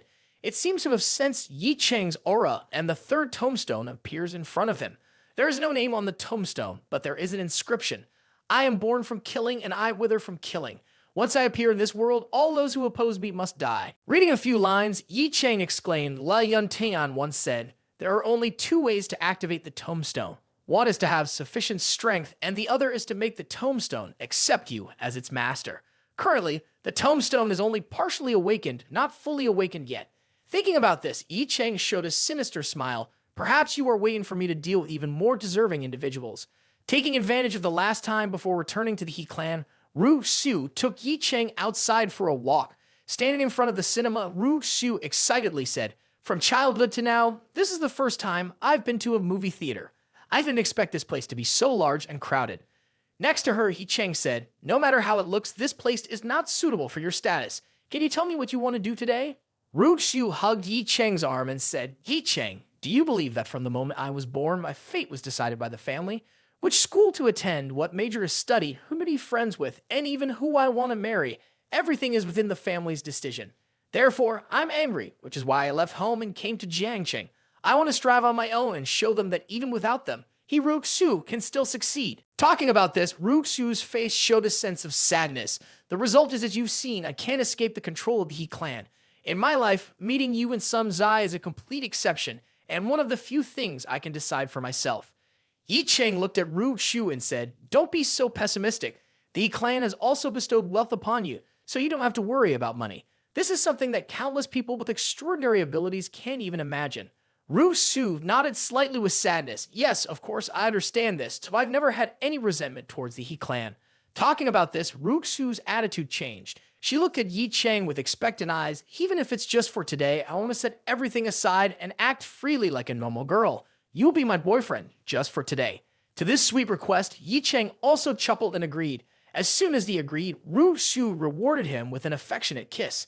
After the kiss, Ru Xiu hurriedly turned away, hiding her blushing face.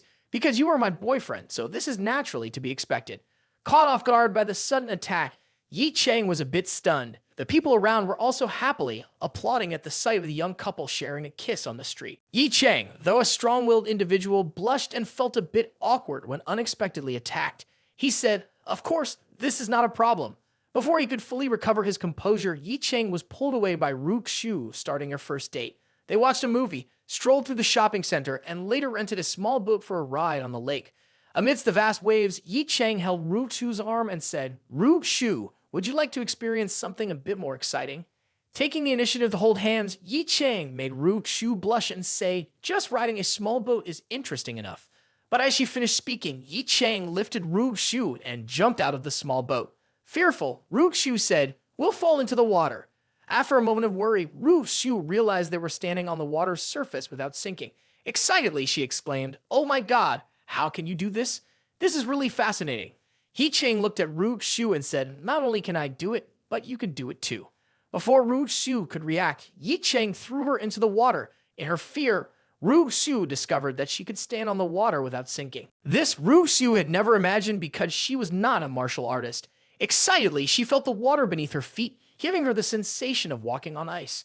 "Oh my god, I can really walk on water. How can you do this?" she exclaimed. Ye Cheng chuckled and said, "It's just a little skill of mine and your kid. But remember, this is water, not ice." After uttering this sentence, Ye Cheng revealed his playful side and began splashing water towards Rook Su, saying, "If you dare to sneak attack me, I'll show you some of the prowess of this Rook Su." Ye Cheng laughed and added, "If that's the case, come over here and I'll let you bathe in this lake." So Ye Cheng and Rook Su started playing in the water. At this moment, Yiling Tian and La Se were standing on the lake shore observing the two. La Se commented, "Unexpectedly, after the hunter successively killed Tang Ao and Fang Zhongsing, causing numerous forces in Jianghan province to disappear, he now uses his cultivation to play around with a girl. If the people in the Martial Arts Council see this scene, they will surely be shocked." Hearing this, Yiling Tian standing beside him said, "Dianzhu, despite being powerful, we've forgotten one thing. Dianzhu is grown up, and doing such things is only natural for her." After a day of playfulness, Ye Cheng and Ru Su returned to their villa. Sitting in the room, Ye Cheng pondered, "Ru Su's reaction today is completely different from usual. Could the reason behind this be related to the He family?" However, I asked Yiling Tian, and he said there have been no strange occurrences in the He family recently. So, this must be related to the Qin family. Currently, the members of the Qin family are still in the Kunlun Mountains and haven't returned. I'd also asked Long Han to pay attention to the airports and train stations in Jianghan province. Once the Qin family returns, I'll be the first to know. Ye Cheng lay down on the bed to calm himself. "Forget it. Don't think too much. If the bloody disaster for Rook Su is going to happen in the next few days, I just need to be by her side as much as possible, ready to protect her at any time." While contemplating, the door to Ye Cheng's room opened. A well-proportioned figure with a bath towel walked in. Rook Su, with a shy red face, said, "Since we are a couple, is it normal for me to be like this?" Ye Cheng, also feeling a bit shy, replied, "This is entirely normal." Rook Su slowly walked to Ye Cheng's bed and sat down. She said, "From childhood to now, the family has decided many things for me, but today is different.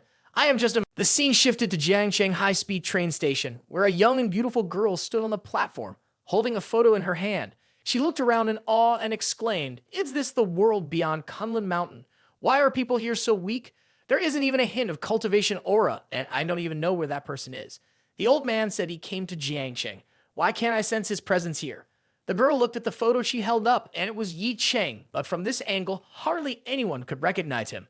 A look of disappointment crossed her face as she said, "What's all this about? I've wasted my precious cultivation time to come here looking for him, but now I don't even know where to find him." At that moment, a stranger, a woman, approached the girl and introduced herself. "I noticed you looking around, seem like you're lost. Do you need help finding your family?"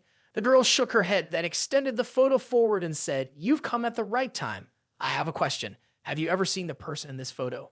A woman shook her head in response, "I'm not a local either. Perhaps you can ask a local resident to see if they recognize him." The neighbor girl then asked, "How would I know who the local residents are?" At this moment, a sense of astonishment flashed in the young girl's eyes as if she had discovered something. Then, her body surged with spiritual energy, transforming into a wisp of light before vanishing in front of the woman. The woman stood there in astonishment, wondering what just happened. Looking around, she couldn't find the young girl anywhere. She wondered, could I have been hallucinating? The scene shifts to Ye Cheng's mansion. After a night of restlessness, Ye Cheng slowly opened his eyes. He of his rude shoe had been awake for a while. Ye Cheng got out of bed and walked outside. Worry was evident on his face. "She can wake up earlier than me after such a major battle. Her health is truly remarkable. But her behavior last night was very strange. I have to clarify this today." Outside the kitchen, not only Rude Shu, but also Sun Zai was present. She carried a plate of food and said, "Breakfast is ready. Everyone dig in while it's hot." Ye Cheng, looking at the prepared food, curiously asked, "Sun Zai, when did you return?" Sun Zai softly replied, "I returned at 5 in the morning. There was an emergency at the company, so I didn't have time to sleep." Finishing her words, Sun Zai, feeling quite exhausted, stepped out. "Today, I have a very important press conference. I have to rush back to the company. After the conference, I'll take a few days off to recuperate.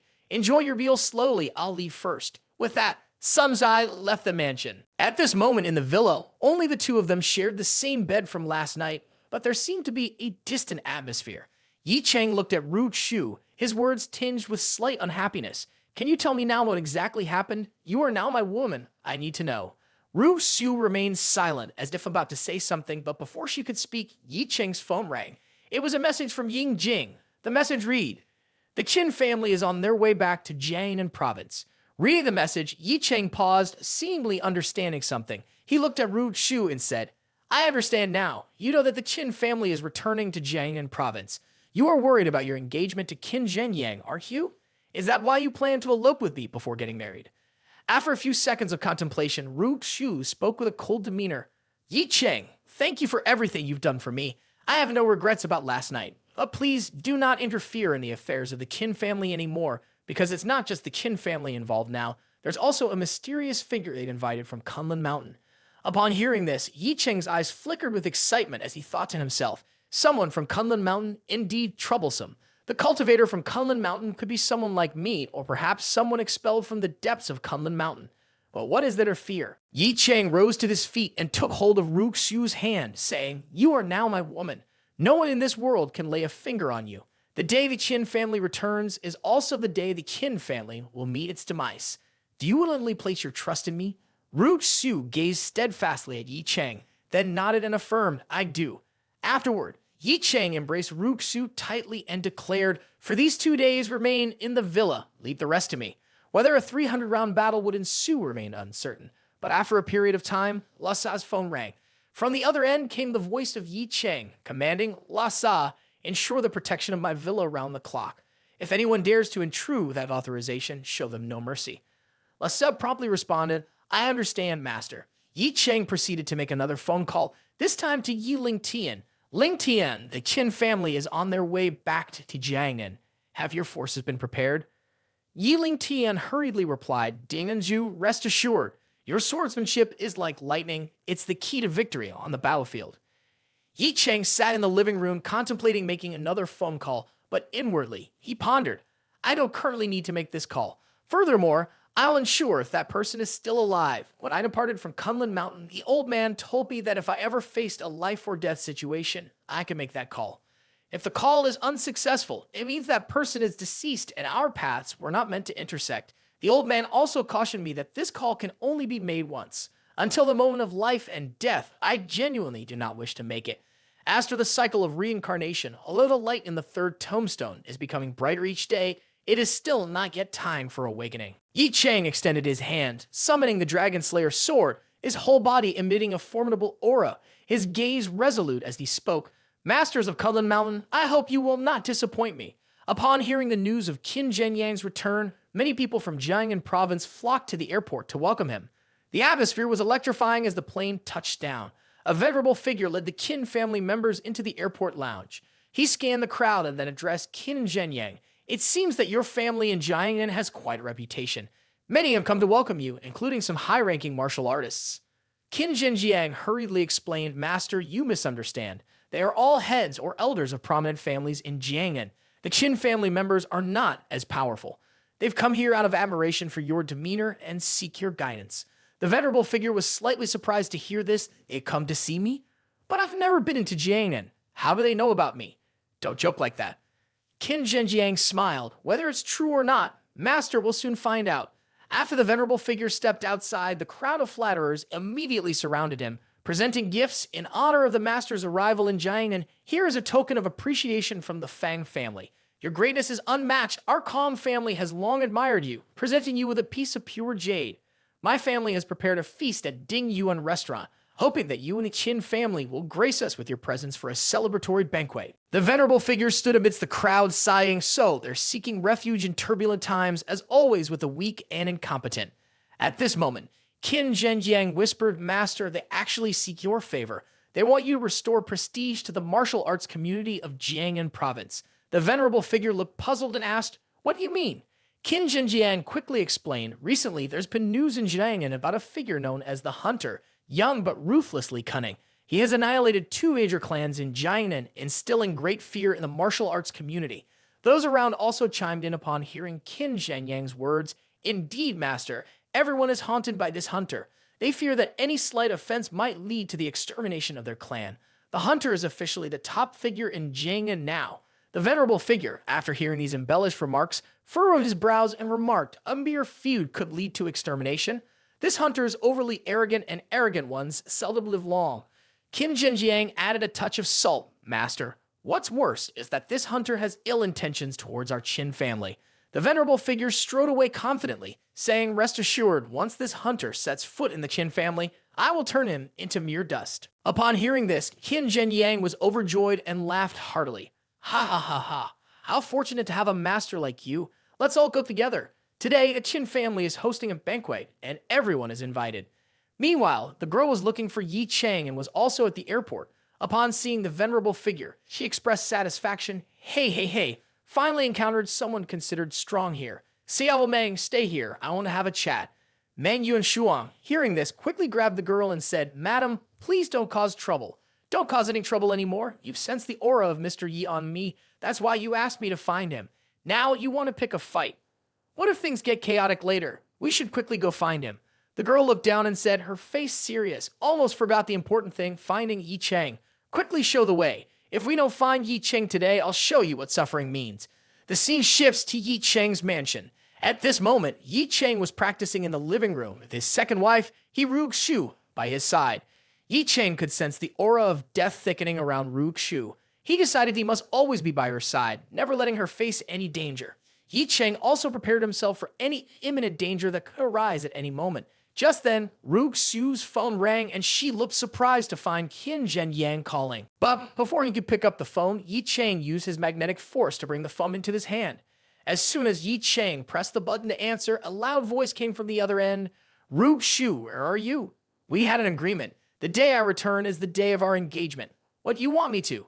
Before Qin Zhenyang could finish speaking, Ye Cheng interrupted. "Zhenyang, I've disappointed you.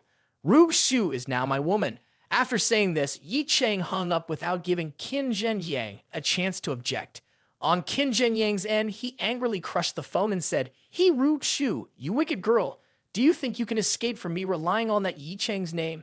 This time, I not only want to marry you, but also want to disgrace you in front of everyone." Seeing Qin Zhenyang yelling like that, a curious onlooker asked, "Disciple, why are you so angry?" Qin Zhenyang couldn't admit that he was angry over a romantic rivalry, so he thought for a moment and said, "It's nothing. Just thinking about the cruel things that Ye Cheng has done makes me a bit upset." After that, Qin Zhenyang arranged a place for the onlooker to rest and used the excuse of having business to attend to. Leaving the scene, he glanced at his subordinates and said, "If I guess correctly, Rook Shu is currently at Ye Cheng's mansion. Go there and assess the situation. If that guy isn't there, bring Rook Shu back directly. But if he is there, check his strength. We can't trust the rumors outside. We need to test it ourselves." Not much time passed before the subordinates of the Qin family appeared around Ye Cheng's residence. One of them said, "This is Ye Cheng's mansion. Let's observe how many people are here. Ye Cheng has offended the Qin family. It seems like he won't live much longer." At this moment, they were startled to find that those who had followed them had been killed by Lhasa. Coldly, Lhasa stated, "My master has given the order. Those not belonging to the mansion will be killed without mercy." Several members of the Qin family had already been killed, and some, still alive, begged in fear, "Please don't kill me." Lhasa was about to strike when the voice of Ye Cheng rang out, "Wait, let him live." Ye Cheng stepped forward and said he still has value for manipulation. After Ye Cheng ordered the sparing of a powerful member of the Qin family, Lhasa quickly withdrew his hand. The individual was thrown to the ground, trembling, and looked towards Ye Cheng in disbelief, unable to comprehend such a formidable person is under Ye Cheng's command. Ultimately, what formidable force is supporting him? Ye Cheng sat down, took out a pill, handed it to the powerful individual, and said, "Eat this. Live to deliver my message to Qin Zhenyang, or die here. It's your choice." With no other options, the powerful individual consumed the pill, kneeling down, begging, "I don't want to die. As long as you spare me, you can make me do anything." Ye Cheng coldly stated, "Go back and tell Qin Zhenyang to enjoy the last days of his life. I will soon visit the Qin family to ask for his life. Leave quickly." After confirming his release, the powerful individual immediately used all the speed to escape. Ye Cheng intended to return to his mansion, but from a distance, the call of Ye Cheng reached them. Ye Cheng, with an indifferent tone, asked, "Why are you two here?" In the distance, Lu Henshuang and Ling Feng slowly approached. Ling Feng spoke up, "Currently, all of Jiangnan is buzzing with news about the confrontation between you and the Qin family. I think you might need some assistance right now." Ling Feng eagerly wanted to establish a connection with Ye Cheng in this moment. Hearing the suggestion, Ye Cheng was slightly surprised. "Assist me? What on earth are you thinking? Dealing with a small force like the Qin family, I can handle it on my own." Lu Henshuang coldly retorted, Why are you always so arrogant? The Qin family has just invited a formidable figure from Kunlun Mountain. You're definitely not his match. Ling Feng, not expecting to be rejected, showed a hint of anger in his eyes. That I look forward to your performance, Ye Cheng. The scene shifts to Qin Zhenyang's location, where he is cultivating and awaiting the return of his subordinates for a report. At this moment, the urgent call of Qin's young master resonates. A formidable figure looking disheveled steps in and says, "Young master, something significant has happened." Witnessing this, Qin Zhenyang is somewhat alarmed. Why are you the only one returning? Where are the others? The formidable figure kneels on the ground and says, "Around Ye Cheng there are skilled protectors. He killed everyone. He wants me to deliver a message. In a few hours, he will personally come here to kill you." As he speaks, the man's face contorts and his blood vessels seem about to burst. Qin Zhenyang, alarmed, asks, "Are you okay?" A second later, the subordinate swells up, then explodes and blood splatters everywhere. Qin Zhenyang, too, is horrified and falls to the ground. Qin Zhenyang, blood smeared across his face, gritting his teeth, uttered each word with determination, "Ye Cheng." Then he stood up, his entire body emanating a powerful aura, shouting, "Ye Cheng, I, Qin Zhenyang, may not share the same sky with you. It's either you die or I die." Back at Ye Cheng's mansion, he was calling Ling Tian to inquire about the preparation status. Ling Tian reported over the phone, "Everyone has gathered outside the Qin family's residence awaiting Dianzhu's orders." Ye Cheng, satisfied, said, "Very good." Ye Cheng hung up the phone and approached to gently stroke Ruxu's head to reassure her, "Leave everything to me. I'll be back shortly. Lhasa will stay here to protect you. Don't worry, everything will be over soon." At this moment, Ruxu's phone rang again. Worried, she went to answer and discovered it was her mother calling. Sensing something amiss, she picked up the phone. "Mom, what's going on?" But the cold voice of Qin Zhenjiang echoed through the phone. "Ruxu, right now, your parents are in my hands. In an hour, you must be at our family estate, or else you'll receive the corpses of your parents." Hearing this, Ruxu, in shock, cursed, "Qin Zhenyang, you are a despicable coward." Qin Zhenjiang simply chuckled, "Coward? You helped me convey a message to Ye Cheng. Today, our family is hosting a feast for my master. If he dares to come, our family warmly welcomes him."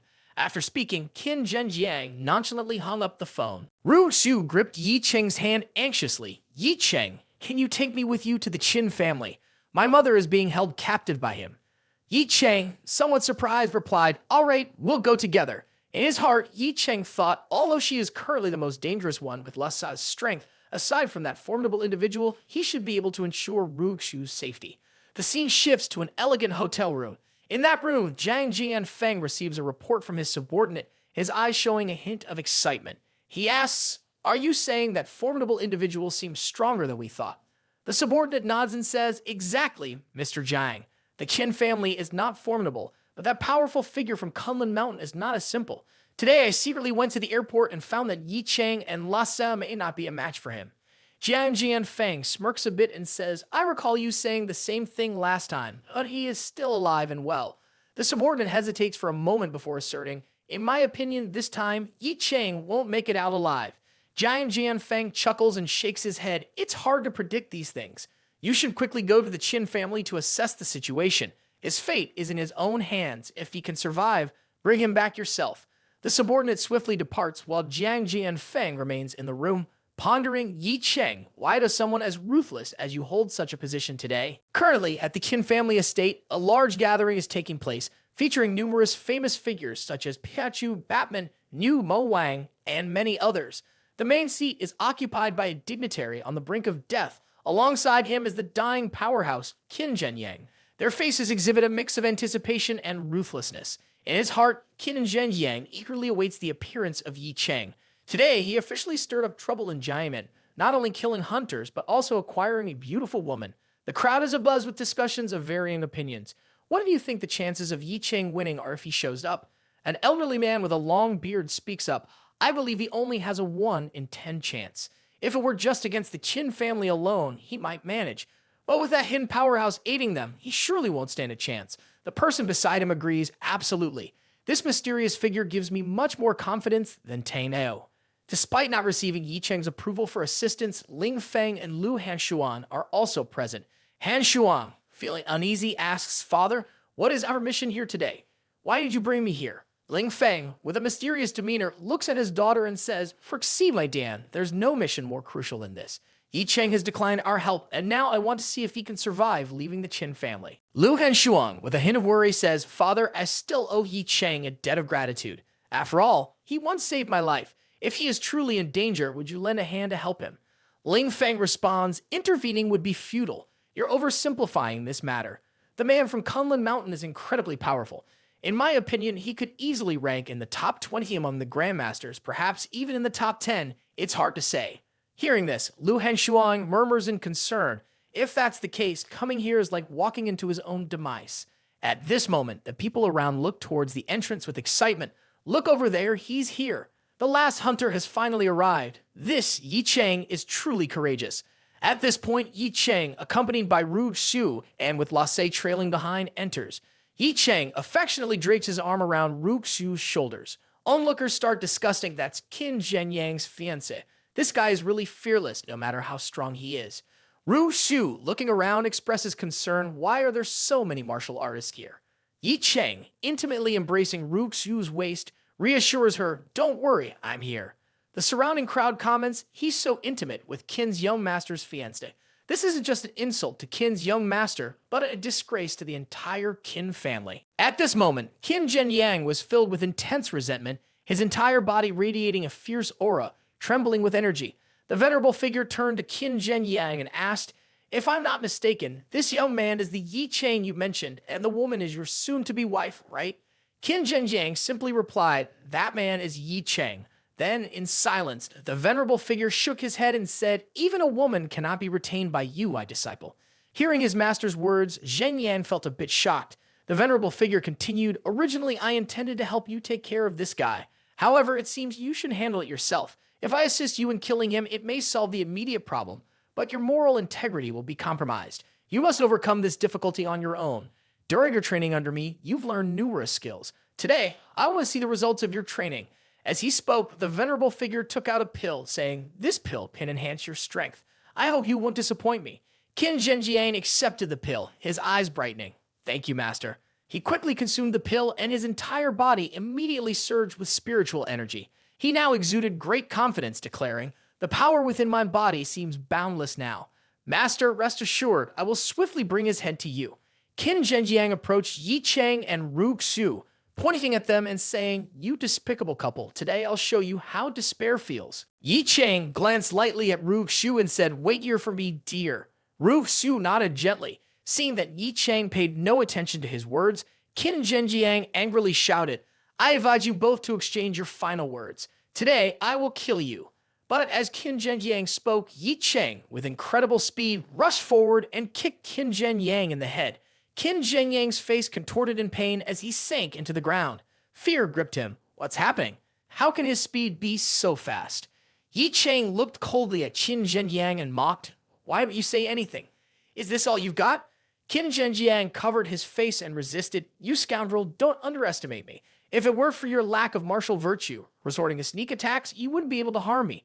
Ye Cheng, uninterested in arguing, replied, if you have other tricks, just use them all. The venerable figure sitting behind felt embarrassed and commanded, Zhenyang, use the artifact I gave you. Qin Zhenjiang immediately pulled out a double-headed spear to confront Ye Cheng. Gripping the weapon, he confidently said, brat, I'll show you my formidable skills. In the realm of my spear technique, all martial arts in the world are worthless. Prepare to meet your end. Qin Zhenjiang leaped into action, unleashing his techniques towards Ye Cheng. On the ground, Ye Cheng manipulated his spiritual energy to transform into a sharp and keen spiritual energy blade. In the blink of an eye, the two sides engaged in combat. Ye Cheng lightly pushed Qin Zhenyang's arm, leaving him bewildered, and turned to say, is this the extent of your spear technique? Qin Zhenyang, in pain from Ye Cheng's arm push, knelt on the ground and muttered, how could this happen to my arm? Ye Cheng manipulated his spiritual energy and remarked, didn't I advise you to make the most of your time wisely? Now I'll take your wretched life. Go die. As Ye Cheng prepared to strike, a piercing scream echoed, representing the authority of the Qin family. The one who spoke was the venerable Lin Shan Mo, declaring, I am Lin Shan Mo. Anyone who harms my disciple must die. Lhasa hurriedly approached, standing in front of Ru Xu, and cautioned, Miss Heat, please take cover behind me. Ru Xu's face turned pale as she anxiously looked forward. I'm fine. But Ye Cheng. Lhasa looked ahead, at his face showing a hint of concern. This might just be a little difficulty. As Lin Shan Mo slowly approached, Ye Cheng taunted, "Old devil, are you finally willing to make a move?" Lin Shan Mo chuckled maliciously, "You're just an arrogant wretch. Do you truly think of yourself as a deity in the Jiangnan province?" Ye Cheng smiled subtly, his eyes gleaming with sharpness. "Your words sound interesting. I'm eager to see how capable you really are." As he spoke, Ye Cheng swiftly deployed his illusionary image, rushing towards Lin Shan Mo, the powerful strike. A formidable aura accompanied Ye Cheng's attack, but this powerful move was effortlessly intercepted by the venerable figure. Unexpectedly, "Your speed is quite impressive." Being effortlessly intercepted, Ye Cheng was extremely surprised. A second later, he proactively leaped to escape Lin Shan Mo's control. Subsequently, he quickly increased the distance from Lin Shan Mo. Worry marked Ye Cheng's face like never before.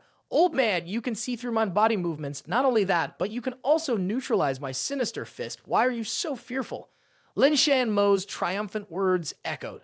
A moment later, he moved at an incredibly high speed, appearing behind Ye Cheng and delivering a powerful strike. Feeling the impact at such speed, Ye Cheng was astounded. As the powerful strike approached, Ye Cheng quickly dodged, creating distance. Immediately after, he spun around, simultaneously channeling his spiritual energy to clash head-on with the opponent because this was the only path Ye Cheng could take. Retreating would mean death. The collision of the two forces sent shockwaves of spiritual energy in all directions. Witnessing this spectacle, the surrounding crowd retreated in fear, commenting, "The formidable spiritual energy is overwhelming. This is the power of gods." Qin Zhenyang's face became even more horrified. He not only can evade the high-speed attacks of my master, but also engage in direct combat. How is this possible? Who is this Ye Cheng, a monstrous being? Nearby, Ling Feng and Lu Hanshuang were also astonished. He able to engage in combat with the man from Kunlun Mountain. Ye Cheng is so powerful. After a fierce exchange, Ye Cheng retreated, clearly showing significant injuries. He looked at Lin Shan Mo and thought to himself, "Damn, this old man is much stronger than me, even stronger than Lhasa. The third tombstone still can't be activated. Now I only have one way to defeat him, and that is to fight to the death, relying on combat to break through." Ye Cheng pondered while wearing a determined smile, expressing contempt for death. Lin Shan Mo's entire body was enveloped in a majestic aura. "This Brahma Palm is an advanced martial art at Kunlun Mountain. I didn't expect to use it here. You should feel lucky to have witnessed it, but this luck comes at a price. This technique will drain the spiritual energy in your danshan, leaving you powerless to fight against me." As he spoke, he unleashed a bizarre technique to attack Ye Cheng. At that moment, a voice echoed from behind Lin Shan Mo. "The one dying today is you." Lin Shan Mo looked in the direction of the sound and saw Lhasa rushing towards them. He smiled inwardly. "Another master, huh?" He gracefully turned, effortlessly blocking Lhasa's attack with one hand. A counterforce shattered Lhasa's arm, sending it flying. With his remaining hand, Lin Shan Mo threw a punch at Lhasa, accompanied by the words, "I didn't expect that next to Ye Cheng, there would be someone as powerful as you. But unfortunately, compared to me, you are far behind." Lhasa could only brace himself against the consecutive punches in helplessness. Lin Shan Mo continued to roar, "Get out of my sight quickly." Simultaneously, a powerful punch to Lhasa's chest caused him to spew a large mouthful of blood, leaving him unable to continue the fight. After defeating Lhasa effortlessly, Lin Shan Mo turned to Ye Cheng and said, "This is the consequence for those who dare to oppose me, and you're next." Fear appeared in Ye Cheng's eyes. Even Lhasa has been defeated. His strength is terrifying. In this changed scenario, Lin Shan Mo drew a short sword and looked at Ye Cheng. "Hunter, indeed, you are a genius. Your talent makes me fearful. In the eyes of others, you're an untouchable hunter, but in my eyes, you're nothing more than a mosquito." While Lin Shan Mo was boasting, Ye Cheng still stared at him with a determined gaze. Lin Shan Mo swiftly lunged towards Ye Cheng with his broadsword, intending to use a divine weapon for a lethal strike. Ye Cheng immediately pulled out the Dragon Slayer's sword to confront Lin Shan Mo. After the two clashed, Ye Cheng was pushed back by the counterforce. Seeing Ye Cheng struggling, Lu Hanshuang became extremely worried. "Dad, Ye Cheng has lost the ability to resist. Is there really no way to save him?" Ling Feng, helpless, said, "It's not that I don't want to save him. The problem is I don't have any means to save him. Even if we search all of Jiangnan, there's no one who could defeat Lin Shan Mo." At this moment, Ru Su was also filled with fear. Lin Shan Mo slowly approached Ye Cheng, wielding his short sword. "Ye Cheng, don't accuse me of bullying the weak. If you kneel down and beg for forgiveness and willingly surrender that sword, I'll grant you a few more minutes to speak your regrets." Ye Cheng used the Dragon Slayer's sword to support his body as he stood up, his gaze icy. You want me to kneel, and you're not worthy of taking my sword." With these words, Ye Cheng swiftly rushed towards Lin Shan Mo. Lin Shan Mo also charged at Ye Cheng, mocking the slow speed of his opponent. The two weapons collided, and the intense aura spread in all directions. The next second, both continuously unleashed powerful sword strikes at a high speed, filling the entire space with the clash of metal and the remnants of their movements. Faced with Ye Cheng's strength, Lin Shan Mo felt a bit hesitant. His sword technique combined with his divine sword truly makes his strikes incredibly sharp. I need to be cautious, but by exerting this much force, his spiritual energy will soon be depleted and he won't have the strength to fight me. However, in this blink of an eye, Lin Shan Mo's eyes showed excitement. After multiple clashes with the Dragon Slayer's sword, cracks had appeared in his sword.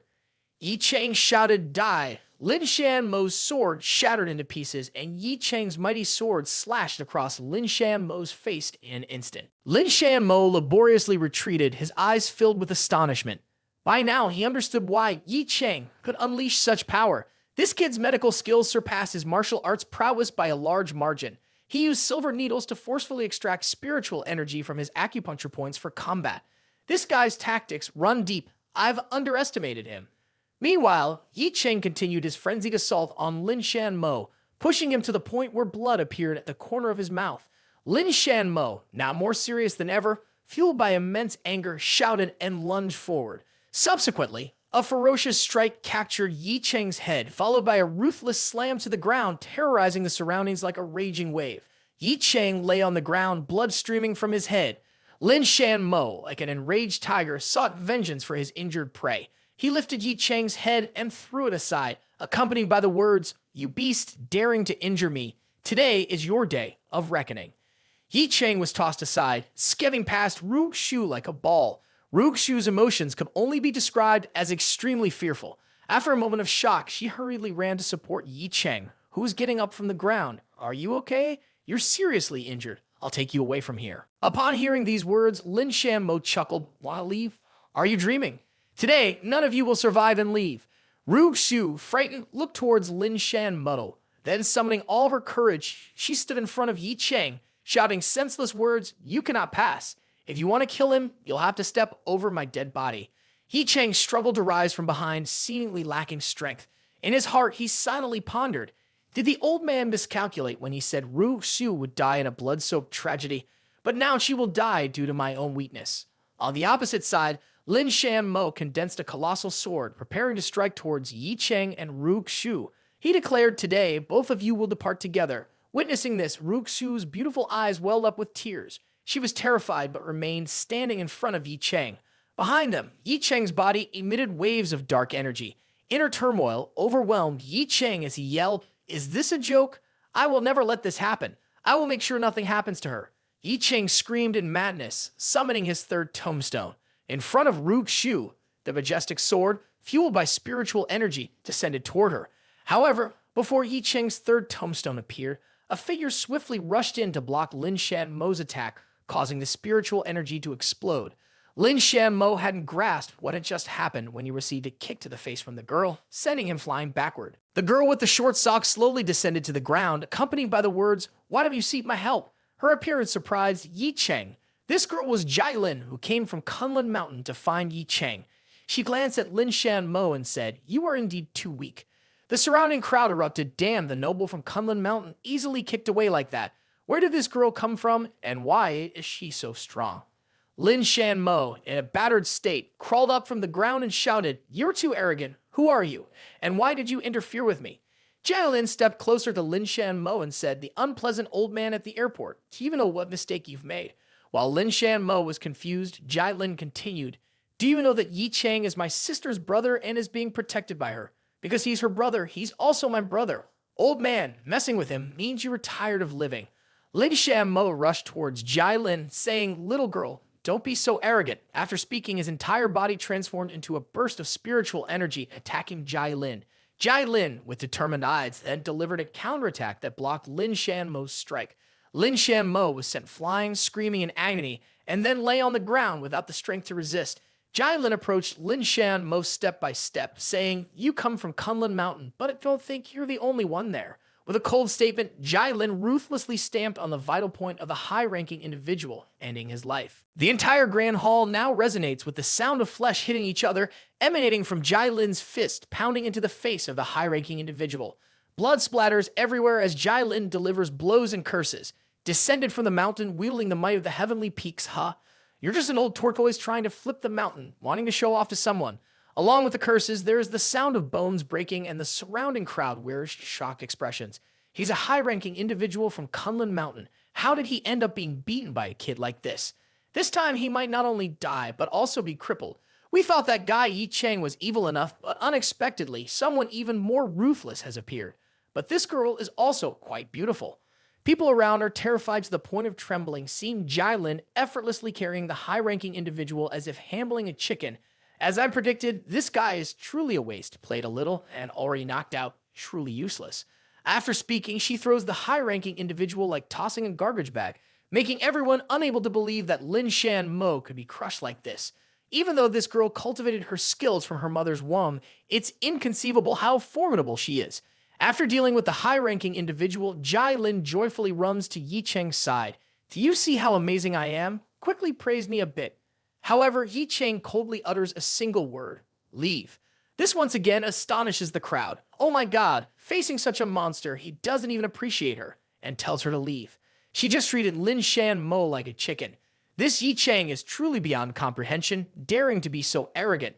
All she needs is to slap him once, and he'll be done for. At this moment, Jai Lin once again puts on a coquettish demeanor and says, Ye Cheng, you're only good at bullying me. The crowd is astonished. What? Where's the logic in this? Not only is she not angry, but she's also acting coquettish with him. From now on, this giant region is Ye Cheng's world. Jai Lin looks at Ye Cheng and continues, Ye Cheng, this time I came to you. She's interrupted by Ye Cheng. Ye Cheng leisurely swallows a pill and says, we'll talk about this later. I have things to do. With that, Ye Cheng walks away. Jai Lin still maintains her coquettish demeanor and says, all right, I know.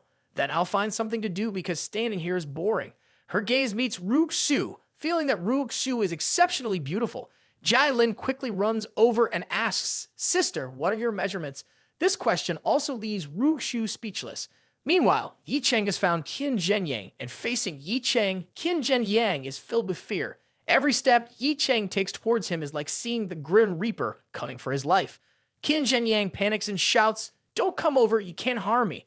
I promise I won't cause trouble for you and Ruok Su anymore. Qin Zhenyang's words come to a halt. Ye Cheng grabs Qin Zhenyang by the neck, pulling him closer and says, Rest assured, I won't let you be lonely. The entire Qin family will be buried with you. In Ye Cheng's eyes, there was no trace of pity as the exerted force and the sound of breaking bones echoed.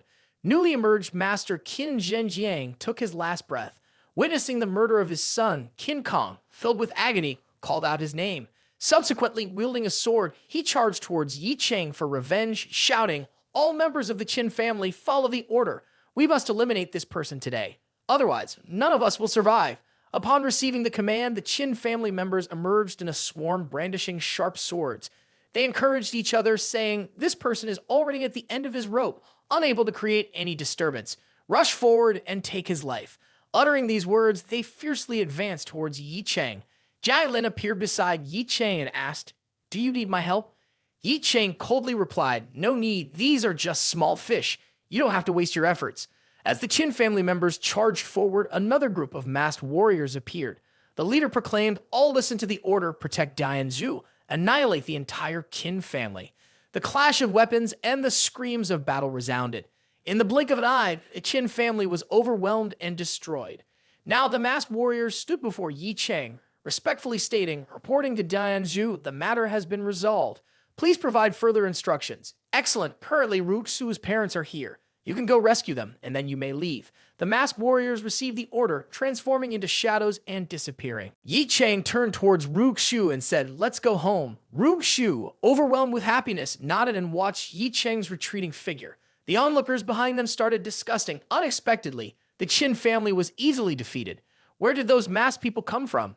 We've never heard of them before. A speculative voice chimed in, no need to know where they came from. From today onwards, Jianan will belong to Ye Cheng. What are we waiting for? Ye Cheng is waiting for us. I have something to say to you. Jai Lin hurriedly followed suit. After a battle where they were outnumbered, Ye Cheng returned to the Ruwai mansion and immediately began cultivating. In his mind, he started calculating. I didn't expect someone as powerful as Lin Shan Mo in Huaxia. I've underestimated Huaxia. The martial world of Huaxia is unfathomable, with absolute powerhouses like Lin Shan Mo still abundant, making it impossible to measure true strength based on the sect leader's rankings. Although the third tombstone could now be used at any time, relying on it is not enough. I must quickly cultivate to enhance my own strength. As Ye Cheng started his cultivation, the aura around him seemed to become a tempting food source continuously absorbed by the black stone beside him. Within the burial ground, changes occurred, and the third tombstone emitted ethereal spiritual energy. A hand reached out from the ground, accompanied by echoing laughter. Ha ha ha ha, aura. This is the power of murderous intent, and it's finally my turn. I didn't expect him to choose the path of murderous intent. If that's the case, only I can make him stronger. There are myriad paths in the Grand Tao, but only the path of murderous intent is the most powerful. From the third tombstone emerged a lingering spirit, initially vague and distorted, later growing larger, revealing its formidable presence. Resentful voices echoed continuously. For how many years have those lofty flames above thought they could hide the ancient secrets by killing us? Little did they know, we spared no expense in sacrificing our cultivation and divine spirits, leaving a trace of our divine essence in this reincarnation burial ground. In this vast land, only the burial ground's master can hold sway. The scene shifts to the hotel where Jiang Jianfeng is staying. A subordinate returns and he questions, where is Ye Cheng? Why hasn't he arrived? Could it be that Ye Cheng is dead? The subordinate, visibly terrified, stammers, he's not dead. On the contrary, the entire Qin family has been annihilated. Enraged, Jiang Jianfeng seizes the subordinate by the collar and pulls him closer. The subordinate's words intensified. Not only was the Qin family wiped out, but even the formidable expert they invited from Kunlun Mountain has been rendered crippled. Jiang Jianfeng, angrier upon hearing this, exclaims, what are you saying? How could he defeat someone in the top 20 of the sect leader rankings? The subordinate, panicking, explains, please calm down, Mr. Jiang. Lin Shan Mo was defeated by a girl of unknown origin. I'll explain the details to you. After hearing everything, Jiang Jianfeng reflects with a sinking feeling. I didn't expect that in just a few short months, that stray lineage could rise to the top in Jiangnan. If this continues, won't I have to look up to him as well? And that girl, was she the one he invited? The subordinate hurriedly spoke. It may not be due to his invitation when that girl appeared. He seemed quite surprised. Moreover, I employed all means but couldn't investigate her background. Pausing for a moment, the subordinate cautiously continued, Mr. Jiang, I'll be frank. If that girl really takes action, don't mention you. I think even the master may not be a match for her. That's why I can bring Ye Cheng here. With that girl around, I dare not. Hearing this, Jiang Jianfeng narrowed his eyes and said, unexpectedly, Ye Cheng has such a powerful backer. Inform him that I want to meet him tomorrow at 8 a.m. in Xiu Park, Jiang Jianfeng. The scene shifts to Ye Cheng's mansion. Jai Lin, after a fierce battle, is enthusiastically dining at Ye Cheng's home. Behind her, Sun Zai and Ru Su express concern. Oh my god, with such a large amount of food, how much can her stomach hold? Jai Lin, eating and talking, replies, not full yet, I want more. Seeing this, Sun Zai speaks up, eating too much is not good for the stomach.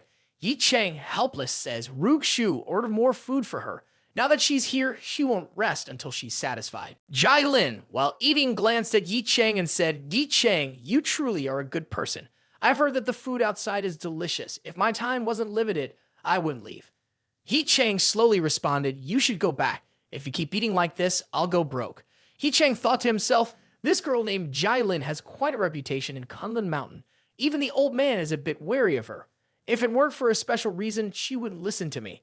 Jai Lin, now looking pleased, said, you don't like me, do you? If it weren't for me, you would have been beaten to death by that old man. Ye Cheng replied, even if you hadn't appeared, I could have handled him. In his heart, Ye Cheng was secretly glad that Jai Lin had helped him keep the third memorial tablet. Ye Cheng looked at Sun Zai and Ru Shu and said, both of you go out and have some fun. I have something to discuss privately with Jai Lin. Sun Zai and Ru Shu looked at Ye Cheng, then whispered to each other, the man and woman are alone together, and this girl is quite beautiful. Ye Cheng won't make a move, probably not to that extent. Anyway, she's still young. Ye Cheng was speechless about their thoughts. In the living room, Ye Cheng asked Jai Lin, isn't there a reason for you to find me? Take advantage of the fact that your food hasn't been delivered yet. Tell me why you came. Jai Lin, now acting absent-mindedly, said, oh, I almost forgot something important. After speaking, she reached into her chest, took out an order and handed it to Ye Cheng. Seeing the order, Ye Cheng was a bit puzzled, then spoke. How is she doing now? Jialin crossed her arms solemnly and said, don't worry about that. She is currently one of the top 10 geniuses at the peak of Kunlun Mountain. Her position is much higher than before. You can only look up to her forever. At that moment, a bell rang outside the door. Jialin immediately transformed into a phantom, excitedly ran out to open the door and get the food. However, upon opening the door, she saw a man standing there. This man was a subordinate of Jiang Jianfeng. Seeing Jialin, he was extremely surprised. Not seeing the opponent carrying the food, a sinister look appeared on her face. Where's my food? You've eaten it all? Hearing this, the man trembled in fear. He quickly introduced himself. I dare not touch your food. My name is Ru, and I came here to find Ye Cheng. In his heart, he lamented, Oh mother, why did I encounter this grim reaper right after arriving? At this moment, Ye Cheng also came out from inside and said, Where are you from, and why have you been constantly following me? Ru looked at Ye Cheng cautiously. He almost called Ye Cheng a demon. Anxiously, he said, Ye Cheng, at 8 a.m. tomorrow in Xiu Park, someone wants to meet you. Upon hearing this unreasonable request, Ye Cheng snorted coldly, What is he that he wants me to go over there? If he wants to meet me, he can come here himself. Ru, the man said again, What if the person who wants to meet you is Jiang Jianfeng? Perhaps you are eager to know where your mother is, aren't you? Upon hearing this, Ye Cheng's expression immediately changed. He quickly rushed to grab Ru's collar and exclaimed, You quickly say it again, Jiang Jianfeng wants to meet me? Does he really know where my mother is? Ru, forcefully grabbed, wanted to resist but didn't dare. He struggled to say, Believe it or not, the one looking for you is Jiang Jianfeng. I've delivered the message for that issue. You go ask him. Ye Cheng threw Ru forcefully to the ground. Fine, if that's the case, I'll take a trip. If you dare to deceive me, I'll make you regret being born in this world. Ru crawled up from the ground, full of anger. Damn it, if it weren't for that little brat here, do you have the right to touch me? The scene shifts to the living room. Jialin and Ye Cheng continue their conversation. Ye Cheng, I heard from the old head that you leaving Kunlun Mountain is to find the person who killed your mother.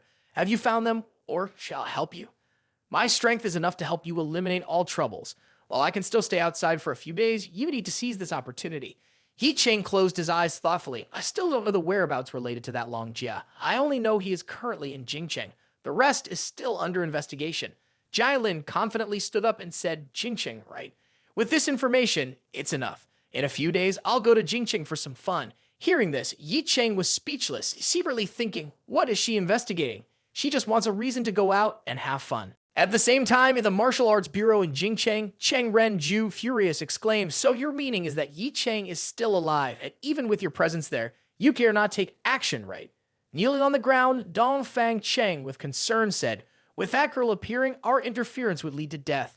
Sir, I think we should reconsider. The people from the martial arts bureau have sacrificed too much, and that Ye Cheng is truly too mysterious.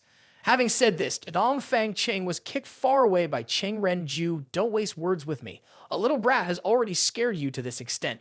You useless bunch truly cannot be relied upon, because I can't openly do anything to him. That's why I asked you to silently assassinate him. Such a small task, and you can't even handle it. What use is it for me to keep you? Dong Fang Cheng, in fear, crawled up and said, Sir, please calm down. I've just thought of a way. I have some connections with the Xi Mai Dian in Jingcheng. With your permission, I can invite a top expert from Xi Mai Dian. As long as that person takes action, Ye Cheng will be crushed like an ant. This statement made Cheng Ren Ju slightly interested. Dong Fang Cheng continued, I have heard that this assassin is extremely formidable, but the price for his services is high. Money alone won't move him. Depending on others may not work, but I have a good relationship with a person from Xi Mai Dian, and it should not be a problem. Sir, just wait for good news. Hearing this, Cheng Ren Ju became cheerful. Good, good. If this plan succeeds, I will elevate your position here by 1 level. At the mansion, Ye Cheng received a message from Jialin. Di Cheng, I'm coming to Jingcheng for a few days. If I don't have enough time, I'll return to Kunlun Mountain. I hope that when I return, you will become a strong person. You don't know how much hardship my sister went through to establish your reputation. By the way, I noticed you don't like snacks, so I've taken care of them for you. No need to thank me. Ye Cheng sighed, Indeed. I don't like snacks, as those belong to Sun Zai and Ru Xu. They can buy their own later. I remember 5 years ago, when I was brought to Kunlun Mountain by that old man, I was considered an ordinary ant without spiritual roots, subject to all kinds of mockery. Only 3 people during that time made me feel warmth. One was the one who imparted to me supreme martial arts, teaching me medical skills. Another was the eccentric Jai Lin. The last one was the heavenly beauty, the one who disregarded everything to help me countless times, Ji Sai King. If it weren't for her providing me with supreme elixirs and intervening when I was in dire straits, I would have died early in Kunlun Mountain. Clearly, I only helped her with a small matter, yet she repaid me like this. Ji Sai King, I will prove that what you sacrificed is worth it. Wait for my return. The name Ye Cheng will resound through Kunlun Mountain. At 8 a.m. in Xiu Park, Ye Cheng arrived and recognized Jiang Jianfeng standing there, gazing towards the distant lake. As Ye Cheng stepped in, Jiang Jianfeng sensed his presence. With hands clasped behind his back, he calmly said, "You're 3 minutes late. If it were someone else, they would have become a corpse by now." Ye Cheng, with a piercing gaze and an icy demeanor, questioned, "Where are my parents?" Jiang Jianfeng didn't directly answer, but sarcastically remarked, "Your temperament truly resembles your mother's, always getting straight to the point. I'm quite curious, how did a former waste like you become a strong person now?" Ye Cheng, full of anger, shouted, "Don't talk nonsense. Initially, you took the bodies of my parents away. Tell me where they are. Otherwise, I won't hesitate to turn you into a corpse." Ye Cheng appeared resolute, as the third tombstone could be used at any moment. Jiang Jianfeng slowly glanced towards Ye Cheng. "I can tell you, it doesn't matter. They are currently in Jingcheng, but I dislike your attitude. No matter what, I am still your uncle, your senior." "Oh, it seems I misspoke. In fact, the Jiang family has never acknowledged you. Everyone refers to you as a cursed offspring. In the past, your mother brought you to the Jiang family for inspection. When they discovered you were just a mundane trash, if it weren't for your mother kneeling down and begging, you would have been trampled to death long ago." In his mind, Ye Cheng envisioned the image of his mother kneeling in supplication, causing immense heartish. Ye Cheng erupted with spiritual force, mobilizing the power of the earth's circulation, accompanied by words filled with silent indignation. "Jiang family, once again the Jiang family. What have I done wrong? Why did you force my mother to kneel and beg? What right do you have to make my mother kneel down? All she wanted was for her child to live." Jiang Jianfeng, witnessing the transformation in Ye Cheng, was utterly astonished. At this moment, Ye Cheng's aura surged, manifesting a gigantic bloodthirsty dragon. Jiang Jianfeng couldn't believe that Ye Cheng could conjure such a terrifying and monstrous phenomenon. Observing Ye Cheng, he silently thought, he's not an ordinary person, not devoid of cultivation talent. Why can his bloodthirsty dragon strike fear into my heart like this? Ye Cheng transformed into the bloodthirsty dragon, hovering amidst the illusion of the dragon's presence. With a furious gaze, Ye Cheng stared at Jiang Jianfeng. "Tell me what happened back then, quickly." Confronted with Ye Cheng's terrifying wrath, while not paralyzed by fear, Jiang Jianfeng couldn't help but feel a hint of trepidation. Jiang Jianfeng spoke slowly. "This story dates back several decades. Your mother, Jiang Baidong, awakened her rare spiritual talent at a young age. Spiritual talent is the representation of one's innate ability, determining the limits of one's power. Baidong's awakening of the rare spiritual talent earned her the title of celestial genius and unpredictable future. Upon discovering her exceptional talent, the Jiang family spared no effort in nurturing their boundless successor. However, an issue arose. Despite your mother's powerful spiritual talent, she lacked interest in cultivating the ancient martial arts and, in fact, harbored a strong aversion towards it. In her pursuit to avoid cultivation, she contemplated leaving the Jiang family daily. Everyone pampered her, catering to her temperament. Perhaps due to the favoritism, your mother did not hold back. During a dance event, she fell in love with Ye Tianzheng. The Jiang family discovered it all too late, as she was already pregnant, clandestinely entering into a marriage with your father. The patriarch was furious upon learning of this. Initially, the Jiang family had arranged a marriage for your mother, recognizing her lack of interest in cultivation. The prospective groom was someone with a precious spiritual root. A union between them would have given birth to a supreme genius. Regrettably, her mother chose your father, even cutting ties with the Jiang family to protect him. The Jiang family had high hopes for you, so they tested your spiritual root as soon as you were born. Unexpectedly, you turned out to be a mundane, talentless person. For the Jiang family, it was a disgrace. There's no need to glare at me. I'm just stating the truth. Ye Cheng slowly asked at this moment, what happened in Manhua Mountain back then? Who is Long Jia, and what is his background? Don't tell me you don't know about his background. Jiang Jianfeng snorted, the matter in Manhua Mountain is not as simple as you think. It's better if you don't know. Even though I used to underestimate you, I've changed my focus now, because I want to see you break the current chaotic situation in Jingcheng. Ye Cheng exuded a powerful aura, taking slow steps towards Jiang Jianfeng, saying, if I want to know, what then? Jiang Jing and Feng showed a hint of hesitation on his face, but still shook his head, saying, "Your threats are useless against me. While your blood dragon slayer is dangerous, killing me won't be that easy. Moreover, the matter in Van Ho Mountain is still under investigation, and I haven't fully understood it." Hearing this, Ye Cheng silently appreciated, perhaps at this moment, the Jiang family still doesn't know about the existence of the reincarnation tomb. Ye Cheng looked at Jiang Jian Feng and spoke, "Let's forget about that matter. Where are our parents in Jingcheng now? Take me to meet them." Jiang Jian Feng maintained a stubborn attitude. "It might disappoint you. Not only will you not meet them, but I won't either because they are imprisoned in the Yuhan Jianyu of Huaxia." While discussing, Jiang Jian Feng's phone rang. His expression immediately changed upon answering. He angrily said, "What are you saying? I'll return immediately." After hanging up, he looked at Ye Cheng and said, "I might tell you about the Yuan Jianyu matter. Right now, a major incident has occurred in the martial arts world of Jingcheng, and the Jiang family may be in danger. I have to go back." Ye Cheng also retracted his aura at this moment, watching Jiang Jian Feng leave muttering, "My mother pleaded bitterly back then, and the Jiang family treated me as a scourge. I will remember this debt clearly. Now I have to gather information about Yuan Jianyu."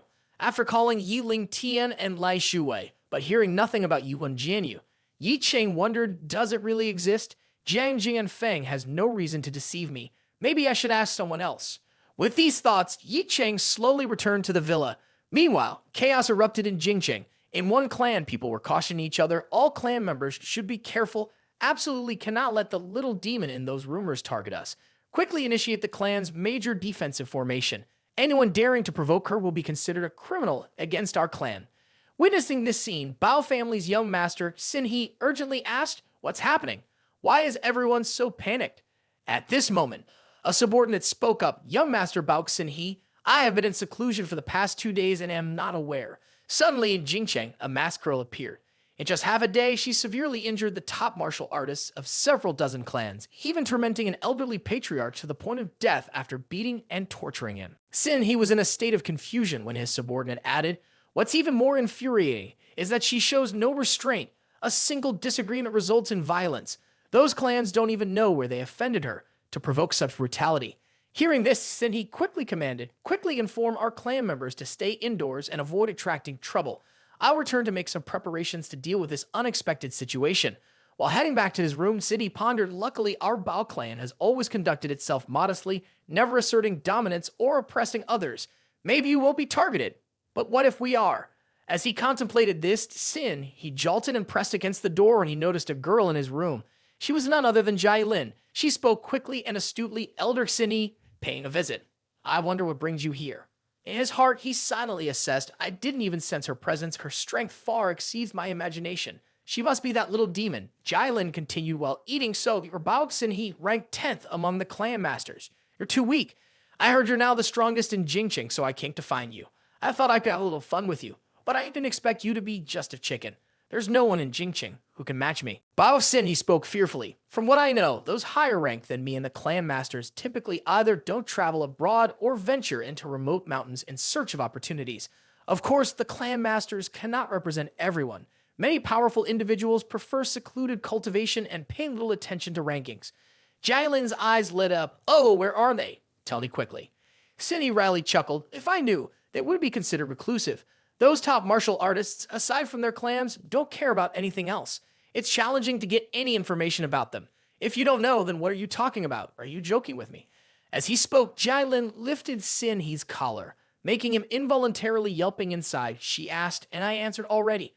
Planning to tease a bit more, Jialin's magical charm glowed. "My sister warned me that if the charm lights up, I must return to Kunlun Mountain. Otherwise, I'll bear the consequences. Initially, she said I can stay out for over 10 days, but now she's urging me to return too quickly. Isn't it too soon?"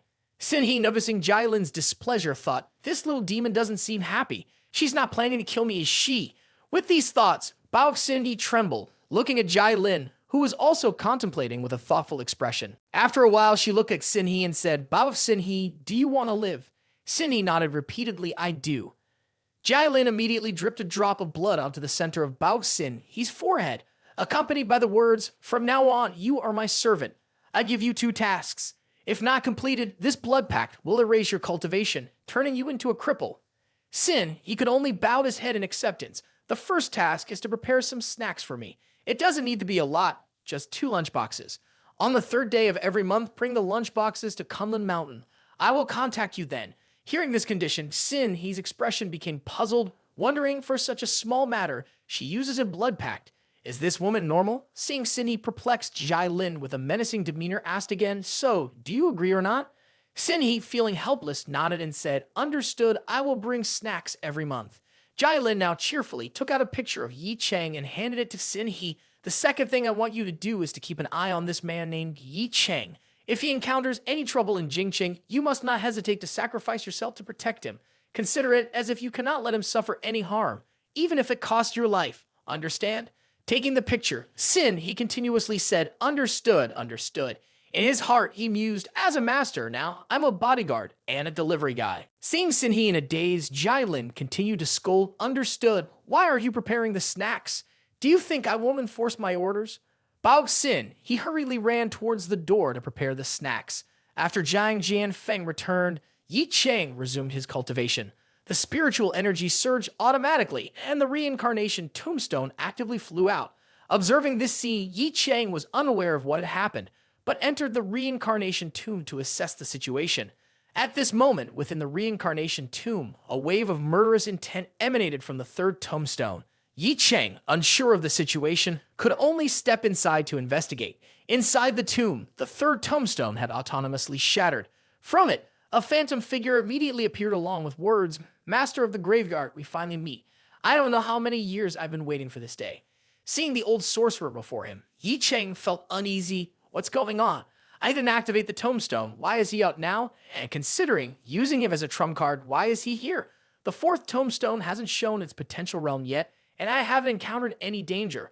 Why did he come out so early? Thinking this, Ye Cheng asked, how long can you withstand? The phantom figure replied delightedly, 10 days, perhaps a month, or even longer.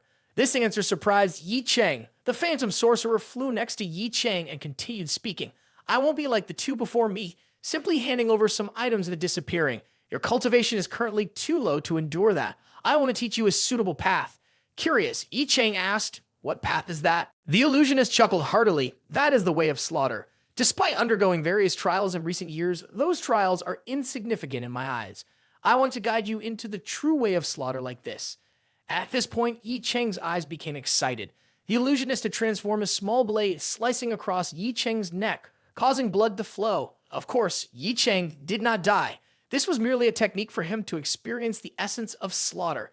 Ye Cheng felt a bit uneasy, realizing that the old master harbored murderous intent towards him.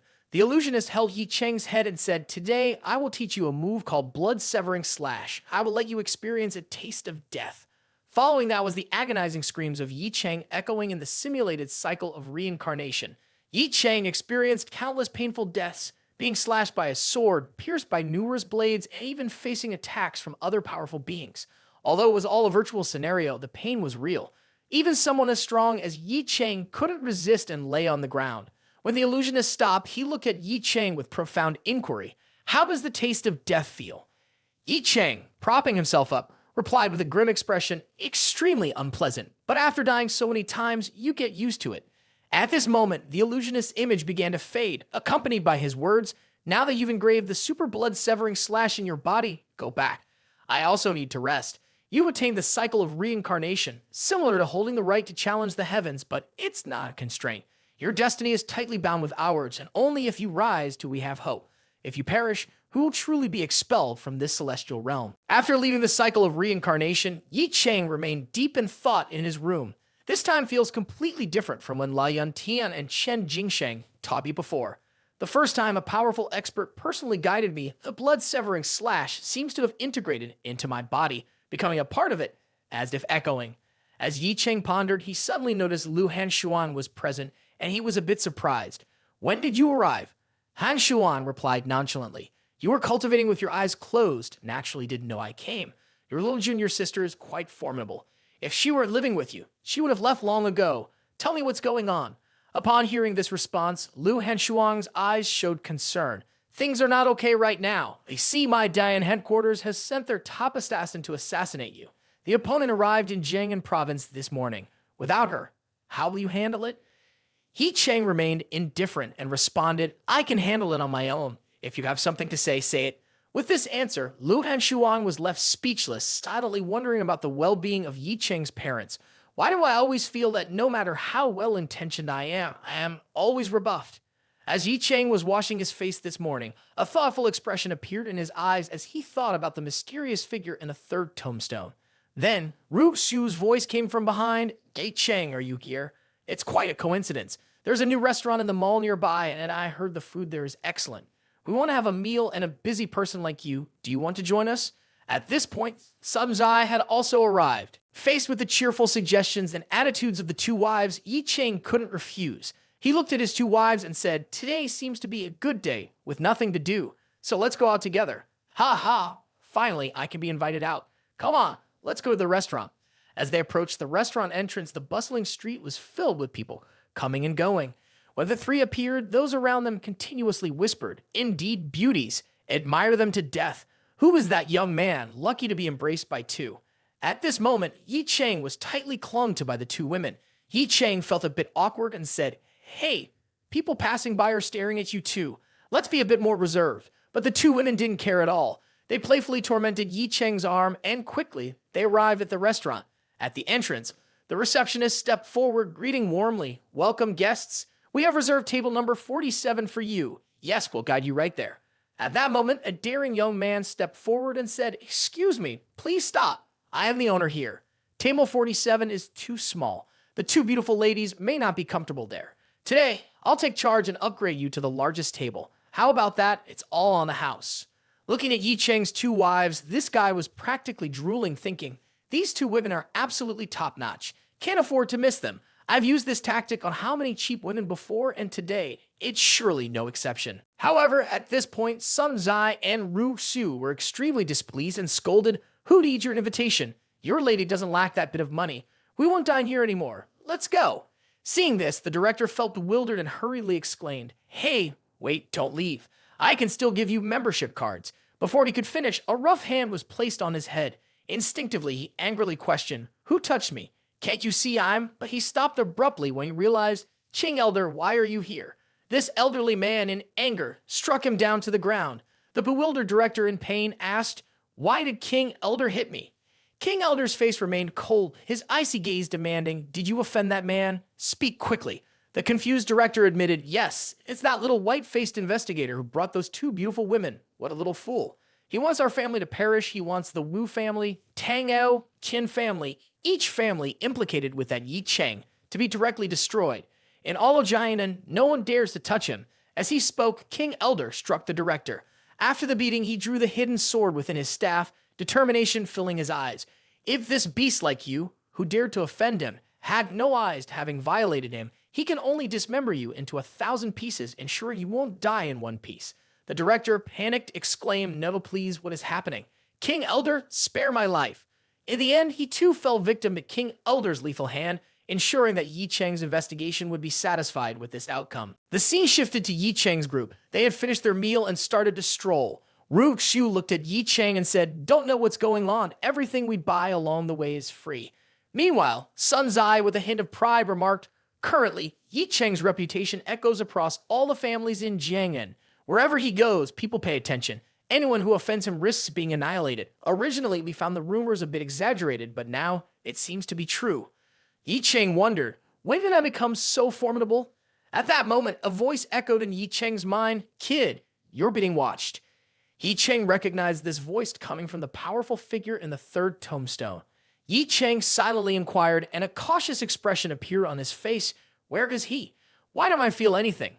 From within the tomb, the voice continued, "This person is skilled at concealing himself and maintaining a sufficient distance from you. Even those 2 levels above you would find it difficult to detect him. Moreover, the killing aura on him is very intense. He probably came to deal with you. This person is a significant threat to you. If I were you, I'd go and kill him now, use his blood to refine my blood-severing slash." Simultaneously, Ye Cheng looked at the 2 women and said, "Everyone, go back first. I have something to handle." The 2 women obediently left, well aware of Ye Cheng's true strength and not wanting to distract him in such a situation. From afar, the assassin observed Ye Cheng and evaluated, is that young man the new rising figure in Jianan? Ye Cheng, the hunter, doesn't seem to stand out much. However, he spoke without realizing that at some point, Ye Cheng had appeared above him. Ye Cheng used blood-soaked flying darts to strike towards the assassin.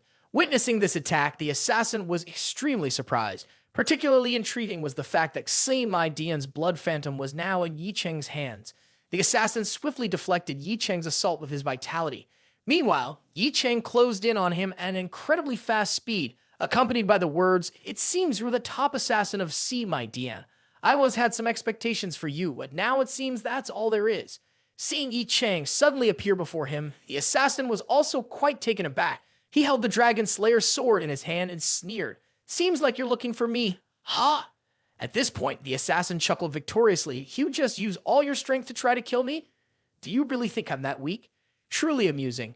Next, I'll let you taste what real amusement is. I recently killed the 30th ranked disciple on the block Thea sect leaderboard. After speaking, the assassin leaped high into the air, heading towards Ye Cheng. Ye Cheng observed this and inwardly remarked, "Jumping up high, huh?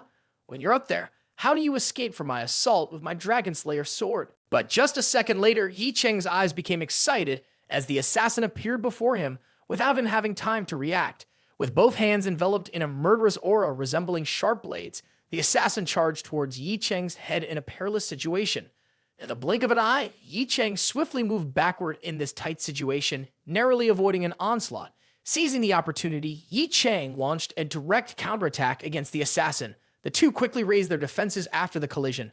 A pleased smile appeared on the assassin's face, praising Ye Cheng's strength. Not bad at all. On the opposite side, Ye Cheng evaluated cautiously. Unexpectedly, you can suddenly accelerate in midair. The assassin summoned a sword made of spiritual energy from his hand and boastfully spoke, "I saw through your intention to use the sword to attack me.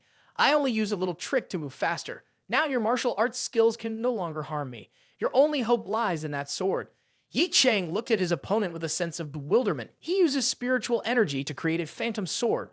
"What is this? It will vanish as soon as it comes into contact with my Dragon Slayer sword." Confident in his own advantage, Ye Cheng quickly gripped the Dragon Slayer's sword and charged towards the assassin. Then, with incredible speed, he thrust forcefully at the imposing assassin. The assassin swiftly evaded and mocked the simplicity of Ye Cheng's attack. Simultaneously, the assassin also wielded his spiritual energy sword to confront Ye Cheng and said, "Ye Cheng, you're about to meet your end." Seeing the opponent's assault, Ye Cheng quickly raised the Dragon Slayer sword to parry. This was Ye Cheng's intention. Just let the Dragon Slayer sword touch that spiritual energy sword, and the phantom sword would dissipate instantly. Just as Ye Cheng had anticipated, in the blink of an eye, the Dragon Slayer sword severed the assassin's blade upon impact, causing it to disappear. Ye Cheng was pleased with the power of the Dragon Slayer sword and saw this as an opportunity to counterattack. However, the assassin swiftly closed in, forcefully planting a foot down, rendering Ye Cheng unable to resist. He was struck down, creating a shattered ground, and a look of bewilderment crossed Ye Cheng's face. Just a slight deviation and my head would have been crushed. The assassin remained composed, lifting his leg high once again to step on Ye Cheng, tauntingly saying, "Little brat, how long do you plan to lie there? If I want you dead, you're bound to die. Remember my name. I am Sing Hong of Sima Dian." At this moment, Ye Cheng quickly regained his composure and leaped backward. Sing Hong glared at Ye Cheng menacingly. "You can't compare to me in speed and strength. Even if you manage to hit me, it'll only result in superficial wounds. So now you have only one option. Use the sword in your hand to defeat me. All I need to do is wait for you to prepare to attack and then eliminate you." In this perilous situation, the voice of a powerful figure resonated. "Release that sword. Your reliance should not be on this sword. Your true weapons are your 5 fingers. To kill this foe, all you need is the bloodthirsty power of your fingers. You hold in your hand the Blood Dragon Phantom, your ultimate weapon. No need to fear, no need to depend on external objects." Hearing these words, clarity filled Ye Cheng's heart. He gently moved his hand and the spiritual energy within him surged outward like a bloodthirsty dragon. Across from him, Sing Hong observed Ye Cheng standing still, unaware of what was happening. However, the spiritual energy around Ye Cheng became stronger in an instant. Unable to wait any longer, Sing Hong immediately transformed a spiritual energy sword and swiftly lunged towards Ye Cheng, aiming to kill him before Ye Cheng could react. Seeing his opponent charging, Ye Cheng felt no fear. His hand instantly formed a cauldron, bloodthirsty chi dragons swirling around his arm, preparing for a strike accompanied by his words, "It's too late." On the opposite side, Sing Hong remained arrogantly confident, saying, "Too late. No one can survive my attack, no matter how many tricks you have up your sleeve. At this moment, one of Ye Cheng's hands struck out, shattering the spiritual energy sword that Sing Hong was swinging down. Sing Hong, with widened eyes, realized that this was the blood-severing slash. He couldn't believe what he was seeing and horror-stricken. Watched the bloodthirsty dragon rushing to devour him. He wondered what kind of monster he was fighting against. After being hit by the blood-severing slash, Sing Hong experienced intense pain and was sent flying. One of his arms had been crippled by Ye Cheng, leaving him with no resistance. He knelt on the ground murmuring, "Why has the way of slaughter and my power vanished? How could you take those from me?" Ye Cheng approached Sing Hong, his eyes cold as he spoke. "Why? It's simply because your way of slaughter is far inferior to mine." With that said, Ye Cheng waved his hand, executing a life-threatening move against his opponent. After the battle, Ye Cheng felt quite exhausted because the blood-severing slash was still a technique beyond his current capabilities to use. His strength was not enough, and forcing its use created immense pressure on his meridians. The immediate task was to quickly increase cultivation. Fortunately, through this battle, Ye Cheng gained a clear understanding of the way of slaughter. Now he was confident that the way of slaughter was the most suitable path for his cultivation. At this moment, the illusion of the powerhouse at the third stele slowly appeared before Ye Cheng. Accompanied by a resounding voice, the blood-severing slash and the fan Thing Truong are not advanced martial arts, but for Huaxia, they are powerful enough. After this battle, I'm sure you've gained some insights. Ye Cheng nodded slowly. Indeed, I feel that my cultivation has advanced significantly.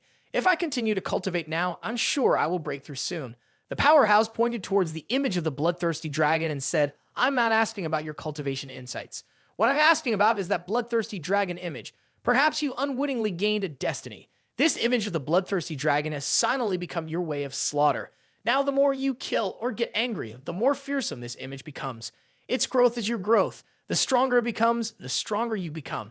Today, when your strength was not enough to kill your opponent, it was this image of the bloodthirsty dragon that saved you. Remember this well. If you encounter a strong opponent in the future, this bloodthirsty dragon will be much more useful than that sword. It's the greatest support for you." After speaking, the image of the venerable disappeared, but his reminder echoed in Ye Cheng's heart. A while later, Ye Cheng also left the rooftop. Walking along the street, Ye Cheng thought to himself, "Sun Zai and Ru Xu must have gone home. Looks like I need to take a taxi back." Just as he was about to reach out for a taxi, a VinFast supercar pulled up next to Ye Cheng. He was quite surprised when the car door opened, revealing the beautiful Zhu Ye inside. She smiled at Ye Cheng. "Mr. Ye, if you don't mind, please get in." Ye Cheng was taken aback but agreed, heading into the car and curious about why Zhu Ye was here. Zhu Ye lightly stepped on the gas, her lips forming a smile. "Currently, all the forces in Jiangnan are paying attention to your movements, Mr. Ye. Of course, our Zhu family is no exception. After your battles, the entire power structure in Jiangnan province has been disrupted. Now, Mr. Yi has become the leader of Jiangnan province. As long as those who are lurking in Jiangnan remain inactive, Mr. Yi naturally becomes the focus of everyone's attention." At this point, Ye Cheng was very curious and asked, "What do you mean by those who are lurking in Jiangnan?" Zhu Ye's gaze became serious, beginning to explain, "Our Zhu family has been in the sword forging business for many years, and we are more knowledgeable than ordinary people. There is a formidable force hiding in Jiangnan, but they do not like to engage in battles. However, once provoked, there will be a bloody conflict in Jiangnan." Hearing Zhu Ye's words, Ye Cheng suddenly remembered what Jiang Jianfeng had mentioned. He looked at Zhu Ye with hopeful eyes. "Zhu Ye, do you know about a place in Huaxia called Yuanjianyu?" Upon hearing this question, Zhu Ye instinctively hit the brakes, abruptly stopping the car. Her eyes showed excitement as she looked at Ye Cheng. "Mr. Yi, why do you know about its existence?" At this moment, Ye Cheng's eyes became fervent. He reached out to grasp Zhu Ye's arm, saying, "Zhu Ye, Yuanjianyu is a very important place for me. If you know anything, please tell me." This was the first time Ye Cheng had pleaded with someone. Seeing his earnest attitude, Zhu Ye shared what she knew. That place is the most advanced, strictest, and most mysterious prison in Huaxia. Some powerful figures in Huaxia are imprisoned there. These individuals could be serious criminals or those whom Huaxia cannot control. They might also be extremists who pose a severe threat to society. As you know, if a powerful martial artist cannot restrain themselves, they can commit extremely cruel acts against ordinary people. For example, 20 years ago, a small town was completely wiped out by a martial artist. Thousands of people were annihilated in one night, and the entire town was leveled. In recent years, many such horrific incidents have occurred. Most are discreetly resolved, and all information is sealed. The ordinary people are unaware of these events. Most of those involved are imprisoned at Yuan-Jianyu. Ye Cheng's eyes widened as he thought, if that's the case, those imprisoned there must be extremely vicious individuals, but my parents are just ordinary people, even victims, and yet they are imprisoned while the murderer Long Jia is free. Ye Cheng gripped Zhu Ya's shoulders with excitement and asked, Zhu Ya, do you know where that prison is? Zhu Ya sighed helplessly. It's called Yuan-Jianyu because no one knows its location. I even suspect that the prison is mobile, but based on some information, it can be inferred that the prison is likely located beneath Jingcheng. Ye Cheng began to contemplate beneath Jingcheng. This area is too vast. I need a more precise location. If you have any relevant information, please share it with me. Zhu Ya pondered for a moment before saying, I truly don't know where Yuan Jianyu is, but I know someone who has been there. If we can persuade that person, there might be hope. With that, Zhu Ye took an invitation card from her purse and handed it to Ye Cheng. The person's name is Hangxi Dong, and he is affiliated with Yaoming Huaxia. Ye Cheng opened the invitation and glanced over it, discovering his name on the guest list. It seemed he was one of the invited attendees. At this moment, Zhu Ye continued, I came to find you today because of this. Tomorrow, Yaoming's chairman, Hangxi Dong, will come to Jiangnan. He will host a banquet at Miaoyang Valley for all the factions to witness the birth of the divine elixir. Surprisingly, not only did they invite me, but they also extended an invitation to you. Earlier, I mentioned that there are formidable hidden forces in Huaxia, and Yao Ming is one of them. Mr. Yi, you probably know that currently in Huaxia, alchemical ingredients are extremely scarce, and there are even fewer alchemists. Yao Ming exists between herbs and alchemy. They are researching ancient alchemy methods, hoping to create a grade 3 elixir. This matter has caused a stir throughout Huaxia. Previously, no one in this Jiangnan province could produce a grade 3 elixir. This implies that after the elixir is successfully concocted, Yao Ming will become the target of everyone's attention and Hangxi Dong will attract the interest of numerous high-level martial artists. In his heart, Ye Cheng thought, just crafting a third-grade pill has already caused such a significant dispute. What would happen if they knew I could refine a fourth-grade pill? Although I know that pills in Huaxia are rare, I had never thought they were this scarce. Ye Cheng wondered, what does Yao Ming have to do with Yuan Jianyu? Zhu Ye slowly explained that Hangxi Dong is not only the president of Yao Ming, but also a highly skilled medical practitioner. In cases where inmates in Yuan Jianyu face life-threatening situations, he personally goes there to rescue them. Deep in thought, Ye Cheng replied, I understand. I will accompany you to attend that banquet. Hearing this, Zhu Ye was extremely delighted, secretly thinking as long as our Zhu family appears with a top powerhouse like Ye Cheng, our future will undoubtedly be bright. While Zhu Ye and Ye Cheng were discussing Yao Ming, a similarly tense conversation unfolded in Jingcheng. Giant Patriarch angrily slammed the table. Although the storms in Jingcheng have passed, they've left a lingering fear in my heart. That monstrous girl suddenly appeared, her strength catapulting her into the top 10 of the martial arts rankings, causing severe damage to the martial community in Jingcheng. The Jiang family had prepared to deal with her, but she vanished unexpectedly. We don't know the significance of this, whether it's a warning or a plot for revenge.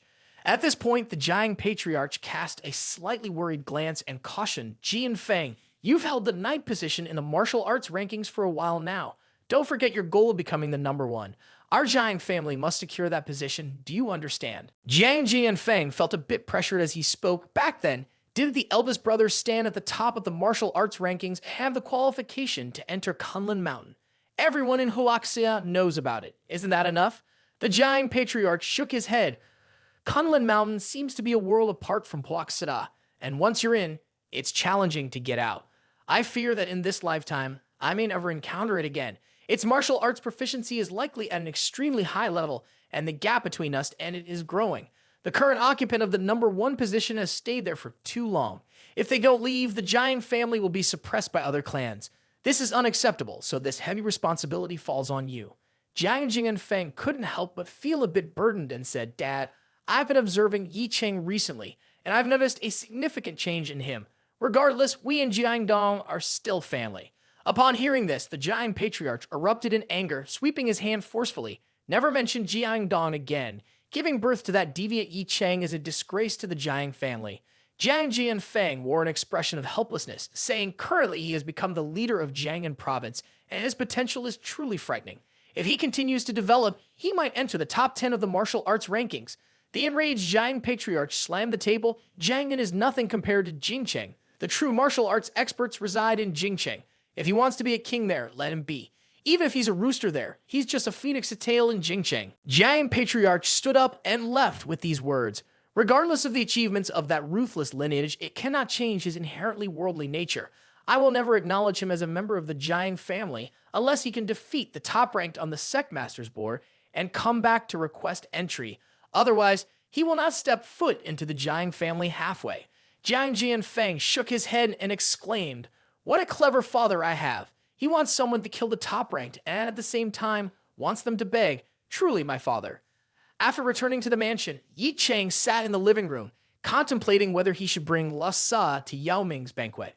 Although no one in Jiangnan dares to touch me at the moment, it's best to leave him here to protect Sun Zai and Ru Xu. While pondering, a voice interrupted. "Lai Cheng, the two of us have something to discuss with you." After speaking, the two women sat down beside Ye Cheng, probably plotting something. Before Ye Cheng could inquire about their intentions, Ru Xu spoke up. "Sun Zai and I have discussed for a long time. We want to learn martial arts to be able to protect ourselves." At this moment, Sun Zai also added, "Didn't you say before that you would find a suitable technique for me to practice? We don't want to be a burden to you all the time." Listen, this is not a simple matter. Ye Cheng closed his eyes, not bothering to look at the two women, not because he was upset about missing a drink.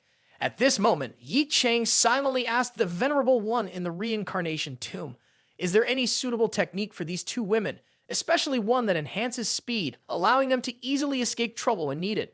The old sage proclaimed, "You truly want these two to cultivate. Nevertheless, it's true that if they can protect themselves, it's beneficial for you." Continuing, the sage's eyes gleamed with satisfaction. "Although I am devoted to cultivation, I have lost interest. I was once married to a woman whose cultivation technique perfectly matched mine. Now I will pass her technique to you. These two sets of techniques are the Phoenix Dragon Sutra and the Azure Wind Scripture, along with the Decisive Key technique. If combined, I am confident that no one in Huaxia can harm them. While these techniques are advanced, they can break through the separation realm within a month." After attaining the essentials for the two wives, Ye Cheng opened his eyes, pressed his hands in a decisive manner, and then struck the acupoints of the two women, initiating the transmission of the techniques into their minds. Ye Cheng explained, "These two physical training techniques are the Phoenix Dragon Sutra and the Azure Wind Scripture, along with the Chai technique. When combined, they will help you move swiftly with high speed. Now, I will guide you on the basic entry methods, but the achievements in cultivation depend on your efforts." At the same time, on Kunlun Mountain, atop the summit, a young woman in a red dress stood gazing into the distance. This beautiful young woman was Ji Sai King. She looked at Jai Lin and inquired, "Did you encounter Ye Cheng during your trip this time?" Jai Lin, munching on snacks, smirked and replied, "Sis, I really can't understand you. What's good about that Ye Cheng? His strength is trash, his spiritual roots are ordinary, and his talent lacks power. In Kunlun Mountain, many geniuses can easily overpower him. Why are you not interested in anyone among them, but care so much about him? Do you like him or something?" Chi Sai King gave Ji Lin a disdainful look and paid no attention to her words. She continued to ask, "How is he now? Have you found the enemy responsible for killing his parents?" Jai Lin shook her head while continuing to eat, saying, "Not yet, but his matter is indeed not simple. I've killed a few annoying bugs to gather some information. The death of his parents is related to a high-ranking family in Huaxia. Originally, I planned to eliminate those families, but I was recalled." Chi Sai King proceeded to inquire about Ye Cheng. "What is his current situation? Is he still in the Kai circulation realm?" Jai Lin scratched her head, somewhat puzzled, and said, "After leaving Kunlun Mountain, he has indeed progressed rapidly. From my perception, he is currently at the 5th level of the Chai circulation realm, and it won't be long before he reaches the 6th level." Hearing this, Ji Sai King felt puzzled. The spiritual energy in Huaxia is much thinner than in Kunlun Mountain. Normally, cultivation speed should slow down. Why is he progressing against the current? At this moment, Jai Lin added to Sai King's excitement with her observation. "Although Ye Cheng's strength is far below mine, I sense danger when I'm near him." Jai Lin felt that she could be killed by Ye Cheng, even if he unleashed his full strength. Jai Sai King withdrew her surprised gaze and whispered, "Could it be true what that person said, that Ye Cheng's power can transcend the heavens?" Jai Lin, not hearing clearly, asked, "What are you talking about?" Jai Sai King shook her head. "Nothing, continue eating." In her heart, Sai King silently hoped, whether strong or weak, nothing matters. "I just wish he lives a peaceful life." After waking up one morning, Ye Cheng joyfully opened his eyes and realized he had broken through to the 6th level. He felt that real combat was the best method of cultivation. Without fighting, that assassin wouldn't have progressed so quickly. Ye Cheng descended to the living room and casually asked Sun Zai and Ru Xu, "How is your cultivation going?" At this moment, the two women were still meditating. Ye Cheng was astonished when he saw them. In just 2 short days, they've broken through the physical training realm and are about to reach the first level of the origin opening realm. Is this a joke? When I returned to Jidancheng, I was only at the 5th level of the origin opening realm. It won't be long before they catch up to my level. Ye Cheng felt bewildered and wondered, are these two individuals in my household martial arts prodigies? He sensed that something was off. According to his observations, the aptitude of these two individuals seemed ordinary, seemingly unsuitable for cultivation. Within the reincarnation tomb, a venerable figure spoke up. There's something peculiar about this. Young man, don't you see that your cultivation speed is also accelerating? If I'm not mistaken, before you engaged in intimate relations, your cultivation talent was suppressed. If others label you as a mortal, do you truly see yourself as one? How can the reincarnation tomb choose someone with a normal origin as its master? Listening to the sage in the reincarnation tomb suggests that his cultivation speed increased due to his interactions with women. Ye Cheng contemplated. It seems like what the predecessor said is correct. After the night of the great battle with Sun Zai, my cultivation speed has significantly increased. Initially, I thought it was related to the reincarnation tomb, but it seems to be linked to my innate talent. Within the tomb, the sage sneered, "Young man, whether you are truly foolish or just pretending to be, even the heavens cannot determine your fate. How can the methods of examination in Huaxia and Kunlun Mountain discern the truth? It means that I have an extraordinary origin. It's just that my talent truly cannot be detected." The venerable figure continued, "If you diligently use your mind to think, then your mother must have an extraordinary spiritual root. Regardless of how trashy you may seem, you cannot be an ordinary mortal." Ye Cheng immersed in thought, asking, "Can the senior know what my talent is?" The venerable figure responded, "Even I cannot fathom your aptitude. You may speculate, but those two girls are undoubtedly ordinary mortals, yet combined with you, they become cultivation geniuses." Ye Cheng's eyes lit up with excitement upon hearing this. Currently, he had to embark on a journey with Zhu Ye. After a while, Zhu Ye drove over to pick up Ye Cheng. Seated in the car, Zhu Ye reminded Yai, Yao Ning, and the Huaxia Martial Arts Bureau are cooperating. When the time comes, there will be leaders from the Martial Arts Bureau present, so try to cause as little trouble as possible on this trip. Ye Cheng still upheld his life motto, "If they don't mess with me, everything will be fine. But if they don't know their limits, don't blame me." Upon hearing this response, a surge of concern welled up within Zhu Ye. Something bad is about to happen. She gently accelerated and said, "Yi, we'll be there in about 10 minutes. I'll slow down a bit." Ye Cheng agreed, stating, "Up to you, safety comes first." However, at that moment, a rumble of engines came from behind. In the blink of an eye, a racing car overtook Zhu Ye's vehicle, aggressively occupying the lane and making it difficult for her to control the steering wheel. Zhu Ye struggled to park the car, her hands and feet ice cold. Too dangerous. I never thought someone would be racing in a place like this. Luckily, I was driving slowly and managed to regain control. Otherwise, we might not have made it out alive, she exclaimed. Ye Cheng, standing beside her, said, "Zhu Ye, switch seats." Upon looking over, she noticed Ye Cheng's gaze had turned icy, seemingly filled with anger. Ye Cheng continued, "I'll drive the rest of the way." Zhu Ye, sensing something amiss, said, "Lai, someone who can drive like that on this road must be a martial artist. Moreover, the car's license plate belongs to the Le clan, a martial arts clan in Jingcheng. We can't afford to provoke them." Ye Cheng remained cold, stating, "What they just did directly threatened both your and my lives. This cannot be ignored. Quickly switch seats. I'll drive." Zhu Ye reluctantly yielded the driver's seat to Ye Cheng. He angrily pressed the accelerator, saying, "No matter how fast I go, I can't catch up with that car." Zhu Ye, trying to calm Ye Cheng, said, "My car is just a city car. How can it compare to a sports car? Yep, let's just let it go." Ye Cheng sneered, "Let it go. Impossible. I'll compensate you with a new car when we get back." With that, Ye Cheng activated his spiritual power, enveloping the car and enabling it to reach an incredibly high speed. Zhu Ye in the car was astounded. Meanwhile, in the sports car ahead, the driver casually remarked, "Boss, we're almost there." The young daredevil stood beside, gazing at the scenery, and remarked, "Finally, it has come to this." Suddenly, his eyes lit up with excitement, as if sensing something. Ye Cheng, at this moment, was piloting the levitating, power-driven vehicle swiftly along the road. Inside the vehicle, there were terrified shouts preceding the collision with Zhu Ye's sports car. Ye Cheng's vehicle rammed straight into the black sports car, simultaneously launching it into the air. In this perilous moment, the young man in the black car rushed out, displaying a seemingly formidable strength. The black car, after being propelled into the air, eventually came to rest on a tree. As the supercar came to a halt, the exclamation from Zhu Ye could be heard, "Oh, so scary, almost scared me to death." Ye Cheng also stepped out of his vehicle, facing the two occupants of the sports car from earlier. Zhu Ye, sweating profusely from fear, emerged from the back of the car. Clearly observing the appearance of the young man before her, Zhu Ye's eyes revealed excitement. He is Zheng Zizao, the young master of the Zheng family in Jingcheng. He may be a playboy, but the influence behind him is substantial. Provoking him will undoubtedly lead to serious trouble. The enraged driver vented, "Your mother didn't teach you how to drive properly. Do you even realize you almost killed me? Whether you believe it or not, if I want to, I can annihilate your entire family in a gruesome manner. You wouldn't even know why you're dead." But when the driver mentioned this, Ye Cheng appeared before him, his entire body enveloped in a fierce aura, accompanied by the words, "Do you want me to die a tragic death?"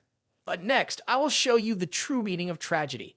With Ye Cheng's speed, the driver couldn't escape even if he ran to the sky. He managed to take only one step back in fear before a powerful aura from Ye Cheng struck his chest. His eyes whitened in pain as he never expected Ye Cheng to be a martial artist and a formidable one at that. Watching the driver being sent flying, Zheng Zizao was immensely surprised. The driver's body crashed onto the ground and he managed to stammer, "Young master, save me, please save me." After that, his voice fell silent. Seeing his subordinate brutally beaten, Zheng Zizao was slightly surprised but quickly regained his composure. After all, his strength far surpassed that of his subordinate. Zai Zhao activated his aura, his gaze rather disdainful. "Look at the license plate of the car you're driving. You probably come from Nanfang. If you quickly kneel down and apologized, offending a martial artist from Jingcheng is not something you want."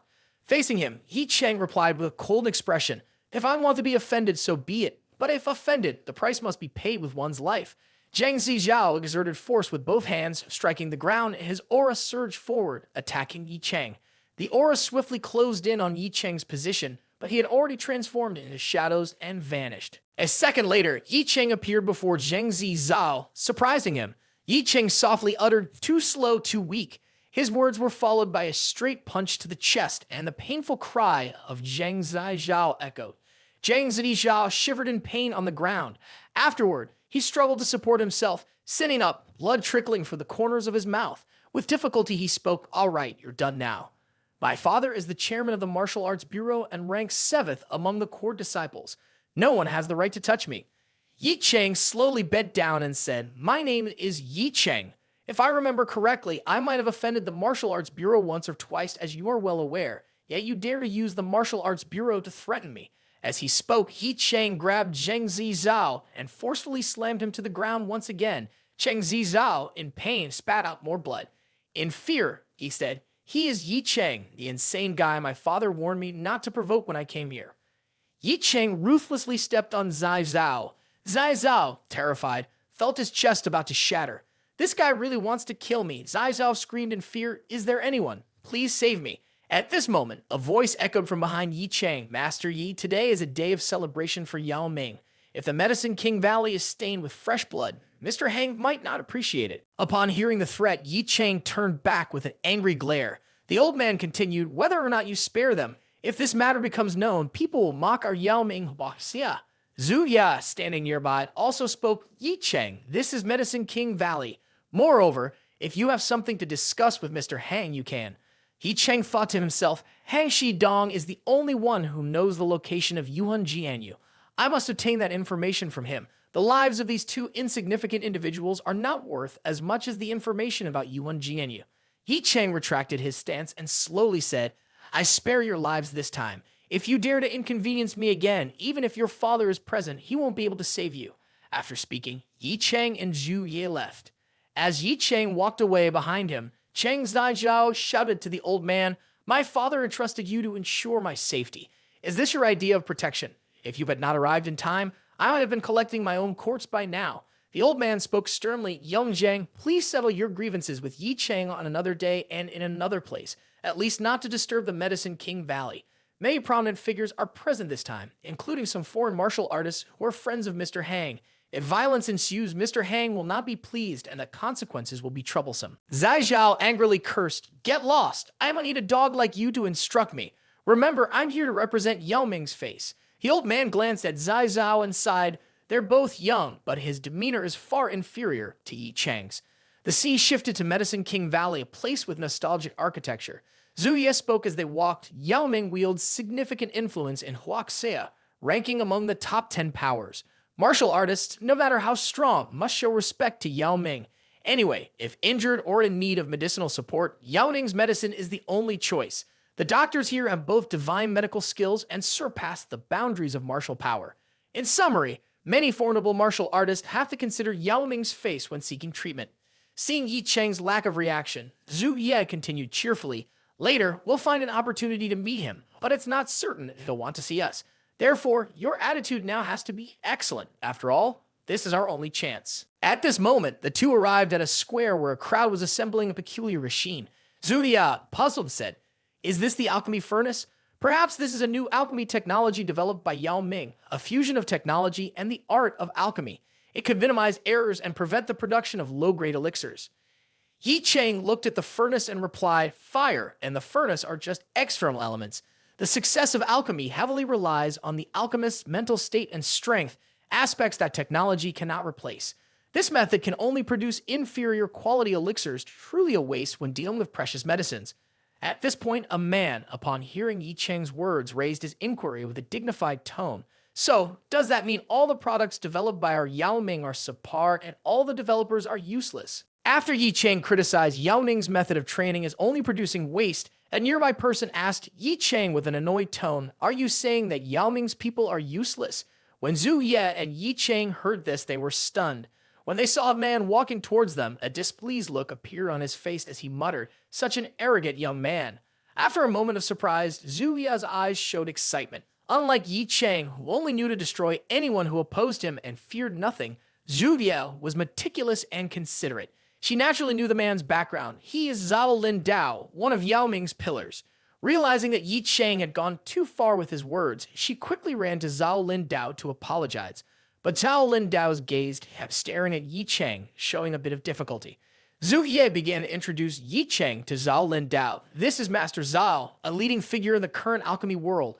At this point, Zhao Lin Dao also spoke. "I recognize you. You are the daughter of the Zhu family, the #1 sword-casting family in China. 10 years ago, you came here with your father." When Zhao Lin Dao finished speaking, he walked towards the alchemy machine, still feeling very bitter in his heart. "Combining science and alchemy is my research work for many years. How can it be looked down upon by a junior?" he thought.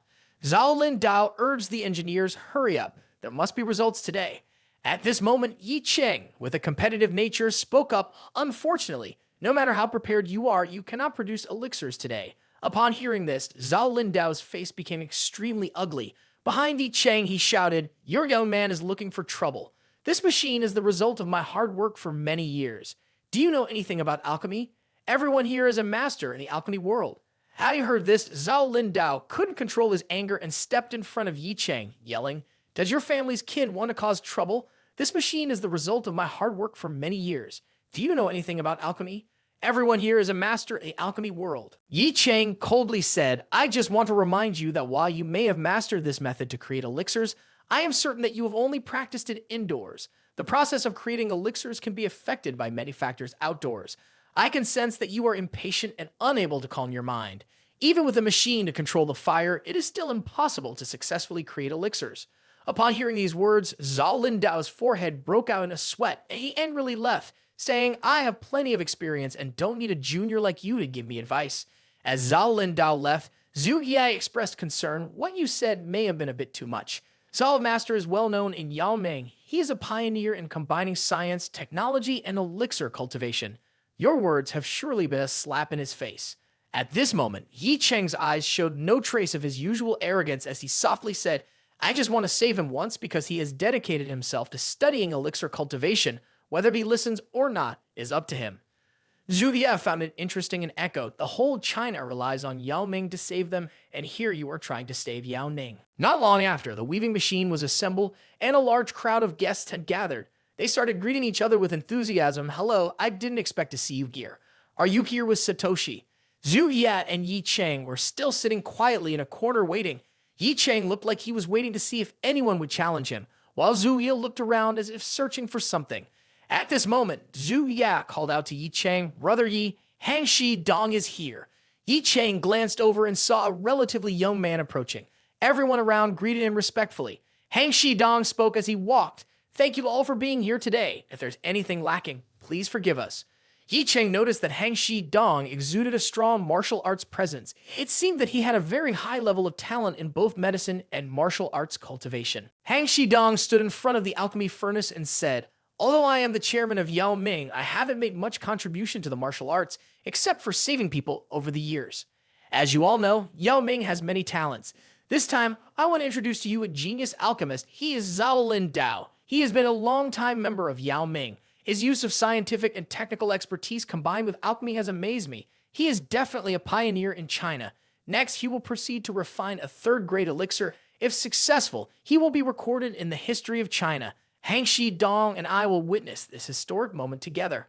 After Hang Shidong's speech, the people below applauded and discussed nonstop. Hang Shidong really trusts Master Zhao. He invited so many people here. If he fails to refine the elixir, the one who will suffer the most is Hang Shidong. But if he succeeds, Yao Ming will officially reach a new height. At this point, a person spoke up, Chairman Hang, I have no doubt about the craftsmanship of Master Zhao in alchemy, but I recently heard that a young man criticized Zhao's research results, even saying that this method can only produce low-quality elixirs. The crowd then discussed, if even the top alchemist like Master Zhao can't produce good elixirs, then who can? Where did that young person come from to speak so arrogantly? He must be here to cause trouble. At this point, Hang Shidong looked displeased. I am impressed with you. It seems you are from the martial arts community. Who is that young person you were talking about? How dare he disrespect Master Zhao of Yao Ming? The man pointed towards Ye Cheng. It's him. The man added triumphantly. I spoke up because I couldn't bear his arrogant behavior. Why would a master of Yao Ming be looked down upon by a young man? Juya was anxious in her heart. This guy was planning to borrow a knife to kill someone. It's clear that he was deliberately targeting Ye Cheng, but he showed righteousness, making the public resentful towards Ye Cheng. In the crowd, young Master Zhang chuckled triumphantly. Ye Cheng, Yao Ming is an untouchable existence in China. Today, I'll see how you will die. Hang Shidong looked at Ye Cheng and said, young man, do you really mean that? Next to him, Zhuye whispered, as long as you don't admit it, they can't do anything to you. Ye Cheng found it unnecessary, stepped forward, and presented his viewpoint. I feel that Master Zhao's alchemy method does not meet the standards. Not only can he not control the time for alchemy, but it also lacks the power of heaven and earth and human. I suggest he should adjust his mental state, wait for 3 hours before starting the alchemy. If not, this alchemy furnace will explode within 48 seconds after refining the pill. Hearing this, the crowd sneered and laughed mockingly. So ridiculous. This guy speaks like that. Does he really know alchemy? This places Yao Ming, the top medical master in China. 48 seconds. Is he a fortune teller? Hang Shidong's face was extremely unpleasant. If Zhao Dai succeeds, then you will have to kneel to him for 3 days and 3 nights. Ye Cheng replied coldly, if this alchemy furnace explodes, I won't know who will be left to apologize to me. Mocking Ye Cheng, Hang Shidong looked at Zhao Lin Dao and said, you heard that. After the pill is successfully refined, we will all stay here and watch him kneel for 3 days and 3 nights. Zhao Lin Dao waved his hand. No need. Sitting in one place and watching someone kneel for 3 days and 3 nights would be boring. Everyone, let's begin witnessing the miracle that is about to happen. Zhao Lin Dao started the alchemy process, expertly adding various herbs into the furnace. The crowd marveled, amazing! This is the first time a combination of alchemy and technology has appeared. The master is truly a master, handling the process with such precision. Juye still worriedly said, Ye Cheng, don't get agitated. After the pill is formed, you can apologize to Master Zhao and they won't care. Ye Cheng sneered, that's not necessary. In Ye Cheng's mind, he thought, if I don't stir things up and attract Hang Shidong's attention, it will be hard to get information from him. After putting all the ingredients into the refining furnace, Zhao Lin Dao began using his spiritual power to refine the pill. At the same time, he also ordered the ready-to-use machinery to assist him in creating something miraculous. Suddenly, an engineer below shouted, Master Zhao, there's something abnormal with the pressure gauge. Another person nearby said, Master Zhao, the temperature is unstable. Should we continue to increase the air pressure or not? At this moment, Zhao Lin Dao's forehead was covered in sweat, and he tried to calm his subordinates. Don't panic.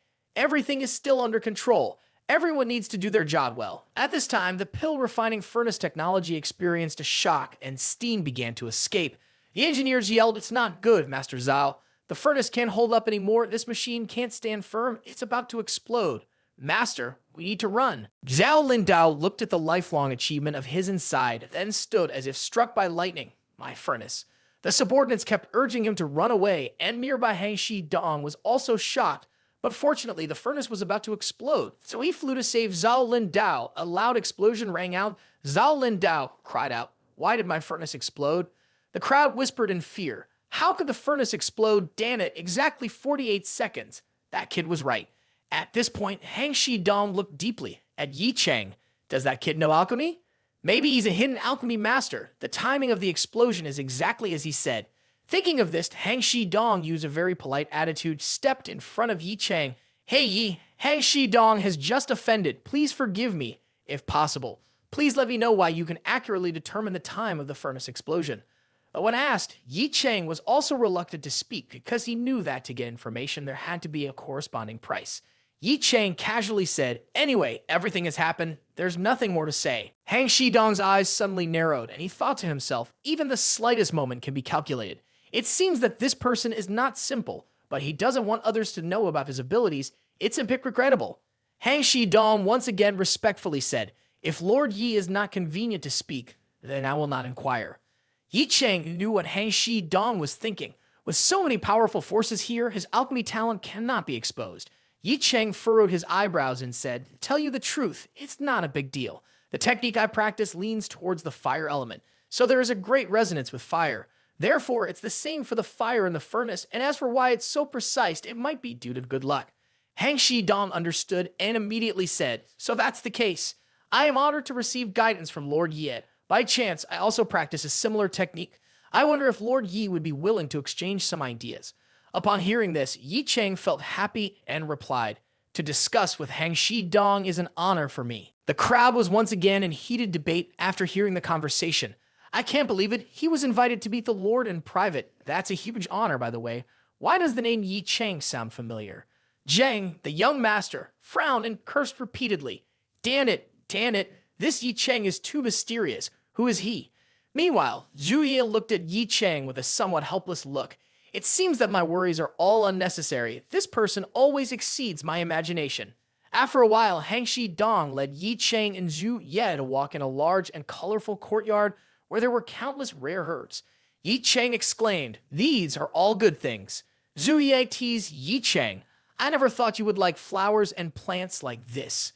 Knowing that Zhu Ye did not understand his intention, Ye Cheng said, "These are extremely valuable medicinal herbs. If sold outside, they would make a lot of money." Hang Shi Dong walked ahead and laughed, "Ha ha ha. Mr. Yi is truly a sharp-eyed person. Currently, it's just us here, Mr. Yi. Don't hide it anymore. I guess Mr. Yi is also an alchemy master, but I wonder if Mr. Yi can refine what level of elixirs." Ye Cheng stroked his chin and thought for a moment before saying, "Normally, I can only refine level 4 elixirs, but if the conditions are favorable, I can refine level 5 elixirs." When he heard this answer, Hang Shi Dong's face became distorted with amazement, to the point where Ye Cheng had to exclaim, "What's wrong? Why is your expression like that?" Hang Shi Dong whispered, "Are you kidding? Level 4, level 5? In his heart, Hang Shi Dong thought elixirs are divided into 9 levels. Each level is divided into 9 types. The best alchemists in Yaoming can only refine 4 to 5 types of level 4 elixirs. How much more powerful is Mr. Yi?" Seeing Hang Shi Dong's doubt, Ye Cheng said, "To know if what I said is true, you just need to try it. But first I have 2 conditions. One is that I want 30% of the medicinal materials here, and the other is that I want you to tell me a question from your mouth." After hearing those words, Hang Shi Dong pondered for a moment before replying, "As long as Sir Yi can refine level 4 or above medicinal pills, the medicines at Yaoming are all yours to take. As to the matter you want to know, if I know, I will answer seriously." Secretly delighted, Hang Shi Dong thought, if a pill refining master like Sir Ye Cheng joins Yaoming, then Yaoming will reach a new level. At this moment, Zhu Ye smiled and said, "You go ahead and work. I will stay here to enjoy these beautiful flowers." Secretly, she thought, it's best not to listen to things I shouldn't be hearing. A while later, the two arrived at the pill room. Looking around at the refining furnaces, Hang Shi Dong asked with satisfaction, "Sir Yi, are you satisfied with this refining furnace?" Ye Cheng waved his hand and said, "It's quite good." Hang Shi Dong respectfully said, "As long as you find it good, then it's all right." Ye Cheng couldn't wait. He quickly displayed his skills and began to control the flames to refine the pills. Hang Shidong was extremely amazed by Ye Cheng's moves and strength. This is the ultimate fire pill. This is the ancient alchemy technique condensing the spiritual energy around the pill, assisting in controlling the flames. Before long, the scent of the pill filled the air, and Ye Cheng, satisfied, said, "President Hang, please take a look." Ye Cheng presented the pill to Hang Shidong, who was astonished. This fragrance is indeed real. He refines the pill with extreme simplicity. This is a grade 4 pill. Hang Shidong took the pill with joy in his heart. To be able to refine a pill of this quality so casually, if Yao Ming were to obtain this, he would become the #1 force in China within 10 years. Across from him, Ye Cheng slowly said, "Now it's your turn to fulfill your promise." Hang Shidong quickly said, "With Ye's talent, 30% to 50% of the materials are all very worthy." At this point, Hang Shidong had decided that he must attract Ye Cheng at all costs. But at this point, Ye Cheng coldly said, "You don't need to use medicine to charm me. My main purpose is to ask you something. Tell me, where does Yuan Jianyu?" When he heard that Ye Cheng wanted to know about Yuan Jianyu, Hang Shidong's eyes showed excitement. Then he showed a difficult expression. "Yi, aside from Yuan Jianyu's business, I can tell you everything else." When Hang Shidong refused, Ye Cheng glared at him. Then he exerted force to slam down on the pill furnace behind him, immediately causing it to explode and shatter. "Hang Shidong, this is what you promised me. I hate people who don't keep their word." Seeing Ye Cheng so agitated, Hang Shidong quickly explained, "Lie. You don't understand. The person behind Yuan Jianyu is not someone we can resist. When I entered Yuan Jianyu, I was hit with a killing spell. If I reveal the location of that prison, I will explode and die." Ye Cheng didn't believe it. He immediately rushed to grab Hang Shidong's collar. At this point, Hang Shidong seemed to have no intention of resisting. But when Ye Cheng's spiritual ki touched Hang Shidong, a yellow mark appeared on his forehead.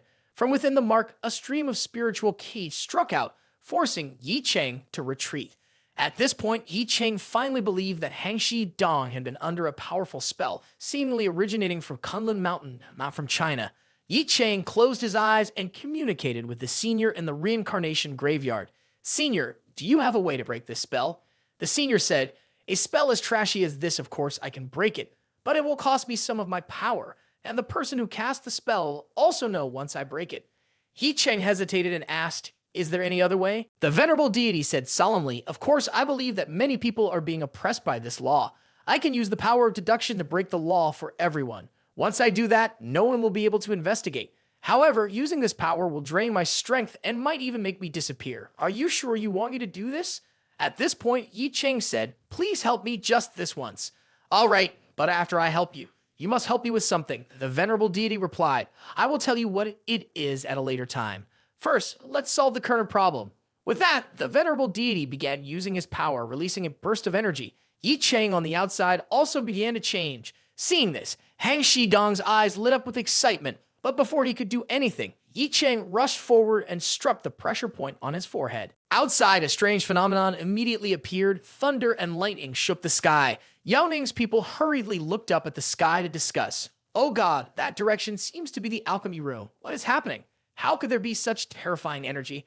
I have never seen such a phenomenon before. Surely something big is happening behind this. We need to take a picture and bring it back to the office for further study." As the man took out his phone to take a picture, a bolt of lightning immediately struck and destroyed the phone, causing everyone to be frightened. At this moment, a voice echoed, "Indeed, you are foolish. The heavens have shown you the extraordinary phenomenon, yet you want to capture and keep it. This will anger the heavens. Compared to the unparalleled man in front of you, we are just ants." At that moment, a bolt of lightning struck the alchemy room, and inside, Ye Cheng's entire body was filled with bountiful spiritual ki. In front of him, Hang Shidong was trembling in fear. Ye Cheng slowly said, "I am removing the spell on you, but it will not harm your body, so why did you scream like that?" Hang Shidong looked at Ye Cheng trembling and said, "But I am very scared." In his heart, he thought, suddenly being struck by lightning, who wouldn't be scared witnessing this scene? Hang Shidong looked at the terrifying power surrounding Ye Cheng and thought, he is really too strong. In front of this boy, Yao Ming is nothing. He can use such tricks. I'm afraid that if he wants to, he can kill anyone in China with just a thought. Hang Shidong was just about to gather his thoughts when he saw Ye Cheng appear in front of him and at the same time struck him in the chest. Ye Cheng shouted, "Break!" In an instant, the controlling spell was broken and the yellow seal disappeared. At this secret location in the capital city, it seemed to be the Yuhanjianyu that Ye Cheng was searching for. There was an old man sitting in front of a man and a woman. The old man spoke with some anger. Ye Tianzheng, Jiang Bai Dong, it's been a long time and you still haven't said anything. Are you planning to stay here forever? Ye Tianzheng immediately said, what do you want me to say? I don't even know why we are trapped in this place, living like ghosts for so many years.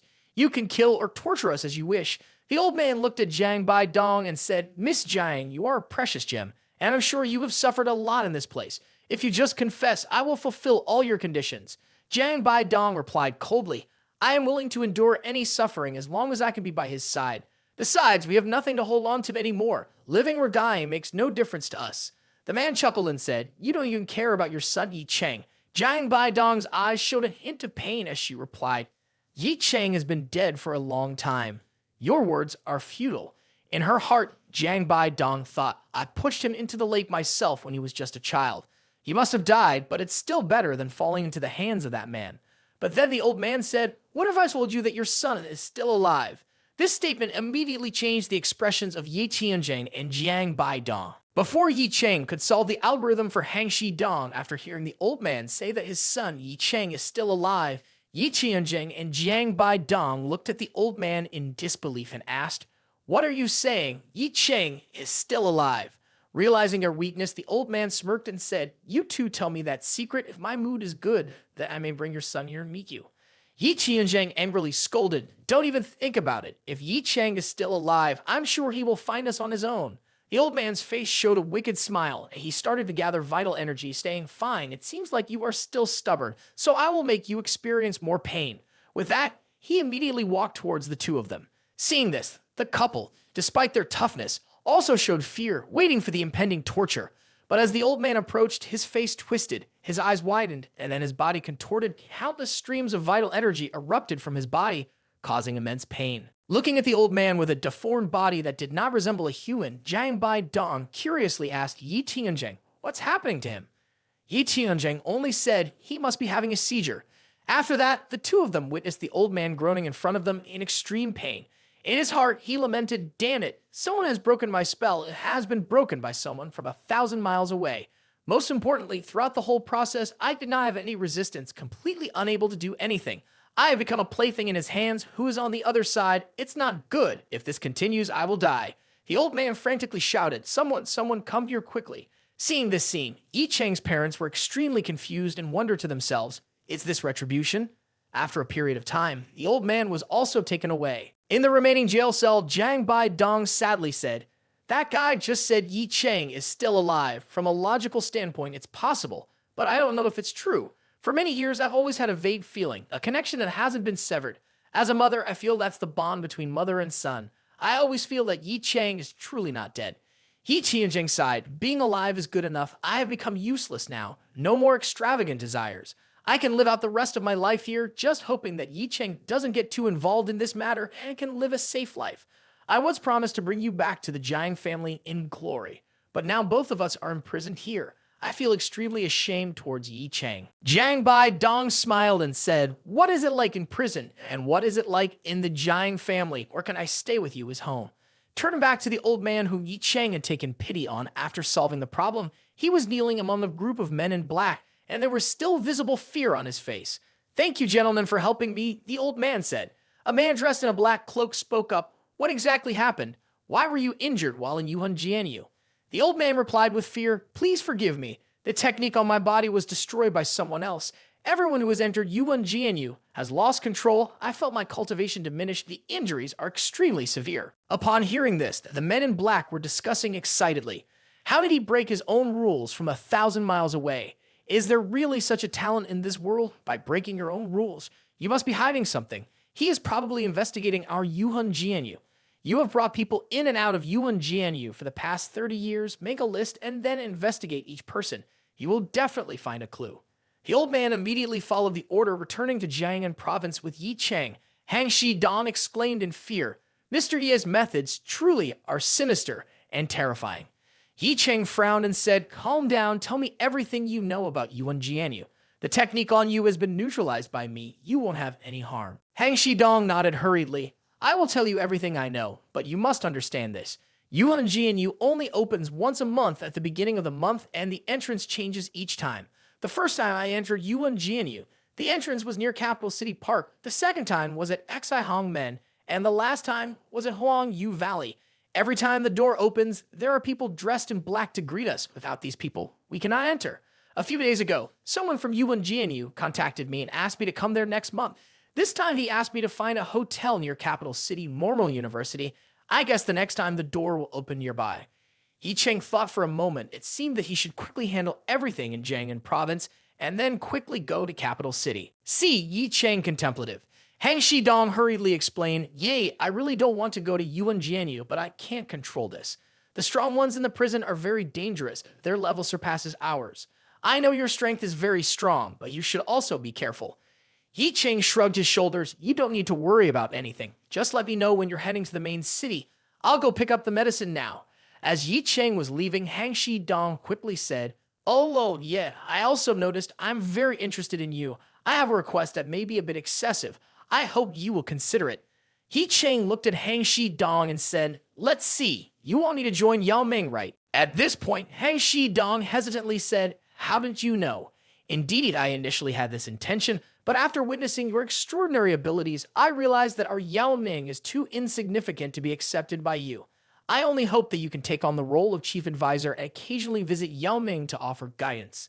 To this, Ye Cheng replied, "You are indeed intriguing to me, but I am someone who does not like to be constrained." Seeing Ye Cheng's intention to decline, Hang Shidong hastily said, "There will be no constraints at all. Just as long as Mr. Yi occasionally has time to visit and take a stroll with Yao Ming, there will be no other demands." Hang Shidong secretly thought, this person is clearly a master of the world, but for some reason, he is hiding his identity. If Yao Ming can embrace him, then a bright future is waiting for us. At this time, Ye Cheng thought to himself, "My alchemy skills require a lot of medicinal ingredients. Establishing a relationship with Yao Ming wouldn't be a bad thing." Thinking this, Ye Cheng said, "All right, I will agree with you, but first I need to make it clear to you. The position of advisor is just a fake title, and I can leave at any time. Let's go as agreed. I'll go get some medicinal ingredients." Hang Shidong behind him said cheerfully, "Ye Cheng, feel free. Take as much as you want." After Ye Cheng left the alchemy room, he went to the herb garden. Here, he revealed his true nature as a thief. Ye Cheng crazily flew around picking medicinal herbs in front of everyone's surprised eyes. In his heart, Ye Cheng thought to himself, "Now that I am Yao Ming's chief advisor, I don't need to be polite when taking medicine anymore." Zhu Ye was also surprised to see Ye Cheng's true nature. She did not expect that Ye Cheng's skills could be so formidable in this field. All of Ye Cheng's actions were seen by the group of people following Yao Ming. They were afraid and said to each other, "Azura flower was also taken by Mr. Yi, leaving only 3. This is not good." Spirit of grass was also taken. Look, he even found the moonlight ginseng. Damn it, this creature has been nurtured by our Yao Ming for hundreds of years. One person who saw this robbery scene couldn't bear it and approached Hang Shidong for his opinion. At this moment, Hang Shidong raised his hand confidently and said, "As long as Mr. Yi likes it, he can take it." While Hang Shidong laughed confidently, those behind him sighed and accepted. Fine, after all, he has become our Yao Ming's senior advisor. After a while, Zhu Ye had also brought Ye Cheng back to the Ruwai mansion. Now, Zhu Ye looked at Ye Cheng and said, "Mr. Ye, it seems like you are very satisfied with this trip, and you might even have a better impression of me. Now that the matter is over, it's time for me to go back." Ye Cheng had just walked into the room when Zhu Ye's phone rang. As she listened to the phone call, her eyes showed excitement. At the same time, Ye Cheng noticed that the house was extremely empty, with no one around, and the room was messy as if someone had left in a hurry. Ye Cheng's eyes showed concern. What's going on? If Lasse is still here, something must have happened. As Ye Cheng was thinking, Zhu Ye rushed in, shouting, "It's not good, yeah. A major medical accident has occurred at Tianjin Company. 27 consumers were hospitalized after using the product, and even 2 of them have died. The others are in critical condition. The assessment agency and Ministry of Industry and Trade are investigating, and there are hundreds of people demanding justice gathering in front of the Tianjin Company branch in Jiangnan Province. The office has been raided, and Sun Zai and Ru Su are currently organizing an urgent press conference." Ye Cheng squinted his eyes coldly. "You brought me to the press conference, a product of Tianjin Company, which I personally came up with the production method, will definitely not have any issues. Someone has messed with it. At the gate of Tianjin Company, the protesters were extremely crowded, and the atmosphere was extremely chaotic. Sun Jai held the microphone trying to calm the crowd. Our products have not only been on the market for 2 days, we have never cut production processes. Trust the quality of our products, there's a reason for this. Despite Sun Jai's explanation, there were still echoes of cursing below. Don't defend yourselves, my parents are still in the special care room because of using your products. All you have done is make money on the blood and bones of others, you are a bunch of beasts, despicable. In the crowd, some people were so extreme that they threw eggs onto the stage, accidentally hitting Sun Jai in the face. Sun Jai quickly wiped it off, showing the helplessness in his eyes. At this point, Sun Jai and Ru Xu were extremely worried. They currently have 2 powerful forces in their hands, the He family and the Qin family in Jiangnan province. But they couldn't suppress this protest, showing that there is a huge conspiracy behind this. While the two were unsure of what to do next, a wild wind appeared behind the rioters and countless people were blown away. The culprit was Ye Cheng. Ye Cheng glanced at the crowd and also thought, there is a problem with this. Currently, no one dares to cause trouble with me in Jiangnan. These people are definitely intentionally causing trouble. With this thought, Ye Cheng did not hesitate to use a move to blow everyone away. Ye Cheng reached out and said, "Come here to me." Immediately, a stream of spiritual qi appeared from Ye Cheng's hand and then sucked the young man towards him. Then, Ye Cheng's arm roughly grabbed the young man by the neck, and others, seeing this scene, were horrified and said to each other, "Damn it, he can attract people by reaching out his hand. What's happening? I'm not hallucinating, am I?" At this moment, Ye Cheng looked at the man in his hand and said, "You see my skills, but there is no surprise, plus your physical qualities. It seems you are a martial artist. Tell me who sent you here." The young man held by Ye Cheng, but seemingly not afraid. The people behind shouted loudly, "Fight him! Fight him! We know this person. He is Ye Cheng, the person in charge at Tianjin Company.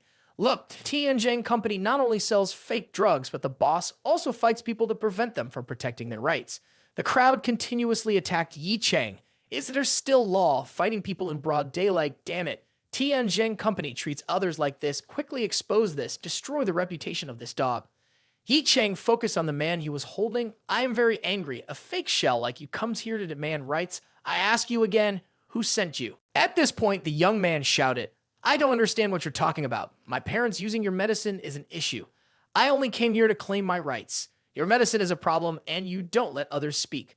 Do you think people's lives are just toys to you?" Before he could finish speaking, Ye Cheng violently knocked him to the ground. His face shattered. The pain made the young man unconscious. Ye Cheng coldly said, "This blow is to vent my anger for my girlfriend. You shouldn't have done anything to her. Of course, this is just the beginning." Ye Cheng slowly put his finger on the young man's forehead. There was a trace of spiritual qi on his forehead, accompanied by the words, "Next, I will make you regret being born in this world." Finishing his words, the young man's body was hit with a shock, screaming excruciating pain as Ye Cheng used his technique. The troublemaker lay on the ground, screaming desperately. Despite the fear of the others, he can confess to being the mastermind. Seeing this, Ye Cheng's cold eyes praised, "You are truly tough. I think I need to take better care of you." As soon as he spoke, Ye Cheng increased his martial arts techniques on his opponent. At this point, the troublemaker was in extreme pain. He trembled and cried out, "Stop, stop, I surrender, I surrender." But before he could finish speaking, a gunshot rang out and a bullet quickly flew towards the troublemaker. Ye Cheng's eyes showed anger. "If I want to kill, I could have, but I want him to live so no one can harm him." Ye Cheng then waved his hand, and in an instant, the bullet was knocked away. The bullet then headed towards the person who had fired the gun and struck him. In front of everyone's eyes, the man fell to the ground and lost his life. Seeing that his accomplices wanted to harm him, the troublemaker immediately spoke up, "Mr. Yi, I am Zheng, the son of the head of the Martial Arts Council. Please don't hurt me anymore." Upon hearing this, Ye Cheng asked, "Are you talking about Zheng Zizao, the son of the head of the Martial Arts Council?" At this point, Ye Cheng laughed coldly. "Ha ha, I spared you twice, and yet you still chose this path with no way out." At that time, in the distance, there were a few people holding cameras. They had filmed the entire incident just now. In their hearts, they thought the leader of Tianjin Company not only attacked people, but also killed innocent people in public.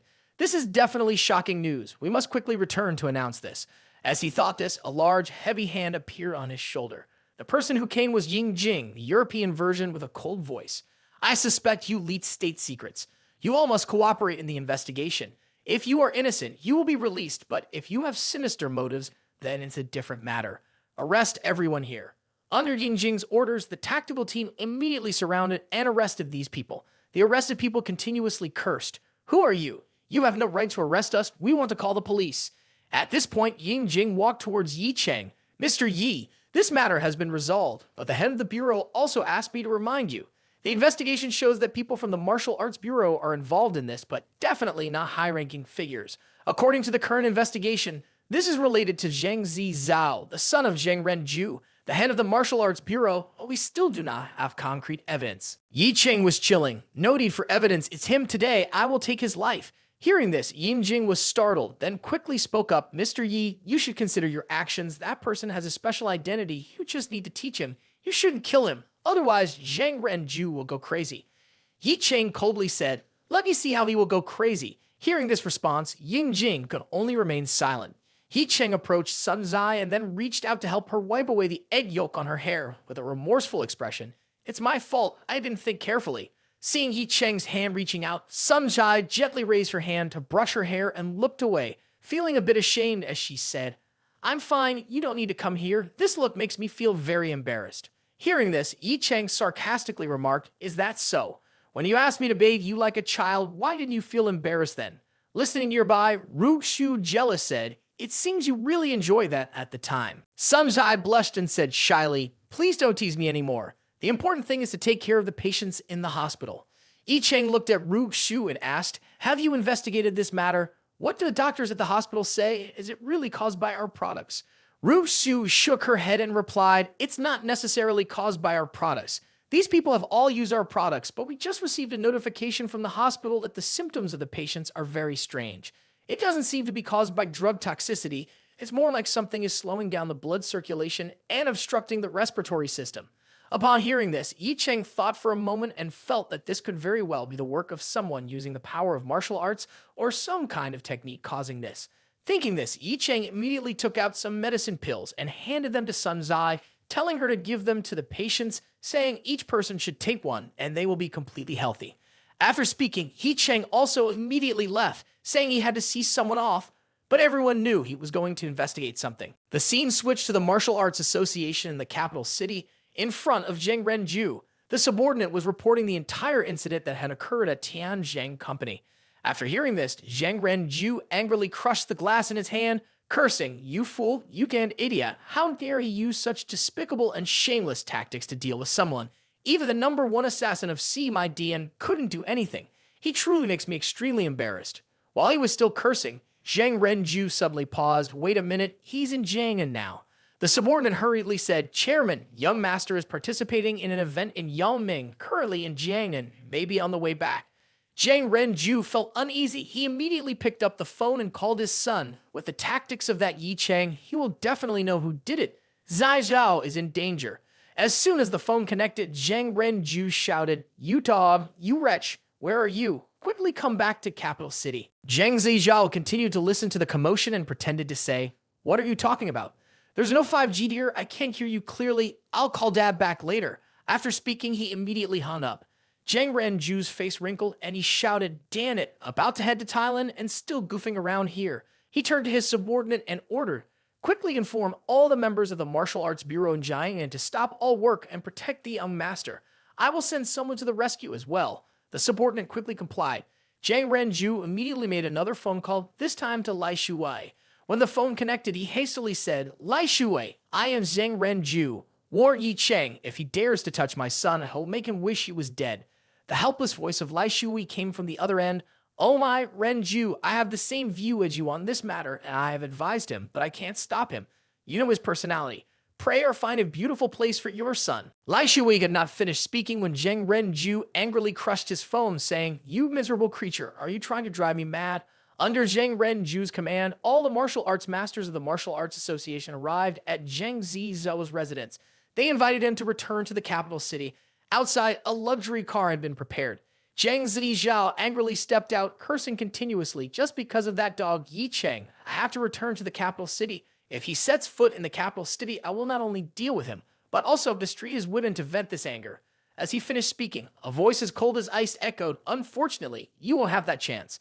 These words immediately froze Zhang Zizhou's face. From a distance, a figure with a hooded cloak was walking towards the crowd around Zhang Zizhou. His subordinates whispered, who is he? Is he Ye Cheng? Ye Cheng approached, his cold and stern face becoming clearer. The subordinates of Zhang Renju saw the arrival of a young man and arrogantly commented, "He doesn't look strong. Let us handle this boy." But before they could finish speaking, Ye Cheng quickly rushed forward and delivered a powerful kick to end the arrogance of one of them. The others, seeing the speed and strength of their comrade's defeat, hesitated for a moment before rallying and charging towards Ye Cheng. "Everyone charge. If something happens to Zhang, we can't survive. There are too many of us here to lose to him," they shouted in unison. Ye Cheng also swiftly rushed in, using his fists and feet with great power and danger. One by one, his opponents were knocked down, fear evident on the faces of those who remained. After a while, Ye Cheng had defeated the entire group, leaving them lying incapacitated on the ground. At that moment, one person with a sword charged at Ye Cheng, shouting, "Ye Cheng, accept your fate." Ye Cheng turned around and gave him a look. A second later, his sword slashed in the direction of Ye Cheng. But at that moment, there was only a trace left. Ye Cheng quickly jumped up to avoid it and then spoke. "Compared to the weaklings just now, it seems you have some skill, but is this all you've got?" Finishing his words, Ye Cheng took out his dragon-slaying sword and ruthlessly slashed down. The strong man hastily lifted his sword to defend, but against the power of the dragon-slaying sword, his sword broke. Ye Cheng's sharp blade slid across the body of the strong man. The battle ended, and the lifeless body lay on the ground. The remaining onlookers were terrified. Antan's extraordinary strength was defeated by a single move. "What's going on? I want to go home." Ye Cheng held his sword coldly, saying, "Don't worry. Soon all of you will reunite with him." Soon after, all of Zheng Zijiao's guards were defeated. Zheng Zijiao sat on the ground, screaming, "No, you can't do this to me." Ye Cheng approached and reminded him, "I gave you a chance, but you didn't appreciate it. Now it's too late to beg for my mercy." While speaking, Ye Cheng used his power to pull Zheng Zijiao towards him, grabbing him. Ye Cheng reminded him again, "I told you, if you dare to offend me, not even your father can stop me." Zheng Zijiao was so scared that he wet his pants, but he still tried to threaten Ye Cheng. "If you harm me, you will not have a good ending." Ye Cheng, feeling contempt, said, "I haven't even done anything yet, and you're already too afraid to control yourself. I truly feel ashamed for Zheng Renju." At this time, Ye Cheng's phone rang. Taking out the phone, he saw that it was the number of the leader of the office. Ye Cheng did not expect that the person he wanted to assassinate would be such a big figure. He just pressed the button to answer the call when a voice from the phone said, "Ye Cheng, listen to me. Please spare Zheng Zijiao." When Zheng Zijiao heard this, he quickly exclaimed, "I dare not anymore. Please spare me. Please don't kill me. I will do anything." The leader's words were even more urgent. Zijiao is the soul, a heart of Zheng Renju. If you harm him, Zheng Renju could do anything. At that time, it will not be a fight between two people, but a catastrophe for all of China. Upon hearing this, Ye Cheng calmly replied, "If that happens, then I will personally send him to be his son, ensuring that it will not affect the innocent." Upon hearing this, the temporary leader remained silent. He didn't know where Ye Cheng got the confidence to say these words. After a while of thinking, the leader said, "If you spare Zheng Zijiao, I will tell you the identity of the person behind the massacre of the Yi family at Yunhu Mountain Page years ago." Upon hearing this, Ye Cheng's eyes immediately showed excitement. Let's go back to the beloved author's narrative. Seeing Ye Cheng insisting on taking Zheng Zijiao's life like that, the leader resorted to conditions. If Ye Cheng released Zheng Zijiao, he would reveal a person behind the Yunhu Mountain Page incident. Upon hearing this, Ye Cheng's eyes were excited, unconsciously tightening his hand around Zheng Zijiao's neck. In his screams, Ye Cheng silently thought, "This guy's life is not worth the information of that long Jia. I can eliminate this petty Zheng Zijiao at any time. I left Kunlun Mountain for revenge. I can't miss this opportunity." Having made his decision, Ye Cheng aggressively threw Zheng Zijiao to the ground. Of course, Ye Cheng did not let Zheng Zijiao live comfortably. He exerted force. A huge force was transmitted into Zheng Zijiao, making him extremely painful, as if he had experienced something extremely terrifying. In this moment, all of Zheng Zijiao's meridians were cut off by Ye Cheng. From now on, Zheng Zijiao was just a disabled person, unable to cultivate. Ye Cheng looked at Zheng Zijiao and said, "I spare your life, but from now on, you are just a waste person." The two words waste person echoed in Zheng Zijiao's head, making him scared and in pain. He knew that if it weren't for the phone call just now, he would have lost his life. In the current situation, it could be said that living was worse than death. After dealing with Zheng Zijiao, Ye Cheng looked at the phone and said, "I have done what you wanted, now it's your turn." The leader on the phone spoke with concern. "What you did is no different from killing him. What will Zheng Renju think when he sees his son like this?" Ye Cheng replied firmly, What he wants to do is not my concern. Right now, what I need is your answer. The leader thought for a moment, speaking cautiously. Long Jia in the Chinese martial arts world has a very high position. His name is Lin Long, commonly known as Brother Long, the head of the Lin family, the most powerful family in China. I know you want revenge, but with your current strength, you are not capable of doing that. Also, your mother's family, the Jiang family, is also a high-level martial arts family, but compared to the Lin family, they are nothing. I advise you to be careful. Ye Cheng hung up the phone, his eyes filled with extreme hatred, constantly saying, Lin Long, Lin family. At this time, a man appeared, and Zhang Zizhao looked at the man and muttered as if insane. You are a waste, I'm a waste, he is also a waste. The man frowned and said nothing. Ye Cheng looked at the newcomer and said, You take him away and I will spare your life. The man looked at Ye Cheng with a displeased look.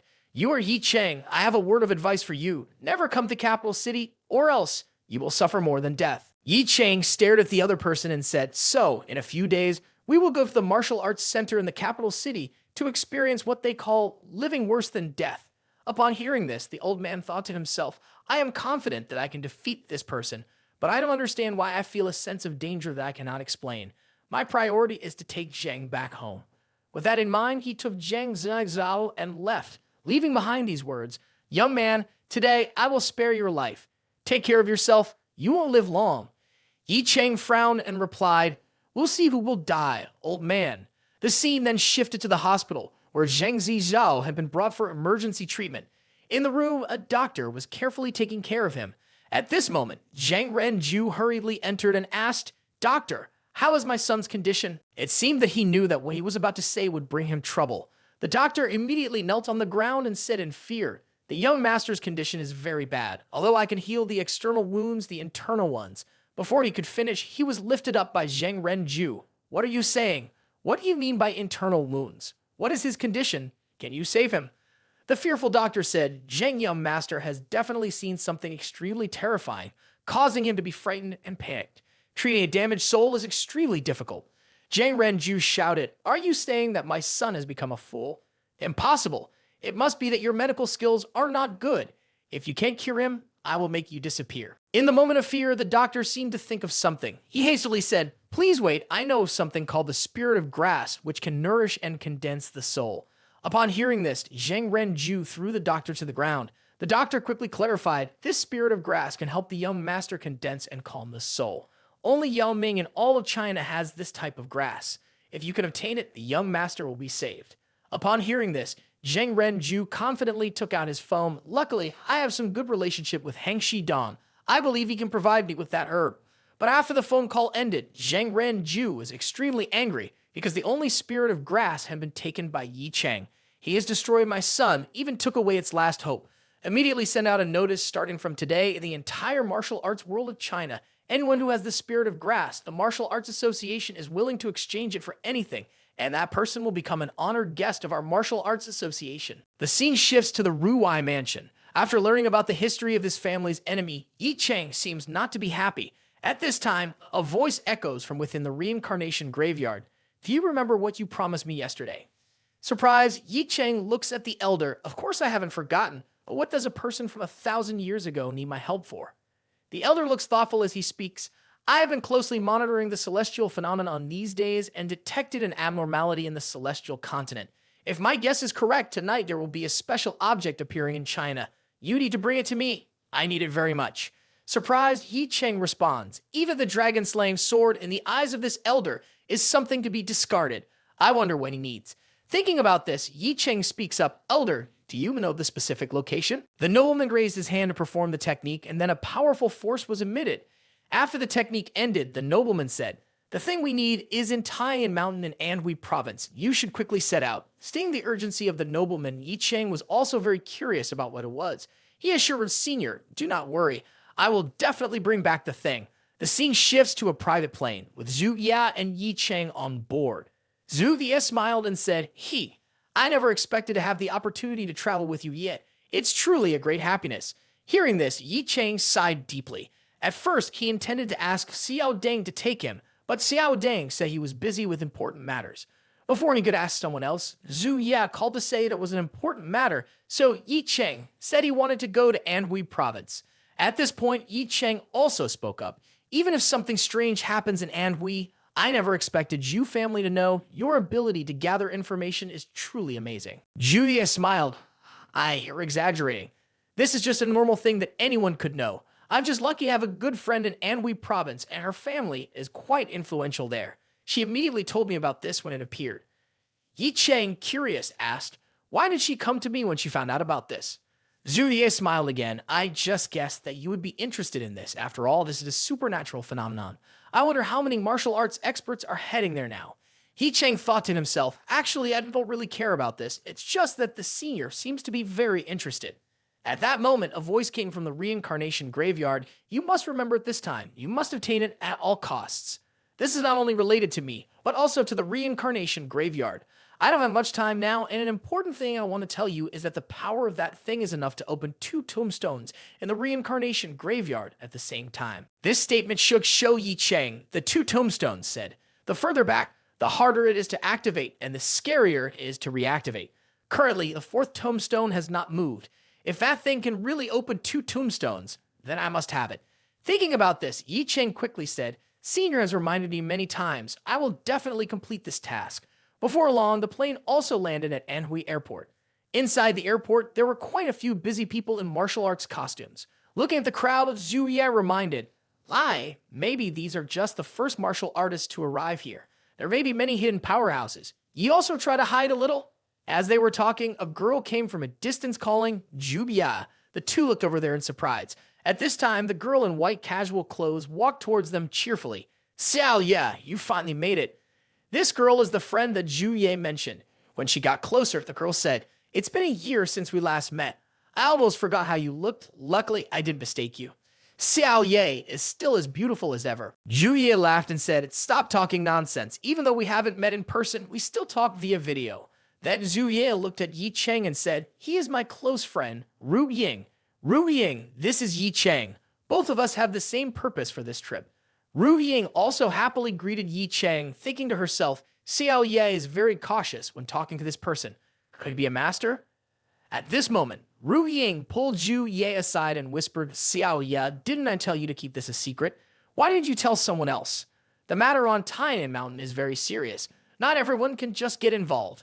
Zhu Ye hurriedly said, you misunderstood. He knew about this even before I did. We just happened to go together. Ru Ying mocked incredulously. Your lies are unbelievable.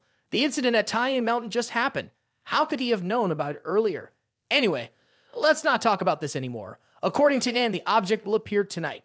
We'll just go and watch the commotion. Today, there have been too many martial artists here, and it's not our turn to intervene. Upon hearing this, Zhu Yao's eyes showed confusion. She definitely didn't want to get involved in this, but she wasn't sure about Ye Cheng. Before long, the 3 of them arrived at the foot of Tainan Mountain. Dark clouds covered the mountaintop, making visibility poor. As they approached the mountain, Ye Cheng sensed the anger of many martial artists, some of whom were quite strong. It seems that obtaining the treasure won't be easy, he thought. Stepping into a clearing, Ye Cheng was surprised to see hundreds of martial artists waiting, with unfriendly expressions on their faces. The special thing is that everyone stands outside the courtyard and no one approaches the temple in the middle. At this point, Ye Cheng was also curious about this. Ru Ying happily said, you are from elsewhere, so you don't know that this is normal. This is one of the 3 largest temples in Anhui. The owner inside is not an ordinary person. His name is Master Jing Dao. 10 years ago, he was ranked 11th on the master board. No one knows his current strength. This place became forbidden because of him. If it weren't for the strange phenomenon, these martial artists would not come here to disturb. Ye Cheng also nodded and said he understood. At this point, Ye Cheng's eyes showed excitement. He sensed a presence of spiritual energy. Looking in that direction, Ye Cheng noticed an old man walking towards them. He was the one who had saved Zheng Zhao before. Many authors draw so the characters are not consistent. Please understand. After the old man saved Zheng Zhao, seeing Ye Cheng immediately spoke up Ye Cheng because of the incident of Zheng Young Master. The martial arts community is extremely angry. Sooner or later, you will die a horrible death. Yet you still have time to pay attention to this treasure. Young man, do you really not know how to die? Ye Cheng's words were not humble at all. Wait for me to get to the capital city, then the dead won't know who it is. The old man sneered, indeed arrogant. Today, I will make you extremely miserable. Ye Cheng's cold eyes said, if you have the courage, just come forward. At this moment, thunder roared, and the phenomenon began to appear strongly, interrupting everyone's argument. Ye Cheng quietly asked the senior in the reincarnation graveyard, how is the current situation? At this time, the senior hurriedly said, Ye Cheng, for now, put aside these trivial matters and focus on obtaining that treasure first. Go quickly to Dongnan. Under the guidance of the senior, Ye Cheng burst into action and immediately leaped towards Dongnan. When the old man saw Ye Cheng starting to move, he spoke up demanding his subordinates to step in and stop Ye Cheng. Under the order, 4 strong men immediately rushed towards Ye Cheng to kill him. This time, Ye Cheng did not actively engage, but tried to get past them to reach the treasure as quickly as possible. While fighting, Ye Cheng still said, "Stay away from me. I don't have time to deal with you right now." Realizing that his subordinates could not stop Ye Cheng, the old man began to act.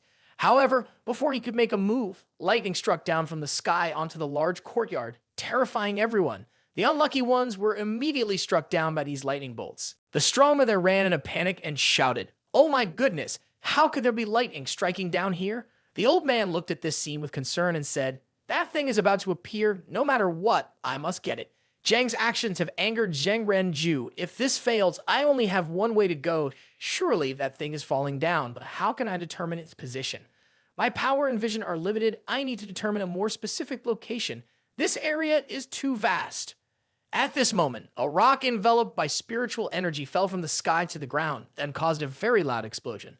The strawman who came to seize the treasure shouted, "The treasure has appeared. It is at the Tan Mountain in Dongnan. Everyone rushed in that direction, arguing on the way, "It's mine. No one can take it." At this moment, the old man of the Martial Arts Association quickly rushed forward, feeling anxious. The direction that Ye Cheng just ran to is Dongnan. Is this a coincidence? Could he possibly have discovered the location where the treasure will appear? At this moment, Ye Cheng was at the place where the treasure fell, surrounded by a fierce spiritual fire. He felt that this fire had an extremely high temperature, completely obscuring his vision and making it impossible to determine the location of the treasure. At this time, the senior appeared and urged, "Everything will soon come to an end, just hurry forward." Ye Cheng also followed and quickly accelerated. At this moment, Ye Cheng asked in confusion, "Senior, how can you determine the landing position of the treasure?" The senior's words were somewhat meaningful. "This is too simple, because in the surrounding area, every tree, every path, even the temple on the mountain peak are all key points because this entire mountain is an ancient battlefield, so things falling easily get drawn to this formation." Hearing that this is an ancient battlefield, Ye Cheng's face showed concern, but the senior reassured him, "Don't worry, this formation has long been destroyed. It no longer has any effect. Its only function is to attract things from outer space to the earth." At this moment, a golden sphere appeared in front of Ye Cheng, surrounded by unceasingly gushing spiritual ki, and the senior happily said, "This is what we want, spiritual stone from the outskirts." Ye Cheng quickly took the stone and held it in his hand, saying, "I really don't know what powerful people like you want this stone for." As Ye Cheng was communicating with the senior, a strong surge of spiritual ki struck the spot where he was standing, causing the ground to shatter, but Ye Cheng quickly dodged it. Ye Cheng looked in that direction and said, "Hiding for so long, finally you have appeared." At this moment, clapping could be heard, and a man slowly stepped forward with the words, "Ye Cheng, the leader of Jiang'an province, the son of Jiang Bai Dong and Yi Tianjing. Truly, you have not disappointed me." Ye Cheng felt the arrival of the man strongly. He looked at him and inquired, "You not only know about me, but also about my relationship with the Jiang family. Who are you?" The man laughed and said, "I am nobody, just a guest of the Jiang family. Although you are someone abandoned by the Jiang family, you still have the blood of the Jiang family. If you give me the outer spirit stone, I will allow you to live and leave."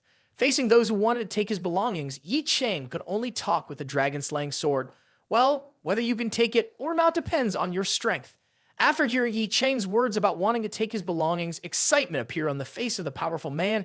"In that case, I will accept your challenge." As soon as he finished speaking, he immediately rushed towards Ye Cheng, still wearing his smug smile on his face. "In the eyes of the Jiang family, you are nothing but a speck of dust," I said. "Let me introduce myself. The one who will kill you today is Jiang Biwa." Ye Cheng, realizing that this man was very dangerous, carefully observed his every move. The man lunged forward immediately with the mountain-crushing Tiger Strike, a vital energy move aimed at Ye Cheng. In a flash, Ye Cheng used the dragon-slaying sword to block the attack. The powerful strike from the strongman clashed with the dragon-slaying sword. Ye Cheng's eyes immediately became excited at the unexpected speed of this man. Then came a burst of vital energy, and Ye Cheng felt the power of the dragon-slaying sword being nearly overwhelmed. Soon after, a terrifying force struck. Ye Cheng and the dragon-slaying sword were thrown out. It was very difficult, but Ye Cheng managed to stand firm. At this point, the strongman's sleeve also caught fire, revealing a hand equipped with a sturdy armor. The strongman reached out to Ye Cheng and said, "Truly a delicious vital energy. The flavor of this has never been tasted before. Come, have some more." Seeing the strongman with the strange device, Ye Cheng thought to himself, how can he absorb immortal chi to strengthen himself? What exactly is that glove of his? At this moment, the image of the old man appeared. The material of that glove, mixed with the remnants of some evil spiritual weapons, can only be perfected with special techniques, which he must have obtained from somewhere. Ultimately, it's still your cultivation level. That's not great, or else how could we be troubled by this little skill? Now don't use immortal ki. Use bloodshed to stimulate the technique. I will give you some energy to regulate, enough to clean him out. Ye Cheng's eyes flashed with a hint of killing intent. The strong man opposite continued to leap towards Ye Cheng. Ye Cheng held the dragon-slaying sword lightly. Rest for a while now. After speaking, Ye Cheng also put the dragon-slaying sword into the reincarnation graveyard. Seeing this scene, the strong man named Quang Jiang seemed a bit puzzled. Why did you draw back your sword? Have you given up already? Then I'll show you what desperation really means. His words ended a series of powerful strikes that tore through the air. He rushed at Ye Cheng, striking him down, and Ye Cheng struggled to defend himself. He was continuously pushed back. Seeing Ye Cheng only able to defend and not able to fight back, Quang Jiang sneered, "Ha ha, don't force yourself anymore. Just defending alone is already very difficult. Hurry up and accept death." Seemingly seeing an opportunity, Ye Cheng looked at Quang Jiang with a satisfied smile. "Ha ha, defending, huh? Don't you know that in order to save up for a final move, you have to accumulate energy?" As he spoke, Ye Cheng unleashed a surprise attack on Quang Jiang. He confidently raised his fist to block Ye Cheng's attack. After the collision of vital energy, cracks appeared on his gloves, and he couldn't absorb all the vital energy from Ye Cheng's attack. His whole body was engulfed in a painful, suffocating flame, constantly muttering, "How is this possible?" After defeating Jiang Bi Wang, Ye Cheng also breathed a sigh of relief, feeling much more damage than expected. I didn't expect there to be such a master here. He decided to quickly grab his things and leave, but before Ye Cheng could leave, countless figures rushed towards him. They were the treasure seekers. They looked angrily at Ye Cheng. "Damn it, where did you hide the treasure? Quickly hand it over." Ye Cheng did not let these people into his eyes. He scornfully said, "Whoever comes first will get it. The treasure belongs to me now. What do you rely on to demand it from me?" Meanwhile, someone in the crowd stepped forward. This phenomenon appeared in Anhui province. This should belong to us in Anhui province and should be preserved by someone in the Anhui martial arts community. An outsider like you is not worthy. Quickly hand over the item. Who will give you a chance to survive? When the man said that, he spoke in a stern voice. Otherwise, you can forget about leaving Tan Mountain alive. The beautiful Zhu Ye looked at the man, speaking with concern. "Sir, are you not the Yin family's master and Soshan?" Zhu Ye looked at Ru Ying and said, "This is her father." Ru Ying was also looking at her father with confusion. "I didn't expect him to come here." Zhu Ye quickly said, "Ru Ying, that is your father." Ru Ying nodded. Zhu Ye spoke again. "Hurry and advise your father. Mr. Ye's thoughts are not good. It wouldn't be good if the two of them start fighting later." After a moment of confusion, and Ru Ying also worriedly walked towards her father, seeing that her daughter had arrived at Insoshan and did not seem happy. "Ru Ying, why are you here? This place is not for you. Go back quickly." Ru Ying said anxiously, "Dad, that person is Xiao Ya's friend if there's a chance." She stopped speaking when he interrupted, "Is that so?" He spoke with a nonchalant attitude. And Soshan looked at the girl and said, "So, that's how it is? It turns out he is your friend. In that case, it's very simple. You told the boy to hand over the item and he can live. If not, he will definitely die. If you are familiar with him, advise him to value his own life." At this moment, Zhu Ye stepped forward anxiously. "Uncle An, the item without an owner goes to the one who finds it first, and Mr. Yu was the first to discover it. Based on what should be handed over?" And Soshan's face showed a mocking smile. "It's based on the rules of the martial arts world. The big fish swallows the small fish. This is Tin An province, not Jiangnan. The boy doesn't have the strength to keep the treasure, so of course, he has no right to own it." Hearing this, Zhu Ye thought to herself, "This old man is looking for trouble." She spoke harshly. "How is this any different from robbery?" And Soshan smirked again. "The martial arts world has always been this cruel, but he is still your friend, and I can help you with that." Speak of which, he looked at Ye Cheng and said, "Young brother, I didn't expect you to be familiar with my daughter's friend. They all helped you to ask for my favor. I can grant it to you, as long as you hand over that thing to me for safekeeping. I will protect you." The surrounding powerful figures were slightly uncomfortable hearing this. This old fox and So Shan clearly wants to swallow it for himself. Giving it to him for safekeeping means it's already his as long as that kid is not stupid. He can definitely see his intentions. Ye Cheng glanced at So Shan and said, "And So Shan, out of respect for my friend, if you leave now, I will not hold you accountable." Upon hearing this from Ye Cheng, those around couldn't help but laugh. "Ha ha, and it seems like your face is completely useless now. That kid is also a fool.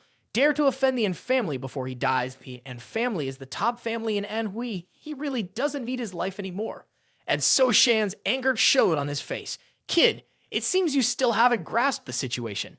Here in Anhui, we have 8 major families, 21 sects and forces. What do you have to compete with us?" As soon as he spoke, he burst into vital energy, preparing to attack Ye Cheng. At this point, he stopped because a voice echoed from behind. Not only that, there is also the Vodao faction here. Looking in the direction of the sound, the old man had saved Zhang Zizhao when he had run to this place earlier. Behind him were also some subordinates, the martial artists of Anhui province, who were furious and cursed. Vogao faction, despicable. I can't believe they are involved too. Looks like this will be a big trouble. At this time, the person from the Vodao faction spoke up. "You don't need to worry, that kid has killed many of our Vodao faction members. Heinous crimes. If it weren't for someone protecting him in Jianan, he would have died long ago. We would rather have his life than to obtain the treasure." Hearing this, the crowd looked at Ye Cheng in amazement. What? He dares to kill people from the Vodao faction. There are still people in this world who are not afraid of death. He's crazy. That kid is definitely crazy. Ru Ying also whispered in fear. "Sao ya, Ye Cheng is too reckless, daring to offend all the forces and the Vodao faction at the same time. How can he escape from this place?" Zhuya thought to himself, "Based on my knowledge and understanding of Ye Cheng, he will definitely not give up. I can only trust him." Zhuya replied softly, "I trust Mr. Ye." And So Shan was even more pleased at this point. "Gentlemen, I take back my previous words. This young man has no relation to the An family. By the way, I want to make a rule. Whoever comes into contact with that object first, except for this young man, will be able to possess it. This also avoids harming the harmony."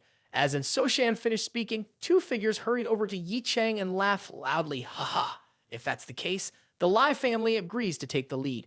The 2 fierce men then rushed towards Ye Cheng, being ignored by him. They quickly approached Ye Cheng, one using his foot and the other using a knife to attack him. Seeing this, the surrounding strong men hypocritically exclaimed, "Damn it. Facing a young junior from the Lai family, they use a crowd to bully the weak." Another person said, "This is because our family's treasure doesn't even need to show his face. It's really embarrassing for our family's reputation." At this moment, Ye Cheng's eyes showed anger because the opponent had just used a despicable move, so he couldn't hold back either. Ye Cheng lightly dodged to the side to avoid a swinging attack. Then he gathered his vital energy to unleash a punch and a kick. In the blink of an eye, he disabled one of the remaining person's legs. Then he released another strike of vital energy, a killing move, with a cold look in his eyes at the remaining person.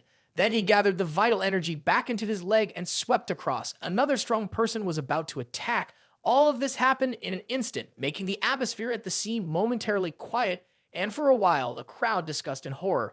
Those 2 people are not ordinary family members. They are the top experts of the Lai family, yet they were killed in an instant. I heard that there's a person who appeared in Jiangnan with terrifying strength, killing numerous people. Could it be this young man? Seeing the true strength of Ye Cheng, and So Shan still remained firm. I admit he has some strength, but he is just a man. We are not the top existence of the forces here. 2 members of the Lai family died because of their arrogance. If we join forces, he won't be able to overturn the heavens. Hearing So Shan's words, the remaining strong warriors became more confident.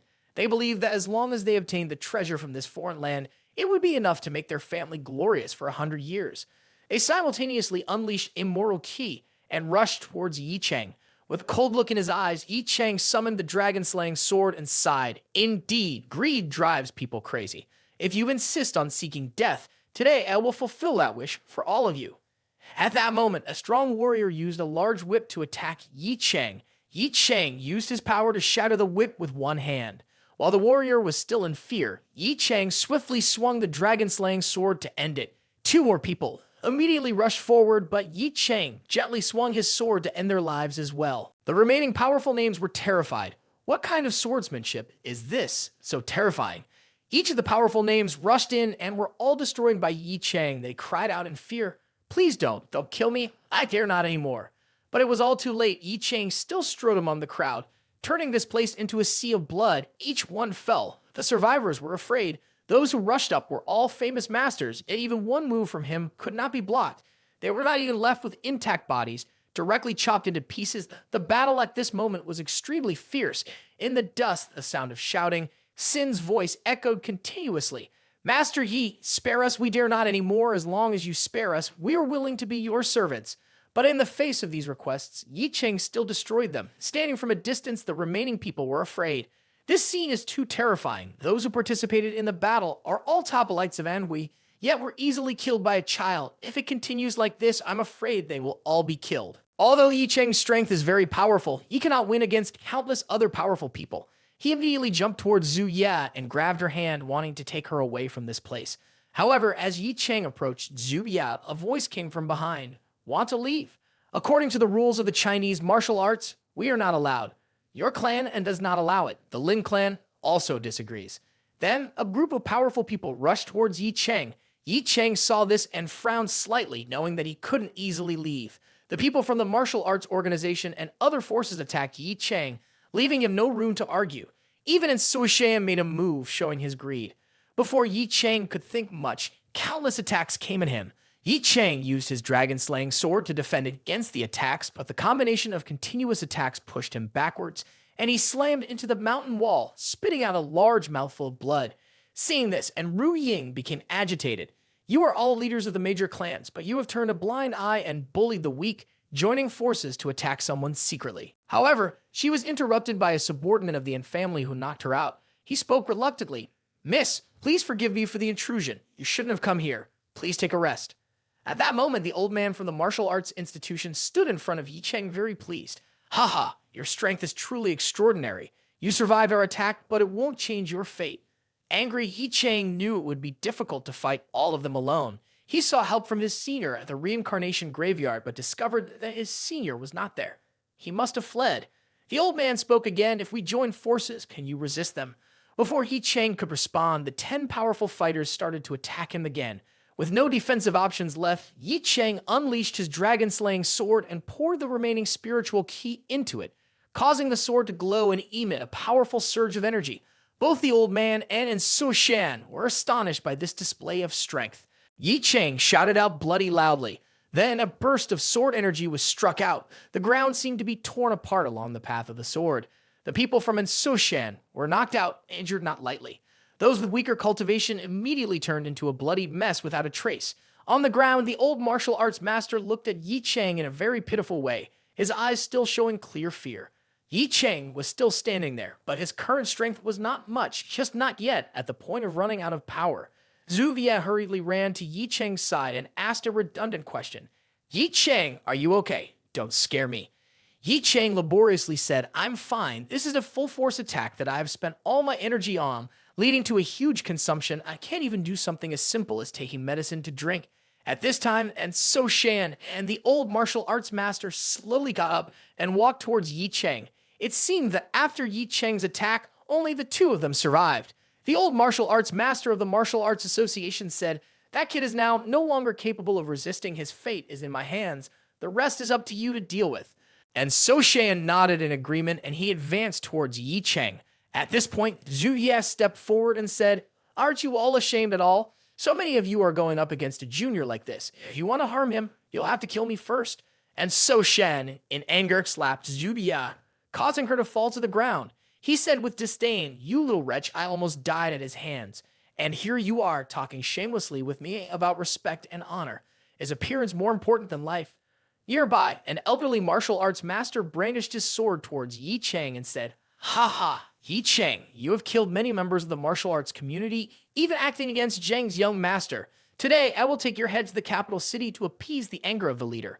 As he spoke, he swung his sword towards Ye Cheng. But at that moment, a voice echoed, stop! Today, I want to take this child away. Does anyone have any objections? This person was Master Jing, a powerful martial arts master.